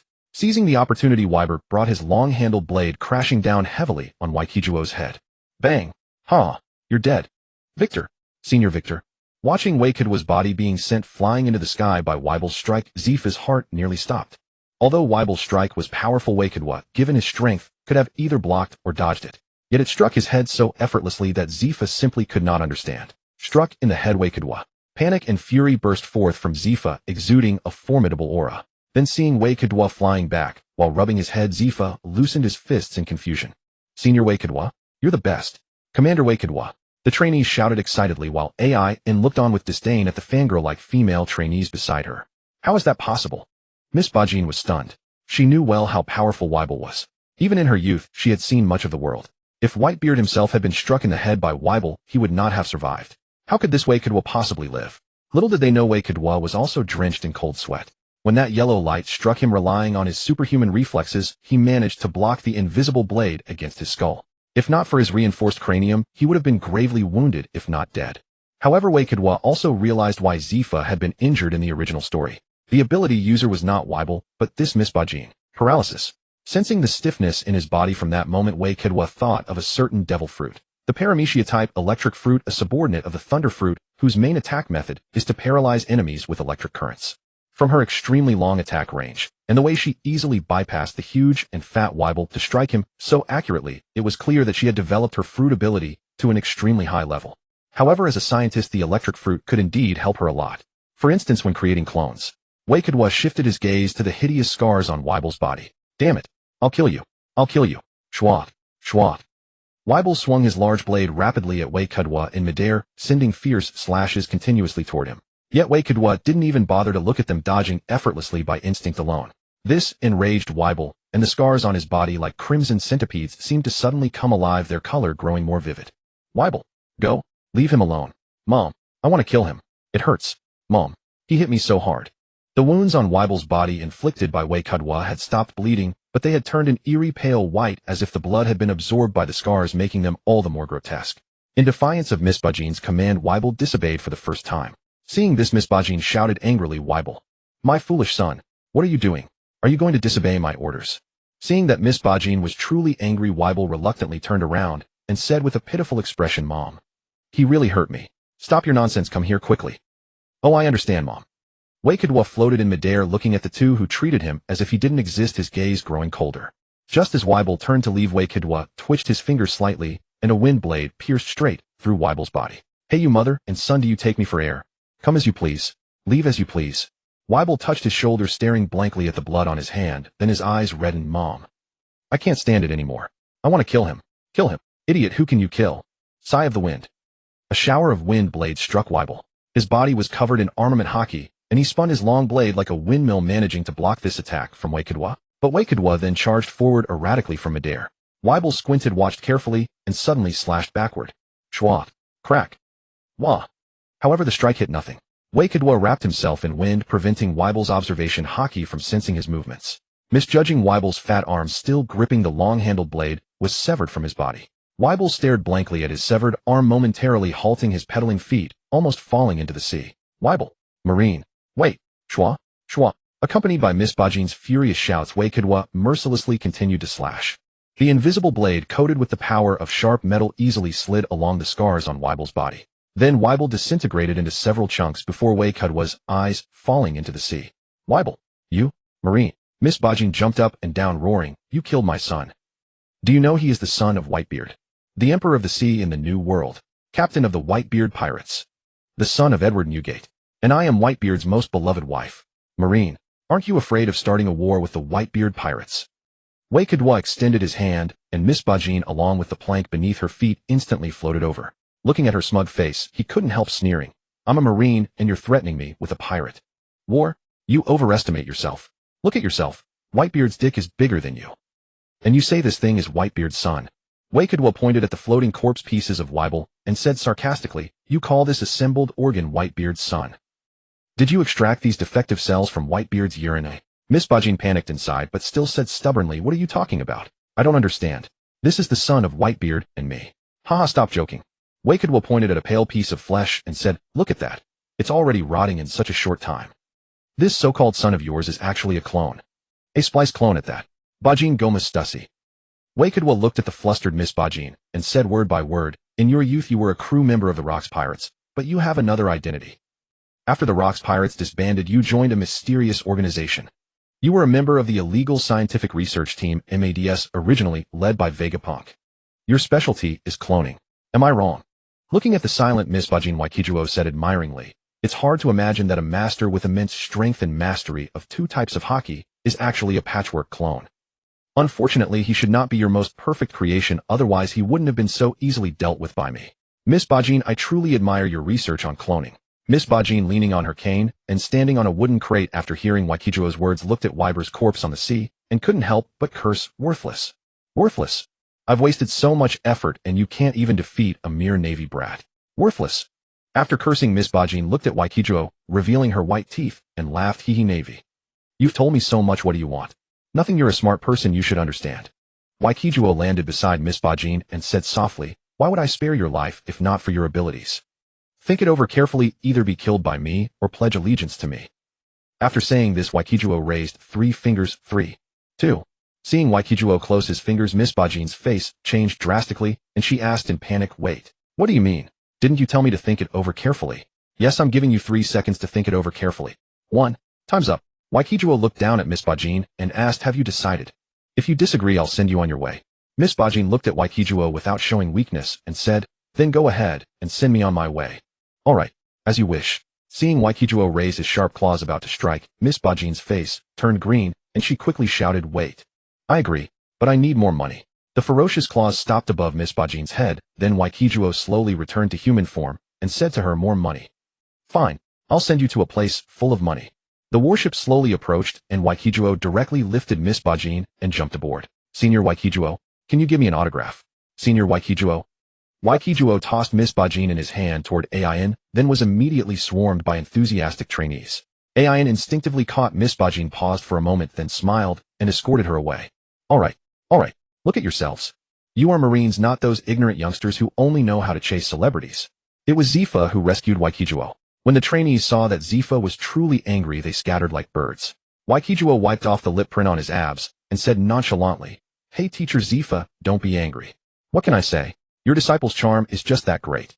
Waikijuo, come here." When Waikijuo walked over to Zifa, Zifa lowered his voice and said, "I heard everything you said just now.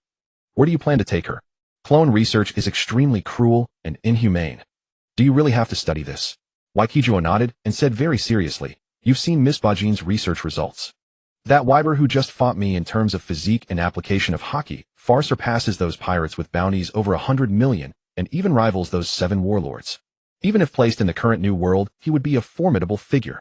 And this is still a semi-finished product. If the research truly succeeds, I believe the clone's strength will not be inferior to those long-renowned great pirates." Seeing Zifa frowning with an unsupportive expression, Waikijuo immediately added, "As far as I know, the world government also seems to be researching clones. The leader is that Beijiapank.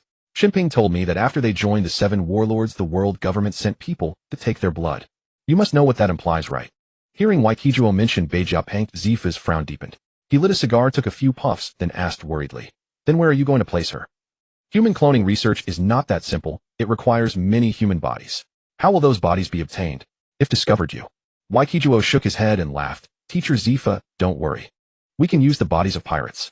As for where to research, have you forgotten the golden country that was just built last year? You mean Tang Nashio?" Zifa looked thoughtful, paced on the deck a few times, then nodded and said, "Not bad, it's a good place. With the protection of the celestial dragons, even if something happens, Tang Nashio can handle it. Moreover, compared to you, Tang Nashio and Urawazi and the others can act more easily." In recent years, Tang Nashio had been traveling the world with Urawazi searching for gold mines. While continuously harvesting gold, his devil fruit ability also developed more and more skillfully, and he even awakened his fruit almost simultaneously with Urawazi. Compared to the older Taizaluo, in the original story, Tang Nashio had better conditions and found more gold. With the introduction of Dualisai, Tang Nashio's golden country had been allowed to become a member nation. As for the carrier of the golden country, it was still a large ship like in the previous life, aiming to become the world's greatest entertainment kingdom. It had numerous businesses, with the main theme being, "Come fully loaded, leave empty-handed."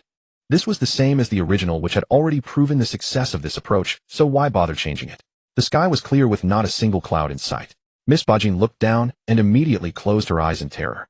From the moment it was built, the golden country became a sanctuary of the world government where no one, regardless of identity, was allowed to fight. Because Tang Nashio, who controlled countless gold, could easily influence the world's monetary system. The world government needed stability, so they naturally chose to cooperate. With the power of money, in addition to the Luck fruit user and the Through fruit user from the original story, the golden country also gathered many experts and elites from various industries. Looking down from the sky, the golden country's volume was actually larger than a small island. It was pulled by several giant navigation turtles, and even in a storm it would not sway at all. Waikijuo slowly landed at the rear of the ship in a small forest. Soon Tang Nashio, who was in the monitoring room, saw Waikijuo's figure through the surveillance, den mushy, and immediately ran out. "Big brother Waikijuo." Seeing Tang Nashio, who was over 6 meters tall with arms thicker than his own waist, Waikijuo thought he had seen Handy. "Child, tell me, did you really take growth hormones? I remember your parents were not even 2 meters tall, right?" Miss Bajin's eyes glistened with golden light as she lay in ecstasy upon the heap of gold. Urawazi, now sporting a bushy beard, looked at her with disdain and said, "Are you certain that this dried-up old woman is the research talent we need?" "Of course." Waikijuo gazed at Miss Bajin, who was utterly captivated by the gold, and remarked, "I may not know why she has such a love for money, but in the field of human cloning, I believe even Beijiapanku is no match for her. Or rather, Beijiapanku's research on clones might have been learned from her." Waikijuo turned his head, withdrawing his gaze, and looked at Urawazi, saying, "She created a clone based on Whitebeard's genes. Though it was somewhat flawed, its strength was unexpectedly formidable. Its power surpassed that of a headquarters vice admiral, and it was not inferior to the 7 warlords of the sea. It took me considerable effort to eliminate it." After hearing Waikijuo's introduction, Urawazi's interest was instantly piqued. The disdain on his face toward Miss Bajin vanished, and he sat up straight, saying with keen interest, "Oh, really? Can a clone's combat power reach such a level?" "Of course it's true." Waikijuo lowered his voice and said, "That was merely a failed product. I suspect its flaw lies in the blood aspect. You can use your ability to assist her research. I believe the clones we create will be even more perfect and possess greater combat power. But you must be careful to control those clones." Urawazi nodded, brimming with confidence, and said, "Rest assured, as long as the blood is created by me, I guarantee they will not slip out of my control." "Good. And how is the power system research coming along?" Urawazi shook his head, a troubled expression on his face, and said, "The shipwrights I have recruited are among the best, but it will take at least a few years before we can produce it. There's no rush. I was just asking. For now, the clone matter is the most important.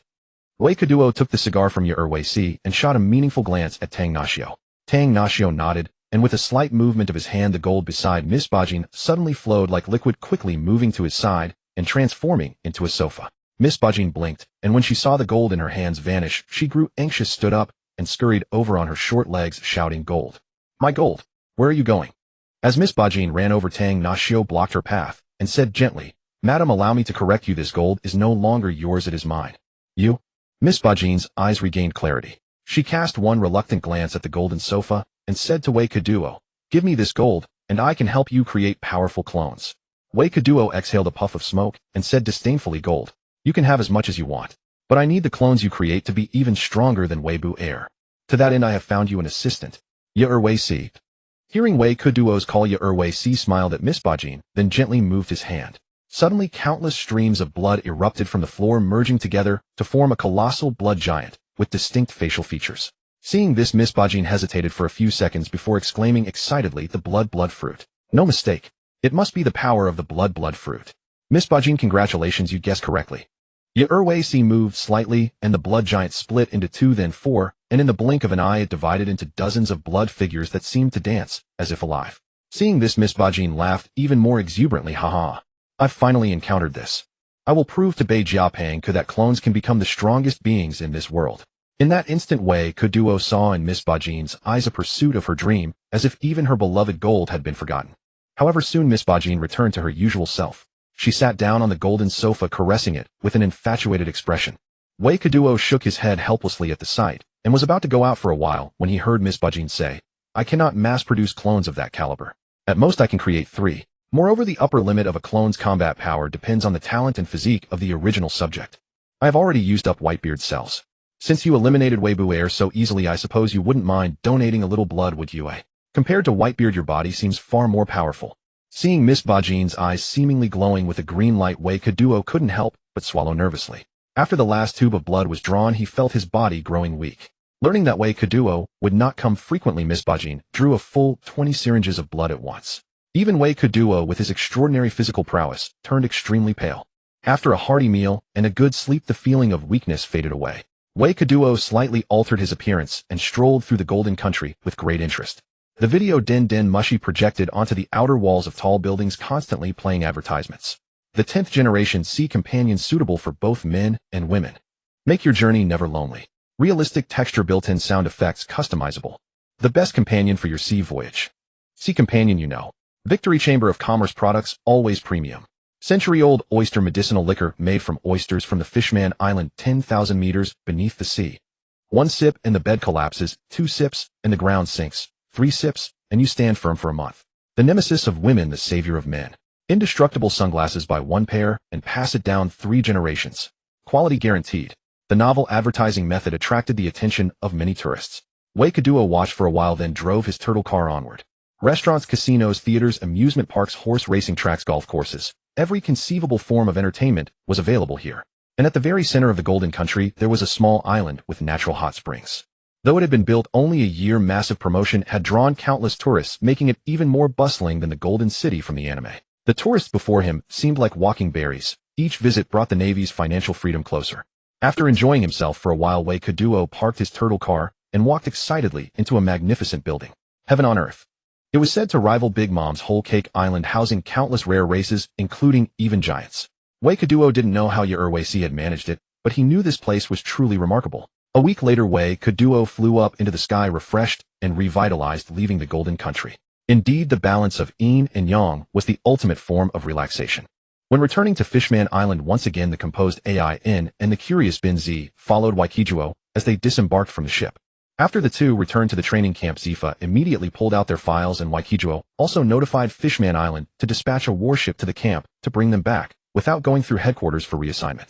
Since the two were originally recruits from the training camp, it saved a lot of trouble. AIN's temperament was rather cold, but she was outstanding in both strength and ability to handle affairs, making her the talent that Waikijuo urgently needed. At least with AIN's arrival, after teaching her for a while, Waikijuo could once again become a hands-off manager. Having been away for some time, Fishman Island was still as beautiful and enchanting as ever. The bustling yet harmonious atmosphere astonished AI and Ben Z, who were visiting Fishman Island for the first time. Fishman Marines patrolled back and forth under the leadership of a human captain, while human merchants and Fishman shopkeepers argued fiercely over a difference of 100 berries. The amusement park on Fishman Island appeared to have already opened for business. The tallest Ferris wheel in the park could be seen, even from the port. Many Fishman children ran excitedly toward it, no longer afraid, even when they encountered humans who had come to play. Waikijuo's appearance caused quite a stir. Many fishmen excitedly shouted his name, and several Fishman vendors even took the initiative to offer him the food and goods they were selling. Seeing this, Waikijuo quickly ordered the warship to return to the port of the G7 base, which finally dissuaded the enthusiastic fishmen. It seemed that the 3rd Division where Along had won this period's base competition because he looked very proud when he saw Waikijuo, while Alading and Whaley appeared somewhat uncertain, and Xiao Ba was even more dejected and ashamed. While the 2nd and 3rd places were hard to tell, but the 1st and 4th were obvious at a glance. Ben Z, you'll follow Xiao Ba from now on. First, get familiar with the base situation. AI, and you'll be my adjutant for now. A study under wire go for the next couple of days. After giving simple instructions, Waikijuo waved his hand, and everyone quickly dispersed. Returning to the backyard of the base, Waikijuo saw the 3 brothers of Hai Wang Xing training hard under a big tree, and beside them Xiao Bai Xing was cheering on her 3 brothers. Tai Gu was training the 3 with a serious expression. Seeing Waikijuo return, Xiao Bai Xing immediately ran over excitedly. Uncle Waikijuo. Call me big brother. Uncle Waikijuo, where have you been all this time? Did you go back to the surface? Did you bring me any fun things? Princess Bai Xing grabbed Waikijuo's hand and began to act spoiled, jumping around. The mermaid's tail was extremely elastic, causing her to bounce several meters high, combined with her height of over 6 meters, it made Waikijuo feel as if he were bungee jumping. Dong dong dong. Bai Xing. Where is your mother? Oh, mother went to the zoo to play, but she sneaked out with me, and she's being chased by Minister Zhua. Mother, to avoid being caught, told me to come to my brother. As expected, Queen, e.g. My marine base has become a daycare for Ryugu Palace. As the G7 base gradually got on track, some problems also emerged. The first problem was the educational level of the fishmen. With their cultural level, most couldn't recognize all the characters, forcing Waikijuo to add literacy tasks to the base's daily training. But after teaching for over half a year, Waikijuo had to admit that most fishmen performed poorly in this aspect. Having no choice, Waikijuo had to transfer a group of cheerful bachelors from Branch 87, since his own guard team couldn't be dispersed to various bases all day. But what Waikijuo didn't expect was that along with the warship from Branch 87, there also came the elderly group from the North Sea Sanatorium. Looking at the dozens of old men behind Guli Mu and Lao Air, Waikijuo feared they might drop dead after walking 2 steps. TSK Tisk so big. Oh, little sister. Want to take a bath together? Seeing Guli Mu's excited expression, Waikijuo quickly walked a few steps ahead, pretending not to know him. How embarrassing. At your age, whether your thing still works is another matter, and you only have 1 leg. What do you think you're a mermaid to? A group of elderly men in their 70s and 80s were completely captivated by the beautiful Fishman Island. As soon as they disembarked, without even going to the base, they disappeared somewhere. Waikijuo quickly sent people to follow them, fearing that if they happened to die on Fishman Island, it would damage the relationship between the 2 races. After everyone had left, Waikijuo looked at the somewhat familiar Marine Lieutenant Colonel, pointed, and said, You are Li Te. Commander Waikijuo, I am Wadami Ko. Oh, so it's Mike, you've grown so big. Commander Waikijuo, I'm 2 years older than you. After a moment of silence, Waikijuo asked doubtfully, Did you come this time to accompany these old men for relaxation? Does your father allow you to come out? I remember your father said that if you don't get married and have children, you'll die old in the sanatorium. Commander Waikijuo, I already have 2 children. And this time I'm here to stay permanently on Fishman Island. Commander Lao Air and the others have transferred my file. Seeing Mike's excitement, Waikijuo took his file bag with a surprised expression. Not looking was fine, but when he looked, there was indeed some pleasant surprise. Although Mike had always been at the sanatorium and never been anywhere else, he had quite a few certificates. Simply put, he was a cultured man, and he was now the deputy director of the North Sea Sanatorium, mainly in charge of external affairs. His abilities were quite good. After all, he was the son of F.A. Kuair. Not bad. This was exactly the talent Fishman Island urgently needed. However, seeing Mike's excited expression, Waikijuo felt that his purpose in coming was far from pure. After the 2 silently walked to the base, Mike suddenly asked, Commander Waikijuo, I heard that mermaids can transform into human legs after turning 30. Is that true? After seeing Waikijuo nod, Mike continued, Then suppose I'm just supposing. I marry a 30-year-old mermaid, and on the wedding night, halfway through, her legs suddenly turn into a mermaid tail. My dick is. Damn it. Get out. I knew that F.A. Ku's son wouldn't be a decent person, but he's really a fucking talent. However, to be fair, Mike's abilities were indeed strong. At least he handled documents with ease. With his cooperation with AI and Waikijuo finally became a hands-off manager. As for the elderly like Lao Air and Guli Mu, they stayed on Fishman Island for over half a year until after the welcome day ended before reluctantly leaving Fishman Island. Then the trained fishmen were also supposed to go to various branches. In the year 1516 of the Sea Circle calendar, Victor was already 26 years old. As the training of the Fishman Marine Corps took shape, approximately 12,000 Fishman Marines were seconded to various branches and bases. Although it seemed like a large number with 100 men forming a squad, it was merely 100 squads. Except for some large branches, other bases had written countless applications to headquarters, but had yet to receive any Fishman Marines. All other branches were allocated one squad of Fishman Marines, except for the G2 branch, which received 3 squads. Then this matter came to the attention of Momonga, the commander of the G1 branch. As the head of the Navy's first branch, Momonga was clearly dissatisfied with this number. He obtained Victor's Den Mushi number from Sakazuki, citing that the G1 base faced the pirates of the New World, and also invoked the relationship between Zephyr and Sakazuki, demanding that Victor transfer 3,000 Marines over. Victor naturally would not agree. Transferring 3,000 would nearly strip the G7 branch of all its veterans, and currently Fishman Island was short of manpower everywhere. Having already seconded 12,000 Fishman Marines was the limit. But Momonga called every few days. Under his persistent persuasion, Victor had no choice but to go to the 89th branch and reclaim half of the 1,000 Fishman Marines that had just been transferred there. Bidding farewell to the reluctant Queen Karo, the 500 fishmen, who had only stayed there for a month, confusedly packed their luggage and boarded the White Tiger. Roger's influence still persisted. Except for the 2 years when Victor was at his peak, and the year when the 3 admirals were promoted, the number of pirates was continuously increasing each year. Even the world government could not control this. After all, besides those passionate youths who truly sought the great treasure, there were more pirates who chose to go to sea because they could not survive, or were simply scum who already committed every evil.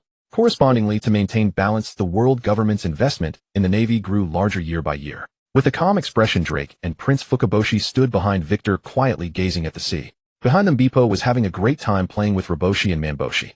This time, heading to the North Blue, Victor brought along the 3 brothers. Because Fukaboshi, on behalf of Ryugu Kingdom, had signed a series of contracts with his own stepson, making it the first superpower to cooperate with Ryugu Kingdom. Neptune also entrusted Victor to take Fukaboshi to visit other countries to broaden his horizons, since Fukaboshi was to inherit his throne. The other 2 brothers insisted on coming along, so Victor brought them too. After all, at Sabaody, he would just drop them into the sea and they would return to Ryugu Kingdom without any danger. Originally, Queen Otoheim also wanted to join, but considering that Shirahoshi would definitely follow, she ultimately gave up the idea. Since going to Fishman Island, Bippo finally had playmates. Drake was only a year younger than Victor, and he often acted like a serious older brother in front of Bippo. The Neptune brothers were not far apart in age from Bippo.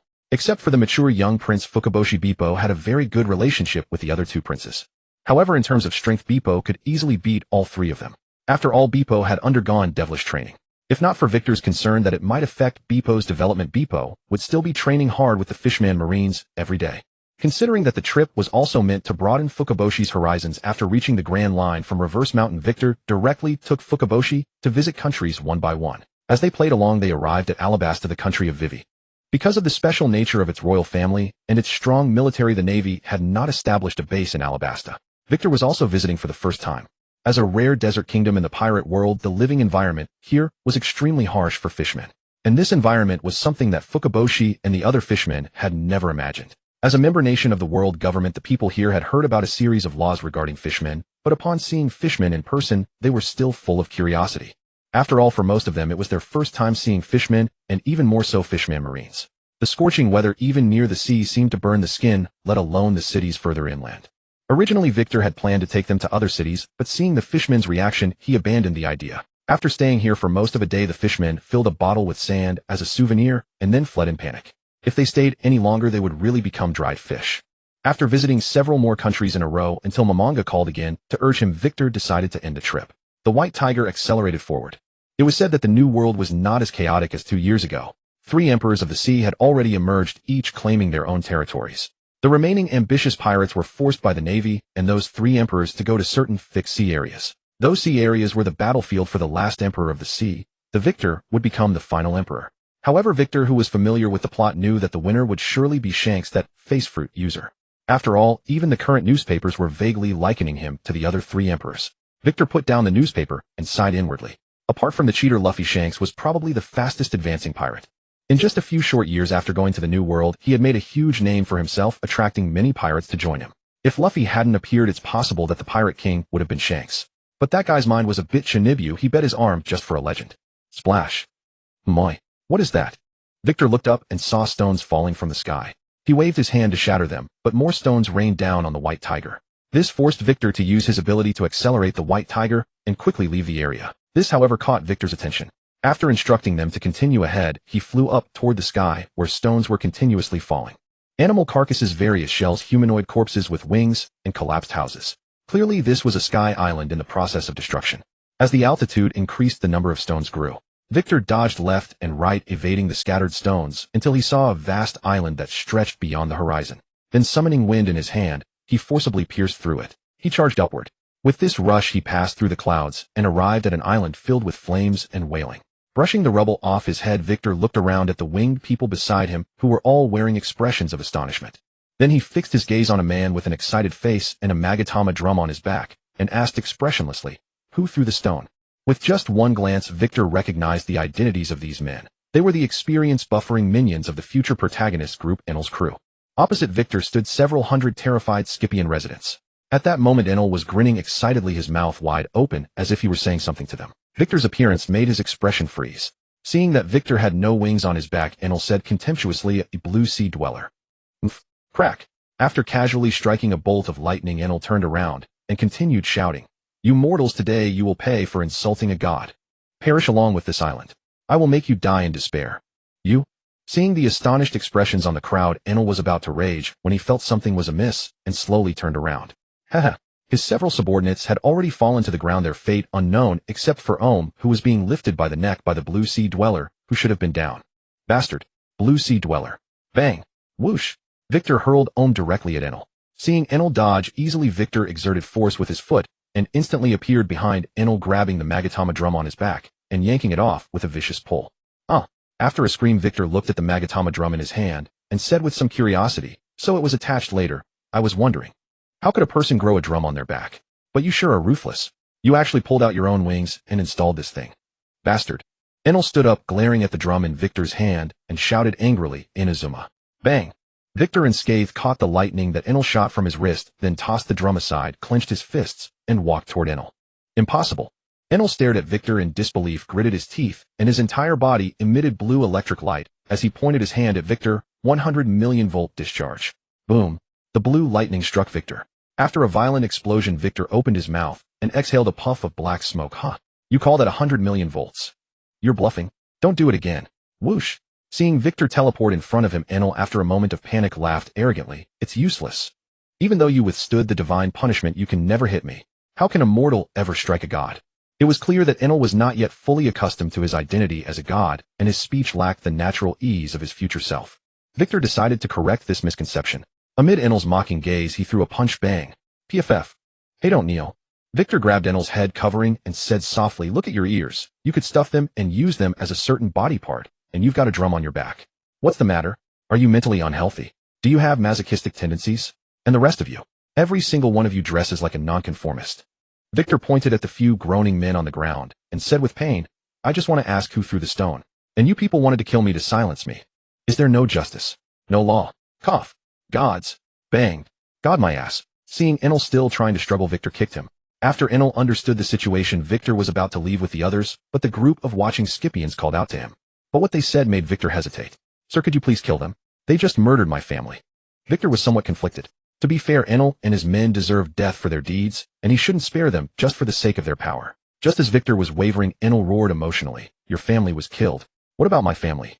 Wasn't my family killed too? Who tore off my wings? And who, to protect the island's secret, tried to kill my entire family? What crime did my father commit? He was only researching the Ark of the Covenant.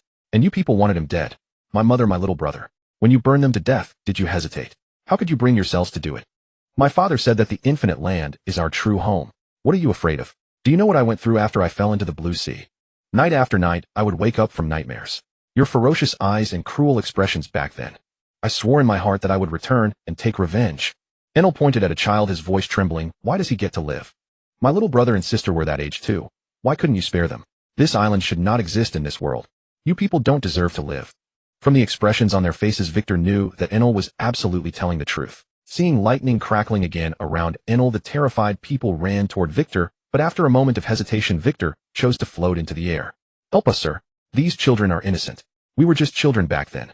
Seeing Victor unmoved, the group began desperately begging Enel. "We were forced to. It was the village chief's orders. Enel, I even held you when you were little. By seniority, I'm your grandfather. Seeing that Victor wasn't going to stop him, Enel laughed excitedly. This filthy place gave birth to you filthy bloodlines. Perish along with this island. Boom. Dark clouds gathered, rain poured down, and countless bolts of lightning struck the earth. Victor used his ability to levitate Enel's subordinates and silently watched Enel vent his rage. Even though the drum on his back had been torn off, Enel's lightning was still devastating. Moments later, the screams ceased and chunks of the island crumbled away. When no living thing remained on the island except for them, Victor said softly, "All right, come with me." "Blue Sea Dweller, where are you taking us?" Victor turned around, stared at Enel, and said, "I'm a Blue Sea Dweller, so of course I'm taking you back to the Blue Sea. I hope you'll cooperate. Otherwise I can't guarantee you'll survive." With Baika's destruction at Enel's hands, Victor came to understand why Enel had devastated his homeland in the original story. As for those deceased children, Victor could only offer his apologies. A father's debt is rightfully settled by his son, a natural law. Regarding the arc of prophecy that Enel mentioned, Victor was equally intrigued. If he recalled correctly, in the original tale, Enel had indeed successfully crafted one and soared to the moon. If it could be mass-produced, it would undoubtedly wield tremendous power in a world sorely lacking aerial combat strength. And the primary crafting material, it seemed, was gold. However, Enel's abilities were too overwhelming and his temperament too unruly, so Victor did not intend to bring him to the Free Kingdom. Instead, he found him a capable instructor. When Victor brought Enel and the others down to the White Tiger, a group of fishmen eagerly gazed at the wings behind Ohm and his companions. For them, winged humans were a first encounter. Likewise, Ohm and his party were seeing fishmen and Bubab, a mink tribe member, for the very first time. Upon reaching Sabati Archipelago, Victor kicked the Sharkstar brothers off the ship, then took the dedicated passage under the Red Line and marched straight toward G1 base. And Enel's esteemed instructor was already there, none other than Victor's beloved uncle, Fleet Admiral Sakazuki. Having successfully molded Smoker, who had once hindered his Logia powers, into a Fleet Admiral candidate, Victor naturally saw no reason to let such a proven example go to waste. Victor was confident that under Sakazuki's rigorous training, Enel would soon fall into line and become one of the Navy's deadliest weapons. When the White Tiger docked at G1 base's harbor, Hamachi grinned ear to ear at the sight of the fishmen, only to pause in surprise upon noticing Ohm and the others. What? Fishmen who looked just like the Angel tribe from the Sky Island. Noticing Victor's exasperated expression, Hamachi quickly chuckled. "Ha ha ha, merely jesting. Come along, Victor. Admiral Sakazuki has been waiting for you." This was Victor's first visit to G1 base. Unlike G2 base, which sat near a city port, G1 base was built upon a massive barren island, and even surpassed the Marineford headquarters in sheer size. No wonder Sakazuki had swapped postings from Marineford to G1 base after the latter suffered damage.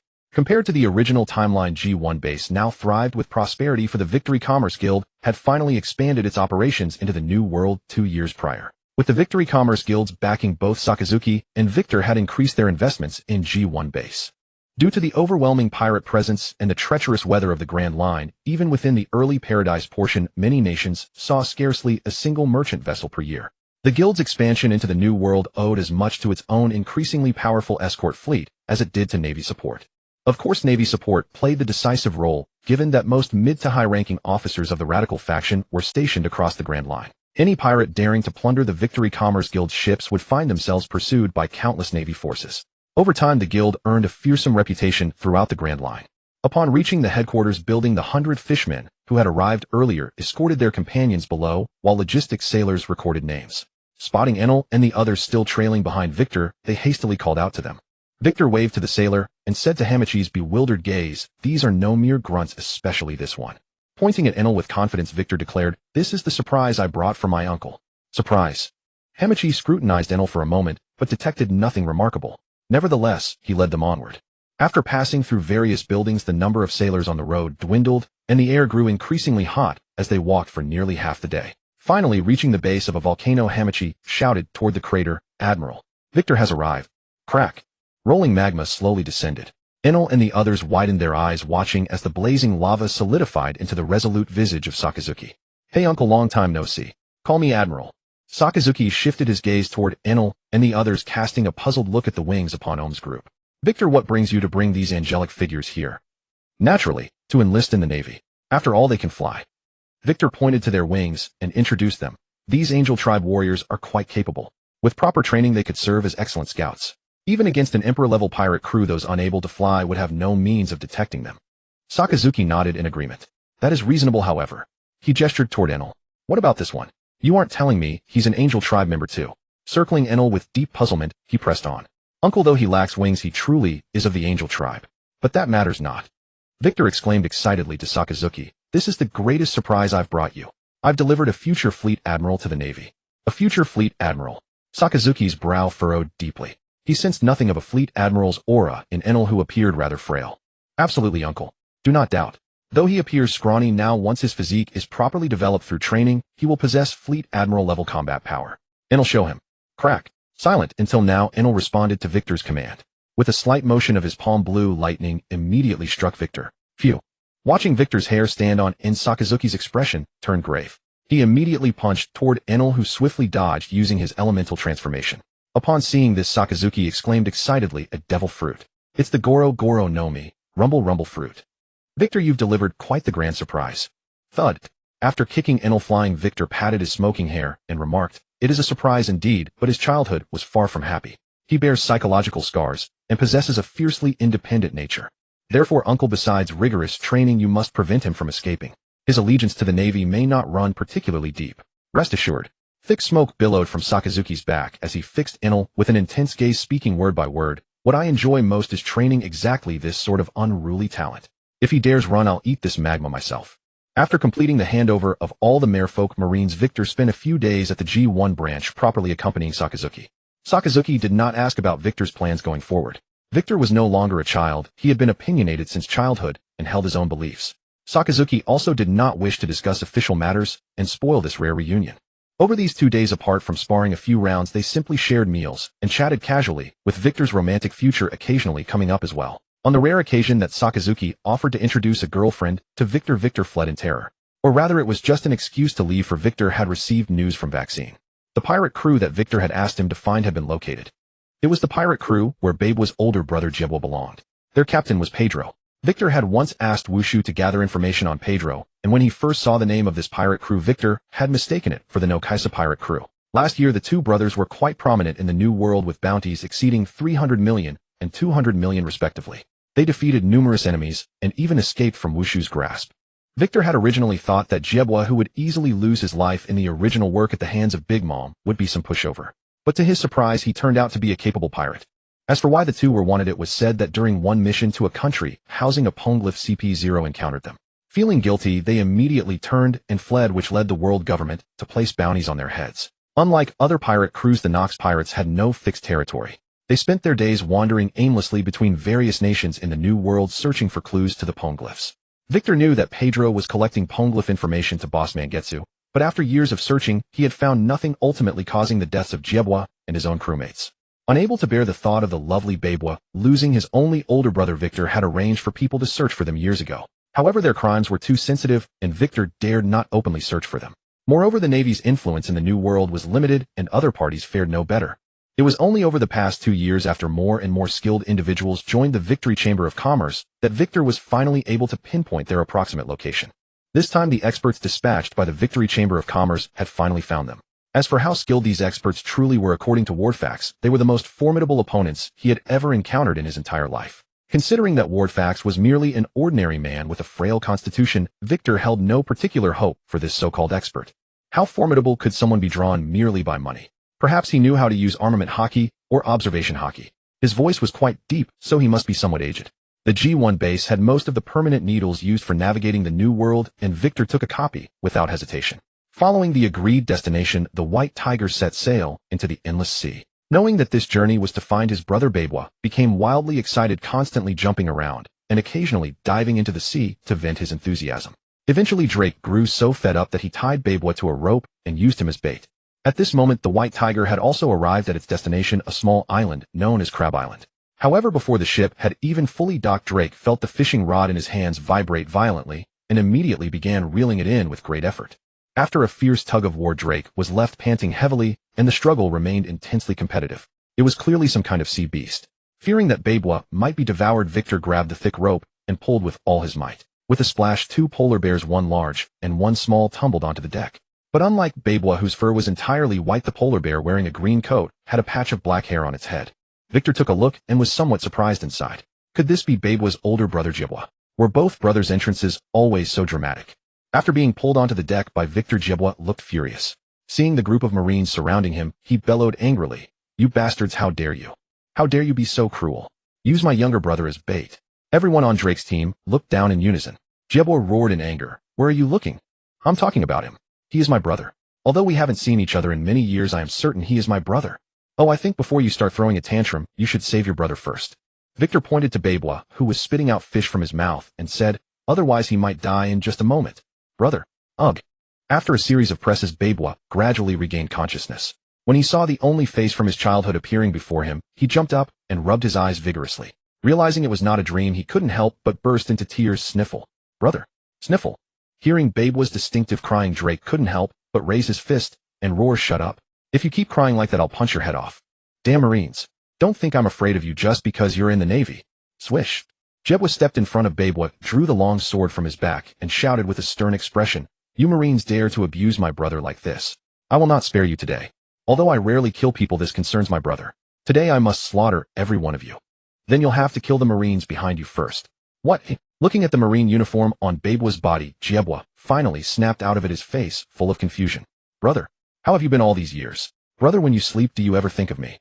Brother, when you take a dump, do you ever think of me? Brother, when you gaze out at the sea, have you ever thought of me? Brother, do you know that for all these years I have thought of you every single moment?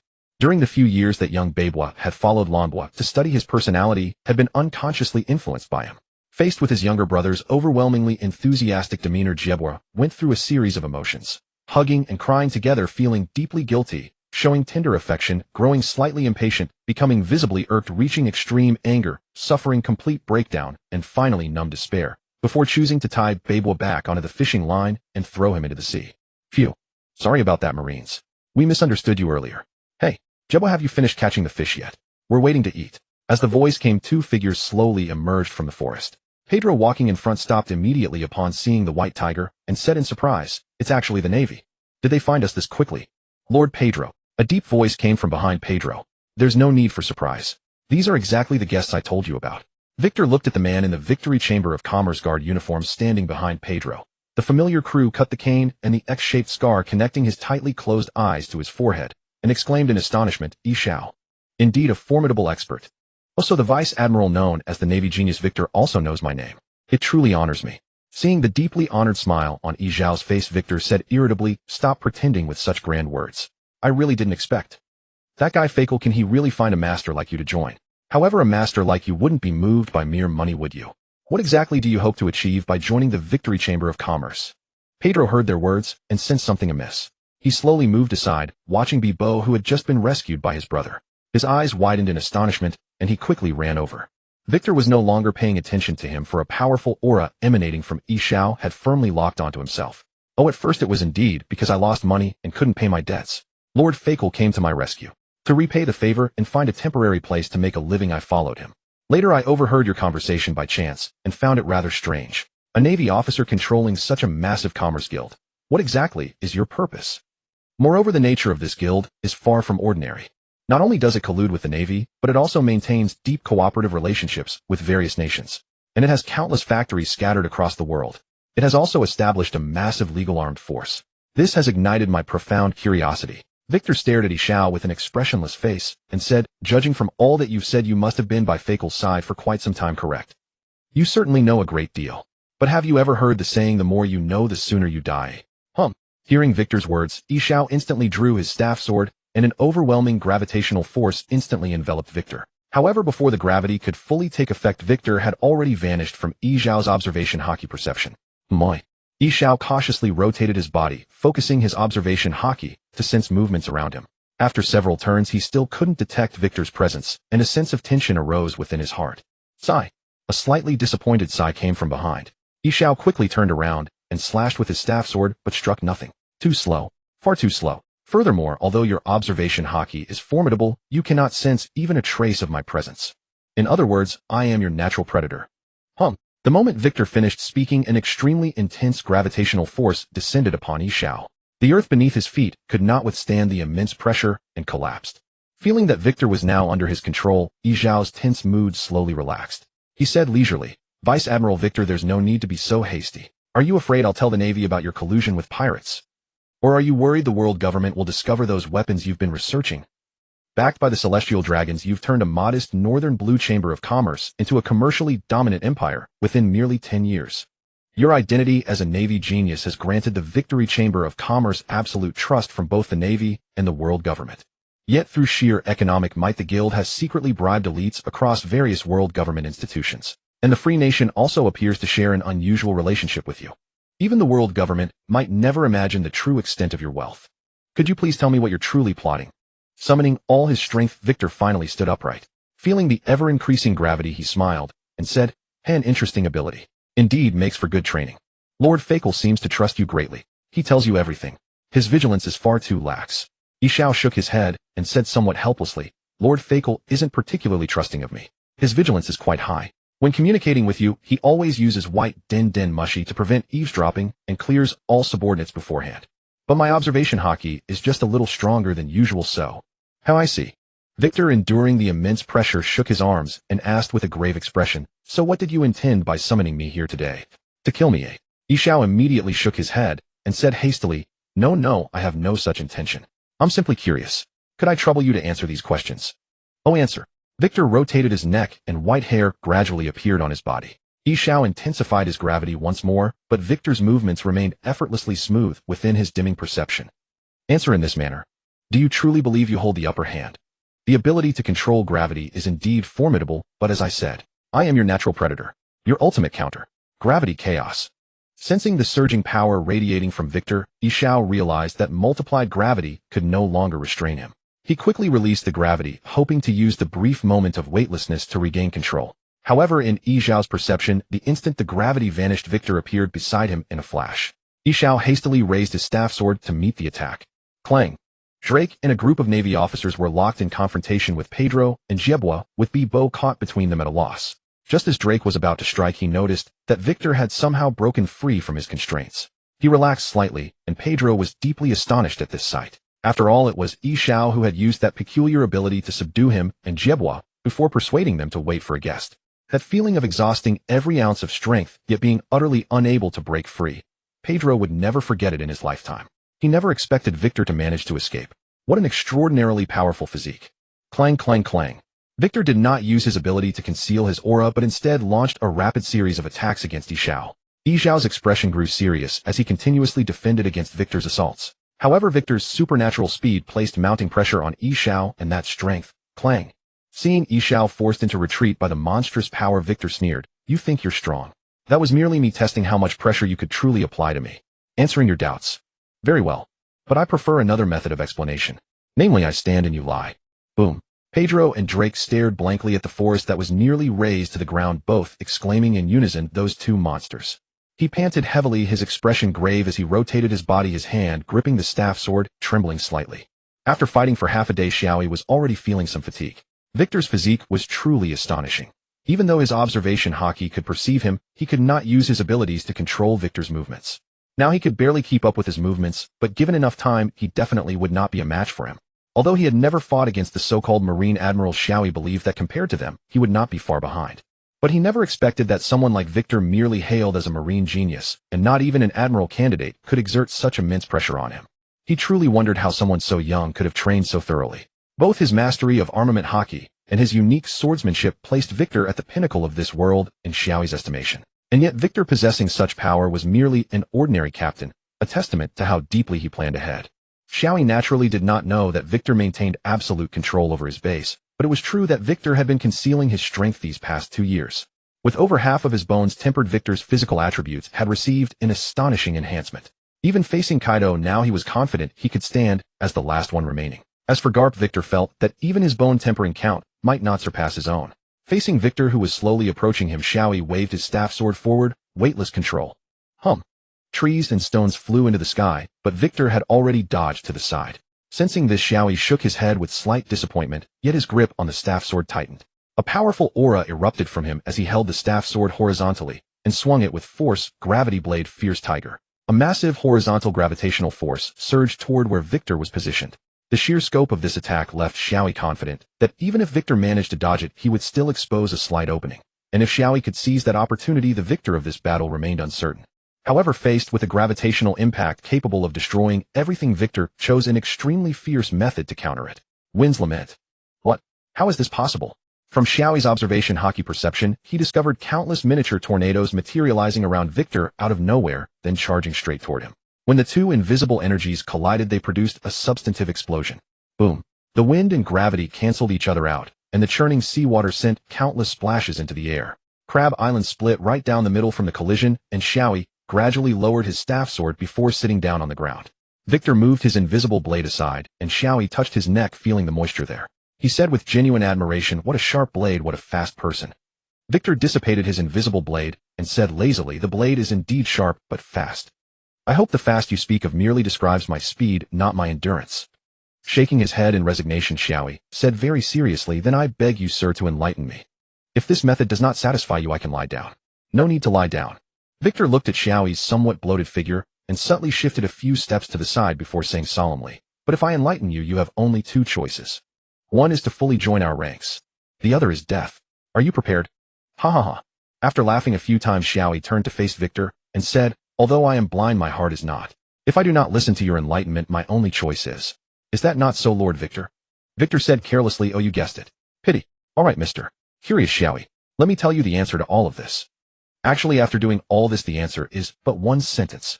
Victor leaned towards Xiaoyi's ear and whispered, "Overturn Mary Geos. Make the celestial dragons fall from their divine pedestal." Silence, prolonged silence. Upon hearing these words, even Xiaoyi's body involuntarily trembled. "Who?" After a long while, Xiaoyi relaxed his body and said, somewhat relief, "I see. No wonder with your talent and strength you are truly promising in every way. The current Admiral Sakazuki is your uncle, and the former Admiral Zephyr is your teacher. Victor, can you tell me why you chose this ideal that may never be realized?" Throwing his cigar aside and using a wind blade to scatter the crowd that came to watch, Victor said firmly, "Simply put, because the human world should never have gods who sit above us.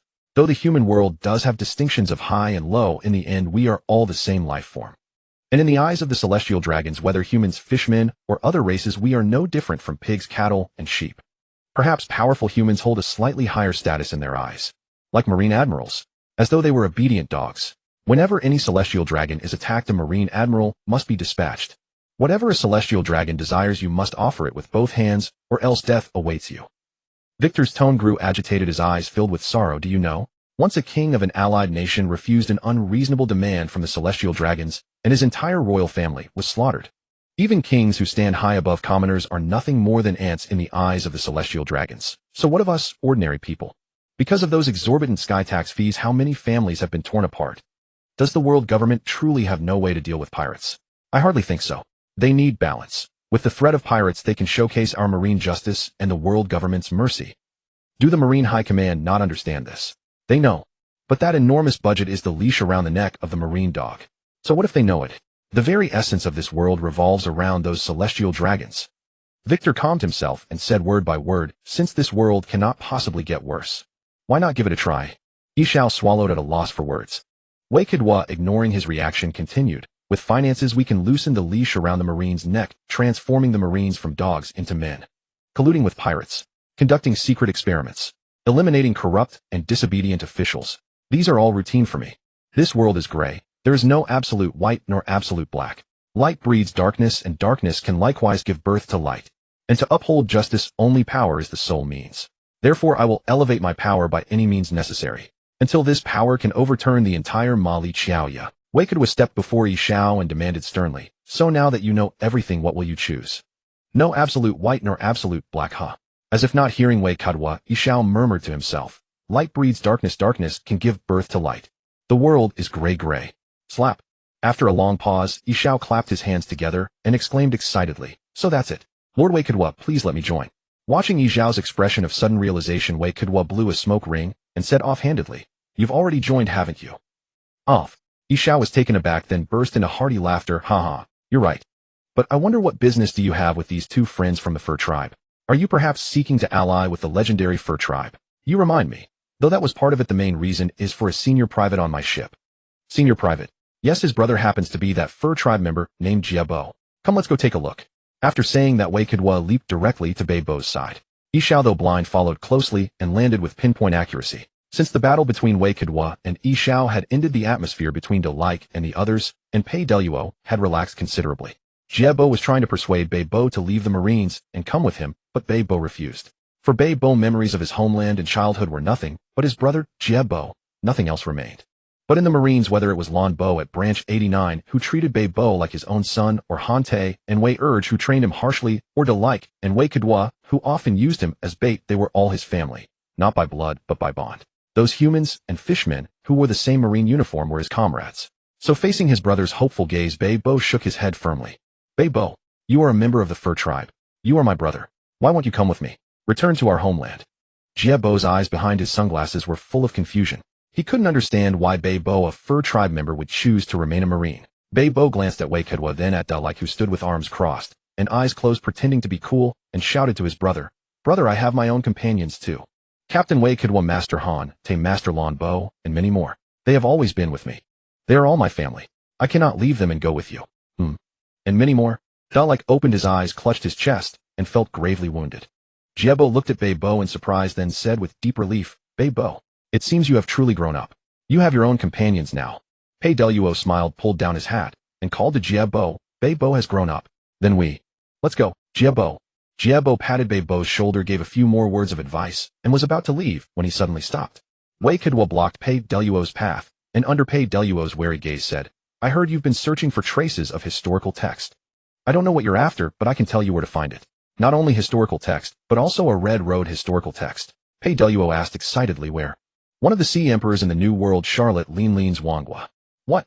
Pei Deluo was silent for a moment, then said in a low voice, "I don't know what you're up to, but thank you, Marine." Seeing Pei Deluo about to leave again, Wei Kadwa laughed and said, "Don't be in a hurry. Besides Wangwa, I know another place with historical text. But before I tell you, can you tell me, are you planning to take your companions to Wangwa and steal the historical text?" Pei Deluo nodded and said firmly, "Of course. I have a reason I must obtain the historical text. Marine, where is the other place?"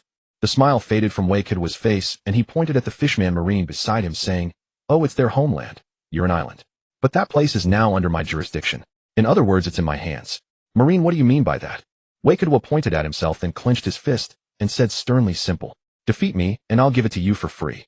Before Pei Deluo could react, Wei Kadwa threw a punch. Bam! Bam! In moments, Pei Deluo and Jie Bo lay on the ground like dead dogs. Blocking Bei Bo, who looked worried, Wei Kadwa said scornfully, "With such weak strength, you still dare to dream of stealing the historical text from Wangwa? Are you brain damaged? Do you have any idea how powerful Wangwa is? Pei Deluo, if you want to repay Mao Fusha, why drag Jie Bo into a suicidal mission with you? If you want to die, don't take others with you." Wei Kadwa yanked Pei Deluo up and said slowly, "If it weren't for Bei Bo, I wouldn't give a damn about you two fools. You want to repay Mao Fusha? Does Mao Fusha need you to repay him this way? Even if you manage to steal the historical text, do you really think the Fur tribe can withstand the retaliation of a Sea Emperor? Fool, do you think you can easily infiltrate a Sea Emperor's territory? Think carefully." After being subjected to Victor's tirade, Pedro lay motionless upon the ground, as though his very spirit had fled his body. With his years of experience braving the seas, he understood perfectly well what manner of battle prowess the Emperor of the Seas possessed. It was simply that he had not contemplated the matter thoroughly before. Now that Victor had laid bare the truth, cold sweat drenched Pedro's body. Had he ventured forth rashly, both himself and Jeppo would most certainly have perished there. And even should they survive, matters might yet grow far worse.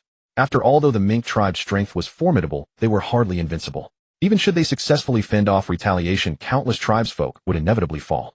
When Pedro regained his composure, he hesitated briefly before Beppo, then drew a fragment of a life return from his chest and extended it to Beppo. "When you wish to return home, go and see it." Beppo nodded, waved goodbye to his brother, and leaped aboard the warship. Big, big, big. Small, small, small. Observing Isho engaged in an excited card game with several Marines, Victor's face darkened as he inquired, "Mr. Isho, where, pray tell, is your vessel?" "A sea beast devoured it. But in any case, I am now your subordinate. So I must trouble Lord Victor to return me there. I had also intended to enjoy a visit to the land of gold." The waters surrounding Crab Island lay adjacent to the territory controlled by the Whitebeard pirates. A little further east lay the most chaotic region of the New World. Countless notorious pirates from across the New World had converged there, engaged in brutal combat for the final position of Emperor of the Seas. The world government had issued orders to the Marines prohibiting unauthorized interference in the New World pirates' conflicts. Victor, currently stationed at Fishman Island, had received notification from headquarters forbidding any warfare against the Emperors of the Seas and several renowned pirate crews in the New World.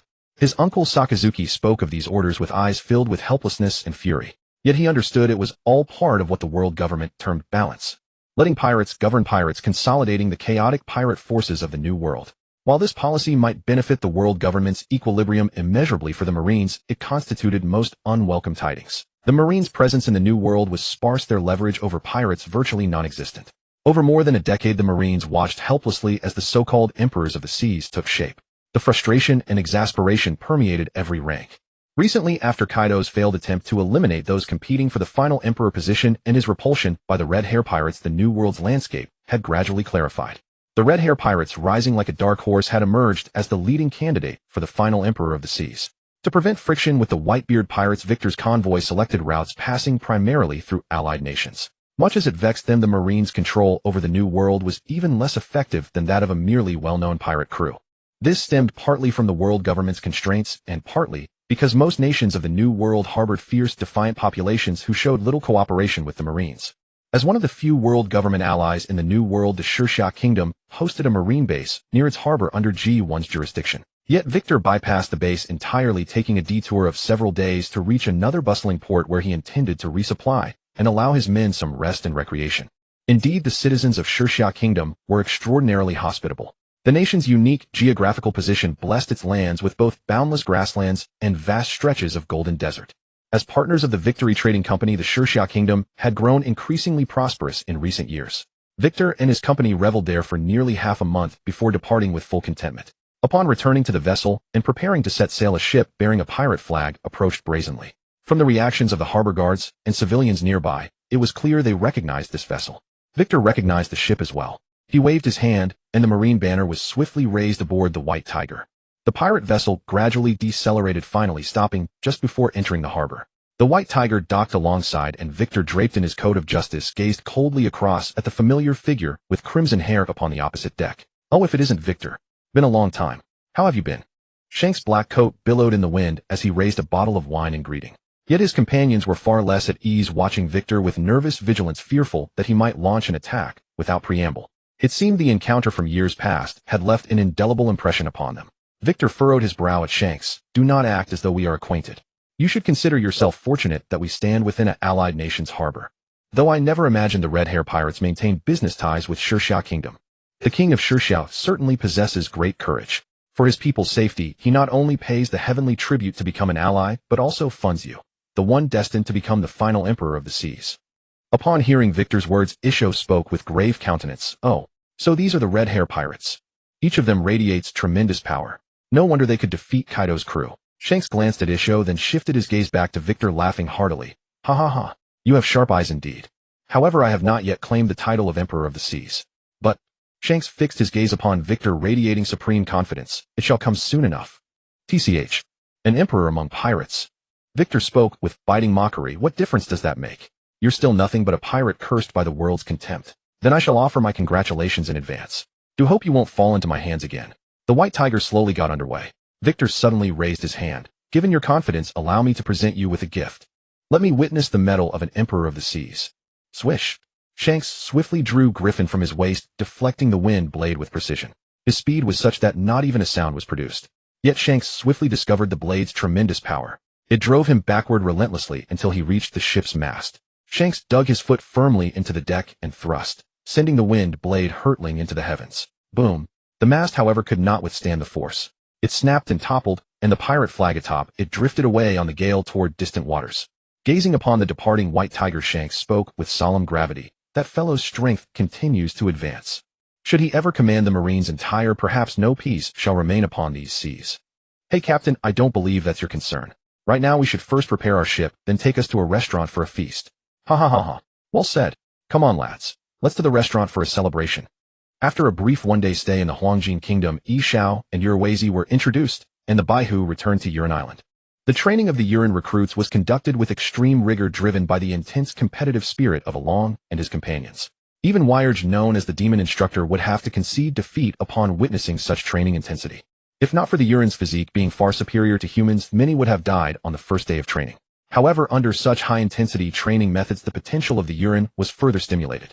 Waikijuo had to admit that in terms of physique, humans truly could not compare with the Yurin. An untrained Yurin placed among the Navy would match a veteran who had trained for years in physical condition. After training taking them to kill some pirates who had sneaked in, or making a trip to Liyuan to see more blood, these previously honest Yurin on Yurin Island instantly transformed into confident elite soldiers. Ordinary human Navy soldiers might never attain such strength throughout their entire lives. This is a racial gap that cannot be bridged. Among all races in this world, only the human race has the weakest physique. Apart from the lofty celestial dragons, humans dominate the world only because their vast numbers bring about a qualitative change. Whether it be the Yurin, the Maopi tribe, or the Changsho tribe and Changtue tribe, whose genes are very similar to humans, their physiques are inherently stronger than humans. However, due to their small numbers, they are destined to fall into slavery when facing humans.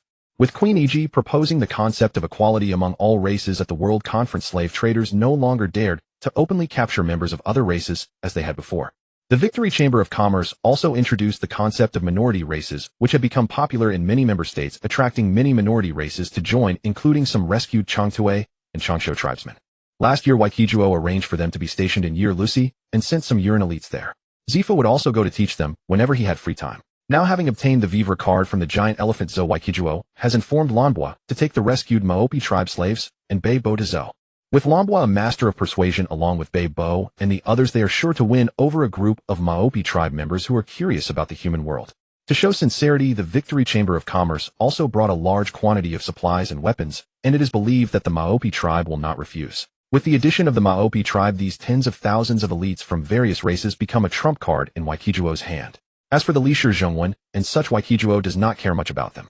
For one, he cannot read them. For another, even knowing them would be meaningless. No matter what is hidden on the final island, according to the original story, only Lu Fei can open it. Instead of spending time studying the Lishir Zhongwen, it is better to work hard to improve his own strength. Training, patrolling, and substituting for Hanti and Wires to train the youngsters, Waikijuo has been living a very fulfilling life these days. Occasionally, he also goes to Yurin Island to enjoy some delicacies, take a stroll, and relax. One day, Waikijuo received a call from Queen Iji and was about to go out when he heard a commotion from the doorway. "Let me go. I am not a pirate. I have committed no crime." "Shut up. You pervert, we Yurin don't even wander around the streets in just underwear, let alone strike such a shameful pose. You pervert, go to the cell and sober up for a while." "Oh, pervert, thank you for the compliment. Who complimented you? Hurry up and move. And you people, all of you, hurry up and move. You all come along too." Without even seeing the person, Waikijuo had already guessed who it was. As soon as he stepped out of the base, he saw Frankie with his blue haircut along with the Square sisters behind him and the underlings who appeared in the original story. But it seems the timeline has been moved forward, but that doesn't matter. "Commander Waikijuo." Upon seeing Waikijuo, the Yurin Navy soldiers escorting Frankie quickly saluted. Frankie, hearing the soldiers' address, pushed up the small sunglasses on his nose, blinked his long eyelashes, and asked, "Are you Waikijuo? Handsome, can you answer me a question?"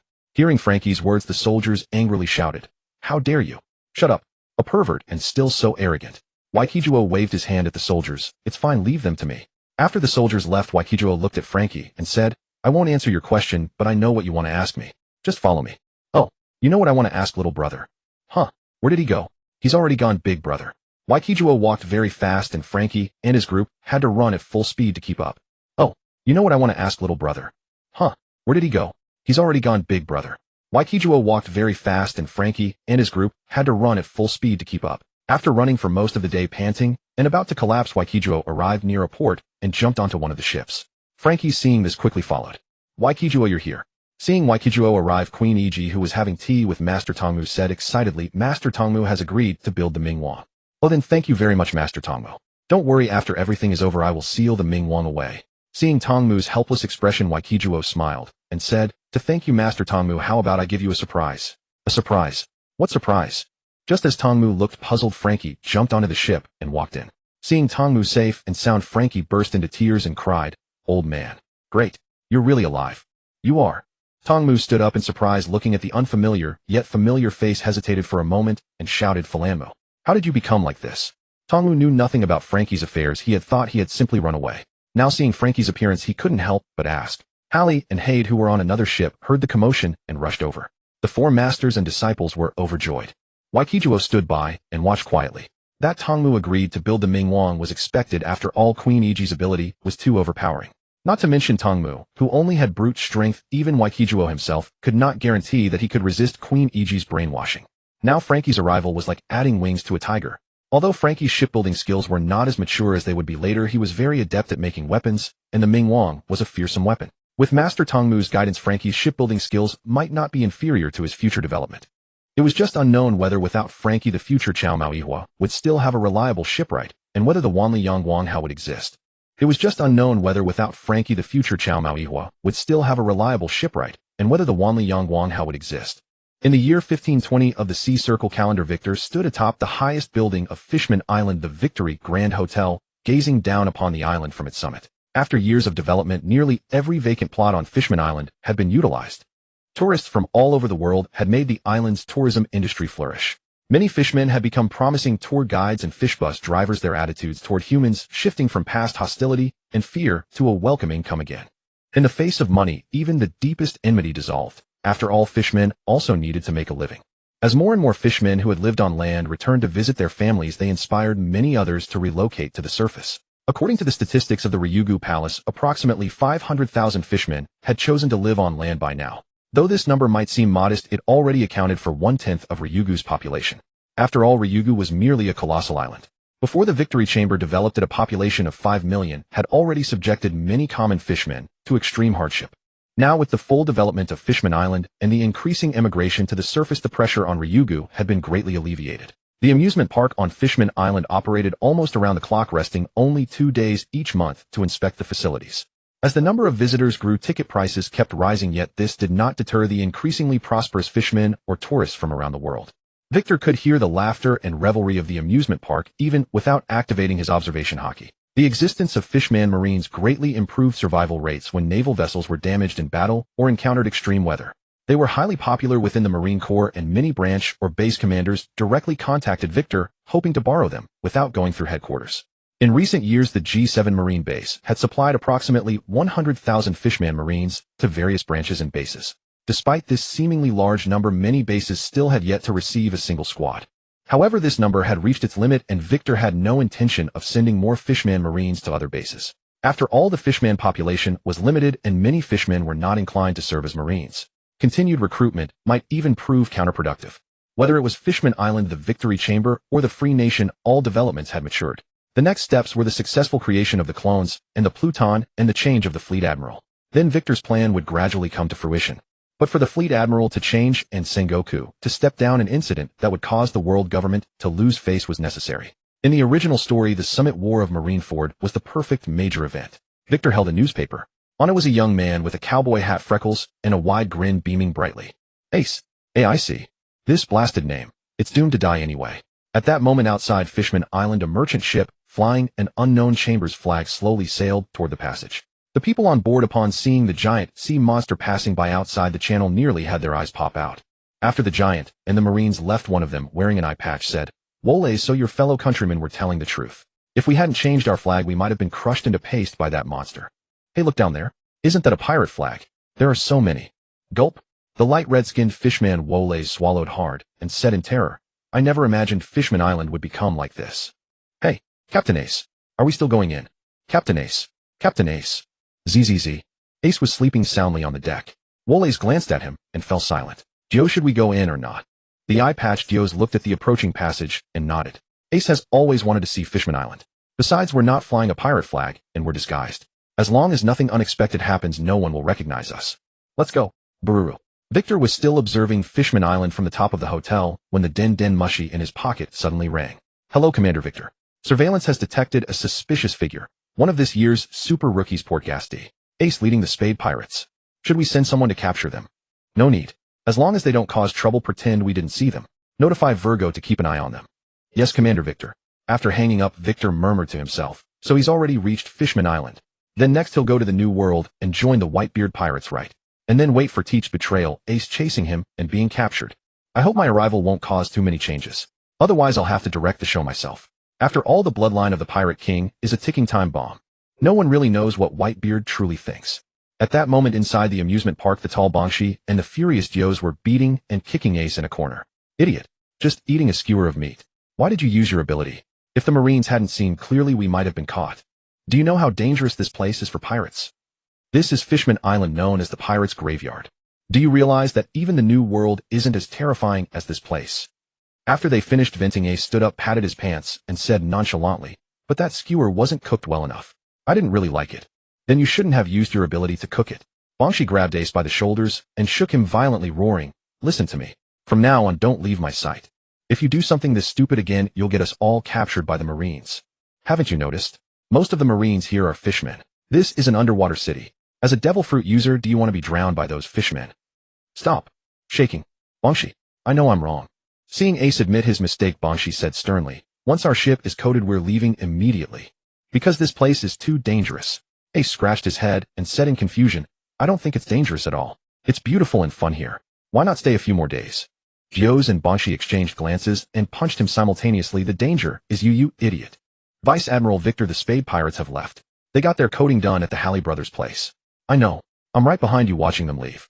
Virgo turned around and looked at Victor, who had appeared without notice with a look of helpless resignation. Victor took a few steps forward, watching Ace's crew dive into the sea and disappear before turning around and slowly leaving. Virgo quickly followed and asked, Vice Admiral Victor, why did you let them go? What's so different about them? Victor stopped and looked at Virgo. Pirates are no different. He's just a spark that will ignite a new era. A spark. Yes, a flame that will burn everything Marco has. Virgo frowned at the retreating Victor, confused. Marco, Whitebeard's adopted son, the captain of the 1st Division, known as the Phoenix. Is Ace's fire so powerful that it can even burn the flames of the Phoenix? As Ace left, Victor's mood gradually calmed down. In terms of finances, the Victory Chamber of Commerce combined with the Golden Country was already sufficient to meet the Navy's needs. Even compared to the funds provided by the world government, Victor could offer more. The construction of Pluton was accelerating, and the infiltration of the world government was also successful. Research on clones was also speeding up. Everything would be ready, and the opening act required Ace to kick off. However, just as Victor was about to wait quietly, he received an order from the world government. What? They want me to invite Ace to join the 7 warlords. Yes, Vice Admiral Victor, this is the will of the 5 elders. If Ace refuses, you must kill him. The CP0 agent wearing a top hat and a mask spoke in a muffled voice. Victor took the document from his hand, glanced at it, and said softly, all right, I understand. But I remember you. You are Guernica, right? And you? Victor looked at the tall CP0 agent wearing a scarecrow mask and said expressionlessly, since I already know the matter, get out of here. This place doesn't welcome you. You bastard. Guernica stretched out his hand to stop his subordinate and said calmly, Vice Admiral Victor, our ship still needs coding. We can't just leave now. Is that so? Victor took out a cigar from the drawer, lit it, took a slow puff, and after a long pause said very seriously, then for now you all will stay next to my quarters. And you are not allowed to leave the space. Otherwise any consequences will be on your own heads. Victor. You? Victor ignored the anger of the others and said to the still calm Guernica, you should know that the relationship between fishmen and humans right now is like a honeymoon period for a couple. I don't want you CP0 to take any action that would damage the relationship between our 2 races. After all, I know your CP0's usual tactics. Don't forget, this is Fishman Island, a member nation of the world government. By the rules, unless invited by the king, you CP0 shouldn't be here. This is also my reluctant measure to prevent the Ryugu Palace from protesting to the world government. You can certainly report my actions to the 5 elders. Guernica looked up at Victor. After a long silence, Guernica suddenly said, we do have a secret mission, and we are not flying the world government's flag. Vice Admiral Victor, we can conceal our identities and conduct a private investigation. I think as fellow members of the world government, you wouldn't refuse to cooperate with us, would you? Conceal? Cooperate? Victor shook his head disdainfully. From the moment you entered the Navy base, the Ryugu Palace knew. The surveillance Den Mushi on Fishman Island can almost monitor the entire island. The only reason you can still sit here safely is because of my personal relationship with the Ryugu Palace. So don't make things difficult for me. Virgo. Virgo walked in silently. Victor pointed at Guernica and the others and said to him, take them to the room next to my quarters. You'll have to work hard these 2 days. Don't sleep, keep an eye on them. Keep a close watch on them. If they make any suspicious moves. Victor's tone suddenly turned icy cold. He enunciated each word, kill them all. Navy, what are you saying? Schwat. A wind blade pierced the chest of the CP0 agent wearing the scarecrow mask. Victor instantaneously appeared beside him, forcibly pressed his head to the ground, and said coldly, I really hate people shouting in front of me. Remember, this is Fishman Island. And here what I say must be obeyed. Otherwise I wouldn't mind making you all disappear. After all, in the deep sea, anything can happen, isn't that right? Seeing this, Guernica's voice was also filled with rage. He shouted, Vice Admiral Victor, you refuse to cooperate with our operation and even attack my subordinate. Aren't you afraid that the 5 elders will blame you when they find out? Blame? Victor shook his head disdainfully. Don't try to intimidate me with the 5 elders. You know very well what your secret mission is all about. Don't think I don't know what your so-called mission is. Fishmen are already protected by the law equal to us humans. Capturing and selling them is strictly prohibited. You've simply received private orders from those world nobles. When you came to Fishman Island, you were to bring back a few mermaid slaves for them. Victor lowered his voice and growled. Do you know you're looking for death? This is Fishman Island. 90% of the G7 base's Marines are from the Fishman race. coming to their territory to capture their own kind as slaves. Are you crazy? Do you want all my painstaking efforts to go to waste? Do you want the Fishman Marines to rebel? Listen to me carefully. Stay in your room quietly for these 2 days. Don't go anywhere. Otherwise I truly will kill you all. I think the 5 elders won't blame me even if they find out. But those are the world nobles, the celestial dragons. Victor. Guernica stepped in front of Victor and looked up at him saying, "You even disregard the orders of the world nobles. This is too unruly." Victor reached out and grabbed Guernica's white suit, enunciating each word. "You listen to me. Here. My rules are the rules." Guernica and the others ultimately remained obediently within the room, venturing nowhere until after the coding process was complete. They boarded the vessel and departed. Victor gazed at the document in his hands, a headache brewing. This diverged sharply from the anime. Why would Ace be sentenced to death merely for declining to join the 7 warlords? Was he simply too extraordinary? Or had the world government already grown suspicious of his true identity? Either way, he could not afford to perish now. He had already arranged for Jinbi to await his arrival. Closing his eyes, Victor strained to recall the original storyline, and suddenly his gaze brightened. After arriving in the new world, Ace had immediately sought out Shanks to convey his gratitude on Luffy's behalf. Then he could simply make his appearance after Ace had located Shanks' crew. If Ace could not be killed, that misfortune would not be laid at his door. Let him go bother that red-haired brat instead. Action spoke louder than words. The White Tiger soon carried Victor away from Fishman Island. 2 years prior, Shanks had ascended to the title of Emperor of the Seas, subsequently placing him under the Navy's long-term surveillance. With the participation of the Fishman Navy, monitoring proved considerably easier. After contacting headquarters and obtaining the current whereabouts of the Red Hair Pirates, the White Tiger sped toward Winter Island. 2 years ago, this island had fallen under the domain of the Red Hair Pirates. Because the island experienced only the season of winter, it was aptly named Winter Island. Winter Island was vast, yet resource scarce, breeding a fierce and untamed populace. Not only had it produced many notorious pirates, but it also harbored numerous bandits. Upon reaching the vicinity of Winter Island, the White Tiger anchored at a convenient location, while Victor departed alone, soaring into the sky toward the island's port. Before he even reached the harbor, Victor detected through his observation Haki that a battle was underway. Boom. The intense flames erupting amid the swirling snow told him all he needed to know. He no longer needed to search further. Ace adjusted his cowboy hat and regarded the fallen bandit leader, asking, "Now perhaps you'll tell me where Red Hair Shanks is." Beholding the triumphant Ace, the circle of bandits collectively shifted their gazes toward their recently risen bandit chief. The towering bandit leader regarded Ace and sneered, "Humph, another ignorant brat with more ambition than sense. You seek to challenge Shanks and shoot to fame, is that it? That endeavor demands the price of your life, boy. Do not imagine that being a devil fruit user grants you victory over Shanks. Follow this mountain range to its easternmost point, where a massive cave serves as the Red Hair Pirates' stronghold on this island.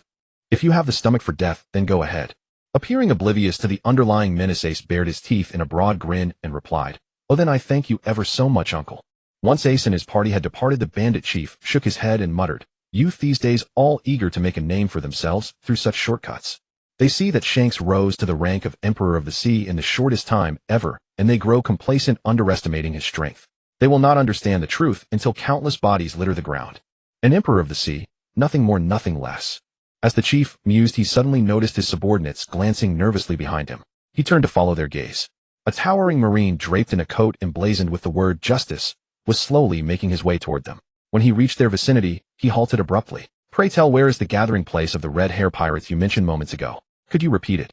Upon seeing the youthful face of the marine, the bandit leader's features twisted into a grimace.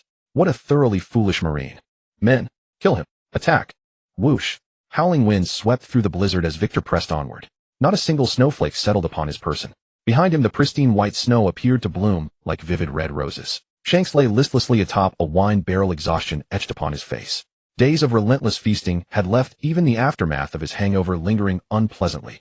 Just then a low-ranking pirate burst in urgently. "Hey, Captain, that super rookie of the seas, Port Gasti. Ace has arrived. He wishes to pay his respects." Upon hearing this, the other officers lounging nearby sprang to their feet at once.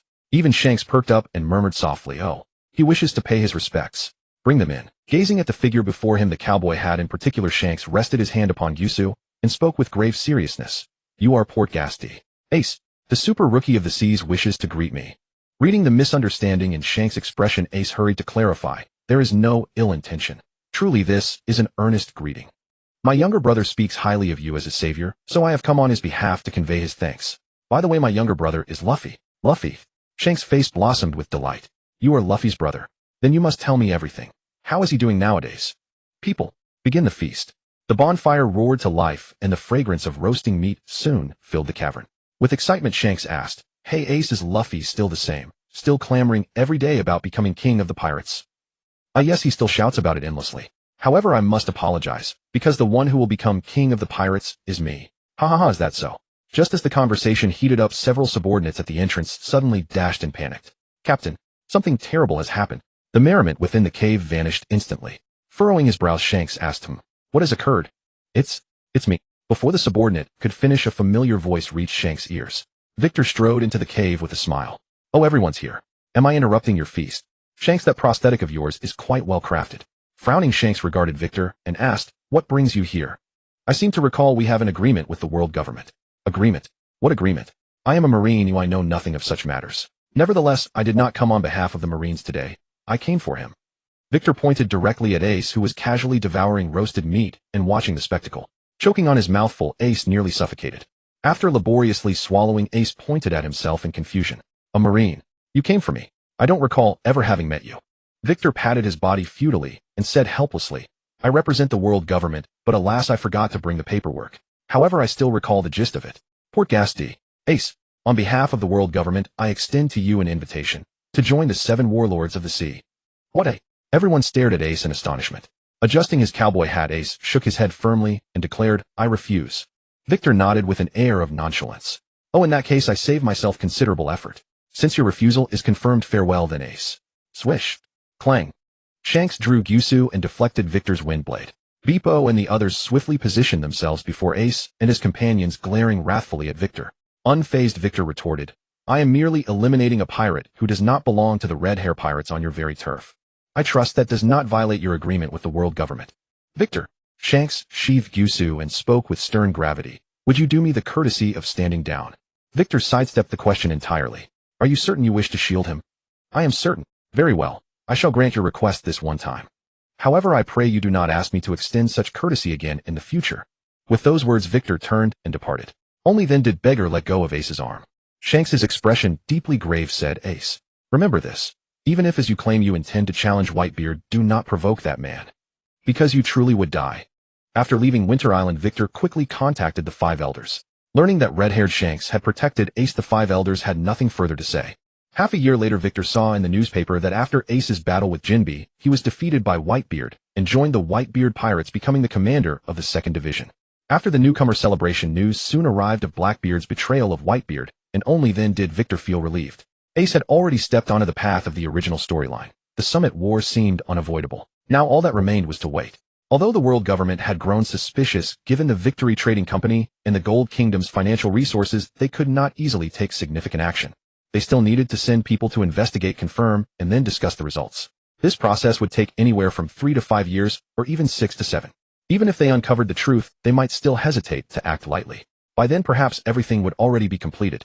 In the sea calendar year 1522, Victor held the newspaper in his hands, filled with emotion. Luffy had set sail as expected, and Nami had still become his companion. Even without Arlong appearing in the East Blue and Belmere, not dying Nami had still become a rebellious girl venturing out to sea every day. Moreover, Luffy's current experiences were still quite similar to the anime storyline. Navy officers, upon hearing his name, would more or less let him off the hook. According to rumors, upon learning that Luffy had become a pirate, just like Ace, Garp declared he would go to the New World to fight Shanks to the death, but was stopped by Sengoku. Ace had indeed been captured, and Victor became the one assigned to transport Ace to Impel Down. Because he was closest to Blackbeard's location, the strongest, and the most free at the moment, Sengoku couldn't be bothered to send anyone else. Victor naturally agreed. Besides his curiosity about Blackbeard Teach, he also wanted to take a look at Impel Down. Due to the special nature of Impel Down's location, at least 3,000 Fishman Marines had been requisitioned from the G7 base over these years. The White Tiger emerged from the sea. Einen and Ben stood behind Victor, imitating their commander as they gazed silently at the ocean. As Victor's adjutant and newly appointed guard captain, both had grown remarkably quickly under Victor's guidance over these years. Nourished by various precious ingredients, both their constitutions were far stronger than in the original storyline. Now working together, they could at least go head-to-head with an enhanced Virgo. Racing across the sea aboard the White Tiger, it took merely half a day to reach an uninhabited, desolate island.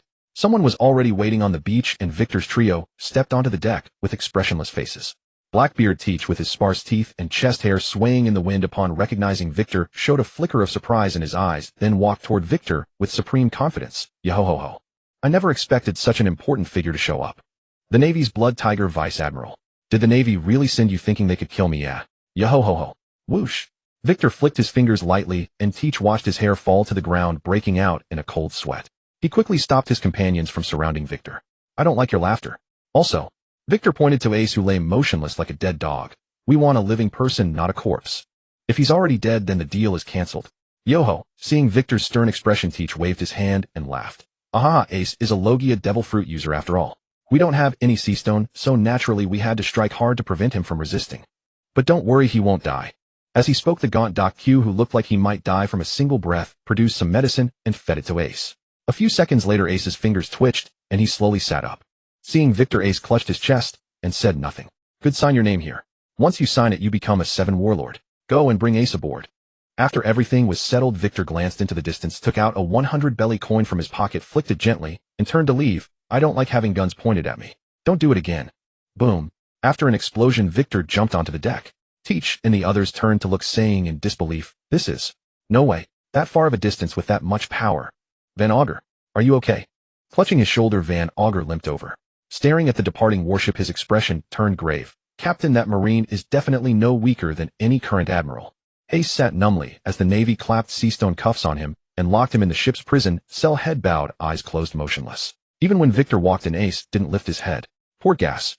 Victor stood before Ace and spoke softly. No, that's wrong. It should be Gold. Ace, son of the pirate king Roger. Hearing these words, Ace immediately reacted, lifting his head to shout angrily, shut up. I don't bear that name. My father is Whitebeard. Your father has a black beard. Victor said with a sneer, what a moron. Adopted by Vice Admiral Garp as a child, yet on the one hand you refuse to acknowledge your Roger bloodline, while on the other hand you've wanted to sail the seas since childhood to defeat enemies even Roger never conquered. Surpass Roger. Who are you trying to prove yourself to? And following normal logic, if you wanted to defeat enemies Roger never defeated, wouldn't becoming a Marine be better? Since you hate Roger so much, why become a pirate? Now look at you not knowing your own limits and getting captured. Just wait to die. You clang. Victor grabbed Ace by the throat and said sternly, what do you mean you? Do you have any idea how much pressure Vice Admiral Garp has to endure because of you and your foolish brother Luffy? The hero of the Marines raised 2 pirate grandsons. Oh, and 1 revolutionary son. If he weren't a hero of the Marines, he would have died countless times already. Releasing Ace's throat, seeing his ashamed expression, Victor continued to mock. From a certain perspective, you've indeed accomplished something even your father Roger never did. Because of you, the Whitebeard pirates are about to be destroyed.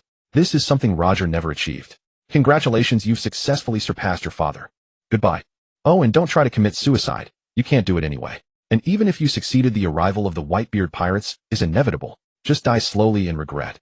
Ace's pupils dilated as he watched Victor leave. Finally, unable to contain himself, he let out a pained cry. Oh. After passing through the Gate of Justice and sailing for the better part of a day, we finally arrived at In-Pei-Er, the underwater prison famed for its impregnable fortress. Prison director Maijaluan, unusually not suffering from diarrhea, saw Wei Keed disembark, and his face broke into a smile. Oh, welcome, Wei Keed. Sorry, wait for me. Toilet. Watching Maijaluan hurriedly rush into his toilet sedan chair, Wei Keed looked at his hand that had just shaken hands with Maijaluan and gently wiped it on AIC's body. Vice Admiral Wei Keed, welcome to my turf. I accidentally let my true thoughts slip out. Watching the man covering his mouth, Wei Keed proactively extended both hands. Although Han Niba looked like a villain, he was indeed one of the most steadfast defenders of justice. Han Niba was clearly surprised by Wei Keed's warm attitude. After shaking hands, Han Niba said somewhat proudly to the fishermen Marines beside him, hey, you guys see that? Even your former commander Vice Admiral Wei Keed treats me like this. Who is the boss here? You should be clear now, right? Haha. The dozen or so fishmen looked at Wei Keed, then at Han Niba, who was smug and lost in fantasy, and remained silent. Oh, that's refreshing. Sorry to keep you waiting. Maijaluan hooked his arm around Han Niba's neck and scolded loudly. You show some manners. Don't be embarrassing. What do you mean, your turf? Let go. Let go. You're too close to me, I'll get poisoned. I'll get poisoned. However, upon hearing Han Niba's words, Maijaluan put his mouth close to Han Niba's nose and exhaled a breath. Huh. Bang. Han Niba immediately fell to the ground. Several fishmen calmly dragged him away. Only then did Maijaluan walk up to Wei Keed and said sincerely, Vice Admiral Wei Keed, on behalf of In-Pei-Er Prison, I welcome your arrival. Director Maijaluan, you are too kind. Ha, not at all. The fishman Marines you lend us have been a great help. Maijaluan glanced at AIC, walked over to him, gently lifted his chin, and said, oh, so this is Fire Fist AIC, the captain of the Whitebeard Pirates 2nd Division. Rest assured, Vice Admiral Wei Keed, he will never escape from here. When several fishmen took AIC from AIN's hands, my Jalun said to Wei Qid, "Would you like to come along and see? I've already arranged a lavish lunch. After lunch you can also take a tour. And thank you for the supplies you provided. The living conditions at Inpei Air Prison have improved a lot." Wei Qid shook his head and chuckled. Director my Jalun, I won't go down. I still need to report to Fleet Admiral Sengoku at headquarters. We are all members of the Marines, so a little support in supplies and personnel is only natural. Haha, then thank you very much. Vice Admiral Wei Qid. The renovation of Inpei Air was entirely handled by the Victory Chamber of Commerce. Naturally, Wei Qid was well aware of what Inpei Air was like. Some designs might not even be known to my Jalun. My Jalun was promoted by Sengoku himself, so Wei Qid naturally wouldn't be misled by his surface friendliness. As for why he was so close to him, it was because he had tasted the benefits. He wanted to squeeze more benefits out of him, but supporting Inpei Air was also Wei Qid's willingness. He didn't want to see Inpei Air breached again. Arriving again at headquarters after reporting to Sengoku, Wei Qid waited for some days before the vice admirals from various regions gathered. The large round table capable of seating over 100 people was already full. Besides the familiar commanders of branches and bases, there were also vice admirals from logistics equipment and other departments. A visual Den Den Mushi was broadcasting intelligence on AIC and the Whitebeard pirates. The three admirals already knew the meeting content, so they were not very focused. Kizaru was dozing off with his head down. Akiji directly put on an eye mask, and even his own uncle closed his eyes. Wei Qid also felt very bored. Sengoku had already spoken to him before the meeting. It was mainly because facing the Emperor of the Sea in the New World, the Whitebeard pirates' ordinary marines were certainly no match for them, so Sengoku needed to transfer elite troops from all over the world. And whether it was the human marines of Branch 89 or the fishman marines of Base G7, they were undoubtedly the elite among elites. The human marines were easy, but when it came to the fishman marines it involved the Whitebeard pirates, and Wei Qid couldn't be sure how many would agree, so he couldn't guarantee anything to Sengoku at the moment. Because the Whitebeard pirates had a great kindness to Fishman Island, having sheltered it during the most chaotic times. When he learned that Fishman Island was going to establish a marine base, Whitebeard also proactively sent people to retrieve his flag and did not make things difficult for Fishman Island. If they were to attack him, Wei Qid believed that most Fishman marines would not agree. However, there were exceptions, such as some Fishman marines indoctrinated with the concept of absolute justice, foremost among them being Along. Wei Qid had already asked Along to mobilize the Fishman marines, but it would take some time.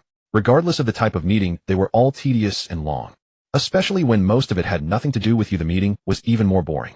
Wei Qid gradually closed his eyes as he listened, and when he opened them again the meeting had ended. He followed his uncle to continue attending the Hawkish faction's meeting.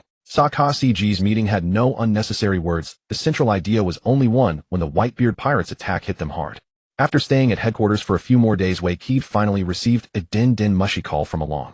After hanging up, he immediately went to Sengoku's office to report. Fleet Admiral Sengoku, King Neptune has learned of AIC's capture. As you know, Whitebeard has a great kindness to Fishman Island. So he strongly opposes the Fishman race engaging in battle with the Whitebeard pirates. The Fishman Marines from other branches will certainly not participate in this operation.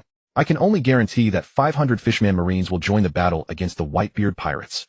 Upon hearing Wei Qid's words, Sengoku was silent for a moment and said softly, "Understandable. 500 is fine." Wei Qid said seriously, "But I can't guarantee that these 500 Fishman Marines won't have a counterproductive effect. I have a proposal: let the Fishman Marines support other areas. You can summon elites from other branches. What do you think?" Sengoku closed his eyes, thought for a moment, nodded, and said, "That's the only way. Do as you suggest. Later I will transfer more personnel from bases G1 and G2. After you return, I will send you the numbers of transfers from each branch. BRR. The Den Den Mushi suddenly rang. Wei Qid nodded to Sengoku and was about to leave when he suddenly stopped. "Hello. What?" The celestial dragons were attacked. The supernovas are gathering at the Xiangbo D Islands. Straw Hat Lu Fei. After hanging up the Den Den Mushi, Sengoku roared furiously, "Kapu! You bastard!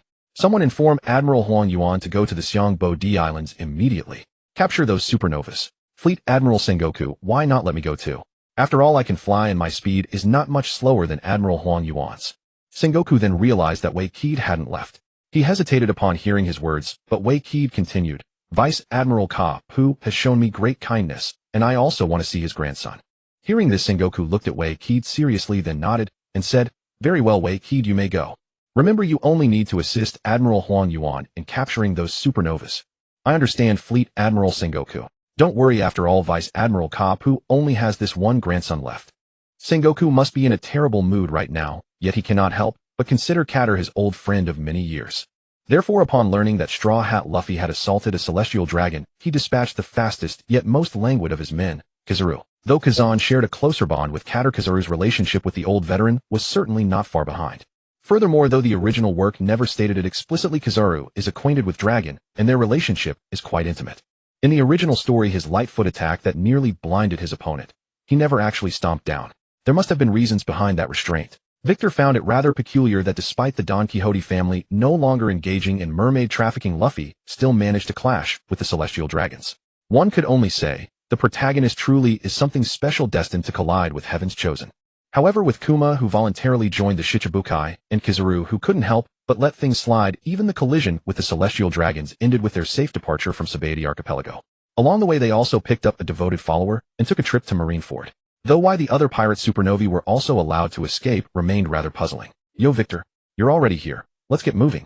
Bang, bang. Victor chose the same dramatic entrance as Kizaru, riding a cannonball towards Sabaody Archipelago. The two matched each other pace for pace, riding abreast in perfect unison. Throughout the journey, both kept their arms crossed in silence. It wasn't until they were nearly upon Sabaody Archipelago that Kizaru glanced at Victor beside him and spoke softly. Sentamaru and the pacifistas will arrive shortly. Victor. Straw Hat's Luffy goes by the name Monkey D. Luffy. Ha ha ha. Victor raised 3 fingers, then slowly folded one down. Out of respect for Vice Admiral Kater, I will spare him 3 times. Vice Admiral Kizaru, you needn't bother reminding me. Oh, then I'll leave it to you, Victor. Bang, bang. As the 2 cannonballs detonated at Sabaody Archipelago's edge, Kizaru transformed into a streak of golden light and flew into the island. Victor, unruffled, floated into the sky and activated his Kenbunchika Haki. They're nothing. There. Found one. Swish. Capone Beach, cigar clenched between his lips, faced the Marine soldiers surrounding him with utter nonchalance. The Marines, somewhat on edge, shouted, "Are you Capone Beach, the one with a bounty of 138 million berries? We absolutely will not let you leave these waters. Where are your crewmates? Did you scatter? What unfortunate fools you are. Surrender now." Huh. Capone Beach exhaled a ring of smoke and said dismissively, "You've already lost. The difference in forces is simply too great. You." Bang, bang. The Marines stared in bewilderment at the cannonballs that had suddenly appeared. What's happening? He didn't do anything. Toot, tootle, wheeze. A sound like military fanfare rang out. The Marines facing Capone Beach cried out in alarm. Something's coming out of his belly. It's an army. Hundreds of black-clad mafia members on horseback suddenly expanded in size, and then, swish. Splat.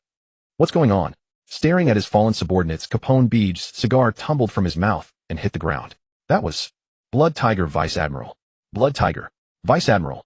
Capone Beach regarded the sudden appearance of Victor on the battlefield with grave caution. Before he could even process what was happening, Victor's figure vanished. Darkness descended over Beach's vision, and he collapsed. Bang. Boss. No. Capone Beach's body suddenly exploded, releasing hundreds of men in suits and various weapons into the surrounding area. Before any of them could grasp the situation, a violent gust of wind swept through. After the gale passed, crimson mist slowly drifted downward. The Marines gazed in shock at Victor's retreating figure, then erupted into deafening cheers. Blood Tiger, Vice Admiral. Kid and Killer were leading their crew in combat against the Pacifista. Though the machine was formidable against Kid with his magnet fruit powers, it found itself at a disadvantage and was knocked to the ground alongside them. Just as the group exhaled in relief and prepared to sit down for a brief rest, a highly regular rhythm of footsteps reached their ears. Thud, thud, thud. Long black hair pulled back into a flowing ponytail, a justice cloak draped over a crimson suit. Upon recognizing that face, the entire Kid Pirates crew assumed combat stances. The Marine prodigy, the Blood Tiger. The self-proclaimed bane of pirates, Victor. Victor regarded them with an expressionless face, his tone carrying a hint of disdain. Kid Pirates. Captain Eustace, Kid the supernova with the highest bounty among this crop. Not for his strength, but for the sheer number of civilians he butchered. Any final words? TCH. Just some measly Vice Admiral, that's all. Kid glared viciously at Victor. Final words. Who do you think you are, a Marine Admiral? How laughable. Victor shook his head and spoke quietly. If you encounter a Marine Admiral, perhaps you might survive. But meet me. And there is only death. Swish. Thunk. So fast. Captain Kid. Gazing at the Kizaru before him, Basil Hawkins unhurriedly drew a tarot card and said without a flicker of emotion, "No need to worry. Today is not my day to." Examining the tarot card before him, Basil Hawkins frowned in confusion. Then he spotted Victor descending from the sky. "Hey, Admiral Kizaru, still playing with the children. If you don't make your move soon, I'll have slaughtered all of them, and then I'll have to go hunting the Straw Hats. Oh, Victor. This place is all yours." After Kizaru departed, Victor turned to Basil Hawkins and asked, "You claim to be skilled in divination, yes? I'll give you 1 minute. Let's see what your survival rate comes out to." Basil Hawkins divined repeatedly beads of sweat gradually appearing on his face. No matter how many times he calculated, the result remained zero. This infuriated him. He hurled his tarot cards aside, transforming into a massive scarecrow and lunging toward Victor. Boom. Having cleaved apart a dozen smaller straw puppets, Victor shifted his gaze toward Apu, who had been providing musical accompaniment from a distant rooftop. Dewey. Wheeze. Still lost in self-indulgent performance, Apu suddenly found darkness before his eyes. Victor had somehow materialized beside him without a sound. A moment later, Victor surveyed the devastated landscape strewn with carnage and debris, then departed without a backward glance. 5 kills secured. Among the supernovae with bounties exceeding 100 million, only 4 remained. The towering Urki and his men crouched behind a massive tree, not daring to draw even a single breath. Moments ago, he had set off to reinforce Arup, another supernova, but before he could reach them, he witnessed Arup being seized by the throat and brutally strangled to death by Victor. As for Basil Hawkins, who had transformed into a colossal scarecrow, he too stood no match against Victor and lasted only a little longer. His resistance was precisely what allowed Urki to slip away. To his dismay, Victor was already heading in their direction. All Urki could do was press himself against the tree, praying Victor had not spotted them. The fates of those 2 supernovas were still vividly fresh in his mind, and there was no certainty he could withstand Victor's opening strike.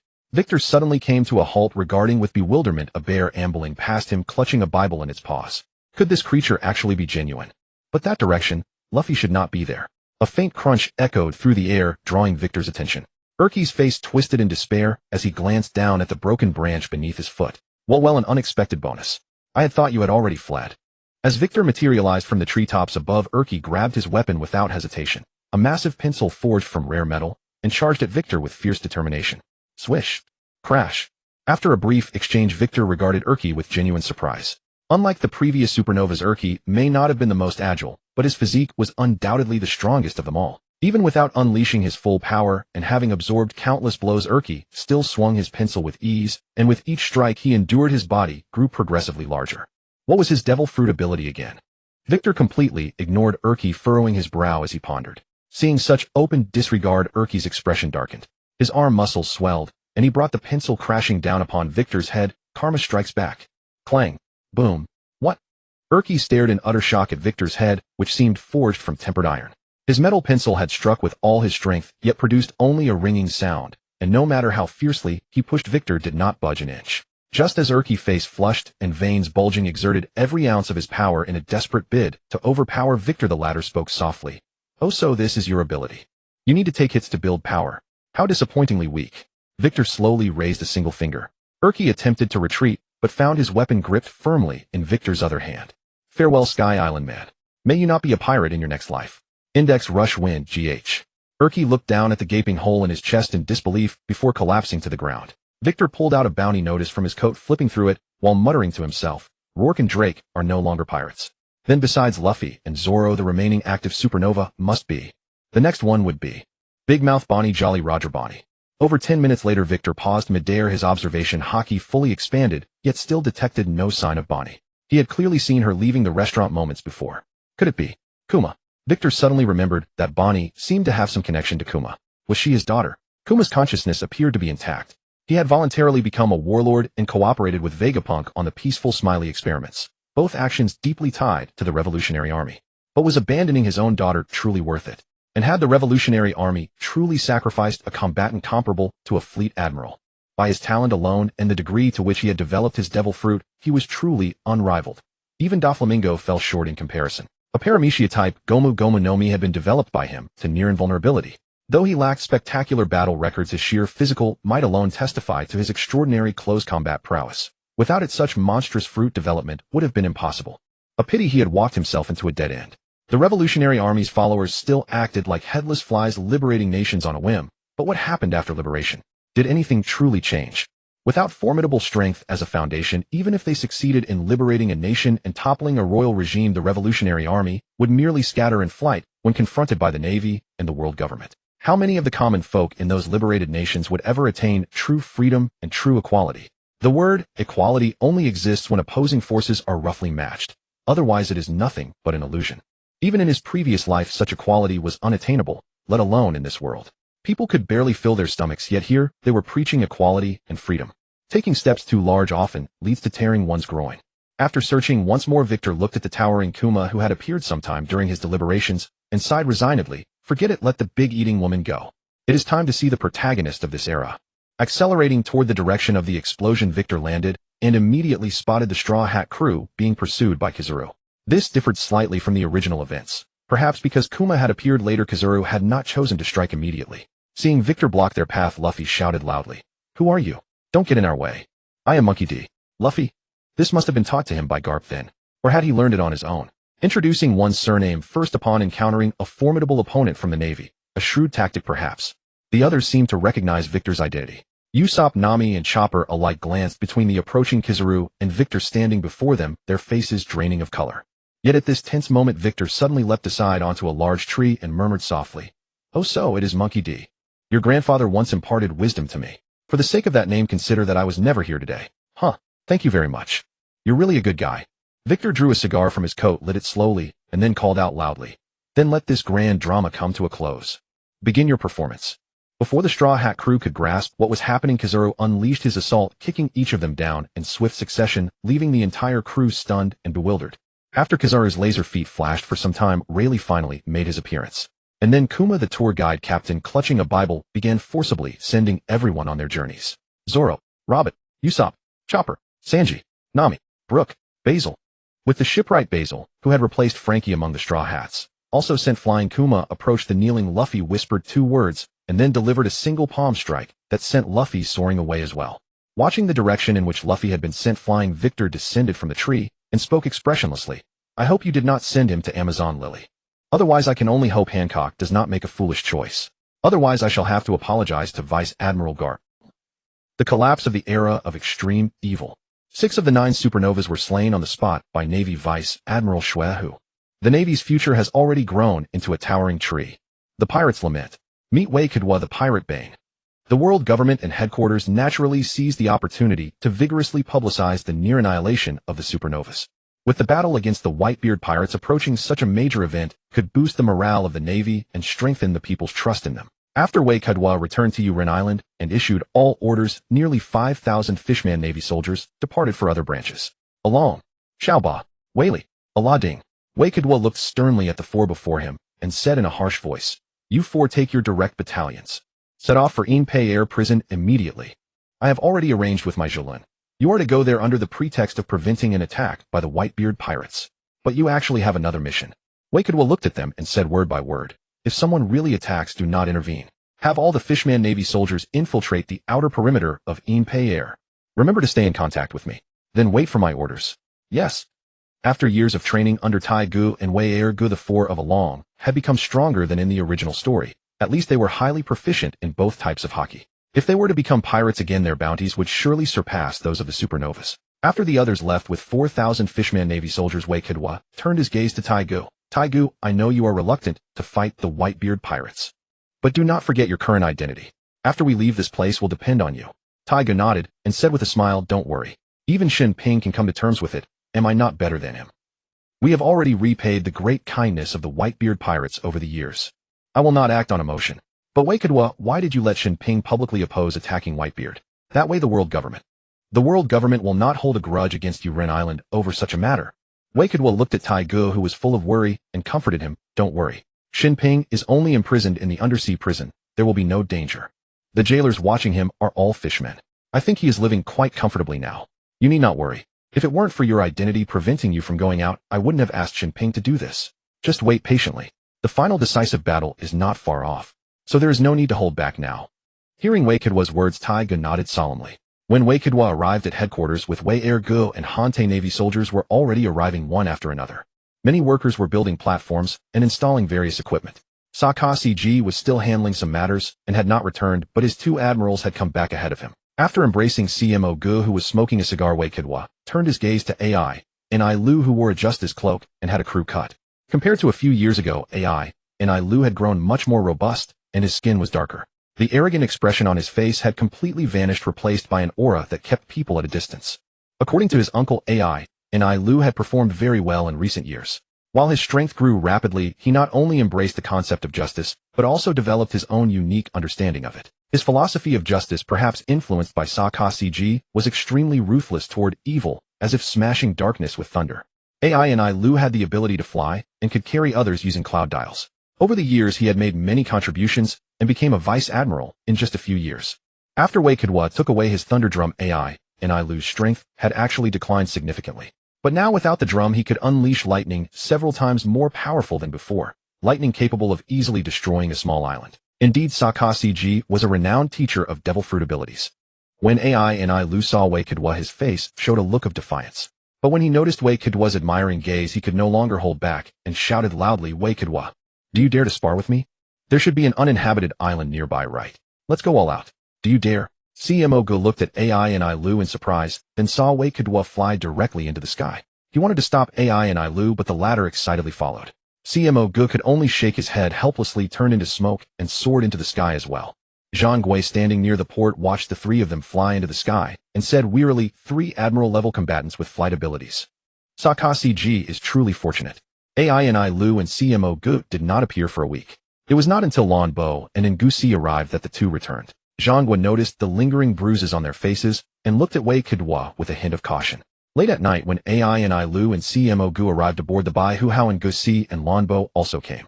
Wei Ergu and Han Te had been waiting for a long time. When they saw the others, they quickly called Wei Kidwa over. Wei Kidwa gave a brief introduction and got straight to the point. "The Whitebeard pirates' attack is certain, so the battle between the Navy and Whitebeard is inevitable. When the battle begins, I have only one request for you: preserve your strength." Seeing the puzzled looks of CMO and AI and Lu, Wei Kidwa said calmly, "Don't look at me like that. Rest assured, the Whitebeard pirates have absolutely no chance of winning. But you must conserve your energy because we have other opponents. AI and Lu, your ability can easily injure allies, so just hold back one of the Whitebeard pirates' commanders during the battle. I want you, after the war ends, to destroy all the pirates who attack. Your burden is heavy, so be sure to conserve your strength. As for the rest of you, act freely, but don't get carried away, especially you, Han Te. Alright, remember what I said today. After this war, there will definitely be changes in the Navy's high command. Be prepared." Since his awakening a few years ago, Han Te's physique had grown stronger, and his energy seemed inexhaustible. Apart from seeking women, he spent his time fighting pirates. After finishing battles on Yurin Island, he led his team through the way to Hang Lu to continue the fight. Among this group, aside from himself, Han Te was the strongest, even though he was an ordinary Zoan-type ability user. Next came Wei Ergu and Han Te, who were evenly matched, followed by CMO and AI and Lu. Compared to Wei Ergu and Han Te, CMO and AI and Lu relied more on their devil fruit abilities, so they were weaker in one-on-one combat, but had greater destructive power. In Wei Kidwa's view, these four were not far behind Kuzan, especially Han Te and Wei Ergu, who were even stronger than him. Because his uncle had admitted that even though he could still defeat CMO and AI and Lu, it would take at least several days and nights.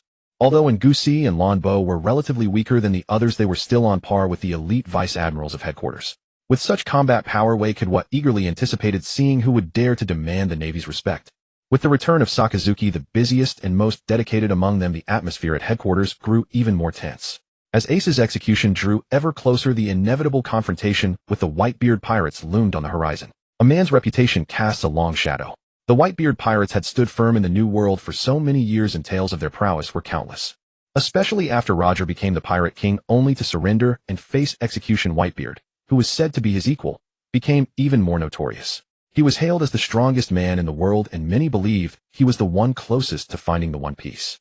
If he had harbored any interest in the One Piece, he would have become the second Pirate King after Roger long ago. Unfortunately, his ambitions lay elsewhere. If Whitebeard had not revealed the power of the Gura Gura no Mi during the summit war, Victor would have sworn he had eaten the Papa no Mi, obsessed all day with being someone's father. Take on too many sworn sons, and you're bound to encounter a Lubu one day. Teach didn't wield a halberd, but he grinned viciously and struck a blow that made Victor regret everything.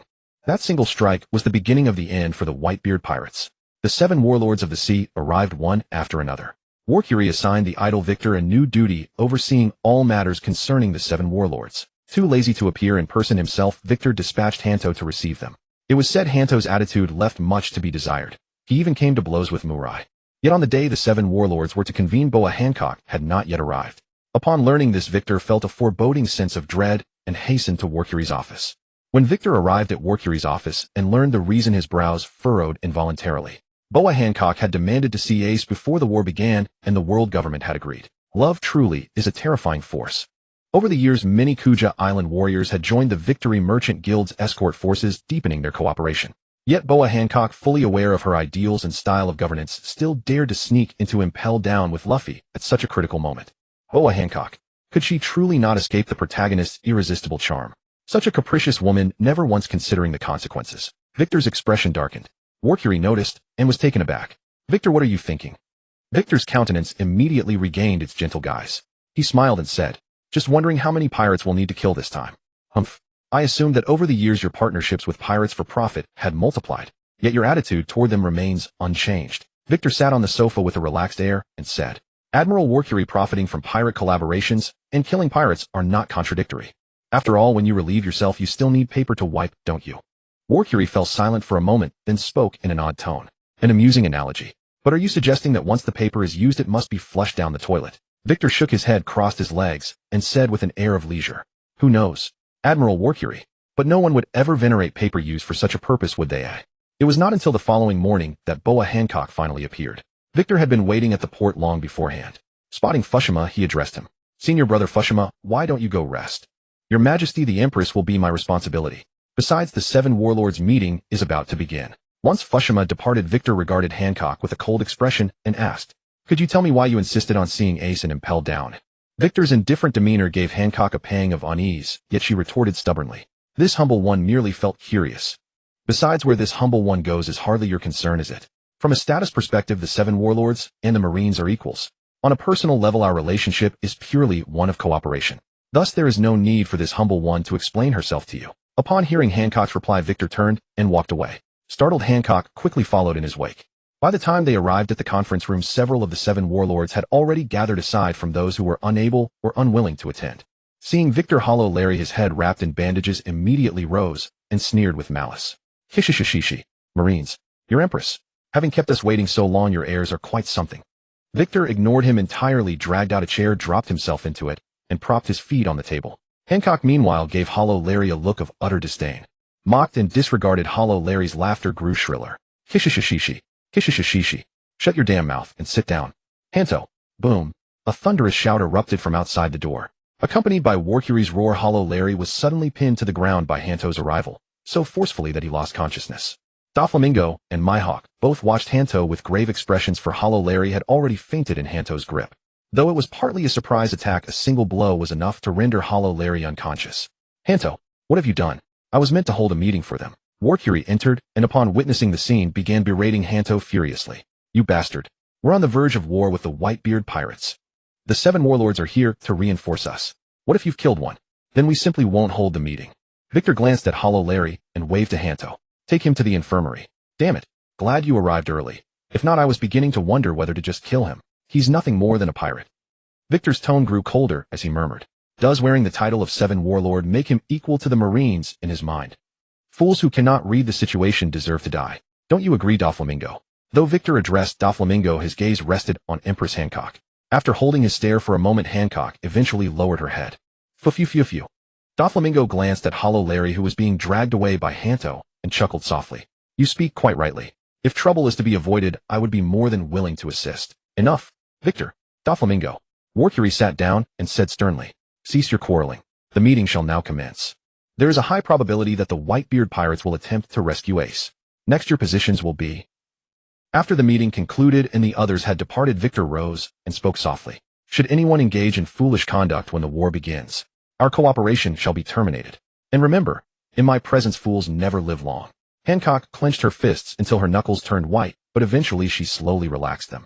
The rising sun gradually shifted from red to orange, warming into a fierce heat. Tens of thousands of Marines gathered upon Moon Bay, their breathing the only sound disturbing the silence. Victor sat upon the sofa with eyes closed, waiting patiently in the room. Bulu. Victor opened his eyes and answered the den mushi.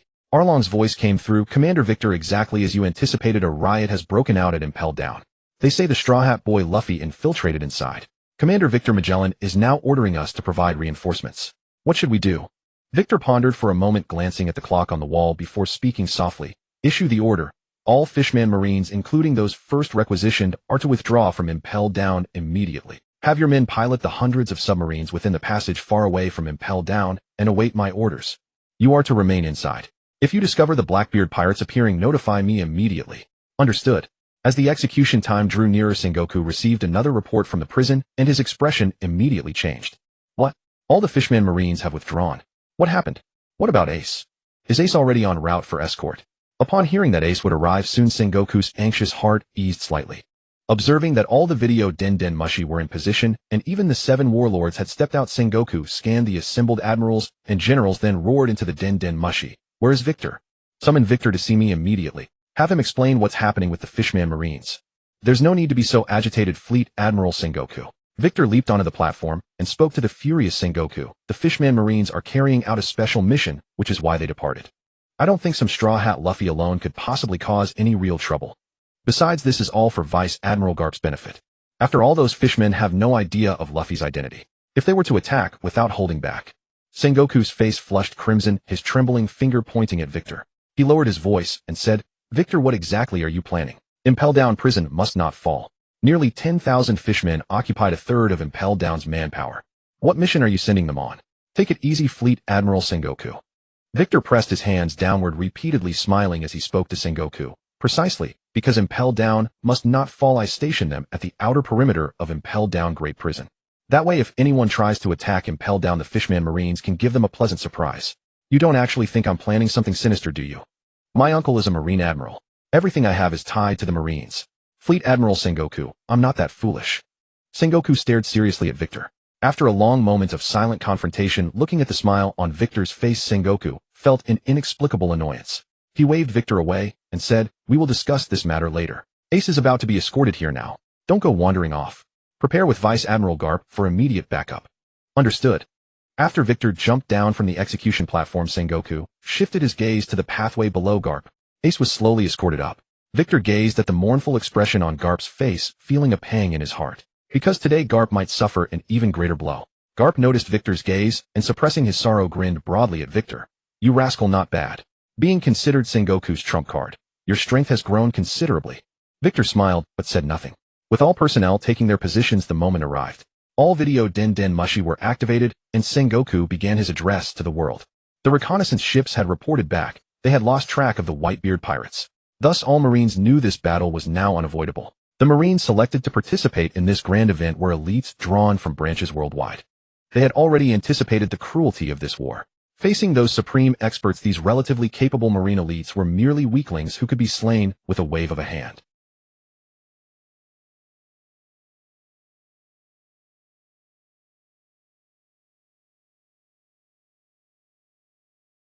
As Sengoku's voice resonated throughout Marineford, Victor knew this grand spectacle was about to begin. After giving instructions to Virgo and the others while descending, Victor fixed his gaze upon the waters of Moon Bay. Hundreds of battleships had Marineford completely encircled.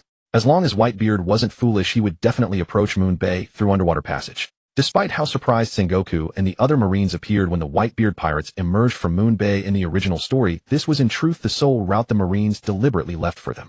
Whitebeard feared that the battleship's firepower would cause heavy casualties among his sons. But why would the Marines not harbor the same fears? That Whitebeard might directly unleash a tsunami to submerge Marineford entirely. Splash! As several pirate ships surged forth from Moon Bay, the world's strongest man, Edward Newgate, made his magnificent entrance. This was Victor's first time laying eyes upon Whitebeard. Tall and powerfully built, his bare chest scarred from countless battles. Though an old man, now the aura of a king radiated from him, an overwhelming pressure that could force the faint-hearted to their knees. Ace! Old man. I'm sorry.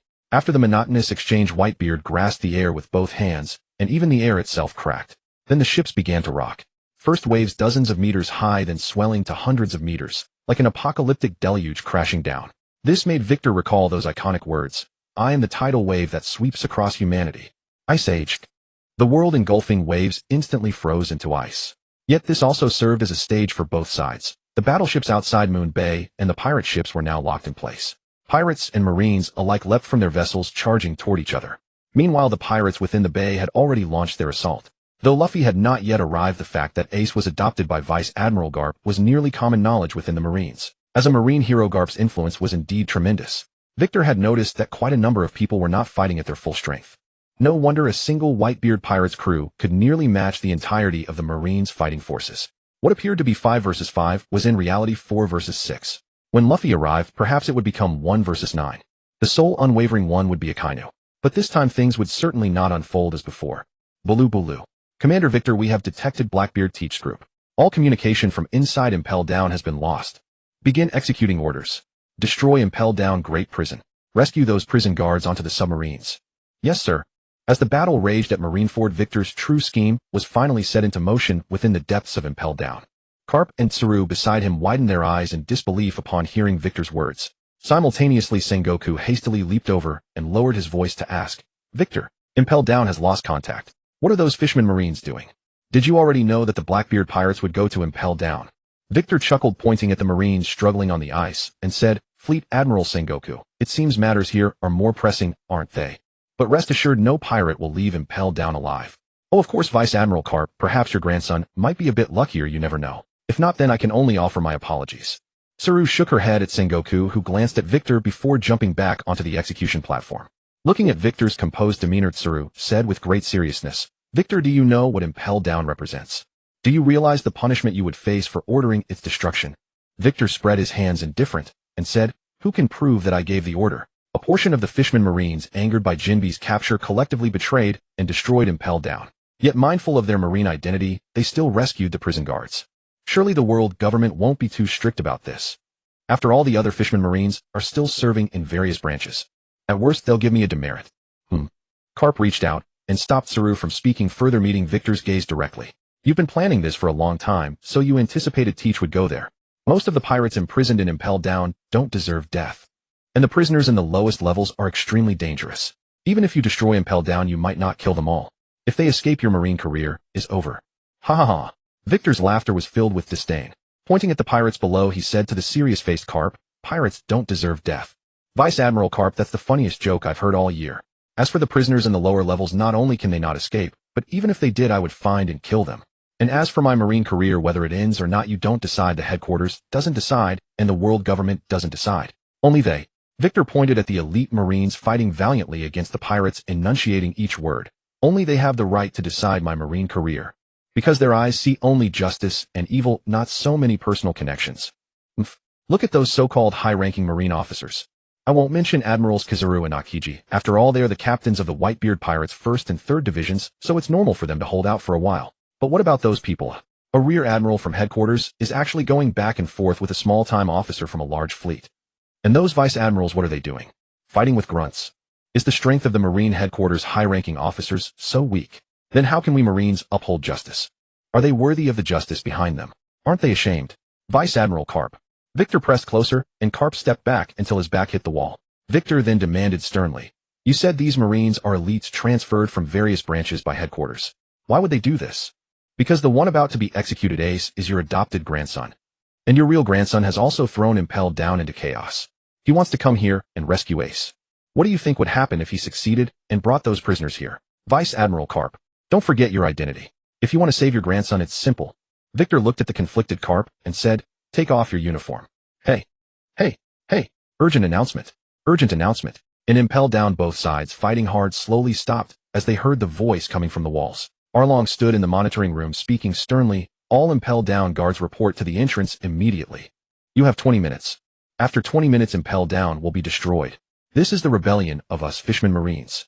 The world government forced our compatriot Jinbe to fight the Whitebeard pirates who have done us a great favor. In the end, because Jinbe disagreed, he was imprisoned in Impel Down. Although the Ryugu Kingdom raised no objection, we Marines have decided to quit. Guards give up the fight and come to the entrance to survive. Remember, you only have 20 minutes. Boom. After speaking, Arlong punched the monitor to pieces and said to his comrades, Take them to the submarine. Gather our people, get everything ready. 5 minutes later, Arlong stood at the entrance holding a remote control, pressed it gently, and then jumped into the sea. Boom.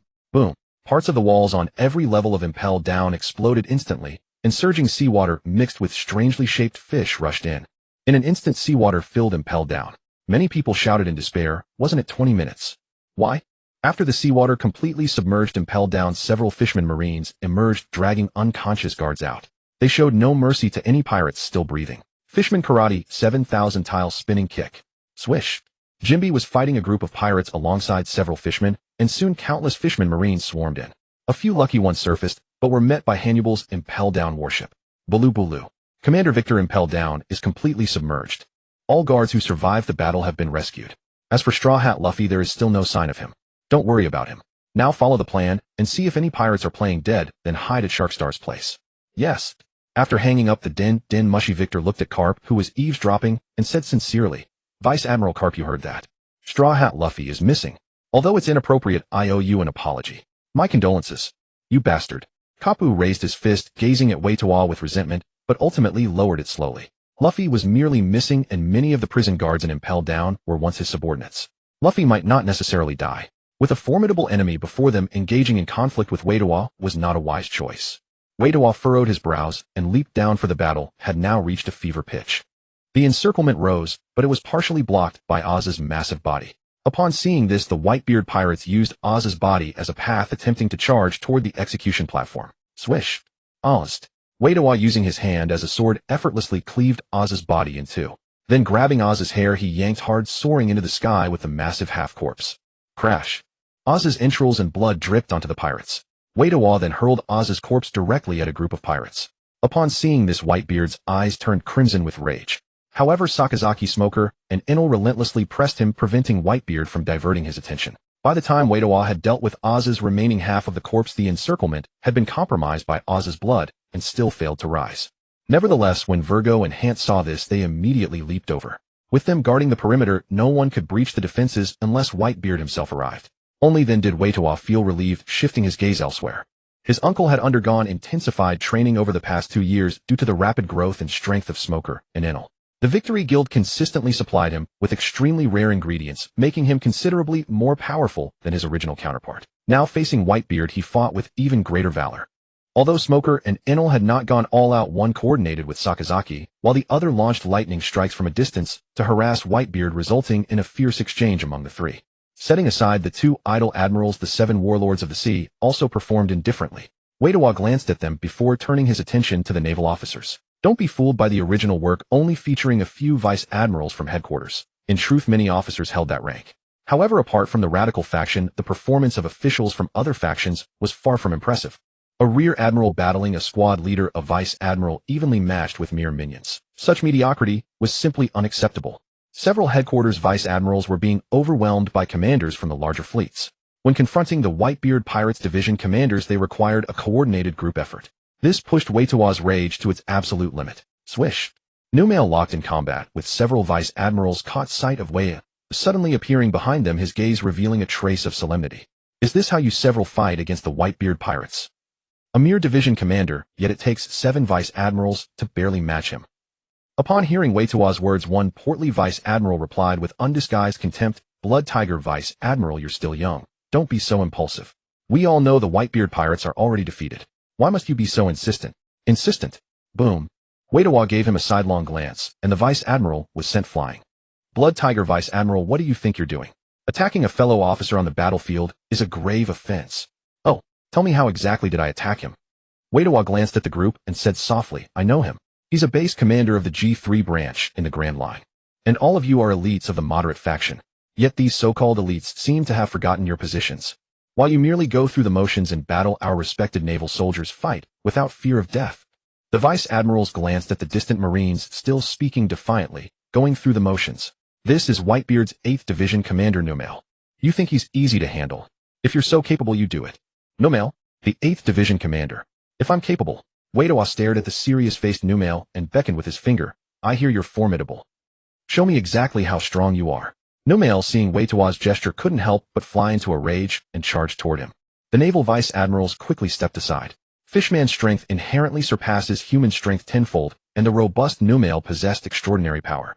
While they hadn't been exerting themselves earlier, Numail was genuinely formidable. Yet confronted with Numail's fierce advance, Waitoa stood perfectly still. Thud! Numail's fist connected with Waitoa's face. Before he could display satisfaction, Waitoa's disdainful voice reached him. Oh, so this is what passes for strength. A mosquito bite would be stronger than you. Swish! Numail swiftly retreated, examined Waitoa carefully, then charged again with full force. This time, instead of his fist, he opened his fong-filled mouth wide and bit directly into Waitoa's head. Blood Tiger Vice Admiral. Waitoa.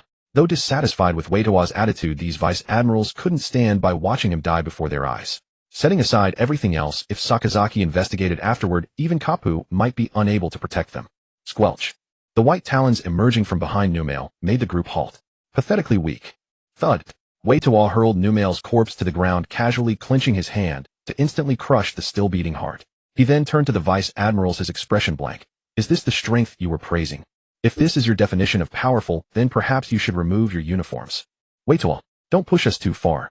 This is what you call crossing the line. Then you have much more to endure ahead. Take heed of my words. With that parting shot, Wei-Tuo didn't even glance at them before charging toward another location. His first target was the battlefield where the Marines were locked in fierce combat with the fleet commanders. Like a specter, Wei-Tuo materialized and vanished in an instant. Sometimes before he even appeared, an invisible wind blade would send pirates to their doom. Within merely 10 minutes, several fleet commanders had fallen to Wei-Tuo, including 2 of Whitebeard's division leaders. Wei-Tuo's sudden assault drew the attention of Whitebeard and Marco, but unable to intervene themselves, they could only watch helplessly as their comrades fell to Wei-Tuo. Numail, Fasa, Ao, Pao Musi. Whitebeard's beard quivered with fury, while Sakazuki's face burst into laughter. Ha! Well done, Wei-Tuo. Kill them all. You damned brat. Go, several of you. Stop him. Yes, sir. Father. Receiving Whitebeard's orders, several division commanders forcefully repelled their opponents and charged toward Wei-Tuo without hesitation. In mere moments, 4 pirates of varying builds blocked Wei-Tuo's path. Whitebeard Pirates 6th Division Commander Blowman, 7th Division Commander Rikyu, 9th Division Commander Burenheim, and 16th Division Commander Izo. Wei-Tuo swept his gaze across the 4, his voice cold as ice. Have you decided how you wish to die, eh? Stop boasting. Let's take him together. The ranking of the Whitebeard Pirates commanders was not actually based on strength. Although Ma Erk and Xiao Zi were indeed formidable, they were also the first to join the Whitebeard Pirates. The ranking of commanders was determined by the order in which they joined the Whitebeard Pirates. In other words, whoever acknowledged him as father earlier ranked higher. Of course, the premise was that you had at least the strength for it. Leaving aside the other tough men, Izong, who looked and dressed more like a woman and wielded 2 flintlock pistols, actually gave Wei-Kuduo a bit of pressure. Realizing that his attacks could not injure Wei-Kuduo, Izong decisively aimed at Wei-Kuduo's eyes. It was thanks to his precise marksmanship that Bulaman Ku and the others managed to keep Wei-Kuduo occupied. While fighting them, Wei-Kuduo pulled out a pocket watch to check the time. Finding that only 10 minutes remained until AIC's execution, a slow smile crept across his face. Hey, are you in a hurry? But no matter how anxious you are, there's no time left. Wei-Kuduo pointed at Wei-Er-Gu and Han Te beside the passage. Lying around them were hundreds of pirate corpses, their blood staining the ice red. Not a single pirate had managed to get past the 2 of them and reach the execution platform. Wei-Kuduo said with a mocking expression, see that? Those 2 are my capable subordinates. Not to mention those pirate grunts, even Whitebeard himself won't easily break through them. So AIC is doomed. Your Whitebeard pirates are doomed too. You bastard. Bulaman Ku and the others, enraged by Wei-Kuduo's arrogance, swung their long blades, wanting to hack him to pieces. But Wei-Kuduo's body seemed as if forged from steel. No, it was even harder than steel. The long blade struck Wei-Kuduo without leaving a single scratch. Bastard. What is up with this guy? Isn't he just a Zoan? Even if it's a mythical Zoan, this kind of defense is too absurd. Does he have a special constitution like Kai Duo? The Den Den Mushi transmitters had been shut down as soon as Zhonghua ordered the barrier walls to rise. Zhonghua would not allow the Marines to win through such traps. But in a few inconspicuous corners, some Den Den Mushi were still recording. This was done by Wei-Kuduo's special order. Afterward, he intended to broadcast the battle to the entire world. As the time for AIC's execution drew nearer, Ma Erk and the others burned with anxiety, but they were no match for the Marines in terms of strength. Even with many holding back, the Whitebeard pirates could not break through the Marines' final line of defense. Sakazuki, unlike in the original story, did not use Sikuyada to severely wound Whitebeard, because Wei-Kuduo had told him that the entire battle would be broadcast to the world. Moreover, Sakazuki had already discussed with Wei-Kuduo that they would leave all members of the Whitebeard pirates here, so schemes, or not, did not matter. With the help of CMO Gu and AI and I Lu, and as the execution time drew closer, Whitebeard grew more frantic, while Sakazuki gradually gained the upper hand. Prepare for execution. Bang! Sacrificing another hole in his chest, Whitebeard punched Sakazuki away. Ignoring AI and I Lu's lightning and CMOG's bindings with veins bulging on his body, he swung his Murakumajiri straight toward the execution platform. Boom! PFF. A powerful wave of Conqueror's Haki erupted from Whitebeard, causing the entire Ma Lin Fan duo to tremble and the ice beneath their feet to crack. But Whitebeard spat out a mouthful of blood and fell to one knee. It seemed that unleashing this move cost him dearly in his current state. Ice Age. Blue Pheasant reinforced the battlefield again. Since there were more Marines on the ice than pirates, Blue Pheasant naturally would not stand idly by. However, while the seawater could refreeze, the shaking of Ma Lin Fan duo could not be stopped. Boom. Kapu leaped down and, facing the violent tremor, threw a fierce punch right in front of the execution platform. After the deafening sound, the platform remained unharmed, but the buildings of Ma Lin Fan Duo began to collapse. Even without triggering a tsunami, Whitebeard's attack with its sheer force had destroyed most of Ma Lin Fan Duo. Bastard. While everyone was still stunned by Whitebeard's move, Ma Urk suddenly accelerated and lunged forward. Yellow Monkey instinctively flew to block him, raising his leg to kick. But Ma Urk had no intention of dodging. He shifted his posture slightly and was kicked straight toward the execution platform. Boom. Blue flames rose. Seeing this, Wei Kuduo rushed over instantly, and then saw the key at Zhan's waist suddenly slip off, followed by the execution platform collapsing with a roar. No one had anticipated this. Even Yellow Monkey's face showed surprise. Wei Kuduo shot Yellow Monkey a cold glare, then turned his gaze to the smoke-shrouded execution platform. Boom. Orange flames burst through the smoke that had obscured everyone's vision, dispelling the pirates' despair. The Whitebeard pirates shouted in unison, filled with excitement, "AIC! Huh! Everyone, thank you!" Watching the teary-eyed pirates and the dumbfounded Marines, Wei Kuduo, with his observation Haki fully activated, roared angrily, "Marshal Zhang Guo, why were you carrying the key to AIC Stone Cuffs? And why did you fail to keep it safe, allowing them to obtain it? After this war, I will report your dereliction of duty to the world government. And you lot, why have you stopped attacking? Are you all just watching the show? Now full assault on the Whitebeard pirates. Behind us lies Ma Lin Fan Duo. Anyone who dares to take a step back will be charged with desertion and executed on the spot by the firing squad." Wei Kuduo's roar reached everyone's ears clearly. The Marines immediately sprang into action. Wei Kuduo, eyeing AIC blazing with flames, was about to charge over when he was suddenly knocked flying by a figure that appeared out of nowhere. Bang! The immense force sent Wei Kuduo tumbling more than a dozen somersaults before he finally steadied himself. Looking at Xiao Zi, whose body was half crystallized, Wei Kuduo turned his gaze to the newly arrived blue pheasant. My apologies, a momentary lapse. Watching AIC easily break through the Marines' defenses, Wei Kuduo instantly transformed into a tiger-headed humanoid monster, his white fur gleaming under the sun. Wei Kuduo muttered to himself, "I know Vice Admiral Kapu has great influence. I also know that whether AIC lives or dies doesn't matter. The target is only the Whitebeard pirates. I can understand you're holding back, but why are you practically letting them swim through? That's a bit too much." Wei Kuduo turned his head toward Wei Ergu and Han Te, who were fighting several captains on the side, and bellowed, "Wei Ergu! Han Te, go! Kill AIC!" Hearing Victor's roar, Virgo and Hant simultaneously struck. Bang! Bang! Before the few captains could grasp what was happening, they were sent flying. Just as the two were about to charge at Ace, an immensely powerful slash blocked their path. Whitebeard swung his Murakamijiri, standing alone before the Marine High Command led by Sengoku. The churning seas forced Victor, who had intended to attack Whitebeard, to sidestep and revert to his human form. A massive icebreaker ship arrived from afar, allowing the Whitebeard pirates to board and escape. Sengoku and Garp watched Whitebeard with complex expressions. Though Whitebeard appeared formidable, they knew his time was running short. Enduring Sakazuki's ferocious assault with a long ailing aged body, he could still unleash such tremendous power, a testament to Whitebeard's formidable constitution. Facing Whitebeard's impending death, Garp and Sengoku, who had known him for years, felt a whirlwind of emotions. There was both relief and joy at eliminating the Whitebeard pirates and slaying one of the four emperors, as well as a tinge of melancholy at bidding farewell to a rare old acquaintance. Sakazuki did not seize the opportunity to attack Whitebeard. Instead, he stood expressionless nearby with Smoker and Enel.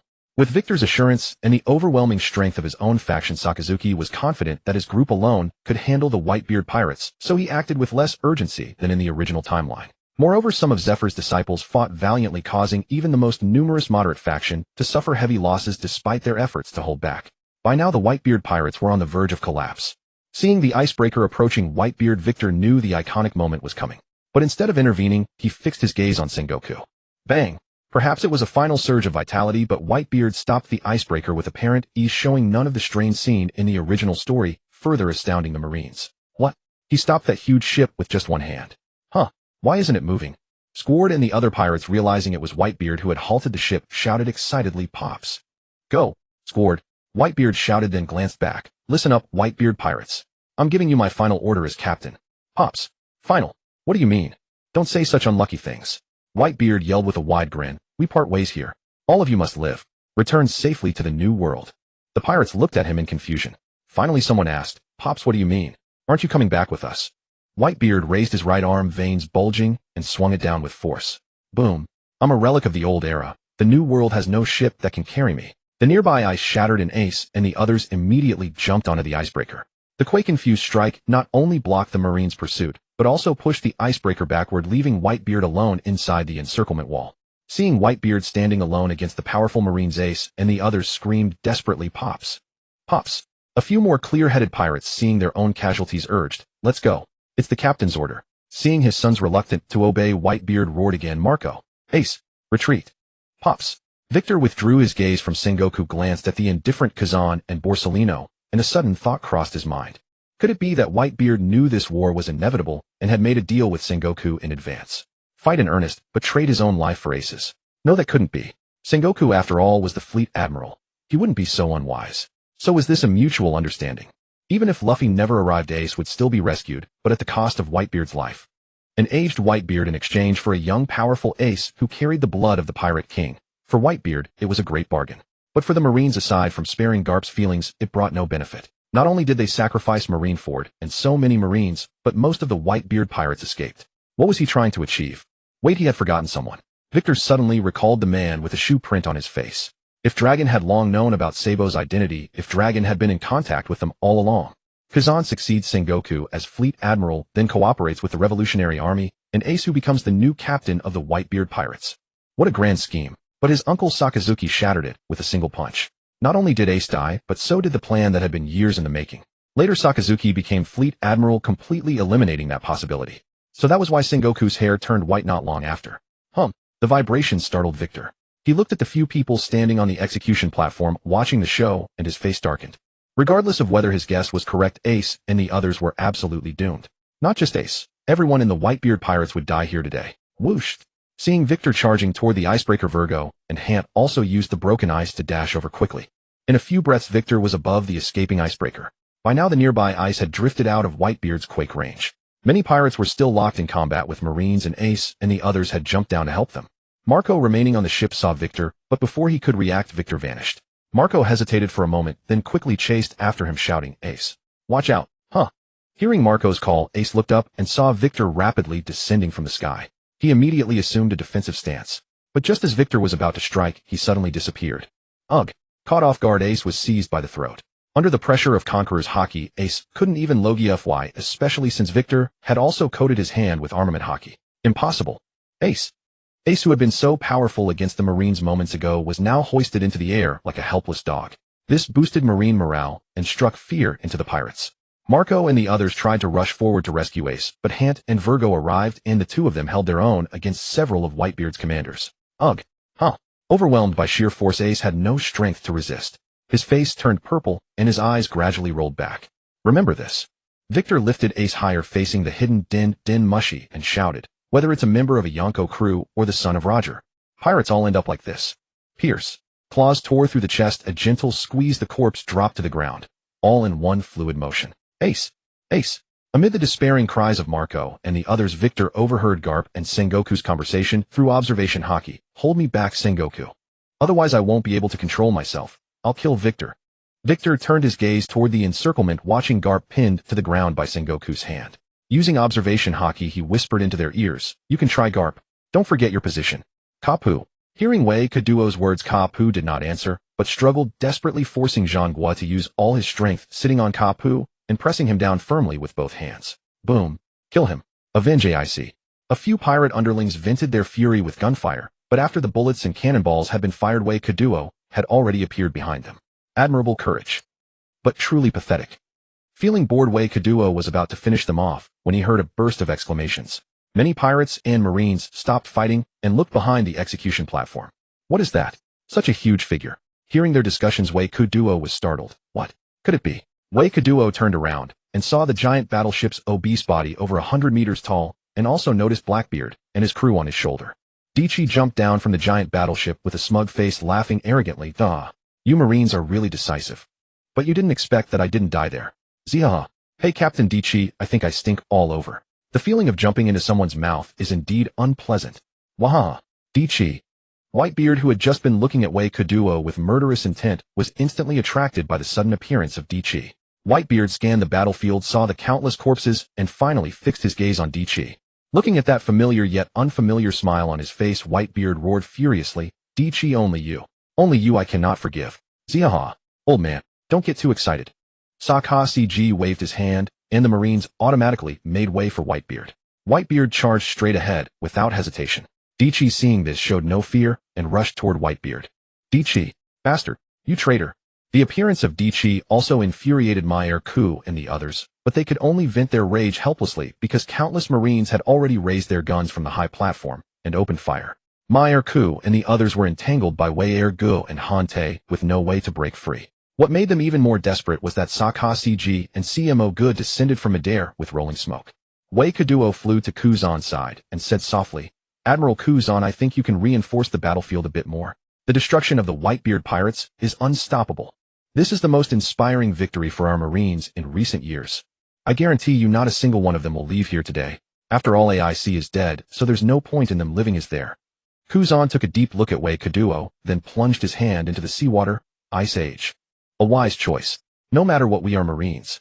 Leaving behind these words, Wei-kaduo unhurriedly walked aside, and under Kuzan's puzzled gaze, turned his attention to the battle between the Blackbeard pirates and Whitebeard. Dichi had thought that after eating the dark fruit, he could easily deal with the severely wounded Whitebeard. However, because Sakazuki and the other two held back, Whitebeard, though also heavily injured, was still slightly better off than in the original story.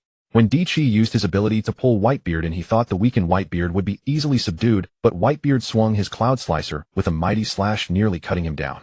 It was fortunate that Bajie and the others blocked Whitebeard, saving Dichi's life.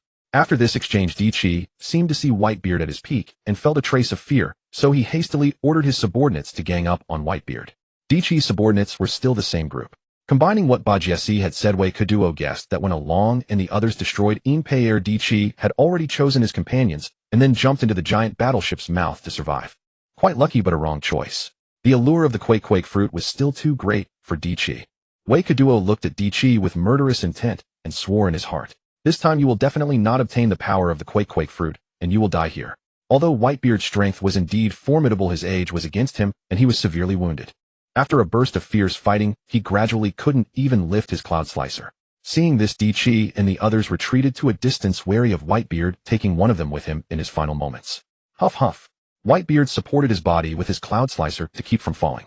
A strong sense of weakness told him that his life was coming to an end. He turned back to look at his sons reluctantly, then his eyes widened. Under Sakazuki's leadership, the Whitebeard pirates had all been stopped, suffering heavy casualties. AIC's body lay like a rag on the ice, and the pirates didn't even have a chance to retrieve it. Ziha.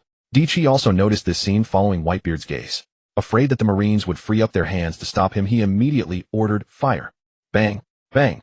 When the gunfire stopped, Whitebeard stared with wide eyes, glaring at Dichi, but his body had no more life. Ziha. If I succeed, it will be my era. If I fail, we disband right here. Dichi glanced at his companions, then pointed at Kapu and Zhonghua, who were approaching, and said softly, "But before that, I'll trouble you to hold them off." Wahaha. Don't worry, Captain Dichi. We won't fall until you succeed. Burp. Let's see if what you said is true. A gamble. Meow. Except for the giant battleship, who didn't move, the others all charged at Kapu and Zhonghua, blocking them in front of Dichi. Just as Dichi was about to cover Whitebeard's body with a black cloth, and enter the cloth floated into the sky. Blackbeard, Dichi. Wei-kaduo paused in midair. Since you managed to escape from Imperial alive, why come looking for deaths? What do you want with Whitebeard's body, eh? As he spoke, Whitebeard's body also floated into the sky and was surrounded by a gust of wind.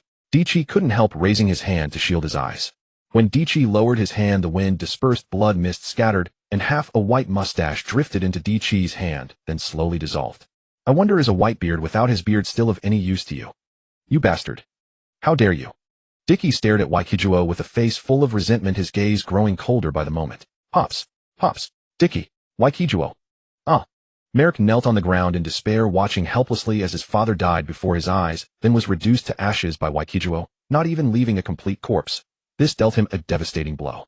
Not far away, Qiao stared blankly at the sky, half of his body already burned away. He had tried to shield his comrades from Sakazuki, but he forgot that even diamond cannot withstand extreme heat. Sakazuki saw Merrick collapse to his knees in despair and walked over expressionlessly. This is the end. However, a hoarse cry clearly reached everyone's ears. Sakazuki looked down at the Navy soldier blocking his path, recognizing him by his pink hair as Karp's disciple named Kabi. Kabi, cease fire. No more fighting. You are wasting lives. Every soldier has families waiting for them. Why? Our objective has already been achieved. Unintentionally, using Haki of observation, Kabi's somewhat hoarse shout reached everyone's ears. Both Navy and pirates stopped fighting and looked at Kabi. Wei-kaduo's face turned cold, and he dropped Dicky, turning to fly into the air. Is that KB? KB shouted amazed Carp, but then he saw Waikijuo flying toward KB. Carp's face changed drastically, and he desperately ran in that direction. Sakazuki stared at KB expressionlessly, raising his fist transformed into magma high. Damn it. You've wasted another few seconds of mine. The Navy doesn't need soldiers with twisted morals. Clang. The smoking fist came straight down at KB. Just as KB was waiting in despair for death, a long sword blocked Sakazuki's fist. That's Red Hair Shanks. Sakazuki glanced warily at Shanks, then signaled to Smoker and the others nearby. They nodded and quickly activated their Haki of observation. Well done, Navy. Those heroic seconds you bought with your life. For better or worse, they may have greatly changed this world. Merrick, go back to the ship first. Don't even think about it. Borsellino gathered laser light in his hand about to attack Merrick, but then looked to the side. A man with a cigarette in his mouth aimed a revolver at Borsellino and said sternly, "Freeze, Borsellino." "Oh, Ben Beckman." Borsellino dismissed the laser and slowly raised his hands. "That's the Red Hair Pirates. All the executives are here. Why would the Emperor of the New Sea appear here?" Sakazuki's back was again smoking as he stared intently at Shanks and asked, "Shanks, what the hell do you want by coming here?" Shanks helped KB behind him and said word by word, "I came to stop this war." Shanks glanced at Ace and said gravely, "I sensed Whitebeard's death just now.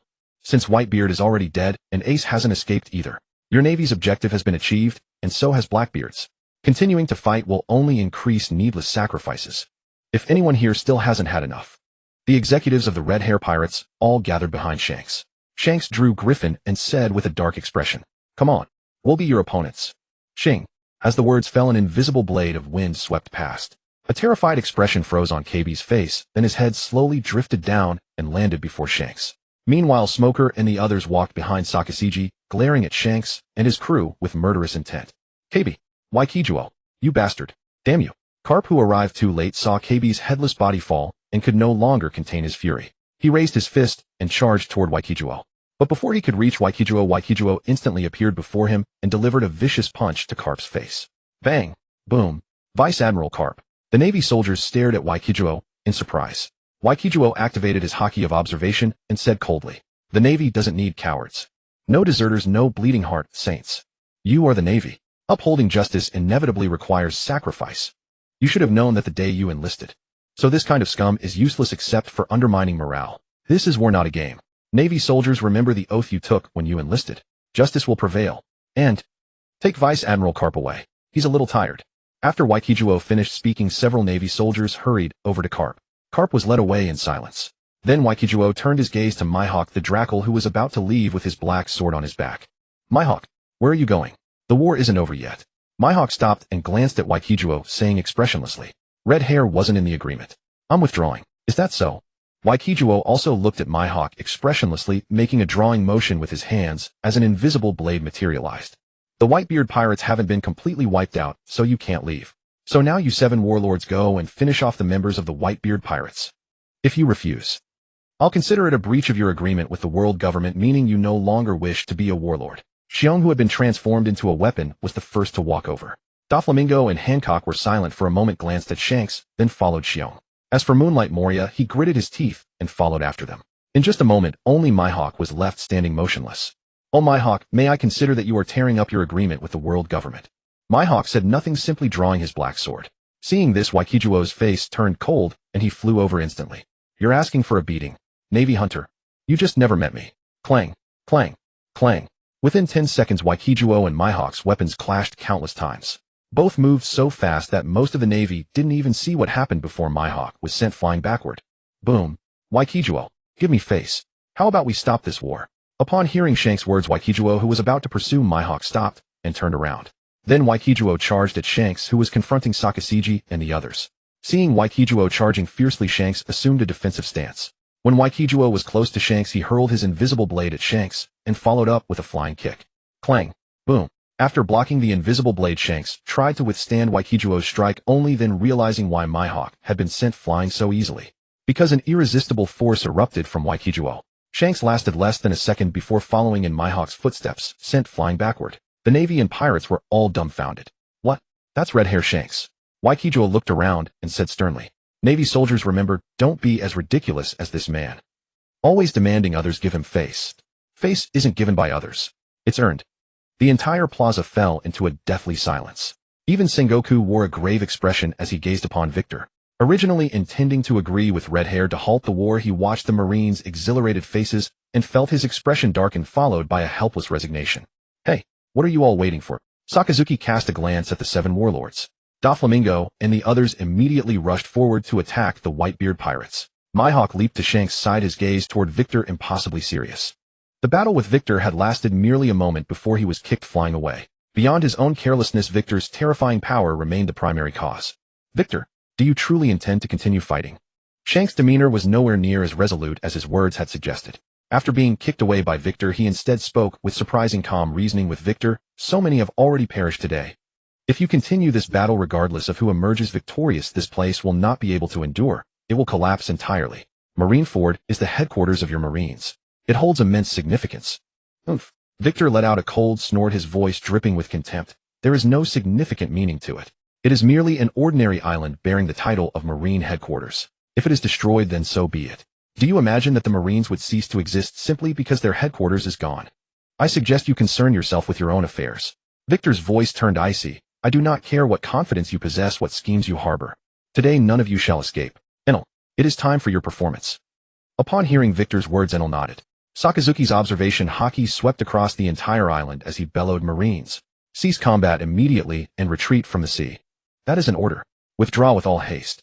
Sengoku gazed at Sakazuki with a mixture of shock and fury, his voice sharp. Sakazuki, what do you think you are doing? The supreme commander of this war is not you. Sakazuki turned his head, his expression grave. Commander Sengoku, once this war concludes, I shall personally present myself before the world government to answer for my unilateral actions. However, at this moment, I absolutely will not permit a single member of the Whitebeard pirates to escape.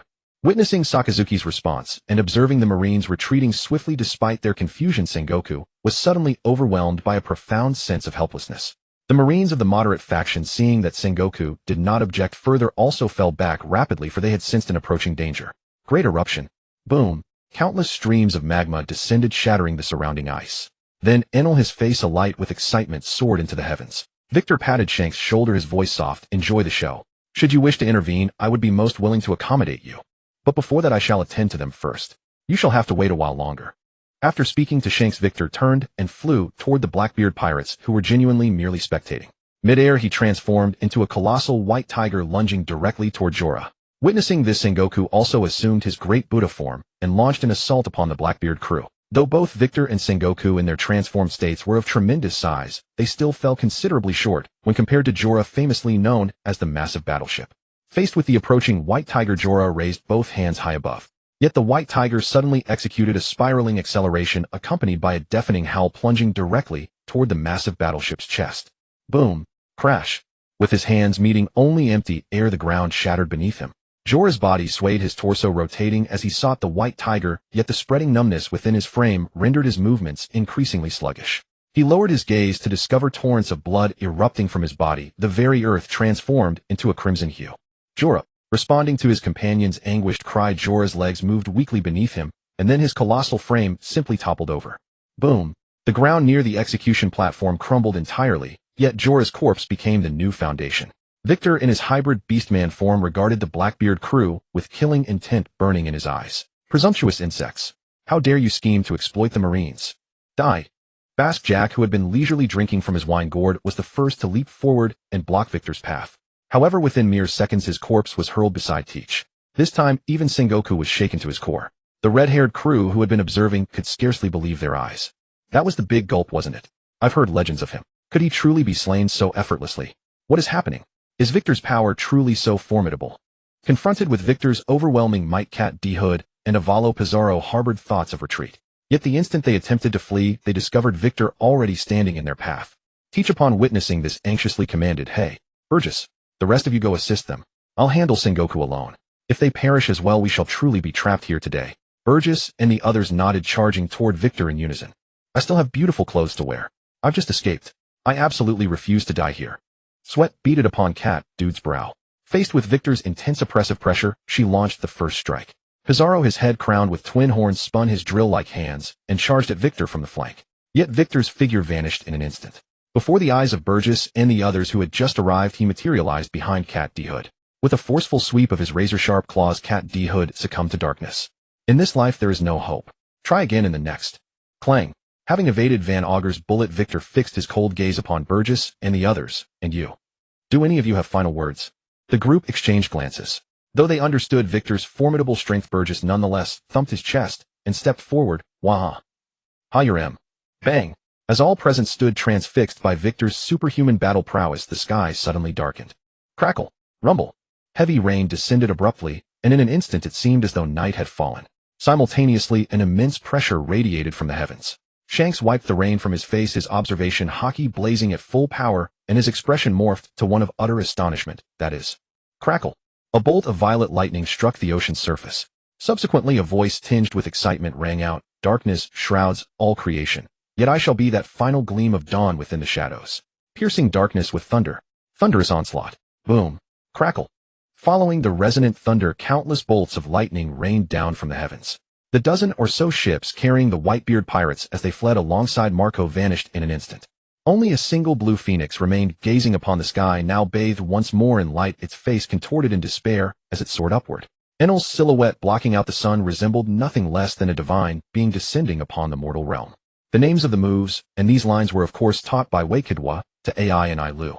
Although AI and Ailu no longer calls himself a god, he still can't help but have some bad habits. For example, showing off. After Waikidwa learned of this, he gave him a thorough lesson and taught him some lines which greatly pleased AI and Ailu, who loved to show off. What are you doing? Hurry up and take care of him. A sharp shout from Sakazuki immediately sobered AI and Ailu, who had been immersed in the atmosphere with a look of ecstasy. Watching massacre the phoenix charging at him, AI and Ailu gently flicked his fingers, and a dozen bolts of lightning shot simultaneously toward massacre. Boom. Blue flames blocked all the attacks. Massacre quickly rushed toward AI and Ailu, and the two then engaged in an aerial battle. This is thunder. The red-hair pirates saw the melted ice and countless fish corpses and couldn't help but exclaim. Destructive power like a natural disaster. It's truly terrifying. The Navy actually has such terrifying power. Not to mention the red-hair pirates, even the Navy was shocked by the calamitous destructive power of AI and Ailu. Only then did they understand why Sakazuki had ordered them to retreat. Such terrifying destructive power meant that for these Navy soldiers a single touch would spell death. Damn that bastard. Doflamingo and his crew kept cursing in their hearts. If their observation Haki hadn't been strong, they might have just died there together with the Whitebeard pirates. However, they still had to continue fighting massacre, because as long as massacre was alive, the Whitebeard pirates were not considered defeated. Taking advantage of AI and Ailu's overwhelming power that attracted the Blackbeard pirates' attention, Waikidwa unhesitatingly killed Pizarro as well. Only then did the Blackbeard pirates react and hastily engage Waikidwa again. However, the Blackbeard pirates, who had already lost 3 members, were still being beaten back by Waikidwa, even with the assistance of Van Auger's precise marksmanship. Even Teach abandoned his blockade against Sengoku and ran over to save his comrades. Sengoku was about to chase after him when he suddenly stopped because Garp, with bandages wrapped around his head, appeared beside him. Garp, what do you think you're doing?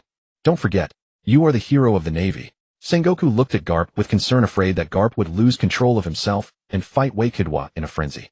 Sengoku, it's fine. Garp looked at Waikidwa with a serious expression and said, I just want to see how far his strength has reached. Has he reached a realm that no one has attained in 800 years? Hearing Garp's words, Sengoku also looked seriously at Waikidwa, who was fighting fiercely with Blackbeard, and after a moment of silence said softly, Are you saying that his entire body's bones have been tempered by Haki? How is that possible? A person's amount of Haki is limited. Garp didn't answer immediately, but turned to look at Sengoku and said with great conviction, There is a high possibility. Sengoku looked at Garp's serious expression and his heart stirred. Then he looked at Sakazuki, who was confronting the red-hair pirates, and remained silent for a long time. Bang!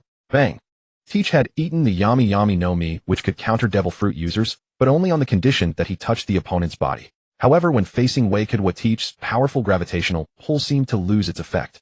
Waikidwa also occasionally flung a wind blade, and if it weren't for Burgess's fearless blocking, Teach would likely be lying on the ground wailing. Witnessing the annihilation of the tens of thousands of Whitebeard pirates, Teach became extremely wary of the Navy.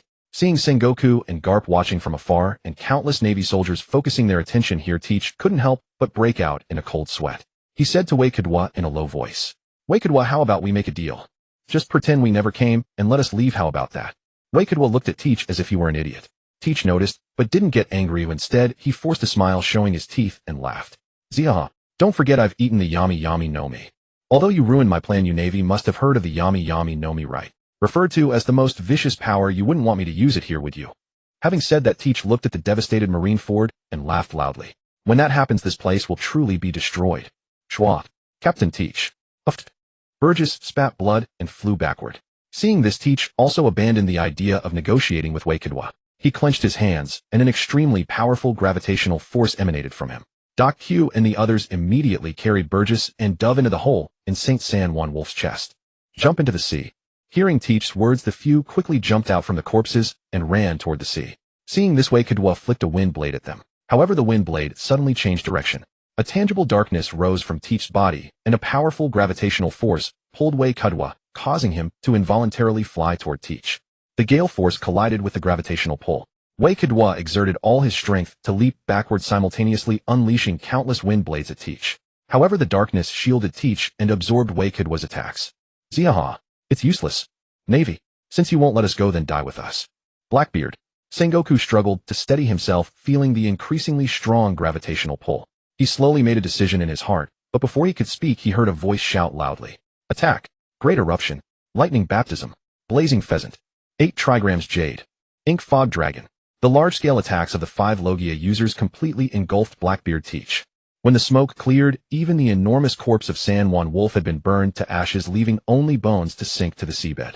Blackbeard Teach floated lifelessly on the sea's surface, his eyes vacant. Splash. Virgo emerged from the sea with a group of Navy soldiers, and the unconscious Burgess and the others were captured. All members of the Blackbeard pirates were laid out together. Then Sakazuki's right hand turned into magma. Sakazuki. That's the Yami Yami no Mi. I think we should imprison them. Boom. Ignoring Sengoku's advice, Sakazuki's massive magma fist slammed down fiercely. Seeing the corpses slowly turn into charcoal, Waikidwa smiled at Sengoku and said, Marshal Sengoku, Impel Down has been destroyed. Where else can we imprison them? Waikidwa, don't look at me like that, Marshal Sengoku. We have won. The war is over. It's time for your speech. Sengoku looked at the Navy soldiers who were already cheering, paused for a moment, and then shouted loudly. Navy soldiers, the war is over. We have won. Justice will prevail. Following closely behind Sakazuki, the group did not share the excitement of other Marines quietly approaching Marineford. The cracked earth and tilted buildings scattered about caused Sakazuki to instinctively halt his steps. Sensing the oppressive atmosphere, Victor asked softly, Where are Shanks and the 7 warlords? After Marco was taken down alongside them, and Enel, their mission was completed, so they naturally departed. As for Red Hair and his crew, after witnessing your devastating power, they left together with Mihawk.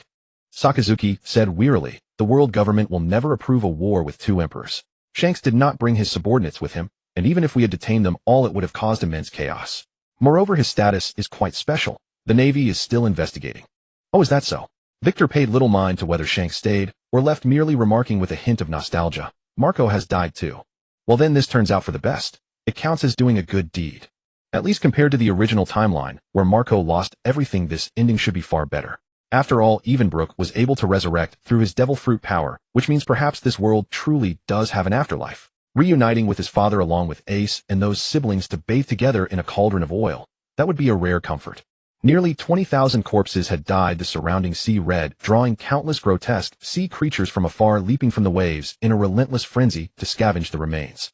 With almost every building in Marineford on the verge of collapse, the Marines transported their fallen comrades' bodies aboard ships to be frozen in the cold storage. Supplies were being sent here from the base at Sabaody Archipelago, the base at Redport, and even the Fishman base.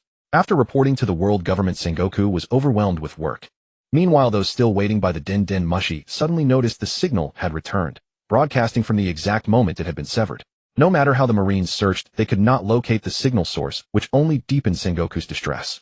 Just as Sengoku was in the midst of his frantic turmoil, a Den Den Mushi aboard the Byako was playing back footage of the Summit War. The destruction of Impel Down served as a perfect pretext for the 5 elders who were already beginning to harbor doubts about him. Victor knew they would certainly seize this opportunity to probe his boundaries. Releasing the complete recording was the best way to extinguish such thoughts. Compared to other Marines, the performance of the radical faction, led by Sakazuki, was unmistakable to anyone with eyes. Especially Garp's outright attack on him. While it might tarnish the Navy's reputation somewhat, it undoubtedly elevated his own standing. Compared to the naive idealists, normal people still outnumbered them. Treating pirates and deserters with severity was hardly excessive. Moreover, it dealt a humiliating blow to another emperor of the sea and eliminated the Blackbeard pirates. What a bonus. Given the power he had revealed during the Summit War, the 5 elders would surely not be foolish enough to take any action. Everything proceeded exactly as Victor had anticipated. The world government did not press too heavily on the matter of Impel Down's destruction at the hands of the Fishman Navy, nor the defection of 7,000 Fishman Navy soldiers. Impel Down was merely an agency under the Navy. Its destruction or survival was not particularly significant to the world government. As for the treacherous Fishman Navy, though numerous and armed with seemingly adequate justification, the five elders were hardly fools to believe they had truly betrayed. They might loudly proclaim that the Navy was nothing but a dog bred by the world government, but if that dog were to lose control and bite its master. Besides, dogs come in different breeds and sizes. Compared to other world government agencies, the Navy's strength surpassed the combined might of them all. To maintain the balance, the five elders would naturally avoid rash actions. However, the current situation had already spiraled beyond their control, leaving them no choice but to seek out Emu. Pay it no mind. That was Emu's answer to them all. Though the five elders were somewhat perplexed, their anxious hearts immediately steadied. This calm endured only until Sengoku arrived at their doorstep, submitting his resignation, shattering it once more. Though the Summit War could be considered a decisive victory for the Navy with Impel Down destroyed and the Marineford headquarters left in ruins, Sengoku, as Fleet Admiral, must bear primary responsibility. Given that the Whitebeard pirates had been annihilated, both the world government and the Navy might have deemed such responsibility bearable, but Sakazuki could no longer contain himself. Adding to the pressure, Victor had rallied many of Zephyr's students, launching a coordinated assault alongside the radical faction. Already harboring intentions to retire, Sengoku had little choice but to submit his resignation. No matter how the five elders pleaded, Sengoku, having devoted decades of his life to the Navy, had made up his mind, fantasizing about a peaceful retirement. Nevertheless, while the five elders consented to his resignation, they reappointed Sengoku as the Navy's chief inspector to monitor high-ranking officers. This position would not provoke resentment among the Marines, and after a brief consideration, Sengoku agreed. After concluding his discussions with the five elders, Sengoku said with deep emotion, "The Navy no longer needs outdated leadership. In that case, I shall take my leave." "Wait, Sengoku, who do you think would be more suitable to take your place?" Hearing this, Sengoku glanced at the five of them, then turned and walked toward the door. "Lord Five Elders, I believe you understand this matter far better than I. Kazan cannot become Fleet Admiral." Back at headquarters, Sengoku sat in his office, a golden coin in hand, his eyes closed as he pondered silently. Originally, Sengoku had hoped Kazan would succeed him and become the next Fleet Admiral. Though Kazan often appeared rather lazy, Sengoku knew that with his temperament, he could perfectly maintain the tacit understanding between the Navy and the world government, the balance of these seas. Sakazuki's personality was far too radical and ill-suited to lead the Navy. If he were to become Fleet Admiral, the balance upon the seas would be shattered once more, and the relationship between the Navy and the world government would inevitably deteriorate. But the Navy at present had slipped beyond his control, especially under Victor. Sengoku opened his eyes, gazing at the golden coin in his hand. On the reverse side was the flag of the Golden Country, while the obverse bore Victor's face. This special coin had been delivered by an envoy from the Golden Country, and its intended message was self-evident. If the Navy possessed ample financial resources, then... Bang! Fleet Admiral Sengoku. Kazan, pushing open the door, rarely displayed such excitement, speaking with hurried urgency. "The world government has notified all three of the Fleet Admirals. If we have the desire to assume the position of Fleet Admiral, we may settle it through combat. The victor shall become Fleet Admiral." After finishing, Kazan nervously glanced at Sengoku. Yet Sengoku showed no sign of happiness. Instead, he shook his head with a troubled expression. "Have you ever considered one thing? I just returned from Mary Geo's today. If I intended for you to become the next Fleet Admiral, do you think I would not discuss it with the five elders?" "Say, Kazan, give it up. By what right do you compete for the position of Fleet Admiral?" Upon hearing Sengoku's words, the smile faded from Kazan's face. With a puzzled expression, he asked, "Marshal Sengoku, haven't you often remarked that Sakazuki's temperament is too radical and ill-suited to become Fleet Admiral? Now that Burin Rinu has withdrawn from the competition, if I also step aside, then only Sakazuki would remain as the next Fleet Admiral of the Marines. What path would the Navy take if led by such a man? Why shouldn't I compete? Are you afraid that I cannot defeat Sakazuki?" Sengoku shook his head, speaking with a hint of helplessness. "Setting aside who is stronger between the two of you, everything that transpired during the Summit War was secretly recorded and broadcast to the entire world. Our naval bases naturally witnessed it as well. Sakazuki and his allies, who displayed remarkable valor, have already garnered the support of the rank-and-file Marines. Moreover, after the war, Sakazuki personally distributed generous compensation to the families of those who sacrificed and to the wounded Marines. From this perspective, you stand no match against him. And even if you were to prevail, given Sakazuki's nature, he could unite with the vice admirals of the main headquarters to oppose your appointment as Fleet Admiral. The Fleet Admiral is, after all, the leader of the entire Navy. In such circumstances, even with the world government's backing, your chances of becoming Fleet Admiral would be slim. Allowing factional strife within the Navy to intensify is not what I wish to see." Kazan regarded Sengoku with an expressionless gaze and slowly declared, "No matter what, I will never allow a man like Sakazuki to become Fleet Admiral. Marshal Sengoku, you have grown old. As for the leader of the faction, it appears to be me now. After speaking, Kazan turned and walked away, leaving Sengoku with nothing but resolute silhouette. Sigh. Kazan, why can you not see clearly? The tide of history cannot be stopped. Do you truly believe you stand a chance in a fair duel against Sakazuki? Sengoku gazed out the window at the churning dark clouds bearing down with torrential rain. Construction workers scrambled for cover, but a fierce gust of wind sent a newly reinforced structure crashing to the ground in ruins.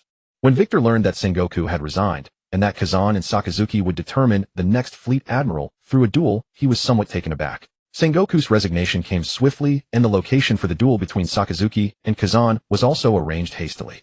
Everything unfolded with unsettling suddenness.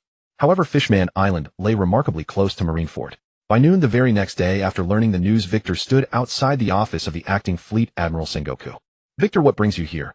Sengoku looked at Victor with deep suspicion, but when he saw the document being extended toward him, comprehension dawned in his eyes. Glancing briefly at the document, Sengoku spoke with a trace of bitterness. Victor, did this matter truly need to come to this? We are all Marines.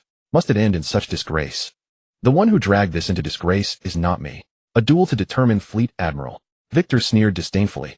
The world government has made their intentions so blatantly obvious that even Admiral Kazan cannot fail to see it, yet he still chose to accept. The Fleet Admiral is elected through collective voting by the Vice Admirals of the main headquarters. You have commanded the Navy for so many years, yet before resigning you refused to convene the Vice Admirals for this essential voting procedure. Admiral Sakazuki had no choice but to overstep his authority and conduct it on your behalf. I know you would argue that we should convene it upon your return, yet you have not done so, have you? Deep down, do you not also harbor hopes for Kazan's success, however faint those hopes may be? Divergent ideals within Navy factions are entirely natural, but the way you have conducted yourselves has been rather unsightly. Seeking to turn the tide with the world government's backing. First, you must understand that the Navy belongs to the Navy, not to the world government. Because you yourselves have proven incapable, do you oppose those capable of achieving it from becoming Fleet Admiral? You are the ones who ignited this factional conflict, first, not us. A bead of cold sweat formed on Sengoku's forehead. He set down his teacup and gazed at Victor, speaking with sincere earnestness. I will join forces with Garp to persuade Kazan to relinquish this qualification. Therefore, there is no need for you to challenge Kazan. How will the lower-ranking Marines view us senior officers if this becomes known? It will severely damage the morale of our Navy. Victor shook his head firmly and declared, You are mistaken, Marshal Sengoku. Neither you nor Vice Admiral Garp can stop Kazan. And moreover, the time has come for the Navy to undergo change. Though a Vice Admiral challenging an Admiral has never occurred in naval history, my challenge to Admiral Kazan has been approved by more than half of the Vice Admirals through voting. Lawful and reasonable. Since our ideals differ and cannot coexist, I believe Admiral Kazan would be better served outside the Navy. Evil ought to be utterly eradicated. Even if a certain price must be paid, it is worthwhile. 1 versus 100. You may consider their values equivalent, but 100 is still 100, and 1 is merely 1. Kill 1 to save 100. You and Kazan deem this extreme, yet does extremism preclude justice? Must one insist on sacrificing 100 to save a single individual? The Navy may harbor any faction, but the prerequisite is a unified stance toward pirates and evil. That concludes my remarks, Marshal Sengoku. You have grown old.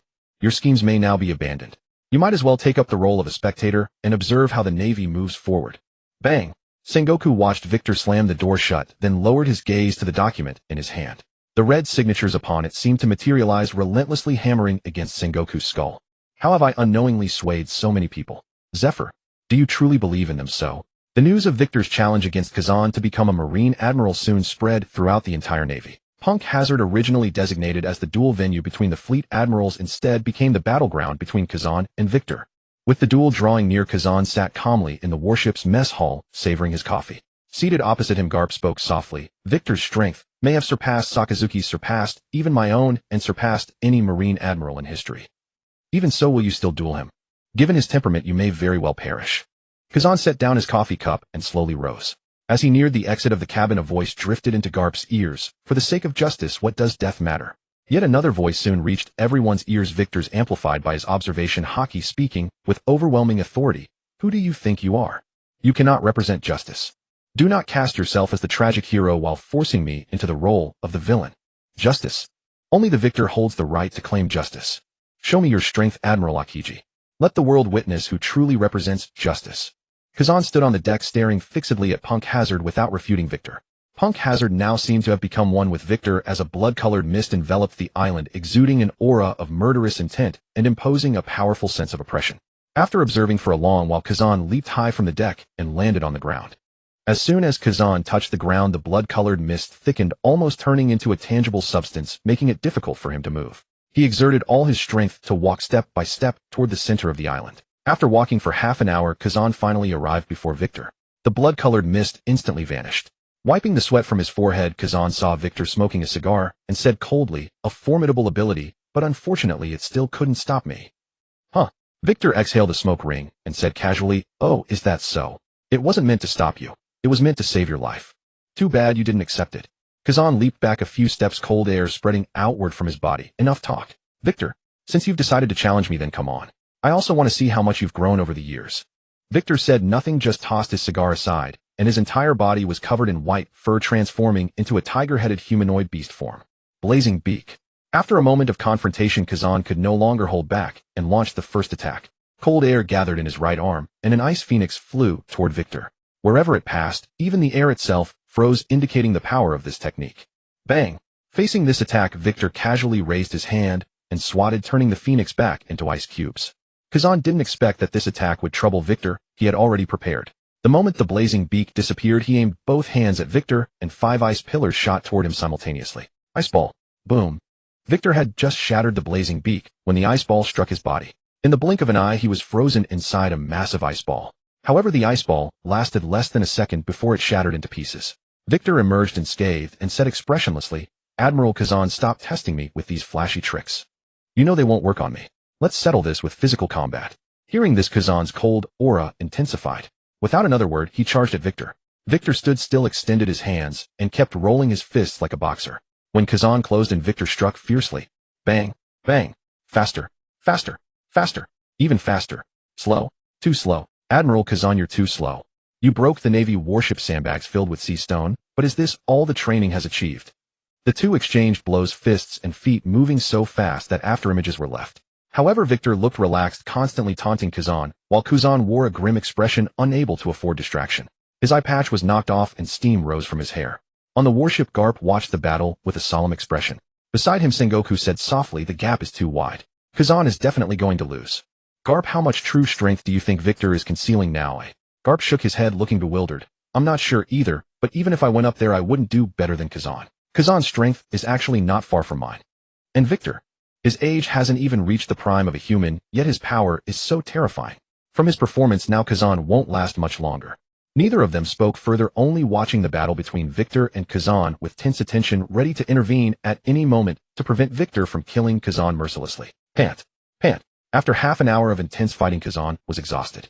Seeing Victor still relaxed, he knew he had no chance of winning, but his inner resolve wouldn't let him back down. He raised his right hand again and charged at Victor. This time, as he reached Victor, his left hand released countless ice blades. Victor continued to swat away all the ice blades with both hands, but Kazan's right arm turned to ice, and he suddenly extended his elementalized arm, landing a punch on Victor's face. Ice glove. Bang. He thought this attack would at least severely injure Victor, if not kill him, but Victor tilted his body, pushing against Kazan's fist, and slowly straightened up. Ha ha ha. Tisk tisk, not a bad strike. It has the style of Vice Admiral Garp and demonstrates your powerful physical skills. Combining Devil Fruit ability with physical combat is indeed impressive, but I also have a punch I'd like you to sample. Victor grabbed Kazan's right arm, with his left hand suppressing Kazan's elementalization with powerful armament Haki. He clenched his right hand into a fist, and a fierce gale erupted from his body, forcing Kazan to squint his eyes and hastily activate his armament Haki for defense. Bang! A single simple punch made Kazan spit out blood, his eyes rolling back, and he flew back hundreds of meters, losing consciousness and lying on the ground, unable to stand.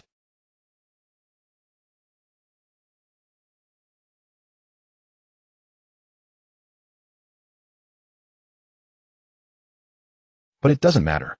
Farewell, Admiral Kazan. Victor raised his right hand, unleashing a powerful conqueror's Haki from his body, but his strike met the fist of Garp, who had suddenly appeared. Boom. The intense clash made Garp stumble back a few steps. He said urgently, "Victor, since the outcome is decided, there's no need to kill Kazan, is there?" Victor stared at Garp expressionlessly and said sternly, "Vice Admiral Garp, who said the outcome is decided? Admiral Kazan hasn't admitted defeat yet. Moreover, this is not just a battle for the admiral position, but also a factional struggle. The Marine factional conflict has reached this level for the first time. Shouldn't Kazan pay the price?" Garp frowned and thought for a moment, then said softly, "Victor, I can leave the Marines with Kazan. Is that good enough?" "Not enough." Victor shook his head and said with a strange tone, Vice Admiral Garp, how about this? After the new fleet admiral takes office, you bring Kazan to wait for me here. Oh, and bring your son Dragon. I know you can contact him. Seeing Garp's surprised expression, Victor walked up to him and said softly, don't worry. I don't have any schemes against him. Of course you can choose not to come or contact him. But Vice Admiral Garp, you wouldn't want anything to happen to your grandson Luffy, would you? Victor said, what? You. Then he jumped onto the White Tiger and looked at Sakazuki on board. Garp said nothing more. Kazan lost in the duel. Although the headquarters did not publicize it, the world news somehow learned of it, so most people still knew. Borsellino had no interest in the position of fleet admiral. With Kazan defeated by Victor and no competitors left, Sakazuki became the new fleet admiral of the Marines without any resistance 2 months later. He announced that the headquarters and the G1 branch would swap bases, and the new headquarters would be called New Marineford, facing the pirates of the New World directly. Smoker and Enel, after layers of selection and challenges, became the new Marine admirals, forming the first ever 4 admirals in Marine history together with Victor and Borsellino. Aside from Kizaru, the other 3 were nicknamed Blood Tiger Victor, Ink Dragon Smoker, and Purple Bull Enel. Among them, Enel was in charge of all affairs in the 4 seas. Borsellino was responsible for the Grand Line, while Victor and Smoker were stationed at the headquarters, leading teams to patrol the New World and expand the Marines' territory. Sakazuki had decided to establish several more bases in the New World. The former territories of the Whitebeard pirates became the best locations. To this end, the headquarters transferred considerable forces. Sakazuki even personally led troops to attack those pirates who took advantage of the chaos after the War of the Best. Hamp became the new commander of the G3 branch, replacing Garp. Virgo became the new director of general logistics of the Marines. Some moderate, mid, and high-ranking officers were transferred elsewhere after Sakazuki took office. This was the result of the radical faction seizing power and winning. The G3 branch was the largest branch of the Marines, spanning the 4 seas, and the importance of the director of general logistics need not be overstated. Therefore, Victor and Hant did not compete for the position of admiral, choosing to conceal their strength and hold 2 positions of real power. This series of personnel changes was resolved within just 1 month after Sakazuki became the fleet admiral, demonstrating the Marines' different style of operation from before. At this moment, Punk Hazard did not have Caesar conducting various experiments there. Several years earlier, as soon as Caesar betrayed the world government, he was invited by Alvis to the Golden Country. Thus, Punk Hazard was just an unremarkable deserted island. When Garp and Kazan arrived, they were surprised to find that Boa Hancock, a Shichibukai, and Don Quixote Doflamingo had already arrived early. This puzzled the two, and their arrival also caught Doflamingo off guard. He looked at them with some surprise and laughed. Fufufu. I thought this was a private summons for us Shichibukai, but I didn't expect the Marine hero and the former admiral to also come here. It seems this meeting will definitely be interesting. Moi. As Doflamingo finished speaking, a man in a dark green cloak suddenly descended beside them. When he saw his face clearly, Doflamingo wiped away his smile and said very seriously, I didn't expect the world's most wanted criminal to come too. The Shichibukai, the Marine hero, the former Marine admiral, and the leader of the Revolutionary Army. That Victor guy seems to be plotting something remarkable. Garp and Kazan ignored him. Seeing this, Doflamingo was not angry. He walked aside, found a rock, and sat down casually. After hearing Doflamingo's words, Boa Hancock's gaze shifted between Dragon and Garp. Is that Luffy's grandfather and Luffy's father? Are they also being threatened by Victor?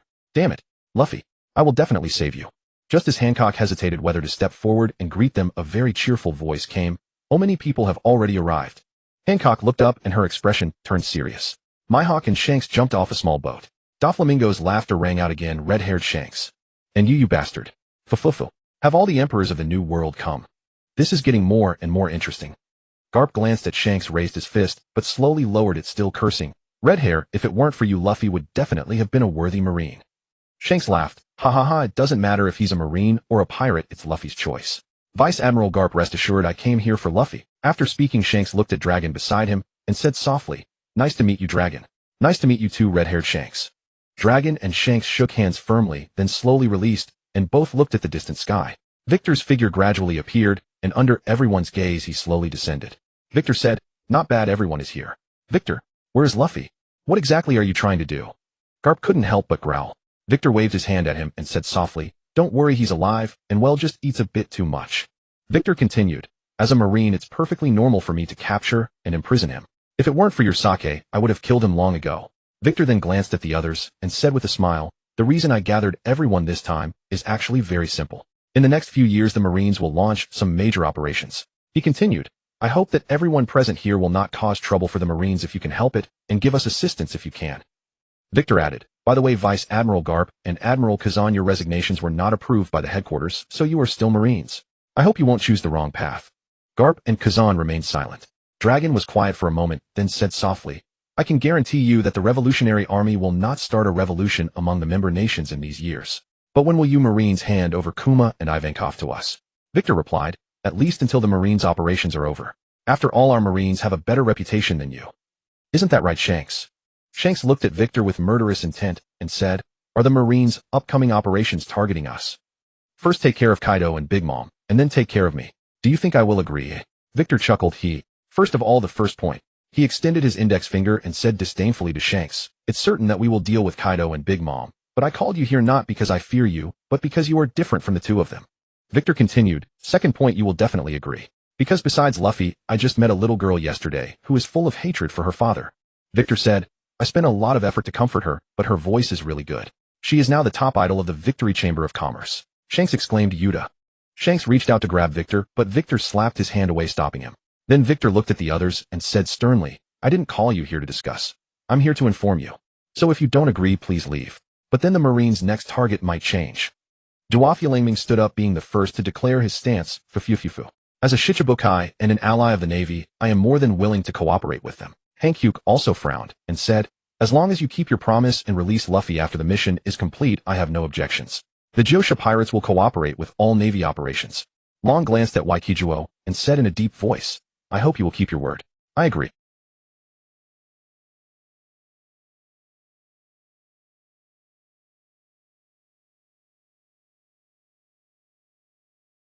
And of course Mihawk will not intervene either. Mihawk remained silent by the side, which was taken as tacit consent. Kapu and Kazan also said nothing, merely looking at Waikijuo with complex expressions. Waikijuo nodded, then a gentle smile reappeared on his face. Then, let's have a pleasant cooperation. Rest assured, after the Navy's operation is concluded, then I will trouble everyone to cooperate with us for one more operation. I guarantee that your families and comrades will all be released. Long looked at Waikijuo and asked in a deep voice, we still need to cooperate with you again. Can you tell me what operation it is? Waikijuo shook his head, looking at Long with a peculiar tone. For them, it's cooperation. For you, well. You'll find out when the time comes. Then everyone farewell. After saying this, Waikijuo flew into the sky. Duafulangming glanced back at the others and also leaped into the air. In the Xian Shiji, ever since the news of the complete annihilation of the Baihozi pirates spread across the world, many pirates became excited. Countless pirates swarmed into the territories once controlled by the Baihozi pirates, looting, killing, and fighting among themselves, as if the chaotic seas of years past had returned. Many pirate crews that held old grudges against the Baihozi pirates vented their fury upon the innocent civilians. More ambitious captains dreaming of becoming the next sea emperor engaged in frenzied slaughter.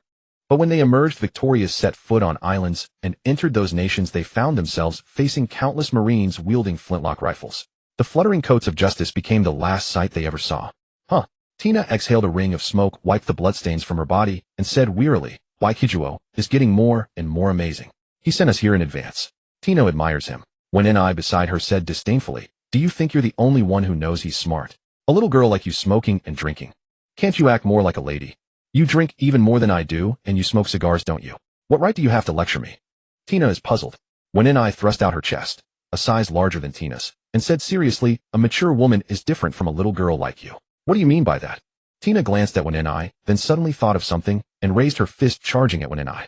Long before the Baihozi pirates attacked the headquarters, tens of thousands of Marines, led by Zifa, had already been stationed at the G1 branch awaiting orders. This was Waikijuo's proposal, to seize the opportunity and occupy all the territories of the Baihozi pirates. Tautu and Chaju were both dispatched, along with dozens of vice-admirals. Ain and Benzi were also among them, and 2,000 fishermen Marines were scattered across various fleets. When the pirates fled from the islands, they would find their ships destroyed, and the Marines, led by Sakazuki, would have already arrived.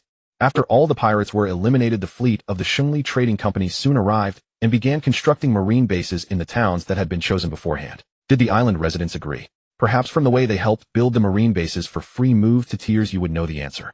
Although the Baihozi pirates were not as brutal as other pirates, they were still pirates who needed to eat. The many great fleets under Baihozi's command maintained his territories. How much money could they make by just plundering other pirates? Every year these residents also had to pay a considerable amount of berry to the Baihozi pirates. Otherwise their behavior would not have been as good as shown in the anime. In the original story, Around's deeds were actually considered decent by pirate standards, a reflection of most pirates who still had some humanity. But more pirate crews controlled cities or islands that were like hell on earth. The Marines, on the other hand, were bound by various regulations.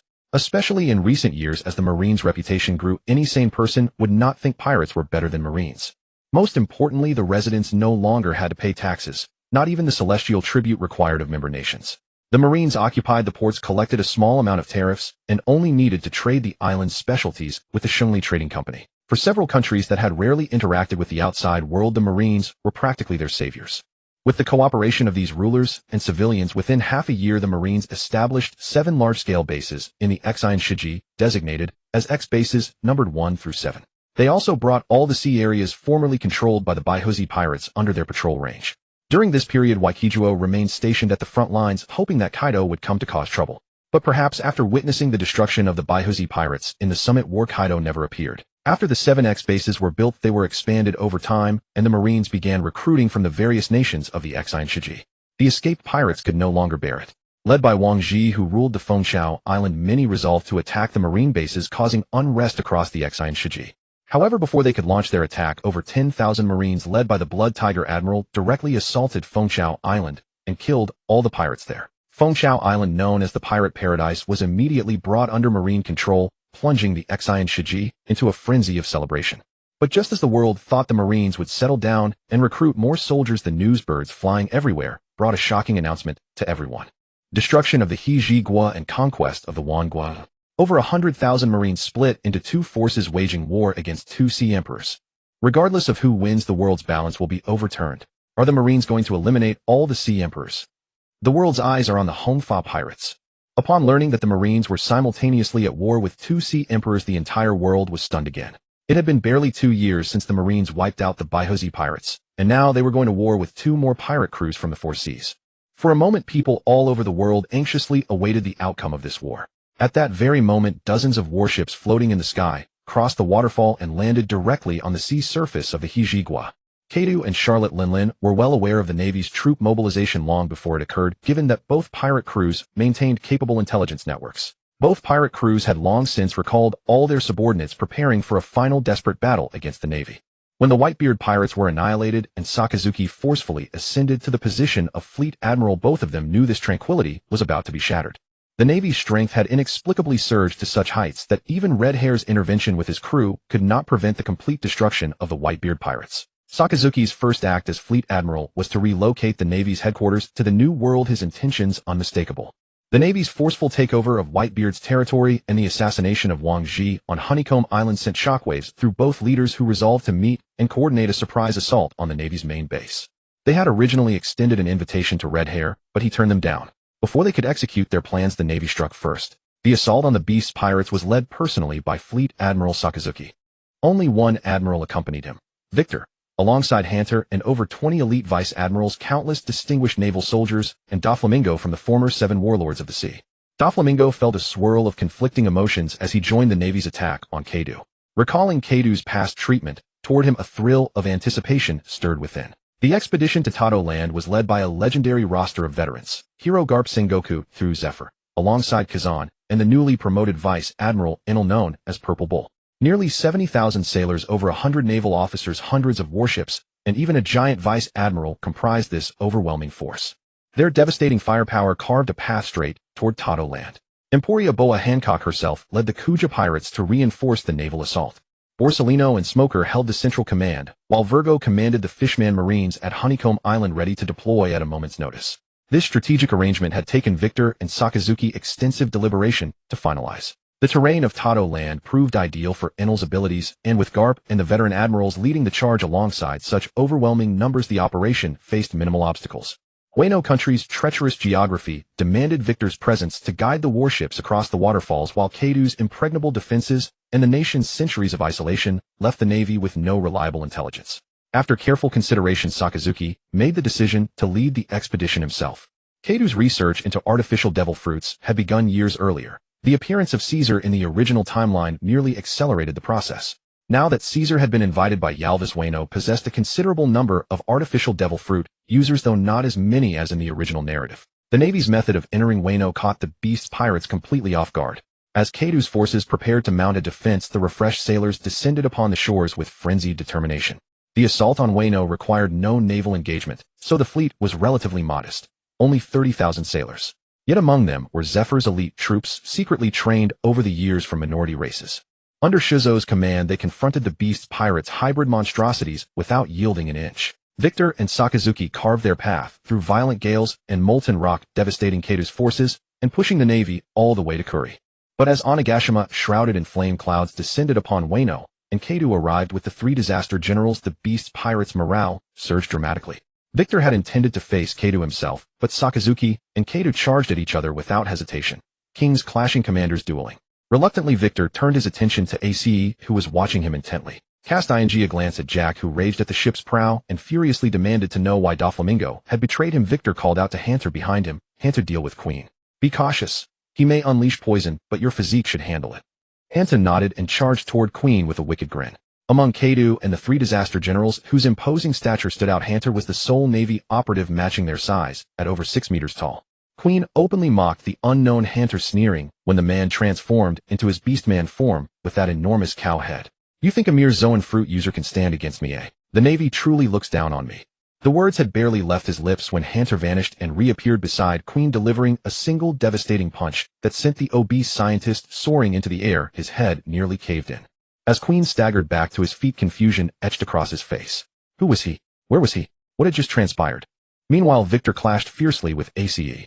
Though Ace towered over him in human form, once both transformed into their beast forms, Victor's white tiger stance proved the more imposing of the two. Ace had witnessed Victor's prowess during the Marineford War, so he refused to underestimate his opponent and immediately unleashed his signature technique.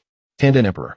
Soaring high into the sky, Ace spread his wings and dove toward Victor with the speed of a bullet, his coated wings capable of shattering steel itself. Mid-descent, Ace's momentum faltered as a furious gale erupted from the white tiger, slowing his fall and gradually driving him backward.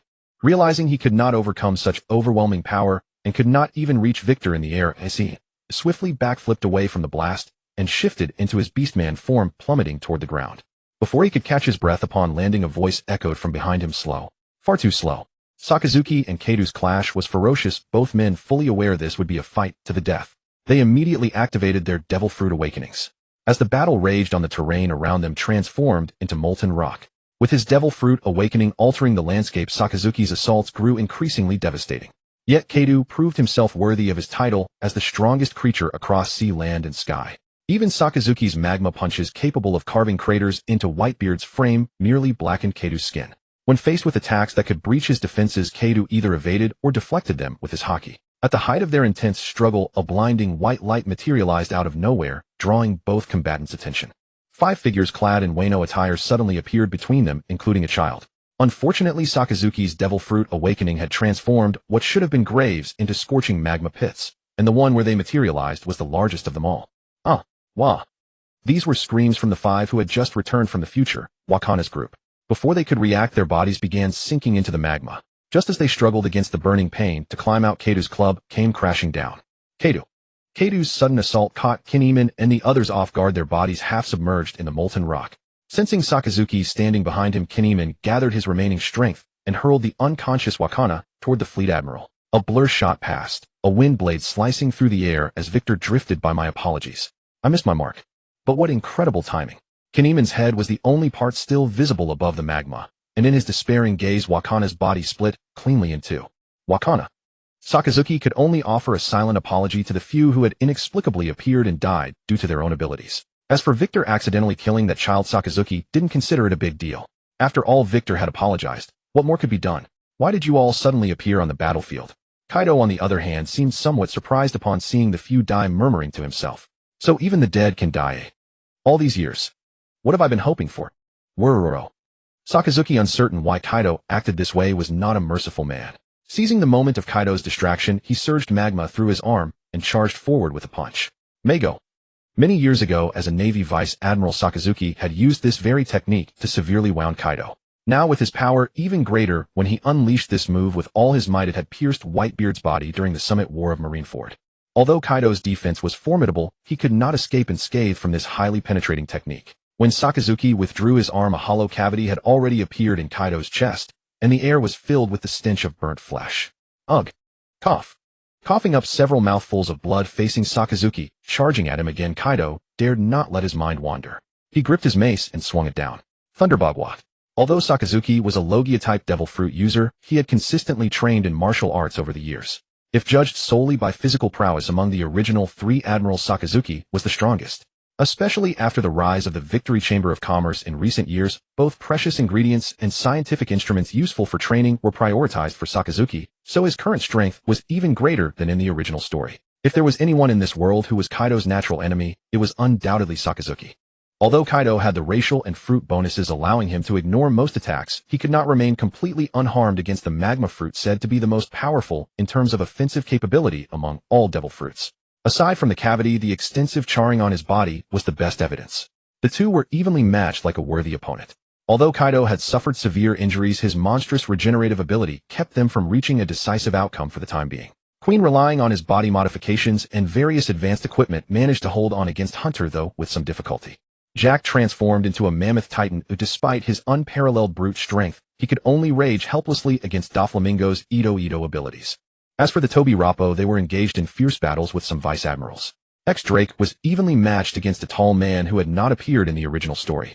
Victor cast a glance and surmised that this might be Drake's predecessor in the Toby Rappo. Seemingly unable to escape his fate, he would still die at Drake's hands. Victor was so relaxed that he had time to observe the battlefield because King was already finished. King's mask had been shattered, revealing his mature middle-aged face with blood smeared across his mouth. Victor's strength was overwhelming, something King had never witnessed in his life. Neither Kaido nor Whitebeard could match him, so his defeat was only natural. However, although he had prepared for defeat, he never expected to last only a few minutes against Victor before collapsing. Victor's power exceeded his comprehension. The punch that ruptured his organs also shattered his years of anticipation. Now lying on the ground gazing at the sky, he felt as if he had returned to the moment he first saw Kaido. Can you change this world? Only I can change it. King silently closed his eyes. Kaido-san, it seems you are not the one to change the world. Then I'll go ahead first. Victor glanced at the lifeless King, silently threw him into the volcanic cluster created by Sakazuki's ability. Before long, King's body slowly melted, turning into a plume of black smoke that drifted into the sky. Kaido, who was battling Sakazuki, saw this and flew into a rage. After forcing Sakazuki back, he transformed into a giant azure dragon, soared into the sky, and unleashed a blast of flame at Victor. Heat breath. Wind sigh. Beast bite. Crimson lotus. Boom. As the smoke cleared, Kaido shifted to his hybrid form, patted his smoking waist, and fixed Victor with a cold glint in his eyes. Victor smiled at Kaido, then flew toward Queen, who was still fighting Hunter. Kaido saw this and wanted to pursue, but Sakazuki's magma billowing with thick smoke blocked his way. Queen, already dazed from Hunter's attacks, tried to flee at the sight of Victor charging at him. However, this gave Hunter an opening. With a barbaric charge, he rammed his horns into Queen, sending him crashing through countless buildings. Then Victor, before Kaido's eyes, threw the unconscious Queen into the volcano. Bastard brat. I will kill you. Kaido's eyes turned red, but he could not break through Sakazuki. Victor smiled at him again, then charged toward the roaring Jack. Truly worthy of Jack the ship sinker, with a bounty of 1 billion and tusks valued at 900 million. Facing Doflamingo's awakened attack, he attempted to shatter the wave-like threads with sheer brute force. Bastards. I won't let you get away. Never. When Jack saw Victor, his eyes turned red. Both King and Queen had been taken to the volcanic cluster and cremated right before his eyes, causing immense grief to Jack, who had always regarded them as his big brothers. However, Doflamingo was not easy for him to deal with, so he could only release his sorrow and fury through roaring. Victor wasted no words. The invisible blade materialized, and in the face of Jack, trapped by threads, plunged straight into his head. Watching Jack's body being thrown into the volcano once more, Kaido instead became very calm. Gripping his mace, he focused on fighting Sakazuki. For he knew that if he could not defeat Sakazuki, the fate of the Beast Pirates today would be no better than that of the Whitebeard Pirates. However, Victor did not intend to give him that chance. After disposing of several Toby Rappo with Hunter, Hunter looked at Black Maria's corpse with a regretful expression, then followed Victor toward Kaido. No matter how great Kaido's abilities, he could not withstand the combined assault of the three. Before long, he became a living target. However, none of them noticed that Sakazuki's magma was slowly seeping through the cracks in the ground into the sea. Beneath the Sea of Wano, there were countless volcanic clusters. With each tremor from above, the metallic lustered limestone at the crater mouths gradually crumbled, and blazing flames erupted, causing the seabed to instantly boil. An enormous ancient warship chained to the bottom of Wano by several thick iron chains suddenly exploded as it was engulfed by the rising magma. Boom. Exhausted of all strength by the intense assault, Kaido collapsed weakly to the ground. His special physique made his defense extremely powerful when he was at his weakest. Just as Victor was condensing the invisible blade to test if he could pierce Kaido's body, he sensed a danger. Sakazuki, as the Magu Magu no Mi user, sensed it even more clearly. Upon detecting the precursor of a volcanic eruption beneath the sea, he immediately roared. All Marines, cease fighting. Run back to the ships. Move quickly. Orders were obeyed instantly. The Marines immediately ran back without hesitation. Victor, taking the lead, flew back to the port and placed the warships directly at Kuri. Just as the Marines boarded the ships and Victor transported all warships outside Wano, a powerful burst of energy erupted. Boom. Kaido stood up, gazing at the distant Onigashima, murmuring to himself, Yamato. Crack. Boom. Boom. The earth was torn apart, and Kaido helplessly fell into the erupting volcano beneath the sea. Meanwhile, Wano slowly collapsed under the watch of the Marines. To prevent the leakage of Wano's polluted water, Sakazuki used his ability to intensify the volcanic eruption, burning everything in Wano to ashes, then gathering it all within the volcano to be completely buried. In just over 10 minutes, Wano had completely vanished, becoming a slowly cooling volcano. Crack. Boom. Although Katakuri's observation Haki had reached the level of foreseeing the future, facing Enel's 10,000 thunderbolts that covered the mirror space, he was but a mere target. With the shattering of the mirror space, Katakuri became the last of the 4 sweet commanders to fall. The once bustling and prosperous Whole Cake Island had become dilapidated and broken. Desperate wails and roars gradually faded away amidst the countless corpses and buildings emitting thick smoke. Sentamaru, leading hundreds of pacifistas, was cleaning up the aftermath, while Marine Vice Admirals led soldiers to scour the battlefield. On Cake Island, Enel emerged from the castle and saw Charlotte Linlin, the only one still holding on. Garp, Akiji, and Sengoku had fought together against Charlotte Linlin for hours, and only now was the outcome decided. Seafloor drop. Boom. After being slammed heavily into the ground by Sengoku, Charlotte Linlin did not rise again. She merely lay on the ground, gasping for breath. Just as Garp and the others were about to say something, they noticed the sky suddenly darken and quickly dodged aside. Boom. Countless bolts of lightning struck Charlotte Linlin. Despite her iron body, she was reduced to burning charcoal under the powerful electric assault. Enel. Garp, nearly struck by the lightning, roared with fury. Enel, with a disdainful expression, said, "If we don't kill her, do we wait for her to recover her strength and continue fighting us?" Vice Admiral Garp, it's because of people like you in the Marines that the New World has had the 4 emperors for so many years, and the Marines have been unable to expand their bases there. If you have a problem with that, you can complain to Fleet Admiral Sakazuki, but I think he'll give me a commendation. Enel's lightning had cleared the battlefield, killing countless people. Garp, who had long been displeased with him, could no longer hold back. Clenching his fist, he shouted, "You damn brat. It's not about that. Didn't you see I was standing right there? What if you'd accidentally hit us? Then I can only apologize. But if that happened, it would mean your strength is too weak. Bastard." Seeing Enel's smug expression, Garp raised his fist and started walking toward him, but a hand firmly grabbed him. Sengoku held Garp back and shook his head at him. Zephyr and Tsuru, who had just arrived, also chimed in. "Garp, don't be so impulsive." Zephyr patted Garp on the shoulder and said sternly, "Don't forget, I'm the commander of this operation. Garp, you old fool, be magnanimous. After all, you're fine, aren't you? That brat is too arrogant." "Oomph." Enel said nothing and flew away. Garp was even more furious. It was only with the persuasion of Kazan and the others that he gradually calmed down. Sakazuki's devil fruit ability combined with the undersea volcano, causing a qualitative change. The immense nation of Wano turned into a volcano in just over 10 minutes. Victor floated in midair, watching the slowly extinguishing volcano. He suddenly recalled that Pluton was supposedly hidden in Wano, but judging by the site, even if it existed, it had already been destroyed. After confirming that no one was left alive, Victor slowly returned to the ship. Although Wano had been destroyed, the main forces of the Beast's pirates had been annihilated, and the Marines certainly wouldn't take the blame. The Beast's pirates had been wiped out. Kaido destroyed Wano before his death. The Big Mom pirates have been destroyed, Whole Cake Island reduced to 1,000 islands. With 3 of the 4 emperors gone, where will the red hair pirates go? Purple Bull, Admiral. More like lightning, God Enel. The world's strongest admiral, the future of the Marines has grown into a pillar of the organization. Fleet Admiral Sakazuki stated that pirates are evil and eliminating pirates is the Marines' top priority. Countless newspapers reported the Marines' victory to the world. At that moment at Mary Geos, the 5 elders knelt on one knee motionless. After a long while, a neutral voice came from the throne. "It seems the Marines are determined to betray us. But it's not your fault. The Doris family has been in the Golden Country for over a year and hasn't returned. Then let the Golden Country be their burial ground. Leave now. After the Golden Country is destroyed, I believe the Marines will make the right choice." In the Golden Country, Isho and Alvis had settled in the highest cabin. Since the Doris family arrived in the Golden Country, the two had been following Victor's orders, taking turns using observation Haki to monitor the surrounding seas and skies, never once ceasing. Moi. Isho, who was sipping new tea and listening to music from a den mushy, suddenly looked up with a grave expression. In his observation Haki perception, an unknown object was flying from afar. The feedback indicated it was strangely shaped and enormous in size. Remembering Victor's instructions, Isho drew his cane sword and swung it forcefully toward the distance. Moments later, a burning meteor fell straight down. Isho nodded in satisfaction, picked up his teacup again, and enjoyed the music. The day of the reverie was approaching, yet the Marines had not sent warships to escort the kings of various countries to Mary Geos. While the world was puzzled, the Marines made another move. Countless warships gathered at Marineford. The two remaining warlords Boa Hancock and Don Quixote da Flamingo also arrived at Marineford with their crews. At the same time, the Red Hair pirates made their move as well, heading toward Marineford. Furthermore, traces of the Revolutionary Army were discovered, and they too appeared near Marineford. Just as the world expected war between the Marines, the Red Hair pirates, and the Revolutionary Army, something incredible happened.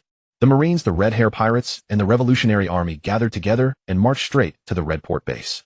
Morgandina and several other Devil Fruit users with flight abilities broadcasted the entire process live, plunging people all over the world into panic. What are they doing? That's the red line. Above it is the Holy Land Mary Geos. No way. They couldn't be planning to attack Mary Geos. Just as people were panicking and discussing, Victor, draped in a marine coat with the word justice on it, appeared on the Den Mushy screen. Hello friends all over the world. As you can see, the Marines have decided after deliberation to hold a friendly discussion with the world government. The topic of discussion is the celestial dragons. Of course, the method of discussion might be a bit intense, but from today onward there will be no more heavenly tribute, no more gods. See you later. After Victor finished speaking, the Den Mushy call was immediately shut down, and all people in the world fell silent simultaneously. After a moment, many people pressed their hands together and began to pray silently. Thousands of motorcycle-like vehicles appeared at the entrance of the home to continent. The guards in iron armor had no time to react before a thick smoke drifted over, and they all died of suffocation. On the motorcycles, the dark cannons suddenly erupted with intense light, and then the tall city gates collapsed with a thunderous crash. Simaji led the charge, followed by countless motorcycle troops, then the Mink tribe and the warriors of the Kuja. In home to town, Victor and Long stood in midair, and countless fierce winds carried warships and pirate ships into the sky, landing steadily on the home to continent. A huge black warship suddenly emerged from the ocean floor.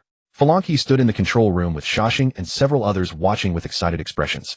Ishiao and his group of Yayawusi were standing on the deck with countless fishman navy behind them. Suddenly a pair of hands lifted with great force, and the huge black warship seemed weightless, slowly floating into the sky along with the fierce wind, and landed steadily at the city gate of Marihoa. Boom! Looking at the ferocious black giant warship in front of him along with the thousands of cannons of varying sizes on it, Zhonghua was first stunned, then beads of cold sweat appeared on his forehead. This is ancient weapon Ming Wang. Falanki, fire the cannons. Received.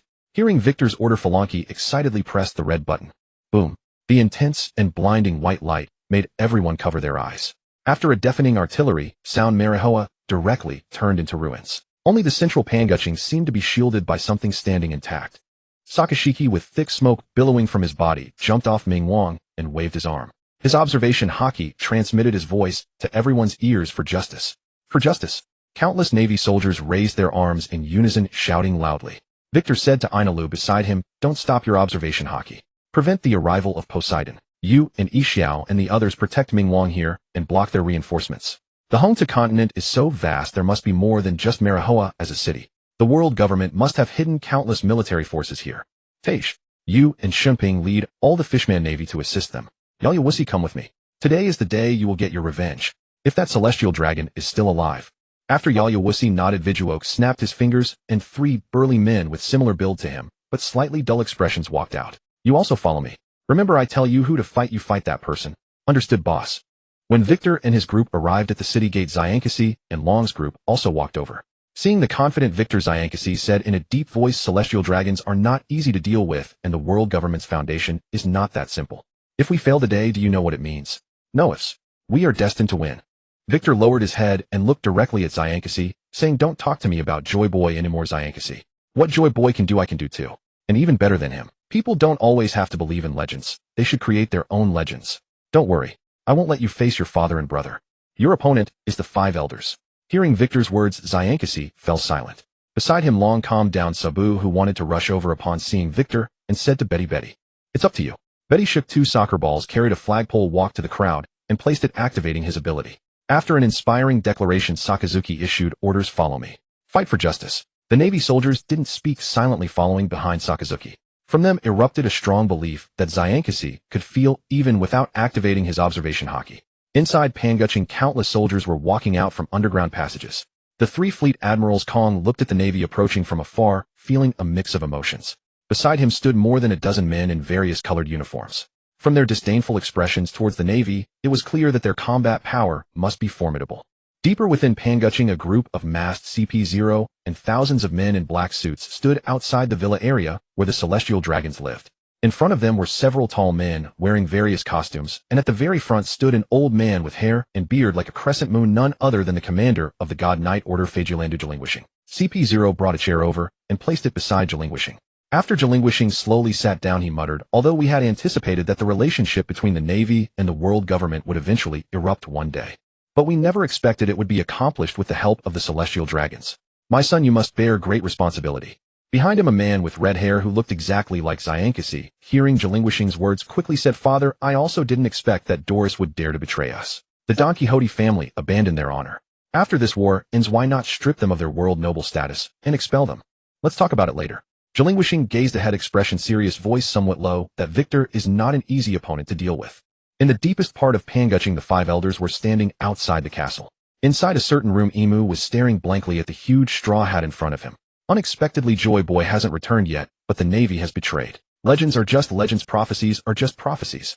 Perhaps you will never return. Then let them be buried with you.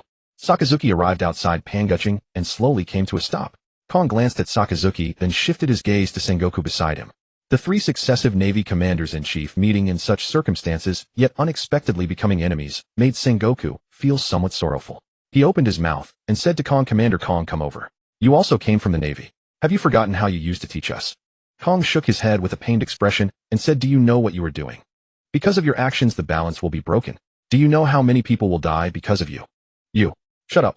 Thick smoke rose from Sakazuki's body. Looking at Kong, he said word by word, "To rebuild, one must first destroy. Why should the celestial dragons be above everyone else while the Navy turns a blind eye to their sinful acts and even acts as their accomplices protecting them? Words are useless.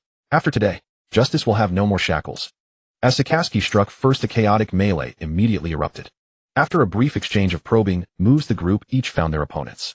Victor, using a gale to clear the path, led Virgo Hunter and Shanks forward slowly. Garp Chingji and Borisolino were also among them. Behind them, Senamaru led over 1,000 pacifistas and the newly developed Seraphim. Gradually the crowd thinned and Victor halted. Garp's expression was grave as he gazed at the elderly man seated on a stool ahead and said in a deep voice, "Jalingu." Jalingu stood up from his chair, first glancing at Garp, then shifting his gaze to Victor. "Are you, Victor, the one who caused all this? After scheming for so many years, making the Marines betray the world government? You must have worked hard. In my opinion, the title of strategist that Sengoku holds suits you better than Blood Tiger." Victor revealed a gentle smile and said humbly, No, compared to Marshal Sengoku, I cannot claim to be a strategist. Moreover, the Marines are not betraying. The Marines, symbols of justice, are determined to break free from the shackles of darkness and rebel against the filthiest and most evil race in this world. This is only natural and justified, isn't it?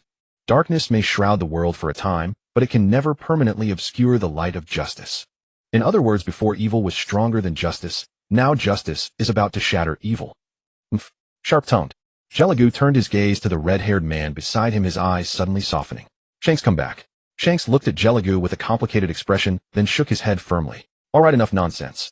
Leave this place to you. We'll take our leave now." Garp clenched his fists, looking at Jalingu with excitement. "How interesting. I never thought we'd have a chance to fight. Let us continue the unfinished battle from 30 years ago." The other members of the God's Knights charged forward with a group of men. Among them, a man who looked exactly like Shanks and also wielded a thin sword tried to rush at Shanks, but was blocked by a dull-faced man who bore a striking resemblance to Victor.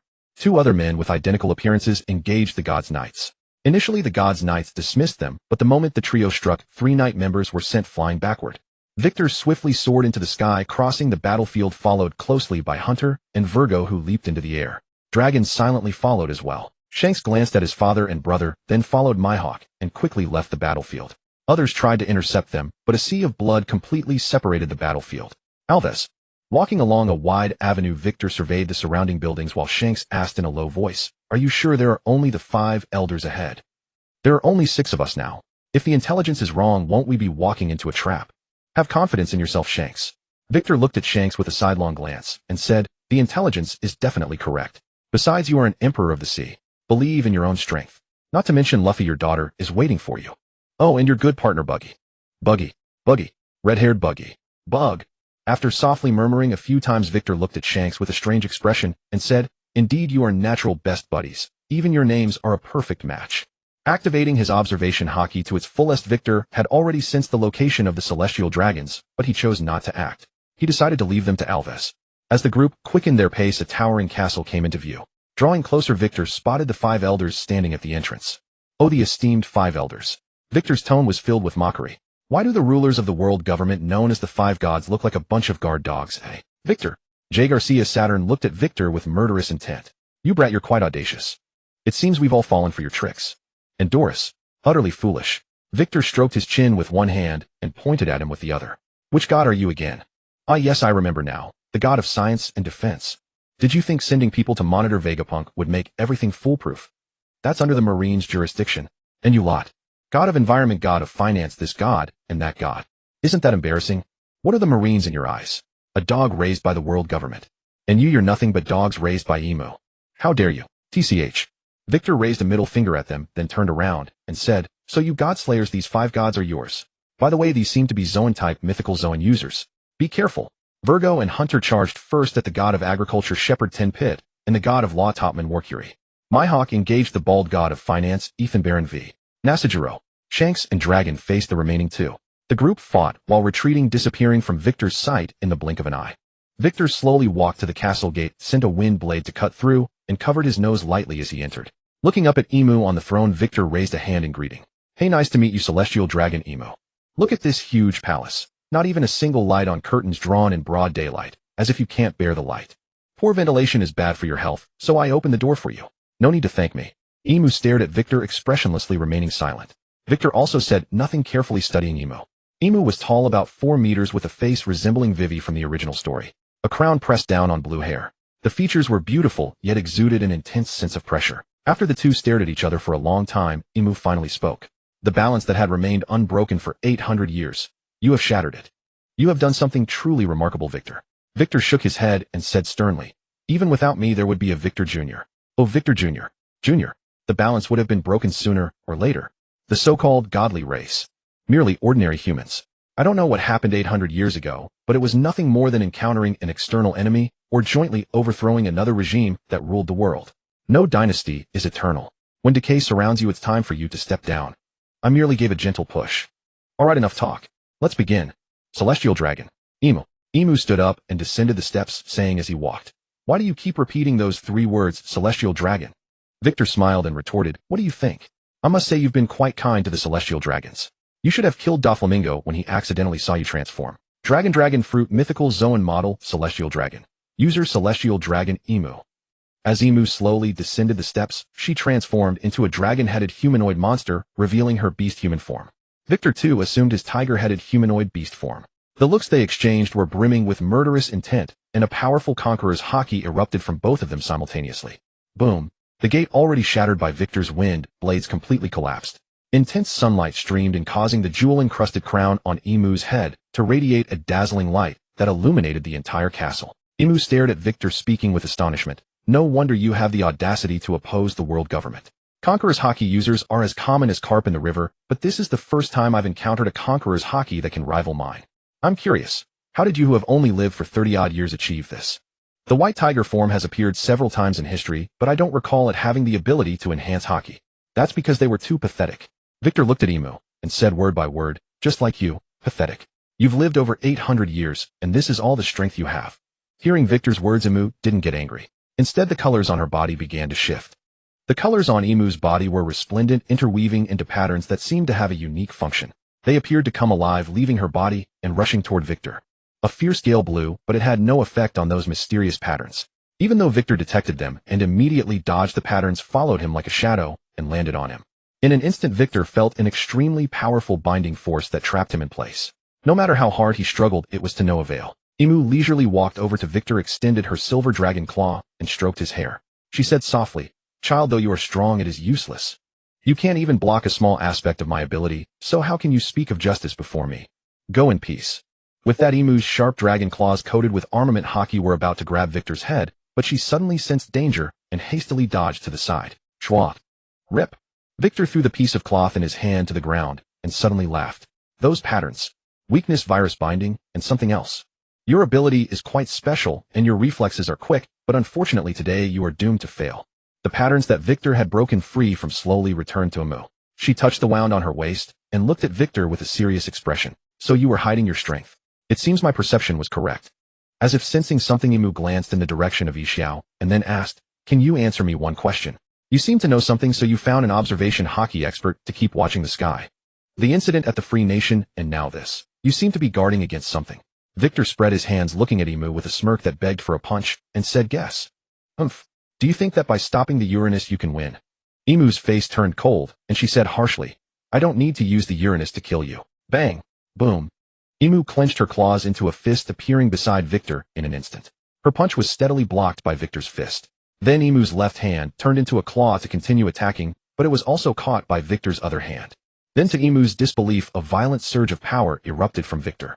With a forceful yank, he caused Imu's body to lose balance and slam heavily into the ground. Boom. Once, twice, until Imu stabilized herself and slammed her tail at Victor, causing him to release his grip. However, Victor's tail seized the opportunity to wrap around Imu's tail. With a sudden burst of force, he pulled Imu's tail and repeatedly slammed her body into the ground. Bang. Bang. After a few slams, Victor found it increasingly difficult. Imu's body kept growing, and in the blink of an eye she became a dragon hundreds of meters tall, still expanding. Victor had to retreat hundreds of meters to see her head. Then Imu opened her mouth and spat a soul-burning fireball at Victor. Boom. Victor dodged to the side. Seeing Imu's astonishing size, instead of being alarmed, he laughed. He swiftly moved behind Imu, and an invisible blade appeared, slashing at her back. However, upon striking, Victor felt an extremely strong resilience from Imu's body. He increased his strength, but a repulsive force came from the invisible blade, forcing him to retract it. Imu's skin showed not even a scratch. Victor backed away a few steps, rapidly swinging his hands. Countless wind blades struck Imu's body, but didn't leave even a mark. Ha ha. Imu opened her mouth wide, and her roar, coated with observation Haki, resounded throughout the entire Panga city. It's useless. No one in this world can harm me. Blades and axes are useless against me. Elements bow to me. I am the sole ruler of this world. I am a god. You ants dare to rebel against a god. The majesty of a god must not be challenged. Destruction is your only fate. The fighters on both sides were stunned by the sight of Imu hundreds of meters tall. Then one of the 5 elders in beast-human form shouted, fight for the god. We will win. In response, Hanti's wild charge hit him. Idiot. Boom. Victor activated his awakened state, with crimson flame clouds swirling around him. His body grew larger before Imu's eyes, and in the blink of an eye he became a giant hundreds of meters tall. Then before Imu could react, Victor bent down and grabbed her legs. With a powerful push from his legs, a crater formed in the floor, and the two burst through the roof, ascending to a height of thousands of meters. Damn it. How can your body be like this? Imu's eyes showed a hint of panic. She swung her sharp dragon claws at Victor, but Victor seemed insensible, continuing to fly upward while holding her. How did you do it? How in the world did you manage? You've only lived for a mere 30-odd years. How can your armament Haki temper every bone in your body? How can your conqueror's Haki suppress the soul of the devil fruit and devour it? Have you also changed your life level? Who told you all this? A mere mortal can actually become a god. Damn it. I don't believe it. I don't believe it. After feeling the cold, Victor then sensed an intense heat. Estimating that if they flew any further they would break out of the atmosphere and reach the moon, he finally stopped. Whether you believe it or not, you have to accept it. Victor fiercely suppressed Imu, who was in her beast-human form, and roared angrily, what god? Just an ordinary person with great power. Relying on your immense strength that no one could match, you hid in the shadows to control the world, supporting the descendants of you and your old friends. The god tribe. Victor's eyes turned cold as he tightened his hold on Imu. Now my strength is greater than yours. My power surpasses yours. I say you are not a god. Then you are not a god. Ha ha ha. After struggling for a while, without breaking free, Imu calmed down instead. Looking at Victor, who had his head buried against her chest, she said, so what? You can't kill me. Why fly so high? Trying to kill us by falling. You should know that at our level it's extremely hard to die. Unless you can exhaust my stamina. But how long would that take? Though you are stronger than me, the aftershocks of our battle can kill ordinary people. What can you do to me? Can you kill me? Ha ha ha.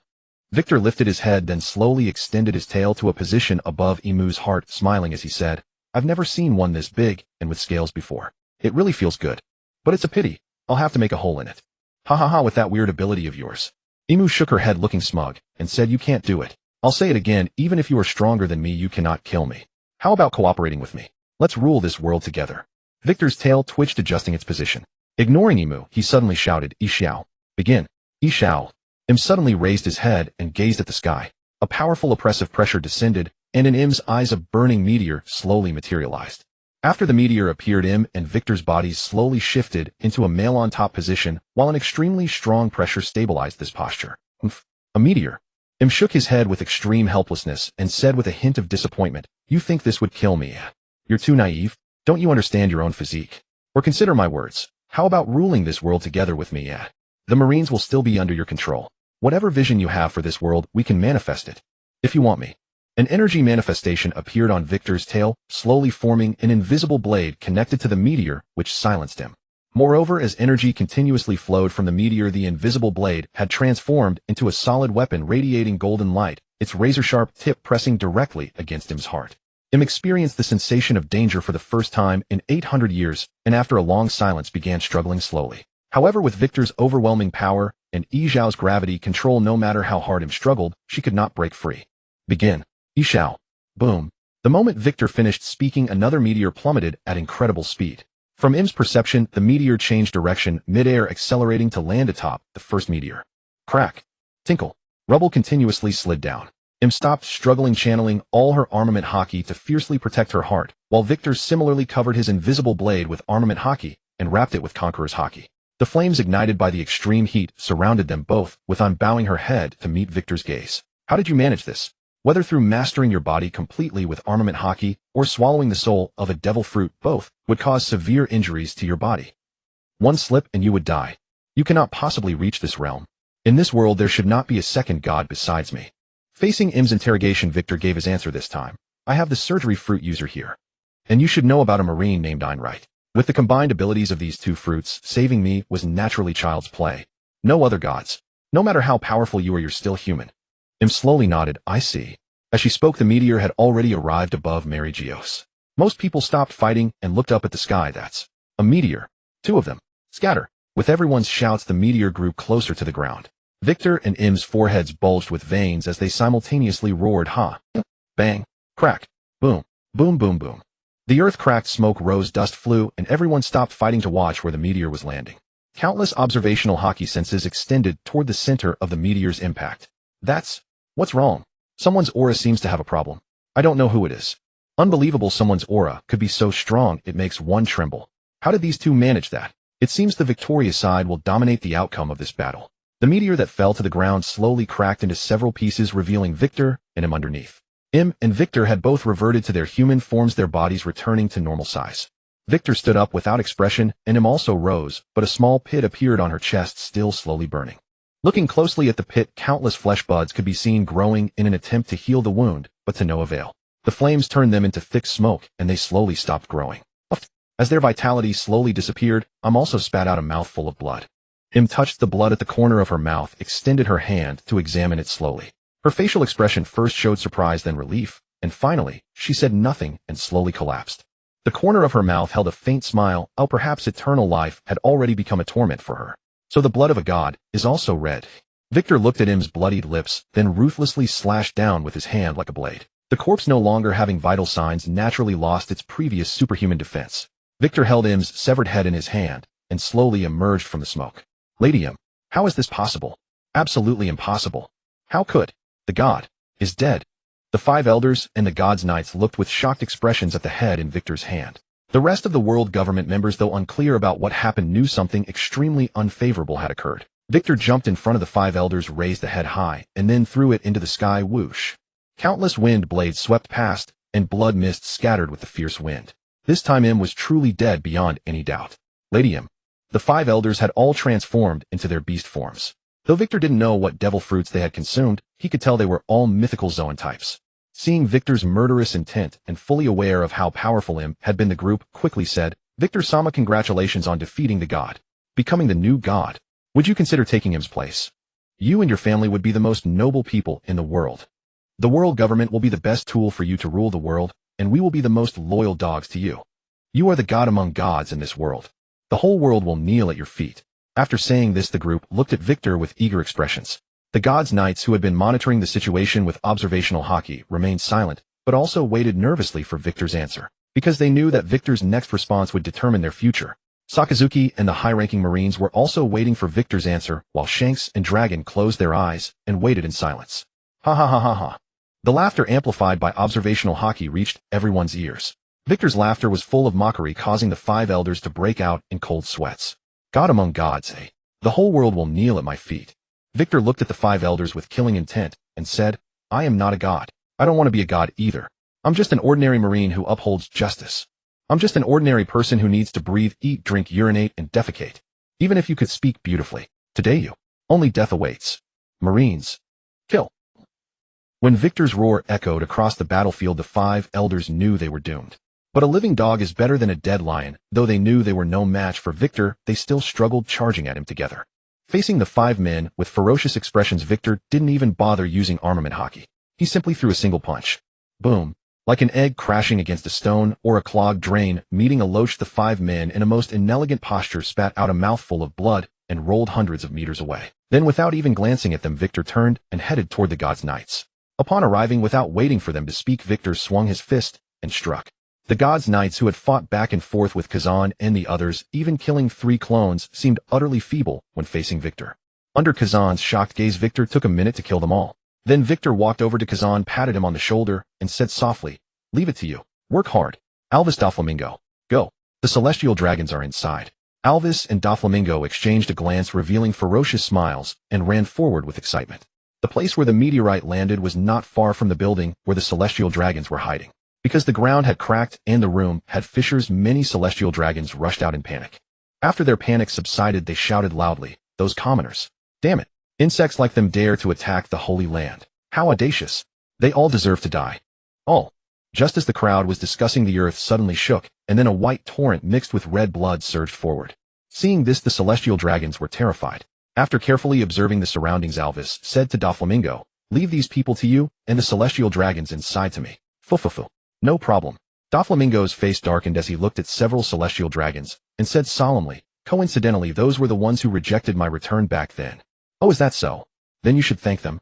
Otherwise you would be one of them now. Alvis slowly walked toward the tall building in the distance. Hearing his words, Doflamingo was momentarily stunned, then laughed. Fufufu. Now that you mention it, it does seem that way. I will thank them properly. With Victor's super powerful assistance, the stalemate on the battlefield quickly turned into a one-sided situation. Although the world government had various advanced equipment, the Navy was not far behind, and under the Victory Chamber of Commerce's years of research, their firepower even surpassed the world government's. As for military strength, no matter how elite the soldiers were, those who couldn't use Haki were just grunts. Even if they had overwhelming numbers, they couldn't play a decisive role. Victory or defeat ultimately depended on the top-tier combatants on both sides. The commander-in-chief of the 3 armies, Kong, was worthy of his nickname Steelbones. Even though he was much older than Garp, when facing Sakazuki, who was in his prime by this world's standards, he was not at a disadvantage. Victor watched for just a few seconds and confirmed that at least half of Kong's bones had been tempered with Haki. This was an old man, even stronger than Garp. Unfortunately, it was useless. Although he was once a fleet admiral, he had gone down a one-way street and was stubbornly unrepentant. Victor had no intention of sparing him. Victor, stop! Marshal Kong. Amid the roars of Sengoku and the other veterans, Victor appeared behind Kong and punched without hesitation. Thud. Kong's body, as fragile as a piece of tofu, was easily pierced by Victor's fist.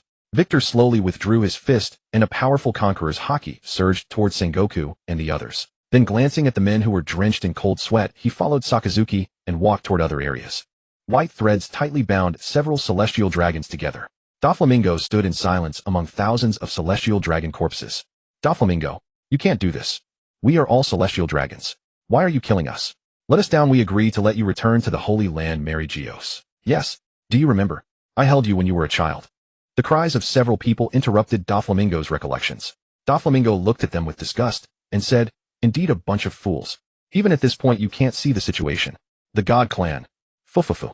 What a foolish race. How laughable I was to want to come back then. Doflamingo shook his head helplessly, then gently tugged with his hand. Thud. Several heads fell to the ground, and the world fell silent. Alvis walked over slowly, carrying a head. Behind him, the tall building had been stained red. Sensing Alvis's approach, Doflamingo said softly, Congratulations, you've finally avenged yourself. Same to you. After a moment of silence, Doflamingo took the revolver from his waist and tossed it to Alvis. Fufufu. If you don't mind, please end my life with this gun. Alvis caught the revolver, looking somewhat surprised at Doflamingo. Indeed, just as Victor said, you are a very smart man. Fufufu. Doflamingo's laughter was still as arrogant as ever, but Alvis sensed a hint of helplessness in it. Smart. To receive such praise from Victor is truly an honor. Doflamingo took off his sunglasses, sat on the ground, and looked up at the sky, saying softly, That guy has been so powerful since our first meeting. Back then I knew that if nothing unexpected happened, he would surely become a Marine Admiral. And he would be an admiral who would bring about major changes to the Marines. But I didn't expect the change to be this great. The Celestial Dragon clan has ruled this world for over 800 years. It's time for them to step down. To witness and personally participate in the Celestial Dragons being toppled from their pedestal, I have no regrets. As for what the world will become from now on, I'll have to trouble you to witness it for me. Alvis spun the revolver and asked softly, any last words? As a token of our cooperation, I can help you once. I'll thank you. Doflamingo thought for a moment and said softly, if possible, if my escaped family members are unfortunately captured again, please bury their remains with mine. And when you have time, burn a newspaper at my grave. It's boring down here, you know. Alvis nodded, handed the cigar in his hand to Doflamingo, and after seeing Doflamingo take a puff and make a face of disdain, he said solemnly, I agree to both requests. After you die, I will personally bury you. How about in Mary Geos, the place you always wanted to return to? Fufufu, what a pleasant surprise. Thank you then. Farewell. Farewell. Bang. Pink flamingo feathers drifted into the sky. Alvis picked up the sunglasses he had accidentally stepped on and said softly, this pair of sunglasses isn't of good quality, is it? How did it break like this? Kong and the Knights of the Deity were annihilated, and the 5 elders were also severely injured by Victor, unable to hold out for long. As Victor had expected, the world government had indeed hidden considerable forces elsewhere on the Red Line, but against Yishao, Enel, and Smoker's scientific troops, they were bound to suffer defeat. The remaining experts, although a few were at the admiral level, only managed to last a bit longer when facing Victor and his allies. Tens of thousands of world government soldiers were cornered by the Allied army. With the fall of the world government's experts, Victor had assumed those soldiers would surrender, but unexpectedly, aside from a few, the rest grew increasingly agitated upon seeing the corpses of the 5 elders. Their resistance intensified, and despite the appeals from the moderate faction, led by Sengoku, they showed no sign of surrender. Judging by their expressions, Victor knew these individuals were warriors nurtured by the world government since childhood, whose entire lives revolved around it. Convincing them to surrender was impossible. Sakazuki also realized that only Sengoku and his party were still striving to shout and persuade them to save their lives. Sengoku transformed into the Great Buddha, braving their firepower, and shouted loudly, the world government has fallen. The heavenly dragons are all dead. There is no longer a divine clan in this world. You are free. Surrender. No more need for pointless sacrifices. What are you still holding out for? For whom are you fighting? However, in response to his hoarse cries, there were only countless bullets, and those people's eyes were filled with hatred. Sakazuki, witnessing this, erupted with thick smoke from his body and roared loudly, enough talk. Kill them all. Sakazuki. Stop. Sengoku and Garp shouted in unison. However, the current fleet admiral was Sakazuki, and upon his orders, all the marines swiftly launched their attack. What are you doing? This is a massacre. Garp blocked Sakazuki's path and shouted angrily, Sakazuki. Order the attack to cease. Do you have any idea that they are not pirates? They are soldiers, just like us. But now they are enemies who refuse to surrender. Sakazuki's arm turned to magma, and staring directly at Garp, he shouted with murderous intent, move aside. Otherwise I will consider that you are betraying the Navy. You damn kid. Just as the two refused to yield and were about to fight, the sky suddenly darkened, thick smoke rose, and then came thunderous noise, or rather actual lightning struck down. Boom. Thunderous fury. Smoker's smoke ring isolated the marines while Enel stood mid-air looking down like a god, purple lightning flashing around him, causing a mad laugh to erupt from his lips. Ha! Sinners. Accept the judgment of thunder. Shut up. Don't miss. Victor, floating beside him, said impatiently, at your age, why are you still so childish? Is it because you haven't found a wife? After this, I'll have my uncle introduce you to someone.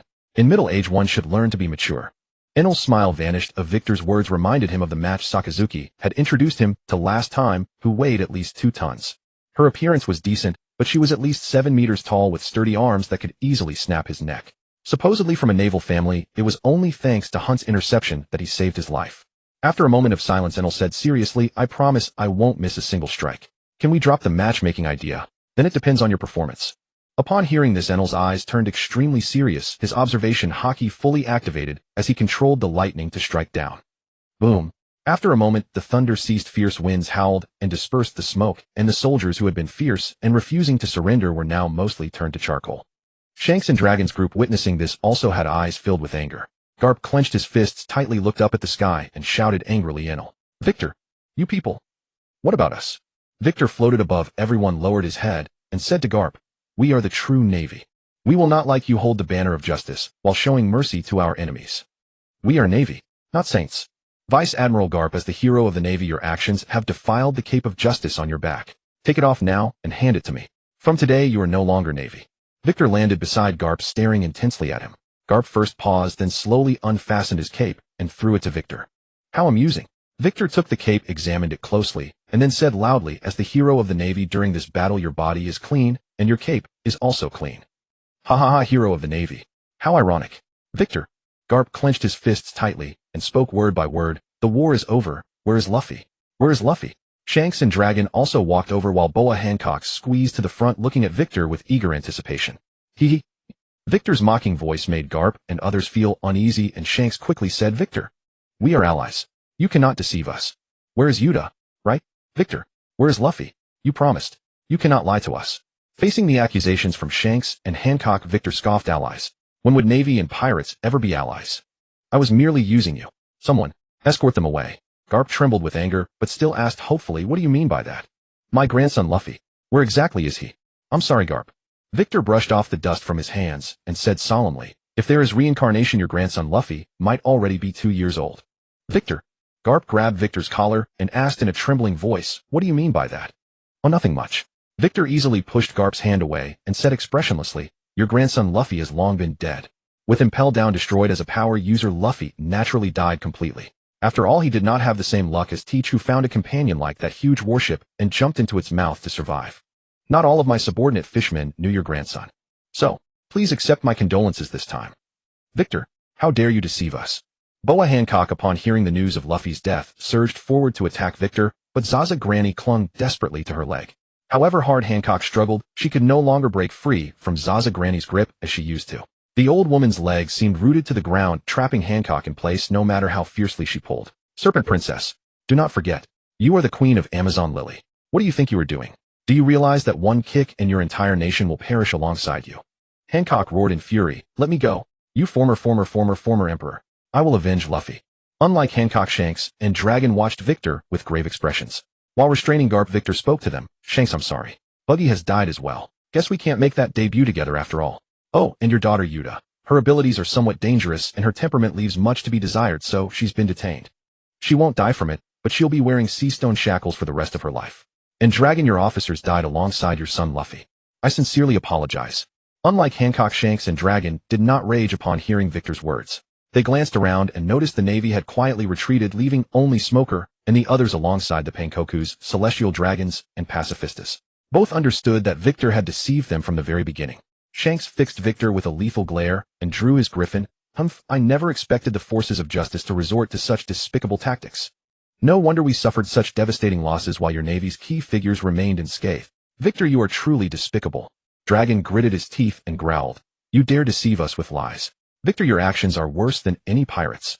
Victor knocked Garp unconscious with a single punch, tossed him toward Sengoku, and walked slowly toward the two. Despicable. Lies. Don't exaggerate. A pirate calling me despicable. The Revolutionary Army accusing me of lying. Shanks, where do you suppose all that money for your endless feasts came from over the years? To those common people, aren't pirates despicable? Dragon. Your Revolutionary Army shouts slogans of freedom and equality while igniting countless wars across the world. But what of the results? Regardless of victory or defeat, did those who believed in you truly gain freedom? Did they achieve equality? Did their lives actually improve? They merely returned to square one, or fared even worse. Even in those heavily guarded nations you protected, were they truly free? Freedom and equality are nothing but lies. Stop cloaking it in such noble rhetoric. This world is inherently unjust. Victor finished speaking and attacked the two. Behind him, Beckman led several men along with the remaining Revolutionary Army cadres to charge forward. But Sakazuki and Smoker's group also surged forward, with Sakazuki shouting loudly, after all this hesitation, what exactly do you still want? We fought side by side for so many years and justice is on the verge of victory. Yet you still hesitate. History has proven I was right. And the Revolutionary Army was wrong. Borsellino, it's time you made your choice. As Sakazuki's roar echoed, a flash of golden light hurtled toward Dragon. Boom. Dragon retreated a few steps, his gaze complicated as he looked at Borsellino. But seeing that emotionless face, he knew his old friend had already made his choice. Resolving to suppress his inner turmoil, Dragon formed a claw with his hand and struck forward. In the grand line at the Revolutionary Army's stronghold Beargao, the White Sandy Kingdom, hundreds of warships slowly approached the beach and formed a complete encirclement around the island. Magellan's figure appeared aboard one of the ships, and with a single gesture thousands of cannons roared to life. In the new world within the seas claimed by the Red Hair Pirates, the fleet allied with them was engaged in fierce combat against the Fishmen led by Tiger. Unfortunately, the lower-ranking pirates stood no match against these powerful Fishman Navy forces, and the executives were swiftly defeated by Arlong and his crew. As the last of the four emperors, Shank's strength was truly formidable, perhaps the strongest among them all. No wonder he demanded respect, he possessed the power to back it up. Meanwhile, Dragon, as the Revolutionary Army's commander, possessed not only exceptional combat skills, but also awakened devil fruit abilities, making his power nearly comparable to Shanks. The two men, both wielding the highest tier of the three colors of Haki, had brought their powerful allies, believing they could carve a path through blood. But they faced the most powerful navy the world had ever seen. Dragon's severed head now rested in Victor's grasp, while beside Dragon's headless corpse, villain was in the process of decapitating Shanks with his long blade. Garp slumped to the ground, gazing at the head in Victor's hand, his own son Dragon's head. Sengoku pressed down hard on him with his hand, preventing him from losing control and attacking Victor. Had it not been for Garp's title as a Navy hero, his fate would have mirrored Dragon's. It was Kazan who had struck at Dragon first to secure permission for their peaceful departure from the Navy. Sengoku refused to let Garp jeopardize everything. Otherwise, given Sakazuki and Victor's temperaments, Garp would either be killed or imprisoned. Bang! Bang! Victor approached Boa Hancock with an expressionless face. She was frantically striking Zaza Granny, yet even as blood poured from her mouth, the old woman clung desperately to her legs, preventing Hancock from attacking Victor. Seeing Victor approach, Hancock shouted in fury, "I will kill you. I will surely kill you." However, upon catching sight of Victor, Zaza Granny's faltering gaze suddenly cleared completely. "Lord Victor, Boa Hancock has been stripped of her title as Queen of Amazon Lily by my hand. The rest of the 9 snake pirates have all perished here. Therefore I beg you to show mercy to Amazon Lily. From this day forward, Amazon Lily shall pledge allegiance to the Navy." Victor observed Zaza Granny's pleading expression and nodded. "You're a capable ruler, but regrettably your judgment in selecting a successor left much to be desired. Still, who could have foreseen she'd fall so completely for love?" Crack! Victor gripped Boa Hancock's throat with crushing force, veins bulging on his hand. After a sharp snap, Hancock went still. "The world's most beautiful woman. A love-struck fool deserves to die." Thud! Casting Hancock's corpse aside, Victor turned to Garp, whose face was blank with shock, and said, "Stop staring, Vice Admiral Garp. Your son and your grandson met this fate, leaving you to bury the young and white-haired yourself. All of it stems from your own failures. I fail to comprehend how you raised them. A Navy hero producing a Revolutionary Army commander's son and a pirate's grandson.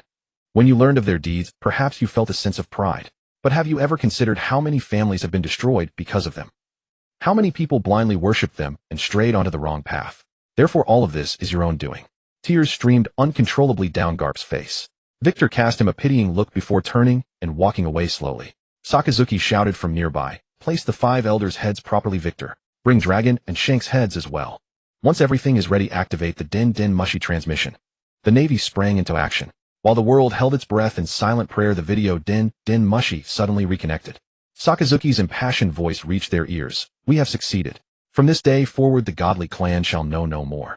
After learning of the Navy's victory, most commoners who had long suffered under the oppression of the celestial dragons cried out in triumph, tears and snot streaming down their faces with overwhelming excitement. Some kings of allied nations, however, turned ashen.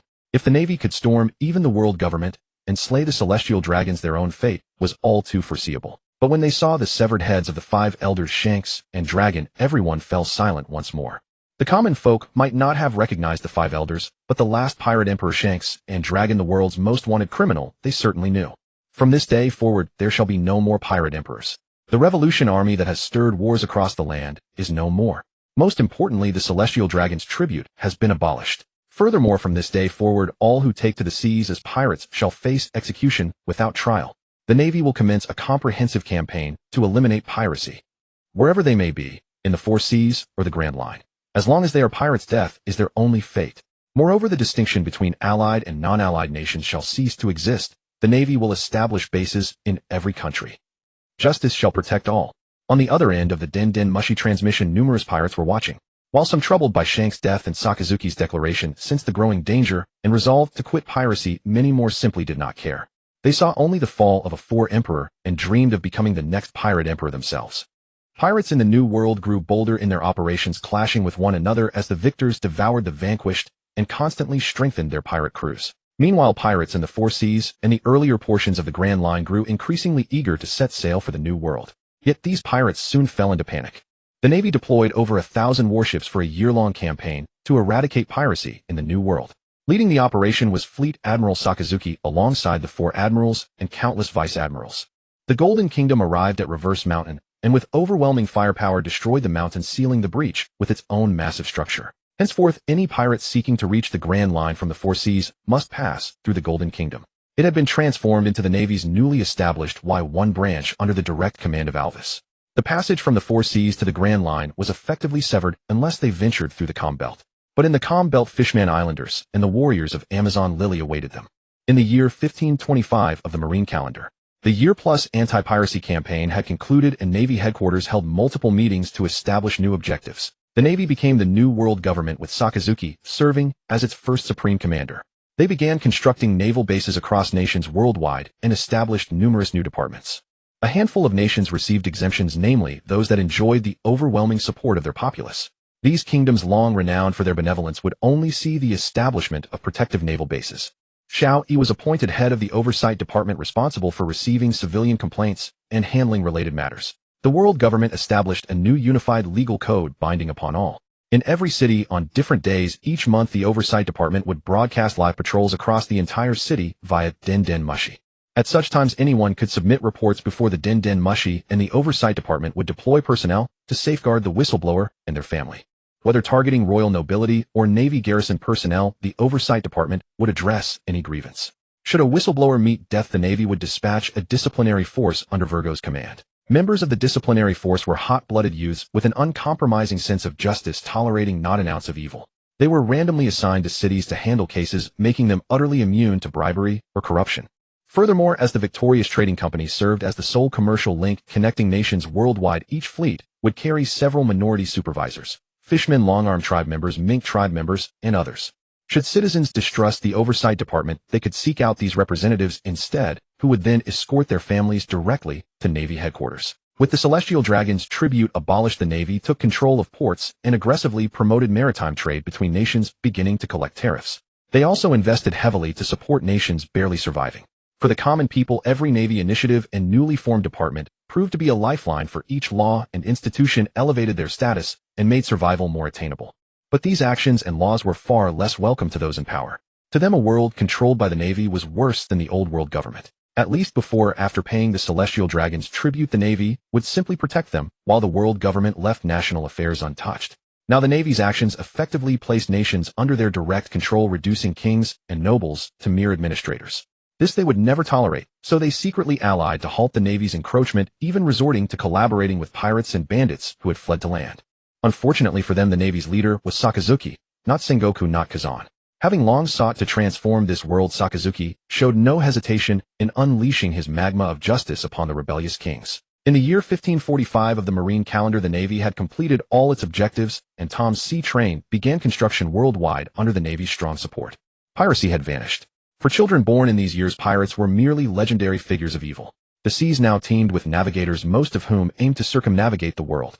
At each city, they earned their livelihood through labor or the knowledge they possessed. The stronger among them would hunt sea beasts and fish to sell. Those fortunate enough to obtain devil fruits made money most swiftly.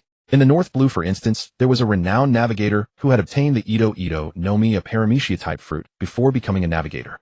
He first utilized his fruit ability to establish a silk thread factory, then coincidentally encountered someone who possessed the Nari Nari Nomi. Together, they founded a clothing manufacturing plant, amassing wealth sufficient for generations within just a few years, after which they formed a navigation crew and became navigators. Such examples were countless. Of course, there were also those who abused their devil fruit powers for evil ends, whose fates need not be mentioned. At the North Blue's 7th Sanatorium, the middle-aged Victor sat leisurely fishing on a small rocky slope beside the harbor. Raoul and Golki had passed away many years prior, and even Sengoku and Zeph had died several years earlier. Hardly any of the Navy generation from Sengoku's era remained alive. At the harbor, a warship slowly docked, and Sakazuki, his hair now completely white, stepped off the vessel. "Victor." Sakazuki approached him, firing questions like a machine gun. "Why didn't you take over my position? Smoker may have ability, but compared to you, he still falls short. You're still so young. Why leave the Navy? That brute Hunt only knows how to fight. His appointment as Fleet Admiral is merely symbolic. With your strength, you should live many more years. Why the rush to retire? You? Uncle, stop nagging." Victor rose to his feet. Time had not aged him in the slightest. His face remained as youthful as ever.